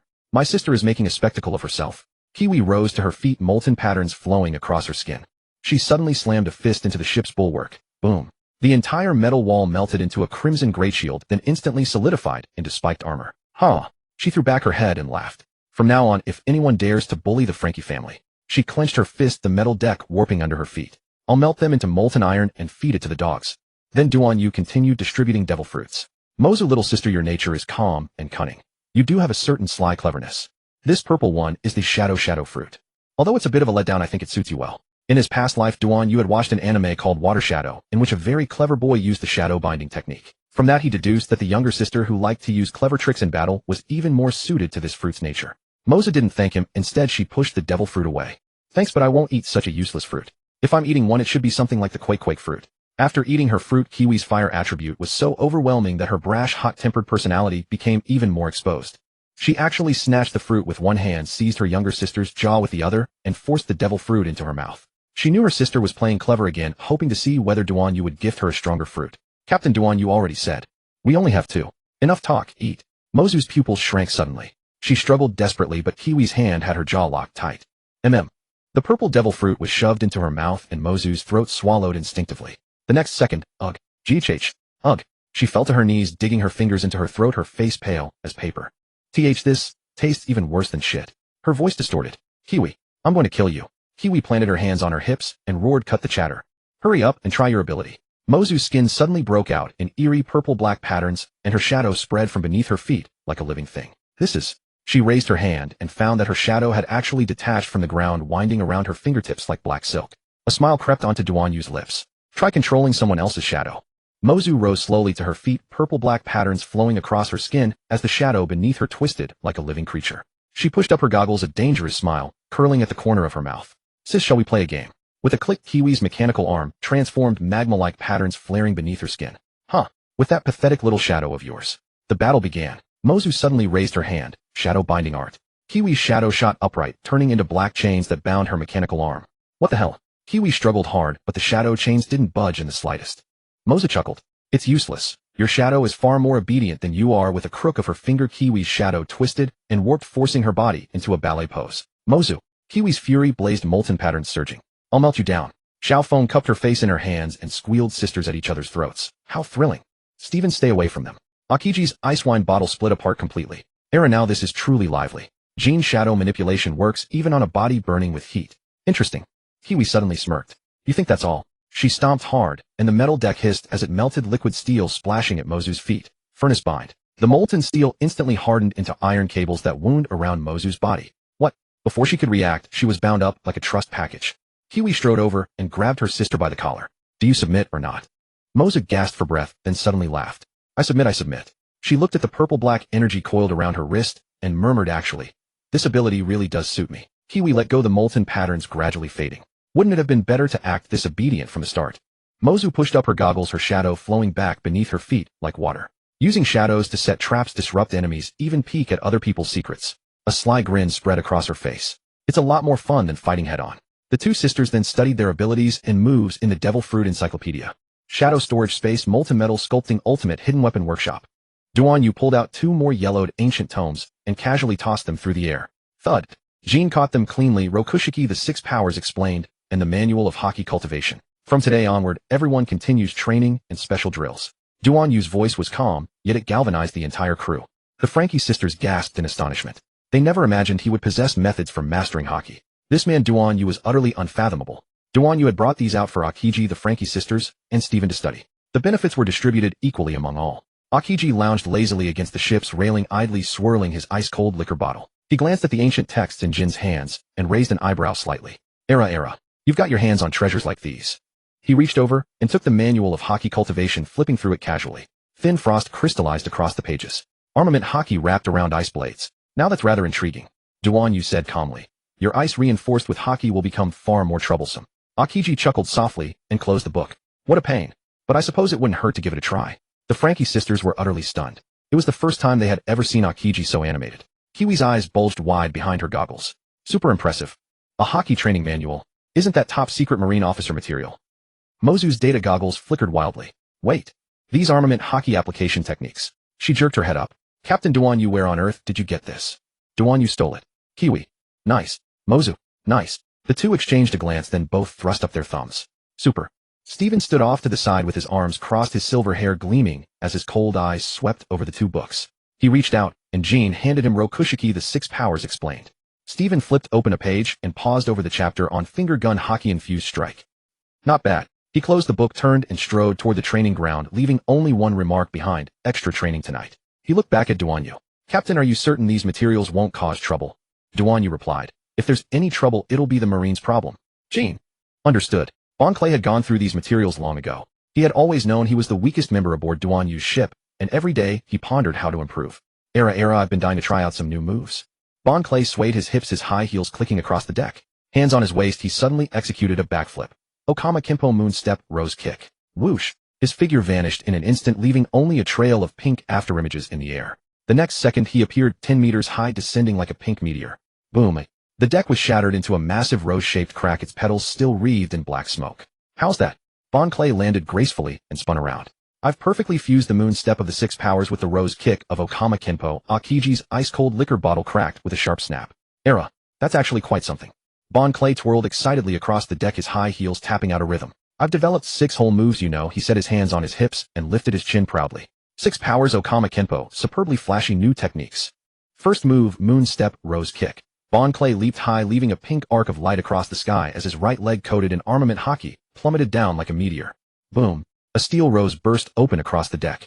Second move, shave rainbow flash. His form flickered away, leaving only pink afterimages. The next instant he stood 10 meters away and lightly tapped the air. Bio, a rainbow-colored finger gun blasted straight through the training target. Third move, storm leg, Okama waltz. Bon Clay spun into the air, his legs crossing and slashing as pink crescent blades interwove into a waltz-like trajectory, slicing 3 targets to pieces at once. Fourth move, iron body heart-shaped defense. He pressed his hands into a heart shape, every muscle tensing as his skin gleamed with a pink luster. Boom. Kiwi's mechanical punch slammed into him, only to be deflected. Fifth move, paper drawing phantom dance steps. Bon Clay's body suddenly turned as fluid as silk, slipping effortlessly past Mozu's shadow binding technique, while striking a graceful ballet pose. Sixth move, finger gun rose thrust. He coated his index finger in armament hockey and stabbed outward, a steel rose blooming at his fingertip, pinning the final target to the wall. How was that? Bon Clay bowed with elegant flair, his skirt fluttering. Akiji's liquor bottle cracked once more. Era. Even that works. Duan Yu felt immensely gratified. You have not let my selfless sharing down. They held a feast. Accompanied by Bon Clay's martial dance, an entire night slipped quietly away. Everyone ate until they were stuffed. Hell yeah. Whoa. The sunrise was beautiful. The Frankie sisters had always lived at Frankie's place, where it was hard to witness such a magnificent dawn. Out to sea, the boundless horizon stretched before them, filling their hearts with exhilaration. Stephen had already collapsed drunk upon the deck. Don't be fooled. He was the biggest of them all, yet he had the lowest tolerance for alcohol. Duan Yu realized he could no longer say he could hold his liquor no matter how much he drank. It was more accurate to say he simply couldn't get drunk at all. After breaking through my body's limiters, the detox functions have become far too powerful. Even alcohol is nothing now. A news coup flapped low across the sea, and a stack of newspapers landed with a slap upon the deck. Duan Yu picked one up casually and unfolded it, the scent of fresh ink wafting up. Water 7 in turmoil. Mysterious pirate crew attacks marine base. Beneath the bold black headline was a photograph of a shipyard shrouded in thick smoke. Duan Yu's fingertip traced slowly across the newspaper. The distorted report reeked of pungent ink. The heinous Xuanxiong pirates attacked Water 7 yesterday, destroying 30 warships. Marine hero Admiral Fujitora turned the tide with overwhelming force. The culprits' whereabouts are unknown, suspected to have fled to the calm belt.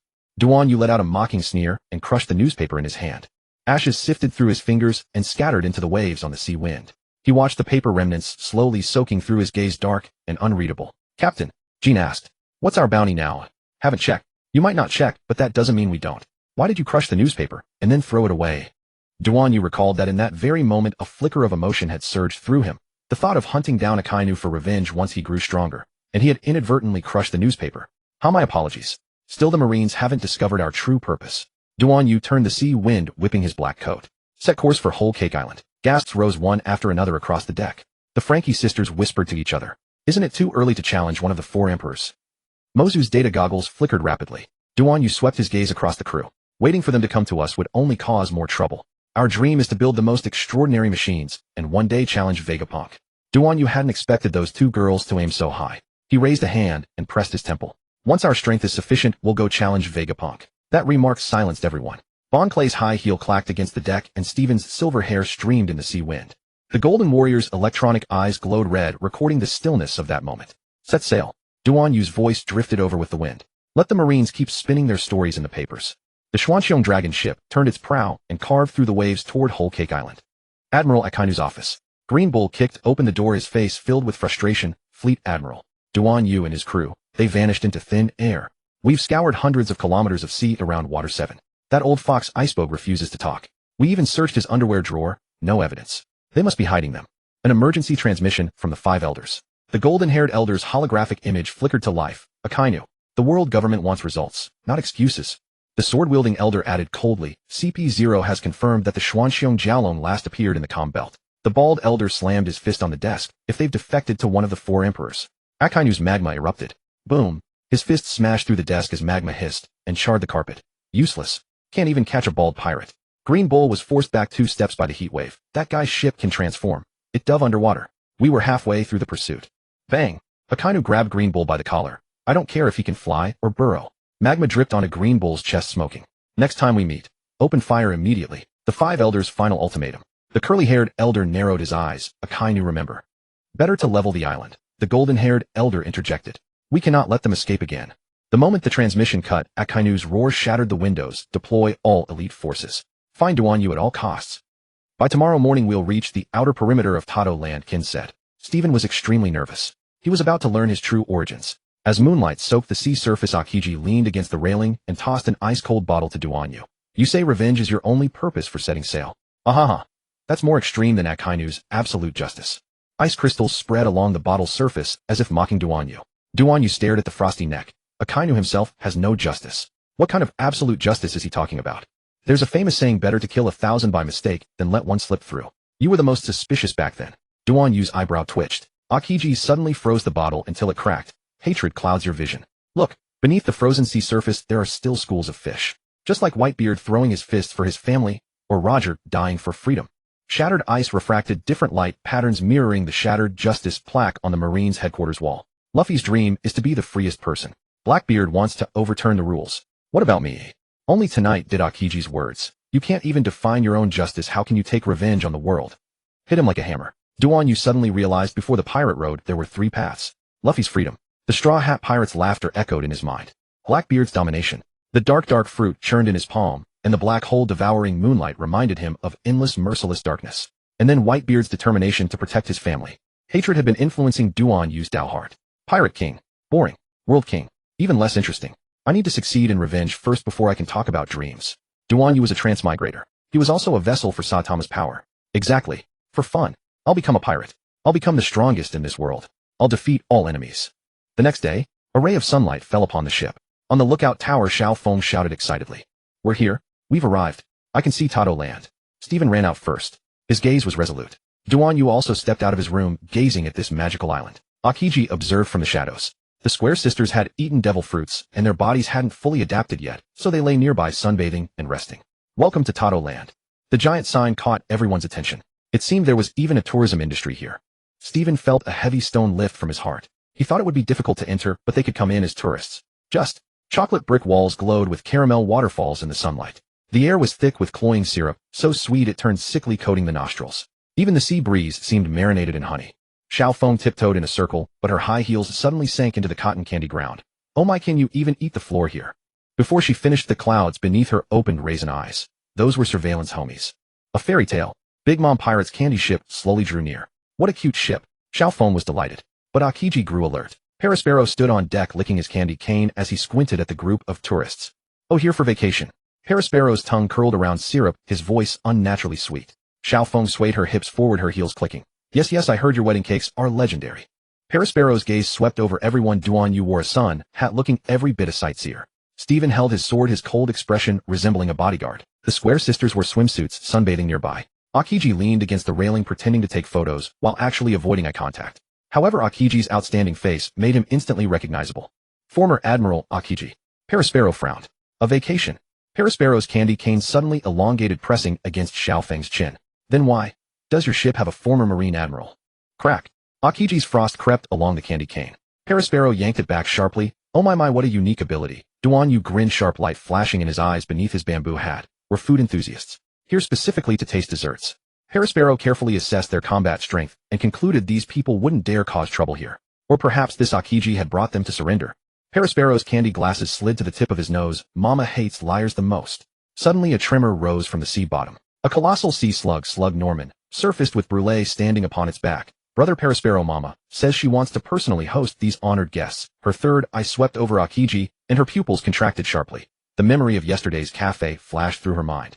Please follow me. Brûlé smiled sweetly and turned, but her skirt concealed tightly gripped memory film rolls. Akiji also knew when to yield, understanding this was Duan Yu's call. Duan Yu stepped forward 2 paces. He knew Stephen's matter was no ordinary affair. Perhaps Big Mom's personal audience with her help could resolve it. But if Stephen's parents happened to be Big Mom's enemies, still they had extended such warm invitation. It would be rude to refuse. All right, beautiful lady. Brûlé smiled sweetly upon hearing the compliment, clearly pleased. My lord, please follow me. He had been annoyed at first upon seeing a bald head, but since the lady spoke so sweetly he let it pass. Chocolate Island. As the core dessert stronghold among the 34 islands of Tato Land, Chocolate Island is governed by the three-eyed princess Charlotte Bulin. Its iconic building, the Caramel Cafe, has walls built from dark chocolate bricks, a caramel waterfall cascading from the roof, and the air thick with the bittersweet aroma of cocoa. The most peculiar thing was the edible architecture. The streets were paved with wafer biscuits, lampposts were lollipop homies, and even the raindrops were melted syrup. On the surface, Bulin was a gentle shopkeeper, but in truth, she was the chocolate minister candidate. When her third eye awakened, she could read ancient texts, making her the key to the poneglyphs that Big Mom coveted. Big Mom's Tato Land consists of 34 themed islands, each governed by one of her children with the core goal of realizing Mother's last wish, all races living together. Island name Cake Island ruler Big Mom herself specialty, the main city, is a multi-layered cream cake. As the heart of Tato Land, Cake Island symbolizes Big Mom's absolute authority. Bulin invited Duan Yu and his crew to her chocolate island for a purpose. First, to have her other siblings investigate the reason for their visit. Second, to probe their intentions, what brought them to Tato Land. Bulin tiptoed to squeeze caramel into the espresso when her third eye suddenly throbbed with pain. Outside the window, the man, standing 2 meters 80 tall, still had ice shards clinging to his hair. Akiji Kazan. She crushed the cream gun in her hand. Yesterday's front-page photo of the World Economic News flashed in her mind, the bald pirate Duan Yu laughing maniacally atop a ruined naval base, while this former admiral stood lazily in the bloodstains flashing a peace sign. What would you like to drink, Admiral Akiji? It seemed she believed Akiji was the most formidable. Such was the way of a world where strength reigned supreme. 6 iced coffees. Coming right up, Bulin said with a smile. The twin-tailed girl tiptoed to stir the coffee, her third eye flickering beneath her bangs. Her apron was stained with chocolate sauce, and the dimples at the corners of her lips were as sweet as honey, yet the cold gleam of the pistol walker was hidden within, like a piece of candy coated in poison. After breaking through his limit, Duan Yu's eyesight had become extraordinarily precise. Bulin's cream gun burst with a pop, splattering white cream onto her apron. She squinted, all 3 eyes, wiped the cream from her fingertips with a sweet smile, and said, 6 iced coffees coming right up. The stirring stick spun rapidly in the cup as Bulin's third eye, hidden behind her bangs, secretly observed these uninvited guests. The bald man in the conical hat Duan Yu was sitting with his legs crossed, and beneath the hat a pair of eyes gleamed with a precise light, as if they could see through everything. Akiji lounged lazily against the counter, his fingertips tracing frost patterns on the tabletop. The 2 girls, the Block sisters, seemed quite relaxed. There was also a tall, silver-haired swordsman, Sir Typhon, whose hand never left his sword hilt. This was to conceal his identity, and carrying a weapon, which also served as a kitchen knife, was part of the ruse. A chef could also be a fine swordsman. Are you folks here as tourists? Bulin asked sweetly while lightly kicking the homie under the counter with her toe. Go inform mother immediately.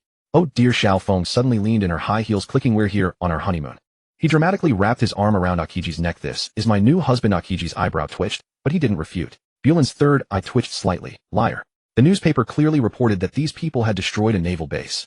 Yet she squeezed out an even sweeter smile. Would you like some recommendations for signature desserts? Our memory puffs can make you recall the happiest moments. No need. Duan Yu suddenly spoke, his eyes beneath the conical hat glowing red. We're looking for someone. Bulin's hand trembled, and the coffee spoon fell into the cup. Who are you looking for? Help this silver-haired brother of mine find his mother. Oh, who? Not sure. Haha. How can you find someone if you don't know anything? But since you're here as tourist, Cake Island is also a lot of fun. Several iced coffees were soon served. They were handed to Akiji. Akiji took a sip and nodded. It's delicious. Little girl, don't worry. We're not here to cause trouble. Reading the situation, Akiji knew this little girl was the ruler of Chocolate Island. His voice was lazy, but it made Bulin's third eye tremble violently. The hand hidden beneath her apron quietly tightened around the pistol walker. This man was too dangerous. Bulin wiped the table with a sweet smile, but her peripheral vision swept toward Duan Yu. That bald man was using his precise eyes to observe every corner of the cafe, his gaze lingering on the chocolate decorative painting on the wall, where a surveillance Din Mushi was hidden. The Block sisters were also highly alert. Only Xiao Feng and the naive Sir Typhon trusted this seemingly adorable girl. Mother loves warm and hospitable tourists. Bulin's silver spoon clinked against the rim of the cup. How about joining tomorrow's Candy Harvest Festival? Xiao Feng jumped up excitedly, performing a ballet step. Of course. I love festivities. Bulin's third eye contracted violently. Sir Typhon finished his last sip of iced coffee. As an excellent culinary god, he naturally had to offer an evaluation. Sir Typhon set down his glass and tapped the table lightly with his fingertips. Low-temperature extraction preserved the fruitiness of the coffee beans, but the excessive caramel masked the citrus finish of the Colombian beans. He noticed the unmelted syrup at the bottom of the cup. Miss Bulin, next time, try reducing the sugar by 30 and substitute with vanilla pods. Madagascar vanilla soaked at low temperature for 48 hours will bring out a more complex sweetness. Miss Bulin was displeased when this big fellow started criticizing her coffee. Everyone who drank her coffee had always praised it. Sir Typhon continued, the ice density is wrong. He picked up a semi-transparent cube and held it to the light. The bubbles from frozen tap water are too numerous, and they ruin the texture when they hit the tongue. The silver-haired swordsman's culinary god instincts kicked and used soft water boiled twice. Freeze at -18°C for 24 hours, and the transparency will rival the great swords. The third eye noticed his movement as he flipped the coaster. Beneath it lay the World Economic News report on the Navy's defeat. Mr. Akiji, he suddenly turned to Kazan. The condensation point of your frost patterns is at the 3 mm mark on the cup, indicating your body temperature is low. This iced coffee with 67 acidity is not suitable for a user of the ice fruit to drink on an empty stomach.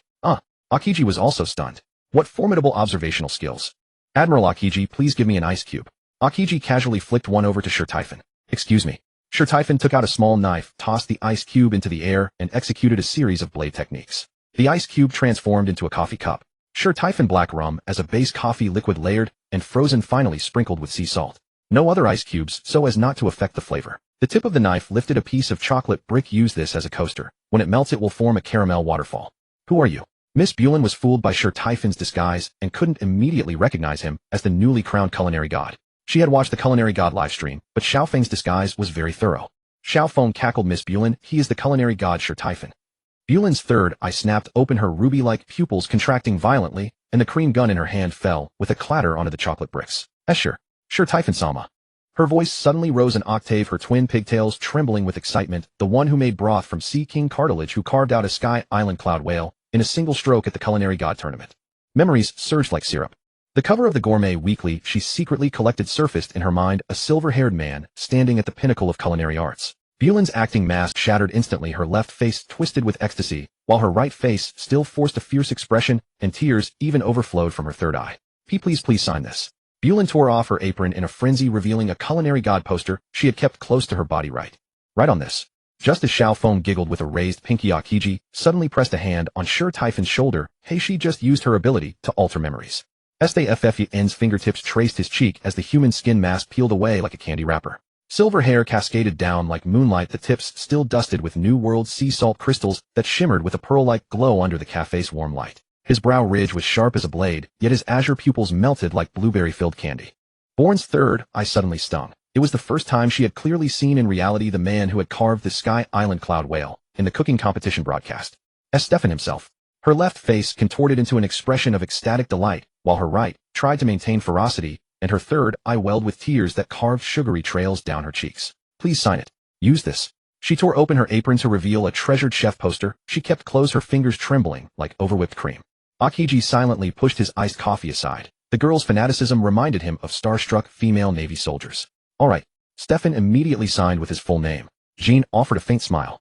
Stefan, you've always asked what it feels like to sign autographs. Why not enjoy it this time? But Stefan's signature wasn't particularly impressive. It was clear he had never signed anything for others before. Born knelt on the ground, all three eyes turning into pink hearts. Xiao Feng curled her fingers in an orchid gesture and giggled slyly. Oh my, I'm getting jealous. When Born's fingertips unconsciously brushed against Stefan's wrist, snap.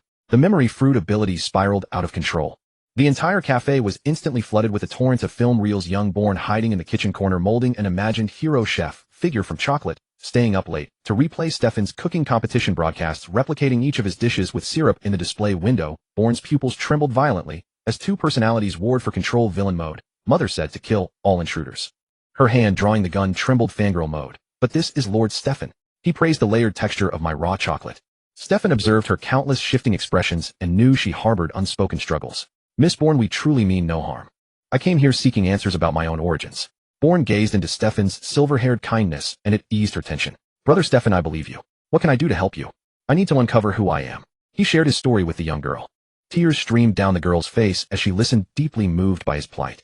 Though she had suffered bullying from siblings since childhood, she felt particular compassion for an idol, without family, alone and drifting. From pity, affection blossomed.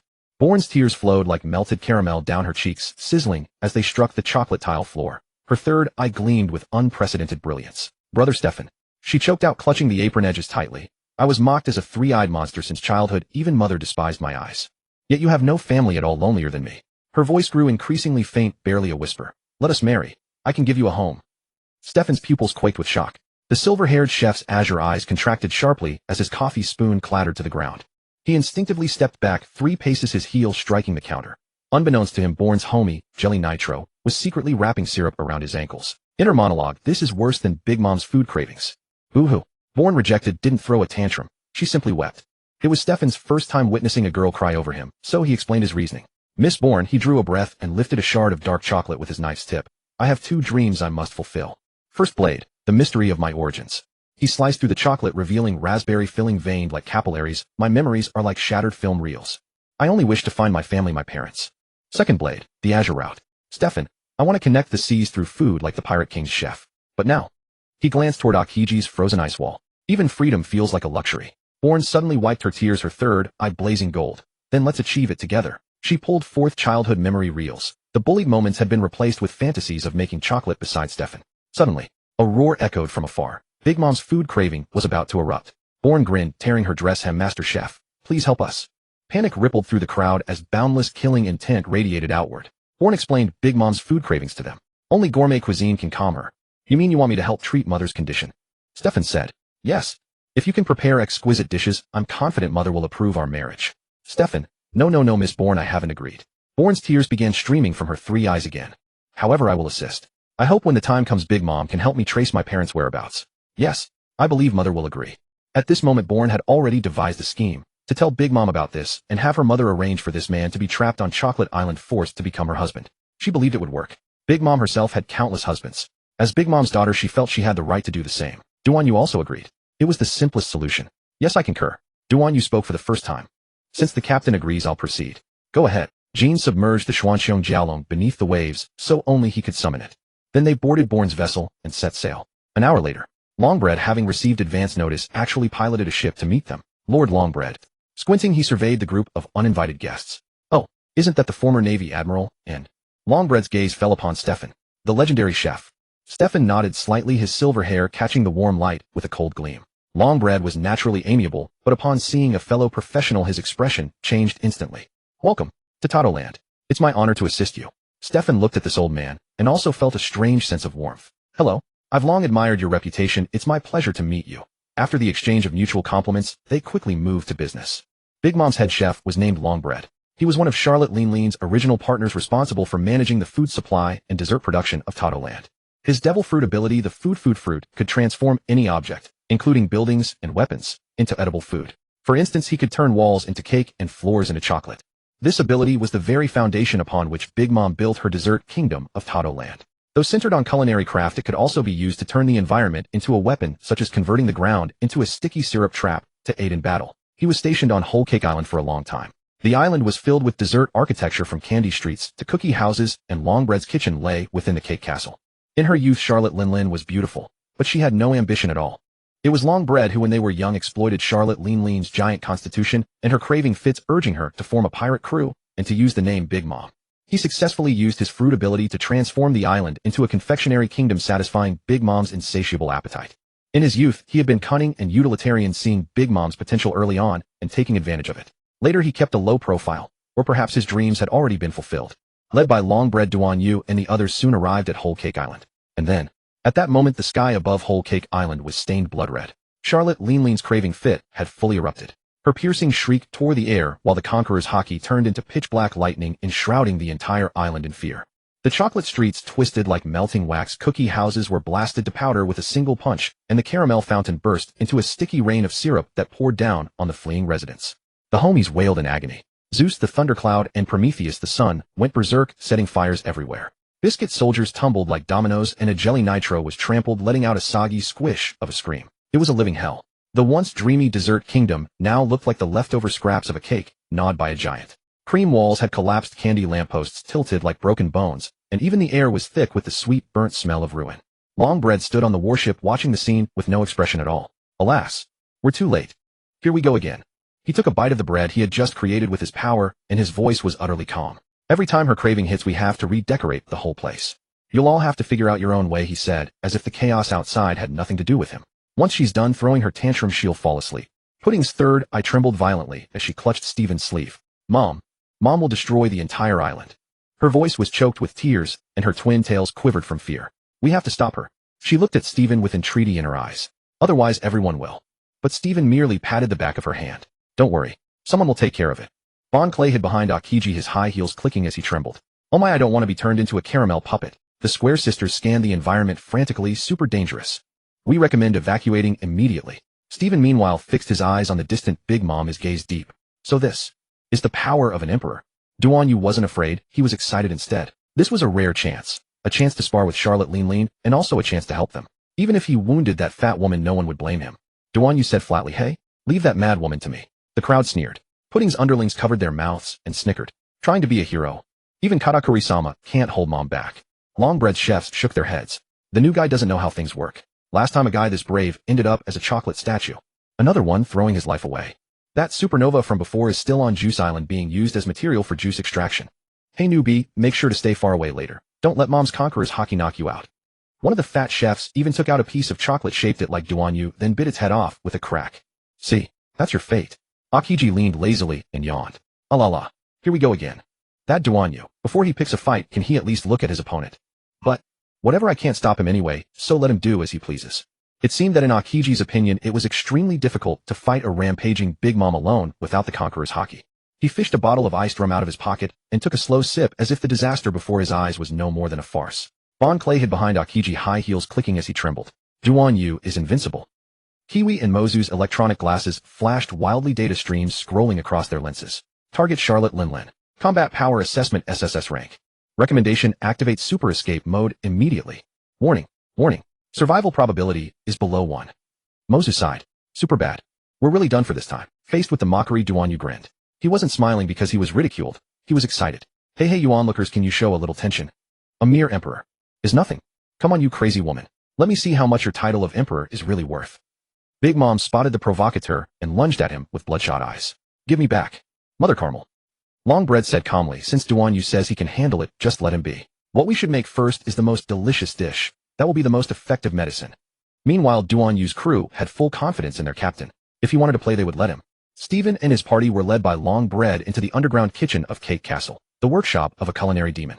Screaming, living steaks hung from the ceiling, shy clams that blew bubbles soaked in the sink, and even the cutting board was made of sea stone and flipped itself over. Surreal kitchenware. The volcanic wok used a split of Prometheus as its flame source, reaching 300°C without burning the food. The frost fridge could keep ingredients fresh at absolute zero. In the forbidden pantry, Longbread lifted a chocolate floor tile, revealing a trove of top-grade ingredients. What ingredients will Chef Stephen use, I wonder? What dish will he make? Though Longbread knew this man was an outstanding chef, Big Mom had already eaten every delicacy in the world and had incredibly high demands for food. Countless renowned chefs had already perished beneath Big Mom's sword. Sir Typhon stood in the central kitchen of the Cake Castle, his silver hair gleaming with a cold luster under the candlelight. His gaze swept over the array of ingredients, eventually settling on the Longbread. Mr. Longbread, what is Charlotte Linlin's favorite food? Longbread raised an eyebrow, a playful smile curling at the corner of his mouth. Oh, trying to curry favor with a Yonko. Sir Typhon smiled faintly. No, I just want to understand her tastes. Longbread shrugged. Sweets. The sweeter the better, the more extravagant the better, but ordinary desserts will never satisfy her.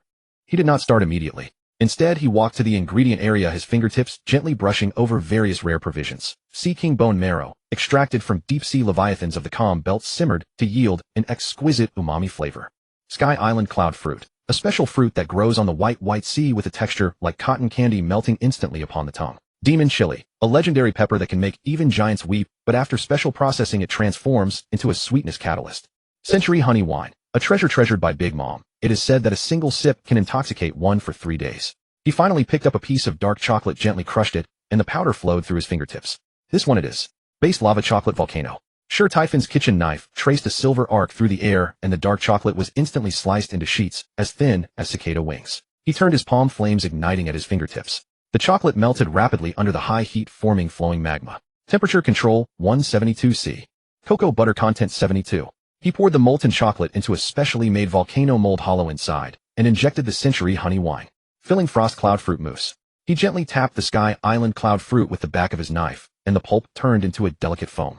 Akiji raised an eyebrow from the side, casually condensing a piece of ice crystal. Need cooling. Sir Typhon nodded. The ice crystal merged into the cloud fruit foam, instantly solidifying into a snow-white mousse. Outer layer, demon chili sugar coating. He crushed the demon chili, mixed it with granulated sugar, and coated the lava chocolate with a thin layer of red sugar shell. Sweet spicy balance, 7-3. Explodes upon entry. Sir Typhon filled the chocolate volcano with the frost mousse and finally drizzled the top with a sauce made from sea king bone marrow. Done. The entire kitchen fell into dead silence. Longbread's pupils contracted slightly. This? What is this? Piran's third eye flickered wildly. Lord Sir Typhon. Incredible. Akiji rarely showed a surprised expression. Era.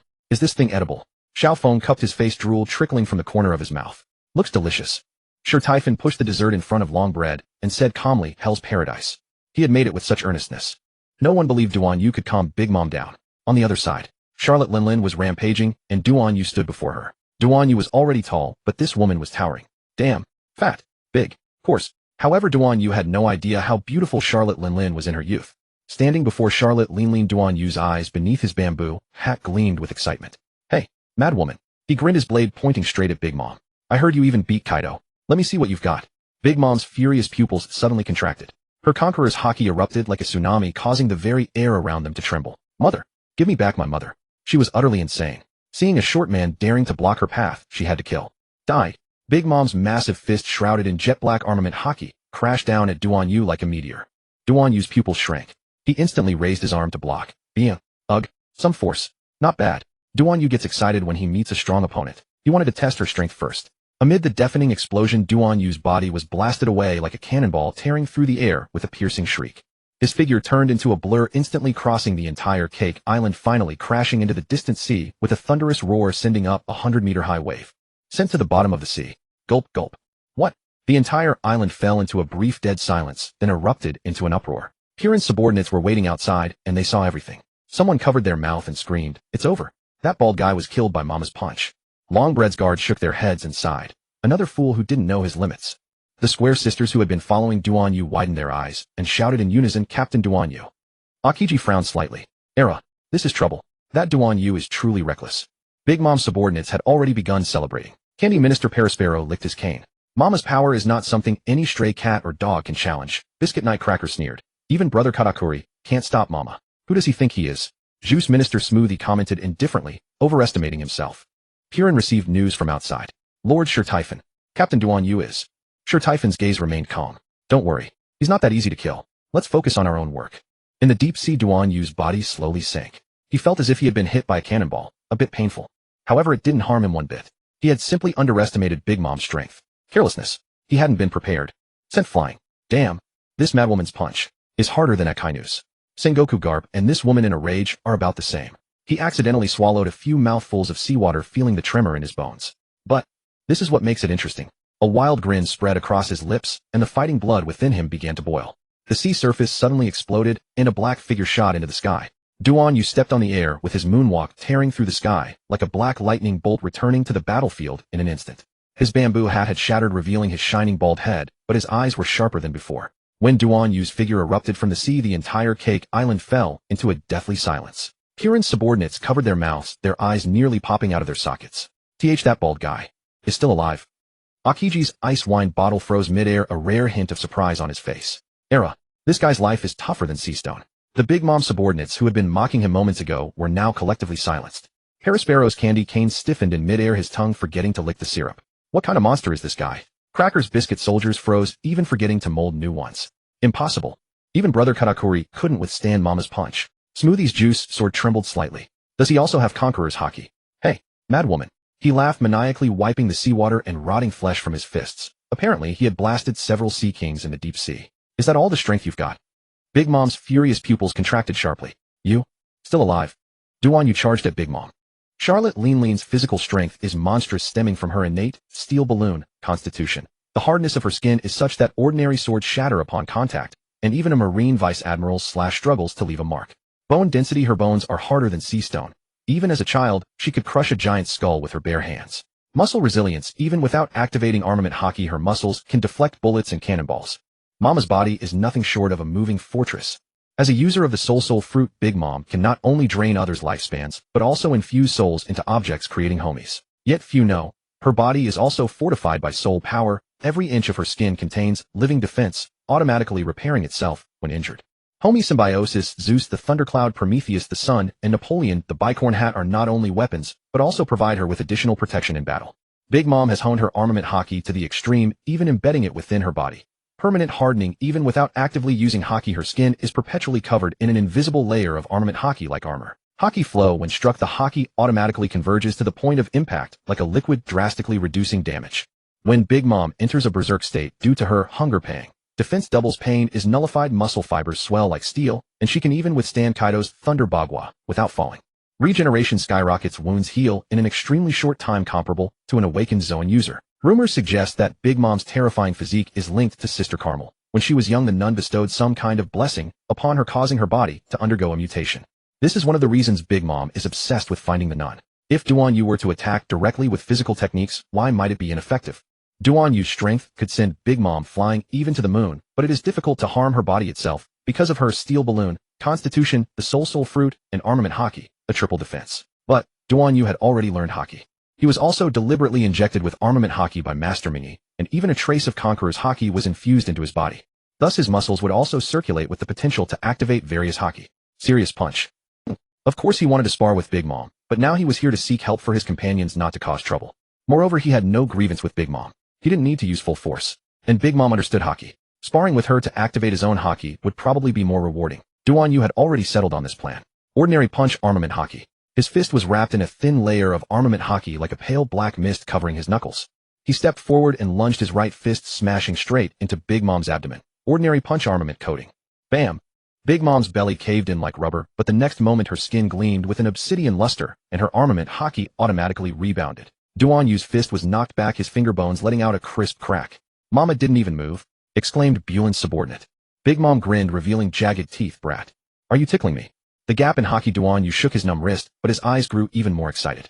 Big Mom's armament hockey like a pitch-black armor covering her entire body, flowing with a metallic luster. This is the hockey manifestation, unique to top-tier experts. Duan Yu's armament hockey barely able to cover his fist with a pale color like diluted ink.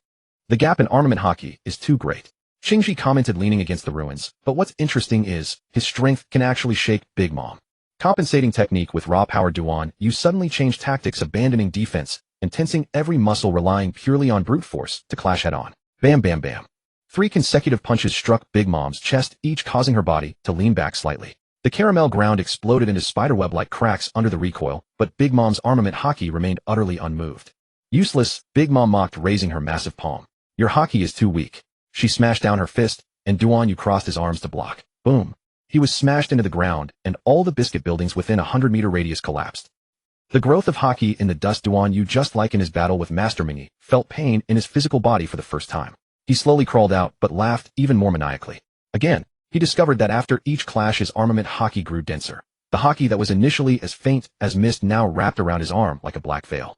Big Mom's attacks were like a hammer, forging his hockey tougher with each blow. "Oh my!" Qingji narrowed his eyes. He's treating Big Mom as a hockey training tool. When Duan Yu was sent flying for the 7th time and charged back, Big Mom finally noticed something amiss. "You brat! Are you stealing my hockey?" Her fist suddenly became coated in a thicker armament hockey, even tinged with a dark red hue. This was the advanced technique of infusing Conqueror's hockey into armament hockey. Emperor's Sword Blade Breaker. Before the giant fist even arrived, Duan Yu's skin was already oozing fine blood droplets from the hockey pressure. Life and death breakthrough. "Come on."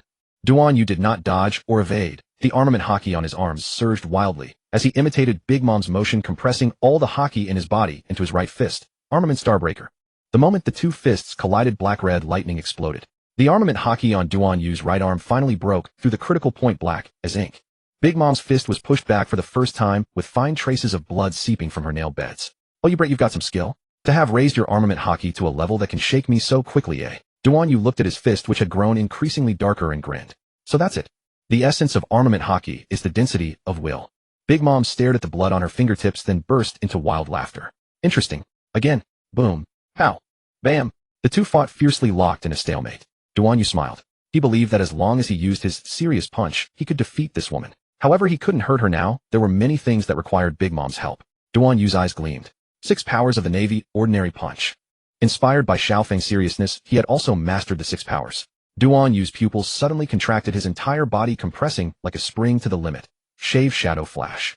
His figure vanished instantly, leaving only a trail of sonic boom clouds in the air. Before Big Mom's furious pupils could even turn, Duan Yu had already flashed to the side of her temple, his right fist wreathed in pitch-black armament hockey. 6 powers ultimate star-breaking iron fist. Hit the temple. Dong. The moment the fist collided with Big Mom's temple, black-red lightning exploded.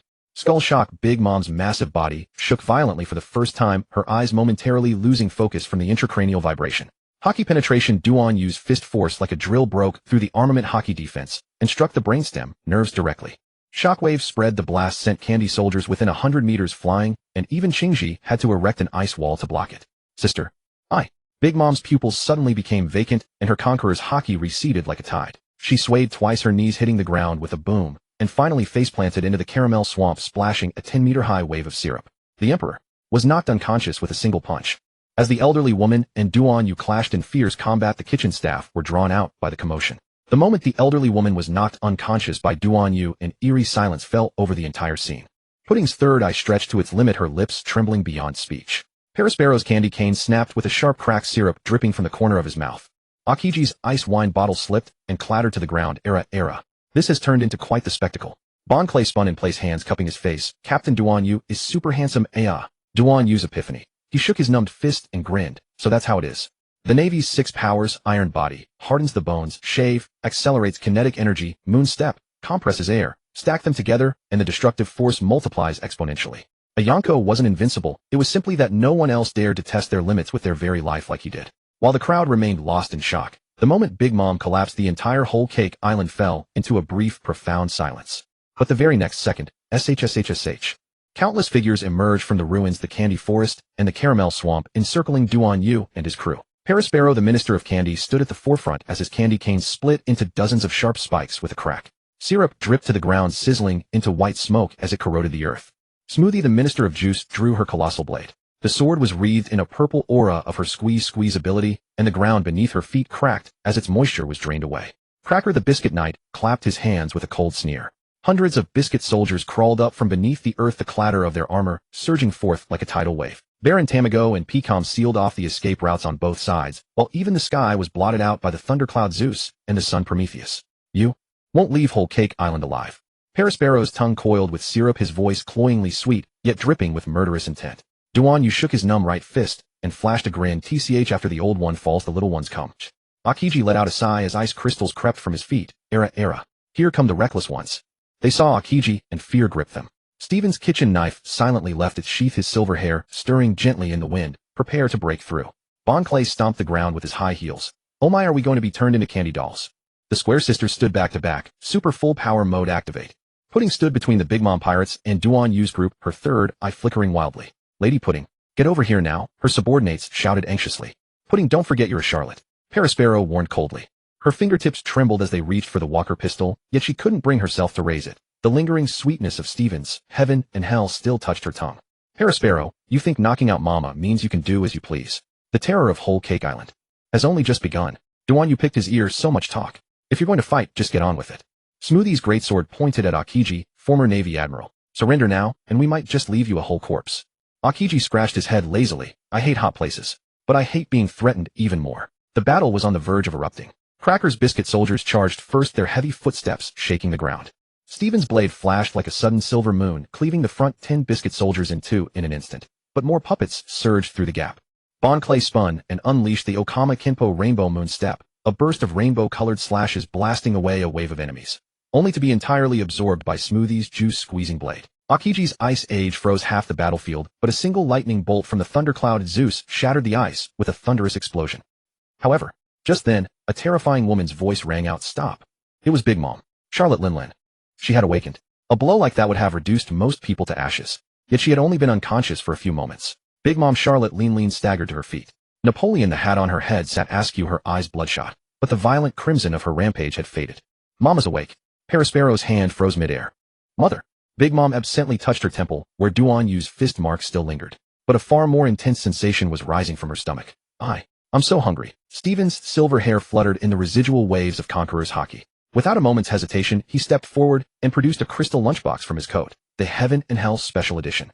The moment the lunchbox opened, an intoxicating sweetness mixed with the piercing sting of demon chili spread through the air. A molten chocolate volcano erupted with honey mead lava within the box. Frost Cloud fruit mousse was dusted with gold leaf shimmering like a starry sky. The outermost chili sugar coating radiated a dangerous crimson glow. Big Mom's eyes went wide instantly. Give it to me. She snatched the lunchbox and crammed the entire dessert into her mouth with her massive palm.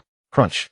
The chocolate shell shattered, the dual sensation of ice and fire exploding across her palate, the chili's sting making the sweetness all the more profound. Big Mom's pupils abruptly dilated. Conqueror's haki leaked out uncontrollably, shattering every pane of glass within 100 meters. What is this? Her voice trembled with delight.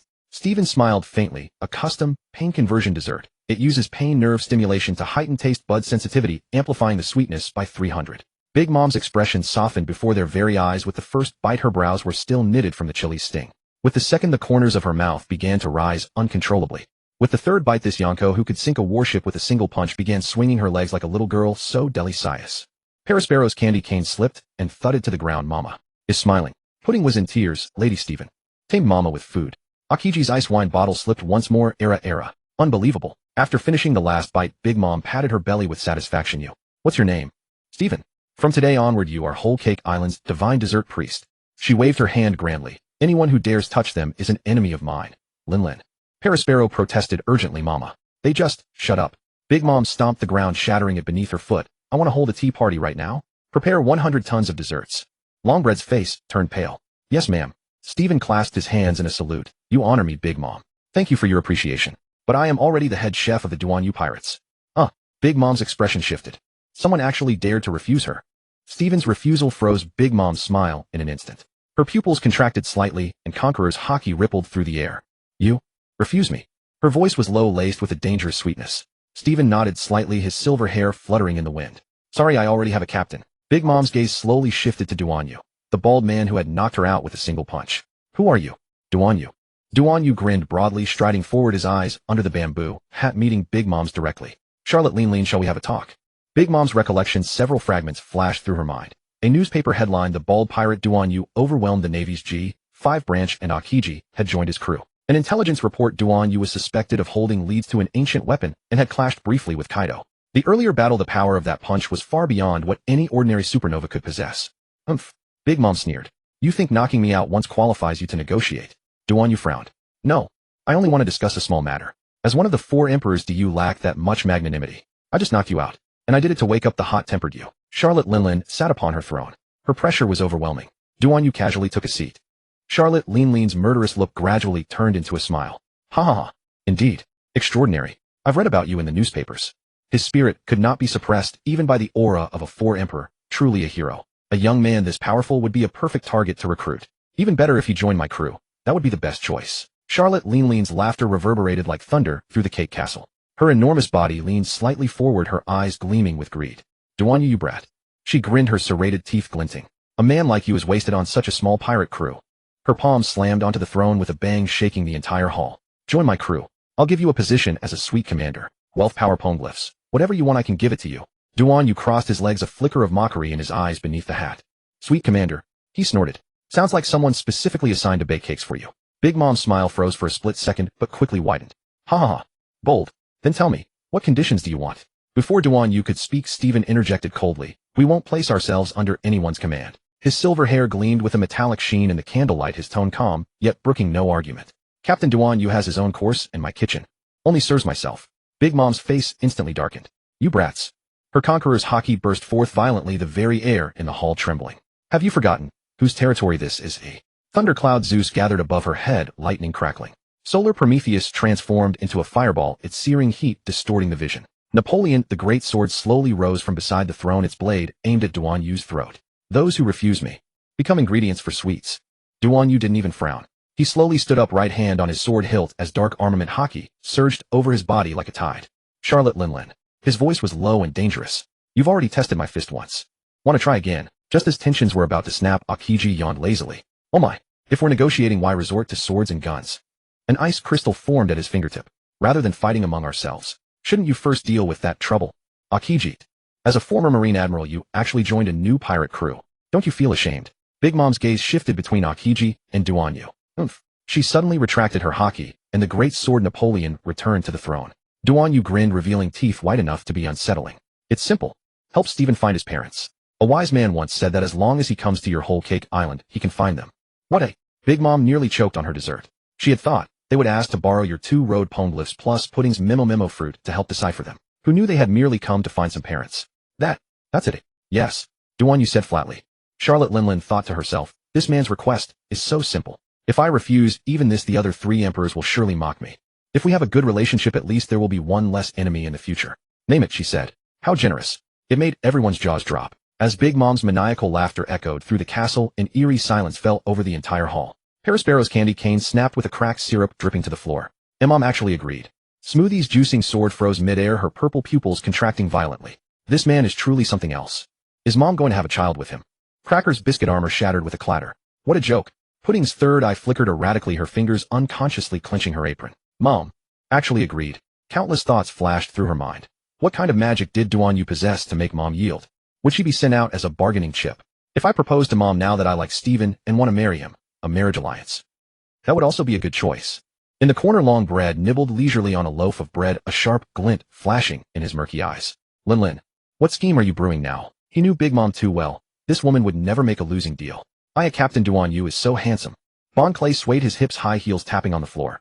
I'm falling in love with you. Akiji adjusted his eye patch. Oh my. Duanyu scratched his head. I have no idea either.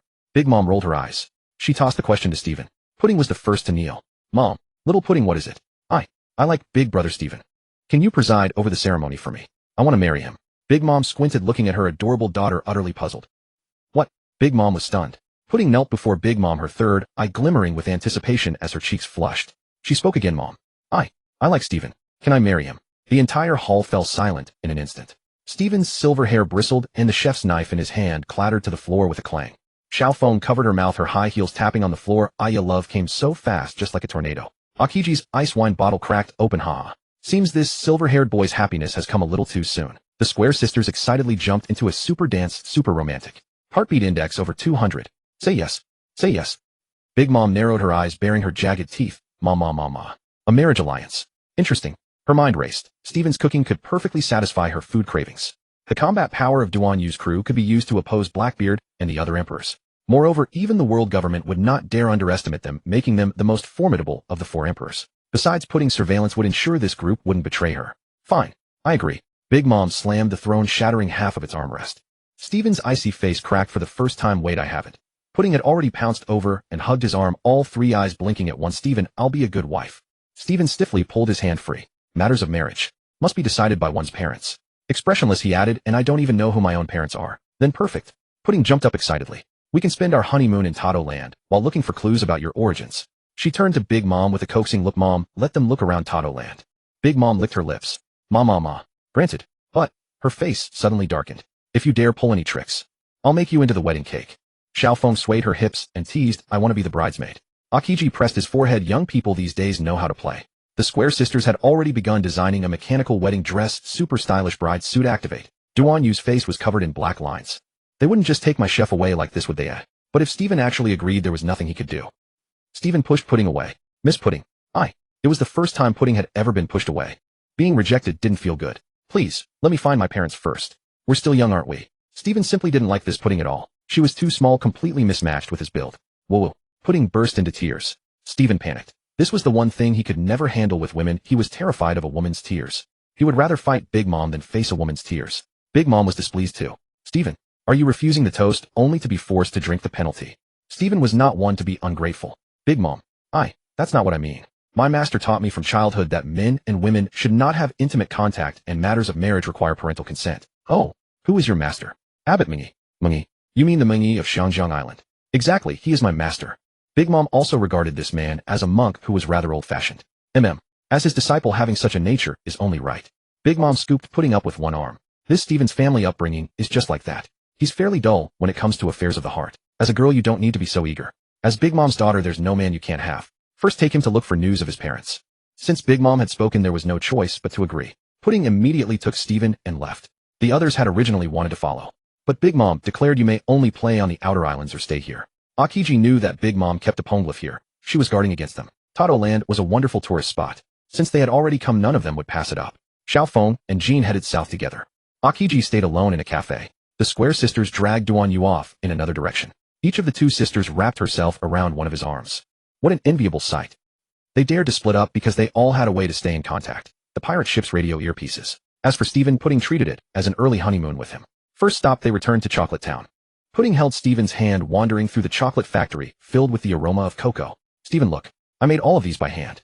She lifted a heart-shaped chocolate, her third eye glinting secretly. Steven took the chocolate, but didn't taste it right away. Instead, he asked seriously, Pudding, have you ever seen a married couple? A silver-haired man, a golden-haired woman. Maybe they came here 20 years ago. Pudding's smile froze for an instant, her third eye trembling slightly. And no, I haven't. Mom doesn't like outsiders entering Tato Land. So this was Steven's fate. With Pudding's memory fruit, she had actually captured a blurry image, a very good chance to find clues to Steven's family.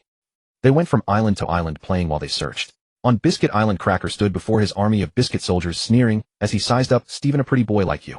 You think you're worthy of marrying my sister? Steven ignored the provocation and asked directly, have you ever seen a couple? The man was skilled with a blade, and the woman might have been a doctor. Steven was speechless. It's your sister who wants to marry me. Damn it. Cracker sneered. I see too many people every day. Who remembers? A flash of Steven's blade, and all the biscuit soldiers split in half in an instant. Do you remember now? Cracker. Smoothie squeezing juice watched coldly from the side. Pudding, your taste in men is terrible. Steven walked up to her, his silver hair gleaming coldly in the sunlight. 20 years ago, did a couple stay on Juice Island? The man might have carried a special kitchen knife. Smoothie narrowed her eyes. What? You're also looking for your parents? She suddenly laughed coldly. Even if they existed, they'd have been squeezed into juice by Mom long ago. Steven's pupils abruptly contracted. The archive room on Nuts Island might have clues. Thank you. Steven said gratefully. Nuts Island. Archive room. An unexpected clue. In the dusty archive room, Pudding's third eye suddenly stung. She saw an old logbook that said Germa 66 once visited. Vince Smoke, judge, took away a silver-haired boy. In the corner of a yellowed photograph, a blurry silver-haired man was holding a baby, and the background was unmistakably Nuts Island. Pudding's third eye contracted violently. The yellowed photograph reflected in her pupils a silver-haired man holding a baby standing beneath an ancient oak tree on Nuts Island. The man's face was blurred, but those piercing blue eyes were exactly like Stephen's. On the baby's swaddling clothes, a faint embroidered crest of 66 could be seen. Stephen. Pudding's voice trembled. Is this you? Stephen's fingers clenched the edge of the photograph. The eyes beneath his silver hair trembled violently. Pudding quickly flipped through the dust-covered logbook, her third eye flashing wildly. In 1503 of the Sea Circle calendar, the German 66 fleet landed on Nuts Island. Vinsmoke, judge, took away a silver-haired infant suspected to be a test subject. The silver-haired man with him was of unknown identity, suspected to be the infant's biological father. Stephen's breathing grew heavy. She suddenly grabbed Stephen's hand, golden light blazing from her third eye. Let me see your memories. The power of the memory fruit activated. Fragmented images surged through Stephen's mind like a tide. The cold operating table of a laboratory, mechanical tentacles piercing a young spine.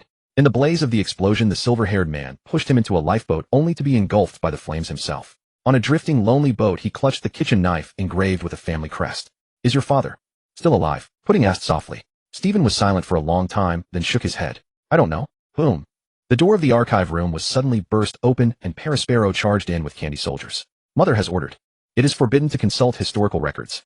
His gaze fell on the photograph in Stephen's hand, and his pupils shrank. Is that Germa's classified file? A few days earlier. Incredible, incredible. The technician said. What has you so flustered? Vinsmoke, judge said calmly. We've detected subject YSS, giant power. Boom. Judge shot to his feet. What?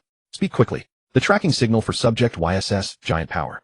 It's back. The technician's fingers flew over the keyboard, and a set of data appeared on the screen. Target code YS, giant power, experimental subject. Last known location Water 7, predicted course, 95 probability of heading to Whole Cake Island. A cold smile curled at the corner of Judge's mouth. Good, good. Set sail for Whole Cake Island. At Judge's command, the steel warships of Germa 66 ignited their engines, their pitch-black hulls gleaming coldly under the sunlight. Hichiji stood at the bow, his electronic eye locked on the course. Father, should we take him alive? Niji sneered. He's worthless anyway.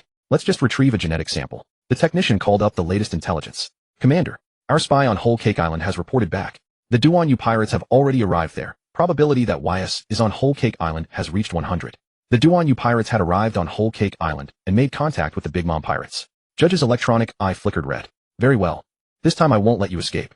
The Germa fleet cut through the sea, steam engines thundering at speeds far surpassing ordinary pirate ships. Clone soldiers stood in precise ranks, their mechanical footsteps shaking the deck. The raid suit system was powered to maximum capacity, ready for airborne insertion at any moment. Judge stood at the command post, his cape snapping in the wind. Full speed ahead. We must intercept them before they leave. As the Germa fleet approached the waters around Whole Cake Island, the Big Mom pirate surveillance homies sounded the alarm. Perispero's candy soldiers went into battle readiness. Indeed, the Big Mom pirates had every right to be tense, for their opponents were formidable. Germa 66 was a dark kingdom of war. Some even called them the war experts and the army of evil. Their leader was Vinsmoke, Judge, hailed as the king of scientific combat. According to intelligence, Judge and his children, Ichiji, Niji, Yanji, Reiju, and Sanji, were a mobile kingdom without territory, dominating the North Blue through the power of science. Vinsmoke, Judge, supreme commander of Germa 66, known as Garuda the Strange Bird. He relies on technological weapons, using an electromagnetic spear combining electric shock with thrusting attacks and jet boots for high-speed movement. With lineage factor technology, he pioneered the genetic modification of clone soldiers and his own children, granting them superhuman physiques. His combat style depends on high-tech equipment. He excels at group warfare and once defeated the kings of 4 nations in the North Blue. Eldest son Vinsmoke, Ichiji, epithet, sparking red. Flame control, he can release fire from both hands, triggering explosions similar to the effects of the flame fruit. Raid suit, the red battle suit amplifies flame power. His move, sparking light fist, can pierce through an enemy's body. Superhuman physique, skin as hard as steel, rapid recovery, and no emotions. Second son Vinsmoke, Niji, electric blue. He uses electric attacks, releasing high voltage currents in combat. Moves such as Spark Sword can instantly kill low-ranking soldiers. The raid suit enhances speed and grants short-term invisibility. Eldest daughter Vinsmoke, Reiju, known as Poison Pink, possesses poison control. She can absorb and release lethal venom. Her technique, Pink Poison Arrow, is an area of effect attack. Third son Vinsmoke, Sanji, joined the Straw Hat Pirates. Fourth son Vinsmoke, Yanji, epithet, Winch Green. His ability is the mechanical winch. His arms can extend and rotate. His move, Winch Guillotine, is highly destructive. His raid suit enhances strength. He once defeated Yuan, a member of the Big Mom pirates, with a single punch. His exoskeleton and skin hardness surpass steel. He also possesses the basic abilities of mass-produced clone soldiers. They are all mass-produced warriors created in bulk through lineage factor technology. They reach adulthood in 5 years and are ready for battle with standardized combat capabilities. They are also implanted with genes of absolute obedience. Imagine countless expendable soldiers, truly terrifying. Our commander Judge would like to see your Captain Big Mom. Please make an introduction. Judge and Big Mom were old acquaintances, so of course she would meet with him. In the reception hall of Cake Castle, Judge led Germa's 60 SIXS fleet to Whole Cake Island. The steel warships docked at Candy Port, the roar of their steam engines making the surrounding homies tremble. Parasparrow stood at the castle gate tapping the ground with his candy cane. In a cloyingly sweet voice tinged with vigilance, he said Mama has been waiting in the tea party hall for quite some time. Judge sneered, his cape flapping in the wind, and strode into the castle. Behind him, Ichiji, Niji, Reiju, and Yanji stood in a line, their raid suits glinting with cold light. Inside the tea party hall, Charlotte Linlin sat upon a massive cake-shaped throne. The great sword Napoleon rested at her side, while Thundercloud Zeus and Sun Prometheus floated on either side of her. Mama, mama, mama, mama. Big Mom grinned, her jagged teeth gleaming. Your clone soldiers are just as boring as ever. Not a single expression on their faces. Judge replied expressionlessly, Lean, your Tato land is starting to look more and more like an amusement park. Big Mom patted her belly. I hear your lineage factor technology has improved again. Judge's electronic eye flashed red. Your soul fruit isn't bad either. You can even drain the lifespan of your own children. The two locked eyes and burst into laughter together, but there was no warmth in that laughter. Big Mom lifted her black tea syrup dripping from the rim of the cup. Out with it. Did you come to borrow my poneglyph, or do you want me to deal with someone for you? Judge's fingers drummed against the table. I received information that Subject YS has come to Tato land. What subject? Big Mom narrowed her eyes. What in the world are you talking about? I don't conduct experiments. Judge sneered, Lean, have you forgotten? About 20 years ago, the silver-haired son of lightning. Didn't we create an experimental subject? Big Mom racked her memory. It was an insignificant piece of history. I have a vague impression. Reiju handed a photograph to Big Mom. Aunt Lean, this is a current photo of that experimental subject. Big Mom looked at the man in the photograph, and her eyes bulged. That's Stephen Kidd. Oh, so you know this man Linlin. I just ate a dish he cooked, and I intend to marry my daughter to him. I don't care. He's my future son-in-law. Judge roared with laughter. A son-in-law? If you want a son-in-law, I have several sons. Why not form a marriage alliance instead? Huh.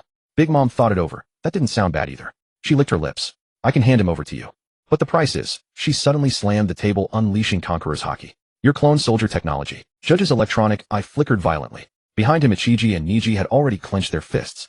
Of course. If we become in-laws, then my technology will be your technology, Judge finally said. Deal. The two raised their glasses and clinked them with false courtesy. Pleasure doing business, Big Mom smiled sweetly. Each gets what he needs. Judge responded coldly. Reiju smiled, faintly sensing that an alliance had been struck. She then asked, Father, what exactly is the YS subject about? Would you mind sharing the details with us? Reiju was remarkably perceptive. She knew Big Mom's memory was clouded on this matter. Since they were now allies, laying everything out plainly would only deepen Big Mom's trust in them. Haha, excellent. You should all know the story. Gigi spoke his mind, drifting back into recollection. 20 years ago, Gigi and Linlin had once been good friends. He had set his sights on the abilities of one of Linlin's subordinates, a doctor from Tato land, a man who had fled the North Kingdom to seek refuge in the Sweets Kingdom. On a night of violent blizzard, the silver-haired Dr. Leo gripped an ancient tome tightly, his fingertips turned purple from the biting cold. Beside the hearth, his wife, Elena's belly swelled heavily, with the unborn child Stephen. Gigi's fleet has arrived. Outside the window, iron warships crushed through the ice. At the Hell Laboratory, Gigi's electromagnetic spear pressed against Elena's throat. Either cooperate or die. Leo ground his teeth. Don't touch her. I will help you with the research. Leo belonged to a race blessed with lightning abilities. Giant gene injections were administered to him. They sought to forge a battle maniac, swift in movement, wielding the power of giants. The icy needle pierced Elena's abdomen. Ah, she screamed. Veins bulged beneath her skin, and her belly shimmered with a metallic sheen. The YS subject had awakened. On the day of delivery, alarms erupted. Boom. The infant's cry unleashed blue-white lightning, shattering every pane of glass in the laboratory. The giant's power surged. The baby's limbs tripled in size, crushing the alloy bed frame. Lightning power gathered above his head, a storm cloud crackling with electricity. Gigi laughed wildly, a perfect weapon. But the mother fought her final battle. Elena smashed through the life support pod, bloodied and desperate, and clutched her infant. Run. Leo. She pressed the baby into her husband's arms. Name him. Stephen. Flight through the snowy night. Leo wrapped the swaddled child tightly and charged into the blizzard. Leo boarded a lifeboat and slashed the mooring rope. He was rescued by a mysterious pirate. Later, reluctantly, Leo settled in Tato land. Gigi eventually tracked him there. At that time, Charlotte Linlin had just given birth and chose not to interfere. Leo was captured by them. Yet they never discovered the location of Subject YS. Under brutal torture, Leo refused to reveal where his son was hidden. Only recently had they discovered the existence of this subject. 20 years. How many decades can a life contain? Very well. Let us first apprehend Subject YS, and we can discuss the rest later. Follow me. Big Mom agreed. At that moment, Stephen and Brule were examining documents together in the archives. Parasparrows received word from Big Mom immediately and moved to seize Stephen first. The heavy doors of the ancient text hall were burst open by candy soldiers. Parasparrows' syrup cane pointed directly at Stephen. Seize that silver-haired boy. Big Mom's laughter echoed from beyond the door. Mwah mwah mwah, good daughter, mother will find you a new groom. Gigi's steel war boots cracked the floorboards, his optical sensors locking onto Stephen. Subject YS. After 20 years. Brulee's third eye instantly flooded with blood. Mother. No. She lunged toward Stephen, but was tripped by Rei Jio's poisonous combat boot. Little sister, be obedient. Rei Jio sighed softly. Family interests come above all. The Seastone death shackles. Gigi flung dark chains forward. Click. Locking around Stephen's neck. Ugh. Stephen's lightning power was instantly suppressed, his silver hair falling lifeless. Brulee's cry of utter despair. You promised you would marry me. Big Mom licked her candy cane. Silly child, the son of the Vinsmoke family suits you far better. She gestured toward Niji. Look, the electric blue, paired with your third eye. What a perfect match. Niji's sneer. I have no interest in three-eyed women. His fingertips crackled with electricity, though having her as a toy wouldn't be so bad. He spoke bluntly. Mother, hear this. They are truly not human. I prefer a gentleman. Stephen's silent defiance. Though suppressed by the Seastone shackles, he suddenly lifted his head. Blue pupils erupted with crimson veins. Brulee, run. Big Mom's gaze turned sharp. Though she had many children, such open defiance left her displeased. Even Gigi seemed powerless to reprimand his son. Huh. Lean, I have another son named Sanji. He is gentle, especially toward women. MMH. Bring him here for us to see, and we shall decide then. Very well, very well. It is settled. Gigi's gaze fell upon Stephen once more. An order was given. Draw blood. Scan his brainwaves. Needles from clone soldiers pierced Stephen's arm, and instruments were pressed against his temples. Gene sequence confirmed. Giant transformation rate at 13. A lightning ability developed at only 0.001. Gigi laughed wildly. This time, we will not fail. You shall all perish. Brulee seethed inwardly. She yearned always for love she truly desired. Her abilities, however, were limited. She could not show her displeasure before Big Mom. She had to find Stephen's companions and warn them that their cook had been kidnapped by Gigi. Brulee's expression shifted at once.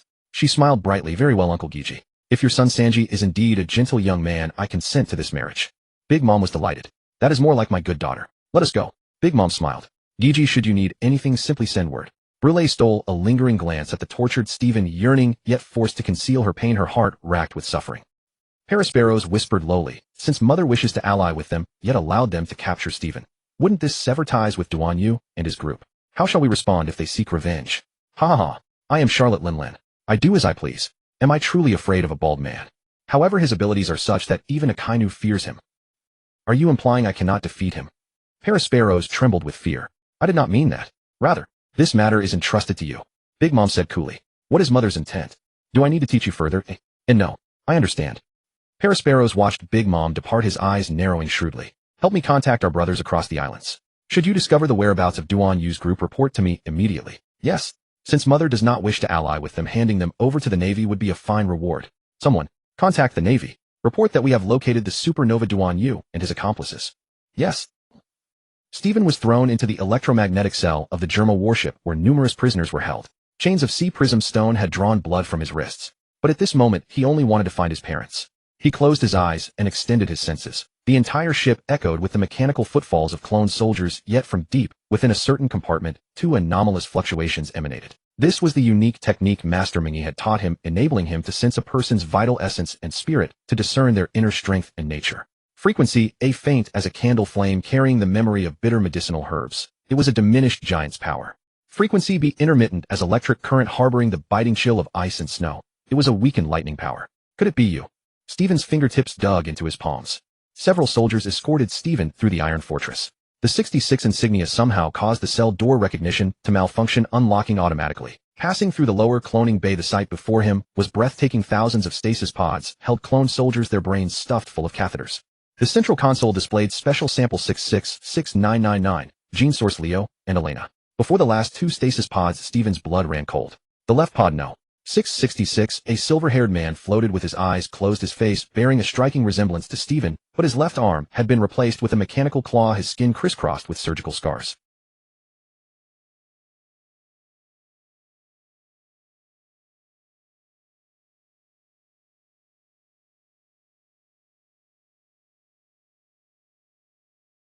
The electronic screen flickered. Elena incomplete. Obedience, directive slaughter. Stephen felt it in his gut. Father. Mother. Stephen fell to his knees with a clatter. Is it really you? What have they done to you? Stephen found himself kneeling involuntarily, tears streaming down his face, without his consent. No memories. No emotions. only a bond carved into their genes. Judge's demonic experiments consumed the finest genes to create terrifying artificial humans. The console suddenly illuminated with Judge's surveillance footage. Surprised. I preserved their basic functions, Stephen. They are your parents. I heard from Lingling that you were looking for your parents. Now you have gotten your wish. Stephen, stay here. This is your true home. When your parents are alive, you should not travel far. Stephen roared in fury. No. You are a devil. He grinned wickedly and pressed the button. Leo's eyes snapped open, his mechanical claw slamming into the pod wall. Elena's pupils turned blood-red, venom seeping from the wound on her abdomen. They are now Germa's most faithful hounds. Judge's maniacal laughter echoed through the chamber. And you will be next. I will wipe your memory. The Buddhist teachings in your heart prevent us from controlling you. Only when your faith in the Buddha is eradicated will you activate the most terrifying genes. Wearing the No X-combat suit, you would even surpass me. You are my most successful creation. I refuse to accept it. Why were you not born as one of my own sons? But then again, not bad at all. Your father was my close friend. Your mother was also my first love. Your mother betrayed me. She called me a madman. I turned your entire family into my most loyal killing machines. Tell me, who is the real madman? Judge revealed the truth to him, wanting to shake Stephen's Tao heart, hoping he would break his vows. Only then would he be easier to control, become a true killing machine. Stephen was furious and enraged. Countless powers erupted from his body. Judge's electronic eye flashed crimson, his voice like a venomous snake. Be angry. You were born as a weapon for slaughter. Your parents died. Because of me, your flesh and blood were shaped by me. He slammed his hand onto the console button, and an electromagnetic pulse struck Stephen's brain directly. Gah! Stephen's silver hair stood on end, blue-white lightning exploding across his skin. Giant's power, his right arm swelled to triple its size, veins bulging like steel cables. Lightning lost control, a thunder dragon coiled around the cage, the sea prism, stone floor, sizzling as it melted. Judge laughed maniacally. Yes. Just like that. Tear everything apart. As the rampaging lightning was about to devour his reason, a golden light suddenly exploded from his brow. Amitba. The ancient Buddhist chant resonated through his mind like a great bell. Master Mingyi's withered hand pressed against young Stephen's crown. This child's physique is not of this world, but his Chan heart can be shaped. Golden light from his fingertips carved into Stephen's skull. When the karmic flames consume your body, heed these words from this old monk, the triple Buddhist verse. First layer suppress, killing intent, wrathful thunder splits the heavens, yet spares the life of an ant. The rampaging lightning suddenly grew docile, transforming into golden blue intertwined Buddhist light. Second layer stabilize soul and spirit, though flesh and blood are man-made, the Chan heart is naturally heaven-sent. Stephen's pupils regained clarity, reflecting the master's words from years ago. This old monk knew you were an artificial human from the start, but fearing to harm an ant's life while sweeping. That is true Buddha nature. Master. Stephen's eyes were already blurry with tears. Third layer shatter illusions. You have committed acts of slaughter. You shall eventually fall into the Avicii hell. The Buddhist chant transformed into a golden swastika symbol. It blasted forth from Stephen's forehead, piercing Judge's electronic eye. Oh! Judge screamed, clutching his eye, the surveillance screen shattering into fragments. Sanskrit chants flowed around Stephen's body, yet the lightning did not dissipate. His left half bathed in Buddhist radiance, his right half roaring with a thunder dragon. Master. His fingertips traced his brow. So you had already sealed away Judge's killing gene. Impossible. How could a bloodline factor be suppressed by Buddhist scriptures? Judge furiously hammered the console. So what if I am an artificial human? Stephen's blue eyes were like ice. My Tao heart. I cultivated myself. Chan chants resonated with the thunderstorm, Buddha's wrath lightning cutter. Judge roared from the ruins, are you human or Buddha? Stephen looked back and smiled, I am a chef. At this moment, all of Judge's combat forces immediately surrounded Stephen, and he was wearing shackles. Stephen understood very well. At this time, it was time to call Duanyu. Captain Duanyu. Target confirmed, requesting. His signal had already been sent to the Xuanxiong Jialong. The Xuanxiong Jialong signal was distributed to everyone in Duanyu's group. Received. Judge laughed heartily, there is no way out. Right now, I can only beat you down, then slowly erase your personality. He pressed a button on the console. All the cloned humans and test subjects immediately jumped out, including his parents. Damn it. When Leo's mechanical claw was about to tear Stephen apart, he suddenly raised his fist to block father. I am your son, Stephen. Wake up. Leo's movements suddenly froze, a flicker of struggle flashing in his mechanical eyes. Elena heard the muttering shield. D. Judge's surveillance image distorted, impossible. The memory clearing program clearly. Judge ignored it, issuing a death order. He must tame him. The electromagnetic cage burst open. Leo's mechanical pincer tore through the hatch, and Elena's venom corroded the floor. Their pupils were vacant as they lunged at Stephen like marionettes. Father! Mother! Stephen's fist trembled. Judge's maniacal laughter came from the broadcast, kill them, or be torn apart by them. Leo's mechanical pincer twisted towards Stephen's neck, hydraulic tubes spewing scorching steam. Stephen spun and retreated, his heel precisely striking the joint. Crack. The pincer shifted 3 inches but scraped a bloody gash on his shoulder. He dared not exert force, fearing shattering his father's last body. Elena's abdominal wound sprayed, venom blanketing the area like a storm. Steven's leather shoes sizzled as he gritted his teeth and rolled the venom grazing his ear and blasting into the wall, corroding half a meter of steel. A touch of venom means death, but he could not harm his mother. 20 clone soldiers burst into the battlefield, forming a phalanx with electric spears. The spear tips interwove into a high-voltage electric net, sealing all evasive space. Elena's venom mist evaporated in the grid, turning into lethal gas. Steven's right leg was grazed by an electric spear, his muscles instantly paralyzed. Ugh. He knelt on one knee. Damn it. You old villain. If you have the guts, come down and fight me. Idiot. The monitor lit up with Judge's twisted face, feeling sorry. Back then they protected you just like this. Now, it's their turn to tear you apart with their own hands. Leo's mechanical pincer suddenly overclocked its speed, tripling. Just as the pincer was about to crush Steven's head, a golden light exploded from his forehead. The Sanskrit chant of Abbot Mungi resounded, sacrifice oneself to save family, thus attain Bodhi. Steven's eyes snapped open. He actually dropped his defense, letting the pincer grab his waist. Uffed. The sound of ribs breaking was clearly audible. In agony, Steven's toes hooked a venom barrel and kicked it violently at the clone soldiers. Splash. The venom splashed onto the electric grid, causing a short circuit and explosion. The clone soldiers convulsed and fell in blue light. Steven gathered all his strength in his hand, giant's power. Bang. With a flick of his hand it exploded. Oomph. Steven reversed his grip and seized Leo's mechanical arm, blood trickling from the corner of his mouth. Father. Wake up. Elena's venomous claws stabbed toward his back, but he turned and embraced his mother. The venom corroded his back, yet he whispered in her ear, Mom. That snowy night. You said my name is Steven. Elena's pupils suddenly contracted. The venom claws hung in the air, trembling violently. Worthless. Judge furiously pressed the red button.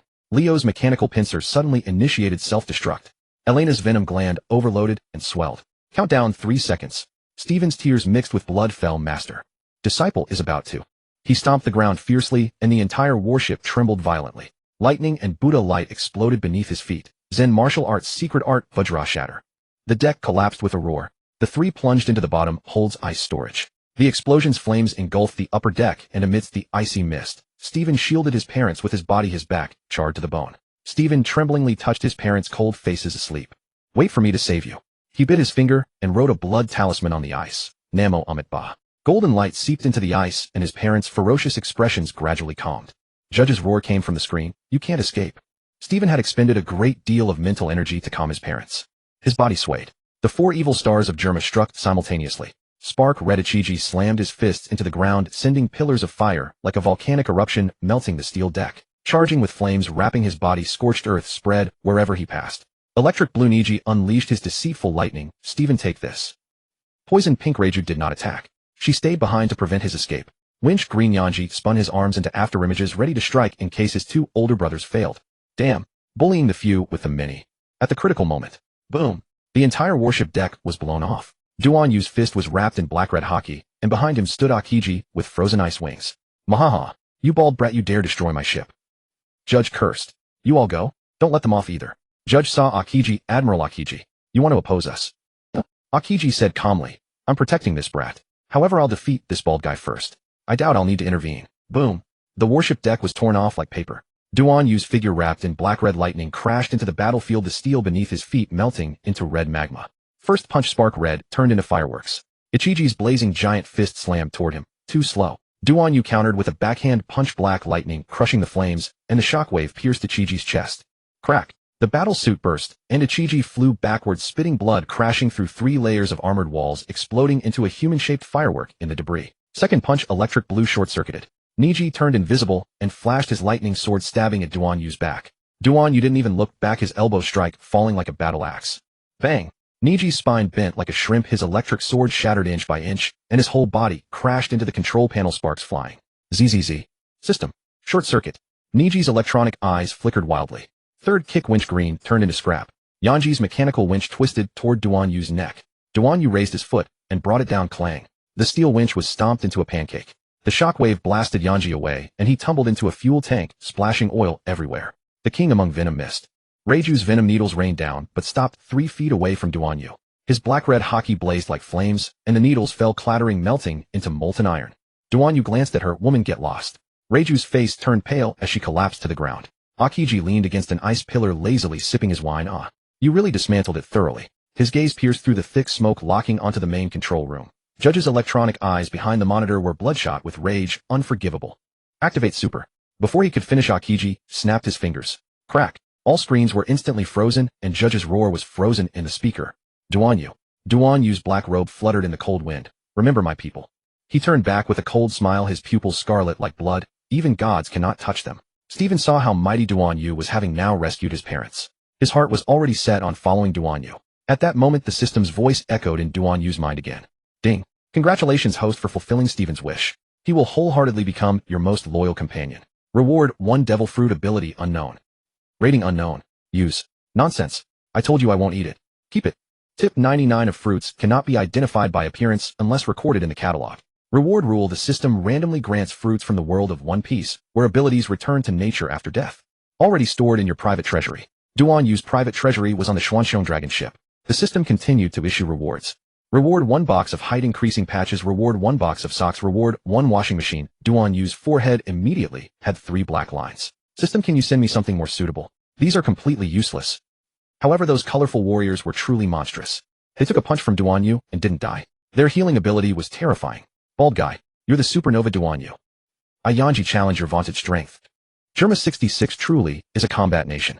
Although their formation had been shattered by Duan Yu, they still maintained a certain distance, isolating Stephen from Duan Yu. Separate them. Amazing. Quickly surround Duan Yu.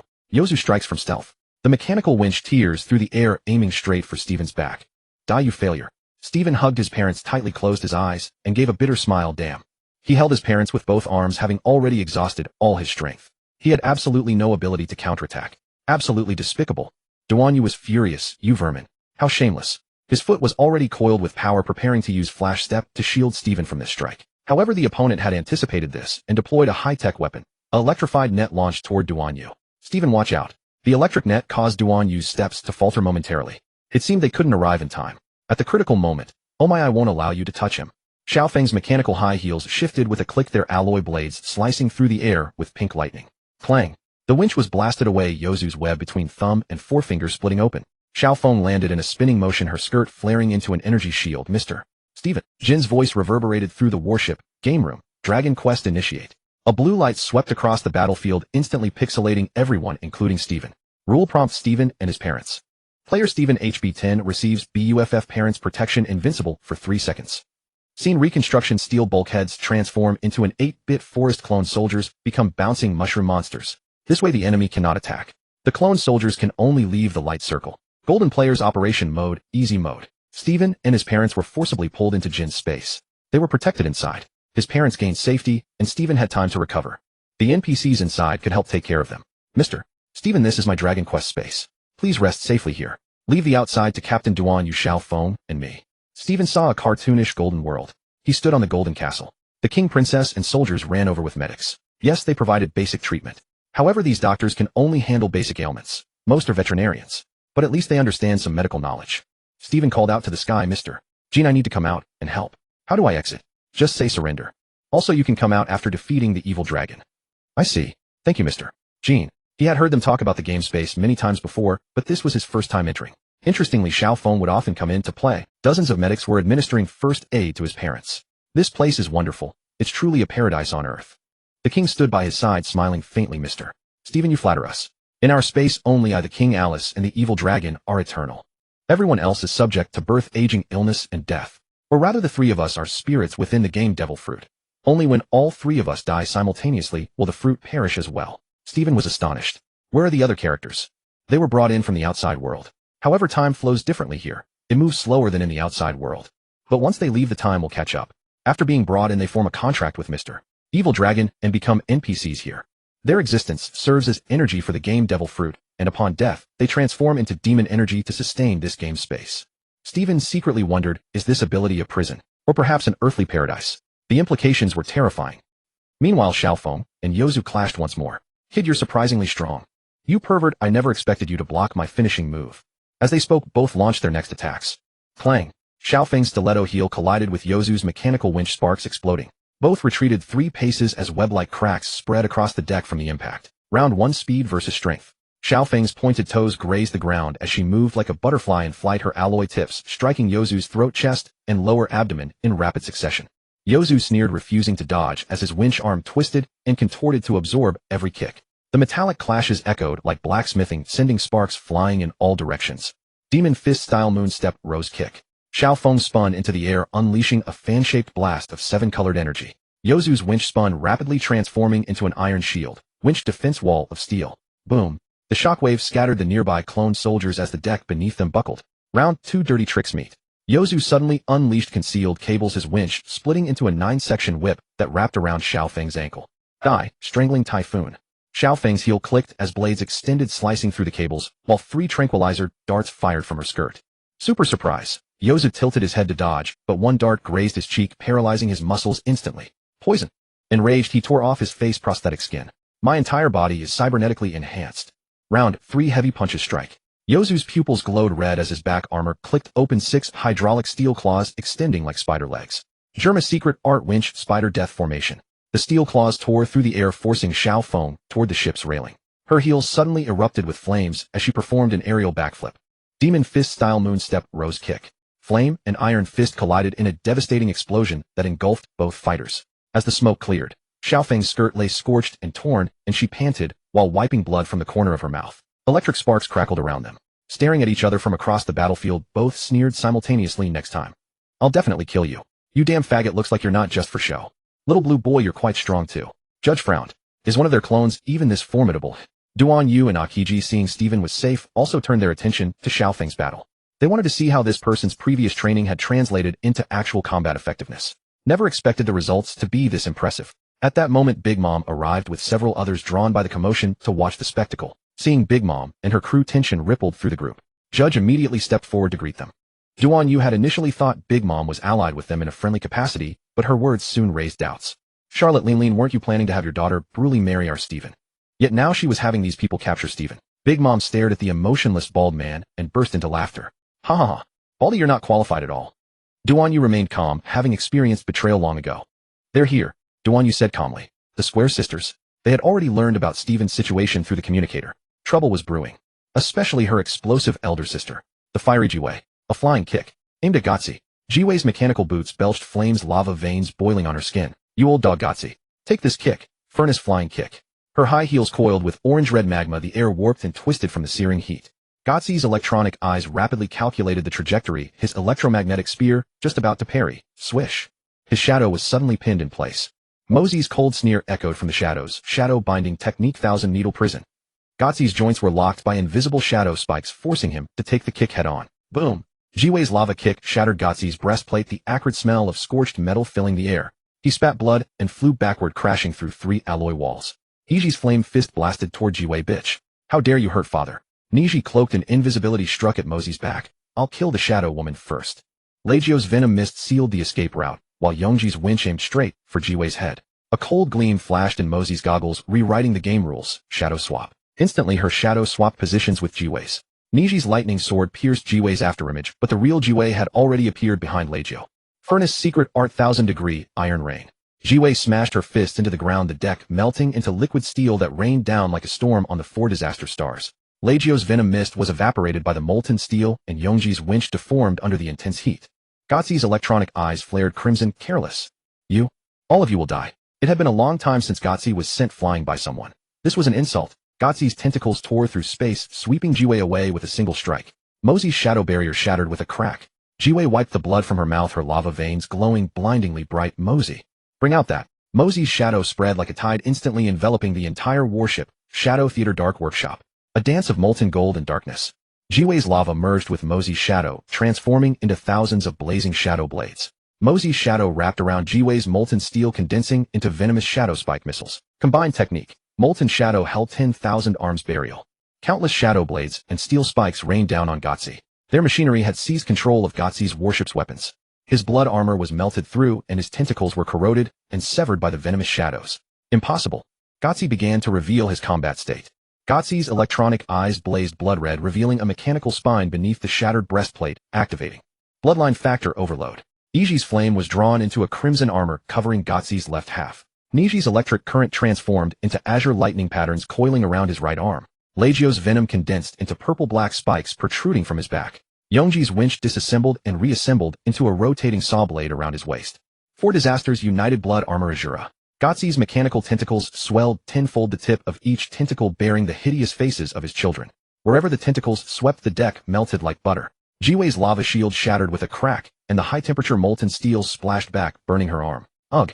She knelt on one knee, blisters forming on her skin. Mosey's shadow barrier was corroded and pierced by the venomous tentacles, the purple-black patterns receding rapidly. Sis. Energy is running out. Gotzi's Azura tentacles descended like an inescapable net. Game over. Melt into scrap metal. Quantum insertion. Swoosh. A golden data stream tore through space. Jin's golden warrior mech appeared on the battlefield in quantum state, its mechanical arms deploying a rhombic shield. Supercomputing conclusion, blood armor defense vulnerability at the third vertebra of the spine. The mech's eyes emitted blue light, transmitting weakness coordinates directly to Mosey's goggles. Gotzi roared in fury. What? The venomous tentacles stabbed violently at the golden warrior only to create ripples on the mech's surface. Combined, Jin's voice echoed through the communicator. Jiwei. Inject lava into the mech core. Jiwei gritted her teeth and slammed her lava fist into the mech's back. Furnace charging 1000. The mech instantly turned crimson, its shoulder cannon transforming into a magma cannon. Mosey, Jin shouted, wrap your shadow around the tentacle roots. Mosey's shadow coiled around Gotzi's mechanical spine like a black serpent. Lock complete. The golden warrior's magma cannon rotated to charge a flame, kindling in the barrel. Fire Dragon. Duan Yu's silence was what Big Mom truly feared. Just as Big Mom raised Napoleon the giant sword to intervene, Duan Yu's black pupils suddenly turned crimson. As if Conqueror's hockey materialized into solid black-red cracks spreading through the air. Big Mom's Zeus thundercloud suddenly went silent. Parasparrow's candy cane snapped with a pop. All the homey weapons of the children went dead simultaneously. Who moves dies. Duan Yu's voice was soft, yet it overpowered the roar of the warship. Big Mom's pupils contracted. This brat also has Conqueror's hockey. It seems only a trace, but it's so terrifying. No, he doesn't. This is just innate confidence. God-slaying cannon. The golden warrior's magma cannon fired. Supernova Buddha's fury molten stream. The blue and gold intertwined beam pierced through the blood armor, and Gotzi's mechanical spine shattered with a crack. The phantom images of the 4 disaster stars screamed miserably on the tentacles disintegrating along with the armor. Gotzi's electronic eyes flickered with garbled code. Impo. Cybele. My technology. The golden warrior's mechanical foot pressed against his chest. You underestimated us. Gotzi did not die. He spat blood, then burst into manic laughter. Ha ha ha ha. Yes, I admit I underestimated you. Katakali's machi froze mid-air. That kind of mech. Is it that powerful? Samuji's juice-squeezing sword trembled slightly. The golden warrior actually managed to fight all 5 of them. Buelen's third eye wept. Brother Stephen. Your friends are so terrifying. Big Mom crushed the armrest of her throne, her sweet voice turning dry for the first time. Mama. That bald kid. Horror surged in her heart. Perhaps dozens of her children joining forces could defeat Duan Yu's team. Definitely. Gotzi's mechanical spine cracked with a crack, dark red blood mixed with oil spraying out. You forced me to do this. He tore open his chest armor, revealing the boiling bloodline factor reactor. Children. Use the ultimate move. Yes, in unison. Iji's flame was drawn into crimson blood threads wrapping around Gotzi's left arm. Niji's electric current turned into azure neural networks covering his right half. Legio's venom condensed into purple-black bone spikes protruding from his back. Yongji's winch disassembled and reassembled into a serrated vortex around his waist. Azura world annihilation.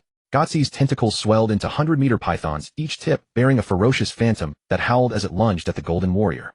Jin's mech deployed a rhombic shield. Computational conclusion energy overload 400. Recommend retreat. Before he finished, boom crack.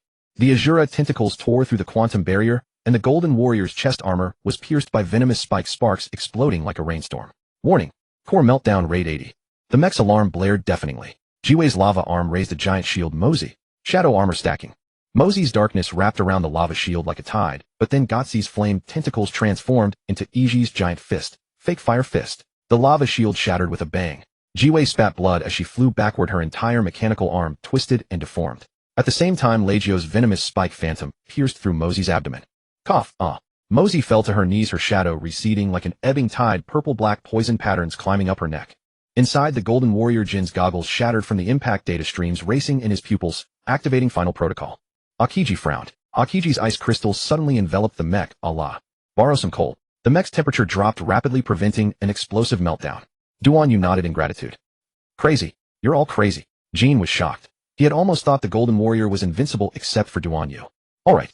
The golden warrior was damaged. Integrity only 30. Jiaji was frozen. He was unwilling. Lingling. Help me kill them all. You can pick anything from Jiirma's technology library, including. He spat out a bloodstained chip, bloodline factor. Ultimate weapon blueprints. Big Mom's pupils suddenly contracted. Mama. Finally willing to hand it over. The great sword Napoleon trembled excitedly, and the thundercloud Zeus swallowed the lightning of the entire sky. Big Mom grinned at the transponder snail. Conditions upgraded. I want the clone soldier production line, and the engagement between Bulen and Shanzi is annulled. Your daughter Legio marries my son Katakali. Jiirma will be a vassal state of Wanghua forever. Jiaji gritted his teeth. Becoming someone else's vassal state. This condition was too harsh. Leijia wiped the blood from the corner of her mouth. She didn't like Big Mom, and now she didn't like her own father Jiaji. In the past, he had driven away her younger brother Shanzi. Could it be that his children were merely his chips? Duan Yu sensed something ominous. No matter what, he himself would not die here. But what about his teammates? Jin's machinery had already started to malfunction. If Big Mom made a move, this teammate might not be able to escape. Scatter. 2 per team, separate for now. We'll take them one by one. Jin, you hurry back to the Xuanqiong Jiaolong and prepare the ship's strongest attack. Then prepare for retreat. Jin inside the Golden Warrior. Yes, Captain. He activated the Golden Maximum Jet. Go. He left with Shitafan and his parents. Square Sisters, you run east. Yes. Xiaofeng, mister. Qingji, you run west. Qingji said calmly, you want me to protect Xiaofeng, right? Go. Xiaofeng, come with me. The two performed moonwalk and left. Duan Yu stood still in place. Before they could finish negotiating the terms, everyone had already run away. Jiaji immediately ordered his warriors to pursue in separate directions. Yes, General. They ran in 3 directions. Big Mom's eyes were sharp. She really hadn't expected them to flee. She sneered, haha, Duan Yu. Your people actually abandoned you and fled. How pathetic you are. I told them to go. People like you, though I don't take you seriously, I believe my comrades, are still not enough to withstand your gang beatings. Big Mom laughed. Before Jiaji even agreed to the terms, she was angered and ordered her fierce generals to attack. Tea party is over. The hunt begins. Big Mom tore the tablecloth, her saccharine voice turning into a war horn. Katakali's machi giant fist smashed into the ice, sealed the sea area. Samuji's juice sword expanded 100 meters, squeezed the bald head into juice. Piloos Apilio's flood of candy soldiers engulfed the deck. Not a single one left. Yo. Duan Yu, we leave him to you, Mama. We'll go after his comrades. Go. Swoosh swoosh. Duan Yu faced Jiaji and Big Mom without any panic. Jiaji's blood armor Azura form and Big Mom's imperial sword exploded simultaneously. Jiazi's mechanical tentacles coiled with crimson flames and high-voltage electricity, strangling like giant pythons. Big Mom's great sword Napoleon wrapped in Conqueror's haki slashed down, distorting space. Die? Bald brat. Duan Yu stood still, his eyes calm, slowly raising his right fist. Ordinary punch. Boom. The moment his fist touched the air, black-red haki exploded like a tsunami. Jiaji's tentacles broke inch by inch, and his mechanical armor cracked with a crack. Big Mom's great sword was shaken out of her hand, and Napoleon let out a piercing screech. The shockwave swept across the entire sea area, shattering all the glass in the buildings of Cake Island. Jiaji's electronic eyes flickered wildly, and his body smashed through 3 warships like a cannonball. Big Mom's massive body was blasted hundreds of meters away, crashing into the spires of the Cake Castle. Katakali's machi dumpling froze in midair. What? Samuji's juice sword trembled slightly. 1 punch. That's it. Buelen's third eye widened. Is he really human? He shook his wrist and said lightly, that's it. Big Mom coughed violently, spitting out dust. Damn bald head. Jiaji had already flown toward Duan Yu again. Duan Yu swung his arm to block. Boom. Damn. So fierce. Duan Yu was surprised. This man's recovery and strength could not be underestimated. Jiaji's mechanical spine cracked as it reassembled, and the blood armor fragments crawled back to his body like living things. His electronic eyes burst out crimson data streams. Duan Yu. He stomped the deck, and the steel warship rumbled as it sank 3 meters. Duan Yu sidestepped Jiaji's mechanical heavy punch, and the wind from the fist grazed his cheek, leaving a blood mark on his skin. Oh. Duan Yu raised an eyebrow. Now that's interesting. Blood armor electromagnetic storm. Jiazi spread his arms, and thousands of electromagnetic tentacles burst like thorns. ZZZT. High-voltage current turned into a lightning net, sealing all of Duan Yu's escape routes. Azura Steelbone Strangle. The tentacles suddenly hardened into spiral steel cones, stabbing at Duan Yu from all directions. Die. Duan Yu responded with his ordinary punch. Duan Yu stood still, letting the steel cones strike his body. Clang. Clang. Clang. Sparks flew. The steel cones all bent and broke the moment they touched his skin. Jiaji's electronic eyes flickered wildly. What? Is this Duan Yu a monster? Don't underestimate science. Jiaji tore open his chest armor, revealing a blood-red core reactor. Blood mech overload final supernova. The reactor spun wildly, converging energy into a black hole like crimson sphere. Duan Yu finally showed an excited smile. Now this is more like it. He assumed a formal combat stance for the first time. Pulling his right fist back, muscles tensed, black-red haki coiling around his arm like magma. Jiaji's sphere collided with Duan Yu's fist. Boom. A blinding white light engulfed the entire sea area, and a mushroom cloud shot into the sky. The smoke cleared. Jiaji's half-body was embedded in the ruins, his mechanical spine exposed and smoking. Duan Yu stood before him, blood dripping from his right fist. Your technology. Not bad. Jiaji's electronic eyes flickered. Impossible. The most terrifying thing. Jiaji's body quickly recovered. Immortal body. Jiaji laughed. Your strength is great, terrifying. But you cannot kill me. While Duan Yu was fighting Jiaji, Big Mom was lurking nearby, watching covetously. And Xiaofeng and Qingji attracted a large number of pursuers so that as few people as possible would track Jin's direction. This allowed Jean to start the Xuanxiong Jiaolong. The square sisters looked at the people behind them. Let's run into that small island ahead. Jiwei's lava boots had just stepped onto the biscuit island when a crisp crack sounded beneath her feet. Opt. The wafer biscuit bridge instantly collapsed. She fell into a cream swamp, the viscous fresh cream rising to her waist. Super. Disgusting. Jiwei's mechanical arms sizzled with steam, the lava heat baking the cream into a caramel crust. Mosey's shadow coiled around a lollipop lamppost hanging midair with a sneer. Sis, your temper is still as adorable. Before the words faded, the lamppost suddenly opened raisin eyes. Intruders. Eat. Eat. Rumble. The ground split into countless squares and biscuit soldiers burst forth like mushrooms after rain. First wave, 2-meter-tall chocolate chip cookie guards charging with frosting spears. Jiwei's lava fist, so annoying. Melt for me. A single punch shattered the front line, but the fragments bounced and reassembled. Second wave, 50 gingerbread men firing volleys of mini sugar needle crossbows. Mosey's shadow net, shadow bind honey trap. The shadows wrapped the gingerbread men, but they swam through the syrup. Naya. Behind, Big Mom's pursuers had already arrived on the island. Their island lord was the biscuit minister, Cracker. Cracker ordered, don't let those two girls live. Yes.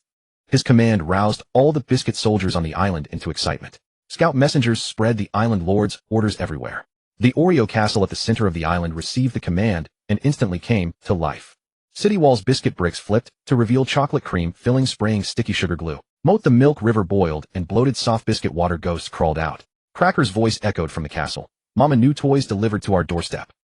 After entering the island, the Block sisters felt a bit disoriented. Jiwei had just crawled out of the cream swamp when the wafer biscuits under her feet suddenly curled into a rolling pin with a crack.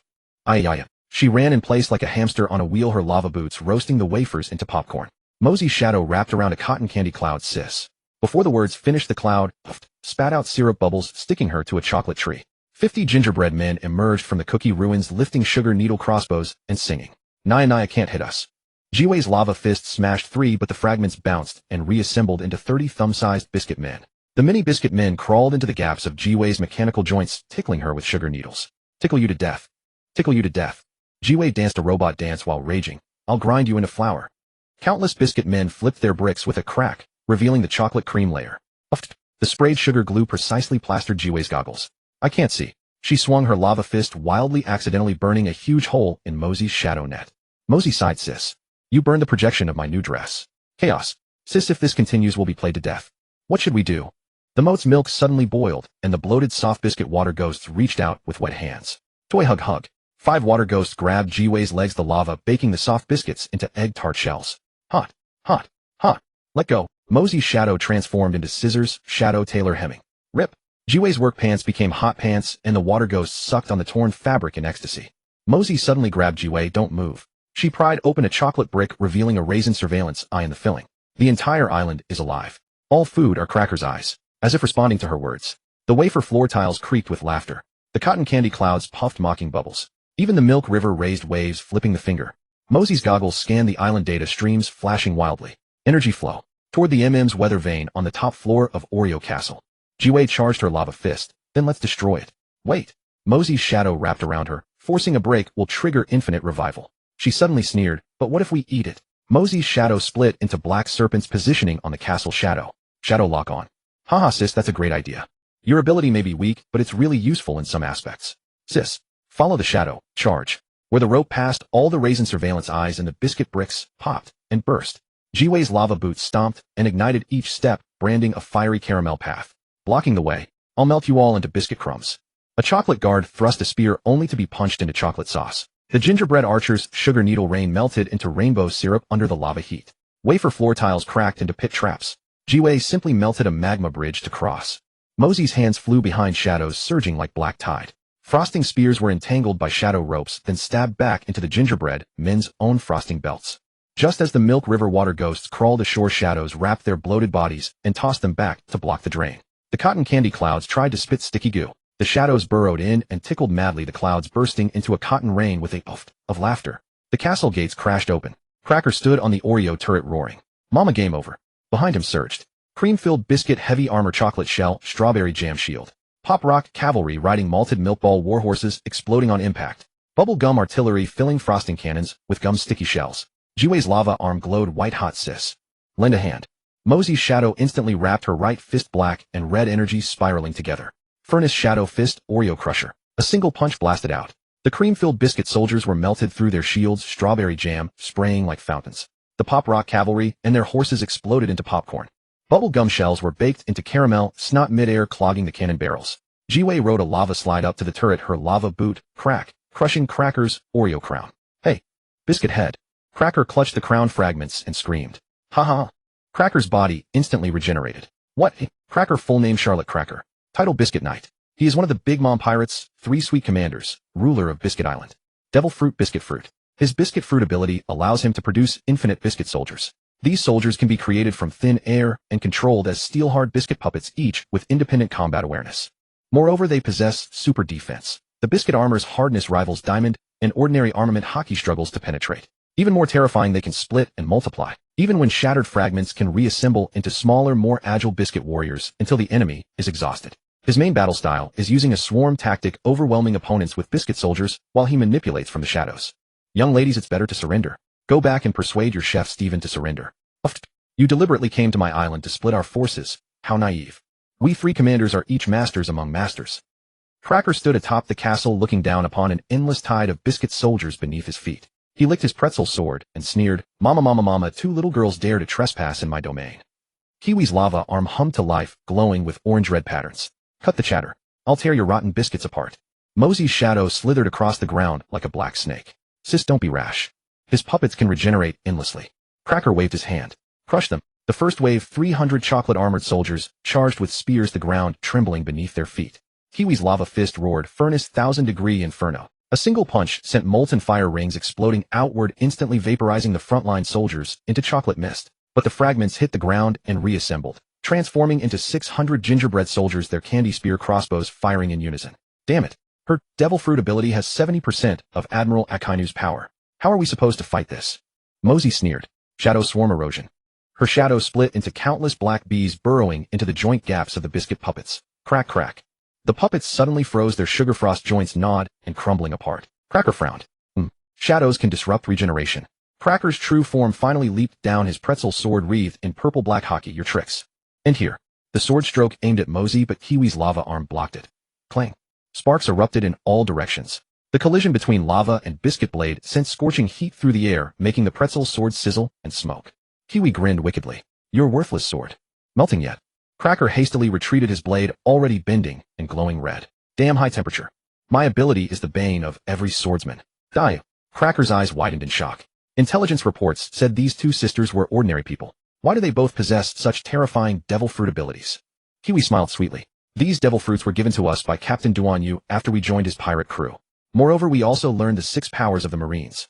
And we've studied the secret techniques of hockey. Captain Duan Yu's grace toward us is immeasurable. Damn it. Who exactly is this Duan Yu? Even if he gives away devil fruits, they shouldn't be this powerful. Cracker stomped hard on the ground. Biscuit health 1000-layer maze. Rumble. Countless biscuit walls rose from the ground, trapping the 2 sisters inside a 3-dimensional labyrinth. The walls rotated, firing candy needles. Wafer hammers crashed down from the ceiling. The floors suddenly collapsed into a cream swamp. Mosey's pupils contracted. Sis, the walls are absorbing my shadows. Kiwi's lava fist smashed into the wall, but the cracks instantly filled with fresh biscuit. Infinite regeneration. Cracker's voice echoed from all directions. Mama, shadow brat, your ability is useless within the biscuit maze. Mosey suddenly grabbed Kiwi. Sis, pour lava into every crevice of the maze. Kiwi drove her lava arm into the ground. Furnace secret art earth core eruption. Boom. Crimson magma surged upward along the maze walls, the intense heat softening the biscuit structures. Mosey's shadows seeped into the gaps. Shadow bind sugar core resonance. The shadows followed the magma flow deep into the biscuit cores, seizing control of the maze structure from within. What a... Cracker discovered his walls were no longer obeying him. My biscuits have been invaded. The maze suddenly cracked open, and all the biscuit soldiers froze in place. Mosey's third eye opened. Found you. The central control. Her shadow shot forward like a sharp arrow toward the candy weather vane atop the castle. Cracker's face changed dramatically. Stop. That's... Kiwi's lava fist struck simultaneously. Furnace supernova. Bang. The weather vane exploded into rainbow candy fragments, and all the biscuit soldiers instantly collapsed into piles of flour. Cracker's true body tumbled from his puppet, his chest scorched black. Impossible. Kiwi stepped on Cracker's pretzel sword. One of the 3 sweet commanders. This is nothing. Mosey's shadow coiled around his neck. Your maze was quite delicious. Cracker roared viciously. Mama won't let you off. Cracker-sama. Lost. Cracker's subordinates stared with wide eyes, utterly unable to believe their invincible commander was being trampled into the ground. Run. Run fast. Several biscuit soldiers dropped their weapons and turned to flee. Stand still, you good-for-nothings. Cracker struggled and bellowed, but Kiwi's lava boot pressed his pretzel sword firmly into the ground, rendering him immobile. Mama, mama, mama. You really think you can escape? Mosey's shadow slithered across the ground like a black serpent, instantly wrapping around the ankles of several fleeing soldiers. Shadow strangle. Crack. Their leg bones were brutally snapped, and they collapsed to the ground screaming. Fight them to the death. Pity. They were all melted away. Demoness. Kiwi flicked her lava arm, scalding vapor swirling around her figure. She kicked aside the charred biscuit debris at her feet, a wild smile curling her lips. Feels great. Mosey's shadow slowly retracted, purple-black patterns flowing across her skin before quietly fading away. She adjusted her goggles, surveying the devastated battlefield, and chuckled softly. Sister Lava. You burn them a bit too much. Kiwi clicked her tongue. What? Complaining about me damaging the environment. Mosey shrugged. No, just thinking. Those biscuit crumbs are a waste. Kiwi laughed heartily and threw an arm around her sister's shoulders. Next time I'll save some for you as a snack. Kiwi suddenly wiped her grin away, her lava arm cracking a piece of biscuit rubble with a sharp snap. Boss Frankie saved our lives, but Duanyu. He gave us a future. Mosey's shadow quietly wrapped around her sister's wrist as she spoke softly. He could have eaten those devil fruits himself, but he gave them to us. Kiwi grinned widely. That's why. Her lava fist slammed into the ground, molten rock erupting beneath her feet to bloom like a crimson lotus. Anyone who dares lay a hand on him, I'll melt them into liquid iron. Mosey's shadow spread like a tidal wave, a cunning gleam flashing in her purple-black eyes. And I will make their deaths thoroughly entertaining. Beneath the setting sun, the two sisters' shadows intertwined, lava and darkness entangling each other like their fates. Kiwi, following him means we can fight even more thrilling battles. Mosey and I get to see an even more interesting world. They both gazed toward Duanyu's direction simultaneously, silently curving their lips into smiles. At this moment, loyalty needed no words. Both sisters blushed at the same time. And over with Jean. He was already sprinting toward the Xuanqiong Jiaolong. Mr. Jean, I've mostly recovered. I'm out now. Surrender. Steven suddenly materialized beside Jean, having emerged from the Dragon Slayer space. Following behind them were several youths from Germa 66, and one terrifying presence. Charlotte Smoothie, one of the three Sweet Commanders.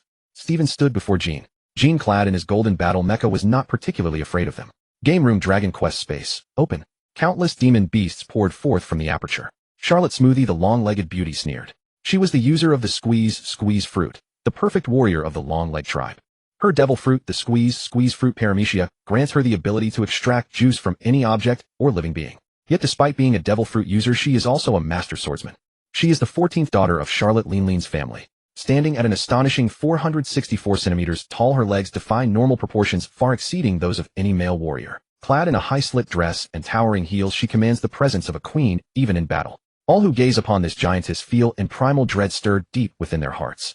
So you are the cyborg Garp seeks, Smoothie said indifferently. Surrender voluntarily, and I shall spare your life. Stephen was a man of few words who preferred action over conversation. Enough idle chatter. If you want to fight, then fight. The four Vinsmoke siblings took their positions, some seated, some standing. Ichiji's flaming fist erupted, a manufactured weapon sent by our old man. Let me see what you're made of. Niji's electrified sword crackled ominously. I'll flash him before squeezing him dry. Reiju's poison needles spun in her palm. What color will his blood run with those genetic factors? Yanji's mechanical arm whirred and shifted. Even if I crush him, we can always harvest his genes afterward. Smoothie, you're up. We all want to see what this kid's truly capable of. Smoothie did not answer. Her greatsword suddenly tripled in size as the extraction field warped the surrounding air. Squeeze, flow, severing slash. Stephen, also wielding a blade, had brought his own for this encounter. He slashed upward against the current, his blade wreathed in black and red hockey. Clang. Sparks exploded as the two weapons met. The extraction force was forcefully halted by the hockey alone. Oh, Smoothie raised an eyebrow. You can withstand extraction. How interesting. Her left hand shot toward Stephen's throat. I'll drain you dry. Stephen arched backward to evade, but where her 5 fingers passed, the moisture in the air was instantaneously stripped into a vacuum. The tips of his silver hair cracked and snapped off, and his skin burned with pain. Superior dehydration. Stephen's pupils contracted. No wonder they call her the queen of squeezing. Smoothie was utterly stunned. Incredible, her precious sword had actually developed cracks. What kind of sword is that? Stephen shrugged. I'm sorry, I don't know either. This blade belonged to Captain Duanyu. What? Their conversation drew the attention of all present. Everyone had assumed this would be an uneven fight. Yet Smoothie's sword was being suppressed, countered by her opponent. At that moment, all eyes turned toward Stephen's blade. Ace, someone cried out in shock. What? It's one of the 12 supreme grade swords, Ace. That legendary blade was Roger's personal weapon in life. It should have been in the Marine's custody. How did it end up in the Duanyu pirates? Legends spoke of this blade 1 meter 20 centimeters in total length, its hamon flowing like flames, the edge glowing crimson as molten lava. The Tsuba bore the motif of the blazing sun set with an eternal flame gemstone. a relic said to be taken from the sun god's ruins. The scabbard was wrapped in black ebony and dragonhide, the mouth engraved with a secret mark of the D clan. When infused with haki, the blade would shimmer with the phantom image of Ace himself. The forging origin of this blade, Ryoma, to slay the flame demon dragon that ruled the volcanic crater, forged it from dragon fangs and molten iron drawn from the earth's core. The volcano fell silent the day the blade was completed. Thus, it was named Ace. During Wano's Sengoku era, it was guarded by the Hihyoku clan before scattering across the seas. In Roger's time, the pirate king himself briefly wielded it, calling it a blade hotter than any treasure. The crowd erupted into heated discussion. Meanwhile, the Big Mom pirates, especially Smoothie, were drooling. A supreme greatsword. Actually in your hands. Smoothie's voice rang out. Such a magnificent blade left in the grasp of amateurs is nothing but a waste. Why not hand it over to me? Shameless. I've never encountered a girl so brazen in my life. Steven's silver hair billowed in the thermal waves as the phantom of Ace ignited along the blade. This sword is borrowed, but it is more than enough to cut you down. Denied, she could only seize it by force. Smoothie's greatsword suddenly softened, transforming into a torrential flood of liquid juice. Squeeze, squeeze, juice waterfall. The viscous juice surged toward them like a tsunami, corroding metal and melting the deck in its path. Steven's ace slashed diagonally downward. Flame slash fire raven. Crimson blade energy erupted into a soaring firebird, evaporating the juice waterfall into a 100-meter void. Amidst the rising steam, Smoothie's figure flashed forward, her long leg descending like a war axe toward Steven's skull. Dehydration kick. Steven twisted his body to evade, but the attack grazed his lower leg. His skin cracked instantly, oozing blood. Smoothie's sword technique shifted once more. Her greatsword solidified, unleashing the royal family's ultimate thrust, royal-style rose pierce. The sword tip carved a blooming rose pattern through the air, sealing off all escape routes. Steven's ace rose against the current, the blade wreathed in black and red lightning, chef-style, reversed flame. Clang! The twin blades collided, the shockwave shattering glass within a 100-meter radius. Smoothie's palms split open, juice and blood dripping together. This fellow's swordsmanship. It rivals the disciple of the Eye of the Hawk. Smoothie suddenly discarded her sword and leaped backward, pressing both hands to the ground. Squeeze domain, forbidden fruit garden. The earth cracked open, countless juice vines erupting from the soil, each bearing berries that detonated on contact. Steven drove his ace into the ground, flame wall scorched earth. A ring of fire exploded outward from him, the vines curling and withering in the inferno. Yet Smoothie had seized the opening to reform her greatsword, her extraction field, at full power. Ultimate extraction, final toast. Wherever the blade pointed, even light was sucked into a vacuum. Steven's ace blazed white hot, the phantom of Ace fully materializing before him. Flame Emperor, residual fire blade. As this strike descended, flames and the extraction field collided, warping space into a vortex as dark as a black hole. Boom! A mushroom cloud soared into the sky, and the entire island trembled violently. As the dust settled, the two warriors stood 100 meters apart. Smoothie's greatsword was reduced to a broken half-jut, juice trailing from the corners of her mouth. Steven's ace dimmed, his right arm burned black and charred. You only rely on your blade's power. Without it, you'd have no chance against me. What good are your empty words? Well, we'll settle this next time. Smoothie wiped away the blood, knowing further words were useless. Steven shook the lingering flames from his blade. I'll be ready anytime. Smoothie cast a glance at the four Vinsmoke siblings. All of you attack. Perisparrow's long legs stepped across the shattered deck, juice dripping from her tattered skirt. Her greatsword was reduced to a broken, half the fractures along the blade resembling scars, scorched by raging flames. She cast a cold glance at the four members of Germa 66, Ichiji, Niji, Reiju, and Yanji. They stood nearby, their faces wearing unmistakable mockery. Perisparrow's lip curled in bitter sarcasm. Their indifferent stares carried an edge of derision. What? Is this all the Squeeze Queen has to offer? Ichiji's flame-wreathed fist blazed in his palm, his lips curling into a sneer. I expected more from one of Big Mom's 3 commandment stars. Niji's electric sword crackled beside him, his eyes brimming with contempt. Reiju twirled a poison needle between her fingers, letting out a light laugh. Seems the Long-Leg tribe's perfect warrior is nothing special. Yanji's hydraulic arm whirred and clicked, his gruff voice adding the final blow. You couldn't even handle a single artificial human. You've made the entire Big Mom pirates look like fools. Perisparrow's pupils contracted slightly, her fingers tightening around the broken hilt of her sword. You worthless bastards. Who gave you the right to mock me? Her voice was low and menacing like the calm before a storm. Ichiji snorted derisively. Worthless. We were never forced to such desperate lengths by someone without a devil fruit. Niji shrugged. Exactly. Your sword is broken and you still pretend to be a queen. Reiju's poison needle spun between her fingertips. Shall I help you with some medical treatment? You look rather bedraggled. Yanji burst into loud laughter. Save it. She can't even protect her own sword. Who does she think she can defeat? Perisparrow's squeeze fruit ability erupted suddenly, the surrounding air instantly drained into a vacuum field. You are seeking death. Her broken sword thrust toward Ichiji, her juice transforming into razor-sharp poison needles. Ichiji met the strike with his flaming fist, flame colliding with juice, releasing a piercing hiss. Is that all you've got? Ichiji's flames surged, completely evaporating the juice attack. Niji's electric sword shot toward Perospero's flank, lightning thrust. Perospero's long legs lashed out like a whip, deflecting Niji's sword with a powerful kick. You think I'm truly afraid of you? Her voice turned icy as her squeeze field expanded once more. Meanwhile, Stefan Kin and the beast spirits were dumbfounded. They had turned on each other. Reiju's poison needles shot forth, aiming straight for Perospero's throat. Venom Kiss Bee Stinger. Perospero dodged, but Yanji's hydraulic arm had already locked onto her escape route. Hydraulic steel cable bind. The mechanical winch coiled around Perospero's long legs like a python, slamming her onto the deck. Bang! The deck shattered Perospero's body, sinking halfway into the wooden planks. Her squeeze fruit ability surged wildly as she attempted to break free, but the sea stone coating on the winch rapidly drained her strength. Ichiji approached and pressed his flaming fist against her chin. Now who's the failure? Niji's electric sword rested against her throat. Want to taste what it's like to be roasted to a crisp? Reiju's poison needle traced along her cheek. Or perhaps, try my new formula. Yanji's hydraulic grip tightened, the cracking of bones audible. Beg for mercy, and we might let you live. Perospero's pupils trembled slightly, yet her expression remained cold. She knew she had lost. Not to Stefan, but to these scientific modifications she had never taken seriously. Damn you. You're truly disgusting people, she spat. Ichiji withdrew his flaming fist with a cold laugh. Would have been easier if you'd just behaved from the start. Niji sheathed his electric sword. Such a waste of our time. Reiju stored her needle and cast a disdainful glance. Next time we meet, stay far away. Yanji released his hydraulic arm and tossed her aside like garbage. Scram. Fine. It seemed they simply refused to let others interfere with the YS experiment subject. They wanted to defeat this man themselves and bring him back. Perospero had played the fool this time. Her presumption had been misplaced. Mother, you truly placed your trust in the wrong person. After Perospero departed with Big Mom's warriors, Ichiji's flame faded, his mechanical eye locking onto Stefan. Come with us and you'll grow stronger. Niji's electric blade pointed at Stefan's silver hair. Your lightning power is only 30% developed. What a waste. Reiju's poison needle gleamed with an eerie light. Father can make you surpass the 4 emperors. Yanji's hydraulic arm whirred menacingly. Resistance means death. Stefan drove his chef's knife into the deck, the blade reflecting his ice-blue pupils. You? Father is a devil. Does my strength need your charity? Black lightning ignited along Stefan's blade, his haki shattering the deck beneath his feet. Reiju suddenly tossed a chip, projecting a hologram of Judge. Stefan, you are our most perfect creation in Germa. The footage showed Judge's electronic eye flickering. Your lightning genes originate from the ancient weapon, the Zeus core. Return home, and you can become a godslayer. Niji sneered. A power surpassing Conqueror's haki. Don't you want it? Stefan's pupils contracted violently, but in the next instant, swish.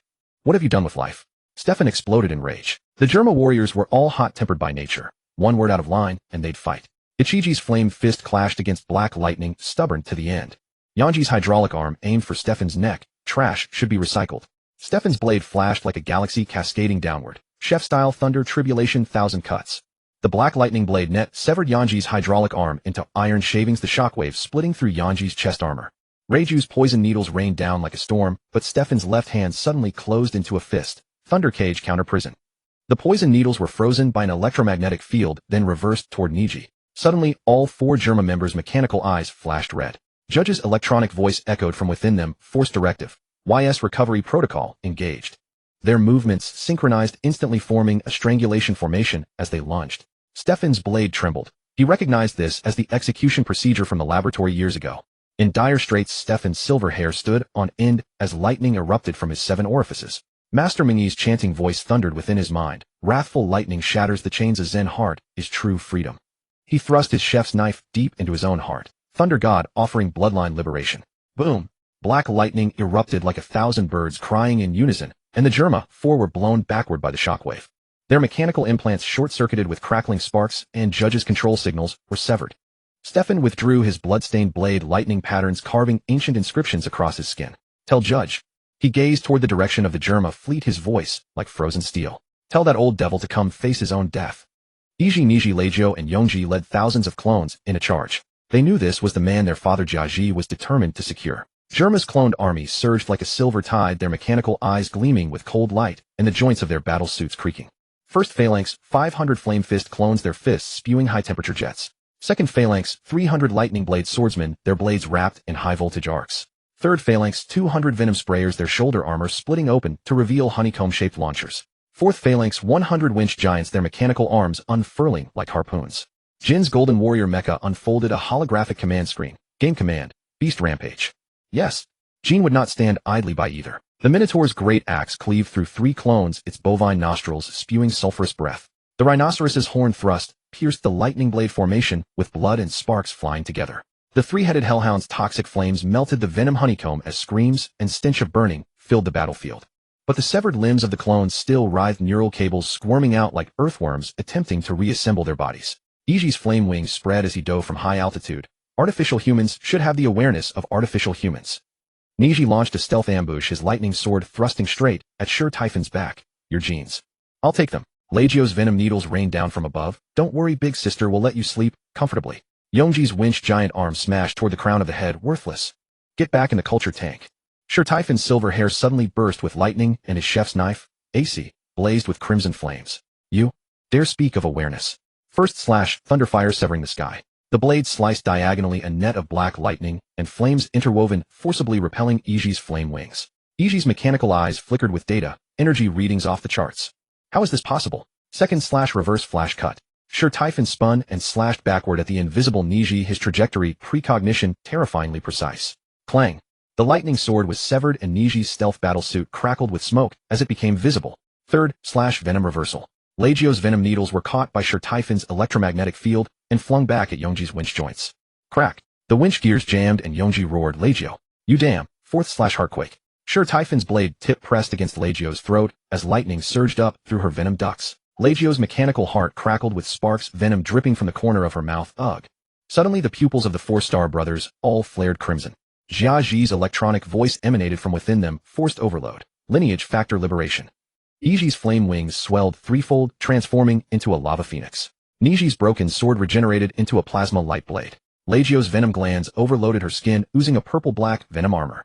Yongji's winch arm split into 8 hydraulic steel whips. The blade of Sure Typhon's AC manifested a phantom of AC flames resonating with his black lightning. He tore open his shirt, revealing the mechanical scar on his chest, the limiter implanted by Jiaji. Jiaji, you cannot restrain me. His fingers stabbed into the scar like blades, tearing out the bloody microreactor.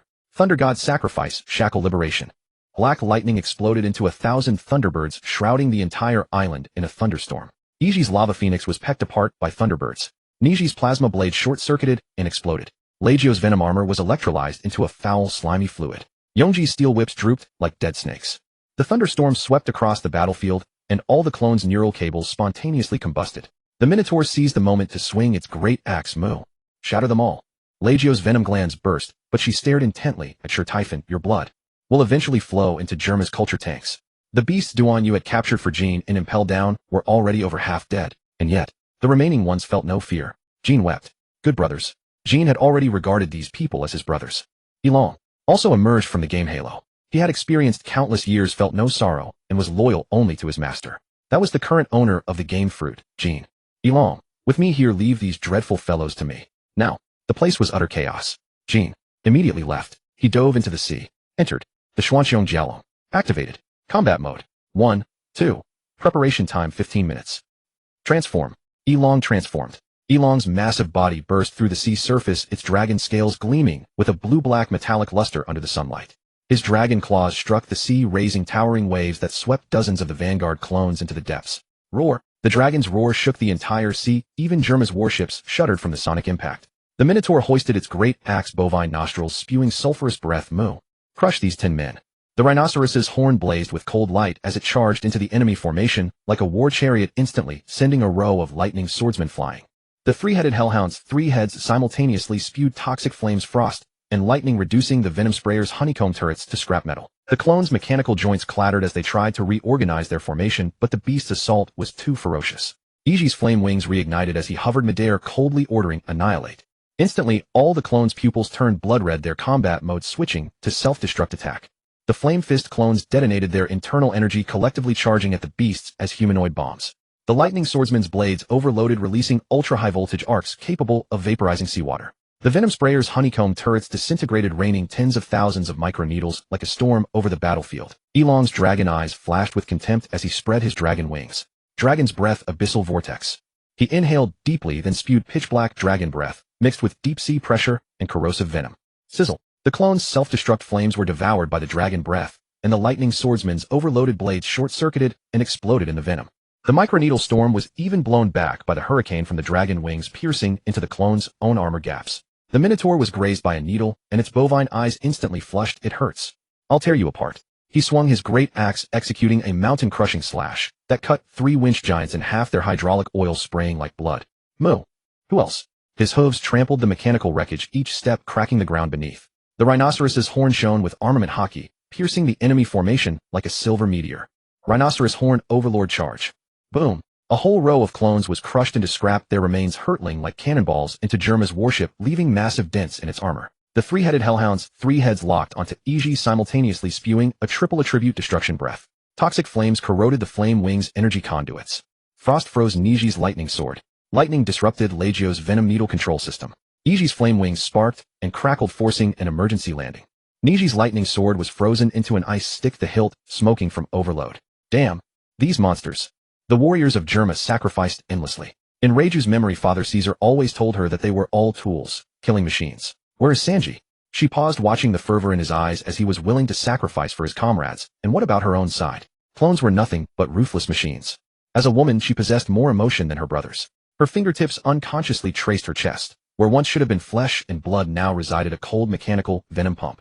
She suddenly recalled that snowy night from years past. Sanji, her brother who had refused modification, was bound in iron chains within the dungeon. Caesar's voice crackled through the monitor, "Trash belongs in the incinerator." And Reiju had been ordered to deliver his final meal. "Why? Didn't you escape?" she had asked. Sanji's face was smeared with blood, yet he still smiled, "Because there are things far more important than battle." She had secretly unlocked his chains. When Caesar discovered this, she endured even more merciless torment. She bore her brother's suffering in his place. Emotions are a weakness. Caesar's cybernetic eye gleamed coldly. "You need not have them." And now, watching Steve, the man who should have been the perfect weapon, willingly tear open his own heart to defy Caesar. When his lightning cleaved through the clone army, the fury in those blue eyes. It reminded her of Sanji's gaze within that dungeon. "What exactly are we?" She looked down at her palm, where the venom needle launcher gleamed with cold light. A tool for killing, a weapon of war, or merely a cog in Father Caesar's ambition? She removed her goggles, and for the first time gazed at the setting sun with her own eyes. Without the analytical data of her cybernetic eye, without the targeting assistance of her tactical, she simply watched the burning twilight with human eyes. So, the world has color. Suddenly, she drew her venom needle and aimed it at her own heart. "Lady Reiju." The clone soldiers gasped. Izo's flame wings erupted open. "Are you mad?" She smiled, pressing the needle's tip against her reinforced body. "Father said, we have no freedom. But I want to try. How a person lives. What pain truly means." The venom needle struck her heart. Zzzt. Her heart overloaded, venom surged backward into her veins. Izo charged forward to stop her, but she kicked him away. "Get lost. This is my own choice." The potent toxin raged through her system, mechanical parts sparking and crackling. Yet the corners of her mouth lifted. Finally. Yet still no sensation. "Damn it. Sanji." "Steve." Steve gazed at this cold, emotionless, yet breathtakingly beautiful woman. He could not understand why she chose suicide, but from Master's teachings he had come to grasp humanity. Steve. Reiju finally understood. By relying on herself, she had broken free from Father Caesar. BM. The Xuanxiong Jiaolong. It rose from the ocean floor. Deep within Tato Land's waters, the Black Sea was torn apart by a streak of blue light. The Xuanxiong Jiaolong's prow sliced through the abyss like a behemoth's fang. Depth 1,000 meters. Transformation sequence initiated. Jin's voice echoed through the vessel. The hull-split submarine plating cracked open armor plates, shifting like dragon scales to reveal concealed gun ports. The stern thrusters expelled superheated plasma, vaporizing seawater instantly, as white mist billowed like a dragon's breath. The bridge unfolded, the command tower rose from the vessel's center, its dragon eye, main cannon charging as blue-white arcs danced around the barrel. Port and starboard decks snapped open, 12 electromagnetic railguns extending like dragon wings. Ultimate armament deployed, a massive seastone ram burst from the keel, its surface etched with ancient runes. The ship's announcement crackled, "Combat mode, Sky Dome online." A Big Mom Pirates observer screamed, "That ship. It's transforming."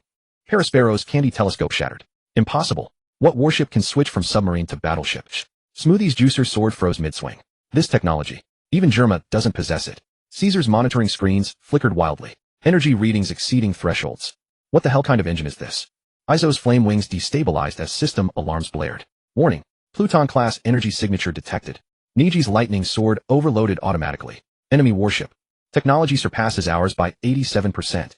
Jean gave his command. "Retreat." Minotaur's massive axe clattered onto the deck, his sulphurous breath caught in his throat. "Mua. This thing is a ship, eh?" His cloven hooves crushed a steel plate beneath them, mechanical gears bursting from the fracture. "I spent 20 years in Impel Down, and never saw a ship transform like this." Rinoceros' silver-gray horn trembled slightly. Super. Illogical. Retreat my ass, he growled, his armament hockey-infused horn tensing instinctively. If this belongs to our enemies, we'd already be ash. Cerberus' 3 heads froze simultaneously, 6 eyes wide with shock. Poison flame head, woof. This ship transforms. Frost head, far cooler than Germa's junk. Lightning head, hiss. Can we bite it and test it? All 3 heads, rarely in agreement, turned to Jean in unison. Master. So awesome.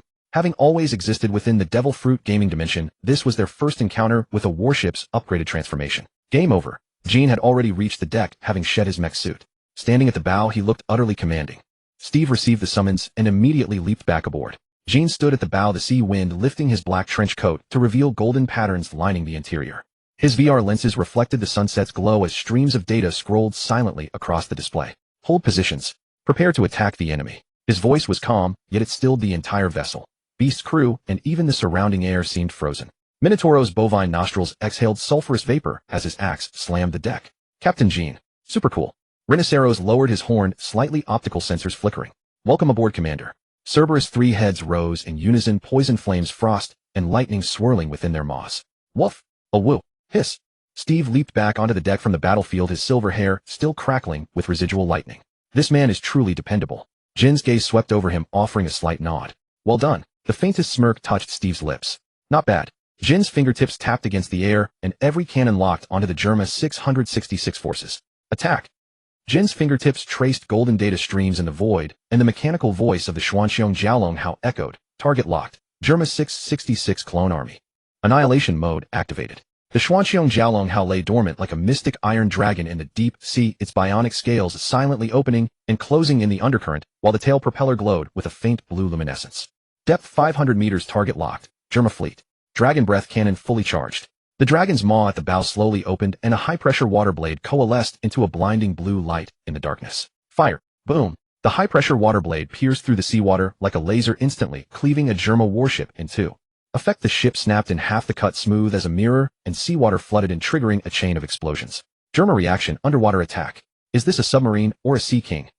The Jiaolong Hao burst out of the water, its Chinese-style flying eve deck suddenly unfolding, inkwash sails rustling in the wind, and the dragon relief on the hull glinting coldly under the sun. Death laser cannon, target lock. The laser cannon atop the mast rotated and aimed, its muzzle glowing with a harsh red light. Annihilation mode activated. ZZZ boom. A crimson laser swept across the battlefield, melting the armor of 3 Germa warships like butter, and the clone soldiers were vaporized in the searing heat. Special effect: the seawater along the laser's path boiled, and metal slag floated in the steam clouds. Ichiji's roar: this range is longer than my sparking red. Jean adjusted his VR glasses, full power ahead. The Cola turbine engine at the stern roared, high-pressure steam erupted, and the Jiaolong Hao instantly broke the sound barrier. YJ-21 missiles, fire. The missile bays on both sides of the deck opened, and 12 missiles soared into the sky, with fiery tails splitting into hundreds of submunitions midair. Bang bang bang. The Germa warship's air defense systems had just activated when they were overwhelmed by the submunitions, and the clone soldiers on deck were blown to scrap metal. Battlefield effect: explosions and fire merged into a single blaze, the sea surface seeming to ignite. Niji's despair: this barrage is faster than my electro sword. Reverse scale shield absolute defense. Judge's mothership main cannon finished charging and fired an electromagnetic cannon at the Jiaolong Hao. Jean sneered. Reverse scale shield, deploy. The hull scales instantly stood erect, forming a honeycomb-shaped energy barrier. Boom.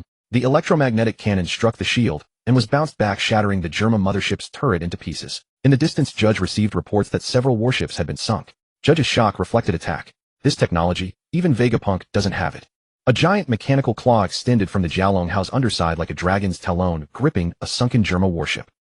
The claw crushed the hull, precisely grabbed the lineage factor storage tank, and dragged it back into the Jiaolong Hao's hold. Reiju's fury: they are stealing our technology. Yanji's winch arm clattered wildly. My spare parts are being looted.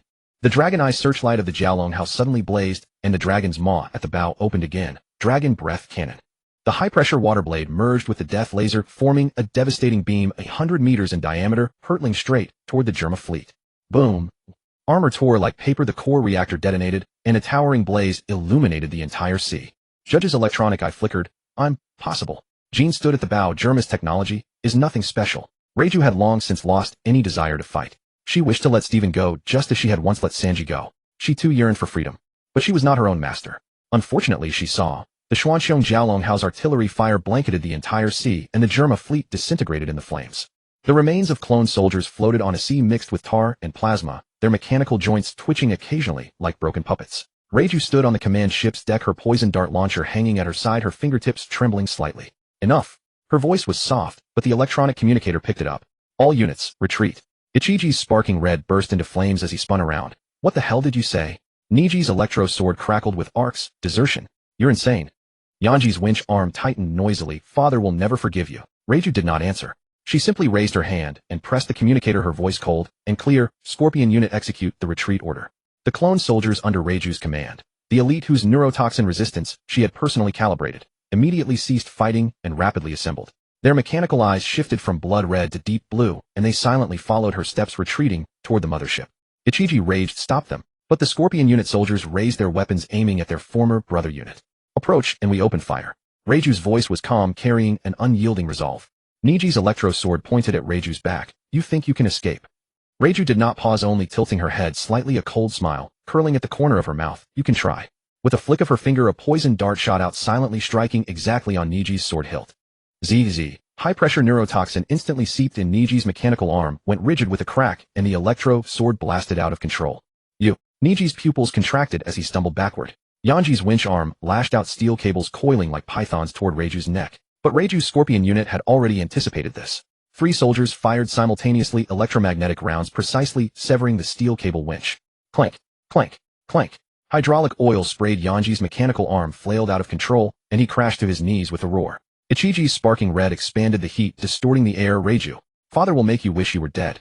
Reiju finally stopped and turned to look at him, her eyes terrifyingly calm. I've been wishing I were dead for years.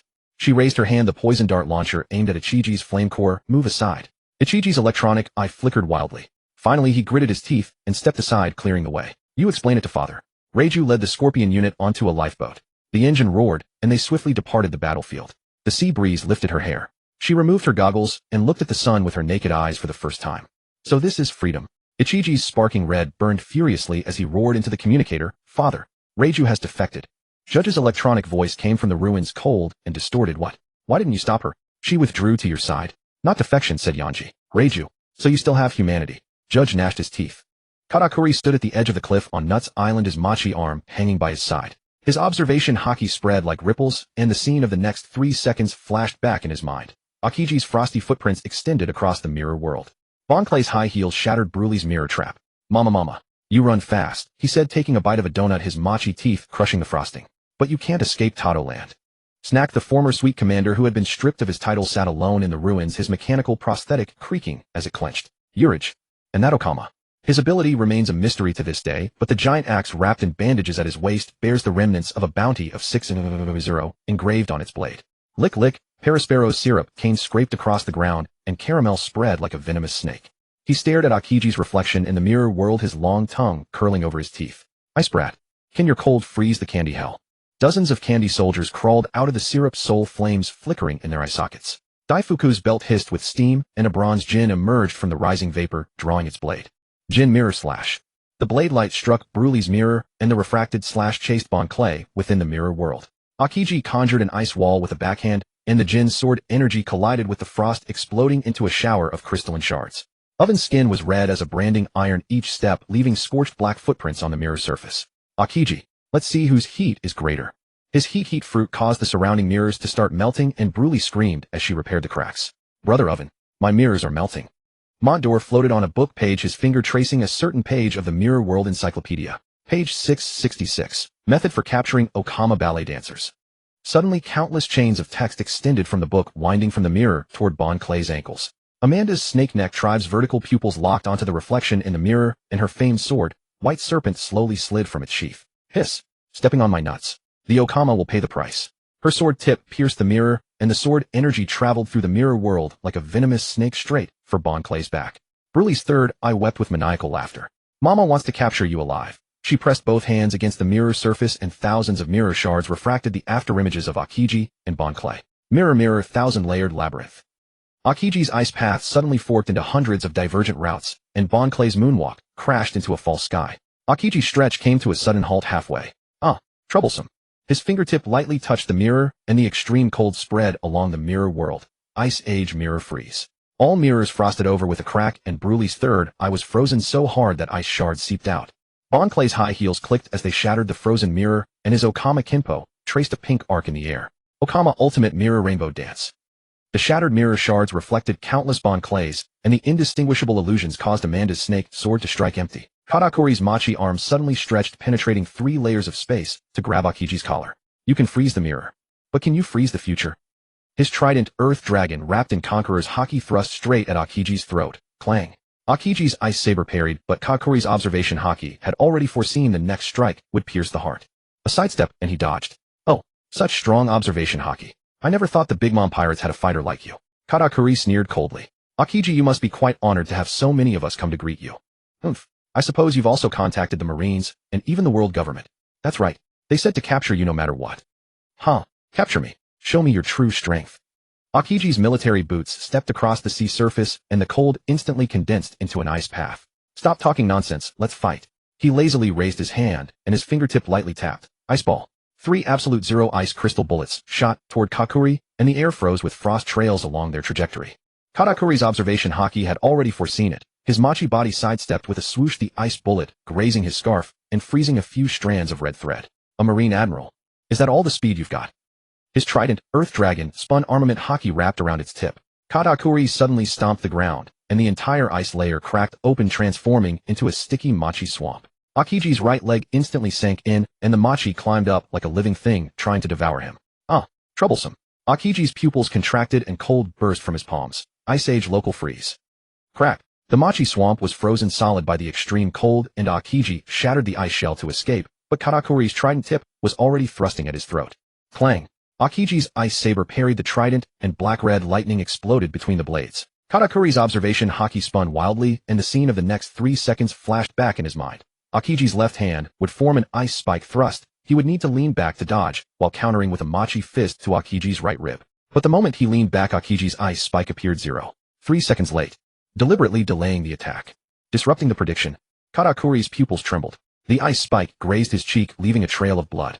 Katakuri's Machi body suddenly swelled, and the power of awakening turned the ground within 100 meters into a Machi wave.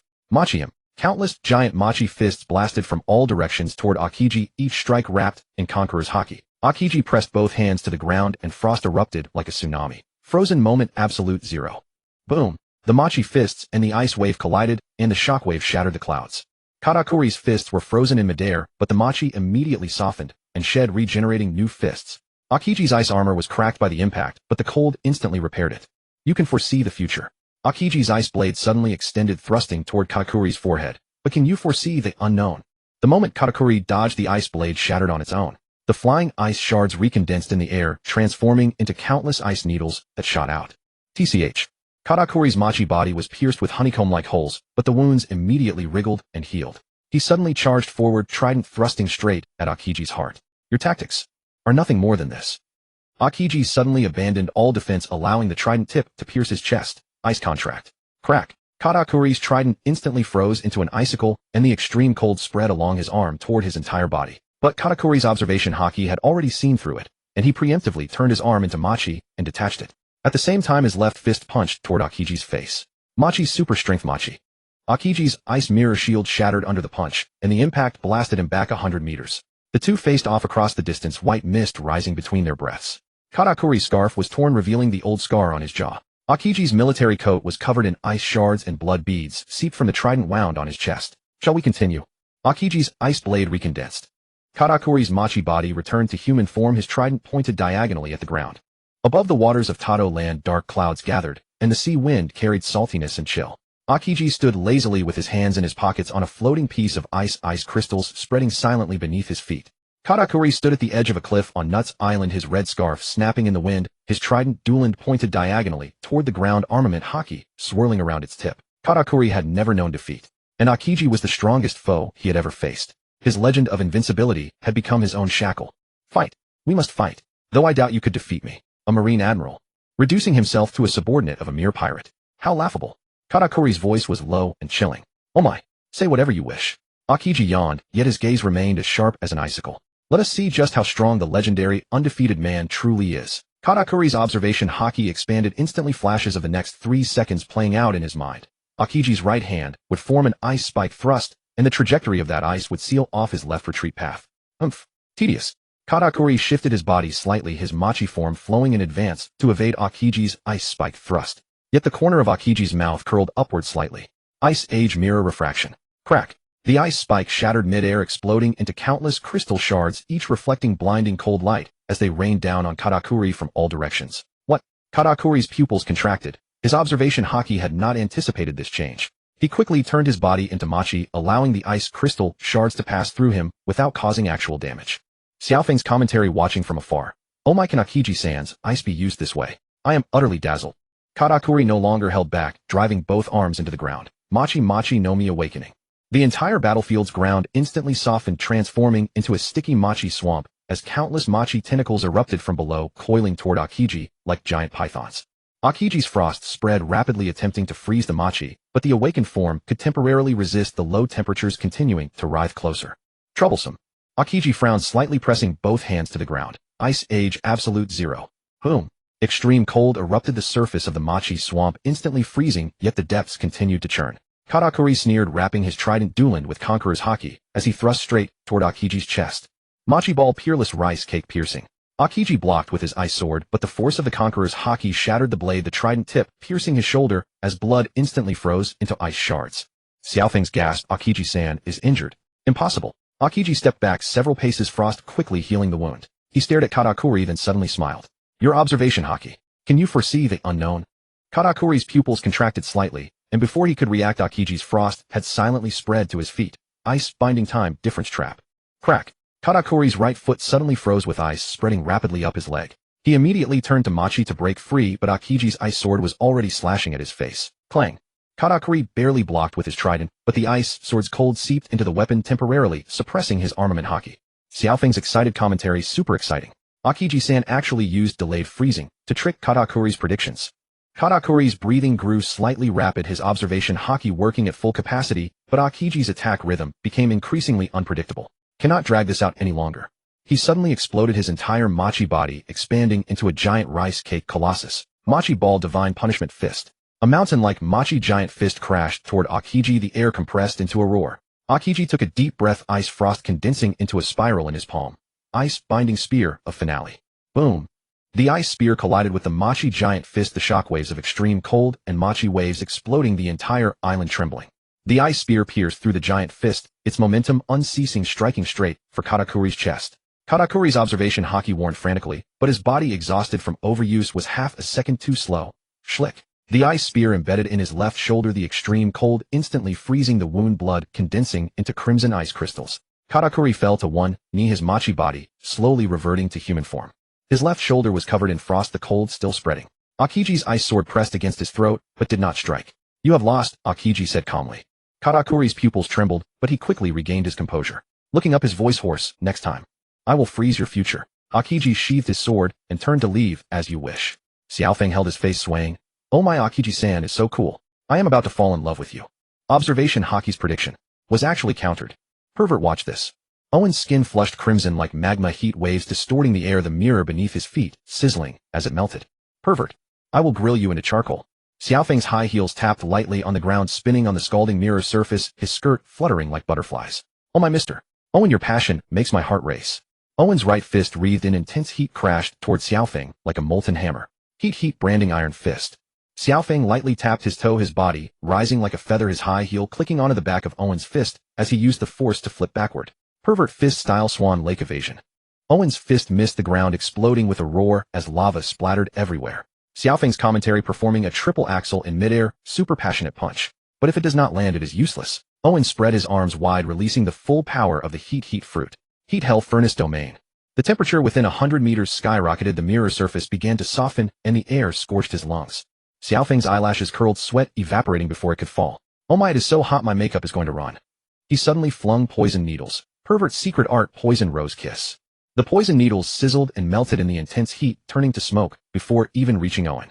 Owen sneered, poison. All jokes in the face of such heat. Xiaofeng's high heel clicked and snapped the mirror surface, scorching smoke from his soles. Not good, not good. He blinked, then suddenly grinned slyly. Then let us use this move. He suddenly ripped open his skirt, revealing super chili pepper spray strapped to his thigh. Pervert secret technique spicy, spicy, spicy, spicy, spicy. Huff. The chilly mist erupted, and Owen's heat wave actually blew the spiciness into a storm. Cough. Cough, cough, cough. Owen's eyes instantly bloodshot, the heat fruit losing control as his skin turned red to purple. Xiaofeng seized the opportunity to strike, pervert fist-style ultimate rose kick. Bang. The sole of his high heel heavily kicked Owen's chin, sending him flying 3 meters into the air. The Xuanxiong dragon ship burst through the Germa encirclement, picking up the twin sisters and heading to Nut Island. Next they would rendezvous with Mr. Akiji and Little Foam. Duan Yu was restraining Big Mom. The two fought fiercely, locked in an inextricable battle. Duan Yu had always used Big Mom as a whetstone for his growth. Judge was truly treacherous. He stood by watching, but he never imagined that his daughter would retreat at the last moment and return to his side. Nor could anyone else stop the opponents. Is our technology inferior to this Duan Yu's? 80% of the technology on Duan Yu's pirate ship came from the system, Chinese-style technology. 20% was a technological crystallization from Frankie and Iceberg combined with the twins' developments. Meanwhile, Germa's technology in the field of artificial humans was among the strongest in this world. But weapons technology was not their forte. At that moment, the hull of the Xuanxiong dragon ship emitted a low hum, its black and red armored plates flipping like dragon scales, transitioning from submarine mode to surface combat configuration. A Chinese-style flying eve deck, extended masts, unfurled inkwash sails, and golden dragon reliefs emerged on the ship's sides. The Kola turbine engine erupted with steam power, the stern propeller transforming into a dragon tail, its cerulean fluorescence cutting through the waves. The dragon's breath cannon charged the dragon's mouth at the bow, opening wide, a high-pressure water blade coalescing into a blinding blue light at the muzzle. Target locked, Germa remnants. Jin's command rang through the ship-wide broadcast. Judge's electronic eyes flickered wildly as the energy readings on his monitor surged to dangerous thresholds. Initiate suicide attack. All clone soldiers. The Flame Fist clones detonated their internal reactors en masse, transforming into humanoid bombs that hurled themselves at the dragon ship. The Electrosword soldiers overloaded their blades with high-voltage arcs, forming an electric net to blockade the route. The winch giant's mechanical arms detached from its body, launching like missiles toward the hull. Kiwi's lava fist smashed through the deck, super annoying. These tin men never stop. Jean adjusted his VR glasses and typed a string of code at the console. Quantum disruption shell. Fire. Whoosh, boom. The warhead burst midair, an invisible data storm sweeping across the battlefield. All clone soldiers' neural chips crashed instantly. Judge's monitor screen went black with a crackle. What? Electromagnetic pulse. No. This is a data virus. The dragon ship's weapon systems fully deployed. YJ-21 missiles split into submunitions, blanketing the entire sea area. Germa's anti-air systems were rendered useless. Reverse scale shield, a seastone resonance barrier that reflected all energy attacks, even deflecting Judge's electromagnetic cannon. Look, Mr. Jean has come to pick us up. Kiwi gasped in surprise. Mozu smirked slyly. They had defeated that foolish cookie maker and brimmed with confidence. The Big Mom pirates following behind saw the destruction of Cookie Island. They were horrified. It's over. Cookie Island, completely destroyed. Mama's favorite sweets factory. This can't be. This can't be. That was the cookie fortress personally crafted by Lord Cracker. How could it turn out like this? Mama will be furious. She'll turn us all into desserts. We're doomed. Doomed. Quick, think of something. Someone must take responsibility, or all of Tato land will suffer. Run, before Mama finds out. Get out of the whole Cake Island, or else we'll all be squeezed into juice. It's no use. We can't escape. Mama's homies will find us. Prometheus will burn us. Zeus will strike us down. It's all your fault. Why didn't you fight to the death to protect Cookie Island? Now everything is ruined. Lord Cracker has been defeated. The Biscuit soldiers are annihilated. Even the island is gone. What kind of monsters are we fighting? Mozu chuckled. Scram. She left those 2 words and leaped onto the Xuanxiong dragon ship. The 2 sisters excitedly high-fived Jean and Steven. You 2 are way too brutal. 2 little islands destroyed by you both, Jean said with a wry smile. Kiwi patted her chest. My ability is too brutal. Mozu said no. Sister, you're wrong about that. It's Duan Yu Gij who gave us these abilities. If he hadn't given us such terrifying devil fruits, we wouldn't have today's strength. Kiwi blushed a little. True. As they bragged, cannonballs kept flying from behind. Everyone focus on defense. We still have to pick up Little Foam and Mr. Akiji. Meanwhile, Nut Island had turned into a frozen wasteland. The Xuanxiong dragon ship had extremely strong ice-breaking capabilities. Some of Germa's ships could also break ice, but their power was far insufficient. The distance between them grew ever wider. On the battlefield, Big Mom's warships were frozen solid. Little Foam, Mr. Akiji. Kiwi was already riding Frostfong. Mozu rode Frostmoon. They raced toward the center of the battlefield, though ice-breaking slowed their speed. On the frozen sea, 2 swift figures cut through the biting wind, speeding toward the battlefield's heart. Kiwi leaned over Frostfang's back, her hair torn by the gale. Little Foam, hang on. We're almost there. Mozu on Frostmoon, whose claws sparked on the ice, grinned, baring her fangs. Hee hee, Mr. Akiji, don't freeze all the enemies. Leave some fun for us. In the distance, blurred figures clashed violently within the ice mist at the battlefield's center. Shockwaves of armament hockey cracked the ice layer continuously. Kiwi's pupils suddenly contracted. Wait, that's... A fierce battle between Candy and Frost erupted on the shattered ice. Parasparrow licked his candy cane, blocking the way with a sinister smile. Lick, where are you two little ladies off to? Mama hasn't given you permission to leave. Kiwi Frostfang growled and retreated. It's the Candy Minister. Mozu Frostmoon bared its teeth. TCH annoying long tongue. So disgusting. Parasparrow suddenly swung his cane. Candy Maiden. A torrent of syrup erupted from the ground, instantly solidifying into a massive candy cage, descending upon the sisters. Kiwi slapped Frostfang's back. Jump. Frostfang leaped, but the syrup chased them like a living thing, entangling them. Mozu slammed her hands on the ice. Frostman Ice Fang strike. Frostman's claws burst out sharp ice spikes, freezing and shattering the incoming syrup chains. Parasparrow raised an eyebrow in surprise. Lick, you can freeze my sugar. Suddenly grinning. But sugar lowers the freezing point. Syrup rain. A torrent of sticky syrup rained down like a storm, softening and collapsing the ice it touched. Frostfang absolute zero breath. Frostfang exhaled freezing air, crystallizing the falling syrup into rock candy midair. Mozu seized the chance to charge. Don't underestimate women from the New World. Ice Wolf 100 Claw Strike. Frostmoon became a blur, its claws tearing through the syrup barrier with frost-coated hockey. Parasparrow was forced back, his cane quickly drawing circles. Candy Art Honeycomb Shield. Instantly a honeycomb sugar shield riddled with holes formed, dispersing the ice claw attack. Lick lick. What a beautiful fur. Parasparrow narrowed his eyes, his candy cane suddenly swinging. What a pity, it's going to become my collection. Candy Art Beehive Prison. The ground instantly boiled as viscous syrup surged like a living creature, coalescing into countless hexagonal honeycomb structures in the air, cascading down upon the two colossal wolves. Each sugar wall shimmered with an eerie saccharine luster. Once trapped prey would be corroded by the sugar and gradually melt away. Oomph. Jiwei sneered coldly, Frostfang's front paws stomping the icy ground. With this meager sweetness you think you can freeze us. Frostfang absolute zero breath. Frostfang raised its head and roared, spewing an arctic chill from its maw. The air instantly crystallized into a storm of ice crystals. The moment the syrup honeycomb met the frost, a brittle shell of ice formed on its surface, rendering the structure fragile and unstable. Cold Moon go. Mosey seized the opportunity as Cold Moon transformed into a streak of white lightning, its claws wreathed in armament hockey, tearing viciously at the sugar wall. Crack. The frozen honeycomb shield shattered on impact, sugar blocks exploding like glass. Parasparrow's pupils contracted. It can actually freeze my sugar? Lick lick. Interesting. Parasparrow grinned wickedly, ramming his cane into the ground. Then how about this? Candy Tsunami. The entire ice field trembled, fissures splitting the ground as viscous syrup erupted like a volcanic explosion, forming a towering wave dozens of meters high that surged toward Frostfang and Cold Moon. Wherever the syrup passed, the ice rapidly melted, and even the air grew cloying and suffocating. TCH troublesome. Mosey gritted his teeth. Cold Moon used that move. The two colossal wolves leaped simultaneously, spinning in midair as frost energy gathered around them into a spiraling storm. Aurora Twin Ice Burst Rush. The freezing breath of Frostfang and Cold Moon merged into one, forming a frost tornado that tore across the battlefield and collided head-on with the syrup tsunami. Boom! The collision of ice and sugar triggered a violent explosion, scattering sugar crystals that froze in the low temperature, refracting blinding light like diamonds. Parasparrow was knocked back several steps by the shockwave, and a hint of gravity finally surfaced in his eyes. Lick lick. These two wolves are more troublesome than I thought. Looks like I have to get serious. Parasparrow laughed sinisterly, suddenly biting his finger and letting blood drip into the syrup. Awakening technique, Candy Golem, Sweet Devourer. The syrup writhed wildly, fusing with his blood to form a colossal candy golem dozens of meters tall. The golem's body was covered in hard caramel armor, its arms as heavy as battering rams. With each step the ice field cracked apart. Roar! The candy golem slammed its fist down. Frostfang dodged in a flash, and the spot where it had stood was instantly cratered into a deep pit. Jiwei, we can't keep this up. Mosey shouted. We have to break its core. I know. Jiwei's eyes sharpened. Frostfang ice track. Frostfang suddenly accelerated its paws, leaving a slick icy path on the frozen ground, allowing it to circle behind the golem at near teleportation speed. Cold Moon zero bite kill.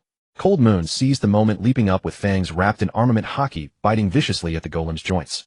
Crack. The caramel armor shattered, but the syrup immediately writhed and repaired itself. Lick lick. Useless. Parasparrow laughed. My candy regenerates infinitely.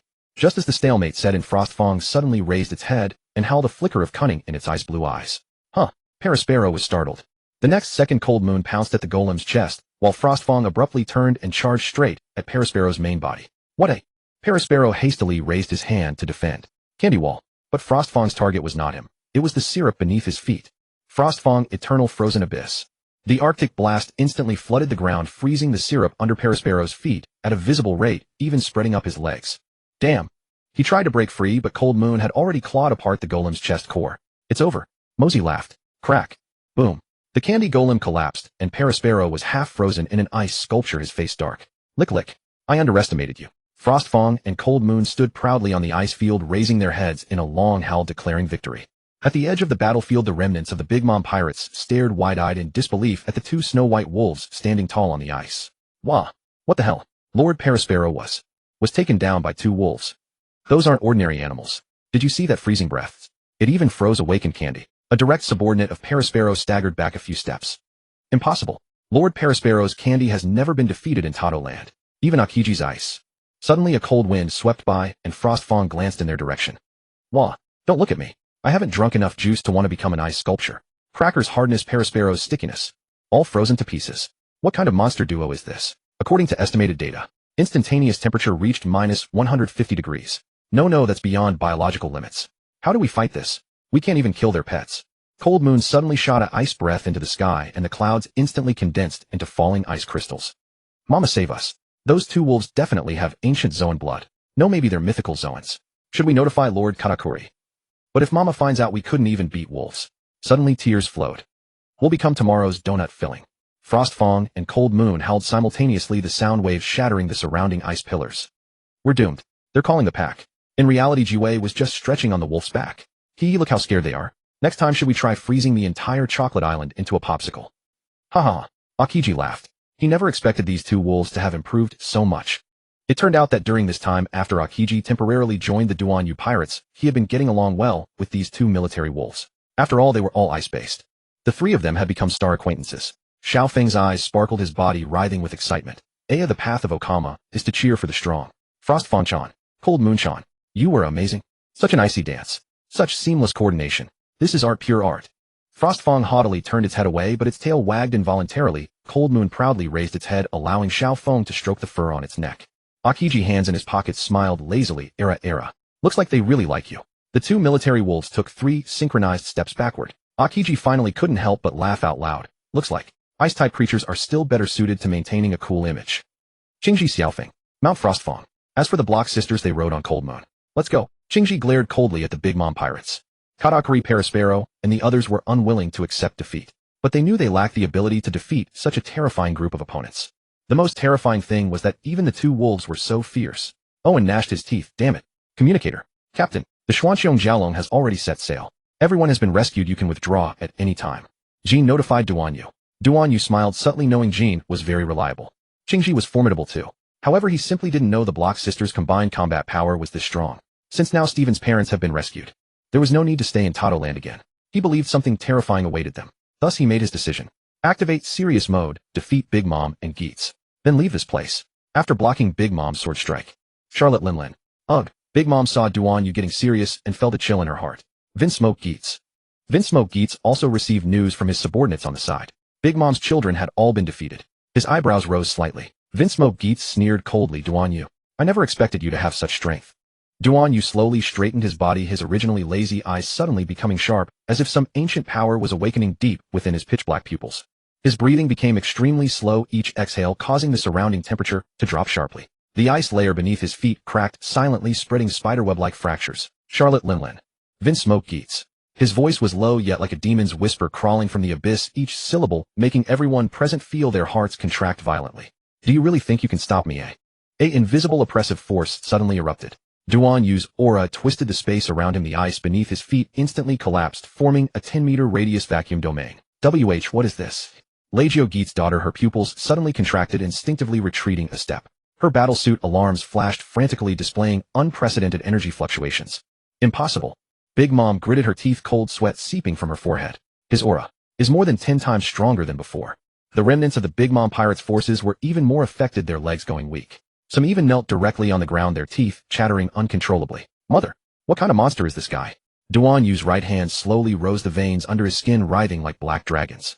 Muscle fibers gradually hardened under the infusion of armament haki until finally, completely black.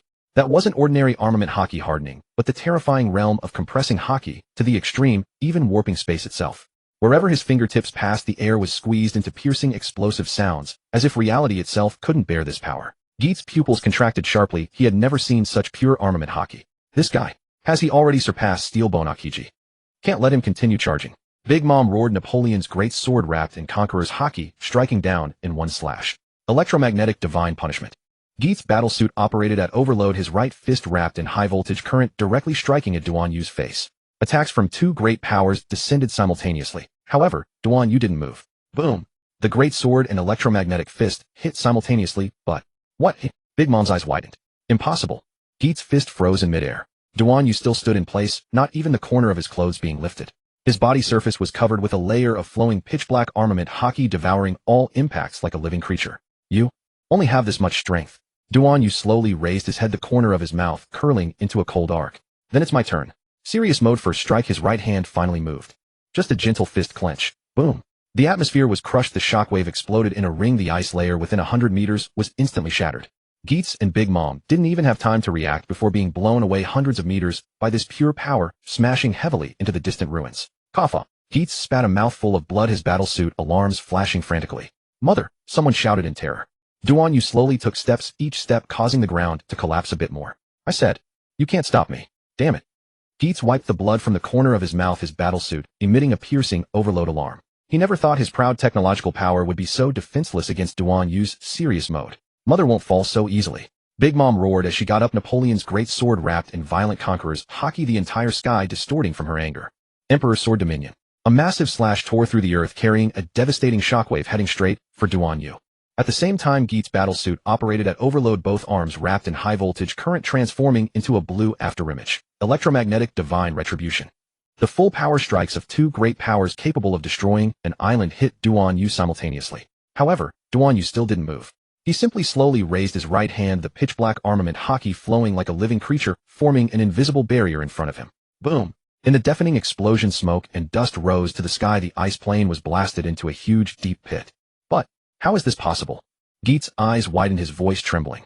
As the smoke cleared, Duan Yu still stood in place, not even the corner of his clothes damaged. Your attacks can't even make me take a step back, he said coldly. Serious mode crushed. Duan Yu finally moved. His figure instantly disappeared, and when he reappeared, he was already standing in front of Geet's. Too slow. Bang! A knife hand strike so fast that Geet's battlesuit couldn't react in time directly struck his chest.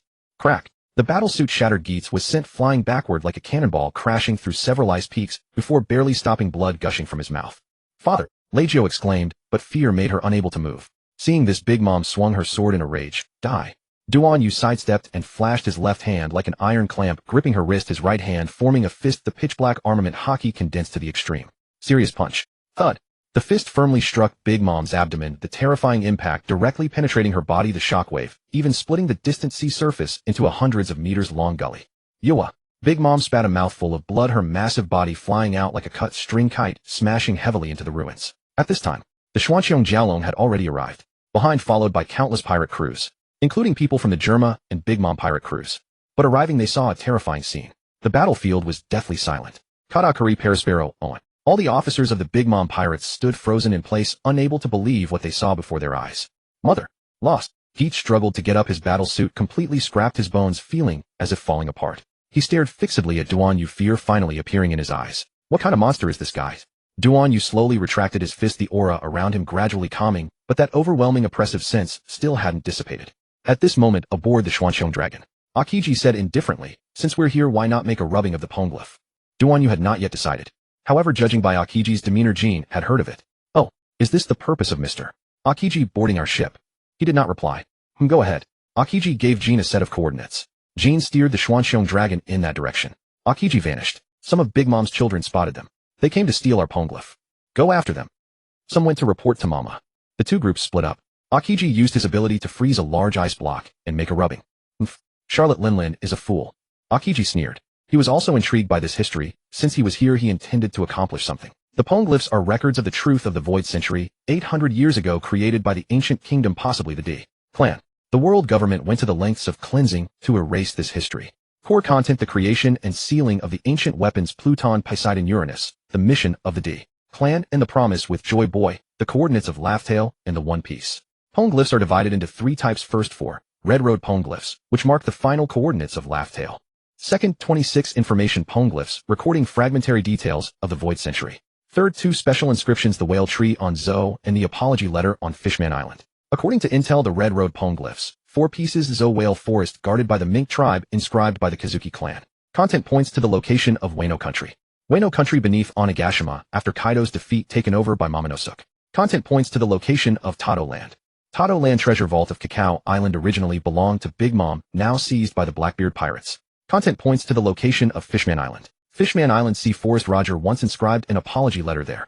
Content points to the final coordinates of Laugh Tale. Mama. Her piercing shriek shattered the homey dessert lamps throughout the floor. The Napoleon sword trembled violently in her hand. That ice lump Akiji dares to steal my treasure. Smoothie's juicing sword clattered to the ground, her purple pupils contracting sharply. Mama, the red road poneglyph in the treasury has been copied. Her voice trembled uncharacteristically, and her long legs took an involuntary step back. That's the key to Laugh Tale. Parasparrow's candy cane snapped in two sticky syrup oozing from the break, like cold sweat. Impossible.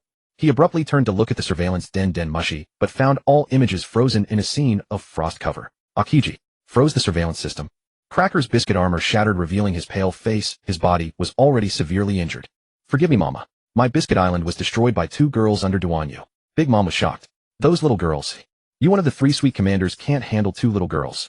His fingers dug deep into his palm, his mechanical voice twisted with rage. We were toyed with by one man. At that moment, behind them, dozens of pirate ships were heading their way. The foremost was the Xuanxiong dragon. Akiji appeared beside Duanyu. Stephen's body had also recovered. He dragged a large chunk of meat and joined Duanyu. Big Mom and Judge crawled out of the rubble. Duanyu's serious mode began to fade, his body weakening. Hunger state. Here. Duanyu took the large meat and started eating ravenously, like Zhu Beiji devouring the fruit of immortality, barely tasting it. Hundreds of pounds of meat were consumed in an instant. Duanyu wiped his mouth. Thank you. Big Mom's shriek echoed, the Napoleon sword pointing directly at the Xuanxiong dragon. Akiji, you dare steal my red road poneglyph. Akiji stood lazily at the bow holding an ice crystal, rubbing. Allah, just borrowing it for a look. Duanyu, having just swallowed hundreds of pounds of meat, wiped the blood from his mouth, his gaze sharpening. Big Mom, what are you yelling about? Smoothie's sword dripped purple venom, her voice distorted with fury. Mama, they copied the poneglyph. We must kill them. Parasparrow's candy cane shattered. That's the key to Laugh Tale. Katakuri's scarf fluttered without wind, his trident earth dragon coiled with conqueror's haki. Akiji, you're asking for death. Akiji tapped his ice saber lightly on the deck. Charlotte, lean, you've guarded it for years. Yet you can't even read what's on your own stone. He held up the ice crystal, rubbing the cold light, reflecting ancient text. The truth of the void century is right here. And you're just a Yonko, kept in a cage by the world government. Duanyu's black robe billowed in the wind, his conqueror's haki spreading like a tide. Big Mom, if you want to fight, then fight. Stop blathering. He grinned, revealing white teeth. Akiji is my man now. Whatever he does, I'll take responsibility. Big Mom's eyes twitched, the onset of her hunger pang, causing her saliva to corrode the deck. Bald brat. You're asking for death. Judge's mechanical body crawled out of the rubble, his electronic eye flickering. Lean, how about we join forces? Duanyu, Judge, come on. Judge stopped mid-sentence, knowing this man was too terrifying. Withstanding just one of his attacks had drained all his energy. Parasparrow whispered to Big Mom, Mama, calm down. We've already notified the Marines. They should be here soon. Let a few of us children hold them off for a while. The Marines will arrive. You recover your strength. If you unleash your full power, this man is no match for you. Big Mom narrowed her eyes. Right, I was careless earlier. Good, you're a dutiful child. Go. She began to restore her body. Long bread brought a large amount of sweets, and she began to devour them ravenously. Big Mom's condition recovered quickly. Sweets were truly her treasure. The purple skin caused by Duanyu's serious mode punch began to heal, becoming smooth. Some broken bones inside her body also started to mend. Her aura slowly rose. This was the power of a Yonko. Duanyu was no gentleman either. When Duanyu ate meat, the enemy didn't ambush him. Now that she was eating sweets, he wouldn't attack her either. On the horizon, dozens of Navy warships pressed forward like a steel wall, the word justice on their sails glaring like blood in the sunlight. Kuwei's mechanical arms clicked and shifted, magma patterns flaring to life. Super troublesome. These Navy bastards are here to crash the party again. Ma's goggles scanned the fleet data. Buster call level configuration. Fujitora and Green Bull leading, and the entire PX-0 core deployed. Xiaofeng's high heels clicked sharply against the deck. Oh my, I really don't want to be turned into a sieve by those lasers. Stephen's silver hair was tousled by the sea breeze, his gaze chillingly cold. The Navy? They've truly been watching us all along. Jean adjusted his glasses, fingers tapping across the console. Charge the quantum barrier. Prepare to break through. Akiji stood at the stern, ice crystals silently condensing in his palm. His gaze pierced through the sea mist, locking onto Fujitora aboard the flagship. Era, you came as well. As if sensing it, Fujitora slightly raised his cane sword. The two locked eyes across the distance, an invisible pressure freezing the very air. Big Mom's cravings were instantly ignited into rage. The Napoleon giant sword hissed from its sheath. Whoa, you Navy brats dare to fire cannons on my turf. Smoothie's juice sword gleamed with a violet hue. Mother, they're clearly after the poneglyphs. Parasparrow's candy cane staff snapped with a sharp crack. These bastards. Intend to silence everyone including us. Katakuri's red scarf stirred without the wind, the trident earth dragon wreathed in Conqueror's haki. All hands. Prepare for battle. Judge's mechanical spine crackled with electricity, his cybernetic eyes flashing frantically. The Navy? Perfect. Let's use them to eliminate Duanyu. Ichiji's flame wings erupted in blinding fire. Father, we retreat first. Let them tear each other apart. Niji's electric blade crackled. The Navy admirals are far more troublesome than that bald bastard. Reiju's poison needle subtly aimed at Judge's nape, but an overriding command in her mind forbade it. Duanyu's black robes remained perfectly still amidst the artillery barrage. He slowly raised his head, scarlet light surging within his pupils. Heh, the Navy. Akiji, freeze the sea. Jean, activate anti-Navy mode. The rest of you, prepare to split them apart. Navy cannons locked onto Big Mom's fleet and the Xuanxiong Jiaolong. Fujitora's meteor hovered ominously in the sky. Big Mom pirates, Zeus's thunderclouds churned, Prometheus's fireballs swelled. Duanyu's faction, the Jiaolong's Dragon Eye cannon charged to 300 frost and black lightning intertwining. Fujitora slammed his cane sword against the deck. Everyone, could we call a truce for today? Duanyu grinned wickedly. Sure, you Navy bastards, scram first. VWWWW. The warship's main batteries roared in unison. Shells tore through the air, erupting in 100-meter geysers of water around the Xuanxiong Jiaolong. Fujitora stood on the flagship's deck, slowly drawing his cane sword. Gravity blade, fierce tiger. Rumble. The sky suddenly warped. 3 burning meteorites were torn from the atmosphere by gravitational pull, trailing fiery tails as they smashed toward the battlefield. Whoa, going all out this early. Akiji looked up, his ice army sword materializing in an instant. Duanyu's black robes whipped in the heatwave, a grin spreading across his face. The Navy sure does love crashing parties. Green Bull's vine arms coiled around the cannon barrel, launching himself forward like a living projectile. Navy Admiral Green Bull entering the fray. His body swelled midair, the forest fruit ability unleashing in full. Countless thorns pierced through his skin, transforming into a 1,000-meter serpent that coiled toward the Jiaolong. Plant rampage, Sylvan strangulation. Kuei's magma fist met the assault. Super annoying. Boom. Flames and thorns collided, charred with chips raining across the sky. Buster Call level firepower warship broadsides, each shell laced with sea stone fragments. Peace Policy Core 50px, 0 units, unleashing laser barges, sealing off every escape route. Vice Admiral Formation Kikuakosen's 6 sword-style batons, haki, slashes Huashaoshan's flame barrage. Charlotte Lean, what will you do? Green Bull, just stay behind, and make sure they can't escape. Once we've had our revenge, the rest is yours to handle. Big Mom was fiercely competitive. After all, she refused to lose. Duanyu had offended her, so she had to take her own revenge. But afterward, she could hand them over to the Navy. That would be perfectly fine. If the Navy weren't here, they would surely flee. Pirates captured by the Charlotte family typically became slaves anyway. Fine. After exhausting his serious mode, Duanyu's body had recovered. He wasn't afraid in the slightest. Not with Akiji and Steven on his side. 2 powerhouse allies. Jin Xiaofeng and the Xuanxiong Jiaolong. They were enough. Judge, I'll handle Duanyu. You deal with that clone of yours. Judge chuckled. Haha, Lin, your proposal sounds excellent. The sky above Whole Cake Island was stained purple-black by Zeus's thunderclouds. Big Mom's colossal form sat upon her throne, the Napoleon giant, sword resting obliquely on her shoulder, corrosive saliva dripping from her serrated teeth. Walla walla. Her laughter shook the entire island, her hakis sweeping like a tidal wave. Weak homies fainted instantly, and even the buildings trembled. My children. Crush the enemy. Sweet Commander Triplet's vanguard of destruction. Charlotte Katakuri Bounty 1. 057 billion, the undefeated Oni child, his crimson scarf billowing like a bloodstained banner in the wind. The machi fruit fully awakened. The ground turned into an endless swamp of glutinous rice, while his trident earth dragon crackled with black-red lightning. His future sight pupils locked onto prey, gunshots were dodged before they even left the barrel. Charlotte Smoothie Bounty 932 million, the Juice Queen of the Long Leg clan, her great sword juice draining enemies dry, leaving nothing but desiccated husks in its wake. Channeling the juice fruit, her body surged to 100 meters tall, crushing an enemy ship's deck beneath a single stomp. Her sword shattered, drastically reducing her power. Charlotte Cracker Bounty 860 million was too severely wounded to fight. 4 Fiends Gears of War. Charlotte Parasparrow Bounty 700 million, the Candy Death Artist. The Lick fruit turned syrup into cages, encasing enemies in amber-like statues. With a sinister grin, he crushed the candy figurine, causing an enemy warship's cannon to jam and explode from sugar crystal blockage. Charlotte Daifuka Bounty 300 million, the Demon Summoner. Amid the mist rising from his belt, a bronze homie swung its blade, carving a 100-meter trench. Watching the homie self-destruct with a cold smile, armament-colored shrapnel sprayed in all directions. Charlotte Oven Bounty 300 million, the Boiling Steel. The heat fruit raised his blood to 1,000 degrees, warping the air with every punch. One punch blasted through an enemy warship's engine room, drying up leaked fuel before it even hit the deck. Charlotte Mondor, the Living Librarian. As the book fruit pages turned, enemy soldiers were sealed into illustrations, screaming. Laughing sadistically, he tore the pages free and threw his enemies into the encyclopedia of torture. Special Unit Treacherous Dark Blades. Charlotte Armin, executioner of the serpent folk, his name Blade White, snake never fails to drink blood upon being drawn. Swordsmanship like a constricting viper. Only after the slash pierced 10 throats did the drop of blood slowly fall from the blade's tip. Charlotte Flamp, poison-tongued sniper queen. Her darts dripped with paralytic venom capable of shooting through a throat that even Katakuri couldn't dodge. As her target writhed on his knees, she pouted cutely. I missed the Napoleon giant sword pointed toward the horizon. Zeus and Sunny, the homies, roaring in response. Whoa. Let the world see what a Yonko's family truly is. 34 children erupted with killing intent in unison. The island itself began to fracture under the clash of conquerors' hockey.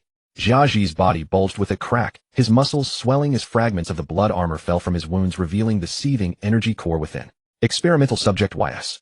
Your genes belong to Germa 66. His electromagnetic spear rotated at overclocked speed, the tip wreathed in pitch black, bloodline factor toxin, a deadly agent capable of dissolving giant cells. Die traitor. The spear shot through the air like a thunderbolt, aiming straight for Shirtifun's heart. Shirtifun's silver hair stood on end, blue-white lightning patterns emerging beneath his skin, his muscles swelling to triple their size, as if inflated. Jiaji. You. He did not dodge, allowing the electromagnetic spear to pierce his chest. Clang. In the moment before the spear tip touched his heart, it was forcibly halted by black lightning erupting from between his ribs. Jiaji's electronic eyes flickered wildly. Impossible. Your bones can withstand a sea stone spear. Shirtifun's lips curled back, revealing white teeth. Because this isn't bone. It's the Thunder God's armor. Boom. The lightning patterns on his chest exploded, and the electromagnetic spear was repelled by billions of volts, causing Jiaji's arm to sizzle with smoke. Shirtifun's right fist, wreathed in black lightning, crashed toward Jiaji's face like a meteor. Xiaofeng screamed, Ayaya, mister. Shirtifun's move is too powerful. Shirtifun's body swelled to 15 meters, his skin covered in ancient lightning patterns, each step cracking the earth. He grabbed half a warship wreck, pouring lightning into it. Thunder God's hammer judgment. Rumble. Jiaji's mechanical wings dodged swiftly, but the shockwave still tore off his left arm, hydraulic oil spraying like blood. Leggio's poison needles observed from the shadows. Father is being suppressed. Shirtifun clasped his hands together, lightning patterns collapsing into a pitch-black thunderball in his palms. Ultimate skill, thunder, prison, heaven, collapse. Jiaji's electronic eyes frantically calculated evasive trajectories, but Shirtifun's thunderball suddenly split into 9 lightning dragons, sealing all escape routes. ZZZT boom. The lightning dragons bit into Jiaji's limbs, ultra-high voltage current surging through his body, mechanical bones sparking and crackling. Jiaji's scream, Aya, his blood armor completely melted, revealing charred mechanical organs. Click, click. Jiaji's electronic voice distorted. You think this is over? He suddenly tore open his chest, revealing the bloodline factor reactor. Let's die together. Germa 66 never admits defeat. The reactor beeped wildly, energy readings exceeding the critical point. Shirtifun's lightning patterns suddenly flickered violently. Not good. He's going to self-destruct. Shirtifun's silver hair danced wildly in the energy storm, and he charged forward against the self-destruction, his right hand like a blade piercing into Jiaji's chest. Thunder God gene collapse. 2. His hand pierced through the reactor, black lightning invading the energy core like a virus, forcibly reversing the bloodline factor chain reaction. Boom. The explosion's flames were bound by the lightning, transforming into a towering thunder pillar that tore the clouds into a vortex. After the dust cleared, Jiaji knelt in the center of a deep crater, his mechanical body shattered, electronic eyes flashing garbled codes. Shirtifun's right hand was charred to the bone, but blue-white lightning patterns still wandered through the wound, repairing it. The king of Germa is nothing more than this. Leggio's poison needles dropped to the ground. He crushed the reactor with his bare hands. Yiji's flame wings froze in midair. Father lost. Qingji's ice wine bottle formed frost era. Germa 66 can take their final bow. That man's lightning can actually suppress the bloodline factor. Charlotte Kakuri's observation hockey screamed warnings, predicting that Shirtifun's Thunder God power could threaten Big Mom. Charlotte Smoothie trembled slightly, realizing that her giantification had no advantage against lightning. Mom, shouldn't we reassess the danger level of Duan Yu's crew? Charlotte Perisparrow's candy cane dripped syrup, cold sweat soaking his back. Ji has lost. Can we really win? Mama, this isn't funny anymore. Brother Shirtifun is very handsome. Bulin's third eye flickered wildly. Meanwhile, on the Navy side, Tung, whose staff sword trembled slightly, his gravity fruit temporarily failing in the thunderstorm. Such violent lightning can be precisely controlled. LV Nyo's vine arms were scorched by the residual waves, his face dark. Must report to the 5 elders. Duan Yu's crew actually has another admiral-level figure. Strongest combat power Duan Yu, admiral-level Qingji Shirti, Fun special combat Gene O, vice admiral-level Xiaofeng, and some riffraff, the Block Sisters, 2 army wolves. However, the Navy's intelligence was outdated. They didn't know the power of the Block Sisters. Hey, this guy's lightning is fiercer than my forest fruit. The Navy Vice Admiral Wu Shu's sword, Leiyu, hummed in its sheath as if sensing the threat of lightning. A combat power of this level has surpassed the 7 warlords. Dr. Vegapunk's bloodline factor research has been cracked. Centimara's communicator flickered wildly, the data panels of the PX-0 army, full of warning signals. The fear of the Navy foot soldiers. That guy. Is he really human? Some fell to their knees, legs weak. Lightning giant. How can we fight this? Sure T-Fun's lightning fist hung high, black lightning condensing into a vortex of destruction at his knuckles, the air ionized with a pungent smell of burning. Jiaji's body was shattered, his mind frantically calculating escape plans. Win rate 0. In the depths of his pupils a fleeting human fear flashed. I am going to die here. Decades of ambition, bloodline factor research, the dream of ruling the North Sea. At this moment, all seemed so ridiculous. No, I cannot die. His gaze suddenly locked onto a figure. Leggio's purple hair danced wildly in the thunderstorm. She stood before Jiaji, arms spread, poison needle launchers hanging down. Sure T-Fun. Stop. Her voice was soft, yet as clear as a blade. Sure T-Fun's lightning fist paused slightly. Move aside. Sure T-Fun had been influenced by Buddhist and Taoist teachings since childhood. His only enemy was Jiaji. It had nothing to do with others. Leggio did not move. She only glanced back at Jiaji, the father who had once transformed her into a poison human. Now his eyes were full of pleading. Leggio. The poison gland is expanding. That was the ultimate command he had implanted in his daughter's body, who once activated all the poison in Leggio's body would instantly erupt, forming a toxic barrier. The cost? Her life. Leggio's body trembled violently, the poison gland under her skin, sizzling purple-black patterns beginning to spread. She slowly lowered her head, looking at her hands. So, in the end I was just your weapon. Stephen's lightning surged. Jiaji. You would even use your own daughter. Reiju knelt before Jiaji, purple venom dripping from her fingertips. Beneath her skin the modified venom glands still throbbed with a dull ache, as if reminding her, this body had never belonged to her. A tear slid down, mingling with the venom, burning tiny pits into the metal. Why am I crying? She reached up to touch her cheek, her fingertips meeting the warm liquid, alien enough to make her feel dazed. Memory flashback, laboratory, childhood. 5-year-old Reiju was strapped to an operating table, the harsh white light above blinding her. Subject no. 999, venom gland implantation commencing.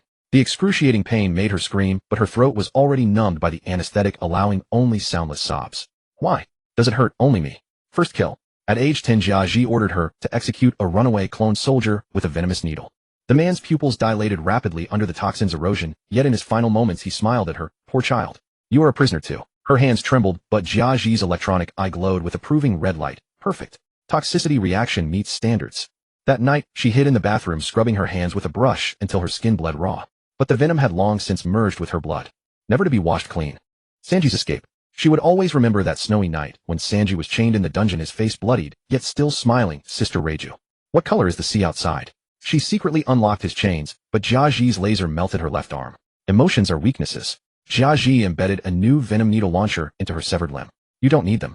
Sanji escaped, and she was locked in the laboratory for 3 days and nights, listening to Jiaji's roar. You are weapons. Weapons don't need a heart. But all past tears had been corroded away by the venom. And now this tear existed truly. Hot, salty, a human tear. Stephen's fist slammed down, but its target was not Reiju. Thunder God's secret art, Buddhist holy light. Boom. It struck Reiju directly. Black lightning and golden light intertwined, forming a blazing white pillar that pierced straight through Reiju's chest. But there was no pain. Reiju's pupils contracted sharply. She looked down at her chest. The lightning, like a living thing, burrowed into her blood vessels, yet instead of burning it felt like warm spring water, washing every inch of her venom-eroded meridians. What is this?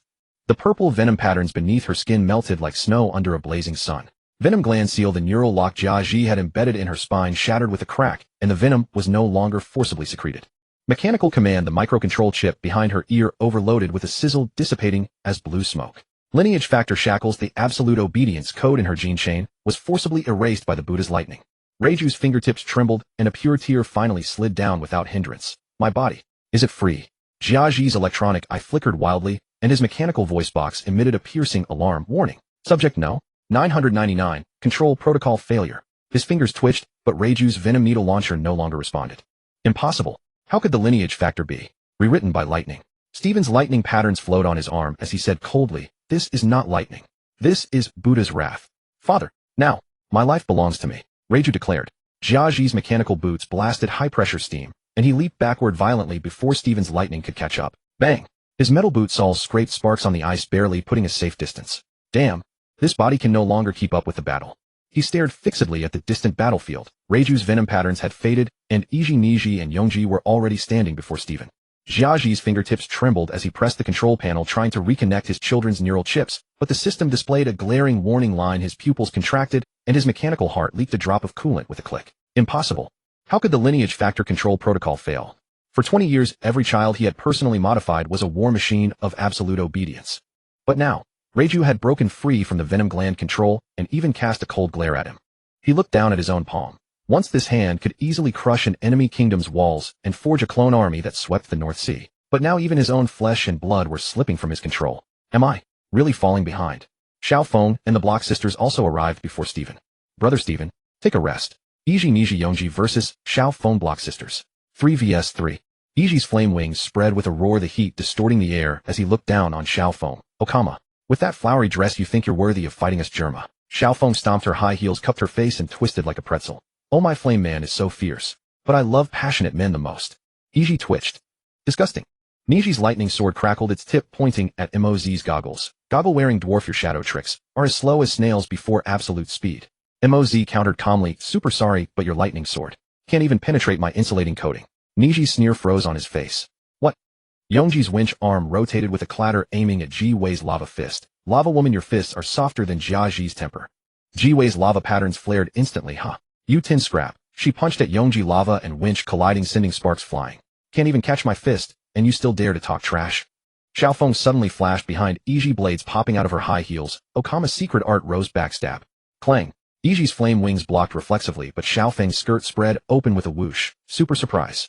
3 anesthetic needles shot out from under her skirt. Iji's mechanical eye flickered wildly, despicable. Ji Wei's lava arm slammed the ground with a boom, the high temperature short-circuiting Niji's lightning sword. Your crappy sword is less useful than my wrench. Moz's shadow coiled around Yongji's winch like a black snake. Mr. Winch, your mechanical joints are rusty, aren't they? Click. The winch arm was forcibly locked by the shadow. Yongji roared in fury, bastard. Iji's flame wings were corroded by Xiao Feng's poison needles. Niji's lightning sword was melted by Ji Wei's lava, and Yongji's winch was crushed by Moz's shadow. The three stood back to back, their mechanical eyes frantically calculating the odds of victory. With the help of his 3 companions, Stefan also had time to rest. Seeing the gravely injured Reiju, compassion stirred within him. He hoisted Reiju up with one hand and sprinted swiftly back to the Xuanxiong Jiaolong. Mr. Jean, send for a doctor. Jean nodded. Game room, Dragon Quest. Doctor, come out. At that moment, dozens of infantry appeared within a glowing circle, clad in white robes. Lord Jean. Jean smiled faintly. Tend to this young lady. Yes, they responded in unison. Dozens of medics immediately sprang into action. Reiju knelt on the deck, purple venom blood oozing from the corners of her mouth, corroding the steel plating with a sizzling sound. Her body trembled violently as her poison glands spiraled out of control, the purple patterns beneath her skin writhing like serpents as if ready to devour her whole. She raised her head, and through her blurred vision Stefan's figure stood out sharply against the lightning. Why are you saving me? Her voice was hoarse. The medics could treat her external wounds, but internal injuries were beyond their reach. Stefan did not answer.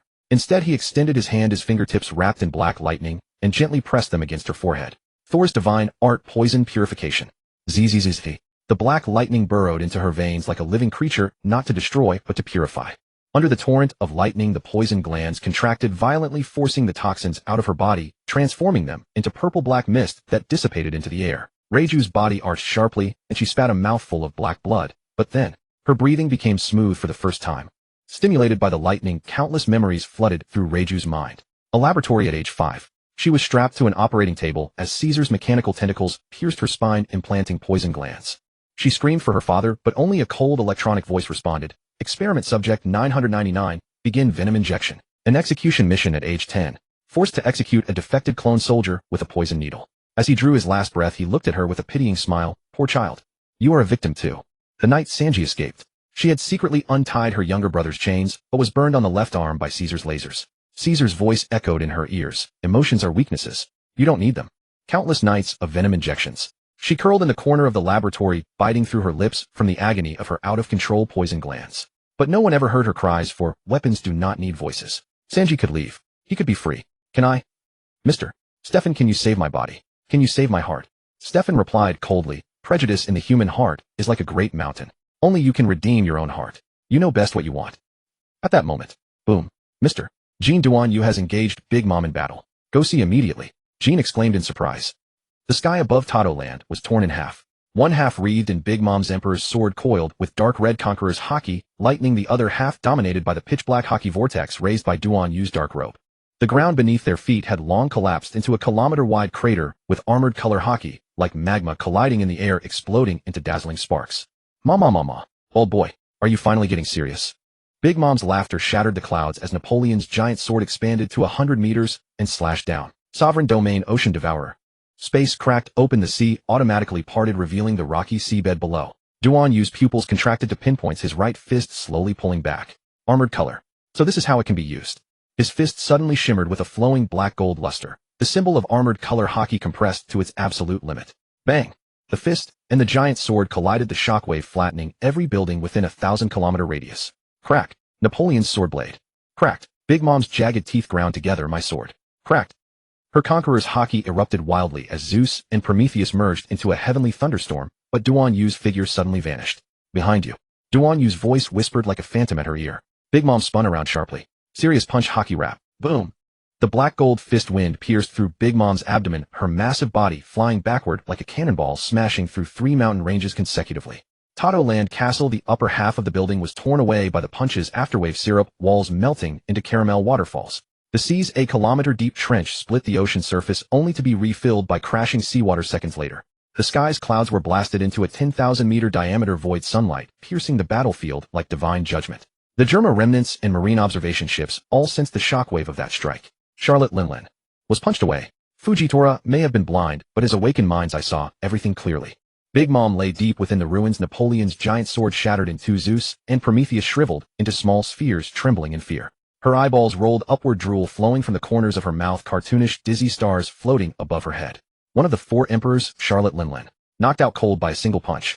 Katakuri's future-seeing observation hockey failed for the first time. I can't see the end of his fist. Fujitora sheathed his cane sword with a sharp ring. That punch could shift the balance of the world. Reiju, can humans really become this strong? Papag pressed his cheeks, twisting into a pretzel. Super invincible. I want to bear your children. He shook his fists as the black gold armored color hockey slowly faded. I told you not to push me. But if you want to fight, I'm always ready. Big Mom had already heard his words. In unconsciousness, her consciousness sank into darkness, yet his voice echoed in her ears. If you want to fight, I'm always ready. Those words detonated like thunder within her confused mind, her jagged teeth grinding involuntarily with a metallic scraping sound. Ma. Her fingers twitched faintly. Napoleon's shattered remains humming beside her, as if calling forth her wrath. Within her spiritual realm, the phantom of Sister Carmel appeared, her kind face twisting into a mocking smile. Linlin, you lost to a bald boy. At Marineford headquarters, Akainu's fist smashed through the command desk, magma dripping onto the floor and burning scorched holes. Useless bastards. The combined forces of the 4 emperors and the great scientist were actually crushed by a bald boy. His roar made the windows rattle, and the courier trembled as he handed over the latest battle report. Fleet Admirals Fujitora and Akiji request authorization for a Holy Knight Order level annihilation strike. Akainu's pupils contracted, his mouth curling into a vicious grin. Approved. Over the 10,000 nations, see the gunports of 50 Navy warships simultaneously turned their black cannon barrels gleaming with a deadly luster under the sunlight. Target locked. The Xuanqiong Jiaolong. Boom. The first volley, thousands of specially crafted shells tore through the air, their warheads wrapped in armament hockey enough to pierce sea stone armor. Tung, who stood on the flagship's deck, his cane sword drawn 3 inches, gravity blade, hell's journey. Buzz. The gravity of the entire sea suddenly increased tenfold. The hull of the Xuanqiong Jiaolong cracked as it sank. The beastmen on deck caught off guard and fell to their knees. Xiao Feng's face slammed into the steel plate. Super heavy. This old blind man. Playing dirty. Ji Wei's magma arm bulged with veins. Lu Niu laughed wildly as he leaped into the battlefield, his arms transforming into kilometer-long giant vines. Forest, endless strangulation. Sky-covering thorns burst from the sea surface, entangling the Jiaolong's propellers, venomous spines frantically injecting paralytic toxins.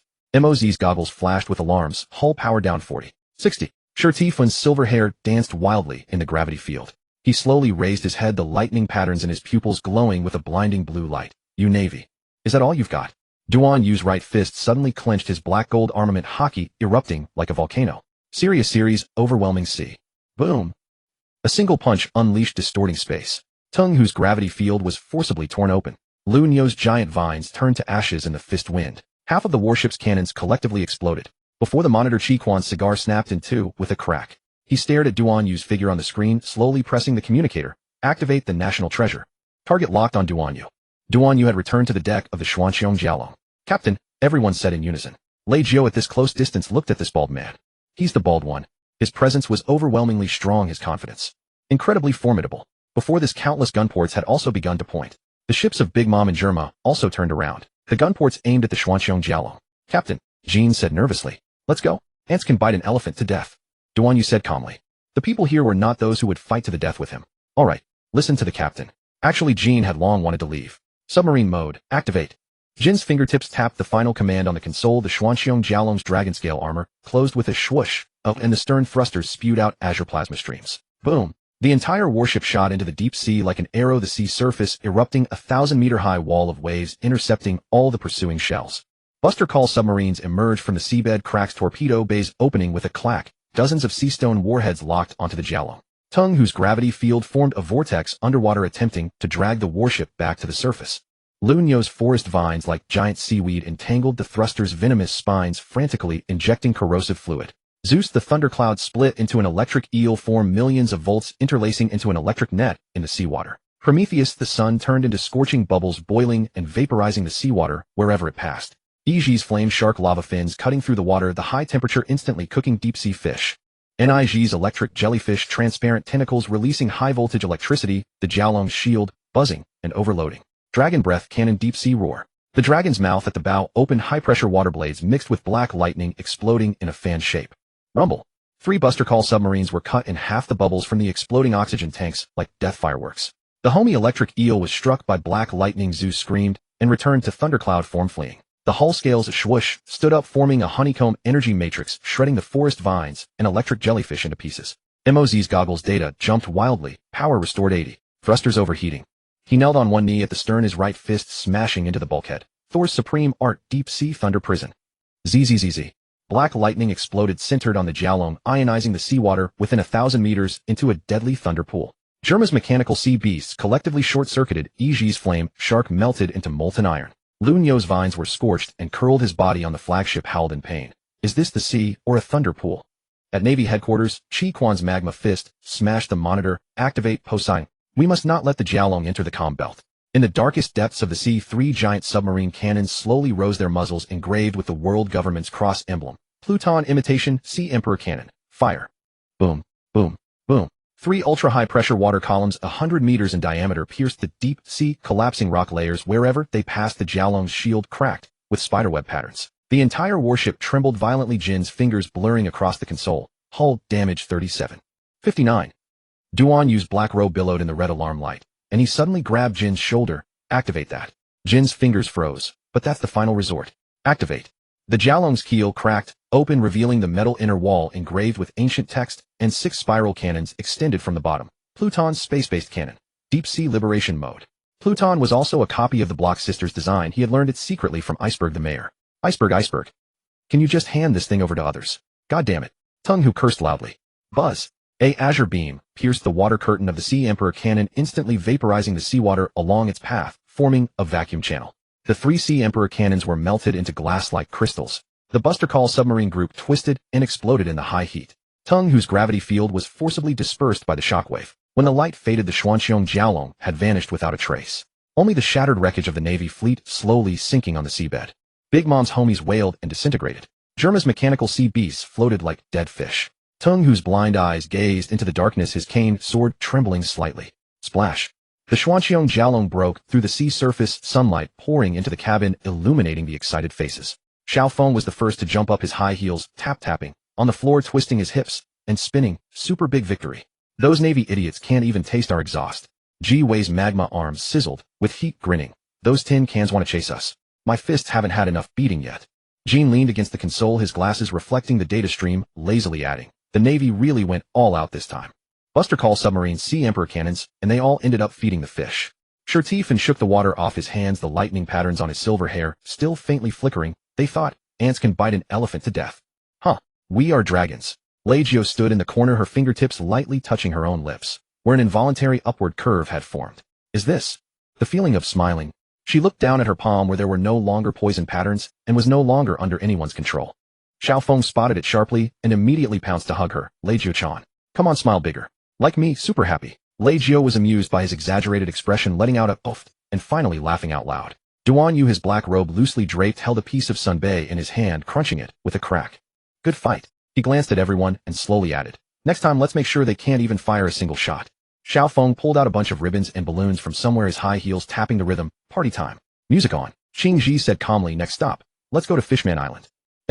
Duan Yu agreed. Reiju was actually hiding on the Xuanqiong dragon ship. Duan Yu pointed at the girl calmly. Who is this? Stephen rubbed the back of his head and smiled. She is Reiju, the daughter of Judge of Germa. Huh. Duan Yu's face was lined with black lines. What are you doing here? Reiju knelt on one knee. Captain Duan Yu, I hope you can take me away. Leave? Where do you want to go? As long as I can leave my father. Reiju actually shed tears for the first time, feeling what her younger brother Sanji felt. If you, Mr. Duan Yu, do not agree to let me stay, I can pay you to take me to the farthest place. Reiju had already pulled out several million berries. Huh. Xiaofeng laughed. We don't lack berries. That's right. The Duan Yu pirates were the least short of berries. They were probably the richest crew among all pirate crews. After Jean looted the Golden City, he had become the richest man in the pirate world. Plus, with his live-streaming game earnings, he was getting richer and richer. There were always many losers who loved watching games, and they were willing to spend money. Jean did not say anything. Duan Yu sized up the girl. He hoped to discern a clue from her facial expression. Forget it. You seem quite capable anyway. Reiju smiled. Thank you, Captain. In Duan Yu's view now, he just wanted to recruit some capable crew members. Now, their bounties were getting higher and higher. The enemies chasing them were getting stronger. Ordinary people would be useless. Xiaofeng laughed. Stephen laughed. Akiji sipped his coffee. Haha. Duan Yu heard the system's voice in his mind again. Scanning. Ding. Congratulations to the host for completing the task. Recruiting a ship. Doctor reward ship. Hull space. Upgrade medical room.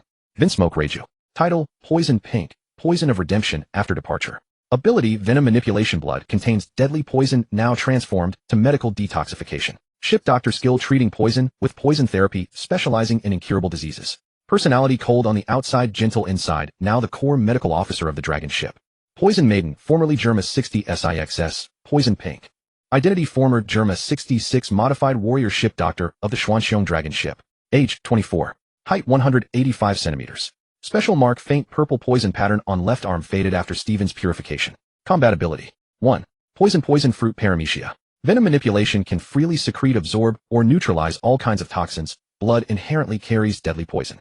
Newly developed medical mode, reverse toxin properties, extract, analgesic, hemostatic, and anti-infection medicinal components. 2. Combat style, poison needle, Queen Bee's Kiss, fires poisonous needles from fingertips. Those hit suffer nerve paralysis and muscle dissolution. Poison mist, rose funeral, exhales, corrosive fragrant mist, area control technique. Blood poison, forbidden fruit, ultimate skill, bites, finger injects blood toxin into enemy's body, causing organ failure, within 5 seconds, extremely damaging to self. 3. Physical techniques and equipment, Germa technology, leg armor, retains partial thruster function, enables high-speed movement. Medical poison pouch, carries self-made antidote on waist, can switch between combat and treatment modes at any time. Ship Doctor positioning. 1. Dual nature of poison and medicine, treat poison with poison. Use toxins to kill pathogens, then use medicinal components to repair tissues. Emergency means poison B needle, analgesic, microtoxin, numbs pain, nerves. Blood poison serum, universal antidote, purified from own blood, requires regular replenishment. 2. Ship duties, medical room supervisor equipped with venom culture chamber, uses homie technology to produce active drugs. Tactical support, poison mist to cover teammates, retreat, or poison needle for long-range support. 3. Exclusive story highlights, fighting epidemics, use poison mist to purify infectious diseases on the ship. Poisoning powerful enemies, administer chronic poison to boss-level enemies to weaken combat power. Sacrificial choice, at critical moments use blood poison to save teammates, putting herself in danger. At this moment, a middle-aged man and woman walked out. One of the men looked very much like Stephen. The woman's hair was also silver, and one could tell she was very beautiful when young. Captain Duan Yu. The two clasped their hands in salute. Then they bowed to each person. Stephen knelt on one knee. Father. Mother. At this moment, everyone saw his parents for the first time. Stephen clasped his hands again. Thank you, Captain Duan Yu, for bringing us here. He also knew that it was because Duan Yu had the strength to contend with Big Mom that they had the chance to leave Tato Land. Only then did his parents have the chance to leave Germa 66. Duan Yu gently helped them up. Stephen returned the supreme grade great sword at his waist to Duan Yu. This sword, it's actually Roger's sword. Duan Yu smiled bitterly. Yes.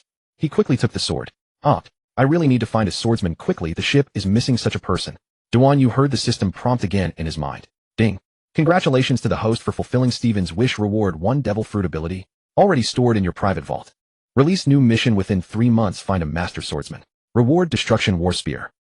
Congratulations to the host for defeating SSS level hero Charlotte. Lean reward, alternate space purchase card. Can purchase anything needed. Congratulations to the host for defeating SSS level hero Jiaji. Reward arms, shopping card. Can purchase parts for Chinese-style pirate ships. Duan Yu's surface remained calm, but with all these rewards, he was overjoyed. The rewards continued. Congratulations to the host for experiencing a kingdom war. Reward 3 billion berries. Money. Real money. He was already rich, and this made him dripping with wealth. This ensured his journey would never worry about money. Stephen's parents were full of aches and pains. Reiju knew the source of these pains. Your illness I can treat. Steven suddenly realized, that's right, you are from Germa, you must have a way to solve it. Reiju's fingertips gently rested on the wrist of Steven's mother Elena. Purple data streams flashed in her eyes. Spinal nerve compression, bloodline factor erosion, mechanical toxin residue. She looked up at Steven, her voice calm but certain. These are not illnesses, they are the aftereffects of Jiaji's modifications. Steven's pupils contracted slightly, lightning patterns flickering silently on his arms. Reiju took 3 test tubes from her waist, the liquids colored purple, gold, and black respectively. My poison can kill the bad stuff. Purple liquid nerve dissolving agent inject into Elena's spine to dissolve the mechanical nanobugs implanted by Jiaji. Gold liquid bloodline neutralizer oral intake temporarily freezes the rampaging gene chain. Black liquid iron-eating bacteria drip directly onto Leo's mechanical severed limb to corrode the remaining Germa metal. The treatment process was extremely painful. Elena's nails dug into her palms. Leo's mechanical joints hissed and smoked. Steven's fists clenched with a cracking sound. Lightning uncontrollably burst around him. Need to drain the toxins. Reiju suddenly grabbed Steven's hand and pressed it against his mother's back. Use your lightning. Force them out. Steven's lightning patterns flowed into Elena's body through his arm, precisely wrapping every toxin and dragging them out like a fishing net. Zzz. Black-purple toxic mist seeped from Elena's pores and was collected by Reiju with a test tube. This is Jiaji's control program. Now it's dead. Leo's mechanical eyes suddenly flashed red wildly. Jiaji's remote command attempted to trigger the self-destruct program. Reiju sharply stabbed a poison needle into his neck. Venom gland overload, force sleep. Crack. The mechanical eyes shut down and Leo coughed up a blood clot containing gears. Steven's lightning immediately enveloped his father's entire body, completely melting the remaining circuits. When the last wisp of toxic mist dissipated, Elena's breathing finally steadied and Leo's mechanical arm stopped trembling.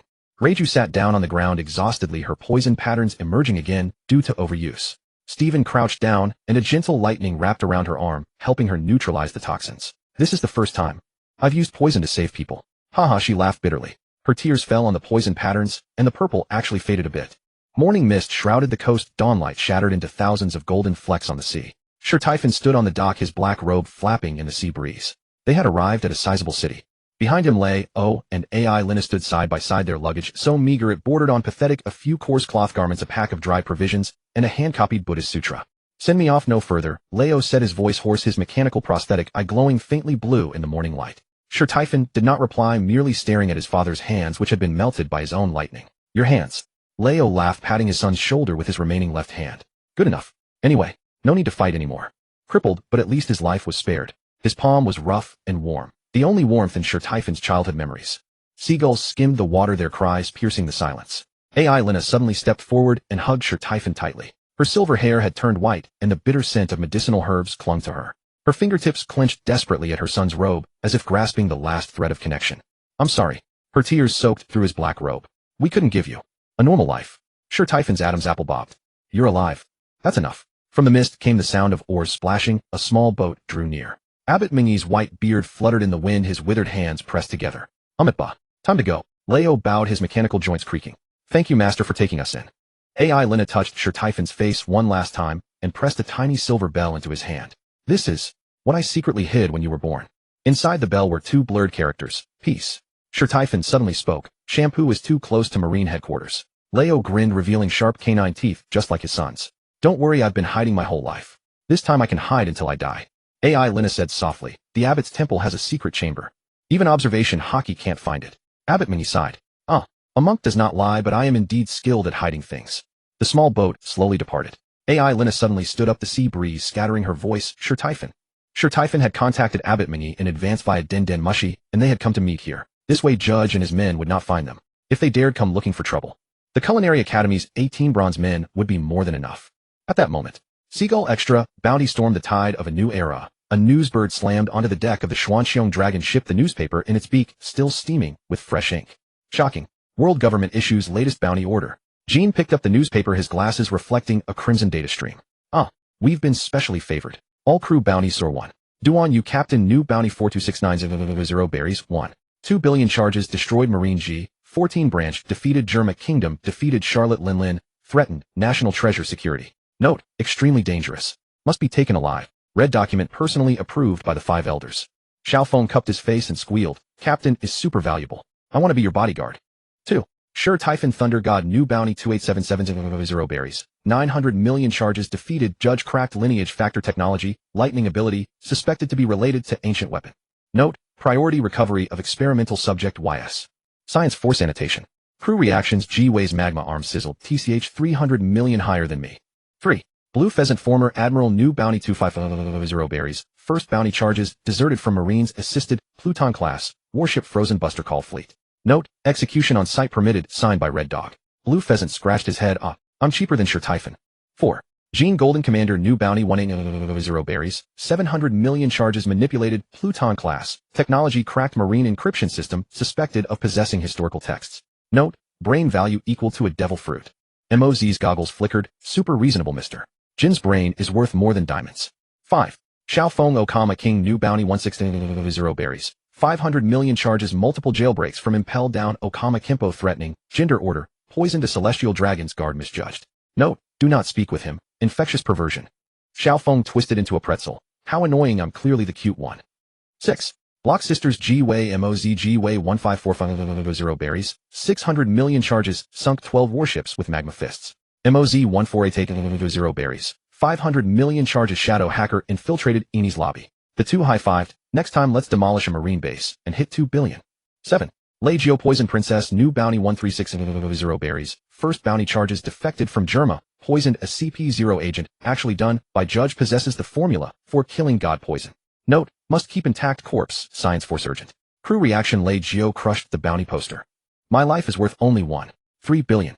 Red Dog's secret order Duan used bounty photo was circled in red. 5 Elders annotation. The keel of the Xuanxiong dragon ship is suspected to contain a Pluton component. Must be recovered. Duan Yu crumpled the newspaper, his black robe rippling like an abyss in the wind, it seems. I'll have to demolish Mary Geos next time to match this bounty. Blue Pheasant's ice bottle cracked. I need to start saving for my pension early. Sure Typhon's lightning runes lit up silently for 2 billion. Underestimated. Duan Yu smiled bitterly. It's just a number. Morning mist had not yet dispersed when the engine of the Xuanxiong Jiaolong began to roar. Stephen stood at the stern, his black robe billowing in the sea wind, his blue eyes beneath silver hair, reflecting the coastline, gradually fading into the distance. In his palm, he tightly gripped the silver bell left by his mother. The chime trembled faintly in the wind, yet produced no sound, as if even the sea breeze understood the weight of silence. Captain, Xiaofeng's high heels clicked across the deck, her skirt fluttering. I've already prepared the special Fishman Island dress. Stephen did not turn around, merely offering a faint hum in response. Jean pushed up his glasses as the holographic sea chart unfolded across the deck. Course confirmed, through the underwater volcanic zone straight to Fishman Island. The moment the Jiaolong descended 1,000 meters, the hull shuddered violently. Beyond the porthole, crimson magma erupted from the trench like a giant serpent, the intense heat turning the ship's armor plates red with a sizzling hiss. Jiwei's magma arm slammed onto the console with a boom. Super troublesome. Volcanic eruption is jamming the sonar. Mosey's goggles flashed frantically. Recommend activating scales reversal pressure resistance mode. Jin's fingers flew across the keyboard. Game command. Deep sea survival protocol activated. With a crunch, dragon scales along the hull rose and interlocked, forming a honeycomb buffer layer that withstood the molten onslaught. A lantern angler king over 1,000 meters long opened its massive jaws, corrosive slime dripping from rows of razor teeth. Xiaofeng screamed. Oh my, this fish is so ugly it makes me want to vomit. Lightning patterns flared across Stephen's arm as he thrust his fist forward. Thunder God's secret art. Deep sea thunderstorm. A thunderclap tore through the water, carving a vacuum channel as the beast was flipped onto its belly, electrically charred, and slowly sank into the abyss. Akiji sighed. Era, shall we have grilled fish tonight? From the shadows, 3 execution order class submarines approached silently, their torpedo bays clicking open. Reikyu's poison needles slid silently from her cuffs. Shall I neurotoxin the pilots? Duan Yu's black robe stirred without wind. No need. He raised his hand and Conqueror's hockey surged outward like a tidal wave. Inside the submarines, the naval crew collectively rolled their eyes and collapsed. Torpedoes went haywire, colliding mid-water and erupting into an underwater fireworks display. Jean whistled. Captain, your crowd-clearing efficiency has improved again. When the Jiaolong broke through 10,000 meters of ocean depth, an ethereal blue glow suddenly illuminated the viewport. The roots of the tree of Easter pierced the darkness, refracting sunlight into a rainbow cascade that bathed the entire Fishman Island in luminescence.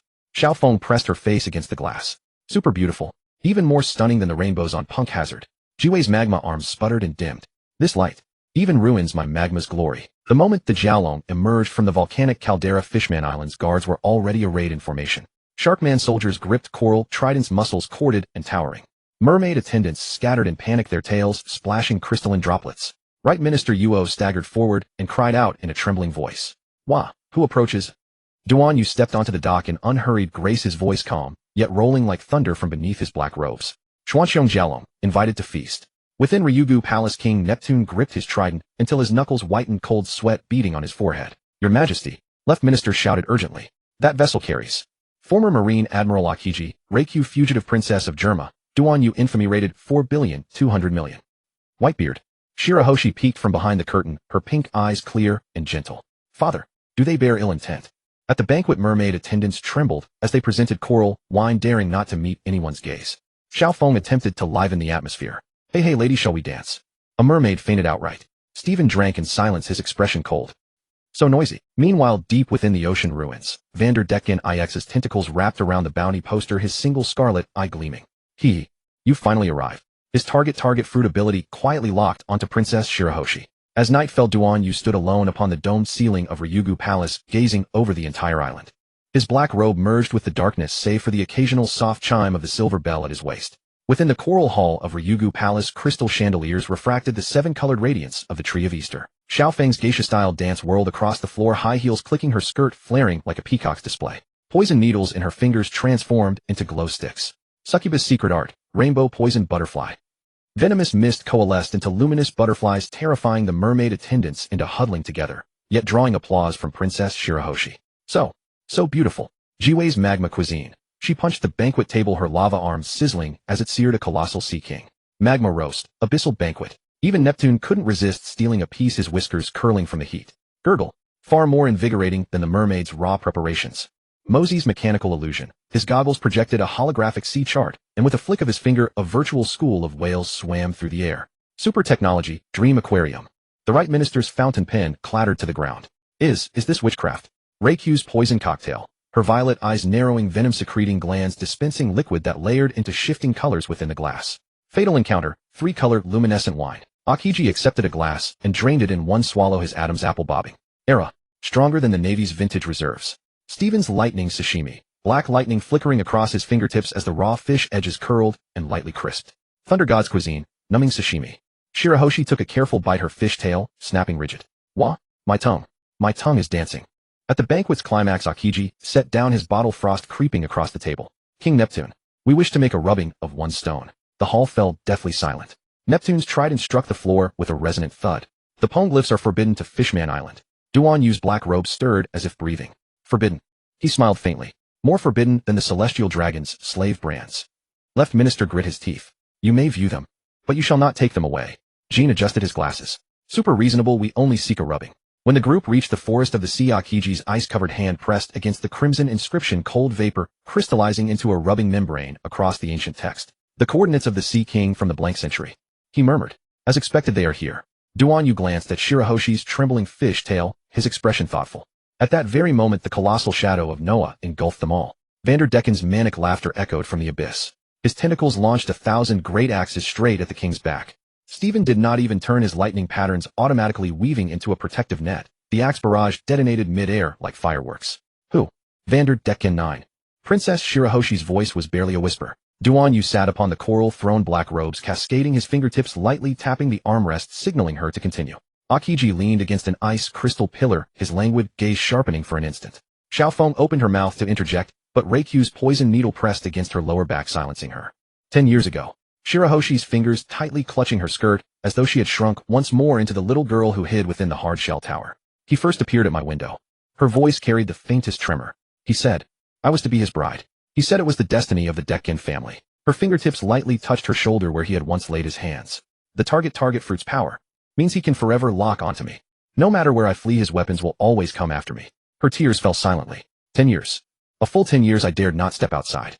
For as long as I leave, his axes, his spears, even the entirety of Noah, will come crashing down upon Fishman Island. Her voice hitched. He said, he will shatter Fishman Island's dome with Noah and elope with me. Duan Yu's fingers stilled upon the armrest, the corner of his mouth lifting subtly beneath his black robes. Madman. His voice was soft, yet it sliced through Shirahoshi's fear like a blade. Akiji sighed, his wine congealing into ice within the glass.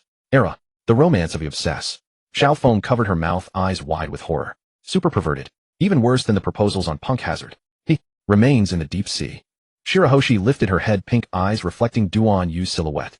His Noah lies directly beneath Fishman Island.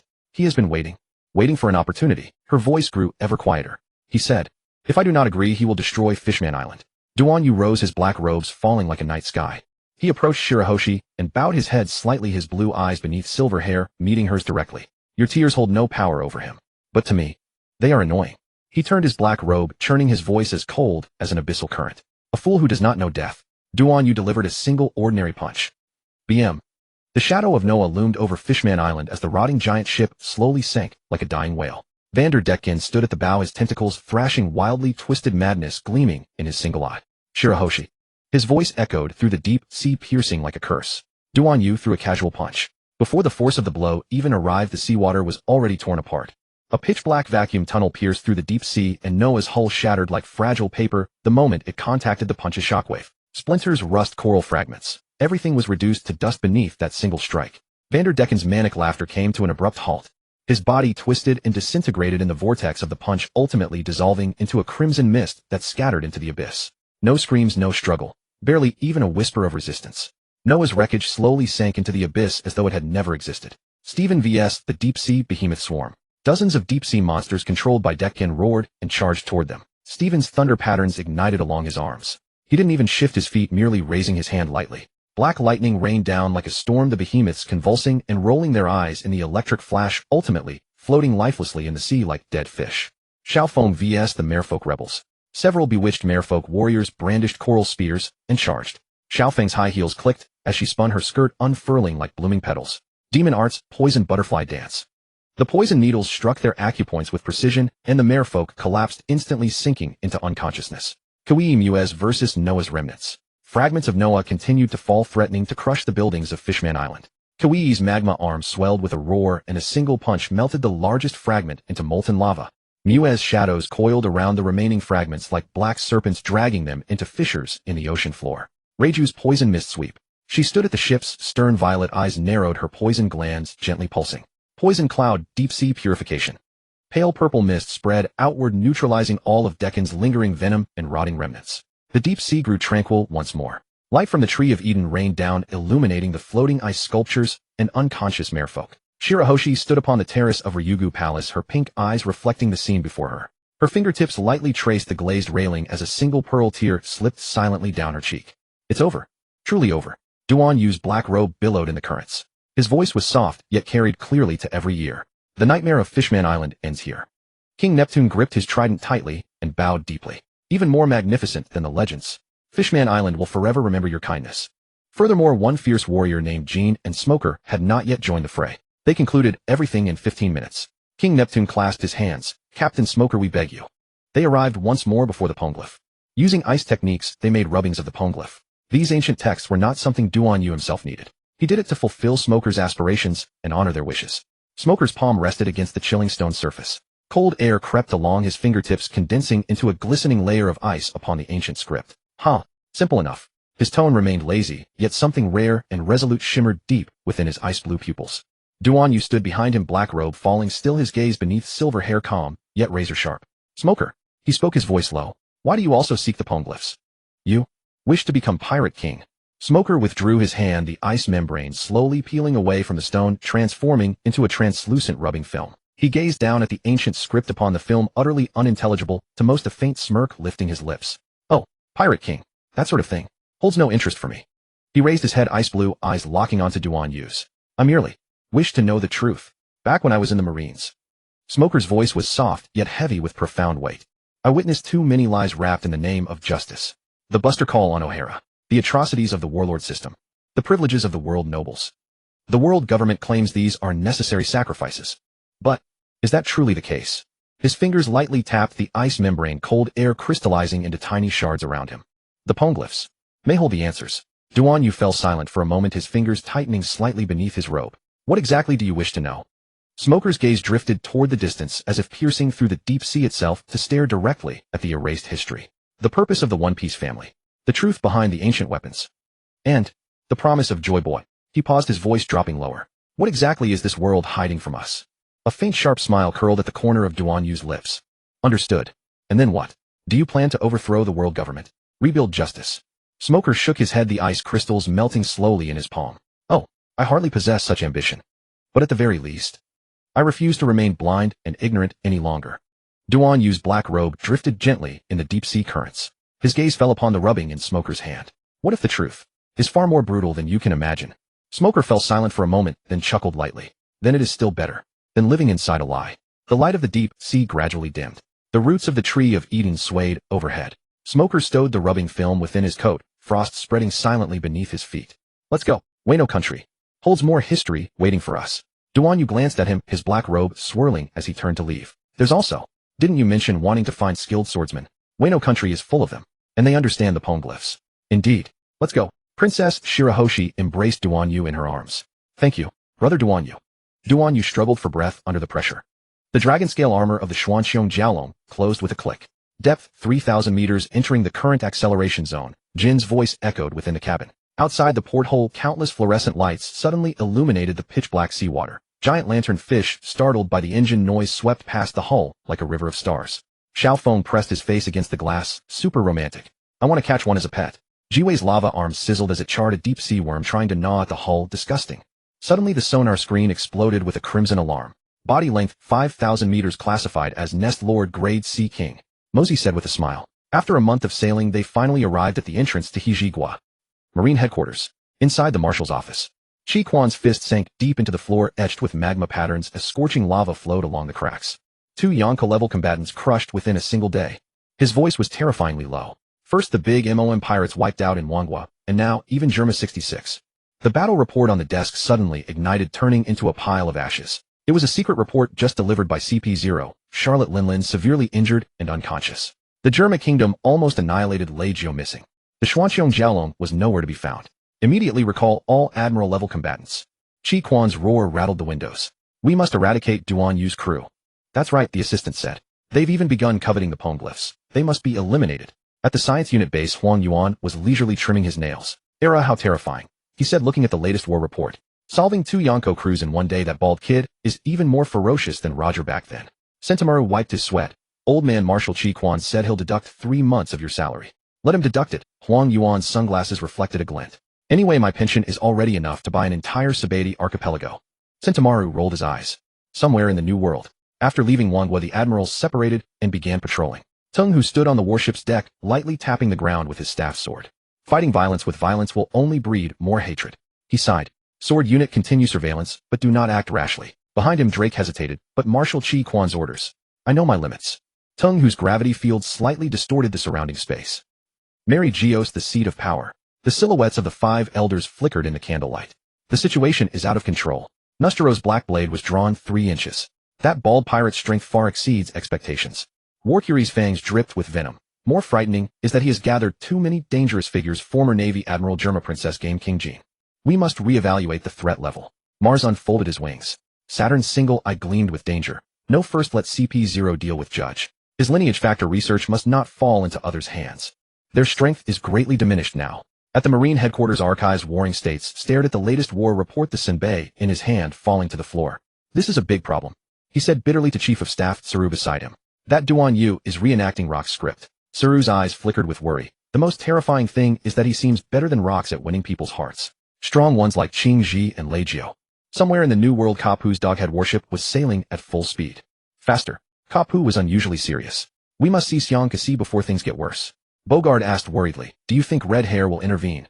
Kapu clenched his fist. That red-haired kid knows better than anyone what it means when the will of D begins to awaken.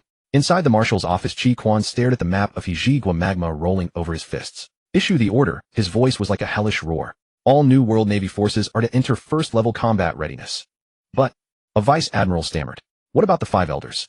Those old bastards want us to fight the Yonko to a mutual destruction. Chi Quan smashed the desk with a punch. This time the Navy will seize the initiative.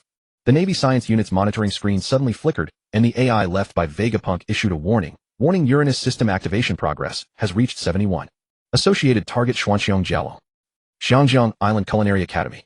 Morning mist lingered and the bell of an ancient temple chimed melodiously. Lei O and AI Lin Na sat in the meditation room, a pot of clear tea, before them, its fragrance curling upward. Suddenly a news bird flapped its wings and landed on the windowsill, dropping a newspaper. Shocking. Xuanxiong Jiaolong overthrows Wangwa. Big Mom and Judge both defeated. AI Lin Na's fingers trembled slightly as she gently unfolded the newspaper. In the newspaper, Duan Yu's black robe billowed amid the ruins of Wangwa. Behind him, Shirti, Fun's lightning Qing, Ji's ice, Jin's mecha. And Big Mom's Napoleon sword lay broken on the ground, Judge's mechanical wreckage smoking. This is our son. Leo's eyes flickered, his voice hoarse. Abbot Meng Yi walked slowly over holding prayer beads, his white beard fluttering in the morning breeze. Amitba. He glanced at the newspaper and smiled slightly. Thunder and lightning, but a moment, seas change to fields, all returns to calm. Ai Lin now looked up, tears in her eyes. Master. Our son now. The abbot stroked his long beard, his gaze profound. The path he walks is his own karma. Your path is your own cultivation. Leo was silent for a moment, his mechanical arm trembling slightly. We only wish for his safety. Ai Lin now suddenly stood up, pulling Leo to kneel before the abbot. Master, her voice choked. We have been transformed into weapons by judge, tormented by fate. Now we only beg for our son to live freely. Leo lowered his head, his mechanical joints emitting soft clicks. We are not worthy of being his parents, but we only hope for his happiness. Abbot Meng Yi closed his eyes, the prayer beads gently turning in his fingers. Parental love is like mountains and seas. His path has its own karma. Your wishes the Buddha has already known. Outside the window, the sea breeze rustled through the bamboo grove. The news bird tilted its head, watching the scene, then suddenly picked up the newspaper and flew away. Ai Lin Na watched the departing seagull and whispered, Son, you must be safe. Leo's mechanical eyes glowed faintly as he murmured, We will wait for you to come home.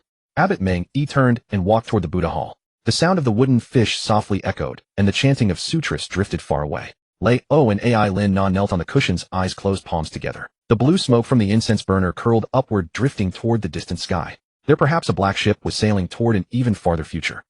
Charlotte Lean's massive body sat up from the medical pod, and the Napoleon sword slammed into the floor with a clang, shattering half the wall. Mama. Her laughter made the entire cake castle tremble as Zeus and Prometheus circled above her head, lightning and fire interweaving. Duanyu. That bald brat. Her eyes blazed with fury, and the precursor of her hunger pangs caused saliva to corrode the carpet beneath her feet. Katakuri knelt on one knee, his red scarf fluttering without wind. Mother, there's news. They were seen at Fishman Island. Smoothie's squeezing sword glowed purple. Could they be after the poneglyphs? Parasparrow's candy cane snapped with a crack. I think so. That stupid Duanyu might not have a clue. But Qing Ji seems to have gotten it. Big Mom suddenly stood up, her conqueror's haki erupting like a tsunami. Mama. Of course we'll chase them. They're either going to the elephant or the dragon. Parasparrow's eyes gleamed. So that's too easy to go to. I think they'll go to Hijigwa first. What's your reasoning? Direction. They pointed at the map. Ueno coastline. Splash. A colossal spray erupted from the sea as 3 giant golden-scaled carp leaped into the air, sunlight refracting through their scales in dazzling brilliance. And behind them, boom. The Xuanxiong Jiaolong burst through the water, its dragon-scale armor gleaming like obsidian in the sunlight. The dragon-eye searchlight at the prow whirred on, scanning the entire Ueno coastline. Duanyu stood at the prow, his black robe billowing in the sea breeze. He had been rearranged by Xiao Feng and dressed in Ueno attire. And for the sake of looking handsome, strapped with the supreme great cutlass. He grinned, revealing white teeth. Ueno. I'm here to tear this place apart. Xiao Feng made a grand entrance, her high heels clicking against the ship's railing, her skirt flaring out like a peacock's display. Ueno, this humble one has arrived. He performed a backflip off the ship, landing in a ballet pose only to step into a mud puddle. Oh dear, my new shoes. Ji-Wei kicked open the hatch, starving. I heard Ueno's Odin is super spicy. This old lady's gonna take it on. Moore's goggles scanned the coastline. Let's go. Stephen's silver hair gleamed coldly in the sunlight, lightning patterns flickering faintly beneath his skin. He took a deep breath. I really want to fight Kaido. Reiju stood beside him, poison needles spinning at her fingertips. Akiji leaned lazily against the mast, an ice bottle condensing in his hand. My.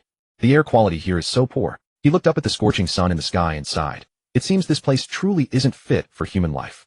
Kin nodded. Ueno topography analysis complete. Onagashima's defense system weaknesses have been marked. He looked at Duanyu. Captain, I suggest we start by taking down the castle keep. Or should we go drinking first? Duanyu's black robe billowed in the wind, and he gestured with his hand. Let's go to the tavern first. However, I suggest we split up and act separately. At that moment, Frostfang leapt out. Akiji, let me go with you. It's been too long since I've gone out for a walk. Akiji rode Frostfang and ran out first. Qin and Xiao Feng, this best partner duo, also set off in another direction. They departed on the Golden Warrior. The speed was very fast. In an instant they disappeared. Frostfang had already set out, and Han Yu's side. The dead guy has also set out. Should I go too? Stephen and Reiju, without hesitation, will set out first. Captain, Duanyu nodded. Now only Duanyu and the 3 Block sisters would set out together. They also had transportation, the machinery the Block sisters had brought. Let's go. Why didn't they walk together? It was just to avoid being discovered by others so quickly. After all, they were people with extremely high bounties now. Duanyu's purpose for coming here was to find a partner and improve his strength. And Akiji and Reiju hoped to find the poneglyph. Qin and Xiao Feng really came to play. If they wanted to fight, they would definitely arrive. Ji-Wei wrapped one arm around Duanyu's arm and said with a smile, Captain, what are we going to do? Let's go. I heard Ueno has many swordsman masters. Let's see if there are any. Okay. Along the way, they saw the heavily polluted environment. Someone with Duanyu's strong adaptability was also frowning. What's going on? They continued speeding and arrived at a place in Kuri. Duan Yu's black robe swept across the scorched land of Kuri, his boots sole crushing a sea prism stone crystal, making a crisp cracking sound. Ji Wei's lava arm hissed with steam as she kicked aside a mutated fishbone, frowning, super disgusting. This place is dirtier than Germa's laboratory. Moore's goggles flickered with data streams, suddenly locking onto a slender figure huddled behind an abandoned shipwreck deep in the marsh, clutching half a moldy, glutinous rice ball. It was a girl of about 7 or 8 years old. The girl sensed the gaze, suddenly looked up, revealing a beast-like vigilance. Don't come over.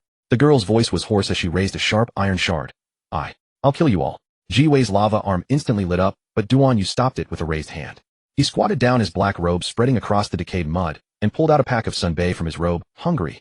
The girl's eyes flashed frantically, and she saw it like a treasure, hunger ultimately conquering fear. She grabbed the sunbae and devoured it ravenously, crumbs sticking to the scar on her lip. This girl knew that anyone willing to give her food must be a good person. And this bald uncle in front of her seemed silly. Didn't seem like a bad person. My name is Xiaoling, she mumbled. You don't look like someone from the Beast Pirates. Moore scanned her prosthetic limb. Your leg. Does it hurt? Xiaoling laughed mechanically. It hasn't hurt for a long time. The wind stirred the dandelions by the marsh, and their fluff fell onto Xiaoling's hand. She suddenly smiled. Before, Mother used to say, wherever the dandelion flies there is hope. She pointed into the distance. Where her family's rice paddy once stood, now only scorched earth, and half a boundary stone carved with the words Kazuki remained. Ji Wei's lava arm sputtered and went out. Super stupid. She turned her face away. Where's the hope in this goddamn place? But Xiaoling shook her head, pulling a handful of dried dandelion seeds from her tattered pocket. Every day, I secretly plant a little. Her fingers clumsily dug into the scorched earth, burying the seeds. Black viscous fluid seeped from the joints, mixing with the soil. When night fell, the Beast Pirates patrol boats roared over the marsh. Xiaoling panicked and grabbed Duan Yu's sleeve. Quick, hide. They come to catch scrap every night. The patrol boat's searchlight swept over the shipwreck, and Xiaoling shrank under Duan Yu's black robe, trembling. Don't be afraid. Duan Yu's voice was soft. We're here. A drop of lubricant fell from Xiaoling's eye like a tear. Why? Help me. Duan Yu gazed at the Kazuki carving on the boundary stone. Does helping you need a reason? Late at night, Xiaoling's high fever suddenly flared up. Her limbs spasmed with a click-clack sound. Ji Wei gave a fever-reducing pill to Xiaoling. At dawn, Xiaoling's fever subsided. She sat by the dandelion field, watching Duan Yu press a bag of seeds into her palm. Perhaps one day, you can fill Kuri with them. For the first time, a gentle light lit up in Xiaoling's eyes. Are you really the saviors of our Wayno? Ji Wei grinned broadly, her lava arm igniting the dawn with a boom. Super easy. Just like burning garbage. Moore crouched down and attached a micro-communicator behind her ear. Press here. We can hear you anytime. Xiaoling stood beside the boundary stone, her mechanical hand raised high, dandelion fluff drifting with the wind toward the morning sun. Beneath her feet, a tender green sprout was breaking through the scorched earth. Beneath her feet, a tender green sprout was breaking through the scorched earth. In the morning mist, a tall silhouette stood silently atop the boundary stone. Her deep blue hair gently swayed in the wind, the hem of her pale yellow kimono embroidered with a withered chrysanthemum pattern. The pupils of her white Hanya mask emitted a cold gleam. Who are you? Are you from the Beast Pirates? Her voice was as cold as the first snow, her left hand resting lightly on the sword hilt, while the empty sleeve of her remaining right arm hung limp. Sister Ju. Xiaoling's eyes widened. They're not bad people. They gave me fever medicine. They gave me food. Sister Ju's sheath clicked against Duan Yu's black robe. Duan Yu drew his supreme grade greatsword. Mosey's goggles flickered with data streams. Super misunderstanding. We're tourists. Tourists. Her sword tip trembled. Who exactly are you? Duan Yu said calmly. Duan Yu. Behind her mask, Sister Ju raised an eyebrow. Duan Yu. The one who beat up Charlotte Linlin. Xiaoling suddenly rushed toward her, holding up a dandelion. Sister Ju, look. Seeds are sprouting in the scorched earth. Zhu Jiqing slowly sheathed her sword. In the distance, the morning sun pierced through the clouds. If you dare to drag this child deeper into war. She turned and walked away, the remnants of snow condensing into ice flowers at her feet. I shall sever your ambitions myself. State your name. Ji Wei, who was naturally sultry and fiery. Zhu Jiqing. Ji Wei's lava arms surged with a roar, crimson magma coiling like a giant python toward Zhu Jiqing. Super rude woman. Take this punch. Zhu Jiqing's remnant snow blade sang as it left the sheath, the blade slicing through the magma, the chill instantly freezing an icy trail. Remnant snow scythe frost return. Gee. The lava was cleaved in two, but the explosive shockwave still sent Zhu Jiqing stumbling back 3 steps, the sleeve of her kimono scorched black. Ji Wei grinned, her lava arm suddenly compressing into a crimson blur that thrust forward. Taste this, lava heart piercer. Zhu Jiqing's sword tip touched the ground, her form retreating lightly like a snow swallow while her blade traced an arc. Reiho-style snow swallow return. Boom. The lava fist and sword light collided, the clash of scorching heat and extreme cold exploding into a ring of steam. Ji Wei's gauntlet was cut, magma dripping to the ground, sizzling. Zhu Jiqing's blade turned crimson, the high temperature conducting to the hilt, making her palm tremble with heat. Not bad. Ji Wei shook her arm, lava surging again. But I've got more than this. Her lava arm suddenly contracted, core temperature skyrocketing, turning from crimson to incandescent white. Core fusion supernova. Zhu Ziqing took a deep breath. The chill on her remnant snow blade abruptly condensing, the blade coated in crystalline frost. Final snow, no moon. Rumble. The extreme cold and heat collided, the explosive blast flinging scorched earth 10 meters around. As the smoke cleared, Jiwei's lava arm hissed with white steam, the mechanical joints slightly stiffened from the cold. Zhu Ziqing knelt on one knee, her mask half shattered, a trickle of blood at the corner of her mouth. She had to drive her blade into the ground to steady herself. Huh. Jiwei panted, the temperature of her lava arm gradually dropping. You woman. You're quite a fighter. Zhu Ziqing's sword clattered to the ground, her pupils slightly unfocused. I have lost. Jiwei walked over and yanked her up. Who said you lost? My arm was nearly frozen stiff by you. Zhu Ziqing was stunned, looking at Jiwei's lava arm that was slightly stiff from the cold, and suddenly chuckled. Lava and remaining snow are unexpectedly compatible. Jiwei grinned, her lava arm roaring back to life. Super to my liking. Next time we fight again. Zhu Ziqing picked up her remnant snow blade, nodded slightly. Anytime. Zhu Ziqing's mask was damaged, so she had to take it off, revealing a great beauty. Her Hanya mask finally gave way, shattering with a crack. The fragments fell softly, revealing a breathtaking face. In the morning light, her skin was as translucent as fresh snow, her indigo eyes like glass immersed in a deep pool. The scar that slanted from her brow bone to her jaw did not seem hideous. Instead, it added a fierce beauty of the battlefield to her face. The remnant snow blade still in her hand, the tips of her hair adorned with unmelted ice crystals, she was like a famous sword drawn from its sheath. Beautifully sharp, beautifully deadly. Jiwei's lava arm fizzled out, her eyes wide. Super beautiful. This face is hotter than my lava. Mosey facial golden ratio 0. 618, oh so beautiful. Zhu Ziqing, embarrassed by the blunt praise, had her ears turning red, and she sheathed her remnant snow blade with a clang. You too flatter me. Flatter nothing. Jiwei threw an arm around her shoulder. Sister Zhu is so beautiful. Like a snow woman from an ancient painting. Mutual flattery. Duan Yu sighed helplessly. Since we're not enemies, let's stop fighting, Duan Yu said. Zhu Ziqing nodded vigorously, then with an exaggerated expression pointed at the sword in Duan Yu's hand. This sword, the supreme grade greatsword ace. It was the blade of the late pirate king. But Zhu Ziqing had already knelt on one knee, placing her remnant snow blade before her, her voice trembling with uncontrollable emotion. 20 years ago, Lord Odin said that this sword holds a flame that can burn away all injustice in the world. Duan Yu slowly drew the sword, its crimson lava-like blade reflecting the shocked faces of everyone. Where the blade passed, the air warped, and even Jiwei's lava involuntarily shrank back. Want it? He asked with a half-smile, looking at Zhu Ziqing. After we cut down Kaido, I'll lend it to you for a couple of days. You are also a samurai here to kill Kaido. Huh. No. Duan Yu shook his head vigorously. He brought the sword just to show off. He didn't know how to use a sword at all. He wasn't here to kill Kaido but to find companions. He told her his purpose, but she still had her own mission to fulfill. She really liked the Block sisters, and being with them would probably be very fun. Only then Kaido must die. After Wano returns to the Kazuki family, she truly wishes to leave this barren land of Wano. She also yearned for Lord Odin's way of life. After taking a deep breath, Xiao Ju was waiting for the young lord to return. However, these people were also interesting, and she was willing to make friends with them. Let's go. I'll take you to the flower capital to have some fun, or maybe you can find the swordsman you're looking for. Let's go. They mounted the flying vehicle. Xiao Ju and Xiao Ling were stunned. They were dragged onto the vehicle by the Block sisters. Go. The flying vehicle shot up with a blue tail flame, instantly lifting Xiao Ju's deep blue hair in the air current, and her Hanya mask slapped on Mosey's face with a smack. Voila! For the first time in 8 years, Xiao Ling was 300 meters off the ground. Sister Ju, we're in the clouds, Aya. Zhu Ziqing clung tightly to Jiwei's lava arm, the sheath of her remnant snow blade shaking violently in the airflow. Super thrilling, right? Jiwei laughed and pressed the accelerator, her lava arm trailing a crimson streak through the clouds. Xiao Ling firmly secured herself on Xiao Ju's back. Look down. In Xiao Ju's pupils, the canal gleaming in the morning light was reflected. The prosperity of the flower capital was like a gilded scar. On both sides of the main street, vermilion lanterns swayed in the twilight. The proprietress of a silk shop, her fingers stained with crimson, caressed a bolt of gold-threaded brocade. That was a luxury item obtained from overseas using the blood tax levied by Dashi. From the tavern came the sound of shamisen and taiko, yet it could not drown out the lashing sounds from the back alley. Several ronin, wearing the 100 Beast crew insignia, were kicking a debt-ridden merchant into a ditch. So this is the land of Hijigua before the opening of the country? Xiao Ling asked curiously. She instinctively shrank behind Zhu Ziqing. Zhu Ziqing's Sanxue blade trembled lightly in its sheath. 20 years ago, she had walked the same streets following Yutian when the vendors' cries still carried laughter. Don't zone out. Jiwei's lava arm ignited the roadside lantern with a sizzle. Shopping time. Smack. Duan Yu swept his gaze over the food stall and slammed a bag of gold coins onto the counter. I'll take everything. The vendor trembled as he lifted the steamer. 30 red bean buns carved into koi shapes, 20 skewers of honey-glazed dumplings, and a whole pig roasted to a golden brown. Xiao Ling's pupils dilated and drool uncontrollably seeped from the corner of her mouth. Sister Ju, can we really eat all these? Eat.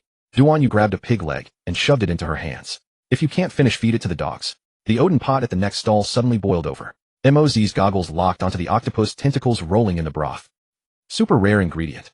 She tossed a stack of berries. Take the whole pot. Zhu Ziqing stared blankly at the red bean bun. In the years of hunger on the Lingho snowfields, she never dared to dream of such a scene. A whirlwind swept through the remnants. I never thought I could eat well in Hijigua. Zhu Ziqing wiped the food from the corner of her mouth and smiled wryly. Only the rich can afford such things. Originally, Hijigua was also a city of gourmet food. But under the rule of Dashi and the leadership of Kai Duo, more and more people have become impoverished. Duan Yu asked, isn't there many factories in Jiuli? How can they be poor? Those are all Kai Duo's weapon factories. Zhu Ziqing ground her teeth. The Fangquai sisters saw many children by the roadside watching them eat. Moz took out a bag of berries from her bag. They went to a shop selling red bean soup. Boss, how much can this bag of berries buy? The boss's eyes bulged. This. This money was a month's worth of his revenue. In that case, you give it to the poor to eat. This. For these berries, I'll risk it. Jiwei shouted, kids, come here, big sister will treat you to something. After the boss handed the first child a bowl, more and more children gathered around. Having done a good deed, they were very happy. So they went shopping. This one, and this one. Jiwei's lava arm swept through the high-end kimono shop, and the exquisite furusode on the racks flew like butterflies. The proprietress was about to scold, but Moz tossed a bag of berries at her, startling her into a kneeling position. This money was enough to buy the entire street. Too conservative. Jiwei tore open Zhu Ziqing's collar, her lava fingertips burning through the chest binding with a sizzle. Wear this. She held up a dark red kimono with a deep V-neck and a daring cutout in the back. Zhu Ziqing's face flushed redder than a red bean bun. I am a samurai. How can I? Super suitable for combat. Jiwei was already using her lava welding torch to modify her own battle suit. The originally conservative armor transformed into a high-slit qipao. Xiaoling was stuffed into children's clothes, looking extremely cute. Moz's goggles suddenly beeped wildly and turned into a star. Detected rare substance. Dragon scale steel. Her shadow shot out like a snake, instantly locking onto an inconspicuous blacksmith shop. In the corner of the counter, several pieces of, or with a bluish metallic luster, lay quietly, their surfaces covered with natural dragon scale patterns. Super rare. Jiwei's lava arm spat sparks. This stuff has been extinct in the outside world. Our warship only has 3 grams of it. The proprietress rubbed her hands and smiled obsequiously. You have a good eye, sir. This is Kai Duo scale from Gui Dao. Only the miners of the 100 Beast crew can dig it up. Moz had already tossed a stack of berries. I'll take it all. The proprietress's eyes widened. This is sold by the Qian. Jiwei's lava arm slammed onto the counter. I said all of it means all of it. Super no bargaining. Meanwhile, Duan Yu's black robe swept past an antique shop. His gaze fell upon a short sword covered in cracks. The hilt wrapped with faded red string, and the blade pattern showed a rare thundercloud shape. The shopkeeper approached with a fawning smile. You have excellent taste, sir. This is a wakizashi used by the dragon slayer Long Ma in his youth. Though it's broken. Duan Yu's fingers traced the blade, and his conqueror's haki trembled slightly. The blade suddenly hummed with a soft resonance, and fine arcs of electricity seeped from the cracks. Wrap it up. He tossed down a bag of gold coins. And 10 rolls of blood sakura silk. From Lingho. The shopkeeper frantically rummaged through boxes, wondering how this customer even knew about blood sakura silk. The vendors on the entire street were whispering. That bald man in the black robe was just lighting his cigarette with a kimpan. The lava woman is buying dragon scale steel by the pound like candy. The woman with goggles. Her shadow moves the goods by itself. A few ronin were about to follow and rob them, but they saw Zhu Ziqing's Sanshua blade unsheathed 3 inches with a clang. The blade reflected their terrified fleeing backs. As the sun set, Jiwei carried 3 sacks of dragon scale steel, and her lava arm melted them into portable ingots. Moz's shadow dragged 10 boxes of smile essence, and data streams were planning how to safely extract the active ingredients. Beneath Duan Yu's black robe, the mysterious short sword was hidden, and its sheath occasionally leaked a trace of lightning. Swish. Jiwei's aircraft arrived beside them. They loaded the newly purchased supplies into it. This way they didn't have to carry so many things while shopping. Just then, dozens of fake samurai wearing swords surrounded them. Stop. Hand over your valuables. The leading ronin kicked over a roadside stall, revealing the 100 Beasts tattoo on his waist. Though it was faded, he had perfectly mastered the air of bullying the weak. Over 30 fake samurai drew their swords with a swish, surrounding Duan Yu and his group. Zhu Ziqing's Sanshua blade unsheathed with a clang, its tip pointing at the ronin leader. Impersonating samurai to rob civilians. You dare to speak of the sword? The ronin leader spat. Stop pretending to be noble. What real samurai are left in Hijigua now? Either kneel and live, or... His words abruptly stopped. Because Duan Yu's black robe suddenly billowed without wind, and an invisible pressure swept through the street like a tidal wave. Or die. Kikunajo Xiaoju, the wandering samurai of Ueno. Formerly known as Shimo no Kikunajo. A retainer of the Kazuki Odin clan, and one of the 9 red scabbards. Signature technique spell, After Flower Willow School Swordsmanship. Residual Snow Sickle Frost Return. Strikes laced with absolute zero cold, final snow new moon. A wide area ice explosion domain, ultimate secret snow makeup, transforming the body into ice and snow. Thugs were nothing but a walk in the park for her. Brother Duanyu, let me handle this. Her lovely countenance stirred even the emotionally numb bald man. You watch your back. 30 Ronin closed in with wicked grins. Miss, you're far too pretty. Why not become our boss's wife? A thug sneered mockingly. Their blades were rusted, but their eyes cut sharper than any steel. The ravenous hunger of wolves circling prey. Hand over your valuables. The lead Ronin bared gold-capped canines in a leer. Or else. Heh. Xiao Ju's residual snow blade did not even leave its scabbard. She simply raised her left hand and flicked her fingertip against the guard. Bell after-school snow breeze. Swish. An invisible torrent of cold rippled outward. 30 swords froze in an instant. The Ronin's fingers locked onto their hilts, unable so much as to cry out. Scram. Her voice was colder than the blade itself. The Ronin abandoned their weapons and fled, clutching frostbitten wrists, crawling away on hands and knees. Somewhere along the way their belt strings had been severed. Purses, pocket watches, and even false wigs clattered to the ground. A ghost. They could never have imagined being so effortlessly defeated before a beautiful female swordsman. Move it. Super awesome. Kay's magma arm crackled with sparks as she draped an arm around Xiao Ju's shoulders. Join us. Your ice paired with my lava would be absolutely invincible. Mo's goggles scanned Xiao Ju's sword techniques furiously. Combat evaluation SS class. Team synergy 89%. Salary is negotiable. Xiao Ju gently shook off Kay's arm and returned her residual snow blade to its scabbard in silence. I'm sorry. I have unfinished business to attend to. Her gaze drifted past the bustling marketplace toward the ruins of Kazuki Castle in the distance, where a vow she had waited 20 years to keep still called to her. Her heart grew warm. Kikunajo, watch over Wano's dawn for me. Those were Lord Odin's final words before his execution, words that still echoed in her ears 20 years later. She had watched her lord boiled alive, watched her comrades fall one by one, watched Towamitsu being taken by the time fruit power right before her eyes. I cannot leave yet. The residual snow blade reflected moonlight mirroring her resolute gaze. Stubborn female samurai. Kay huffed and melted a street sign with her magma arm. What's wrong with following the bald guy? Fine wine, great food, and super thrilling adventures. Mo adjusted his goggles. According to calculations, teaming up with us would increase efficiency by 300%. And there's the supreme great grade sword. Xiao Ju watched their exasperated expressions, and the corners of her mouth lifted slightly. When Wano truly opens its doors. She suddenly drew her blade and used the tip to catch a falling cherry blossom petal. If you are still willing by then, I shall accompany you on a journey around the world. The petal landed upon Kay's magma gauntlet and instantly vaporized into pink mist. At dawn, the Xuanxiong Jiaolong was ready to set sail. Xiao Ju stood at the dock, her deep blue hair streaming in the morning breeze. Duan Yu smiled faintly. Cube, let's go. Mo hesitated, then handed Xiao Ju a pouch of berries. Xiao Ju caught the heavy pouch. What's this? She opened it and found at least 1 million berries inside. The currency system of the One Piece world, an analysis of the purchasing power of 1 million berries. In the world of One Piece, 1 million berries was a substantial sum. Compared to Duan Yu's previous life, roughly equivalent to 100,000 US dollars. Actual purchasing power within the One Piece world. Prices of goods and services in berries: 1 ordinary bento, 500 berries, 1 standard sword, 500 berries, 1 bottle of premium wine, 2 berries, 1 ordinary devil fruit, 100 million berries.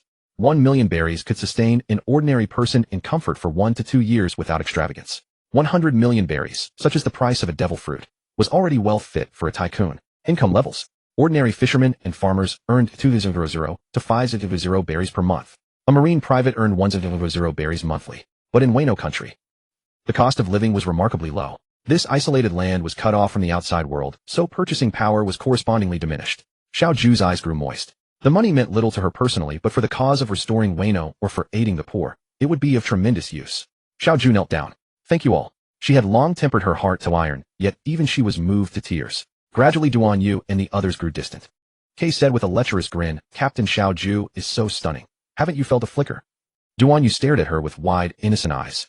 Mo chuckled. Yeah, I think you two would make a great match. Don't you need someone to warm your bed? Duan Yu rolled his eyes. Aren't I already surrounded by 2 beautiful women on this ship?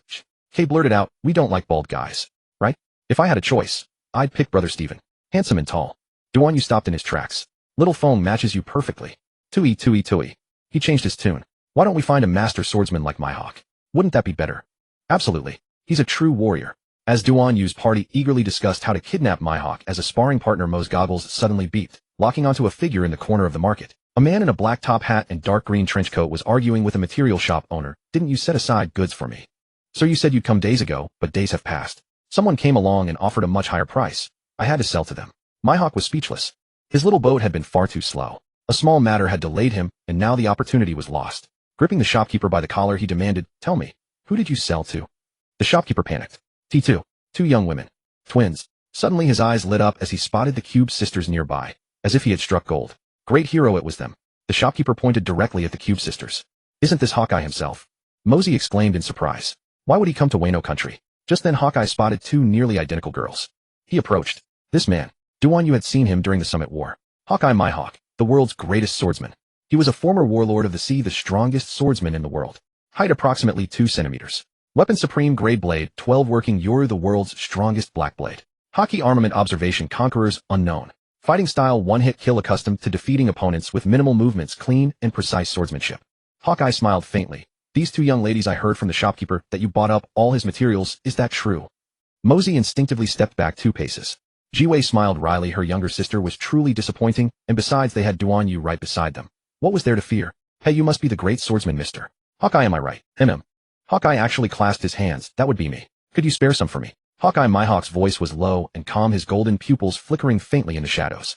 I need some dragon scale steel. Not much, just 3 gene will do. Mosey looked at his black blade. Yoru blade, where 001, but there are fine cracks on the edge. Need repair. Jiwei said flatly, super discerning. But we bought this at a high price. Hawkeye smiled faintly, taking out a gold coin from his bosom, engraved with the emblem of Karaigana Island Swordsmanship Dojo. I'll exchange this for it. Just as Mosey hesitated, Hawkeye's gaze suddenly locked onto the bandaged tachi hanging at Duan Yu's waist. Supreme Grey Blade. Ace. His voice carried a rare tremor. Roger's sword, why is it in your hands? Duan Yu's black robe fluttered without wind, his fingers gently stroking the hilt. Found it. Hawkeye's pupils contracted slightly. This blade he had seen with his own eyes at Roger's execution site 20 years ago. The king's aura, coiled around the blade, still remained vivid in his memory.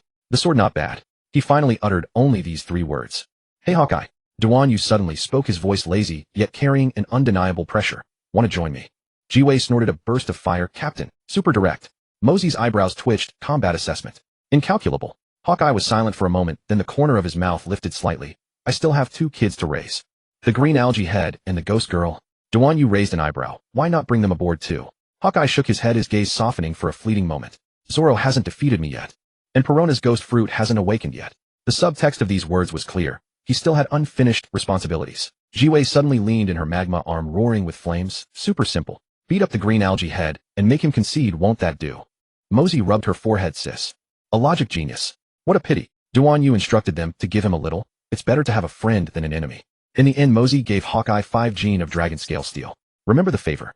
Jiwei patted his shoulder roughly. Next time we meet, treat us to a drink. Hawkeye took the black blade, Yoru gleaming coldly in the sunlight. All right. I'll remember this debt. He paused, his gaze sweeping over the ace at Duan Yu's waist. Perhaps I'll consider it. With that he turned and left, his black robe billowing in the wind like a true falcon, disappearing around the corner. What a strange guy. Jiwei muttered, ridiculously strong yet insists on being a babysitter. Duan Yu watched the direction Hawkeye had gone, then suddenly smiled. Interesting. Jiwei's magma arm extinguished with a sizzle, and she pouted, super regrettable. He's the world's greatest swordsman. And we just let him go. Mosey's goggles flickered, data streams frantically calculating Hawkeye's combat power. According to simulation, if he joined the team's overall strength would increase by 217. What a pity. Duan Yu's black robe rustled slightly in the wind, but a playful smile tugged at his lips. Why the rush? He'll come to us eventually, as long as we grow stronger. Jiwei's eyes lit up. You mean? Hawkeye Mihawk, carrying a cloth pouch of dragon scale steel, walked slowly through the streets of the flower capital. The black blade Yoru hung quietly on his back, the fine cracks on its edge faintly visible in the sunlight. Left from his clash with Fujitora a few days ago. He could have easily repaired it, but for some reason he chose to keep the mark. Supreme Grey Blade Ace. His thoughts still lingered on that man in black robes. He could never mistake that sword. 20 years ago when Roger was executed, that blade was thrust into the ground beside the execution stand, its edge wrapped in a haki that even he had to acknowledge. But that man. Where have I seen him? Hawkeye's golden pupils contracted slightly, memories slicing through his mind like a blade. The summit wore the shadow at the forefront of Whitebeard's remnants, punching a hole through the Navy's formation. Newspaper headlines: the worst rookie with a bounty of 4269000 berries. Even earlier, he suddenly stopped. Duan Yu. The name was like a lightning bolt cleaving through the fog. What was most terrifying about that man was not his domineering power, but that effortless sense of invincibility. As if, when he drew his sword, he never imagined anything he couldn't cut. When he took a step, he never considered the possibility of being stopped. The same aura as Roger. Hawkeye's fingers unconsciously traced the hilt of the black blade Yoru. A vendor's shout from the street corner interrupted his reverie. Hawkeye withdrew his gaze and continued walking forward. Next time we meet. The corner of his mouth lifted slightly. Perhaps I should try a serious slash. Duan Yu, without having gained the world's greatest swordsman, felt relieved instead of regretful. He needed to find someone in a better mood. After all, he still had a devil fruit that hadn't been unsealed. Why hadn't he taken it out to study and share with his companions? It was because the circumstances hadn't been right at the time. And Stephen was someone who wouldn't eat a fruit. He already had the power of lightning and the power of giants. As long as he further enhanced his armament haki, he would be invincible. Wait for the next companion to arrive before he considers sharing it. Only if he gets companions as formidable as the Cube Sisters would he consider using the devil fruit. If asked when he got it, he would just say he found it in Wano country and leave it at that. The sky of Gue Island was forever shrouded in black clouds, blood-red lightning slithering like giant serpents through the layers. The cliff was littered with broken weapons, bones piled high as mountains, and the caw of crows echoed like the wails of departed souls. Kaido's dragon statue coiled atop the castle summit, its eyes embedded with blazing flames overlooking the entire island. The air was thick with the stench of sulfur and blood, and the ground trembled intermittently, the sound of the Gifters' Legion clashing in the training grounds. Era, what a most unpleasant place. Akiji slowly rode a war wolf onto the frozen sea. His chill spread, freezing the rolling black waves into jagged ice spikes. Halt! This is Lord Kaido's territory. A dozen Gifters leaped from the cliff, some with lion fangs, others with scorpion tails, and more covered in crocodile scales. The leading Gifter grinned, revealing an iron fist embedded with sea stone, calling out, and still not stopping. Looking for death. Akiji yawned lazily. Tell Kaido to come out. I'm in a hurry. Arrogant. A dozen surged at once. Ice Age 0 domain. Crack. The chill erupted, instantly freezing all the Gifters mid-motion, turning them into ice sculptures. Their expressions were frozen in that ferocious instant. Their blood crystallized into red gems. Akiji's warwolf stepped over the ice sculptures, its claws brushing lightly. Crash. The ice sculptures shattered into powder. You're Akiji Kazan. Indeed. Suddenly a voice came from above. Kazan, you've crossed the line. A low voice emerged from the shadows. Jin spread his pitch-black wings, slowly descending onto the ice. Beneath his mask, a pair of crimson eyes stared intently at Akiji. Pteranodon Flame Emperor. Jin's roar shattered the clouds, and cyan flames erupted from his wings like a tidal wave. These were not ordinary flames. They were the ancient pterosaur flame, said to vaporize steel in an instant, a world-ending inferno capable of burning an entire island. Long ago, I wanted to fight an admiral. Where the flames passed, the ice hissed and evaporated, and even the air was scorched and twisted. Akiji's ice wall melted rapidly under the intense heat, water vapor billowing, and the battlefield was instantly shrouded in white steam. Two-horned spear. Akiji's voice came from the mist, as cold as a polar wind. Whoosh, whoosh, whoosh. Dozens of ice spears tore through the steam, stabbing toward Jin's throat, heart, and wing joints like lightning. Each spear tip was wrapped in armament haki enough to pierce through sea stone armor. Jin's pupils contracted sharply, his wings folding and his form shifting like a ghost. Thud. The ice spear grazed his left wing, cyan feathers freezing into crystals instantly, then shattering with a crack. TCH. A flicker of pain crossed Jin's eyes, but more excitement. A Navy admiral. Truly lives up to the name. He flapped his wings violently, high-temperature air sweeping the battlefield, melting the remaining spears. Flame Emperor, Heaven's Firefall. Jin's figure soared upward, his wings fully spread, diving like a meteor. His entire body was wrapped in cyan flames like a falling sun. Akiji looked up, his ice-blue pupils reflecting the devastating blaze. Ice Age Extreme Cold Domain. Boom. With Akiji at the center, an Arctic storm erupted. The ground instantly froze into a mirror, moisture in the air condensed into countless ice crystals, and even time seemed to freeze.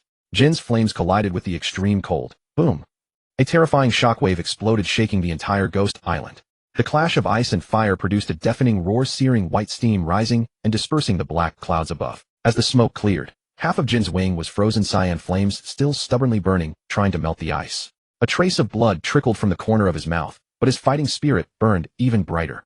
Akiji's right sleeve was scorched, revealing frost-covered skin. His breath was slightly hurried, but a faint smile tugged at his lips. Era, you're the first to burn through my ice.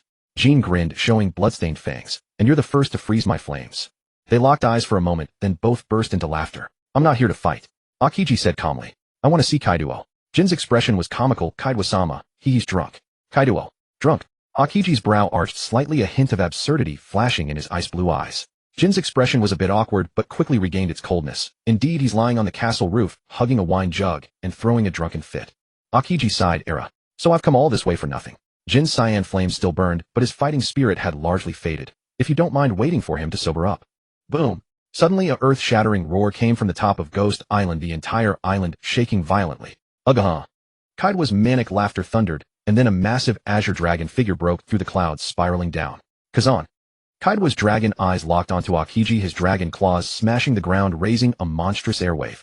Daring to barge into my turf, looking for deaths. Akiji looked up at the sky-obscuring azure dragon, a slight smile curling at the corner of his mouth seams. The wine has worn off. Jean massaged his forehead. No, this is the post-drunk hyperactive state. Kaido's dragon body circled in the air, his tail lashing out, slicing off a mountain peak. Thunderous bagua. The mace wrapped in Conqueror's haki smashed down at Aokiji with devastating force. Aokiji calmly crossed his arms. Ice Age Absolute Zero. Boom. The clash of cold and haki sent a shockwave sweeping across Ghost Island. The ground instantly froze into a glacier and Kaido's dragon scales were covered in a thick layer of frost. Ugh, so cold. Kaido's dragon body writhed, the ice layer cracking, but his movements were noticeably slower. Aokiji seized the opportunity to leap up, an ice blade forming in his hand. Ice blade, Aurora Slash. A brilliant ice blue blade light struck at Kaido's dragon neck. Kaido roared, his tail sweeping horizontally, blocking the blow with sheer force. Kazan, I'm in a good mood today. I'll play with you. Jean stood by watching his master and the Navy Admiral fight with such devastation and couldn't help but sigh again. Every time he gets drunk, he makes such a mess. Seizing a moment when Kaido staggered drunk, Aokiji raised his hands high. Stop. I'm not here to fight. Kaido's dragon eyes narrowed. Aokiji pulled out a wine jug from his robe and shook it. I heard you like red cherry brew. Kaido's nose twitched, his dragon body slowly shrinking back to human form. You brought wine.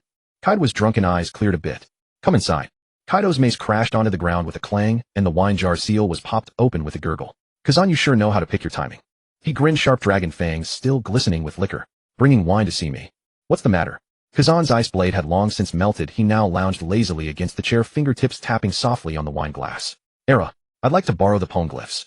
Without hesitation. Sure, as long as you don't take them away. Kaido burst into laughter, shaking dust from the rafters.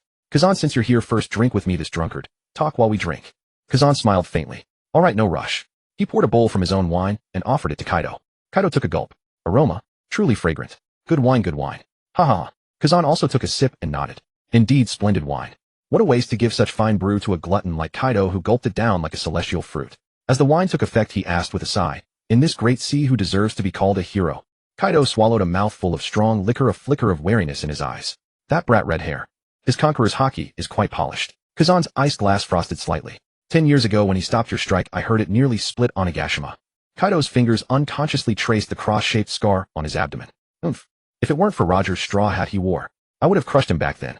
Lin. Kaido scoffed, slamming the wine jar heavily on the table. That madwoman, what else can she do besides bearing children? When her hunger pangs hit, she even devours her own crew. Kazan seemed thoughtful. But her iron balloon. Even your thunder bagua can't break through, can it? Kaido's dragon pupils constricted sharply. You tried it. Kazan shrugged. Era, I saw the data back in my Marine Science Division days. However, a while ago she was breached. Oh, is that so? What do you think of that guy called Blackbeard? Kaido's expression suddenly darkened. Marshal D. Teach. That rat slinking in the gutter. Kazan's fingertip traced the rim of his glass. I heard he ate a second devil fruit, experimented with dual powers, and now has his sights set on the national treasure. Are you afraid? Afraid? Kaido's Conqueror's haki erupted violently, shattering half the wall. I just find him a disgrace to the pirate name. Which fruit did he eat second? Seems to be a Paramecia type. After failing to get Whitebeard's fruit at Marine headquarters, he obtained another elsewhere. The new generation.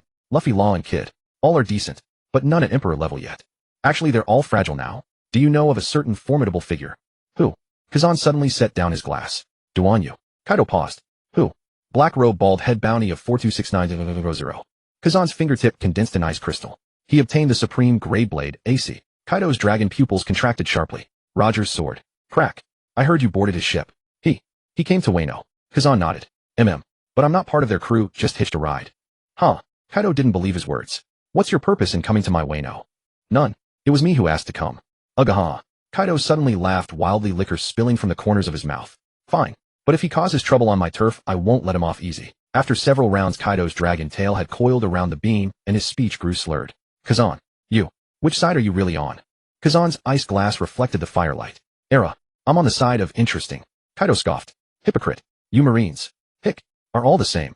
Kazan looked out the window. The night sky over Onigashima was shrouded by dark clouds, but a faint glimmer of starlight pierced through. A new era is coming, Kaido. And you are just an old man of the past. Accept it. Kaido's dragon tail crashed down with a thunderous boom, collapsing half the table. The wine jar slipped from his claws, amber liquid soaking the carpet. His pupils were already glazed, dragon whiskers stained with undried drops, voice slurred like muffled thunder. King. Take this ice brat to see the stone. King emerged from the shadows, the blue flames on his wings dimming slightly. Kaido-sama, are you certain? Aye. Hick. Keep my word. Kaido's dragon head slammed heavily onto the table, and his snoring instantly shattered the remaining wine cups. King's golden pupils locked onto Kazan. Follow me. A wisp of flame ignited at his fingertip, illuminating the steps leading to the underground secret passage. Kazan's military wolf stepped across the frost-covered ground, ice crystals crunching under its paws. Don't try anything clever. King's flames suddenly flared. You can make rubbings, but if you damage a single scratch. Kazan raised his hand lazily. Era, I have no interest in destroying antiques. Passing through 3C prism stone gates, a vast sight opened before them. A redstone stele 10 meters tall stood in the center of a magma pool, its inscriptions warping faintly in the heat waves. The surrounding walls were carved with the beast's pirate's emblems, but the stele itself was eerily clean, as if even dust dared not touch it. Kaido actually uses the road poneglyph as a heater. Kazan raised an eyebrow. King laughed coldly. The magma blocks observation hockey detection, Queen's design. Kazan pressed his palm against the steely cold spreading along the runes. Ice Age eternal rubbing. Extreme cold formed a layer of ice film on the steel's surface, perfectly replicating each ancient character. King's flame stood guard on all sides, sparks colliding with ice crystals hissing into white steam. Suddenly Kazan's fingertip paused over a line of text. Joy Boy, and the pact with the sun god. King's wings snapped open wide. Enough. Kazan withdrew his hand, and the ice film shattered with a crack, falling as powder. Era. My hand slipped. When Kazan stepped out of Onigashima Castle, the morning sun was piercing through the clouds. King's voice came from behind. Tell Duanyu, Kaido-sama awaits his challenge. Kazan waved without turning back.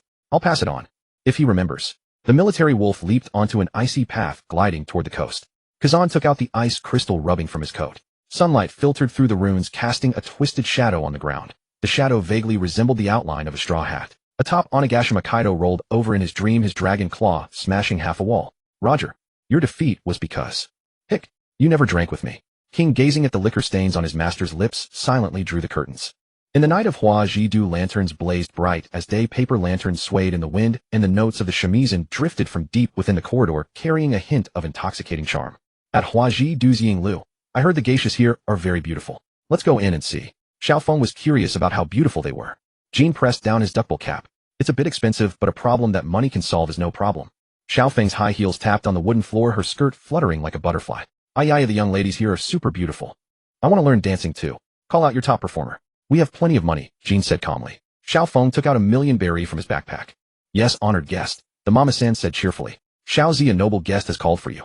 Soon the paper door slid open with a swoosh, and a geisha in a deep crimson furusode stepped out gracefully. Her wooden clogs lightly tapped the floor each step as if treading on clouds. Her deep purple hair fell to her waist, and the tassels on her hairpin swayed gently with her movements. The corners of her eyes were painted with crimson, and her lips were a touch of vermilion, hinting at a smile that wasn't quite there. This humble one is Xiaozi. Greetings to the two lords. Jean, who had many beautiful fans and was well-traveled, was also stunned. This is too beautiful. Xiaofeng cupped his face and twisted like a pretzel. Ah, Xiaozi, you're so beautiful. I heard you excel in both song and dance. Can you perform for us? Xiaozi smiled, a breathtaking sight. Yes, honored guest. Xiaozi covered her lips with a light laugh, her fingers brushing over the shamisen strings. She whispered, since the honored guest wishes to see this humble one, we'll make a humble attempt. She rose slowly, her furusode falling like flowing water, her deep purple hair gleaming in the candlelight. Her wooden clogs tapped the floor, each step resounding as if treading on clouds. When night cherry blossoms fall, have you ever seen the moon? Her voice was like a clear spring over green stones, carrying a touch of melancholy and ethereality. The shamisen's notes accompanied softly, as if telling a story unknown to all. Her dance was graceful as a butterfly, her furusode swirling as if thousands of cherry blossoms spun around her. Sleeves raised, like clouds rolling and unrolling, the arc of her furusode swept through the air, carrying a faint fragrance. Steps turned. Her wooden clogs clicked softly, her figure shifting left and right, real, yet illusory. Glancing back, the crimson makeup at the corners of her eyes grew more bewitching under the candlelight, her gaze flowing, as if it could capture hearts. Xiaofeng was already mesmerized, holding his cheeks with both hands, his mechanical eyes flashing pink. Ah, Sister Xiaozi is too beautiful. This dance is more dazzling than the rainbow of the Kamabaka kingdom. I want to learn too. His high heels unconsciously tapped the floor in rhythm, his skirt blooming like petals. Her voice gradually turned low, as if whispering an unheard tale of the past. Flowers fall, hearts break, old dreams finally turn to nothing. The shamisen notes, now hurried, now gentle, as if depicting a grand farewell. After the dance, Xiaozi bowed slightly, her sleeves falling like a waterfall. Please forgive my poor performance. Xiaofeng clapped loudly, lubricant overflowing from the corners of his eyes. Woo, so touching. This is 100 times more beautiful than the Okama dance I do. Sister Xiaozi, please teach me. He wiggled his waist, trying to imitate the steps he had just seen, but stumbled and nearly fell. Xiaozi's smile did not reach her eyes. The honored guest flatters me. Dancers never shed tears. With enough effort, anyone can dance beautifully. As she turned, her fingers trembled slightly within her sleeve. A drop of water silently fell onto the shamisen strings and evaporated without sound. All right, Please, honored guest, have some wine. The three began to drink. After several rounds of wine, several gifters of the beast's pirates suddenly burst into the corridor. The lion-headed leader grinned with meat scraps still hanging from his fangs. Hey, geisha, come drink with us. Xiao Zi's fingers tightened slightly, but her face still wore a smile. My lord, this humble one already has guests today. The lion man slapped the table and shattered it. Let's talk. Do you know who we are? The lion man suddenly reached for Xiao Zi's wrist, pretending to be noble. You're coming with us tonight. A cold glint flashed in Xiao Zi's eyes. A poisoned hairpin slid silently from her sleeve. Foxfire-style hidden sting. With a sound, the poisoned hairpin pierced the lion man's palm precisely, but he grinned and crushed the hairpin. Is that all you've got? Xiao Zi was yanked down violently, her furusode tearing, revealing an old scar on her fair arm, the crest of the Guan Yue family. You're a person of the Guan Yue family. The lion man's pupils contracted. Super rude. Xiao Feng's high heels kicked over the wine table with a bang. Let go of Sister Xiao Zi. His skirt spread open like petals and poison needles shot from his fingertips. Okama's secret art, poison butterfly dance. The lion man screamed, covered his eyes, and staggered back, but the other gifters were already roaring forward. Jin's fingers flew over the keyboard. Game command. Battle mode activated. With a click, his mechanical arm deployed two high-frequency blades, their cold light sweeping like moon arcs. Xiao Feng's eyes gleamed. Iron Man, Jin, you've turned into. Jin smiled slightly.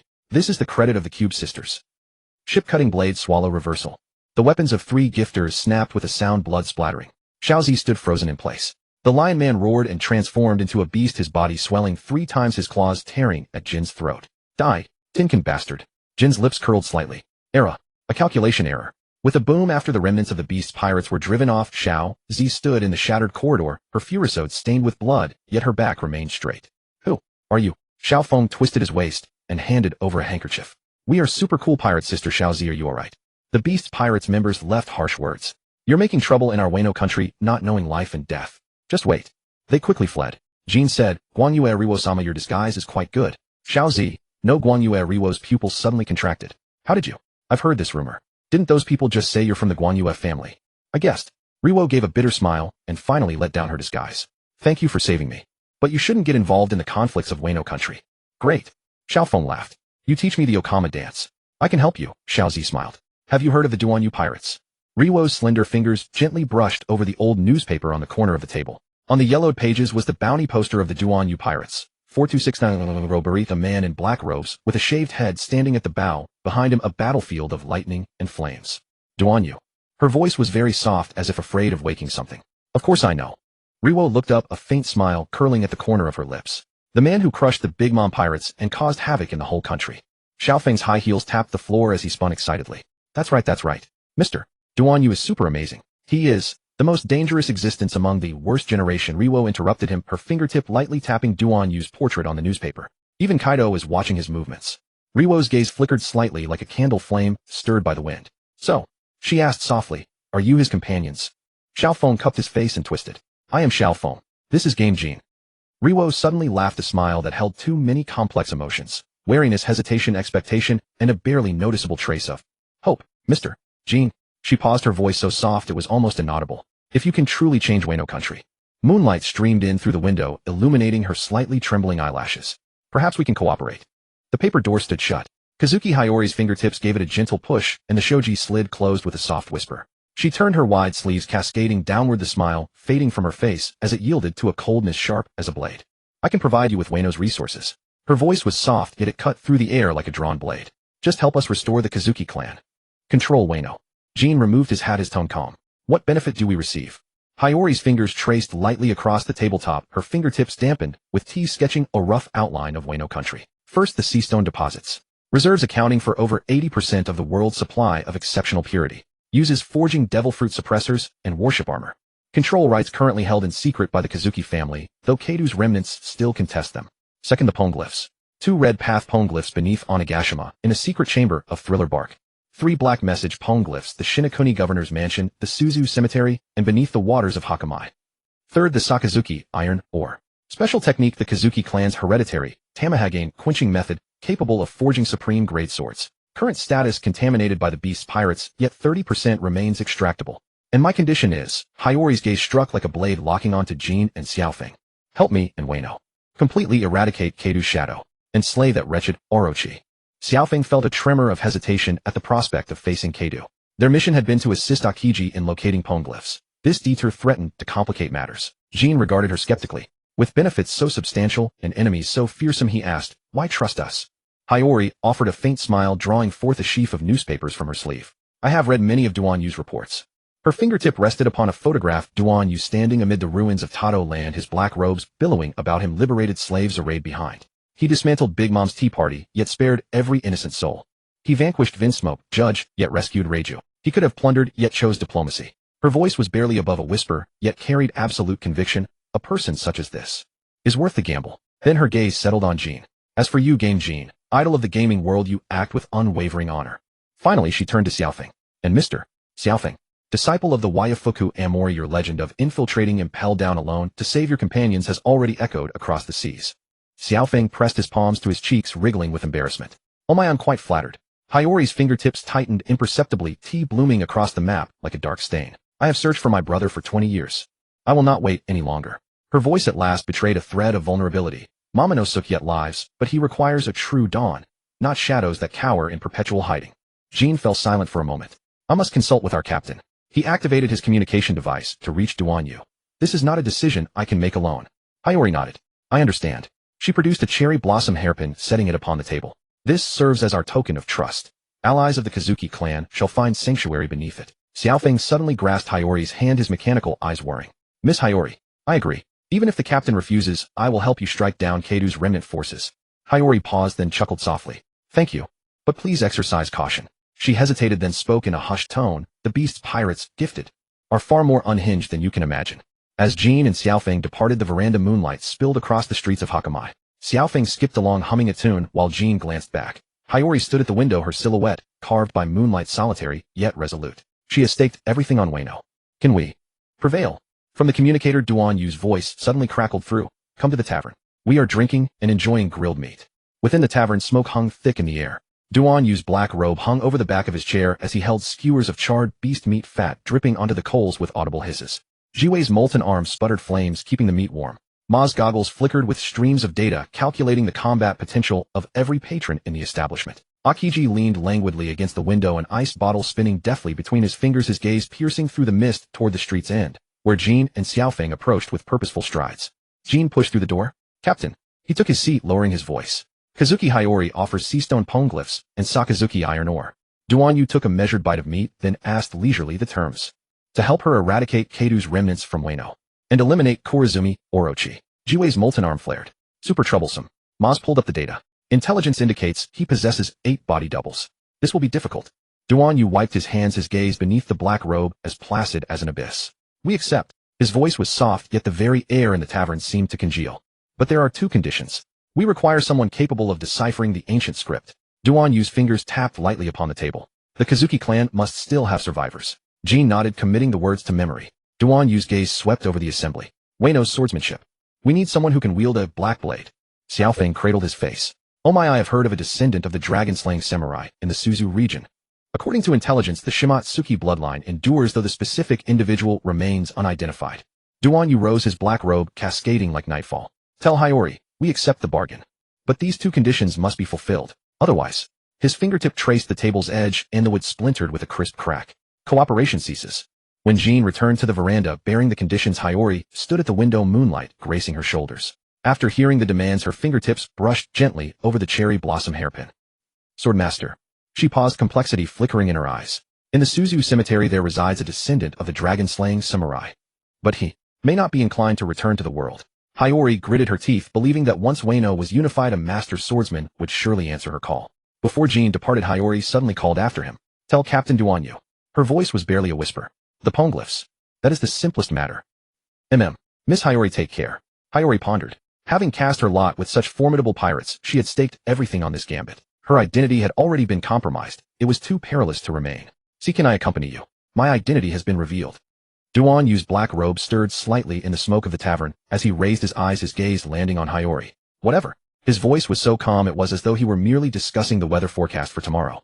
Hiyori froze, her lashes trembling faintly, as though she hadn't expected such a casual reply. "Are you serious?" Duan Yu didn't answer. Instead, he reached over, tore a piece of meat from the grill, and chewed it idly. Jiwei's lava arms sputtered sparks. "Super welcome. Xiaoji Jiejia is super beautiful." Mosi's goggles flickered. "Combat evaluation Kajitsun Hiyori, close combat capability B rank, strategic value S rank. Recommend recruitment." Hiyori's fingers tightened imperceptibly around her furosode sleeves, and then, swish. She yanked out her hairpin, her deep purple hair, cascading like a waterfall, her Geta sandals clicking away as she stepped onto the floorboards barefoot. I am Kajitsun Hiyori. I look forward to your guidance. Her voice had shed its geisha-like softness, replaced by the regal authority of a princess. Moonlight spilled through the window, bathing her figure. Her skin was pale as fresh snow, a faint scar graced her collarbone, her indigo blue eyes gleamed softly in the darkness like jewels buried in the deep sea. She stood tall as a blade, an invisible majesty radiating even from a mere standing posture. Duan Yu's gaze lingered on her for a second before moving away. He said only that single word. But Jiwei's lava arm erupted in flames. Captain actually looked at her twice. Super rare. Mosi laughed heartily. Captain's aesthetic preferences updated, attention to beauties increased by 15%. Ayaya Xiaoji Jijia is here. He shrieked, darting forward, his high heels clacking cheerfully. Xiaoji, tell us about your abilities. What do you need us to help with? Duan Yu cut straight to the point. Xiaoji nodded. This man would probably still be handsome if he still had hair. Xiaoji began his self-introduction. Kajitsun Hiyori Xiaoji, the fallen princess of Wano country. Flower Chief Xiaoji was a disguised identity. In truth, she was the daughter of Kazuki Odin and the younger sister of Kazuki Momonosuke, holding the title of Princess of Wano. Age 21. Height 175 centimeters. Weapons: short sword Yukaheim, poison hairpin shamisen, concealed weapon. Combat style: disguise, assassination, intelligence, warfare. Close combat technique: Kitsunebiryu, swordsmanship. A secret art of the Kazuki clan, blending dance and assassination. Duan Yu nodded. Oh, a good-for-nothing swordsman. His lazy voice struck like a blunt blade, driving straight into Hiyori's pride. Hiyori's fingers clenched her furosode so tightly her nails nearly pierced her palms. Her lashes trembled, a flash of pain flickering in her indigo blue pupils before she forced herself back to composure. Good for nothing. Her voice was barely a whisper, as if spoken to herself. Jiwei's lava arm sputtered. Captain Xiaoji Jijia is obviously super strong. Mosi recalculated. Combat evaluation: revised Kajitsun Hiyori, close combat capability C+ rank, but assassination efficiency A rank. Strategic value remains S rank. Xiaofeng clasped his cheeks and swayed. Ayaya Princess Hiyori's swordsmanship is super elegant. How can you call her good for nothing? She can't even hold her own sword steady. His gaze fell upon Hiyori's hands. Her fingertips trembled faintly, the lingering aftermath of years pretending to be a fragile geisha. A true warrior should not have such hands. Hiyori suddenly looked up, her vulnerability instantly replaced by something sharp and dangerous. Then let's try it. She drew the short sword Yukiheim from her waist, its blade gleaming coldly under the moonlight. Kitsunebiryu, snow shadow. Her figure shot forward like a phantom, the short sword aimed straight at Duan Yu's throat, but stopped a hair's breadth from his skin. It wasn't that she had retracted her strike. Duan Yu's two fingers had gently caught the blade. Too slow, he said, his voice still lazy, yet his words made Hiyori's heart constrict. Jiwei's lava arm blazed. Super cool. Captain caught the blade barehanded. Mosi's goggles flashed wildly. Speed analysis: Princess Hiyori's thrust speed 0. 3 seconds. Captain's reaction speed 0. 0.1 seconds. Gap is significant. Xiaofeng's mechanical: I leaked a drop of lubricant. Woo, don't be sad, Xiaoji Jijia. Let me teach you the Onyudo boxing style. Hiyori's wrist trembled, but her eyes grew brighter. Teach me. She stared at Duan Yu, her voice resolute. Teach me how to grow stronger. You can ask Xiaofeng.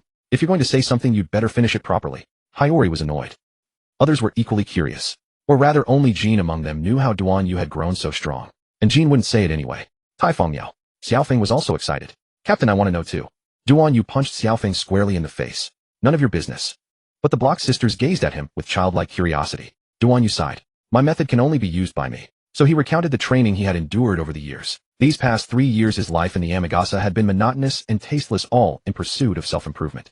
100 push-ups daily, 100 sit-ups daily, 100 squats daily, a 10-kilometer run every day, or persisted for 3 years. No air conditioning, enduring both winter and summer, through sheer willpower, essentially broke, ordinary diet, no raw or cold food, balanced nutrition. Duan Yu finished speaking and drew to a close. However, the moment his words ended, an eerie silence fell over the entire cabin. Their mouths hung open in shock except for Jean, who simply continued eating his grilled meat. Jiwei's lava arm sputtered and died out. Her eyes widened, her mouth gaping so wide a molten meatball could fit inside. Are you super kidding me? Is that a day? Mosi's goggles flashed frantically, data streams tumbling chaotically, logic error. Calculation failed. The correlation between this training method and combat power improvement is only 0.0001%. Xiaofeng's high heel snapped with a crack. Clutching his bruised face, his mechanical eyes bulging wide. Captain, I dance Onyudo dances every day, and it's more tiring than this. Even the normally composed Akiji set down his ice bottle, one eyebrow arching slightly. Oh my, are you sure you're not leaving anything out? Such as getting struck by lightning daily, or swimming while bound with sea stone? Jiwei grabbed Jean by the collar. Then why aren't you surprised? Duan Yu's black robe fluttered without wind as he slowly raised his hand. Boom. A bolt of black lightning suddenly struck the deck, melting a charred pit into the steel. Done doubting. His gaze swept over everyone, his voice as cold as polar ice. Now who wants to try my good-for-nothing training method? Jiwei's lava arm retracted with a sizzle. Mosi's goggles went completely black and Xiaofeng dove behind Akiji. Only Hayo stepped forward, Yukihime gripped firmly in hand. I'll train. Her voice was soft, yet it made Duan Yu's pupils narrow slightly. Push-ups, squats, running. Even if you multiply it tenfold. As long as it allows this blade to cut through Keidu's shadow, I'll do anything.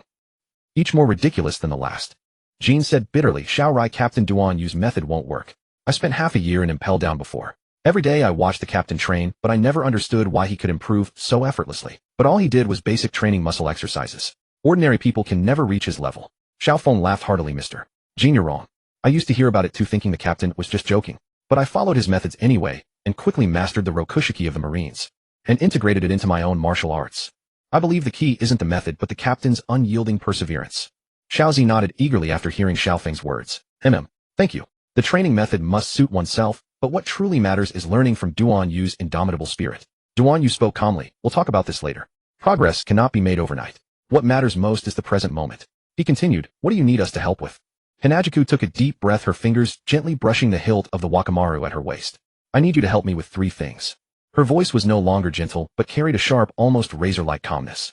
Keidu and the remnants of the beast pirates are holed up on Onigashima. Admiral Rasputin and the gifted warriors defend the weapon factory. Queen is imprisoned in Aketsu but secretly controls the ice demon's virus. And then there's Jack. I need you to drive them away. Hinajika's gaze swept over everyone. Especially that bastard. His flames can only be countered by Admiral Kazan's ice. Kurazumi Orochi has 8 body doubles. In Suzu Cemetery there lives a descendant of the Shimatsuki clan. Hinajika's voice carried a trace of reverence. His swordsmanship may not fall short of Mihawk's, but he refuses to fight for the Kazuki family. Xiaofeng rested his chin in his hand. Oh my, could he be the legendary dragon slayer Samurai's descendant? Jean replied. According to historical records, the direct bloodline of Shimatsuki Ushimura may indeed still survive. Hearing this, everyone felt the challenge ahead was immense. Duan Yu observed them quietly. Is it difficult? Is it not? Is it hard? Not particularly. Harder than the Marineford War. Xiaofeng frowned. True enough. Exactly. Captain Duan Yu's power is invincible. And he's now basically capable of using armament haki. Duan Yu said confidently. Yes, I'm currently practicing haki coding. Have you mastered it? Not yet. But I think fighting against someone as tall as Keidu might awaken my potential. And Master Mingyi planted the seed of haki within me when he treated me. Upon hearing Master Mingyi's name, Xiaofeng suddenly remembered Stephen. What about those two? Who knows? Alright then, let's settle on a plan first before acting.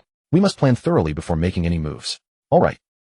The cold wind carrying the pungent smell of sulfur swept into the mine tunnel. Strange blue-purple ice crystals clung to the iron bars, casting a chilling glow in the darkness. Stephen's thunder patterns flickered faintly in the shadows, illuminating the viscous black liquid beneath their feet. It was the poison blood coughed up by ice demon virus victims, long mixed with mud into a toxic swamp. Queen's laboratory is on the lowest level. Reiju's poison needles spun at her fingertips as her purple eyes swept across the wall covered in dense claw marks. The frantic scratches left by prisoners as they fell victim to the poison, each one accompanied by desperate screams.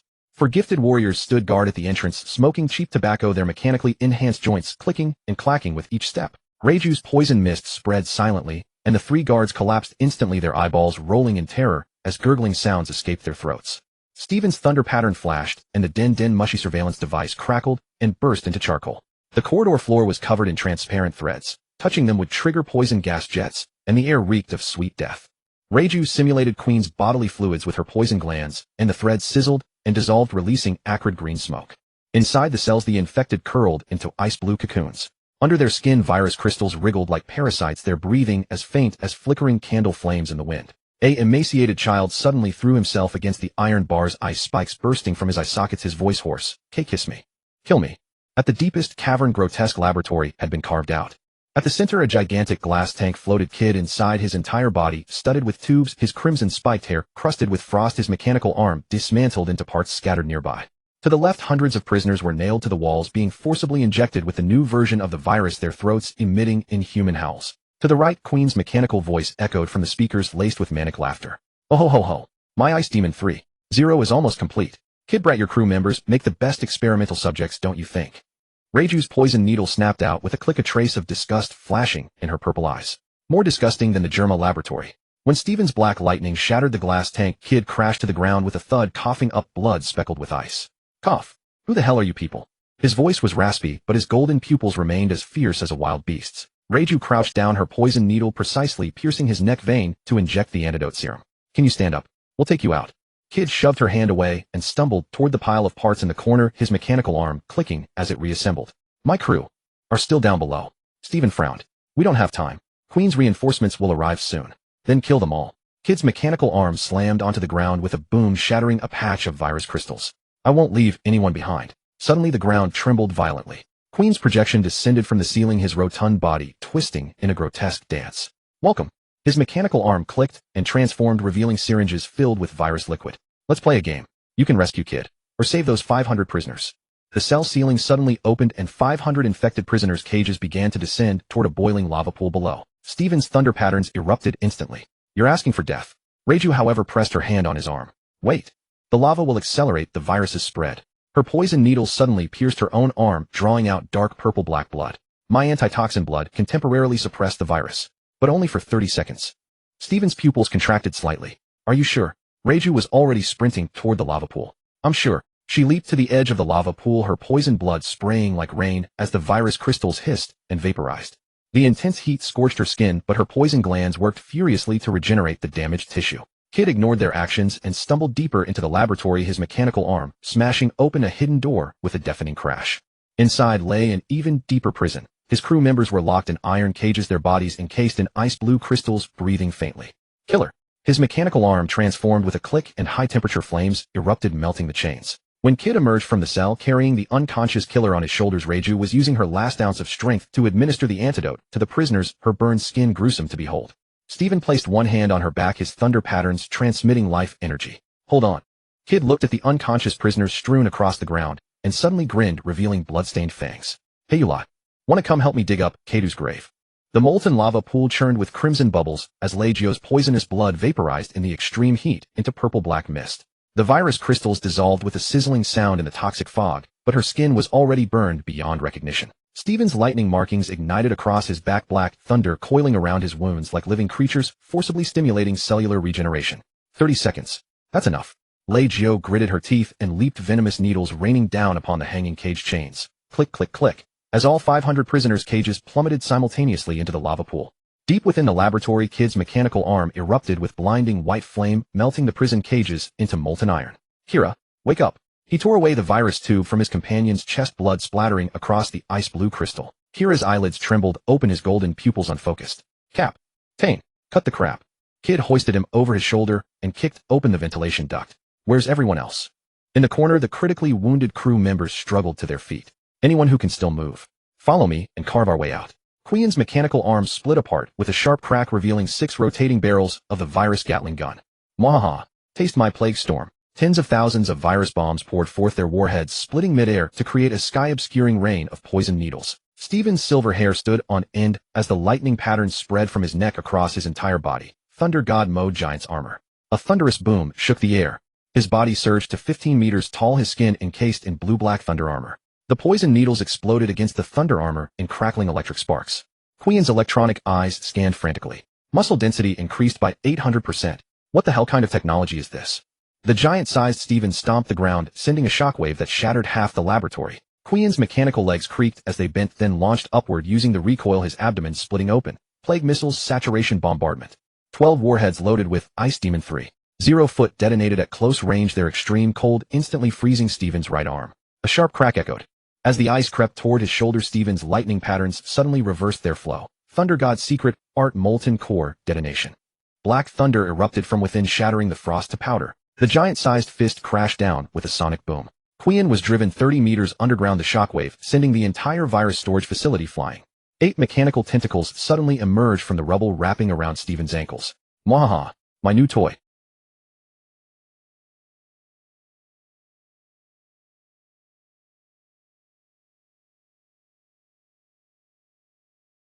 Venom glands sprayed a ton of neurotoxin per second, while high-frequency oscillating claws could saw through even sea stone. His self-repair core regenerated damaged areas in 3 seconds. Stephen's thunder armor sparked violently as Queen's poison seeped through the cracks. Sizzle, sizzle, sizzle. The lightning patterns were being corroded into black wounds. Stephen's pupils contracted to pinpricks as an ancient giant's war cry echoed from within him. Thunder God's final form, Wrath of the Titan. A thunderous rumble shook the earth. His body surged in size once more, his thunder armor evolving with mythical spikes, each one wreathed in black lightning. Queen's scanner exploded with a crackle. Energy readings off the charts. This is impossible. Steven's giant hand seized two mechanical tentacles channeling lightning through the conduits directly into Quien's body. My circuits. Quien's mechanical compound eyes burst one after another, black smoke pouring from his abdomen with a scorched stench. The dying Quien laughed manically and pressed the self-destruct button on his belt. Die together. Ice Demon final form. His mechanical torso cracked apart, revealing a pulsating ice-blue tumor at its core. The surface of the tumor formed a human face. It was a concentrated collective consciousness of 100,000 virus entities. The resentment of 100 beasts. Devour him. The tumor swelled into a 20-meter-tall virus colossus, its razor-sharp claws tearing towards Steven's throat. Steven's giant palm held back the virus claws, but all his lightning patterns suddenly went dark. In the absolute darkness, an ancient giant's whisper echoed, thunder, tribulation, divine punishment. With a piercing hum followed by a thunderous explosion, a 100-meter-wide pillar of black lightning descended from the sky, completely vaporizing the virus colossus Quien's remains, and even the laboratory's foundations, leaving nothing behind. When the light faded, only a kilometer-wide glassified crater remained. Quien's mechanical jaw lay isolated at the bottom, its electronic eye still flickering. My technology cannot lose. A final crack sounded. Steven's giant foot crushed it into metal slag. Quien was unconscious. After reverting from his giant form, Steven's lightning patterns dimmed, and a trace of blood seeped from the corner of his mouth. Legio's poison needle shot into his neck vein. Don't move. The virus is eroding your cells. In the distance, Kid dragged the half-dead Kira toward them, his mechanical arm clapping. Hey, big guy. Want to come be my first mate? Steven wiped the blood from his lip. Get lost. Legio, what's the point of saving this guy? I've heard the captain say he has a way to force out fruit ability users. This guy's abilities seem quite useful to me. Might as well take him down. Kid had been ecstatic, but now felt like he'd fallen into an even more terrifying abyss. Kid and Kira were bound and taken away. Are you really going to do this? Just scaring him. Didn't the captain say he wanted to gather some companions? These two are pretty good. Let's rescue them and see. And those prisoners behind us might have some useful ones too. Hundreds of people followed them in the escape. Alright, so you want to help our captain? Steven remained calm inside. This woman still possessed the mindset trained by Jelma, loyal to her master and always helping them. Poor thing. So pitiful. What's wrong? Staring at me like that. Legio said. Cough in nothing. Don't tell me you've developed feelings for me. You really know how to joke. We're just in the same boat, that's why there's some familiarity between us. That's true. That giant. Is he the thunder god? He punched through an entire wall in one hit. Even Quien's mechanical arm was torn apart by him. No, it's not just strength. His lightning can even burn away the ice ghost virus. Several prisoners huddled in the corner, trembling as they pointed toward Steven. They had never seen anything like this. A monster who could tear steel apart with his bare hands, wearing lightning as armor. The patterns on his body. They're alive. Those black bolts of lightning seemed to have a will of their own. That woman. She saved us with her own blood.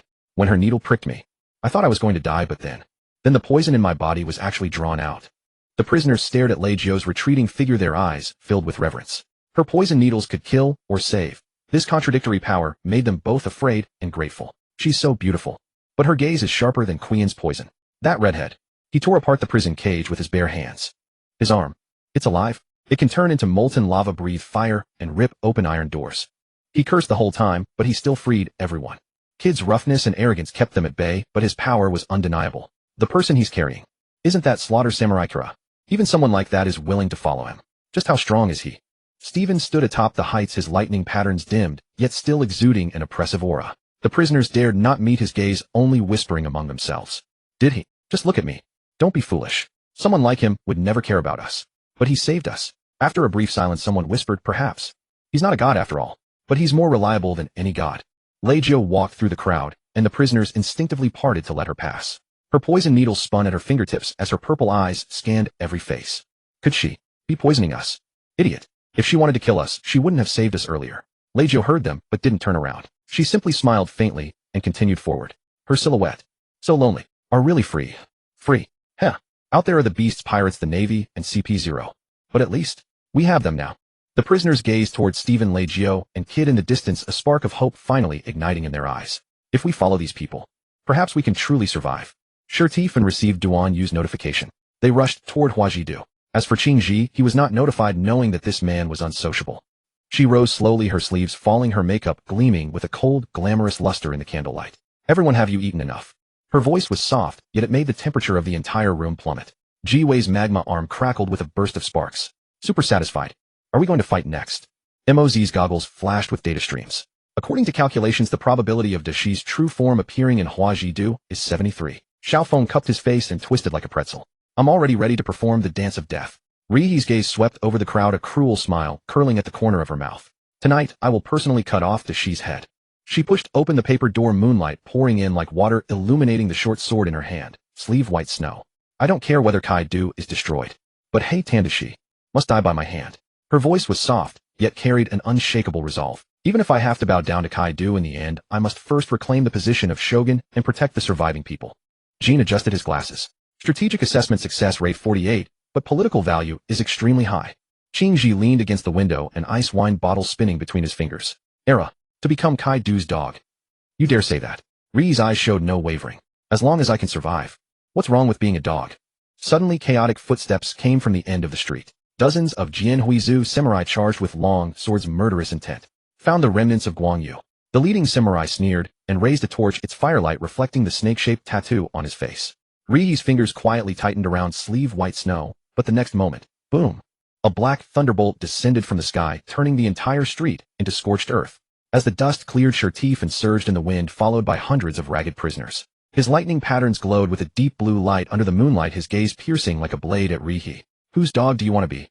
Ji-Wei's magma arms spurted fire with a puff. Captain. Super timely. MOZ's database frantically updated. Combat power comparison updated. Our win rate increased to 89. Rihi stood frozen, the short sword clattering to the ground with a clang. The prisoners whom Shurtif had rescued from Tuwan stared at Rihi now. A one-armed old soldier staggered forward, tears in his single eye. Princess, we would rather die fighting than see you bow your head. A young prisoner raised a rusty sword.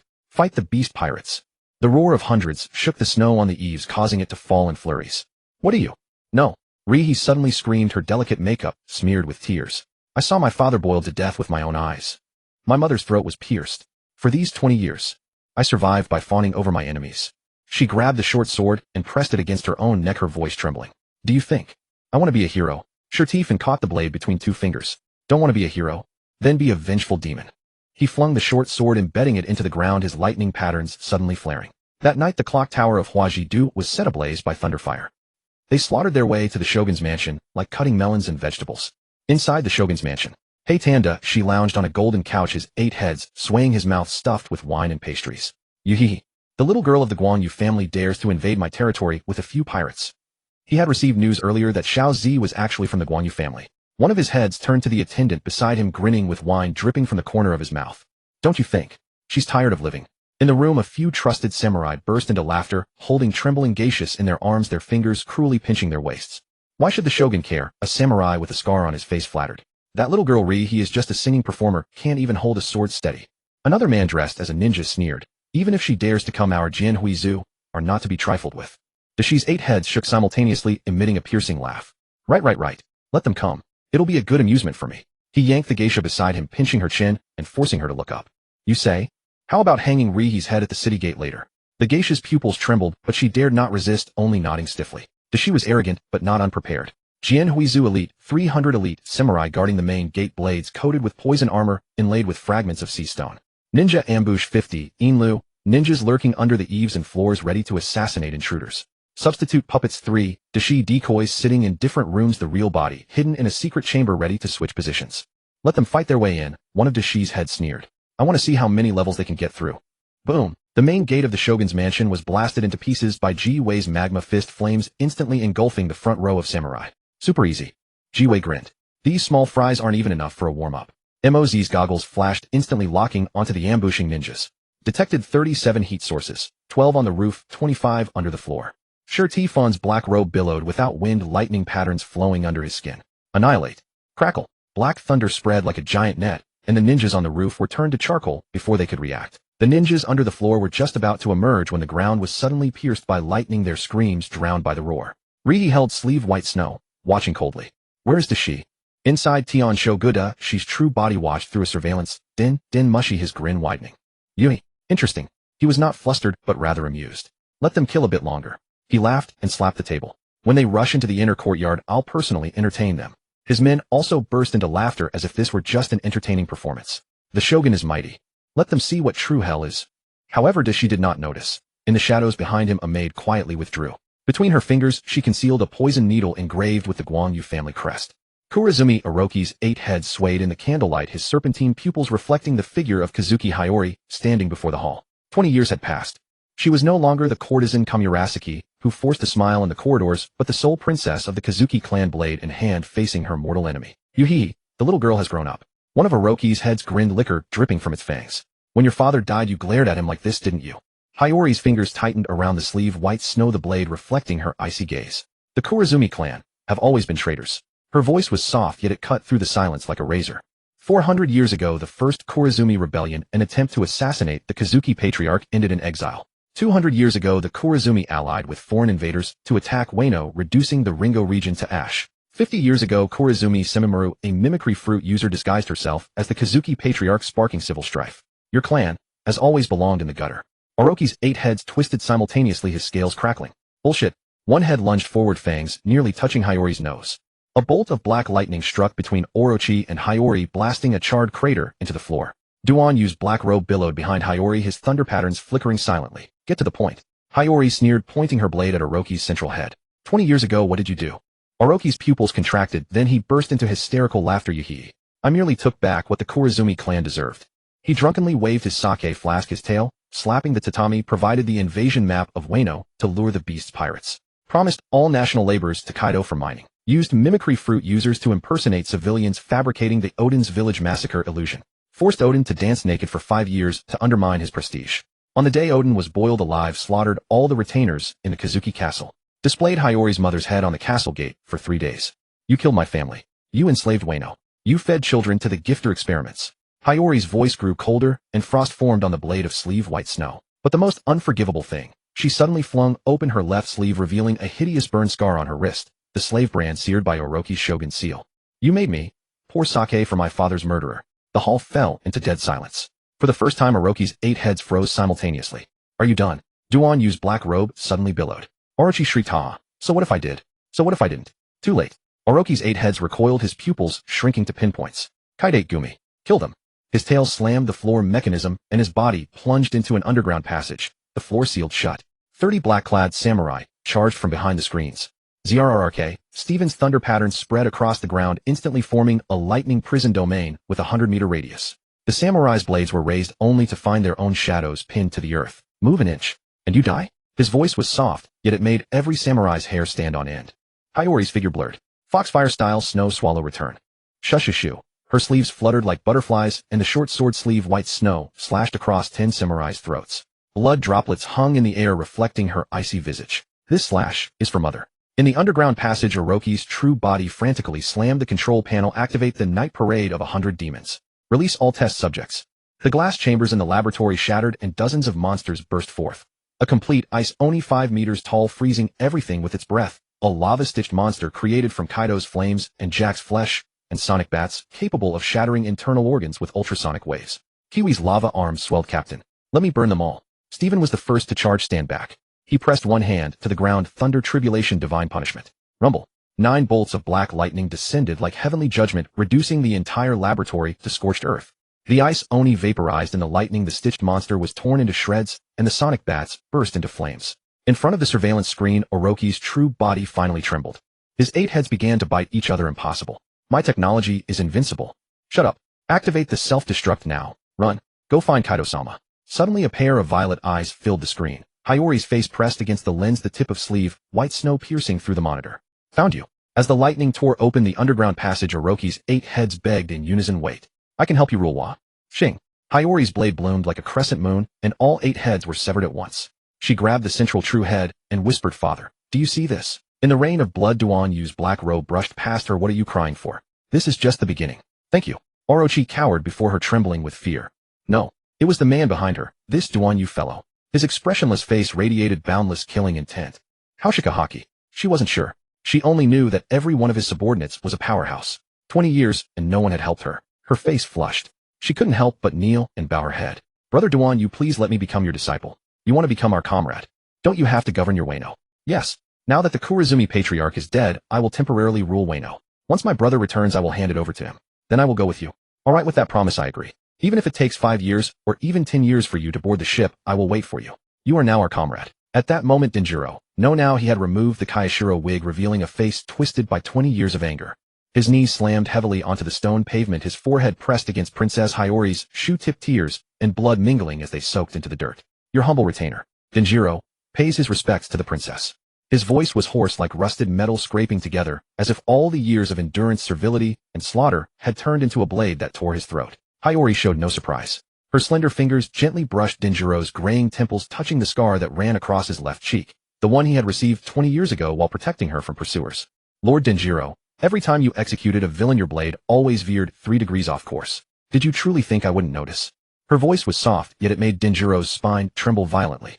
So those late nights, when he as the Ushimitsu boy robbed the rich to aid the poor, a bag of gold coins would always mysteriously appear in the treasury town. When he was ordered to hunt down Kazuki remnants, the targets would always vanish in advance. Even the night he slayed the courtesan Kamurasaki, the warmth of the blood pack in his arms. It was all her covert coordination. Denjiro's single eye stared fixedly at the ground. Your retainer once poured sake for Orochi. Your retainer personally sent rebels to the execution ground.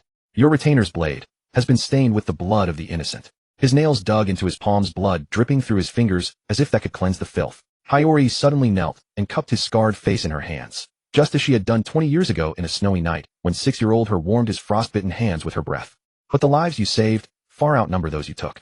You gave orphans in the flower capital food, gave kidnapped girls a home to return to. I have seen all of this. In the distance the howls of gifters rose. Hiyori suddenly grabbed Denjiro's collar. Now I command you as a retainer of the Kazuki clan. Find Kawamatsu, Ashura Doji, Cat Viper. All the remaining Akazaya 9. Tell them, dawn is coming.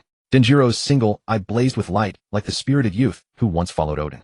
He bowed, deeply shaking the snow from the eaves. Your retainer accepts the command.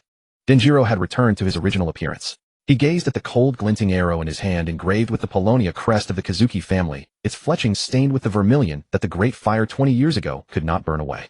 His fingertips traced the cracks on the arrow shaft, oaths carved with his nails during days and nights of weeping in the Inn Mahal. 20 years.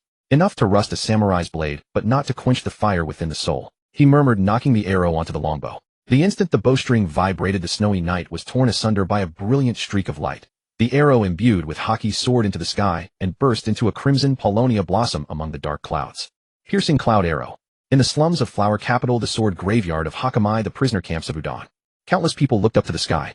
The arrow flames had not yet faded when the second and third arrows soared up, their explosions forming the battle flag of the Kazuki family in the sky. Kuri's ruined port, Ashura Doji's response. Clatter. The sake bowl smashed on the deck. Ashura Doji pushed aside the drunken courtesan and stepped barefoot onto the deck. The claw scar left by Kaido on his chest now burned as fresh as ever. Finally decided to give the signal. Orochi is dead. He grinned savagely, drawing his sword, Buddha demon, its blade reflecting the lingering fireworks in the sky. Behind him, dozens of warships hidden for years slid out from the caves, their prows bearing warriors in tattered clothes, but with blazing eyes. Boss, it's time to show our coffins. The one-armed shipwright pulled back the canvas, revealing the hidden cannons on the ship's sides, the barrels engraved with the word Odin. Ashura Doji roared with laughter, looking up at the sky. Boys, go tell the Flower Capital, the wild dogs of Kuri have come to collect the debt. Zo, Nekomamushi, and Inuarashi. In the restoration of Wano, everyone has the piercing cloud arrow. It is the most open signal for assembly. The signal had already left Wano. Soon it arrived at Zo. On the back of Zanesha, the land of the mink tribe, the pipe of Master Nekomamushi suddenly went out. He narrowed his amber vertical pupils, gazing at the faint flames in the clouds. Hey, old dog. Doesn't this look like the piercing cloud arrow that Odin's ship used to fire back then? Duke Inuarashi's mechanical prosthetic arm clicked as it gripped his sword hilt. No mistake. Wano is calling for dawn. The two kings rose simultaneously, and behind them came a chorus of howls. The fire tank squad and the guardians had already assembled their warriors, crackling with electric-like fighting spirit. All hands listen up. Nekomamushi's claws shredded the sake jar in his hands. Drop all business and come with me to Wano to fight. Inuarashi added, don't forget to bring Reizo's that thing. In the shadows, the ninja Reizo unrolled a scroll revealing the red poneglyph rubbing that had been sealed for 20 years. Kawamatsu's tears. He had been rescued by Shitafeng and was supposed to remain silent. Looking at them not far from the city, he wept. Clatter. The sound of chains breaking mixed with water droplets falling into a pool of blood. Denjiro, you've worked hard. The catfish fishman wept like rain, salty liquid washing away the dried blood scabs on his face. Everyone. Kawamatsu raised his rusted Soto Musashi. Will you follow me to death? The response was the sound of swords and blades being drawn one after another. A legless samurai crawled to pick up iron nails from the ground. Lord Kawamatsu, please carve my name on the ship's side. I will bite off Orochi's throat with my teeth. In the Flower Capital, the awakening of the people. The old umbrella craftsman abandoned his stall, pulling a blade from the umbrella ribs. Courtesans tore their fine garments, revealing chainmail underneath. Even the mute child at the street corner poured gunpowder from a doll into a bamboo tube to make a simple bomb.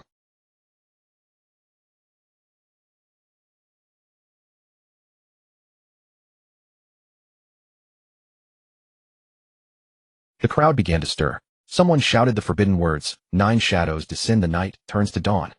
When the news of Kurizumi Orochi's beheading spread through the flower capital, the entire city fell into a brief silence, then erupted into earth-shaking cheers. The people smashed Orochi's statues, burned his portraits, and the streets echoed with cries of "The tyrant is dead." The elders trembled as they recounted Kazuki Oden's sacrifice, and the young finally understood why their parents always sobbed softly late at night. Kamurasaki Kazuki Hiyori shed her courtesan's finery, standing on the Tenshikaku as a princess, and the people instantly burst into tears. Behind her, the burning shogun's mansion, the flames reflected her determination. "Even if we cannot find Lord Momonosuke, we are willing to serve Lady Hiyori as our leader." The blacksmith knelt first, and the crowd behind him bowed like a tide.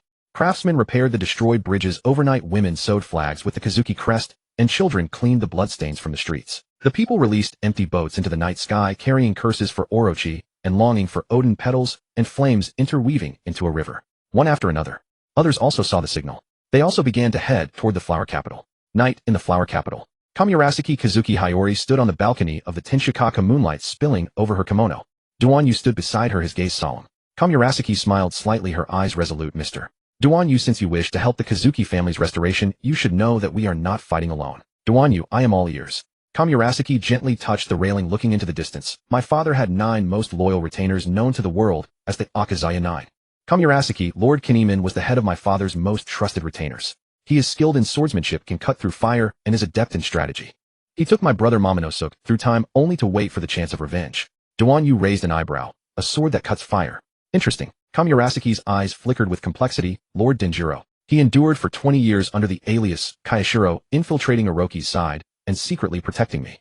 Even Kaido's men fear his swordsmanship." Duanyu nodded. "Enduring humiliation and burden, truly a man of valor." Kamurasaki chuckled. "Sister Kiku, though a woman, is braver than many samurai. Her blade, Yuki no Hashi, has cut down countless enemies' delusions." Duanyu mused. "I have seen her. Truly a woman who is not inferior to men." Kamurasaki's tone became serious. "Lord Ashuradoji was once the most vicious bandit in Kuri, but my father subdued him by force. His strength can rival the 3 calamities under Kaido." Duanyu's eyes flashed with battle intent. "Kamurasaki, Lord Reizo is a ninja skilled in stealth and assassination. He once guarded the Poneglyph on Zou, fighting alongside the Mink tribe." Duanyu smiled. "The art of ninja is quite similar to my lightness skill." Kamurasaki, Lord Inuarashi and Lord Nekomamushi are the kings of the Mink tribe. They once boarded Roger's ship with my father. Their combat power is extraordinary, especially on the night of the full moon."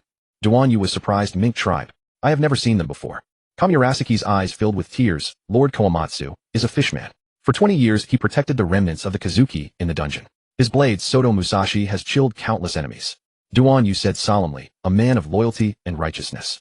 Kamurasaki, Lord Izo was once a division commander of the Whitebeard Pirates and recently returned to the Kazuki family. His dual pistols can intimidate thousands. Duanyu nodded. "I saw him at the Summit War. A master of marksmanship." "Oh." Kamurasaki clenched her fists. "These retainers, each one has shed blood for the Kazuki family. Now they are about to assemble and demand blood debt from Kaido." Jin stood with his hands in his pockets, speaking calmly. "Based on Kaido's combat history, the Red Sheath 9 heroes' probability of victory is virtually 0. Xiao Zi's fingers trembled slightly. "What do you mean?"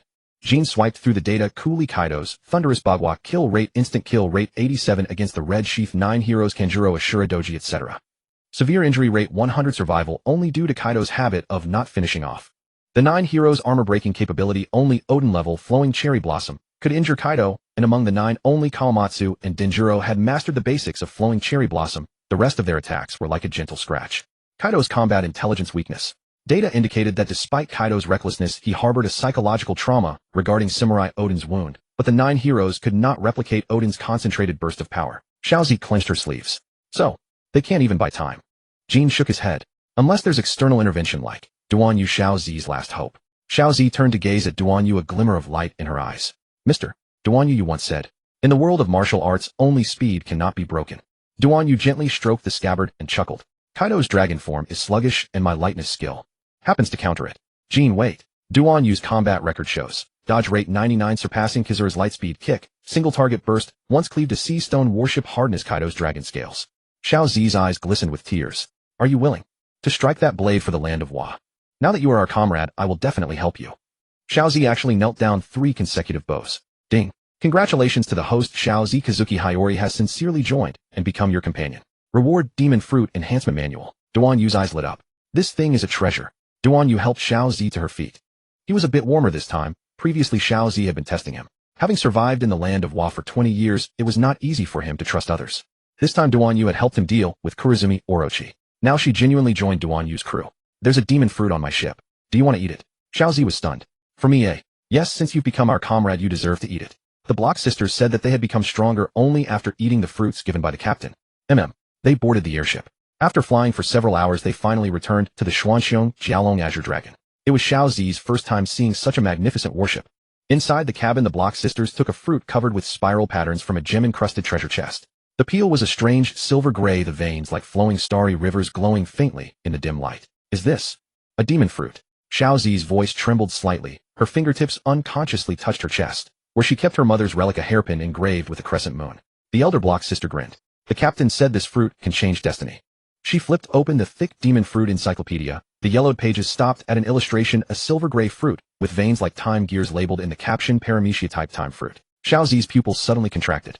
The text in the encyclopedia was cold and shocking. Time fruit ability, sends the user or designated targets into the future, cannot return to the past. Restriction maximum of 5 people per transfer and a clear destination time must be specified. Impossible. Xiaozi slammed the book shut, breathing heavily. The time fruit should have vanished with my mother. The younger Block sister tilted her head. You know this fruit. Xiaozi's mind flashed to her mother Kazuki Toki. A woman with light green hair, a pink kimono embroidered with crescent moons, a samurai sword at her waist. She had once used this fruit to send Momonosuke and Kanjuro into the future, yet she alone remained in the blazing flames of Kuri. This is my mother's fruit, she said softly. It shouldn't be here. The elder Block sister tapped the fruit's surface, producing a metallic echo. The one who eats it can travel through time. The captain is strange. He didn't even know where he found it. Xiaozi took the fruit. It felt icy cold like snow. At the stem, there was a fine crack as if cut by a blade. Had her mother tried to destroy it before dying? The encyclopedia continued. Special record. After the time fruit user dies, the fruit randomly reincarnates. But if the user actively anchors the ability to a particular time and space, the fruit may remain in place. Is this fate or destiny? Duan Yu said blandly. Mother left the fruit in the land of Wa. Xiaozi clenched the fruit. She didn't want anyone to misuse this power. The younger Block sister excitedly leaned in. Eat it. You can travel to the future like your mother and repeat her tragedy. Xiaozi smiled bitterly. Her mother had traveled across 800 years only to witness Odin's death. She had sent Momonosuke away, leaving her daughter to face 20 years of darkness alone. Thunder rumbled outside the cabin, and a torrential rain poured down. Xiaozi raised the fruit, its silver light reflecting her resolute face. The true power of the time fruit might not be to escape the future. She suddenly slammed the fruit heavily onto the deck. Crack! The fruit split open and a ball of silver light rose into the air, taking the shape of Kazuki Toki's silhouette. Her mother's voice whispered in the wind, time is not a blade but a shield. Protect the present moment that you love. The light mist enveloped Xiaozi, and her hairpin shone with a lunar glow. In the puddles on the deck, a reflection of the conflagration of Kuri 20 years ago appeared, her mother standing in the flames smiling at her. This is a retrospective image, the Block sisters exclaimed. Xiaozi finally understood the time fruit had never vanished. Her mother had sealed the last of her power into a key of memory. Touch history, then rewrite the future. The silver light mist merged into Xiaozi's body, and a miniature clock pattern appeared on her palm. The text in the encyclopedia began to warp, revealing new annotations. Mutated ability, time anchor effect, briefly anchors the state of a certain moment. Injury, stamina lasting up to 24 hours. Cost, each use accelerates the user's personal time, 1 hour of lifespan per use. I am no longer a time traveler. Xiaozi clenched her fist. I am a guardian. The rain ceased, and the morning sun pierced through the clouds. Xiaozi no longer hesitated and took a bite. Disgusting. But I must finish it.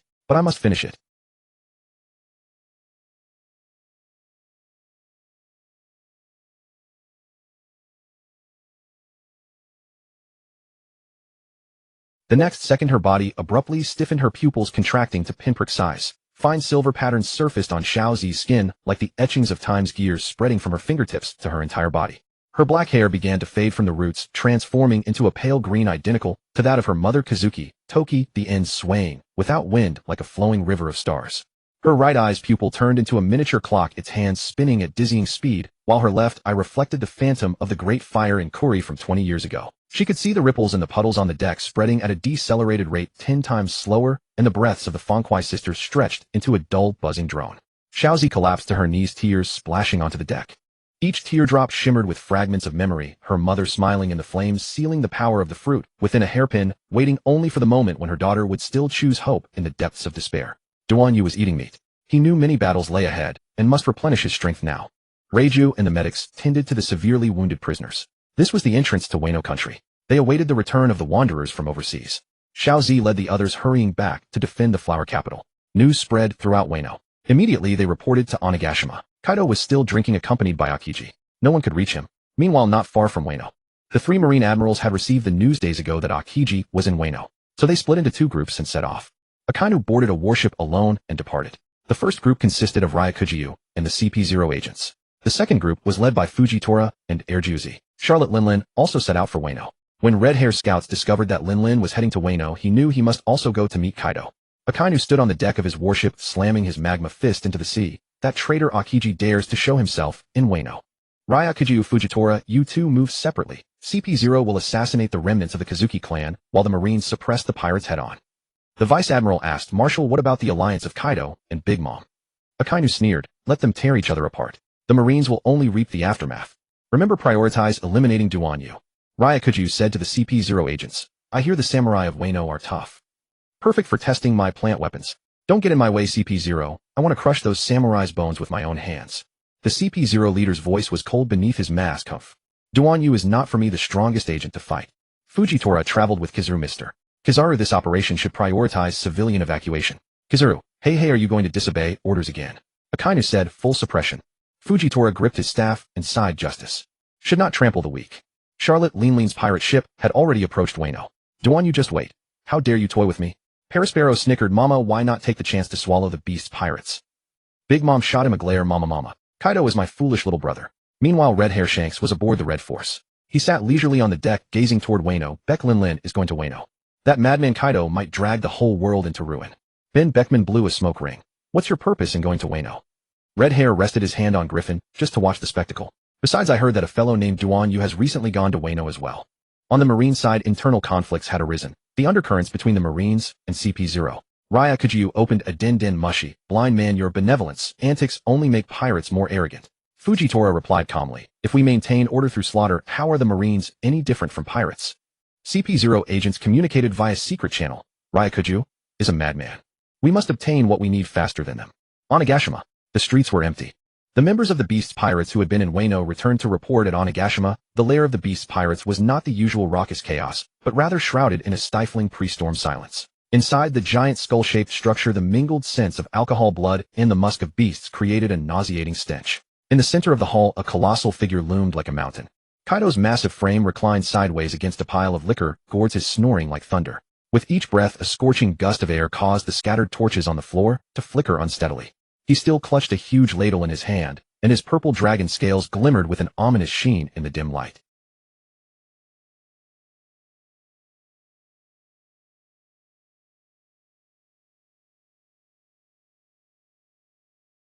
He was lost in a hazy, drunken dream, perhaps a vision of his earth-shattering battle with Kazuki Odin or the boundless power to destroy the world. A group of disheveled, wounded pirates stumbled and crawled through the entrance, the remnants who had fled from the flower capital in defeat. At their head was a Toby Rappo, his helmet cracked, his face smeared with blood and fear. Governor Kaido. Terrible news. The Toby Rappo's voice was shrill and distorted by extreme terror. He prostrated himself, not daring to lift his head. Kaido's snoring paused for a moment. His huge brow furrowed as if disturbed by the noise, but he did not fully awaken.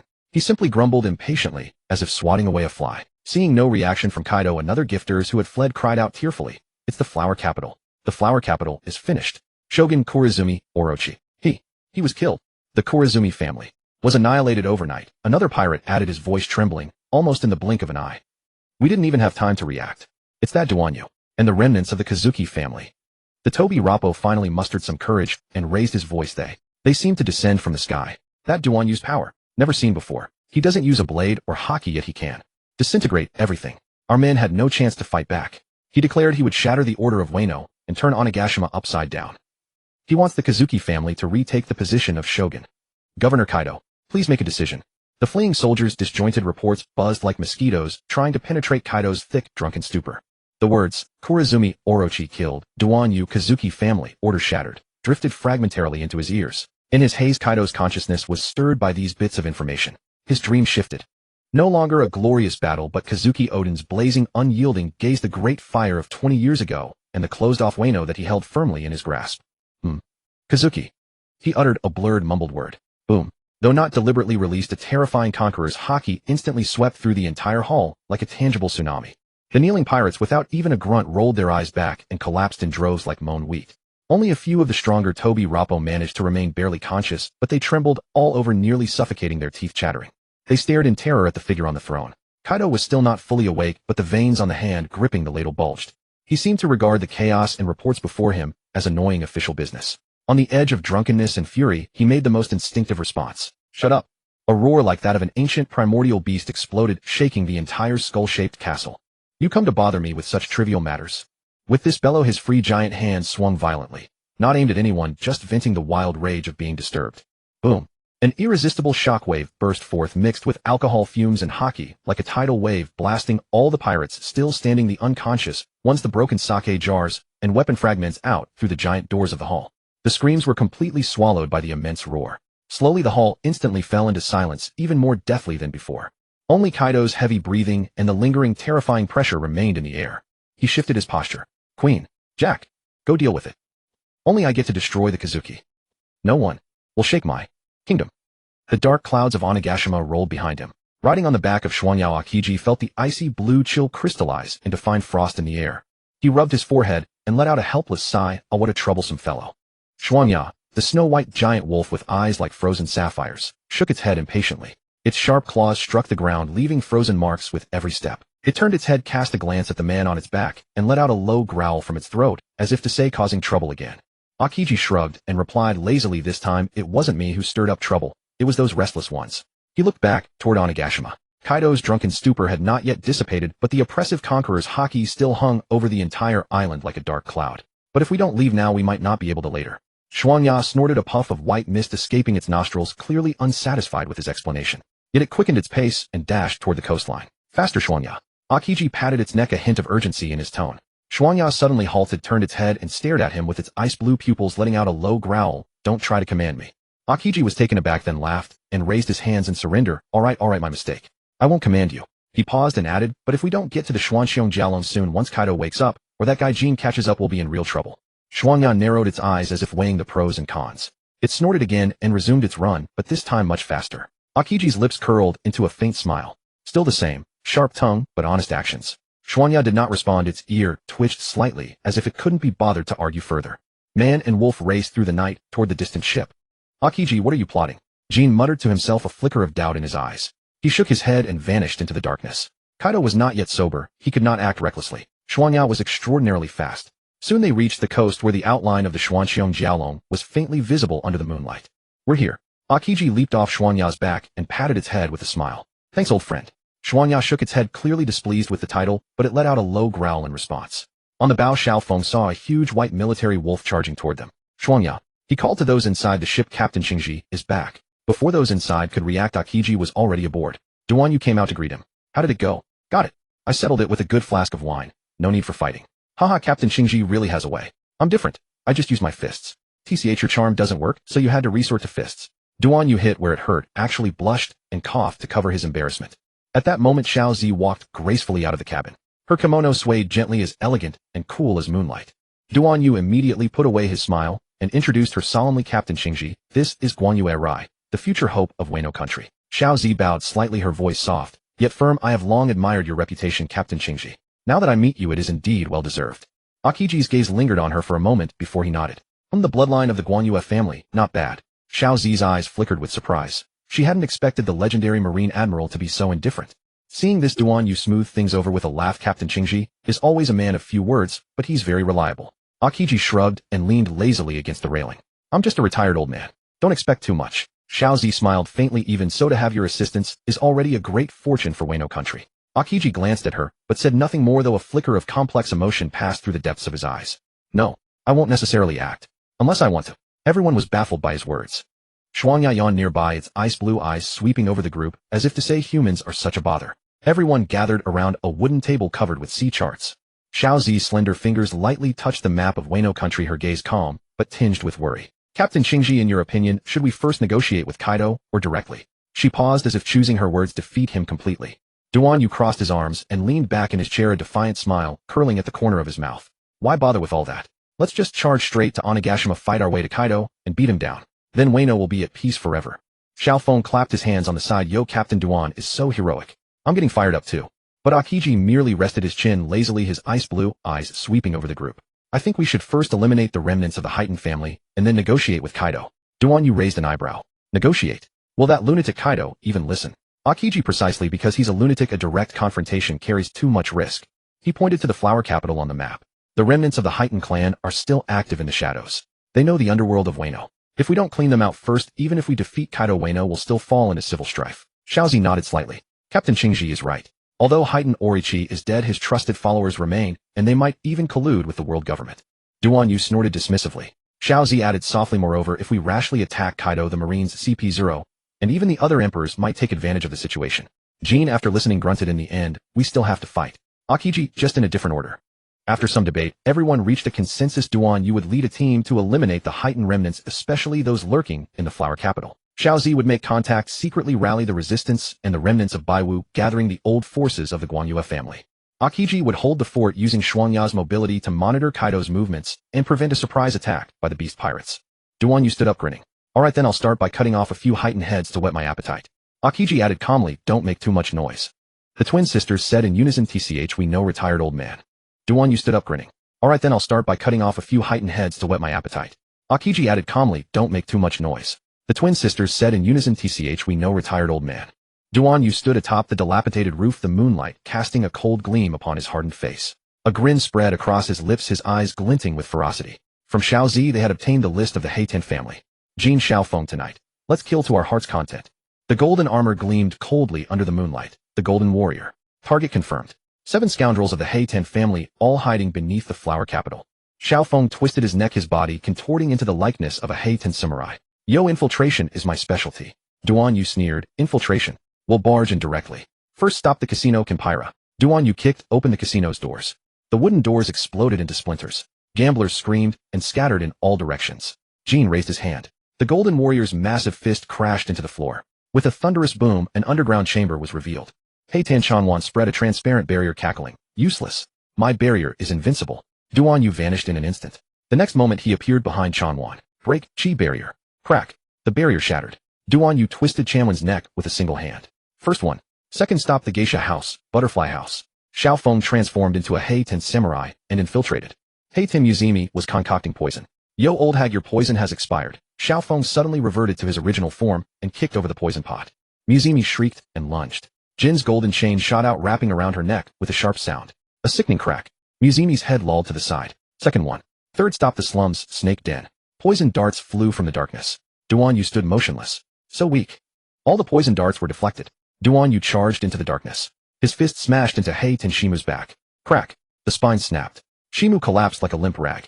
Third one. Fourth stop the black market, iron firehouse. Heitan Danwan ignited the gunpowder. Let's die together. He laughed madly. Jin's golden warrior transformed into a massive shield. Boom. The explosion was blocked.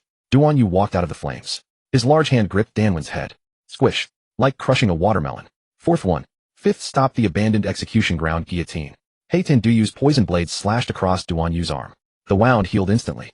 Poison. Useless against me. Duan Yu stomped down. Crack. Duyu's chest caved in. Fifth one. Sixth stop the noble district shadow house. Heitan Ingwan disguised himself as a noble and tried to flee. Xiaofeng saw through it at once. Okama fist. A kick shattered Ingwan's knee.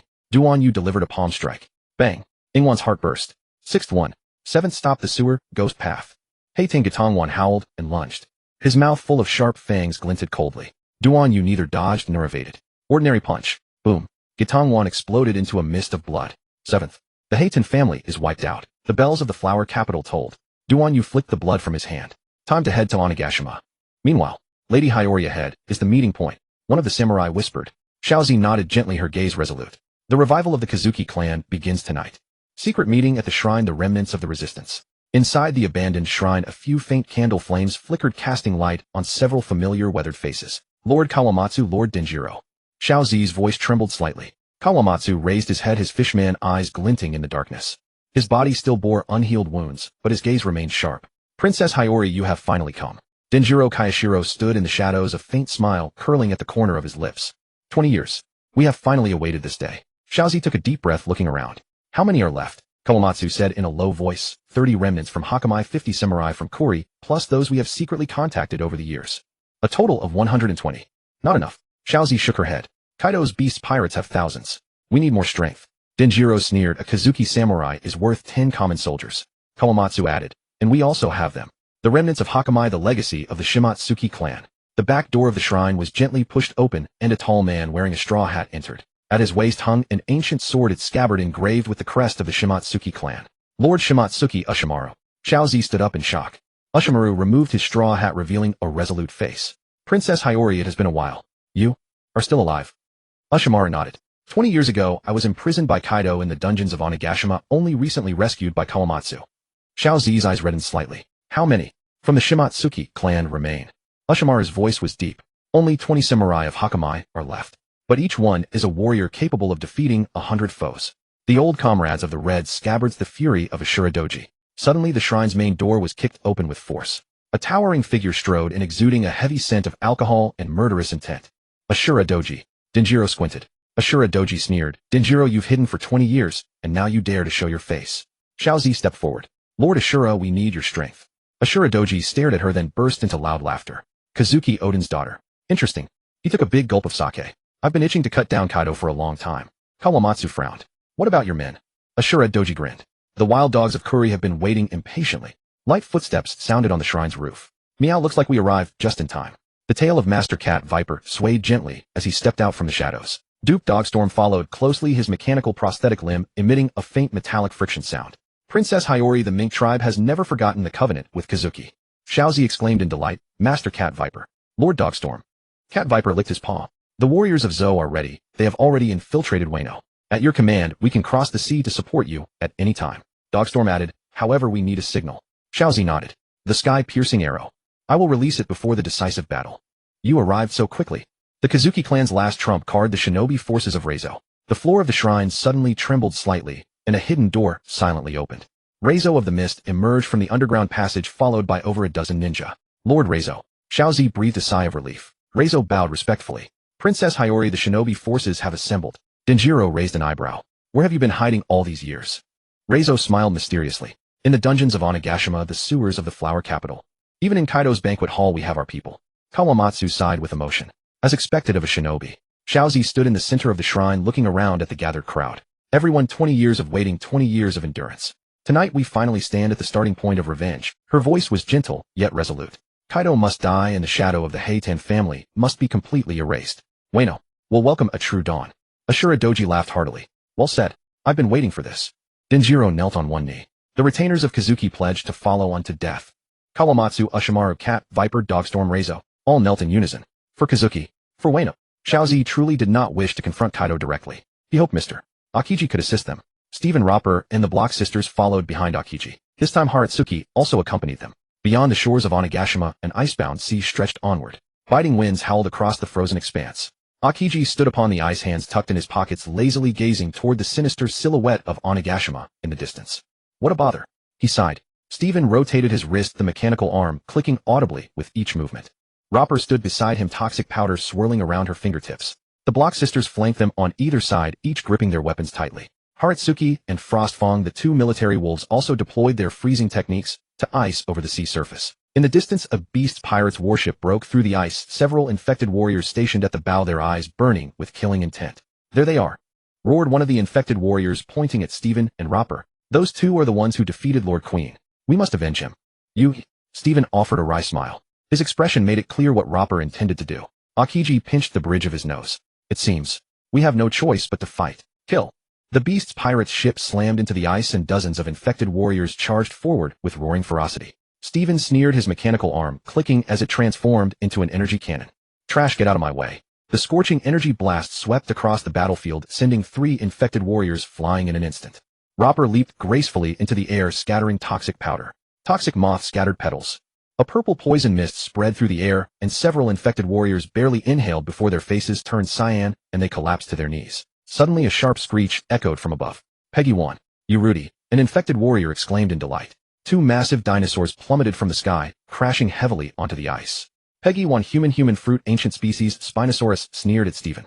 So you are the one who defeated Queen. Let me see what you're made of. Urudi, human fruit, ancient species, Pachycephalosaurus, turned her gaze toward Roper. Poison woman. How I despise those who rely on dirty tricks. Akiji raised an eyebrow.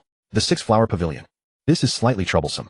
The Spinosaurus's massive tail swept toward them in a devastating arc. Steven leaped upward, his mechanical arm transforming into a giant shield. Bang! The impact drove him sliding backward several meters. Not bad strength. Steven grinned widely, his mechanical arm shifting once more into a thermal battle blade. But not enough. Thermal/sky rend. The blazing blade of heat swept downward, carving a scorched gash into Peggy 1's scale armor. Urudi's head but came crashing down like a cannonball. Roper sidestepped with graceful ease, condensing the poison powder into slender needles. Poison needles hive. Swoosh, swoosh, swoosh. The poison needles rained upon Urudi like a storm, but her dinosaur hide was extraordinarily tough, deflecting most of them. Useless. Urudi laughed wildly and charged again. Roper narrowed her eyes. Then try this. Toxic moth bone corroder. She spread both arms wide and a tide of poison mist surged toward Urudi like a crashing wave. Caught off guard, Urudi inhaled a mouthful of the toxic vapor, her expression shifting dramatically. Cough. What the hell is this? Seeing the battle reach a stalemate, Akiji sighed and finally moved. Ice Age. Crack. Terrifying cold erupted in an instant. The ice beneath both Peggy 1 and Urudi surged upward, freezing their legs solid. What a... Peggy 1 roared and struggled, but the ice only tightened its grip. Urudi also threw herself against the ice with desperate headbutts, yet it remained unyielding. Akiji strolled over lazily. Stop struggling. My ice is not so easily broken. Just then the sky suddenly darkened. That's Lord Embers. An infected warrior looked up in terror. Embers in his pterosaur form descended from above, flames wreathing his entire body. Akiji, you dare come to Onigashima and cause trouble? Akiji looked up, his gaze finally growing serious. Flame disaster Embers. This is somewhat troublesome. Suddenly a silver flash streaked across the battlefield. Swish! Ember's flames were split cleanly in two. Haratsuki had appeared before him, without warning, a long sword of ice crystal gleaming in her hand. Your flames are too noisy, Haratsuki said coldly. Ember's pupils contracted. Who are you? Haratsuki did not answer, merely giving her sword a gentle wave. Ice bloom, lunar eclipse. Boom! A terrifying cold current erupted. Ember's flames were frozen instantly, his entire body encased in ice, suspended midair. Just then several figures charged toward the battlefield. Boom! A battered pirate ship smashed through the ice. Atop the bow stood a red-haired man with a mechanical arm slung over his shoulder, grinning wildly. Hey, isn't that Fleet Admiral Akiji? Eustace Kidd stood at the bow, his crimson pupils gleaming with battle fervor. Beside him, Killer's eyes beneath his mask were calm and sharp. Behind him trailed several wounded but undiminished crew members. Akiji narrowed his eyes. Kid pirates, what are you doing here? Kidd laughed loudly. I'm here for revenge. Killer added coolly, and to collect a debt. Kidd leaped down from the ship, his mechanical arm clicking as it transformed into a colossal steel claw. His gaze swept across the battlefield and finally settled upon the ice-encased Embers. Oh, isn't this Kadu's flame disaster? How did it become an ice sculpture? He chuckled and turned toward Haratsuki. Woman, not bad work. Haratsuki glanced at him coldly, offering no response. Akiji stood with his hands in his pockets, casting a lazy glance at Kidd. Do as you please. But don't say I didn't warn you. This guy's fire is no joke. Kidd roared with laughter. Fire. Nothing scares me more than fire. Before the words had even left his mouth, he raised his mechanical arm, magnetic force surging wildly. Metal fragments from the surroundings swarmed toward him, instantly coalescing into a colossal steel warhammer.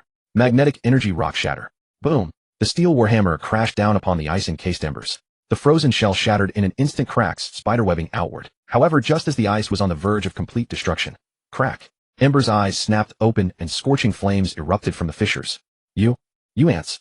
Ember's roar was accompanied by an explosive surge of flames. The frozen bindings shattered completely as he unfurled his enormous black wings, fire sweeping around him like a tidal wave. Kidd was forced back several steps by the heat wave, yet the battle fervor in his eyes only intensified. Now this is interesting. More and more shadowy figures leaped from the cliff face, and the beast pirates' reinforcements surged like tidal waves. Dinosaur tamers, artificial devil fruit users, and even several numbered operatives joined the battlefield, making the slaughter on the ice field ever more ferocious. Wait for me. Reiju stood at the center of the battlefield, toxic powder swirling around her fingertips, gradually shifting from pale purple to deep crimson. She exhaled gently, her eyes becoming dangerous yet enchanting. Truly, never-ending. Reiju's toes lightly tapped the ice surface, her body spinning lightly as a butterfly, dark red toxic powder scattering around her like petals. Poison moth Higanbana. The moment the toxic powder touched the air, it ignited on its own, transforming into a dazzling yet lethal fire mist. Wherever the fire mist swept, the ice corroded, the air distorted, and even falling snowflakes dissolved into toxic rain. Aya! The tamer at the very front barely touched the fire mist before their skin instantly decayed. They screamed in agony, clawing at their throats, but the toxic mist had already invaded their lungs. Within mere seconds, their eyeballs melted, their flesh peeled away, and they ultimately collapsed into skeletal remains upon the ice. The entire battlefield fell suddenly still. The beast pirates' charge came to an abrupt halt, everyone watching in terror at that gorgeous death fire mist, and Reiju standing elegantly within it. What the hell is this? A numbered operative retreated, trembling. Fall back. Don't touch that mist. Another tamer screamed desperately.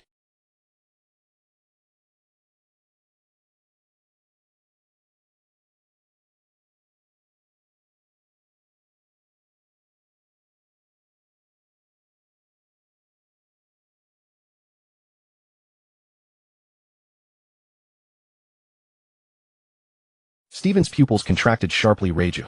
He had never seen Reiju wield such terrifying poison arts. The square sisters stood back to back in defense. This is too horrifying. Han Yue, her ice crystal domain was being slowly eroded by the toxic mist. This was the first time any substance had been able to counter her absolute zero cold. Meanwhile, Akiji, standing in the distance, his originally languid gaze finally grew grave. This poison has already approached rule level. He muttered softly, the Vinsmoke family's genetic modifications can actually reach such a degree. Kid's mechanical arm clicked, and word, this woman is more dangerous than rumors suggest. He had originally assumed Reiju was merely a skilled poison user, but now it seemed her toxins could even threaten a natural type ability user. Kira's voice from beneath his mask was grave, ha ha ha, terrifying. Even Kid, who was usually unhinged, nodded subconsciously. Ember, hovering high above, slightly retracted his flame wings. The fire mist persisted for a full minute before gradually dissipating. And at this moment the battlefield had become a silent graveyard. Over 100 Beast Pirates members reduced to white bones, the ice sheet corroded into massive hollows, and even the seawater taking on a sinister purple hue. Reiju breathed lightly, the toxic powder at her fingertips dimming somewhat. Her complexion was slightly pale, but a satisfied smile curved her lips. Finally, it's quiet. Akiji gave Reiju a profound look, then suddenly raised his hand. Ice Age seal. Crack. Terrifying cold erupted, but this time the ice did not spread outward. Instead, centered on Reiju, it formed a ring-shaped ice wall, sealing the remaining toxic mist within. Akiji, seeing the poison had not spread, let out a long breath of relief. Kaido's sake bottle slipped from between his dragon claws, shattering with a sharp crack upon the skull throne. His originally drunken dragon pupils suddenly contracted. Every inch of Onigashima was transmitting anguish to him. The stench of blood seeped into his nostrils, and the dying screams of his subordinates echoed in his ears.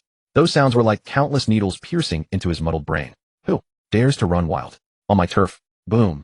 Kaido's conqueror's haki erupted like a tsunami. Sky-dark clouds were shattered, revealing a blood moon, its light twisted into jagged shapes by the haki. Earth, Onigashima's bedrock, split open, magma surging from the fissures, only to be pressed back underground by the overwhelming haki. Creatures, all surviving tamers, fell to their knees, blood seeping from their ears and noses, and even Ember's flames were suppressed to mere sparks. Akiji's ice wall cracked with a sound. He snapped his head up. Damn it. Kaido staggered to his feet, his dragon tail sweeping away half a castle. His gaze swept across the battlefield. Reiju's toxic mist zone, where white bones lay fallen like wheat stalks. Stephen's black lightning, having shattered the 6 flying devils statue, and in the distance Kazuki Hiyori, driving her blade into a numbered operative's heart. Kazuki. Fragments of Kaido's memories suddenly clicked into place. 20 years ago, under the same moonlight, Odin's sword had also shone like this. VRRRM. Kaido's haki actually condensed into solid form. Countless pitch-black dragon shadows rose from the ground, wrapping around each and every invader. Reiju's toxic powder was devoured by the dragon shadows. Kid's mechanical arm creaked. What the hell? Can haki even be used like this? Kaido seized his fanged club, 8 precepts of morality, the haki coiling around its shaft more glaring than lightning itself. Thunder. 8 trigrams. This strike held no conventional form, yet carried the frenzy of a drunkard and the destructive will of a sovereign overlord. Kaboom. Wherever the club's wind passed, space warped. Onigashima's foundation was upended, and the entire island tilted 15 degrees. Akiji's ice wall vaporized instantly. Reiju was thrown backward by the shockwave, and Stephen's black lightning was forced into a defensive stance. Kaido's azure dragon form writhed violently within the ice dragon scales, grinding against the frost with an ear-piercing screech. His vertical pupils locked onto Akiji, hovering midair, alcohol fumes mixed with the stench of blood spraying from between his fangs. Kazan. I showed you the poneglyphs. And you bring an army to kill me. His voice cracked, the ice below his haki surging like tide. Akiji replied indifferently, not my problem. It's just your people who came to kill us. And Our Lady here is rather formidable. She accidentally killed some of yours. Accidentally. The person was nearly driven mad by his words. The night sky over Onigashima was torn apart by black clouds and ice crystals. Kaido's azure dragon form circled at thousands of meters above, its dragon scales reflecting the luster of the blood moon. Each beat of its wings summoned hurricane-force winds, churning the clouds into spiraling vortexes. Below, Akiji's ice age had frozen the entire sea, the ice layer reaching 100 meters thick. Yet Kaido's dragon breath continued to burn scorching black craters into the surface, where rising steam and cold currents intertwined to form a blinding white fog that obscured the sky. The ice surface constantly melted and refroze. As steam rose, Onigashima's cliffs collapsed from thermal explosions. Massive boulders crashed into the frozen sea, stirring up ice fragments like toxic fog. These sharp icicles condensed in the air and fell like rain. Kaido's dragon breath ignited the underground magma while Aokai's ice layer forcefully sealed, it causing crustal pressure to surge dramatically. The edge of Onigashima cracked open, forming an abyss. As seawater poured in, it froze instantaneously, creating a kilometer-high ice waterfall. The gifted knelt, trembling on the ground. A mammoth ability user covered their broken horn. Lord Kaido has been forced to use hot breath against a single person. The Navy was stunned. An admiral aboard a warship lowered his telescope, his voice trembling. Admiral, Aokai's ice can actually withstand dragon breath. That's fire capable of evaporating entire islands. Aokiji leapt into the air, pressing both hands toward Kaido's dragon body. Iceball, violent vulture beak. The ice bird struck the dragon's belly, instantly freezing a patch of scales. But Kaido's muscles bulged, and the ice shattered with a crack. Hot blood seeped from between the dragon's scales, dripping onto the ice surface and corroding honeycomb-shaped holes. Kaido's dragon tail wreathed in Conqueror's haki swept toward Aokiji. The latter phased into an elemental form to dodge, but the ice mirror was shattered to powder. Fragments flew like blades in all directions, pinning the numbered observers watching from afar to the rock walls. The remnants of the icebird's wings crashed to the ground, freezing dozens of gifted in place. Their expressions were locked in terror, forming twisted ice sculptures that were then crushed to dust by the shockwaves from the ongoing battle. The trail left by the dragon tail carved a kilometer-long gorge. Magma seeped from fissures in the ground, then solidified into obsidian under the cold air, refracting an eerie purple light that resembled the gates of hell. Kaido shifted into his human beast form, and his Fang Club 8 precepts descended wrapped in black lightning, thundered Demon Bagua. Aokiji blocked with Ice Wall Absolute Zero, but the wall exploded instantly. The shockwave sent him crashing deep into the ice layer. As the ice cave collapsed, he counterattacked by summoning an ice thorn spear that pierced Kaido's foot, only for the dragon to snap it barehanded. Dragon blood mixed with ice shards, crystallizing into blood crystals in midair. Kaido suddenly took a swig of strong liquor, his movements becoming frantic and unpredictable. The trajectory of his Fang Club grew impossible to anticipate. One strike shattered Aokai's ice clone, and the resulting shockwave pulverized Onigashima's skull statue. The flame wings extinguished under the biting cold. Ash's pupils contracted in disbelief. Impossible. Lord Kaido is actually bleeding. At that moment, Fujitori's squad had already arrived at Onigashima. Through his observation, Haki Fujitora perceived the battle's state and frowned deeply. Aokai's ice carries internal destruction through armament Haki.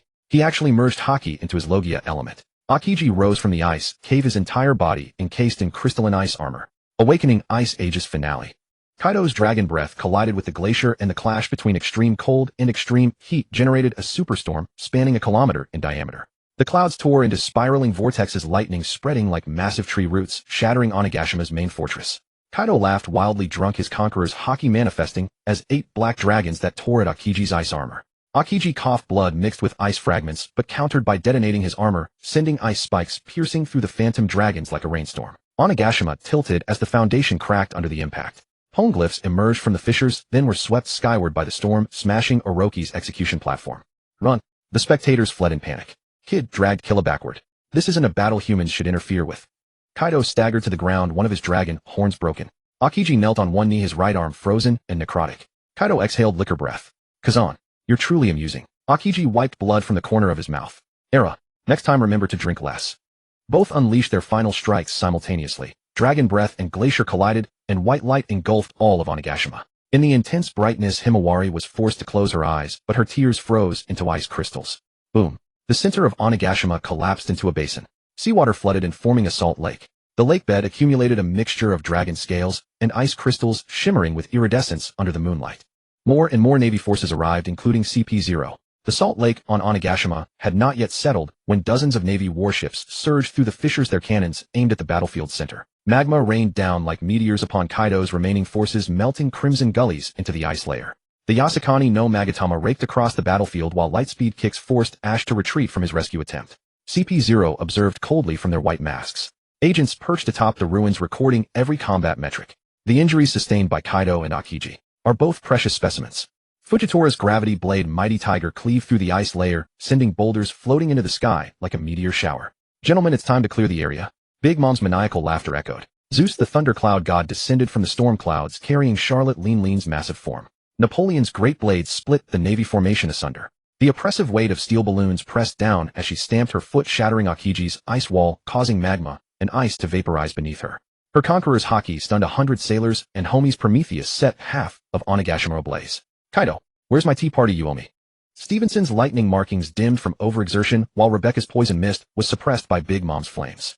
The crew of the Jiaolong was forced to contract their lines. The ice crystals on Aokiji's right arm shattered piece by piece, his blood seeping into the salt lake. He gazed up at the approaching Akainu, and Big Mom a faint smile crossing his lips. Era, this has become troublesome.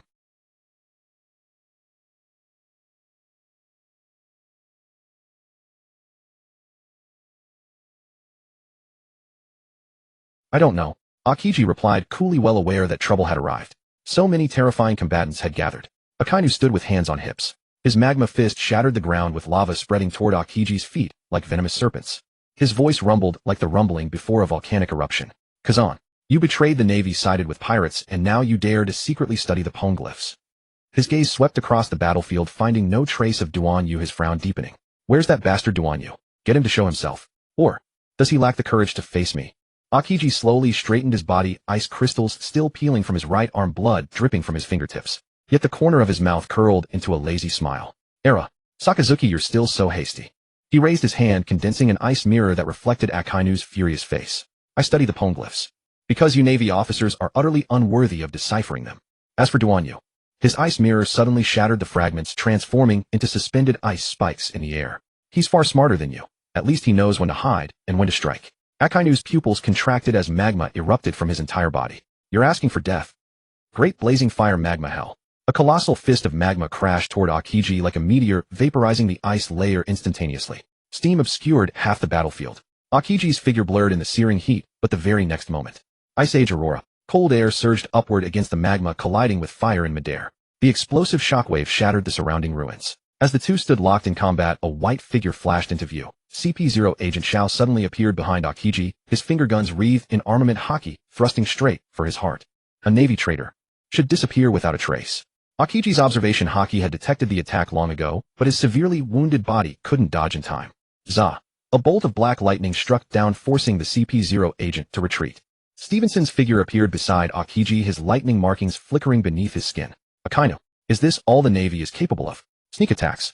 Akainu's magma fist had not yet dissipated when Big Mom's Napoleon blade cleaved through the ice fog wreathed in Conqueror's hockey, striking straight for Kazan's neck. Mama, mama, mama. Your head belongs to this old woman now. Kazan's ice armor shattered with a crisp crack. He managed to twist his body aside, but the blade still carved a deep, bone-lacerating wound across his shoulder. Blood sprayed onto the ice surface, instantly freezing into crimson crystals. Meanwhile, Buggy's lasers rained down from above. The Yata mirror's jade orbs blanket the battlefield like a storm. Speed is power, Kazan-san. Steven's black thunder coalesced into a barrier bracing against the laser bombardment as his thunder patterns sizzled and fractured under the overload. The figure of Shao flickered like a wraith, employing the six forms shave to close the distance. In an instant, his finger gun thrust straight toward Kazan's heart. A Navy deserter. Must be purged. Kazan's observation hockey had issued a warning, but his severely wounded body could not dodge in time. The finger gun pierced through his left abdomen, armament hockey tearing through his internal organs as blood gushed from the corner of his mouth. Steven roared, his thunder patterns flaring to life as he punched toward Shao, only to be intercepted by Fujitora's gravity blade, Fierce Tiger. Gravity blade, journey to hell. Boom. Steven was crushed into the earth, the ground within a 100-meter radius collapsing into a deep crater. Kaido staggered to his feet, dragon pupils locking onto Kazan, his wolf-tooth club 8 precepts crackling with black lightning. What can you? Kazan, you really hurt me just now. Thunder rumbly bagua waning moon. Kazan barely raised his hand, but before the ice wall could fully form, the club's momentum arrived. Bang. The ice armor shattered completely, Kazan hurtling into the ruins like a severed kite, smashing through 3 rock walls before coming to a stop. Riki's poison needles whizzed toward Akainu as purple mist instantly enveloped the battlefield. Toxic fog rose funeral. Akainu's magma vaporized part of the poison mist, yet he was forced back several steps as corrosive blisters rose on his skin. Big Mom laughed wildly and threw a punch at Riki. Little girl. Riki's poison needles were deflected by the steel balloon. She was instead sent flying by Big Mom's Conqueror's hockey, crashing into the ice layer. Among the ruins, Kazan coughed up blood mingled with ice shards, his right arm entirely numbed. He looked toward the distance. Steven was pinned by Fujitora, his thunder patterns dim. Riki lay unconscious and gravely wounded, her poison mist scattered by Big Mom's flames. Jiwei and Mosai were driven into a desperate corner by Jean. Oh dear. This is quite the predicament. He smiled bitterly and crushed the final ice crystal at his waist. The emergency communicator Duan Yu had left behind. Kazan lay amidst the rubble, the ice crystal armor on his right arm completely shattered, revealing mangled flesh and blood. His left abdomen bore the wound from CP0's finger gun, internal organs damaged each breath, bringing excruciating pain. Blood oozed from the corner of his mouth, crystallizing into tiny blood shards upon the ice. He struggled to lift his left hand, condensing a thin layer of ice in his palm to staunch the bleeding, but the moment it formed, it was shattered by the residual armament hockey within his body. Oh dear. This has truly become troublesome. He smiled bitterly at the sky where dark clouds gathered, and lightning danced within the clouds, as if mocking his helplessness. On the distant battlefield, Steven was pinned underground by Fujitora's gravity, his thunder patterns dim, his skin webbed with cracks. Riki lay unconscious within the ice, her poison mist utterly dispersed by Big Mom's flames. Jiwei's magma arm was pierced through by Buggy's laser, while Mosai's goggles lay shattered. Looks like I'll have to take a chance. Kazan's fingers trembled slightly as he drew out the last ice crystal from his waist. The emergency communicator Duan Yu had left him his final hope. Deep underground, Steven was ruthlessly pinned by Fujitora's gravity, blade black, lightning raging beneath his skin, desperately attempting to break free. Boom! He slammed his fist into the ground, his thunder patterns erupting as black lightning tore through the earth like a great python, but Fujitora's gravity pressed down again, driving him back into the depths. Give it up, Steven. Fujitora's voice drifted from above, tinged with a measure of pity. Your power cannot match mine. Struggling further will only hasten your death. Steven's pupils contracted, yet a cold smirk played upon his lips. Death? I have no intention of dying here. His thunder patterns suddenly reversed their flow, the black lightning no longer exploding outward, but contracting inward, condensing at his heart. Thunder God's secret art counterflow. Zila. Black lightning compressed within him like a vortex, then detonated with a deafening roar. Fujitora's gravity field was torn asunder. Steven's figure burst from underground, wreathed in raging black lightning, though his skin was already beginning to split, blood streaming along the thunder patterns. Kazan. Hold on. Steven's compassion for his comrades made him overlook the greater danger Kazan faced, forgetting his own peril. Kazan gazed at the ice crystal in his hand, his fingertips pressing slightly harder. Crack. The moment the ice crystal shattered, a surge of extreme cold energy erupted, transforming into an ice-blue pillar of light that shot straight into the heavens. The sky above Onigashima suddenly darkened as the dark clouds were torn apart. A pitch-black warship descended slowly from the clouds. The Xuanxiong Jiaolong. It was Jean. The Golden Warrior has arrived. Duan Yu stood at the ship's prow, his black robes billowing, thunder patterns shimmering beneath his skin. His gaze swept across the battlefield before settling on the grievously wounded Kazan. Looks like I've arrived just in time. The Jiaolong's keel groaned and shifted, cannons extending from the ship's hull, their dark muzzles aimed at the center of the battlefield. Pluto cannon light of finality. Boom! A pillar of black-red light 100 meters in diameter rained from the heavens, instantly engulfing Akainu, Big Mom, Buggy, Fujitora, and even Kaido. The explosion's shockwaves swept across the entire Onigashima, vaporizing ice layers, solidifying magma, even tearing the dark clouds in the sky into shreds. When the light faded, Akainu's half his body was blown apart, barely surviving through Logia transformation. Big Mom's Napoleon blade was knocked aside, her hand numb, her homie Prometheus on the verge of demise. Buggy's lasers were entirely annihilated, his sunglasses shattered, blood trickling from the corner of his mouth. Fujitora's gravity field was pierced through, his staff sword planted in the ground, barely holding himself upright. Kaido's dragon scales were scorched, black his horns. Broken, staggering backward several paces. What a... Everyone exclaimed in unison. They could never have imagined such overwhelming power. This was the might of the Xuanxiong Jiaolong. This was the power of a Chinese-style pirate ship. Duan Yu leaped from the Jiaolong, landing beside Kazan. His black robes fluttered in the wind as the thunder patterns slithered like living creatures toward Kazan's wounds, staunching the bleeding and healing his injuries. Rest now. Leave the rest to me. A faint smile touched Kazan's lips as he finally closed his eyes. Let me rest for a bit. Duan Yu turned to face the remaining enemies. Akainu's pupils contracted, his voice hoarse. Duan Yu. You finally dare to show yourself. Duan Yu's black robes billowed as his thunder patterns ignited beneath his skin. Sakazuki, your era is over. Meanwhile, Xiao Feng had rescued Leizhou from the seabed, but her artificial body possessed astonishing regenerative abilities. Cough cough. You finally arrived. Thunder rumbly bagua. A wolf-tooth club swung toward them. Duan Yu flashed forward, positioning himself before the group. He sank into a horse stance, drawing his right arm back. Just a normal punch. Boom. The night sky of Onigashima was torn apart by black lightning and dragon's breath as Duan Yu's fist sent everything flying. Kaido's azure dragon form circled high above, his dragon pupils locked onto the ground, a dragon's breath brewing in his throat. Agaha! Kid, your lightning is quite interesting. Kaido's dragon tail wrapped in Conqueror's haki lashed out like a giant whip toward Duan Yu. Duan Yu neither dodged nor avoided, his right fist coiled with black lightning as he fiercely struck. Thunder God's secret art, Conqueror's haki infusion. Boom! The black lightning and Conqueror's haki collided, the shockwave exploding the ground of Onigashima, collapsing dozens of meters, magma spurting from the cracks, then frozen into obsidian by the cold air. Akainu's magma fist froze mid-air, his pupils contracting. This kid's haki. When did it grow to this level? Big Mom's Napoleon sword stopped mid-swing, grinning widely. Mama. Kaido, you finally met your match. Akiji barely opened his eyes, his ice-blue pupils reflecting Duan Yu's figure. Oh my. This kid hides his true depth. Duan Yu's figure flickered like a phantom, lightning patterns exploding under his feet, each step producing a sonic boom. Kaido switched to his hybrid form, the spiked club Hasaikai, wrapped in black lightning, smashing down. Thunderclap, Bagua, Mountain Crusher.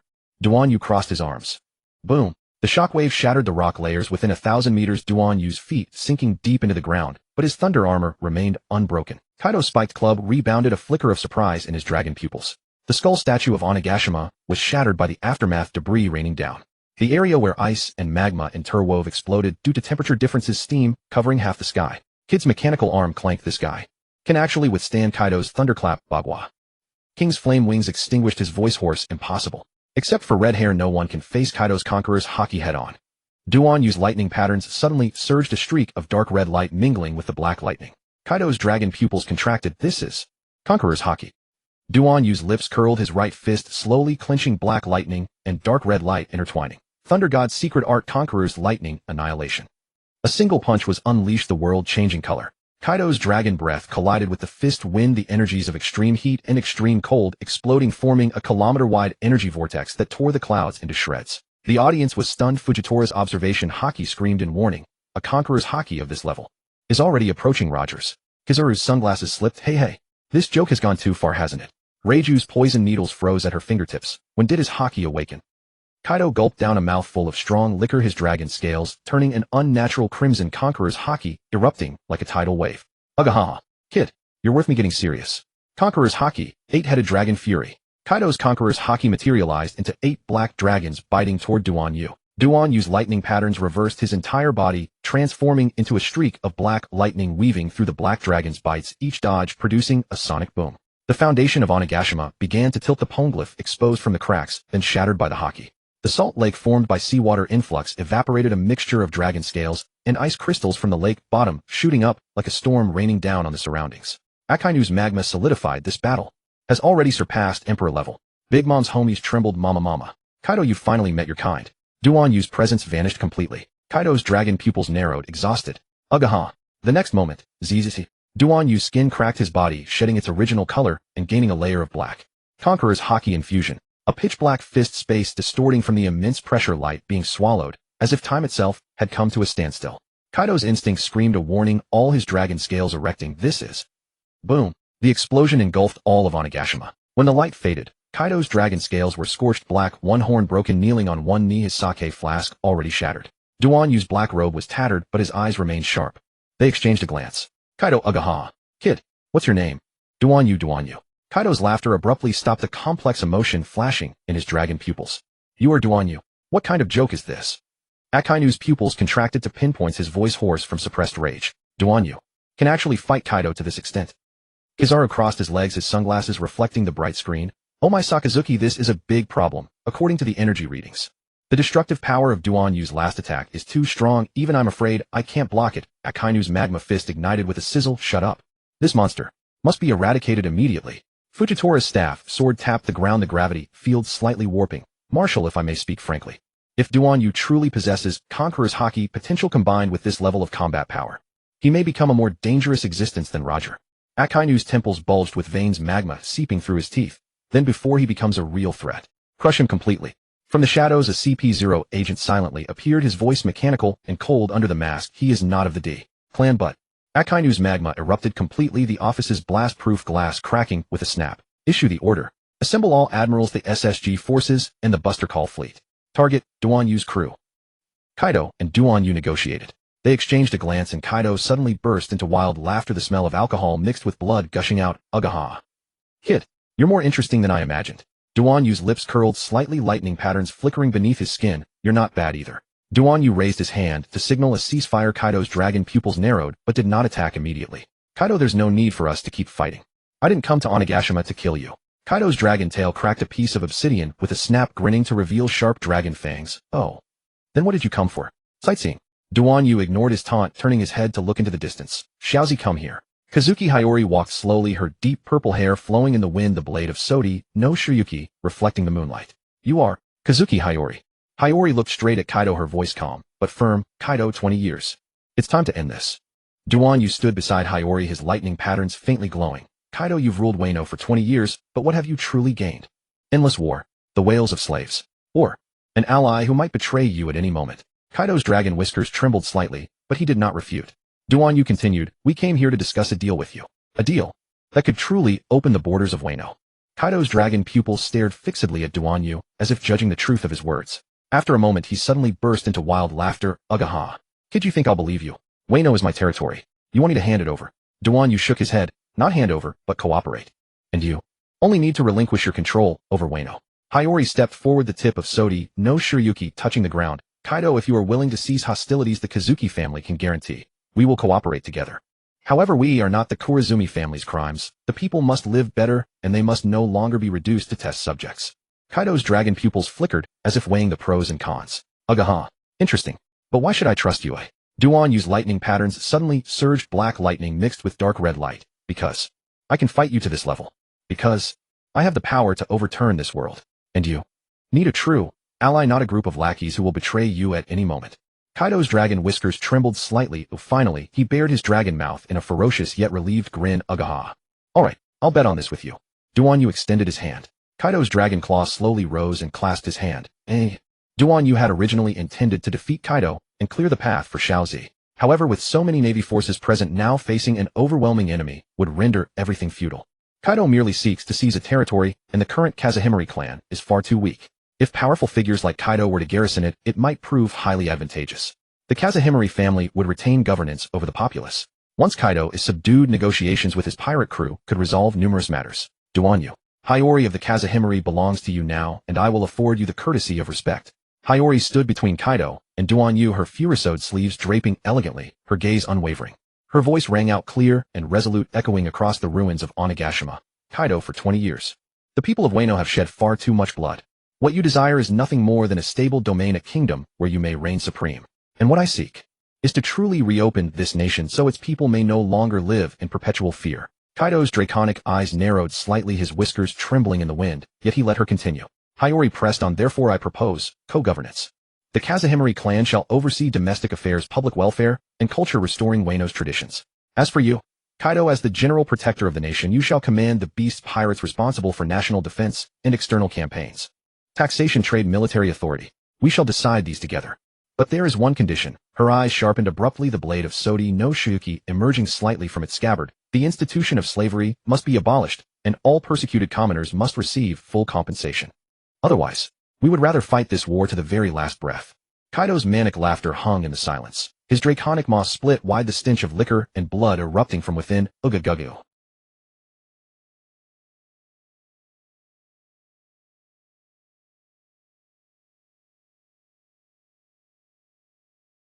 Kazuki Oden spouted equally pretty words back then, and what became of him?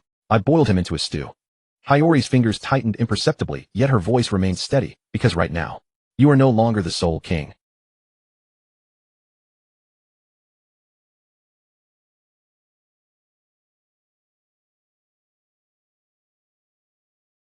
Captain Duan Yu stands with me, and the power of the Jiaolong is enough to shift the balance of this battle. And you only seek to become Joy Boy, to reign as the new king of the world. Wano is merely your personal domain. Kaido's dragon whiskers quivered as his gaze swept outward. Akainu's magma fleet had already surrounded Onigashima, cannons leveled at the battlefield's center. Big Mom's homies circled in the clouds, the colossal blade Napoleon glinting coldly. Agents of CP0 in their white masks stood atop the ruins, observing with detached indifference. A flicker of calculation passed through his draconic pupils. Duan Yu's black robes stirred without wind, thunder patterns flickering beneath his skin as his voice dropped to a cold low. Kaido, this is your final chance. Accept co-governance and retain your faction. Or, today the beast pirates shall become but a relic of history. Kaido's scales bristled slightly, but in the end he threw back his head and laughed wildly. Ugh. Very well, I'll play along with you. But remember, if the Kazahimori clan dares to double-cross me, I'll make Wano suffer tenfold worse than 20 years ago. Hiyori gave a slight nod. It is settled. Fire. Akainu's roar shattered the cloud cover as dozens of warships unleashed volleys, their magma shells raining down upon Duan Yu like falling stars. Duan Yu stood firm, his black robes undisturbed. Serious punch, coiling haki. He slowly raised his right fist, black lightning and conqueror's haki converging at his knuckles, warping the very space through sheer pressure. Boom. A single strike cleaved through the barrage, detonating the magma shells midair. The backward surging shockwave overturned 3 warships outright. Akainu's pupils constricted sharply. What? Kizaru's lightspeed kick roared. Speed is power. Without so much as turning his head, Duan Yu casually swept his left hand. Slap. Kizaru's luminous afterimage was swatted away, smashing into the mountainside. Fujitora's gravitational blade descended. Gravity blade, fierce tiger. Duan Yu's feet sank 3 inches into the earth, yet he grinned. Amusing, but still too light. He stomped his single foot upon the ground. Rumble. The entire crust of Onigashima rebounded, violently shattering Fujitora's gravity field. CP0's ambush, a finger pistol thrust aimed at his heart, but the moment it neared his skin, crack. The agent's fingers snapped, his face contorting in agony beneath his mask. Duanyu glanced back, ambushing. Is ill-mannered. Kaido's scales stood fully erect. Is this guy actually human? Big Mom's Napoleon blade flew from her grip. Mama. Is that punch scarier than my Wano country? Akiji's ice spear halted 3 inches from Duanyu's throat, unable to advance another fraction. Duanyu, your ice is quite cool. He exhaled. Whoosh. The ice age dissipated in a single breath. Akainu's magma fist froze mid-air. What exactly are you, creature? Reiju, Jiwei, Mozi, Akiji, Steven, hold the navy line with me. Xiao Fengjin, maintain control of the Xuanqiong Jialong. Yes. Akainu's thunderous roar echoed across the battlefield. Full assault. Leave none alive. The Navy fleet unleashed a synchronized barrage, magma shells pouring down like a torrential storm. Fujitora's gravitational blade, fierce tiger. The ground of Onigashima caved in instantaneously, the warped gravity field crushing dozens of Beast's pirates' members into paste. Kizaru's laser rain. Yasukani no Magatama. Light bullets plummeted like meteors, striking the Jialong's deck with precision. Mozi's goggles flashed frantically, super troublesome. Vice Admirals converge. Mombushu's slash cleaves through the ice, pressing toward Akiji. Gazizu's 8-sword style seals off Steven's retreat. Deo Bowman's armament cannon shells blast toward Reiju's toxic mist zone. Dark crimson poison powder ignites into a fire fog, forcing the Vice Admirals to hastily retreat as their skin begins to ulcerate. Jiwei's magma arm, super magma core explosion. Mozi's data streams, tactical analysis complete, weakness locked. Her goggles highlight vulnerabilities in the Navy formation as Steven's black lightning strikes precisely toward the command ship. Akiji kneels on one knee, his right arm frozen and necrotic, yet his left hand presses firmly against the ice. Ice Age abyssal trench. Crack. Bitter cold races across the sea surface, instantly freezing half the fleet in ice 10 meters thick. Steven's thunder markings surge, black lightning channeling through the glacial expanse. Thunder God chain judgment. Zrazeraning. The frozen warships detonate in cascading succession, ice crystals and electrical arcs intertwining in an apocalyptic tableau. Xiaofeng's high heels click-clack against the ice as her figure flits through the battlefield like a butterfly. Casanova secret art, poisonous butterfly dance. Toxic needles pierce precise acupoints on the naval officers, paralyzing their muscles and slowing their movements. Jean stands upon the Jialong's deck, his mechanical arms transforming with a sharp click as cannon barrels lock onto Akainu. Hades cannon orbital strike. Fire. Boom. A pillar of black and crimson light tears through the battlefield. Akainu is forced to elementalize to evade his magma form, grazing the beam and searing with blackened scorch marks. Kizaru's sunglasses shatter. Yao. Isn't this firepower a bit too excessive? Fujitora's gravitational blade trembles, their coordination is flawlessly synchronized. The Vice Admirals begin to fall back, Fleet Admiral, requesting reinforcements. In the chamber of power of Mary Geos, the voices of the 5 elders echoed in the candlelight. The land of Wano must be brought back under control. Kazuki, Hiyori, Duan, Eugene, all of them must be eliminated. The white-masked CP0 agent Owl knelt on one knee, his monocle reflecting the cold candlelight. Between his fingertips, he held a gold-embossed secret letter stamped with the emblem of the Celestial Dragons. Secret order content: assassination targets, Kazuki, Hiyori, primary, Gene, secondary. Items to retrieve rubbings of the poneglyph samples of the dragon's keel from the Jialong. Special instruction if encountering Kaido's obstruction, authorization to contact the God's Knights. Yang tapped her high heels lightly, the poison needle rotating in the heel. Gene. That king of games, he's not easy to deal with now. Fogwan's scales tilted slightly. According to intelligence, his talisman, Pluton Cannon, can already threaten admiral-level combat power.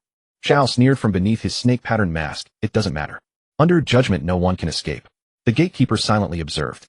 In the ruins of Onigashima, 3 white figures flickered like ghosts. Kill Jean first, then cut down Hiyori. Warning.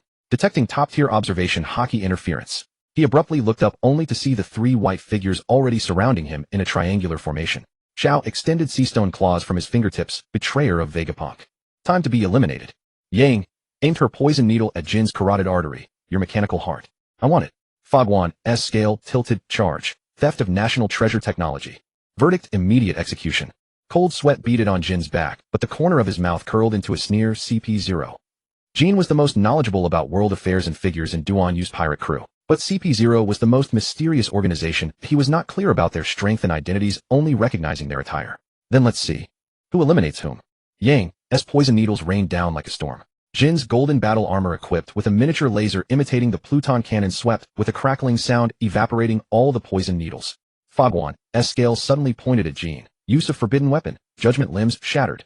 Jin's mechanical joints creaked, but the internal anti-gravity device forcibly neutralized the devil fruit ability. Xiao attacked in his Yatagarasu form, his crow claws wrapped in armament hockey aiming straight for Jin's heart. Jin's chest armor burst open with a bang, revealing a miniature sea stone electric grid. Zazup! Zhao's right claw was pierced by the electric current, and a crack appeared on his mask. Jin, game over command, activate. Countless mutant beasts rushed out. The most terrifying thing was that they all wore mecha that enhanced their power. This was a product made by the Square Sisters, a good thing to help them. Minotaur, Rhinoceros, and Mr. Dragon. At the same time, the deck of the Jiaolong suddenly split open, dozens of automatic turrets rising a laser net sealing the entire field. The 3 CP0 agents were forced to retreat, but Fogwan still threw his scale before leaving. Final judgment, rebellion against the world government. Sentence, eternity. Jin's left arm suddenly exploded. Jin was terrified. What kind of power is this?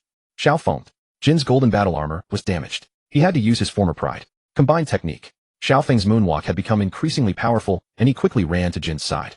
Xiao Feng, do you still want the combined skill? Alright, come on. Xiao Feng's body began to relax. Open. Game ROM control technique. Xiao Feng. Jin had already taken off his broken mecha. A light ring had already enveloped Xiao Feng. A virtual controller appeared in his hand. Xiao Feng's ability fully unleashed. From Jin's light ring, several neural interface cables popped out, and Xiao Feng's high heels clicked into the docking slots. Zazup. Super. Xiao Feng's Yatagarasu wings froze in midair. What is this? Fogwan's scale shook violently. This is Jin and Xiao Feng's combined technique. Xiao, in his Yatagarasu form, tore through the clouds, his pitch-black wings like blades slashing at Xiao Feng. Xiao Feng tapped his high heels with a click, and Moonwalk drew a pink trail in the air. Moonwalk rose kick. Boom. The toe wrapped in armament hockey collided with the crow claw, unleashing a ring-shaped shockwave. Zhao's right wing feathers flew off, while Xiao Feng used the force to backflip, his skirt blooming like petals. Mama, mister. Crow's feathers fell off. Yang's figure vanished in the shadows, poison needles silently stabbing toward Xiao Feng's nape. Xiao Feng's pupils suddenly contracted. Shave rainbow flash.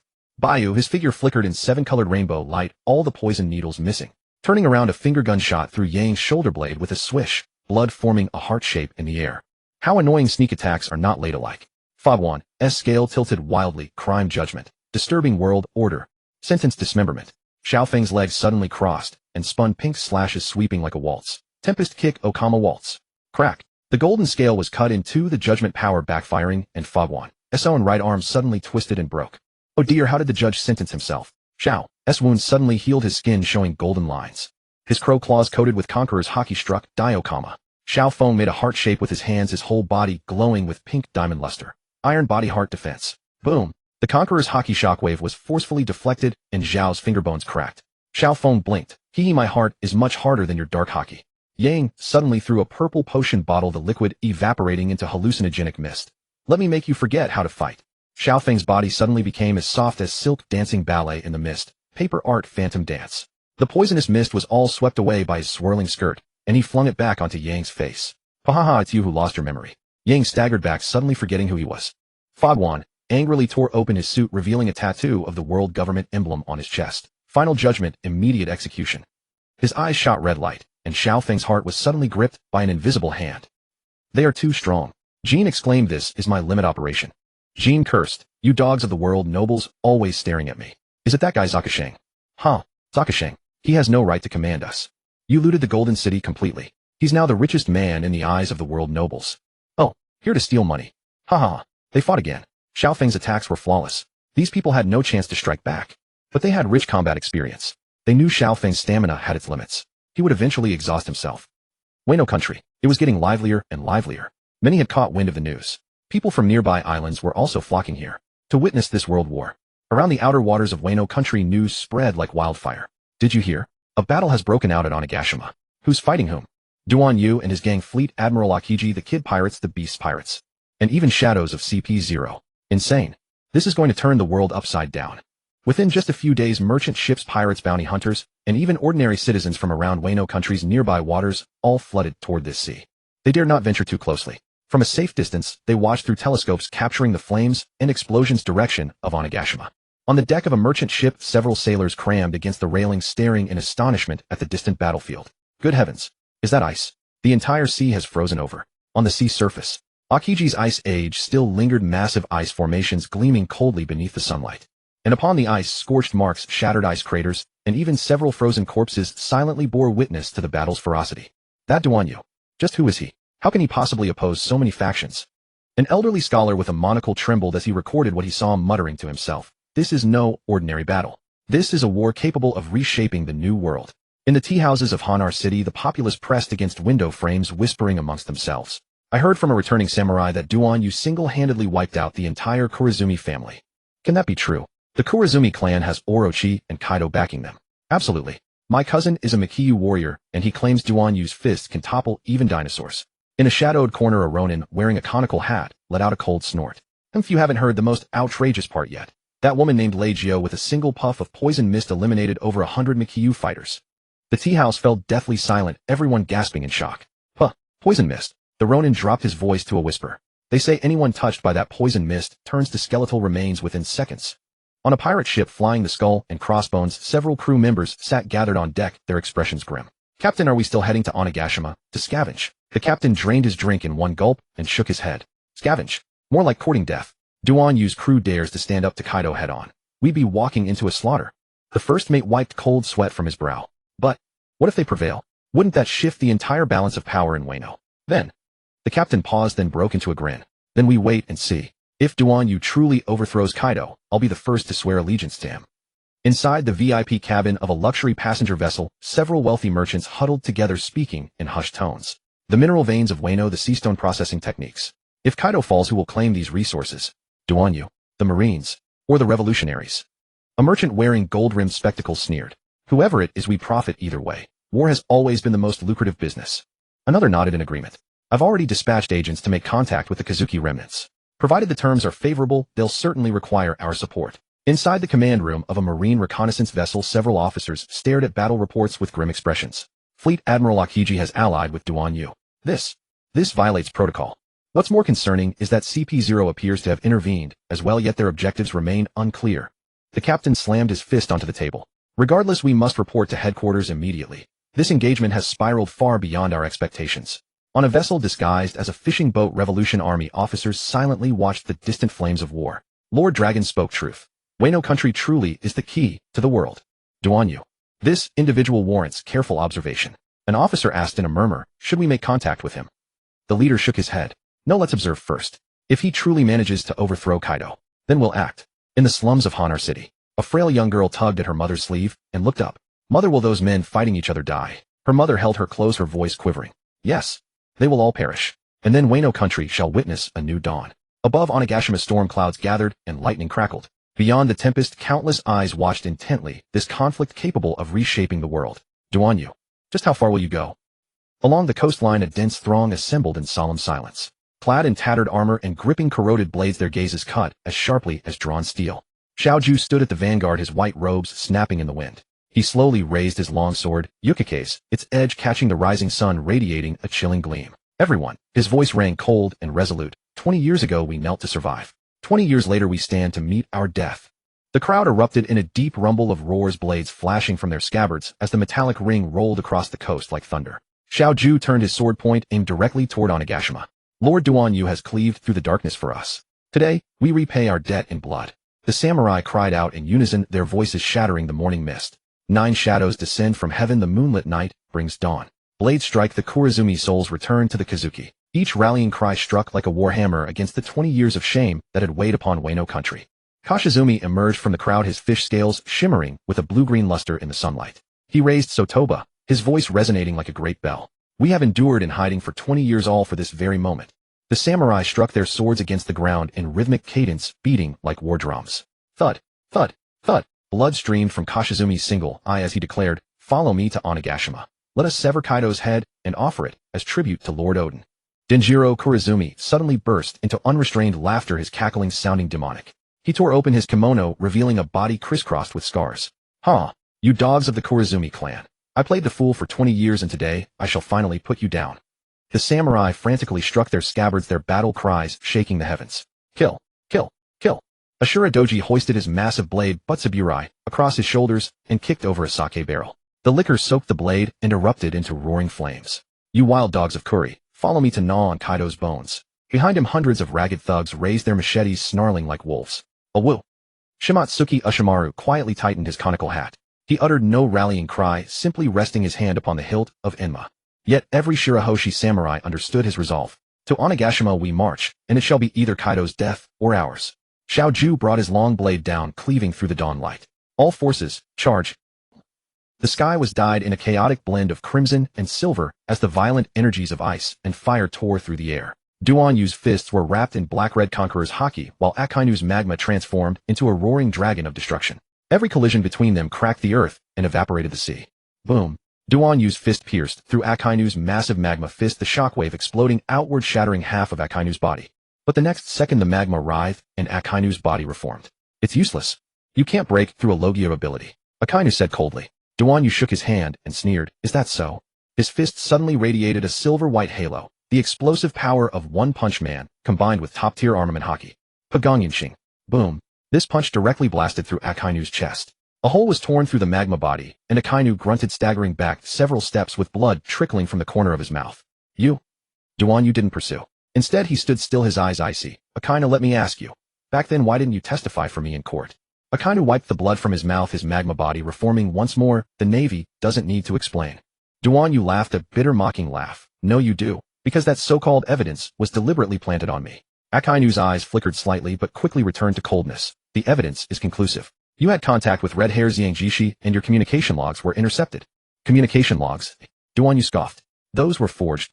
Akainu was silent for a moment, then finally spoke. The evidence was provided by CP9. Duanyu's pupils contracted. CP9. Akainu nodded. They intercepted your Den Mushy signal, proving that you leaked the deployment map of Navy G5 branch to Red Hair Xiangjishi.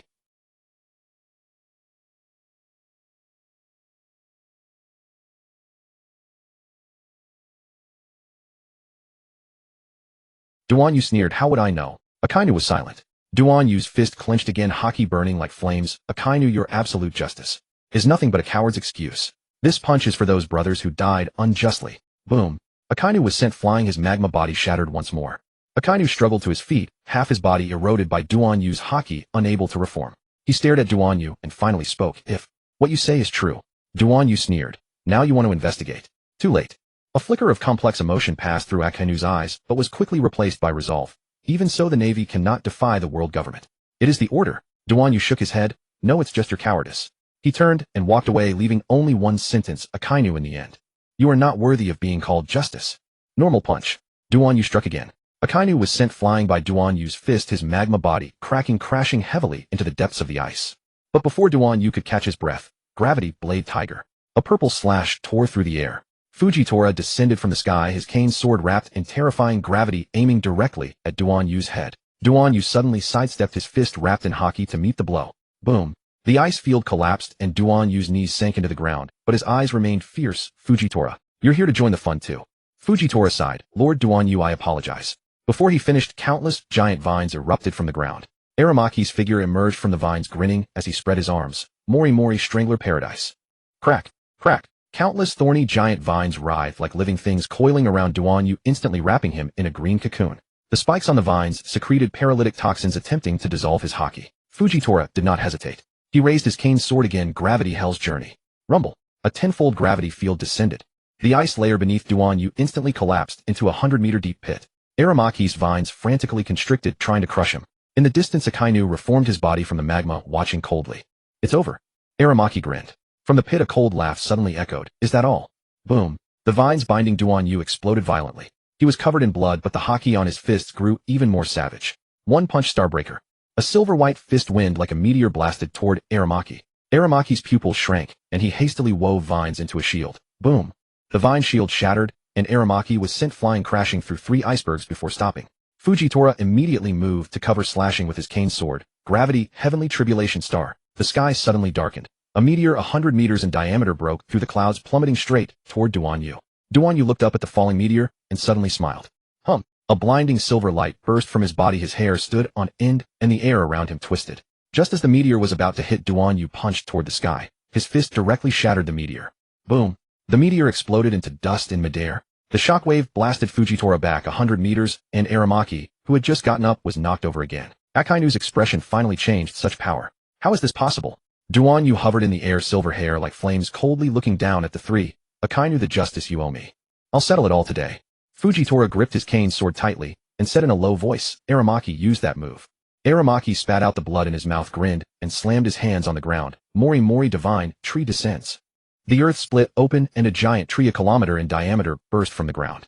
Its canopy transformed into countless thorny vines, spears blotting out the sky and stabbing toward Duanyu. At the same time Fujitora swung his sword, gravity held thousandfold. The space around Duanyu instantly twisted, gravity increasing 1,000-fold. Akainu's magma fist also struck from behind, Hellhound the end. A three-pronged deadly strike. But Duanyu smiled. He pressed his palms together, silver light condensed to the extreme. Serious punch. Just as he was about to release it, an ice wall abruptly rose from the ground, blocking Akainu's magma. Akiji. Akainu roared in fury. Hanyue's figure flashed beside Duanyu, her ice crystal sword shattering part of the vine spear's retreat.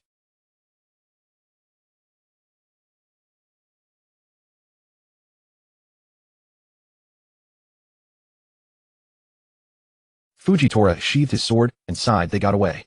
Aramaki clutched his chest and cursed, that kid. He's definitely a monster. Duanyu saw his comrades, all grievously wounded from the fight. The enemy had too many people. Was it 10,000 times our number? 1,000,000 times? Even if he could win in the end, what about his comrades? Akainu's magma body shattered, half of it scorched to charcoal by black lightning. He knelt on one knee, breathing heavily. Duanyu's black robe was torn, the lightning patterns dimmed, yet his eyes remained as sharp as a blade. His right hand gripped Akainu's throat, fingertips entwined with residual conqueror's haki. With a single squeeze, the fleet admiral would fall on the spot. Sakazuki, your absolute justice ends here. Akainu's pupils contracted, a hoarse voice forced from his throat. Kill me. The Navy won't surrender. Just as Duanyu was about to deliver the fatal blow, cries rose from all around the battlefield. Kobe the Marine Rear Admiral stumbled out of the rubble, blood streaming from his forehead, yet he still shouted with all his might, Mr. Duanyu, please stop. Fleet Admiral Akainu is the symbol of the Navy. Killing him will only plunge the world into greater chaos. Fujitora lay severely wounded, his cane sword broken, yet he struggled to lift his head. The Navy is not entirely evil. If the Fleet Admiral dies here, those Marines who still harbor justice will lose their direction. Smoker's cigar had long gone out, white smoke curling around him as his voice turned low. Akainu is indeed extreme. But he once staked his life on justice. Kill him. What difference is there between you and him? Drake's sword unit clutched the wound on his abdomen and gritted out, inside the Navy. There are still people like me who want to change things.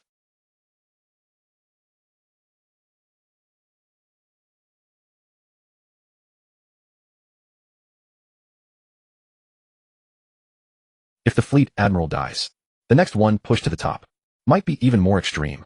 Tashiji's glasses shattered, tears mingling with blood as they slid down. Please.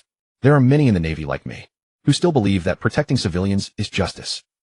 Akainu's mouth bubbled with blood, yet he suddenly laughed. How ironic. I spent my life enforcing absolute justice, and in the end I have to rely on the enemy's mercy to survive. Duanyu's fingers tightened slightly. Sakazuki, do you hear that? Even the weaklings you despise the most are pleading for you. Akainu's pupils quivered slightly, the magma-like rage cracking for the first time. Hiyori stepped forward, the blade of Shiro Shigeru reflecting the morning light. Her voice was soft, yet it silenced the entire field. Captain Duanyu, if you kill him, will Wano truly open its borders? Or will we end up becoming another Navy? Duanyu's eyes dimmed for a moment.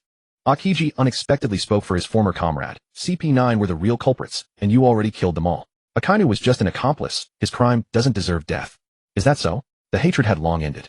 It was just that he had been betrayed. After a long silence, the Square sisters Akiji, Steven, and Bon Clay are all on the brink of death. They have no combat strength left. Reiju and Jean are also depleted. Should he really stop? Duanyu's fingers slowly loosened. Akainu slumped to the ground, his magma body cracking from overexertion, but his eyes still blazed with wolf-like ferocity.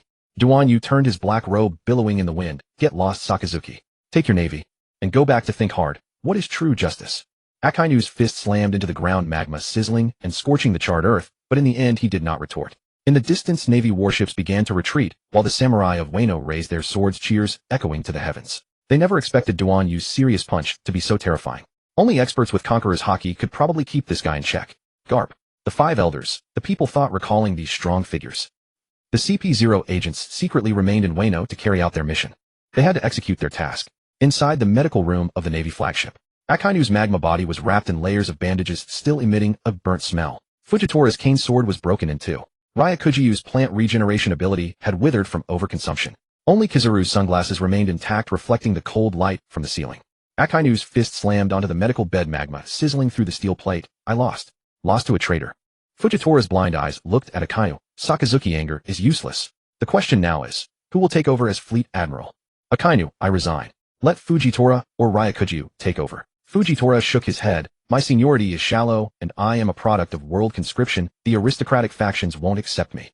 Ryakuju smiled bitterly. My ability requires photosynthesis to recover. I can't even grow a single leaf right now. Kizaru crossed his legs. Era being fleet admiral means overtime, right? So scary. Akainu's magma spurted with a Borsellino. Can't you show some damn responsibility? Kizaru's lips curled. How about letting old man Sengoku take over temporarily? Fujitora's gravity sword fragments formed a sand table simulating the situation on Onigashima. Duan used threat conqueror's haki, serious punch, destructive power exceeding Yonko level. The Pluton cannon technology of the tortoise ship seemed to originate from an ancient weapon. Kaido's stance formed an interest alliance with Duan Yu through Wano. The remnants of the Beast's pirates plus the tortoise ship would become the new overlords of the new world. The Navy's predicament. Top combatants severely wounded. The science division had not yet mass-produced Seraphim. The world government might directly dispatch the God's Knights to intervene.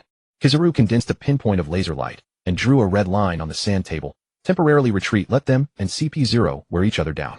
Once Vegapunk's SSG is complete, we'll sweep them all at once. Akainu suddenly tore off the bandages, his magma body cracking with a crack. Listen, my resignation will not be made public. Externally, I am still the fleet admiral recuperating from injuries.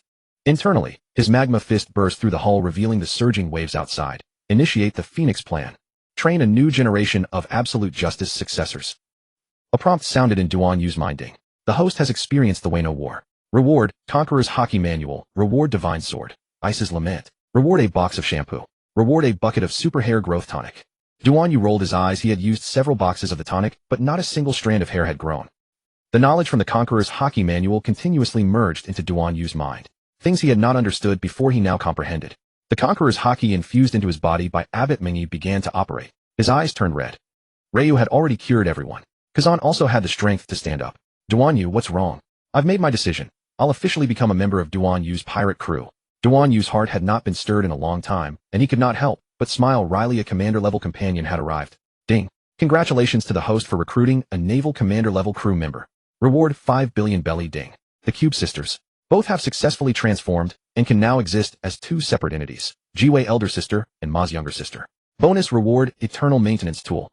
Duan Yu's eyes lit up. He counted on his fingers. Jean, Xiaofeng, Steve, Jiwei elder sister, Ma's younger sister, Kazan, Ryu, Xiaozi. 8 people. Just 2 more crew members needed, and he could complete the 10-person mission. Breaking through the second layer of the limiter would make him invincible. The first layer with Haki coating was already this invincible. Kaido had already ordered a grand feast to be prepared. At this moment Kaido was getting acquainted with Xingxing. Brother Duan Yu. Kaido's sole focus had been on fulfilling Joy Boy's prophecy, but upon seeing such an exceptional young man, he felt both envy and something else. He remembered Charlotte Linlin's cultivation back then. Suddenly a massive figure appeared. It was none other than Big Mom, Charlotte Linlin. Duan Yu, you've turned my Tato land upside down. I've traveled all this way just to settle the score with you. Duan Yu picked at his ear. Big Mom, you're really something. We never had any grudge against each other. She seemed to have figured something out. But Duan Yu was generous this time. He took out the 5 billion belly reward from the system and started distributing it. Divided. Both of them stared with eyes bulging out. Kaido, all the chaos you caused in Wano was for money. Here, these are for you. I hope you'll treat Wano better. The industry can also be improved. Pollution reduced. Plant more crops.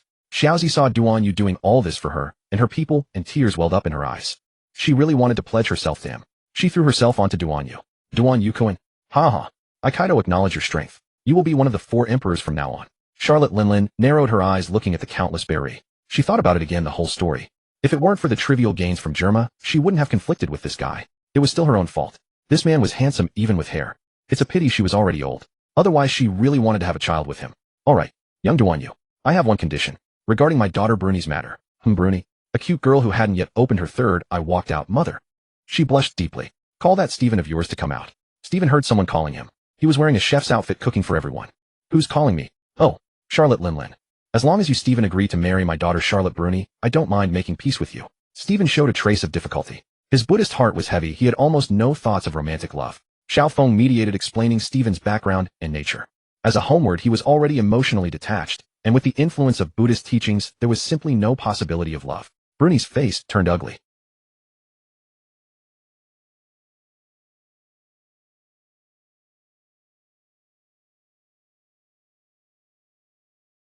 About 3 meters tall, slightly shorter than Kaido, but much taller than ordinary people. Her silver-white long hair gradually turned light blue at the tips, dancing in the wind like flames. A pair of crimson oni horns adorned her head, similar to Kaido's dragon horns, but more slender and sharp. She wore a deep red sleeveless kimono on her upper body with a Shimenawa rope wrapped around her waist. She wore a black battle skirt on her lower body with clearly defined leg muscles and wooden clogs on her feet. Her right arm was wrapped in bandages, her left shoulder bare, with a Bushido tattoo of Kazuki Odin carved on her skin. Her weapon was a spiked club. She strode confidently toward Duan Yu, slamming the club into the ground with a thud, sending fragments of stone flying. Hey, Duan Yu. Her voice was loud and resonant, carrying the wildness unique to Kaido's bloodline, yet mixed with a girl's straightforwardness. I want to go with you too. Yamato. Many of Kaido's subordinates recognized her. Hiyori was slightly stunned. Yamato. Yamato grinned, revealing sharp fangs. Of course. I want to become the shogun of Wano country, but now Duan Yu has solved this problem. I admire him.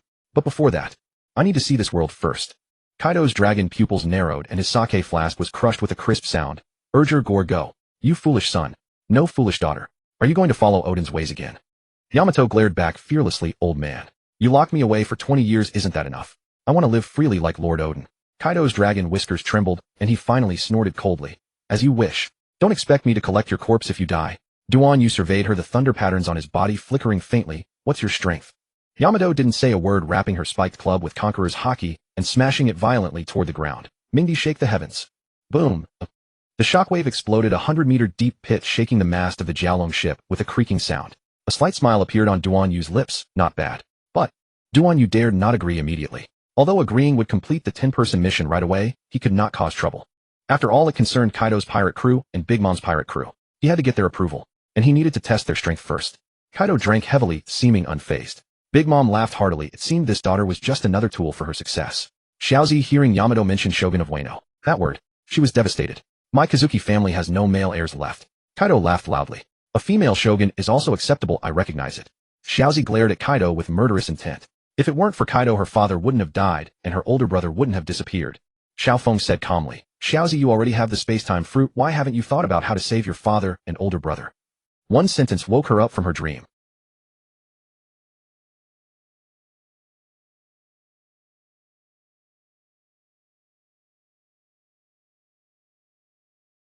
You're right. Xiaozi grasped Xiaofeng's hand. Xiaofeng, you're such a genius. Xiaofeng happily danced a ballet, making Kaido almost spray his drink. This is my life's obsession. Denjiro's bloodshot single, 20 years. Finally, I can see my lord again. But Xiaozi's space-time gem suddenly flashed violently. She covered her chest and groaned. No. Can only bring 4 people at most. Kaido asked calmly, what point in time do you intend to return to? The flower capital of 20 years ago. To blast your father? Yes. Go and stop me then. Kaido pondered, finding it somewhat amiss. Lord Duan Yu, please spare my life. Kaido knew that his 20-year younger self was no match for the current Duan Yu. Duan Yu nodded. Xiaozi. She would surely be brought along. That was Duan Yu. There were 3 more spots. Charlotte Brule cupped her hands. Take me. I can alter the memories of those you bring back. Let them have no doubts, no pain. Xiaozi, Kaido, and even Duan Yu suddenly realized. Right. I have one request. Steven must come. I can go, Steven said. Now with Duan Yu and Steven, their combat power was certainly sufficient. Forget it, just the 4 of us. Duan Yu declared. Yamato grew anxious. I'm going too. I adore Odin the most. I'm his fan. No, too many people, Duan Yu said calmly. Before anyone could react, Yamato had already squeezed in beside them. Let's set out. Akiji would certainly not go. He was not fond of Duan Yu's group. Kinemon and Mr. 2 would guard the ship. Reiju had no interest in this. And so the time travel team was decided. Tomorrow morning. Rest well, and we'll set out at dawn. That night, everyone rested well and ate well. The next day, the flower capital. Xiaozi, Duan Yu, Steven Brule, and the useless Yamato they brought along. Ready to depart. Come on, Xiaozi. Xiaozi. Kazuki Hiyori touched the time-space gem on her chest, and the gem suddenly burst into a blinding blue-white light. Space-time gate open. Her white snow thrust into the ground, frost spreading like vines, instantly condensing into a massive space-time vortex. Everyone, hold tight. Duan Yu's black robe rustled, lightning patterns coiling around the group like chains. Steven's mechanical arm shot out, fixing hooks. Brule's third eye spun wildly, foreseeing the time turbulence. Yamato excitedly gripped her spiked club, her demon horns heating up slightly from the energy fluctuations. Go. Shoo. The 5 figures were sucked into the vortex, vanishing amidst the ruins of Onigashima. The tearing sensation of time. Xiao Zi's skin felt pierced by thousands of needles, each second cycling through aging and rejuvenescence. Brule's third eye bled. I see. Countless possibilities collapsing. The distortion of space. Steven's mechanical eye showed data errors, gravity parameters abnormal. We are falling into the past. Duan Yu felt nothing at all. A flash of memory. Yamato's mind suddenly conjured the image of Odin being boiled, her demon horns humming and turning red. Lord Odin. Wait for me. Xiao Zi's tears froze into crystals as they left the timeline, reflecting her mother Toki's smile. Boom. The 5 crashed heavily onto a rooftop tile, shattering. Looking up, the night sky of the flower capital was illuminated by firelight. At the execution ground, Kazuki Odin was chained before a boiling oil cauldron, his 9 retainers battered. In the crowd, Korizumi Orochi cackled on the high platform, while Kaido's Azure Dragon form coiled above the execution platform. Navy lineup Akainu, then a Vice Admiral, had his magma fist ready, and Kazura's fingertip gathered laser light. Brulee's third eye suddenly contracted. Damn. We've arrived right at the execution moment. Duan used tactical assignment Stephen Black Lightning to disrupt Navy communications and paralyze artillery. Brulee alter the guards' memories to create chaos. Yamato clear the way with her spiked club, charging straight to the execution ground. Xiaozi stabilized the evacuation passage with the time-space gem. Duan Yu faced Kaido head-on. Yamato's spiked club, Ace, wrapped in Conqueror's haki, smashed the execution platform. Lord Odin, I'm here to save you. Odin's pupils contracted. You are. Kaido's dragon eyes bulged. Who? The past Kaido and the future Yamato locked gazes. Dragon might and demon horn aura colliding, space cracking open with fine fissures. Brulee screamed, no. History is rejecting us. Xiaozi's gem suddenly cracked, blood trickling from her lips. The space-time passage can only last 3 minutes. Odin suddenly broke free from his chains, grabbing Enma. You are. From the future. Duan Yu grabbed Odin. No time to explain. Go. Just as everyone seized Odin, Korizumi Orochi's bullet fired at Xiaozi. Thud.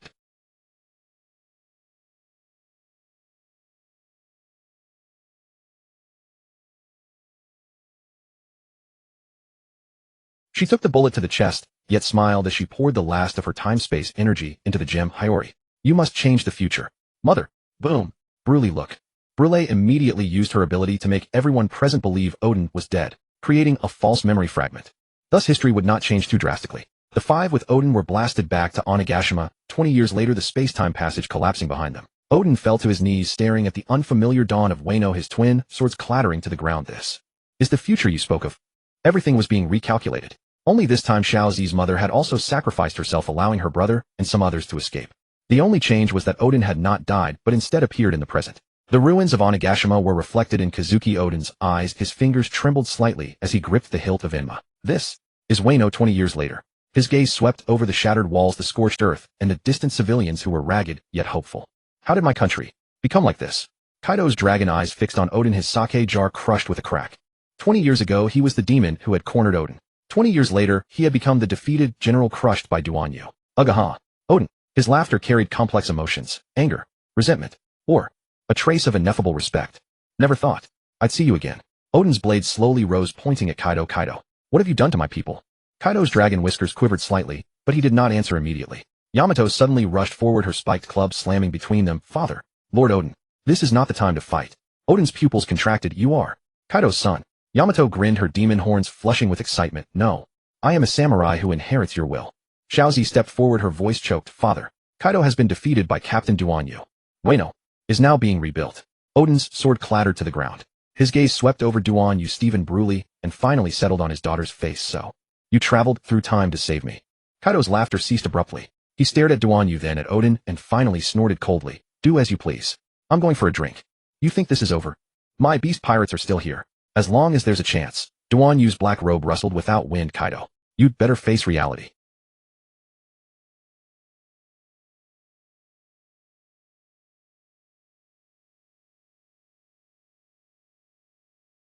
Odin bent down to pick up his twin swords, then suddenly knelt on one knee. Duan Yu, no matter where you come from, my Kazuki Odin owe you my life.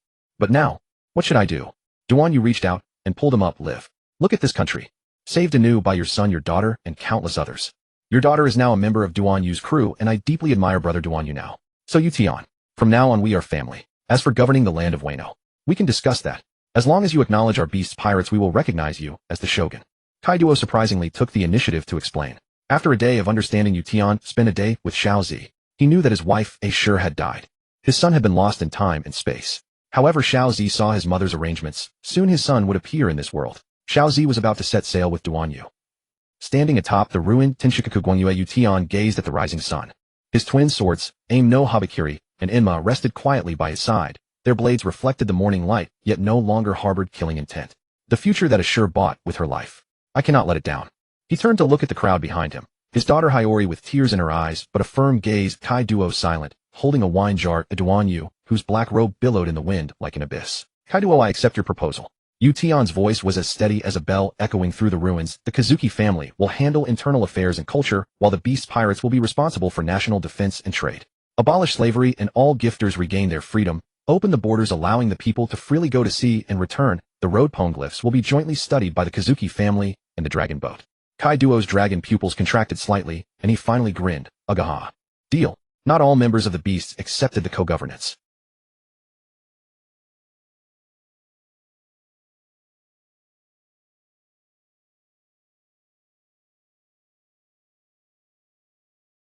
Kuei Yin's mechanical arm clanked loudly, though gravely wounded he still roared.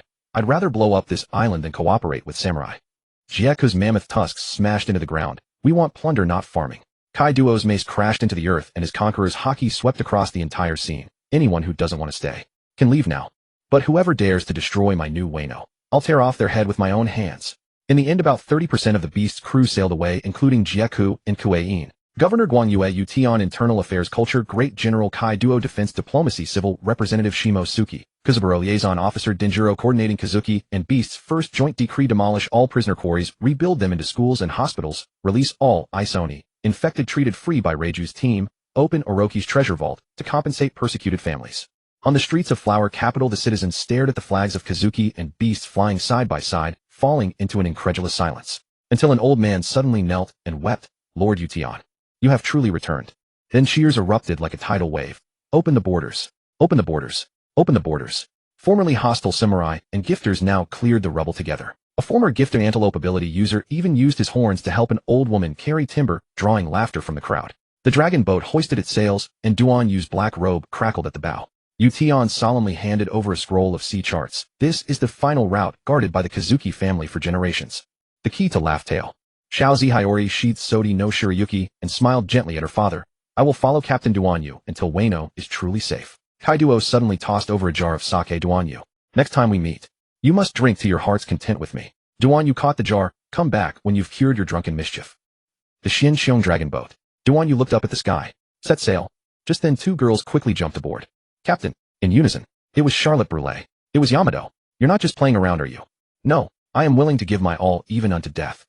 Duan Yu had lost interest in the rewards, but he needed to increase his strength and break through the limiter. Break through the second layer of the limiter. Jean Bentham Mr. 3 Ikivi older sister, Mozi younger sister, Kazan Reiju, Xiaozi Charlotte Brule, and Yamato.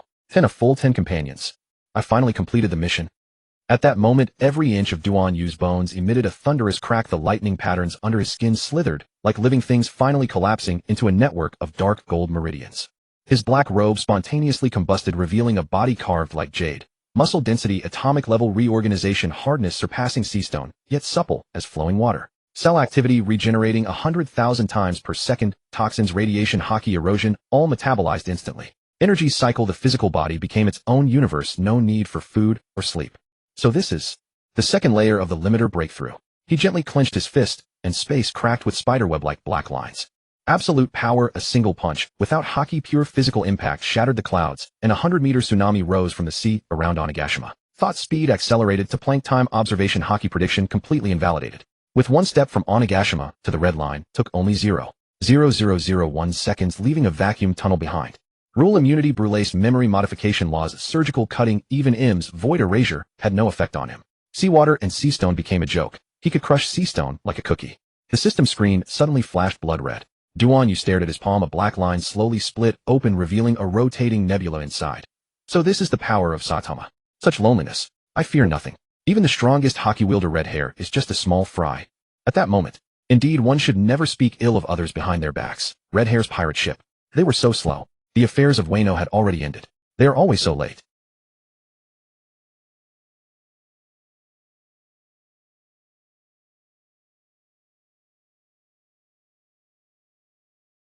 The banners of the Kazuki and the beasts fluttered side by side while craftsmen hammered at the reconstructed beams and pillars, bustling with activity. Duan Yu and his companions were about to leave when they spotted their enemy. His black robe was spotless, his expression as calm as if he were doing something trivial. It seems we've arrived too late. Shanks leaped off the bow, revealing his signature hearty smile. Duan Yu turned around, red-haired Shanks. Duan Yu Kuin. Shanks handed over a barrel of sake. I heard you made Kaido turn over a new leaf. That calls for a celebration. I have good sake, let me treat you. Duan Yu didn't hesitate. All right.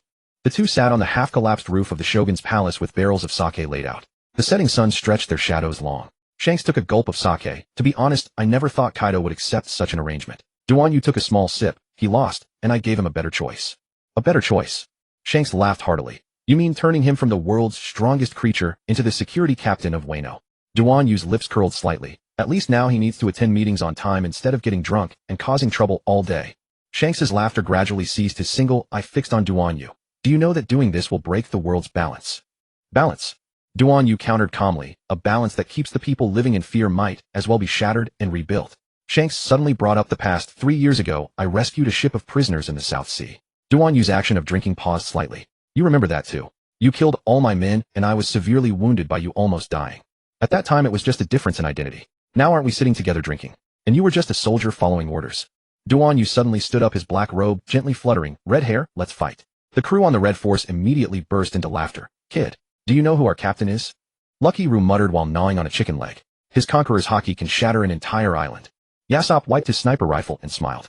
Youngsters are full of energy. Ben Beckman shook his head while blowing smoke rings. Shanks's single eye narrowed. Reason. Duan Yu clenched his fist calmly. I want to know if your strongest conqueror's haki can make me use my second punch. Shanks's conqueror's haki surged out like a tidal wave. The clouds in the sky shattered instantly, the sea surface rippled violently. The craftsmen rebuilding fell unconscious one after another. Members of the Beast's pirates knelt trembling. Even Kaido in the distance cast a solemn gaze. Duan Yu's black robe fluttered gently, but his body stood motionless. His gaze remained calm, as if the oncoming force was just a gentle breeze. Indeed. Haki is ineffective against you. Shanks withdrew his stance, griffin still sheathed.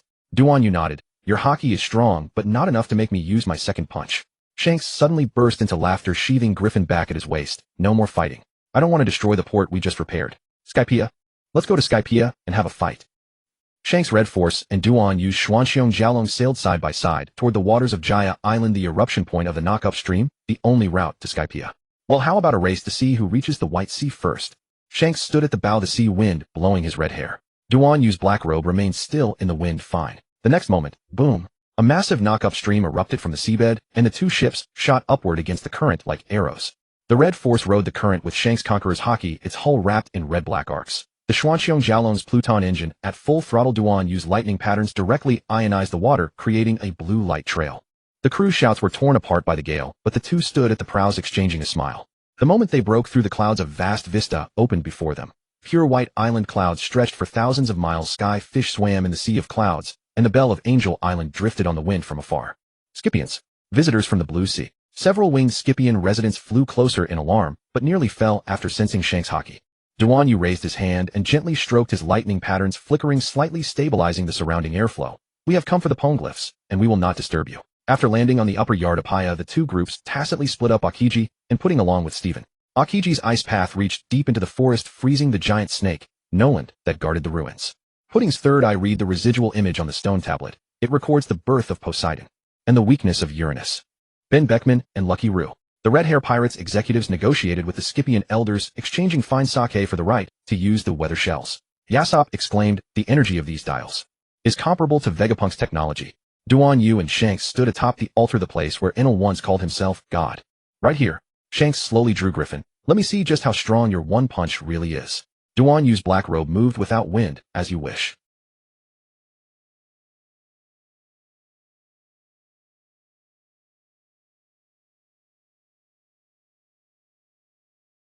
Clouds shattered, lightning reversed, Scipian residents collectively fainted. Only Akiji used an ice wall to protect. Pudding Duan Yu stood still, his conqueror's haki forming a vacuum zone around him, not even the hem of his robe stirring.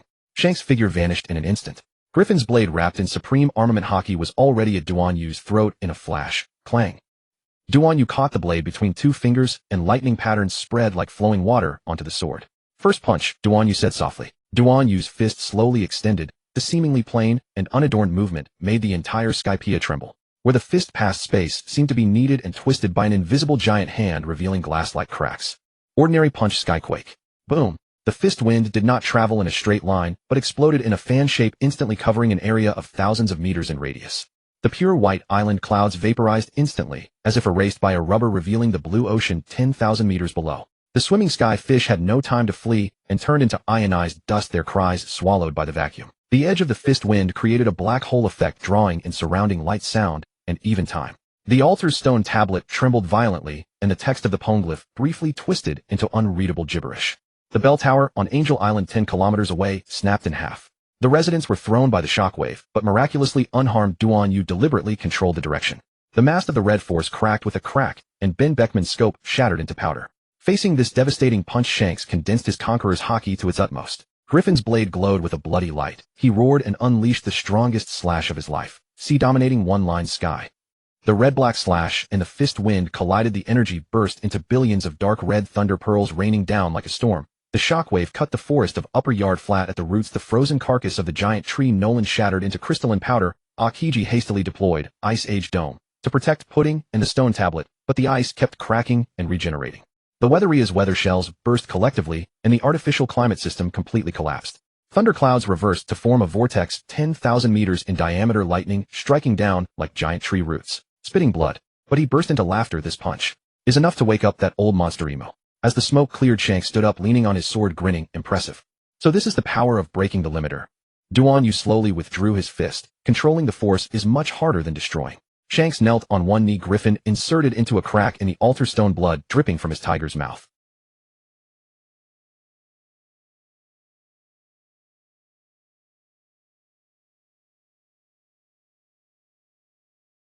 The Red Hair Pirates crew were already dumbfounded. Ben Beckman's cigarette fell to the ground. Captain, lost? Shanks wiped the bloodstain from the corner of his mouth, then plunged Griffin back into its sheath upside down, picked up the half-cracked barrel from the ground, and drank deeply. The liquor mixed with blood dripped from his chin, yet he laughed even more exuberantly. Duan Yu, I have waited 20 years for this battle. His one eye blazed with brilliance. Not the resentment of a loser, but the ecstasy of witnessing a miracle. Roger waited for Joy Boy, but I have witnessed one who surpasses Joy Boy. Duan Yu's lightning patterns slowly calmed his black robe, still immaculate. Those eyes, once ablaze with vengeance, were now as still as an ancient well. After breaking through the limiter's complete form, intense emotions were gradually stripped away, leaving only the solitude of absolute rationality. Hatred is gone. Duan Yu touched his chest lightly. Defeating you was once my obsession. But now there is nothing here. Shanks suddenly grabbed Duan Yu's shoulder, his grip heavy as mountains and seas. Listen, him is not the final enemy. Beneath the empty throne lies the truth of the national treasure, a machine capable of erasing the consciousness of all humanity. Roger dared not activate One Piece precisely because he lacked the firewall to counter it. And your power might be able to rewrite the fate of this planet. Duan Yu nodded silently, his lightning patterns flowing like a river of stars. I will go to Mary Geos. The two ships docked side by side at Angel Beach, and the Scipians offered cloud wine and a feast of sky fish. The Red Hair Pirates rang the golden bell, their songs shattering the remaining clouds. Ben Beckman and Aokiji competed in drinking with ice bottles and bullet casings piled into a small hill. Yasop and Reiju engaged in a poison dart shooting contest, their venom blossoming into purple flowers in midair. Lucky Roo, munching on grilled sky fish, muttered, the captain is really happy to lose. Only Duan Yu sat alone at the edge of the altar, gazing down at the blue sea 10,000 meters below. Kamurasaki quietly approached and handed him a bowl of cloud wine. Feeling the loneliness of invincibility, Duan Yu took the bowl, its surface reflecting his gradually indifferent pupils. The stronger the power, the further humanity recedes. That is the price of breaking through the limiter. Shanks drunkenly slung an arm around Duan Yu's shoulder, the scabbard of Griffin clinking against the lightning patterns. Hey, if one day you completely become a god, remember to come back and punch me. Let me hear if a god can feel pain. The corner of Duan Yu's mouth lifted ever so slightly. Okay. The golden bell rang through the sky, and two figures clinked their bowls in the morning light. One bloodied, yet laughing wildly, the other invincible, yet gradually losing his humanity. The Red Hair Pirates set sail for Elbath, continuing to guard the bud of a new era. Duan Yu's black robe disappeared into the sea of clouds, his next destination straight for the great treasure, One Piece, with the poneglyphs in hand. There was also Charlotte Pudding's memory, and the information provided by Odin. They successfully obtained the ultimate revelation of One Piece, the truth of wealth, freedom, and the world. One Piece was not a conventional treasure, but a collection of 3 ultimate answers, the complete history of the Void Century, engraved on the poneglyphs. It recorded the glorious civilization of the Great Kingdom, ancient kingdom, founded by the D clan, and the truth of how the world government allied with 20 nations to stage a coup and falsify history. Joy Boy's original apology letter, the blueprints of the ancient weapons, and the method to activate and destroy the celestial dragons, national treasure. The sea that connects all. At the center of Laugh Tale stood a D altar that could release the primordial energy sealed within the red line, completely shattering the red line, uniting the 4 seas, and forming the all blue that every chef dreamed of. Rogers regret his era had no awakener of the gum-gum fruit, Nika form, so he could not activate the altar. It could directly convert thoughts into tangible resources such as food, energy, and construction materials, achieving true distribution according to need. Cost: it required the awakening field of the sun god Nika as a firewall, who otherwise would seize control, and all humanity would become brain-controlled puppets. When Roger reached Laugh Tale, he discovered that One Piece was upon it, referred both to one great treasure and a sea that connects all blue. He had come too early. The gum-gum fruit had not awakened, so he could not safely activate the engine. So he laughed at fate's arrangement, at the absurdity of the world, and himself for being merely a predecessor. Duan Yu's crew found Rayleigh. They took the straw hat from him. In Jin's Dragon Quest space, under Duan Yu's personal guidance, Luffy succeeded within a month. He successfully activated Nika's form. Master Duan Yu. How did I become like this? I got the information from Odin. I think you are the so-called Nika. Let's go find One Piece now. Luffy was overjoyed. He had actually studied under Duan Yu. His improvement was incredibly fast. In just 1 month, he not only awakened his devil fruit, but also learned hockey coding. Although he was silly, he understood the principle that a teacher for a day is a father for life. Jin, using his superpowers, organized a global livestream. They quickly assembled the Straw Hat Pirates. They became henchmen of Duan Yu's crew. Zoro, Sanji, Nami, Chopper, Usopp, Frankie, Jinbe, and Robin were all gathered. Ding. Completed the dream of the Square Sisters, met Frankie rewarded with 1 devil fruit. However, devil fruits were now completely useless to Duan Yu's team. It seemed the devil fruit description was that of Orochi's devil fruit. Animal type snake fruit, mythical Zoan model Yamada no Orochi. Alright, if any new crewmate wants to eat it, they can eat it later. Jin was anxious. Xiao Feng, do you want to switch? Xiao Feng hesitated. His fruit was flashy but impractical. Now was a once-in-a-lifetime opportunity, but this fruit was too ugly. After much thought, he decided not to switch. He believed that martial arts also had a future. Just look at Captain Duan Yu. The Square Sisters and Frankie hugged each other, crying uncontrollably. They set off grandly for Laugh Tale. When the Thousand Sunny and the Xuanxiong Jiaolong sailed side by side into the Emerald Bay of Laugh Tale, the screams of the Straw Hat Pirates almost overturned the clouds. Luffy was the first to rocket onto the shore with his gum-gum abilities, sprinting across the soft golden sand. Meet? No. One Piece. Nami's climb attack shot out rainbows uncontrollably. Usopp's nose turned into a propeller from sheer excitement, and Chopper tearfully rolled a heart-shaped trail on the sand. Duan Yu's team was relatively calm, but Reiju's poison needles unconsciously formed small fireworks, and Akiji's ice bottle cracked. Era. Warmer than expected. The center of the island was not a mountain of gold and silver, but a crystal-domed building. Inside it displayed a truth that left everyone stunned. Thousands of stone tablets arranged in a circle recording the borderless civilization created by the D clan, from Skypea shells to the design of the Pluton's power source, the genetic sequence of devil fruits with a solution to remove the seawater weakness, the coordinates of a lunar base, and interstellar maps. Joy Boy's message. I voluntarily sealed away this civilization to prevent the celestial dragons from using the national treasure to brain control the world. Waiting for the sun god to restart everything. On the table lay the engagement ring for the Fishman princess, the item promised in the poneglyph. These were not what they wanted. All they wanted was power and freedom. They had obtained it. Of course they had to celebrate. The two ships jointly held the greatest banquet in Laugh Tale's history. Sanji used the engine to produce ingredients from across the universe. Brooks' skeleton music ignited interstellar dance tunes. When the laughter reached its peak, the engine activated automatically. Luffy, from today, One Piece belongs to everyone. Luffy, wanna go challenge the so-called I'm. Ha ha ha. Okay, let's go. Deep within Mary Geos, there lies a garden that never withers. Sunlight cannot penetrate its dome, and the air is thick with a sickly sweet fragrance of decay. The 5 elders knelt on the cold floor tiles, their foreheads pressed against the ground, their breaths measured and cautious. Lord Imu, the cleansing of the light has been completed. Out of the shadows a figure slowly emerged. They sat upon the throne of the void, fingertips lightly stroking a withered rose. The petals turned to ash at the touch, scattering in the stagnant air. Lelugia Kingdom is gone. Yes, along with the name of that country. Imu chuckled, their voice seeping out like from a crack in time, a millennium old. Very well. No one knew how long Imu had lived. On the murals of the Holy Land Mary Geos, there were depictions of 20 kings ruling the world together. But no one dared to ask, why was there always a blurred silhouette on the throne in the painting? The celestial dragons called them the god above gods, and the 5 elders called them the master of the void throne. And the D clan perhaps would call them traitor. Imu enjoyed collecting things. Their collection room was piled with yellowed wanted posters. Roger Whitebeard, Dragon Luffy. A giant pair of scissors snapped shut with a crack, cutting Luffy's smiling face neatly in two. Sun God. Nika. Ridiculous. At the same moment, thousands of miles away in Lelugia Kingdom, the sky split open. A pillar of light descended, and the entire island evaporated amid screams. The waves swallowed the last remnants as if the concept of a nation had never existed there.